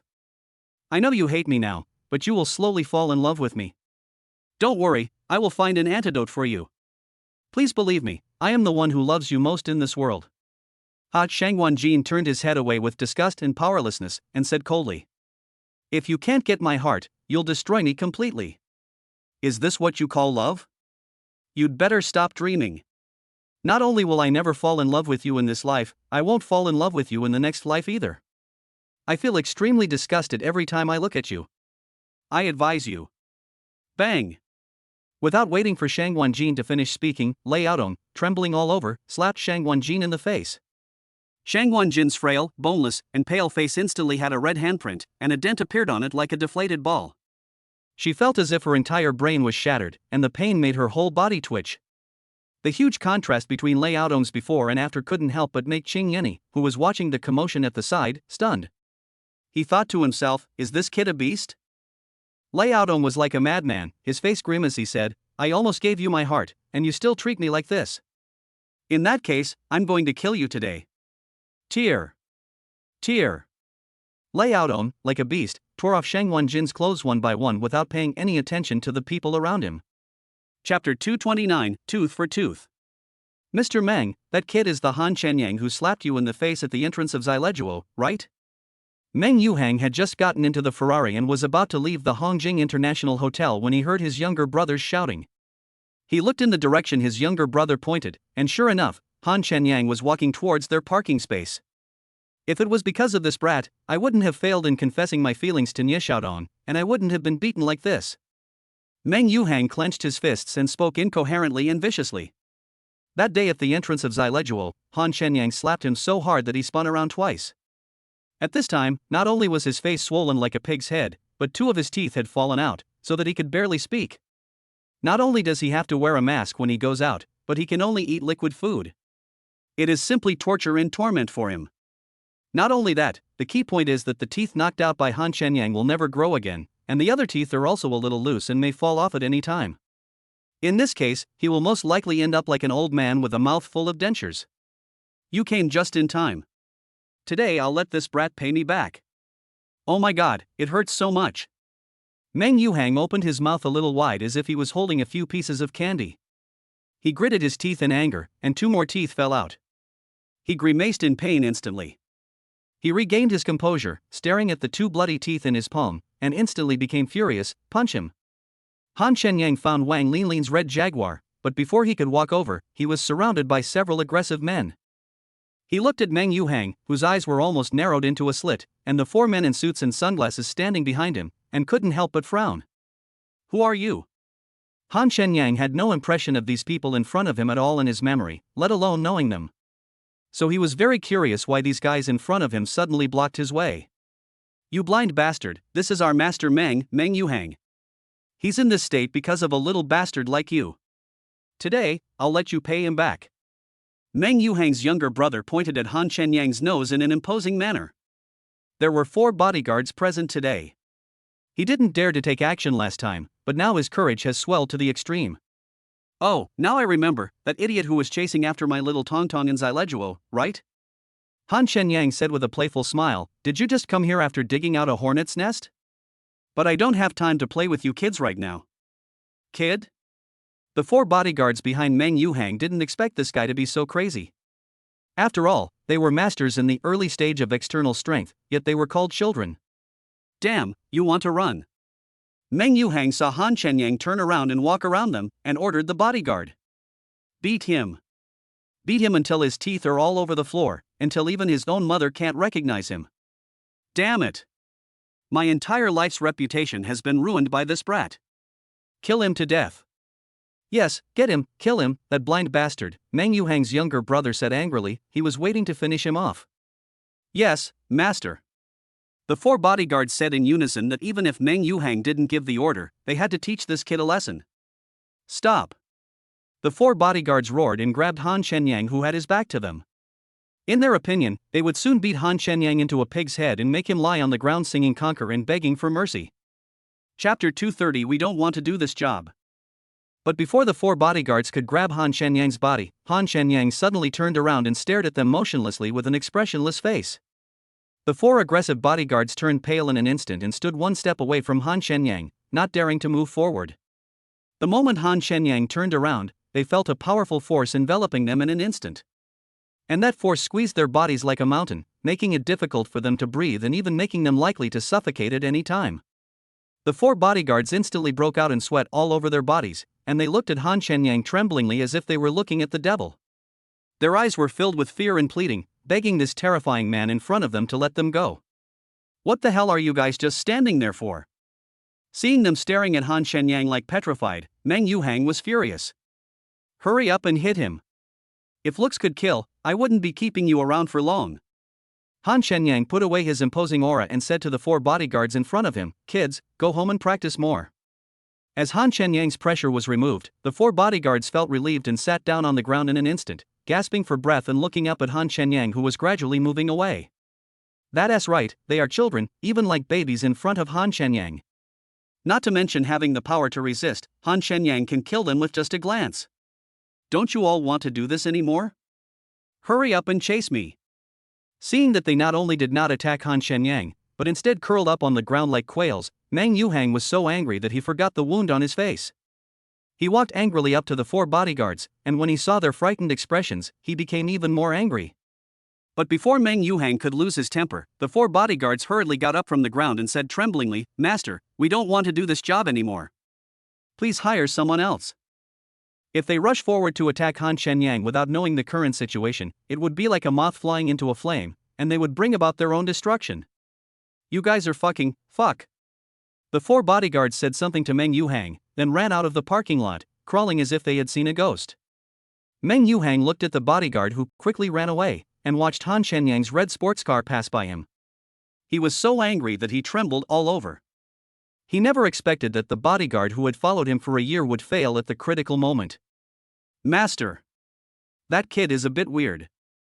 Could it be that he cast some kind of magic on them? Meng Yuhang was so angry that he had no place to vent, so he started beating up the little brother who came over to him. Witchcraft! Witchcraft! I call you witchcraft! Ah! Master, stop hitting me! The younger brother held his head in his hands, feeling extremely aggrieved. Eat and drink from me, but none of you stand up to me at the critical moment. What use is there for me to have you? Meng Yuhang felt that what had just happened was very strange. You know, those bodyguards were not ordinary people. They could be scared away by Han Shenyang's eyes. But he couldn't care less about those things now. He just wanted to vent his anger first. Only when the younger brother's front teeth were knocked out did Meng Yuhang stop, panting. Chapter 231. Arrogant Liaodong. After Han Shenyang left Hongjing International Hotel, he rushed to Fengyun Martial Arts School. At this time, Shang Guanjin, who had no power to resist, was twitching all over and was unable to stop Liaodong from doing beastly things to her. The moment Liaodong saw through her clothes, she closed her eyes in despair, and a line of tears flowed from the corners of her eyes. She had thought of 10,000 ways to die, but she never expected that she would be raped by the beast Liaodong before she died. She regretted not being more proactive last night and giving her first time to Han Shenyang. That way, before she died, she would at least have a little comfort in her heart. Originally, she still held on to a glimmer of hope, waiting for Han Shenyang to come and save her from the dire straits. But that glimmer of hope was wiped out the moment Liaodong suddenly became beastly. Because it was only 1 or 2 minutes from the time she sent the message for help, it was impossible for Han Shenyang to get here. But just when Shang Guanjin was in despair, a roar suddenly came, "Liaodong, you beast!" With a dull bang, a wooden stick hit Liaodong's head as he was tearing off Guanjin's clothes. Liaodong was hit by a club unexpectedly and was stunned for a moment. Blood dripped like beads from a broken string onto Shang Guanjin's already tattered martial arts uniform and black tank top. Liaodong's expression froze for a moment, and he turned around with an angry look, only to find that the person who hit him with the club was actually a seriously injured disciple of Fengyun Martial Arts School. When the disciple saw that the stick did not knock Liaodong down, he swung the stick again while Liaodong turned his head, but was caught by the angry Liaodong. Go to hell! Lei Aodong, who was almost going berserk, grabbed the wooden stick, raised it with a ferocious hand, and smashed it hard on the leg of the Fengyun disciple who seemed to be trying to sabotage him. The wooden stick broke into 2 pieces instantly, and the disciple's leg bones broke above the knee like a paper tube, and he knelt on the ground on one leg. Ah! The disciple let out a scream and fainted from the pain. The screams echoed in the empty martial arts training room, making Shang Wenjin's heart ache. It was this heart-wrenching roar that attracted all the disciples of Fengyun Martial Arts School who were recuperating in bed to come over. When these more than 80 seriously injured disciples saw Lei Aodong holding a broken wooden stick, riding on the ragged Shang Wenjin with a bleeding head, as well as the disciples and Qing Yanni and others lying in front of them, they were instantly furious. It was common knowledge that Lei Aodong was obsessed with Shang Wenjin day and night, but they had never expected that Lei Aodong would do such a beastly thing to Shang Wenjin in front of the people from Qingtian Martial Arts School. Lei Aodong colluded with Qing Yanni to frame the director. Brothers, tear this beast Lei Aodong into pieces. A disciple of Fengyun Martial Arts School who had been knocked unconscious by Qing Yanni woke up and saw his brothers rushing over, and screamed hysterically. The disciples, who had guessed it was almost correct, immediately surrounded Lei Aodong. Ha ha ha ha. Lei Aodong seemed to have gone crazy when he saw this, and let out a creepy laugh. Then he took out a level-up pill from his body and swallowed it. He slowly stood up from Shang Wenjin. He arrogantly raised his arm, pointed at his former brothers who surrounded him, and said disdainfully, "Come on, if you're not convinced. I'm going to see today if you losers can tear me into pieces." Chapter 232. These melon seeds taste good. Hurry up and leave me alone. Shang Wenjin roared at the brothers in front of him, "You are no match for him." These disciples were all seriously injured. It could be said that they were just trying to stand here. How could they possibly be a match for Lei Aodong? Moreover, Lei Aodong had also taken a pill to improve his rank. If they insisted on fighting with Lei Aodong, they would be asking for trouble and might even lose their lives. So it would be better to sacrifice herself than to sacrifice the lives of all her brothers, since she had already become a half-human, half-ghost anyway. However, the disciples of Fengyun Martial Arts School seemed not to have heard Shang Wenjin's words, and all glared at the beast Lei Aodong. Even if they can't beat Lei Aodong, they will fight this scum to the death. Interesting, Qing Yanni stroked his goatee and watched the infighting in Fengyun Martial Arts School with a smile. However, this did serve as a reminder to him that after returning to Qingtian Martial Arts School, he must thoroughly check the disciples to see if there are any disloyal people. He didn't want to follow in Shang Wenjin's footsteps. It was too miserable, even worse than being beaten to death. "Master, please sit down." Xiao Chong quickly brought a chair and placed it in front of Qing Yanni. "Yeah," Qing Yanni nodded, sat down on the chair as if he was watching a play, and said regretfully, "It's a pity that there is not enough tea. Master, I have some melon seeds here. Please bear with me for now." "I'll go make some tea for you," Xiao Chong said as he took out a big bag of melon seeds from his pocket. When Qing Yanni saw the melon seeds, his regretful expression changed, and he smiled with satisfaction and said, "This one is better, it suits the current atmosphere very well. Yes, these melon seeds taste good, but I still prefer the walnut flavor." Qing Yanni cracked 2 melon seeds when he suddenly felt a handful of melon seeds being snatched away from his hand, and the voice was also very unfamiliar. He turned his head and saw a strange young man next to him, eating his melon seeds with relish. "Are you looking for death?" Qing Yanni roared. You know, whether he is in Qingtian Martial Arts School or at home, he is a superior being. Not to mention snatching his food, even when he was eating alone at the table, the people around him didn't dare to look at him directly. And in front of him, a guy who didn't know how to live or die appeared out of nowhere, which was undoubtedly a challenge to his authority. In the martial arts training room, where you could hear a pin drop, everyone's eyes subconsciously turned towards Qing Yanni as he roared. "Han Shenyang, you are finally here." Shang Wenjin, who was lying limp on the ground, caught a glimpse of Han Shenyang's figure through the crowd, which instantly made her scream out in excitement. This man did not disappoint her. This man still cares about her. This man made her desperate heart burn again. "Han Shenyang, is that you? Why are you ignoring me?" When Shang Wenjin saw that Han Shenyang did not respond for a long time, she thought she was hallucinating and that she was just seeing things. Because right now, the only one who can save the entire Fengyun Martial Arts School is Han Shenyang. Just as Shang Wenjin finished speaking, Qing Yanni's roar was heard again. "I'm talking to you, do you hear me? Kneel down now, or I'll beat your dog." Bang! Before Qing Yanni could finish his words, there was a crisp sound, and he flew up like a kite with a broken string, drawing a perfect arc, and finally landed heavily on the ground more than 10 meters away. Chapter 233 shocks everyone. As Qing Yeni was knocked away and lay on the ground like a dead dog, everyone in the martial arts room came to their senses. The disciples of Fengyun Martial Arts School knew that this man, who calmly slapped Qing Yeni away, could it be none other than Han Shenyang? Although they heard that the dozen or so disciples who were seriously injured by Qing Yeni said that Han Shenyang was very strong and that it was all his credit that they were able to defeat Fanmen Martial Arts School. But they never expected that Han Shenyang was so strong. You know, Qing Yeni is a ruthless person who was in the early stage of breaking the wall and can fight with masters in the late stage of breaking the wall. Han Shenyang just waved his hand and knocked him to the ground, his life or death unknown. So what exactly is Han Shenyang's strength? No wonder Shang Guanjin had been looking forward to this man's arrival, and was so excited as if she was dreaming. Master! Before they had walked far, Xiao Chong and several disciples, who were preparing to make tea for Qing Yeni, turned around and saw Qing Yeni lying on the ground. They rushed to Qing Yeni's side immediately. Xiao Chong looked at Qing Yeni, who looked like he was dead, and instantly became furious. Kill this little beast!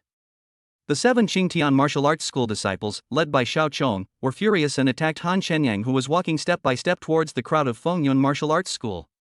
Han Shenyang stared at Shang Guanjin lying on the ground with an expressionless face, and did not change direction at all because Xiao Chong and the others rushed over. Go to hell! Xiao Chong and the others rushed to Han Shenyang in just a few steps, and with ferocious expressions on their faces, they attacked Han Shenyang's vital parts at the same time. In their opinion, if they work together at the first level, even a master in the middle stage of breaking the wall will become a ghost under their fists. Just as they were about to attack Han Shenyang waved his hand and rotated his body 360 degrees. A few crisp pa-pa-pa sounds were heard, and the 7 people instantly spurted blood from their mouths and all flew backwards. The whole process happened in a flash, so when everyone reacted, Han Shenyang was still moving forward step by step, as if it was not him who defeated the 7 internal force masters. To be more precise, no one saw clearly how Han Shenyang made his move. You can imagine how fast he is. Is this still a human being?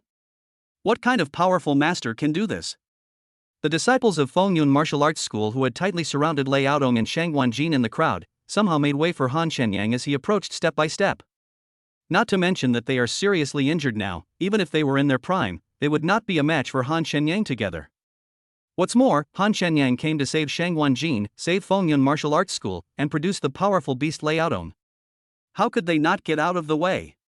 As everyone moved away, Han Shenyang and Shang Guanjin, who was breathing rapidly, met each other's eyes. Han Shenyang, you bitch, why are you ignoring me? I thought I was dreaming. Shang Guanjin, who was always aloof and intimidating, shed tears at this moment.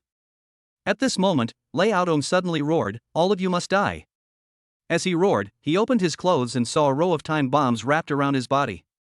The tick-tick sound of the bomb countdown was like a death call from hell, which was terrifying. Han Shenyang was also shocked. He didn't expect that Lei Yaodong would have a bomb on him. To be more precise, he didn't expect that Lei Yaodong would die together with everyone in Fengyun Martial Arts School. Chapter 234 We Are Still Alive. Han Shenyang originally thought that it was the goateed man who was slapped away by him, who had severely injured Shang Guanjin and made him look so miserable and dying. He thought he was a step too late and would soon be separated from Shang Guanjin Tian. So he didn't bother to crack melon seeds or watch the show, and walked over with a heavy heart. But now it seems that in addition to the man with goatee, the reason for Shang Guanjin's current situation is also closely related to the crazy Lei Yaodong in front of him. Otherwise, why would Lei Yaodong do such a crazy thing after Goatbeard was defeated? Lei Yaodong had definitely made preparations long ago. He wanted to completely destroy Fengyun Martial Arts School and let everyone be buried with him. Ha ha ha, we all have to die. We die together. Shang Guanjin. Han Shenyang. When we get to the underworld, I'll torture you. It's a pity that I didn't kill you, you stinky bitch. Run. When Shang Guanjin heard the sound, she glanced sideways and saw that the countdown on the bomb was only 3 seconds.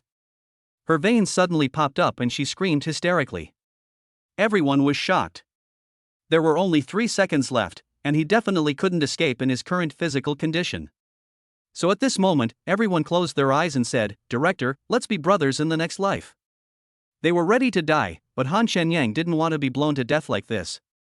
He hadn't enjoyed life yet. Everyone get down. Han Shenyang instantly released a suffocating pressure, and as he shouted, everyone fell to the ground with a thump. Fuck you. Han Shenyang kicked out at Lei Yaodong, who was kneeling on the ground, in one go, like a football shot. With a whoosh, Lei Aodong was like a cannonball. In the blink of an eye, he hit the floor-to-ceiling window on the side of the martial arts room, shattered the glass and flew more than 10 meters away. Before Lei Aodong landed on the open space in the outdoor martial arts training ground, a loud bang was heard, shaking the entire Fengyun martial arts hall. At the same time, the sound of glass breaking could be heard everywhere, as if the world was coming to an end. About 5 minutes later, the people lying on the ground with their ears still buzzing finally opened their eyes. Alive, we are still alive. The 5 minutes that everyone lay on the ground seemed like 5 centuries. After they came to their senses and confirmed that they were not dead, they all shouted excitedly. There was a faint trace of black smoke floating in the sky above the outdoor martial arts training ground, and the ground was already in a mess. The air was filled with the pungent smell of gunpowder mixed with the smell of blood. At the critical moment, it must be Han Shenyang, this godlike man, who saved them. Apart from him, no one else could have accomplished such a feat that shocked the world and moved the ghosts to tears in just a few seconds. And the moment Han Shenyang kicked Lei Aodong out, he subconsciously lay on Shang Guanjin and protected him tightly under his body. He was afraid that the bomb was too powerful, or that it would suddenly explode mid-flight and shock Shang Guanjin, who seemed to be dying, to death. However, when all this was over, Han Shenyang suddenly realized that Shang Guanjin's body under him was as soft as if it had no bones. At first, he thought it was the softness coming from Shang Guanjin's tall body. But when he quickly got up from Shang Guanjin, he found that Shang Guanjin's whole body was soft, like a mollusk. Chapter 235. Are you stupid? What's wrong with your body? Han Shenyang frowned and looked at Shang Guanjin. Shang Guanjin's body was protected by him at the moment the bomb exploded. When he moved away from him, Shang Guanjin's body had been crushed and deformed. However, the parts that were compressed and deformed seemed to be inflated and began to recover slowly at a speed visible to the naked eye. This really made Han Shenyang unbelievable. Following Han Shenyang's question, all the disciples of Fengyun Martial Arts School gathered around and looked at Shang Guanjin with serious expressions. Cartilage powder? A female disciple asked in shock, "Director, have you been poisoned by the cartilage powder?" When everyone arrived, they thought Shang Guanjin was seriously injured by Qingyanni, which led to Lei Aodong taking the opportunity to do beastly things to Shang Guanjin. But they never expected that Shang Guanjin was lying on the ground because of cartilage powder. Well, Shang Guanjin said with a smile, Lei Aodong tampered with my level-up pills, and that's how I ended up like this. Everyone, don't worry anymore. She is still very relieved that Han Shenyang has saved the entire Fengyun Martial Arts School, otherwise she would really die with regrets. Although she looks like neither human nor ghost now, as long as she is alive, there is hope. Lei Aodong, this beast. Everyone clenched their fists tightly and gritted their teeth in hatred towards Lei Aodong. How could they not be worried? You know, there is no antidote for this cartilage powder. Wouldn't it mean Shang Guanjin's life is ruined and he will have to spend the rest of his life lying in bed? This is an unacceptable fact for anyone, let alone when it happens to Shang Guanjin, who has always been very competitive. Everyone thinks that although Shang Guanjin looks calm and relaxed, he must be in great pain inside, right? Are you stupid? Han Shenyang frowned and said contemptuously, "How dare you stuff anything into your mouth?" Although he could imagine that Shang Guanjin became like this because he trusted Lei Aodong too much, he still had to carefully check the food that entered his mouth. We don't need to talk about what happened this time. But Shang Guanjin's level of madness after seeing his qi condensation pills had definitely reached the point of being overwhelmed. She couldn't calmly let Han Shenyang make random conditions before she confirmed whether it was true or not. Although Han Shenyang felt that a large part of the reason was due to his charm, wasn't Shang Guanjin too impulsive? Fortunately, Shang Guanjin met such a kind-hearted person like him. If it were someone else, they would probably be sold out by Shang Guanjin, and Shang Guanjin would even help others count the money. Lei Aodong is a living example. If this isn't stupid, what is? Shang Guanjin shook his head and said, "I don't know if you've ever felt despair. When a person is in despair, even if they see a glimmer of hope, even if it's false, it will maximize the intense desire in your heart. Even if it means sacrificing your life, you'll take a gamble. Director, we know that all this happened because you were so determined to protect us that you fell into Lei Aodong's trap. Isn't it because you have no second thoughts towards us that things have turned out like this? But we don't want you to fight it alone." The disciples of Fengyun Martial Arts School did not think that Shang Guanjin's behavior was really stupid at all, and were even deeply moved by his risking his life for them. Shang Guanjin risked his own life to protect everyone, and this behavior was very touching. But isn't she stupid to a certain extent, and isn't this kind of stupidity something that only people with true temperament can do? Chapter 236. If you don't agree, we 1T get up. Stop making excuses for your stupidity. Be more careful in the future and use your brain more before doing things. However, this genuine character of standing up for one's brothers is worthy of respect and praise. But don't let it get to your head. If I lose my own life, not only will I not be able to save anyone else, but I might even kill everyone else. Han Shenyang first criticized before praising, and educated Shang Wanjin like an old senior. He felt that Shang Wanjin was smarter than a monkey when he was messing with him, but when it came to the critical moment, his brain was not as smart as before. Of course, a big part of the reason why Shang Wanjin did this was because he had no choice but to do so, and he cared too much about the safety of Fengyun Martial Arts School. Yes, director, you must never carry it alone again. Even if we die, we must face it together. Everyone felt that Han Shenyang was absolutely right. But they were not afraid of being killed at all, they just hoped that Shang Wanjin could share more of the pressure with them in the future. Okay. Shang Wanjin smiled slightly. She felt stupid, too, but it was all worth it. She has no regrets at all because she had no other choice. But she felt a little guilty. If Han Shenyang had not arrived in time, the fate of the disciples of Fengyun Martial Arts School would be really unimaginable. Great power, I hope you can think of a way to save our director. Everyone suddenly knelt on the ground. This unexpected action made Han Shenyang laugh and cry. Previously, because of a word from Han Shenyang, the entire Fengyun Martial Arts School was severely damaged by the Fanmen Martial Arts School. Everyone was very angry at first. But as Han Shenyang avenged Fengyun Martial Arts School twice over and Shang Wanjin clarified that it was a misunderstanding, everyone's hatred towards Han Shenyang faded. Today, Han Shenyang saved their lives again. It is not an exaggeration to say that he is the savior of the entire martial arts school. Although the cause of this crisis is closely related to Han Shenyang. But judging from the character of Lei Aodong, the human-faced orc, even without Han Shenyang's involvement, Fengyun Martial Arts School would sooner or later be in crisis. Therefore, at present, not only do people have no intention of blaming Han Shenyang, but they all regard him as Shang Wanjin's only life-saving straw. They couldn't bear to see Shang Wanjin living like this, neither human nor ghost. They felt that with Han Shenyang's unfathomable strength, he would definitely be able to save Shang Wanjin. They didn't know what the relationship between Shang Wanjin and this godlike man was, but it was definitely not a master-disciple relationship. Although Han Shenyang helped Fengyun Martial Arts School twice to rescue and save them from trouble, he must have some friendship with Shang Wanjin. But that was a matter between Han Shenyang and Shang Wanjin. But they wanted to do something for Shang Wanjin in their own way, otherwise they would feel very ashamed. At present, they have no other choice but to give up their dignity and kneel down to beg Han Shenyang for Shang Wanjin from the bottom of their hearts. Please save the director. We kowtow to you. Han Shenyang was already very confused by the sudden kneeling of everyone, and now they were kowtowed bang bang. How could he cope with this situation? But doesn't this also show the status and importance of Shang Wanjin in everyone's hearts? Han Shenyang suddenly truly understood why Shang Wanjin was willing to fight for these brothers. If he had such a group of brothers, they might be so stupid as to not even care about their lives. I say, can you please stop doing this? Let's all get up first and talk it out. Han Shenyang said with a wry smile. If you don't agree, we won't get up. Chapter 237, Going with the Flow. Okay, I promise, everyone get up. Han Shenyang was really helpless. Even if these people didn't kneel down and beg him, he had no intention of not saving Shang Wanjin. The key point is that he has no choice at the moment. It doesn't matter whether he agrees or not. He can only wait for some pills or something like that to appear in the treasure chest. As for how long to wait, it depends on whether Shang Wanjin's luck is strong enough. When everyone saw Han Shenyang agreed readily, they were very grateful and struggled to get up from the ground. Shang Wanjin was also very moved, of course not because of Han Shenyang, but because of the brothers' actions of begging Han Shenyang. Where can I get the antidote for this cartilage powder you were poisoned with? Han Shenyang felt that the fastest way was to get some antidote for Shang Wanjin. Didn't everyone beg him for the antidote? I don't know, Shang Wanjin shook his head. I haven't heard of an antidote for this poison yet, so you don't have to worry too much about it.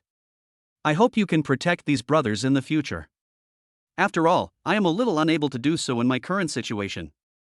Of course, this is not your responsibility, and you have no obligation to do so, but I still hope you can help me this time and help my brothers get through this difficult time." No antidote? Han Shenyang was stunned. Doesn't that mean Shang Wanjin really has to leave everything to fate? But faced with Shang Wanjin's very sympathetic current situation, Han Shenyang expressed helplessness in going with the flow. This is the rhythm of not stopping until he is dragged into the water. However, Han Shenyang still said very seriously, "As long as it does not violate my principles, I will try my best to help." Ah. Han Shenyang sighed again, "Who made me so kind-hearted? Thank you." Shang Wanjin was already very satisfied. As long as Han Shenyang could protect Fengyun Martial Arts School from being bullied, that was enough. As for other things, we can only take one step at a time. Anyway, no matter what, Han Shenyang has been connected with Fengyun Martial Arts School, so Shang Wanjin has achieved his goal, right? From now on, all brothers, when you see Han Shenyang, treat him like you see me. You must even be more attentive to him than you are to me. Shang Wanjin shouted seriously, "This is not an order, but it is better than an order." Yes, Director. Shang Wanjin's call attracted hundreds of responses. Even if Shang Wanjin didn't remind them, they would still respect Han Shenyang from the bottom of their hearts. Because of Han Shenyang's mysterious strength, they firmly believed that as long as they followed his pace, it would be difficult not to reach the top. Besides, Shang Wanjin is no different from a useless person.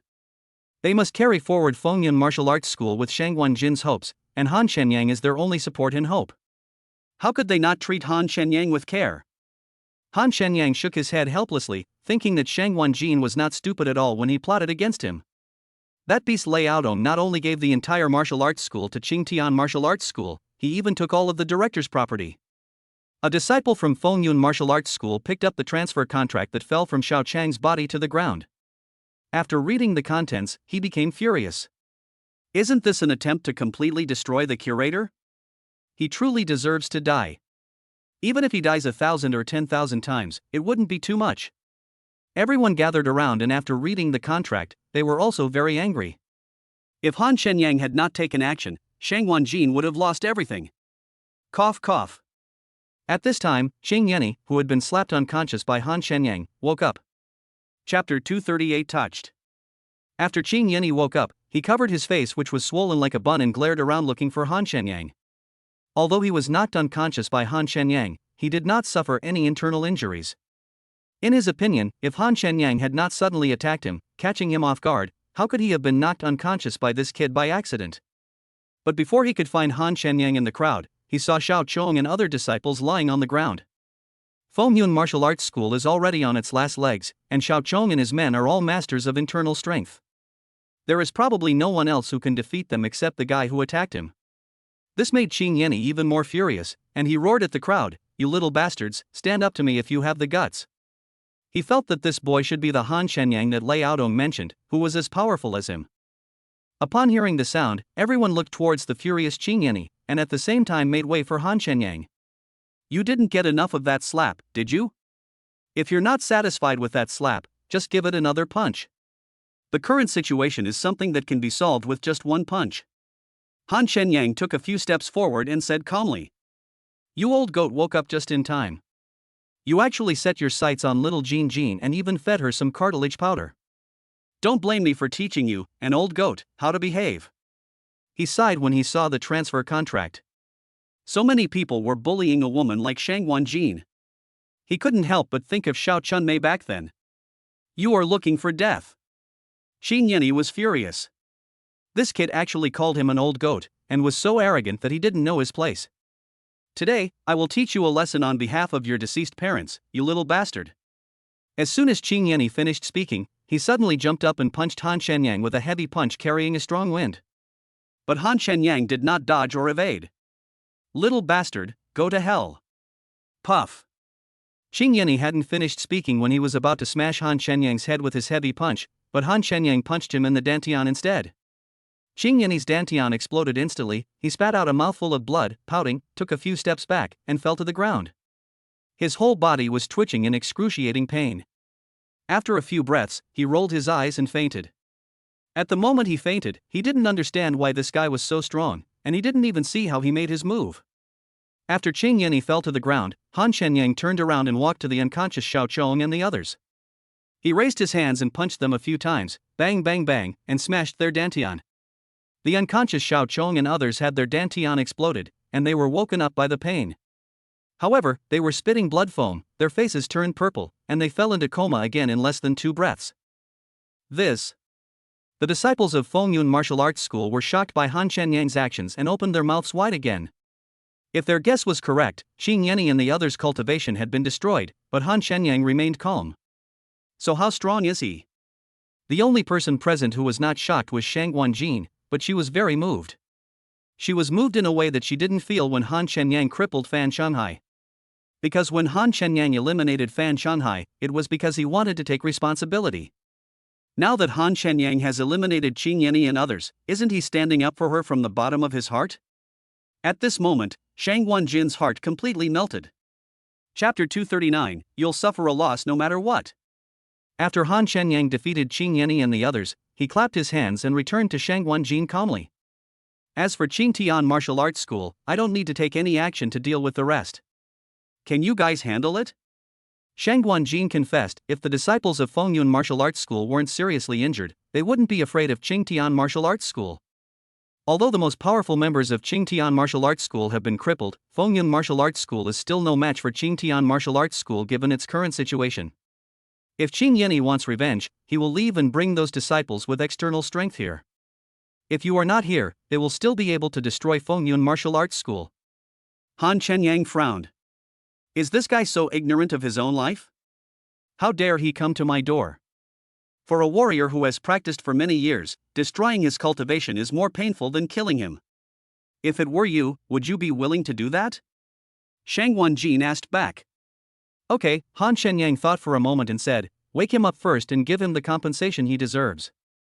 If he still doesn't know how to live or die, I'll have to hit him a few more times. Yeah. Shang Guanjin nodded with relief. Hee, seeing how miserable you are, I won't take any advantage, Han Shenyang said with a smile. As for how much compensation you can get, I won't get involved. Shang Guanjin saw Han Shenyang stand up and asked, are you leaving? Can you wait until I finish my business and take me back to the villa? Well, I can wait for you to deal with your affairs before leaving, but wouldn't it be inappropriate to take you back to the villa? Han Shenyang is really in trouble. After bringing Shang Guanjin back to the villa, doesn't he have to take care of her eating, drinking, defecating and urinating? If he had nothing to do, it would be okay for him to take care of Shang Guanjin, but he still had to go to work. He couldn't stay with her 24 hours a day, right? The key point is, why should he take care of Shang Guanjin? Not my girlfriend. Just a female neighbor. Even kindness has to have a bottom line. What would happen if Nia Xiaotong knew about this? Besides, Shang Guanjin is obviously his nanny. If he takes care of Shang Guanjin, wouldn't their identities be reversed? This guy is always at a disadvantage no matter what he does. Han Shenyang felt a little soft-hearted when he saw Shang Guanjin's pitiful look. After thinking for a moment, he said, it's not impossible to take you back, but the prerequisite is to hire a nanny to take care of you. Anyway, I don't have time to serve you. If my little Tongtong finds out, the misunderstanding will be even bigger. Okay. Shang Guanjin agreed readily. She really wanted Han Shenyang to take care of her, but it was not because she was selfish, but because she firmly believed that Han Shenyang had a way to cure her poison. She thought that before the poison was cured, she should have more opportunities to interact with Han Shenyang. However, imagination is rich and reality is skinny. She can't even take care of herself. If she really lets Han Shenyang take care of her, wouldn't that be a burden to Han Shenyang? The key is who is willing to take care of a patient. It's okay for 1 or 2 days, but no one can stand it for a long time, even if she is a great beauty. Maybe Han Shenyang would hate her and despise her. She didn't think she was that charming. Before she was poisoned, she had great confidence, but now she feels a little inferior. However, no matter what reason Han Shenyang helped her, Han Shenyang still cared about her in his heart. At least, when she was most helpless and desperate, there was such a man and a group of brothers who stood up for her. Shang Guanjin thought about this and felt that even if he spent his whole life lying in bed, although many things were left unfinished and he was very unwilling, he would have no regrets. Chapter 240 I am not a cultivator. Although the disciples of Fengyun Martial Arts School were all seriously injured, they had no problem dealing with Qing Yanni and others who were already disabled. We must make Qing Tian Martial Arts School retaliate. Yes, doesn't Qing Yanni want to swallow up all the property of Fengyun Martial Arts School and its director? Then take all the property of Qingtian Martial Arts School. The disciples of Fengyun Martial Arts School were speaking indignantly when they were woken up by Qing Yanni. If it weren't for Han Shenyang, they might not have had such confidence. But now Han Shenyang is right next to them, and if they don't show some strength, they will be unworthy of the idiom, the fox borrows the tiger's power to bully others. The key is that if they don't teach Qing Yanni the lesson he deserves, it will be difficult for them to get over this hatred. Draining the Qingtian Martial Arts School dry is not only a comfort to the Fengyun Martial Arts School, but also a comfort to Shang Wanjin. Han Shenyang sat on the ground next to Shang Wanjin, using his mobile phone to search for a nanny for Shang Wanjin on the housekeeping website. Tell me, what are your requirements for a nanny? Han Shenyang asked while swiping his phone. Shang Wanjin looked at the high roof of the martial arts training room and said, just look for it. I don't have any requirements. Okay. Han Shenyang was looking through his phone when he suddenly remembered, how do you want to deal with the Liaodong matter? Although he felt a little hesitant now, he was not afraid at all. Even if they really investigated, it was self-defense and he might even be awarded a banner or something. After all, he saved more than 180 people. Don't worry about this. I'll report it to the Ancient Martial Arts Association, and he'll be completely expelled. Shang Wanjin didn't take this matter to heart at all, but thinking about what Liaodong had done to her still made her feel very uncomfortable. Okay. Han Shenyang nodded. Aren't you curious about the Ancient Martial Arts Association? Han Shenyang had so many questions about cultivation before, as if his strength had come from the sky. Now he turned a blind eye to it, which made Shang Wanjin feel a little disappointed. To be more precise, Shang Wanjin became more curious about Han Shenyang's life experience. She didn't believe at all that the strength came from the old man with white beard. It was definitely a fabrication by Han Shenyang. She had investigated Han Shenyang and found out that he was an orphan and had been very poor before. He had only recently become a different person. Maybe Han Shenyang was pretending to be stupid, but he actually knew everything. Maybe Han Shenyang was deliberately concealing his identity and living the life he wanted. No matter what the reason was, Shang Wanjin felt that he was definitely not an ordinary person, and he couldn't even imagine how strong he was. She even checked the pills Han Shenyang had given her before to improve her strength, but found nothing. There is also Han Shenyang's pet that stole medicinal herbs. If it were an ordinary pet, or even a large animal, or a cultivator, they would explode and die after eating so many medicinal herbs without being processed. Han Shenyang's pet was not only fine, but also enjoyed it very much. Adding up this series of incredible things, Shang Wanjin would never believe that Han Shenyang just changed his appearance. What's there to be curious about? It has nothing to do with me. Han Shenyang didn't have the time to be curious about those things. Practitioners who have reached the level of external strength must report to the Ancient Martial Arts Association, otherwise they will come looking for you sooner or later.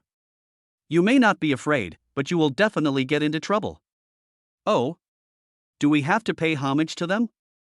Han Shenyang frowned. You mean, practitioners must be under their control? He smiled again and said, but I'm not a cultivator. Chapter 241, Reciprocity. Practitioners have already surpassed the scope of ordinary people, and the Ancient Martial Arts Association exists to regulate and manage practitioners. Its existence is to maintain social balance on the one hand, and to cultivate talents on the other. If you want to live a good life in society, you must report your strength details to the Ancient Martial Arts Association. This is the obligation and responsibility of every practitioner. Otherwise, if they find out, they will arrest him for crimes that endanger society. And you've already revealed your extraordinary strength. If this continues, sooner or later, they'll find you. While Shang Wanjin was patiently explaining to Han Shenyang, she was also observing his expression, and she found that Han Shenyang seemed to have no idea about it. As for Han Shenyang saying that he was not a cultivator, she simply filtered it out. After all, no matter what kind of cultivator Han Shenyang was, he was no longer an ordinary person. Report the identity of the cultivator to the Ancient Martial Arts Association. It's not a proper worship of the mountain. You can think of the Ancient Martial Arts Association as a world of practitioners, and the practitioners are equivalent to the citizens of this world. As long as practitioners abide by the Ancient Martial Arts Association's charter, their lives are no different from those of ordinary people. If they violate the charter or cause harm to society, they will be punished by the Ancient Martial Arts Association.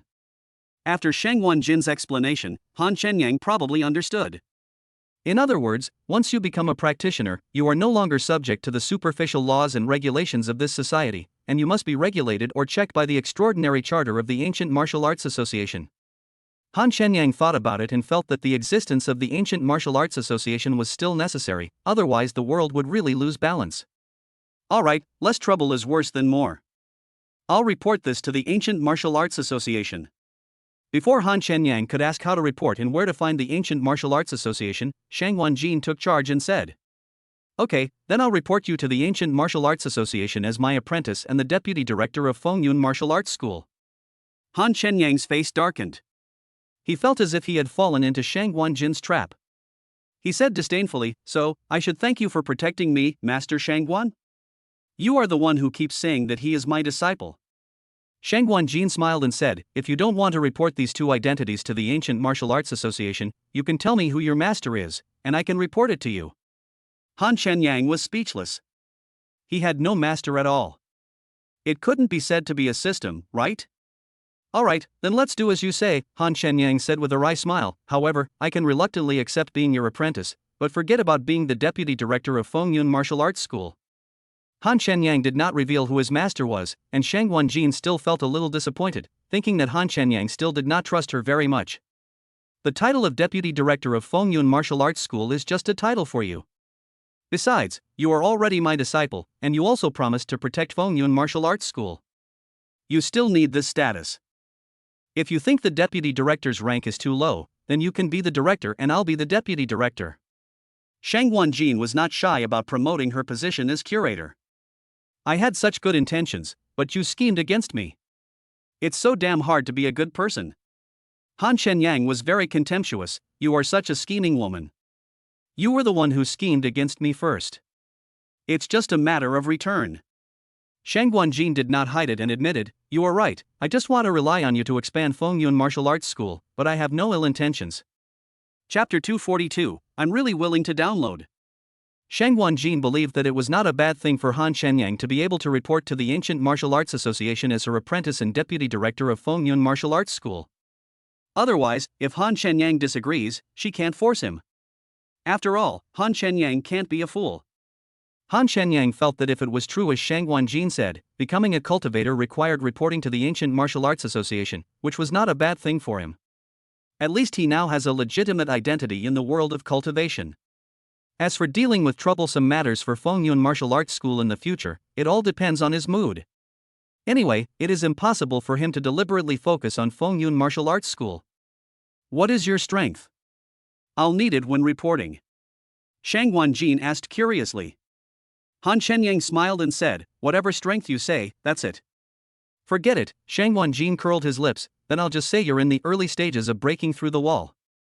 Han Shenyang spread his hands, expressing helplessness. He had told her a long time ago, but she just didn't believe it. Shang Wanjin seemed a little tired.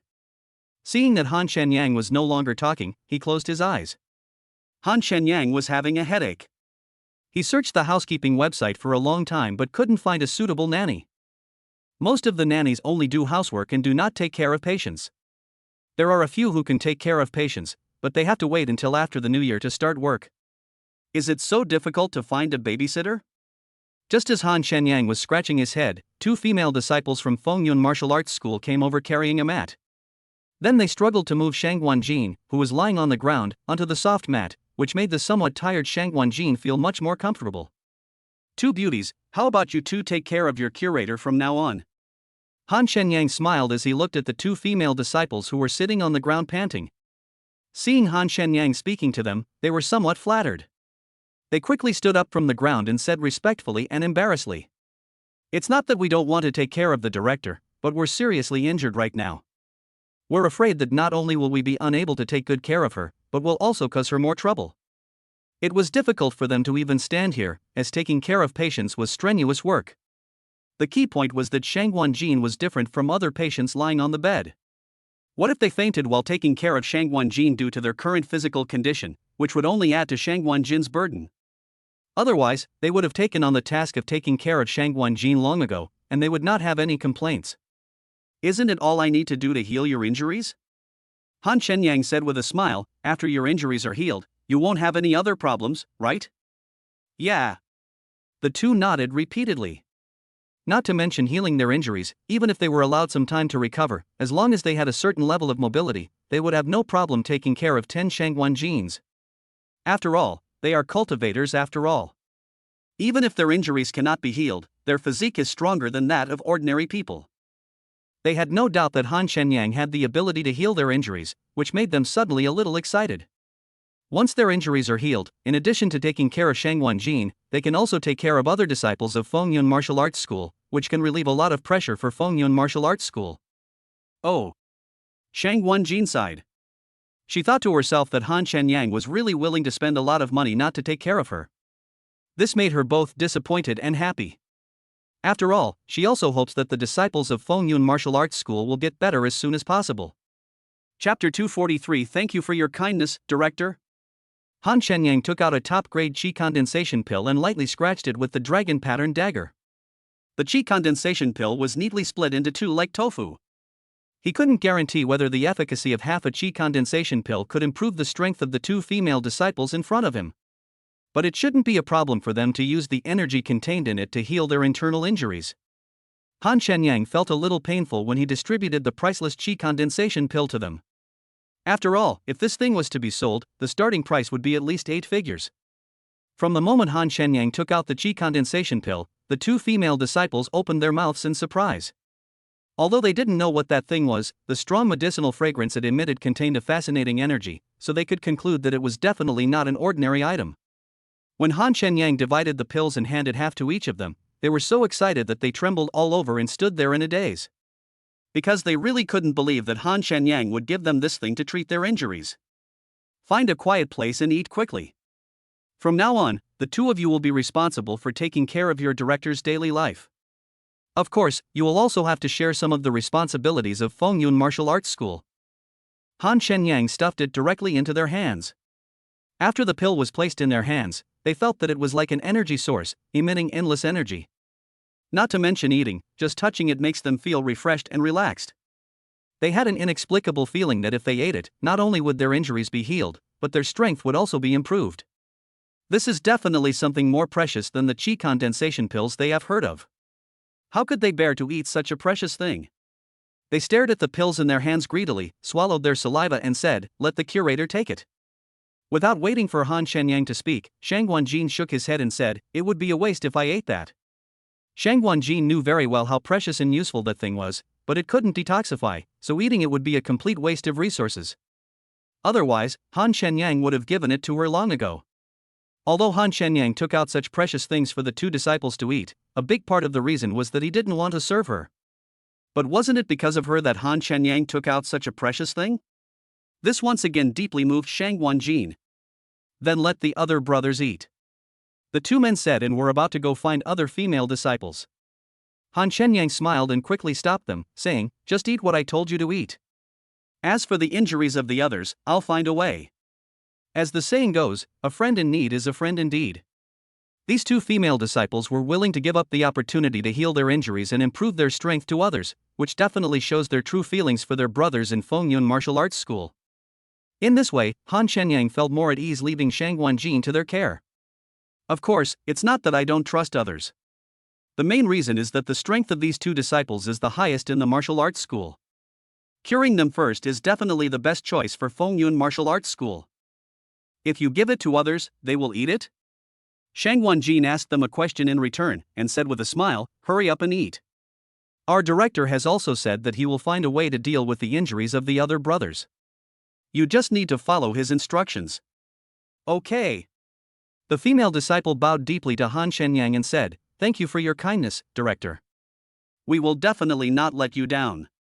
Chapter 244. Do you think I run a pharmacy? After the two female disciples left excitedly but with heavy hearts, Han Shenyang said to Shangguan Jin with disdain, "You really take the opportunity to flatter me. That's what you said about finding a way to treat everyone's injuries." Han Shenyang rolled his eyes and said, "I just said that casually, otherwise they wouldn't need it." Shangguan Jin didn't care whether Han Shenyang said it casually or not, he said it anyway. Shangguan Jin asked curiously, "There are so many female disciples in the martial arts hall, why don't you let others eat first?" If she were asked to distribute the pills, she would also give them to Lu Shi and Lu Hua. Aside from the fact that they are the strongest, the key is that they are also the two people who know the most about the affairs of the martial arts school. Shang Wanjin didn't know why Han Shenyang's eyes were so vicious. He was really bad at choosing people. Hee, Han Shenyang laughed, because they are the most beautiful, and they are twins, so they are pleasing to the eye.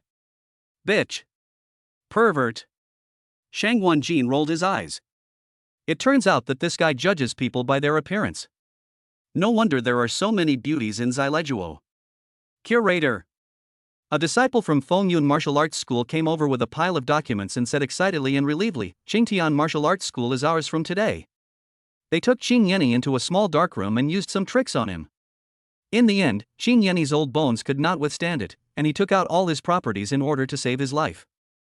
I didn't expect Qing Yenny to have swallowed up the Fanmen Martial Arts School before coming to ours. Now all the assets of both families have fallen into our hands. Shang Wanjin was also very happy to hear this. This instantly made Fengyun Martial Arts School grow several times bigger. And this is just the beginning. It's just. The disciple said with some embarrassment, given our current physical condition, there are many industries we cannot take over.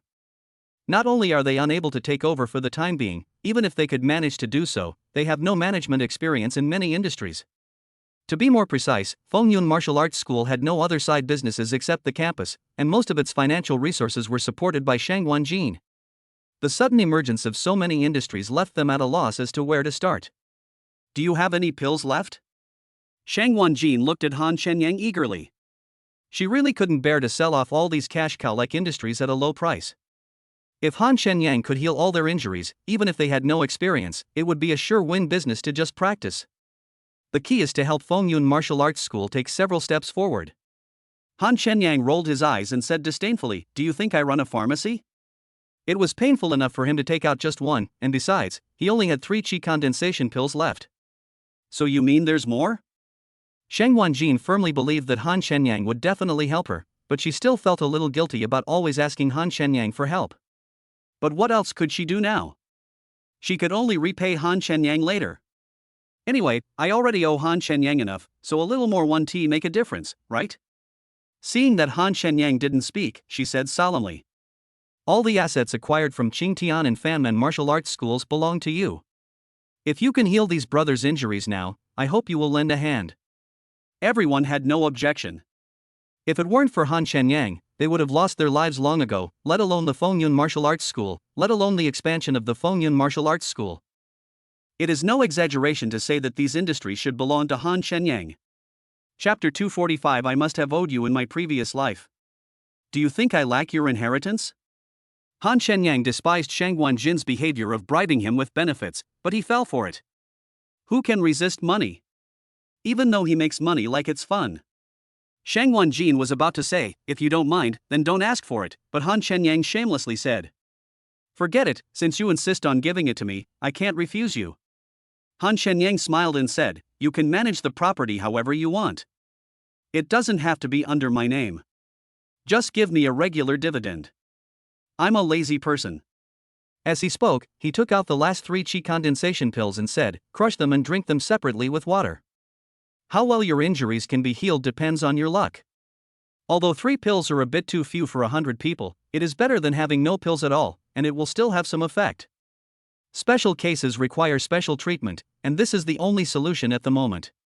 Since he has established a connection with Fengyun Martial Arts School, he would feel a little guilty if he didn't lend a hand. He might as well be a good person to the end, so that Shang Wanjin wouldn't have to beg him to deal with the mess anymore. Everyone looked at the pill in Han Shenyang's hand with a strong medicinal aroma, and couldn't help swallowing. Take it, and share it among yourselves. Han Shenyang casually gave 3 pills to the disciple closest to him and said jokingly, don't fight over uneven distribution. Yes. Don't worry, among the disciples of Fengyun Martial Arts School, no one except Lei Aodong would be so selfish. Everyone was very moved, and at the same time felt that it was a great honor and pride to have Han Shenyang protecting them in Fengyun Martial Arts School. In addition, their awe of Han Shenyang grew deeper and deeper, becoming uncontrollable. Thank you. After the disciples left happily, Shang Wanjin still said thank you solemnly. Han Shenyang waved his hand and said disdainfully, I must have owed you something in my past life, and you came to me to collect the debt in this life. Maybe I owed you in my previous life, and I came here to repay it in this life. Shang Wanjin said with a deep and distant gaze. At this moment, Han Shenyang's cell phone suddenly rang. It was an unfamiliar number.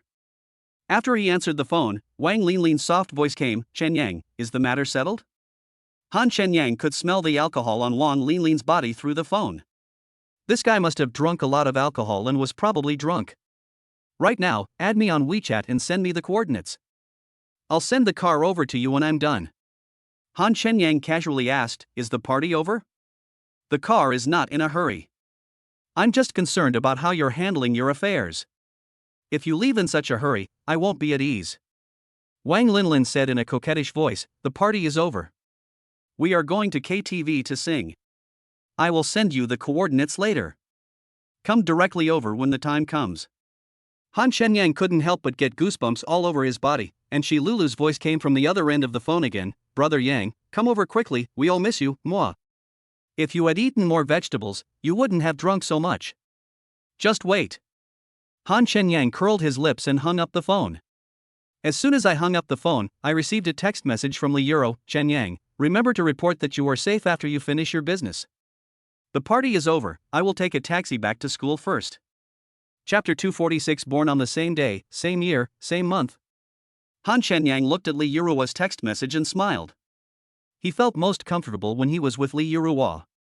She cares about you, but never asks too many questions. It was like this before and it is like this now. After Han Shenyang reported to Li Yuro that he was safe, more than a dozen friend requests came to his VX account. He didn't need to look to guess that it was Chen Guang and the others. What? Is there something urgent that needs to be dealt with? Shang Wanjin heard Han Shenyang's phone ringing nonstop and asked. Those friends who grew up together in the orphanage. Han Shenyang said to Shang Wanjin while agreeing to the friend request. Shang Wanjin didn't ask any further questions, but changed the subject, saying, "That dagger of yours is quite good." "What? After you've taken my pills, you're now planning on taking my dagger?" Han Shenyang said disdainfully, "You're really amazing. You're so shameless. I really have to call you master." "No, my birthday is coming up soon, and I was wondering what you would give me." "That dagger looks unusual, so I definitely can't accept it." Han Shenyang's face almost turned black. "You can't have it. If you could stand up, you would have almost snatched it away, right?" The more familiar he became with Shang Wanjin, the more he realized that Shang Wanjin seemed to have no moral integrity. He didn't consider himself an outsider at all, as if everything he had should belong to Shang Wanjin. "It's your birthday, it's my birthday soon, what are you going to give me?" Han Shenyang smiled and sat down on the mat where Shang Wanjin was lying. "Your birthday is on the first day of the Lunar New Year, right?" Shang Wanjin glanced at Han Shenyang. He sighed, "We were born on the same day and month of the same year, lived in the same neighborhood, and became neighbors. By some strange coincidence, we became friends. I wonder if this is fate." "Really?" Han Shenyang asked, half believingly, "Are you trying to get close to me on purpose?" "If you don't believe me, you can look at my ID card," Shang Wanjin said seriously. "I even lost my body to you, why would I lie to you?"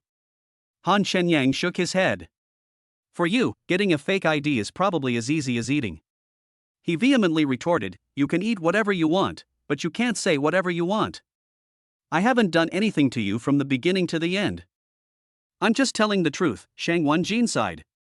"Let's put aside the facts for now, but I know that you wanted to trick me into giving me the dagger." Han Shenyang said contemptuously. Shang Wanjin closed his eyes, lay quietly, and said nothing more.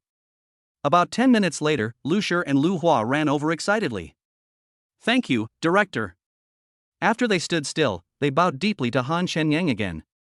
After eating the treasures given by Han Shenyang, not only did their internal injuries heal, but their strength was also improved from the late stage of external strength to the early stage of internal strength. Shang Wanjin was not too surprised because he had eaten that thing before. Han Shenyang was a little surprised. He didn't expect that half a chi condensation pill could improve their strength. He had underestimated the power of this pill before. "Since you two are fine, wait until the martial arts hall matters are dealt with before sending your director back to the villa." Han Shenyang stood up and said, "I'm leaving now. It's nothing serious. Don't look for me in the future if you can." "Yes." Lu Shi and Lu Hua nodded solemnly. Shang Wanjin didn't stop him. He turned around and said, "Remember to drive my car back to the villa." Chapter 247. Why does the name sound so familiar? After leaving Fengyun Martial Arts School, Han Shenyang drove to the KTV where Wan Linlin and the others were. It was his first time to go to such a place with bright lights and wine. One of the reasons was that he didn't have time before, and the other main reason was that he didn't have the money to go to such an entertainment venue. When he slowed down and turned to drive into the parking lot in the backyard of the KTV, a woman suddenly jumped out and hit the front of his car, and fell to the ground instantly. Fortunately, he stepped on the brakes in time and did not run over the fallen woman. Did you encounter a scammer? Han Shenyang frowned. The woman was wearing a mask and the fisherman's hat on her head fell to the ground the moment she fell. Although the woman's face could not be seen clearly, her long legs wrapped in tight jeans could not hide her curvy figure. Without waiting for Han Shenyang to get out of the car, the woman who had fallen to the ground hurriedly got up from the ground. She didn't even bother to pick up the hat that fell on the ground and ran away in a panic. But the woman had just taken 2 steps when she held her forehead with her hand, lowered her head, and fell on the hood of Han Shenyang's car. You're such a good actor, Han Shenyang said disdainfully, knocking on the windshield and threateningly saying, "Hey, stop pretending. If you don't get out of the way, I'll just drive away." Just as he finished speaking, 7 or 8 men in suits and sunglasses came rushing up. The woman looked back nervously when she heard the sound. Just as she was about to run, she was surrounded by the men who rushed over. "Save me, they drugged me." The woman stared at Han Shenyang through the windshield with blurred eyes, panicked and helpless. It seemed as if Han Shenyang in the car in front of her was her only life-saving straw. "Take him away," a man ordered directly to the people behind him. Following the man's order, 2 of his men simultaneously grabbed the arms of the woman lying on the car. The woman was powerless to struggle, staring at Han Shenyang intently, and yelled hysterically, "Please save me." The woman was quickly carried and dragged several meters away by 2 men, with no intention of stopping. The woman struggled so hard that even her high heels fell to the ground. Seeing this, Han Shenyang shook his head helplessly, quickly opened the car door, and shouted sternly, "Wait. Kid, stop meddling in other people's business. This is not something you can get involved in. Get out of here." A man turned around and glared at Han Shenyang. They did not stop their actions on the woman just because Han Shenyang stood up. They still wanted to take the woman away quickly. "I'm Enshensi, please save me." The woman's vision was getting farther and farther away from Han Shenyang, and she shouted in despair.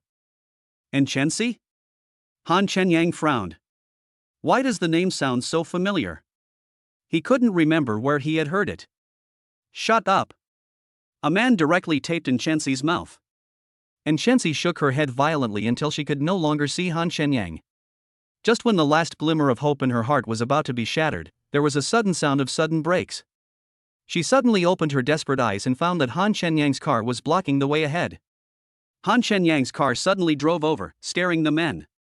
If they hadn't dodged and stopped in time, or if the guy hadn't turned the steering wheel a second later, they would have been hit and thrown away by the car that suddenly blocked their way.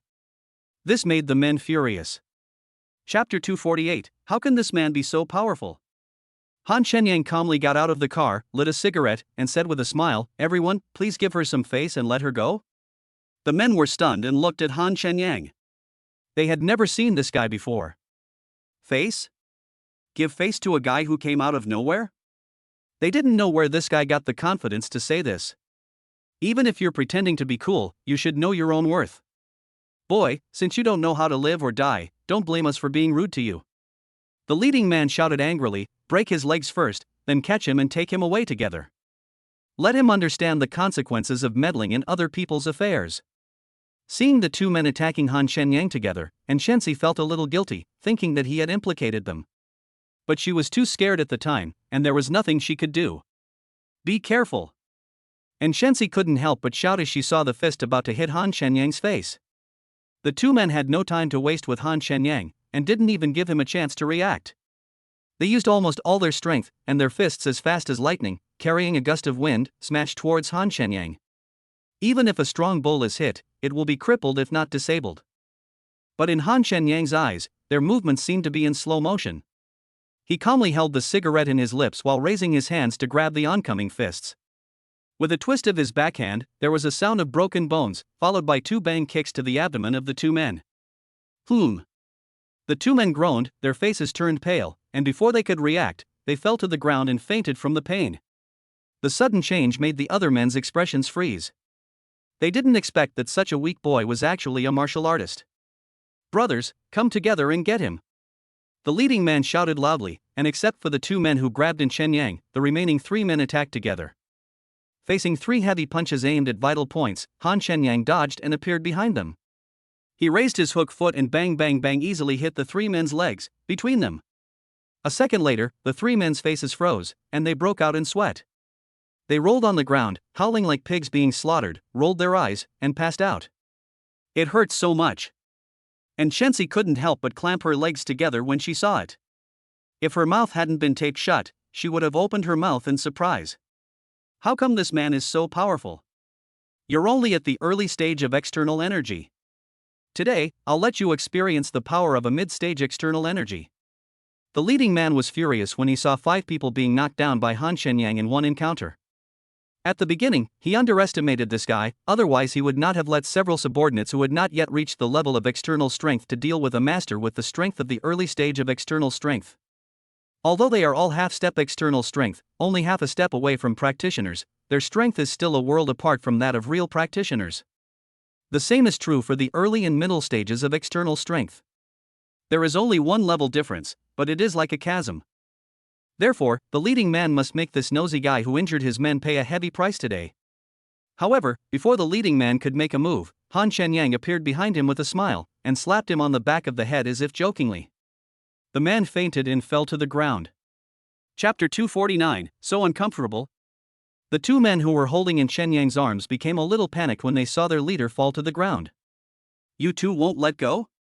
Han Shenyang said with a playful smile. "Do you also want me to experience your strength?"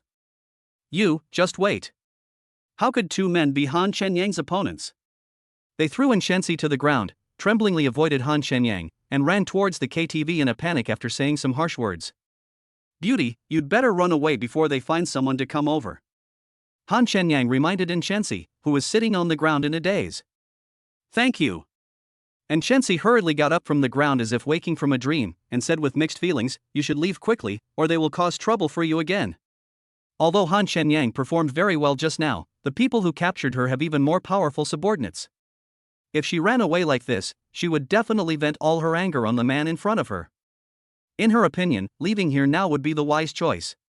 "My foot seems to be sprained." And Shensi took 2 steps, frowned as if in pain, and let out a pitiful and coquettish cry. Han Shenyang, who was about to move the car blocking the road, looked back when he heard the sound, only to see Shensi lose weight and sit down on the ground. And Shensi covered her sprained ankle and looked nervously towards the KTV entrance. She couldn't stand up for a while because it hurt so much. Even if she could stand up, she couldn't walk very fast, and she didn't even have shoes on her feet. If she doesn't leave this place, she will be captured again when people come. "Can you take me away? My feet hurt so much." And Shensi stumbled a few steps towards Han Shenyang, and the pain was so severe that sweat broke out on her forehead. Han Shenyang shook his head helplessly, opened the car door and said, "Get in." "Thank you." And Shensi was very grateful and walked towards the car a few steps away from her. But after she took 2 steps, she felt a pain in her foot and fell straight into the open car door. "Ah!" Seeing this, Han Shenyang subconsciously stepped forward and hugged him around the waist to prevent him from falling. And Shensi came back to her senses and smelled the tobacco on Han Shenyang's body. She shuddered all over and instantly collapsed in Han Shenyang's arms. She felt like a fire was burning inside her body. "Get in the car quickly." Han Shenyang didn't think much about it. He quickly let go of Shensi and helped her into the car. The car started and quickly drove away from the KTV, which made Shensi, who was sitting in the passenger seat, breathe a sigh of relief. "Where should I take you?" Han Shenyang held the steering wheel with one hand, driving aimlessly, and glanced at Shensi. And Shensi had already taken off the mask on her face, and with a blush on her cheeks, she lowered her head and rubbed her ankles. Although Han Shenyang only saw her profile, he had to admit that her delicate and stylish facial features were very beautiful. As she massaged Shensi's twisted ankle, the pain gradually eased, but her body became increasingly hot. "I'm so hot and uncomfortable." And Shensi didn't even hear clearly what Han Shenyang had just asked her. She rubbed her blushing cheeks and wished she could jump into the ice water to cool down. "What kind of medicine did they give you?" Han Shenyang asked somewhat embarrassedly. "Send me home." And Shensi's eyes were blurred and his emotions were becoming more and more unstable, but he still remained calm and gave his address. Chapter 250. Help me. Han Shenyang searched for the address and Shensi gave him on the navigation and sped up his driving. I'm so hot. As they were almost at Shensi's residence, she suddenly started swaying in her seat as if she were drunk, making a numbing sound. Hey, I'll turn on the cool air for you, don't take off your clothes. Han Shenyang was startled by Shensi's behavior. Before he could finish speaking, Shensi was left with only a black lace bra on her upper body. That pink and attractive body almost made Han Shenyang bleed from his nose. Can you please wake up a little? We'll be at your house soon. Han Shenyang tried to calm her down. But I'm so hot. Shensi seemed to wake up for a moment, looking at Han Shenyang with hazy eyes, and explained, I can't control it, it's like my body is not mine. As she spoke, she raised her long legs, put her feet on the windshield, curled up her body, and was about to unbutton her jeans. Seeing this, Han Shenyang gripped the steering wheel tightly with one hand and quickly controlled her hand with the other, saying with a helpless smile, Sister, please stop, or our car will end up in a ditch. Shensi's hands were held tightly and she couldn't move, but she subconsciously twisted her body, her upper body lying on the passenger seat and her feet stretched out on the steering wheel. Damn it! The space in the car was originally small, and at the moment of almost stopping, Han Shenyang exclaimed, quickly slowed down and stopped the car on the side of the road. He didn't care about anything and just picked up the seatbelt and tied the groaning Shensi to the seat. Behave yourself, or I'll throw you out. Han Shenyang restarted the car and rushed to Shensi's residence. I'm so hot, it feels like bugs are crawling all over my body, it's so itchy. Shensi was still conscious, but she just couldn't control her body and emotions. Han Shenyang held his breath. He had to remain calm and absolutely not take advantage of others. What is going on? It's so hard to be a good person. It's pure torture. The car drove straight into Shensi's community. Fortunately, the guard did not stop it, otherwise Han Shenyang would not know how to explain it. Hey, which building do you live in? Han Shenyang glanced at Shensi who was breathing heavily. Villa number 6, I'm so hot, hurry up, I can't hold it any longer. Han Shenyang found villa number 6 and discovered that Shensi didn't have the key. He had no choice but to take out the dragon pattern dagger, cut the lock on the door, and then carried her on his back and climbed into the villa through the window like a thief. The villa where Shensi lives is 3-story, much larger than Han Shenyang's villa, and the decoration is also luxurious, but the location is not as good as Longhu Blue Coast.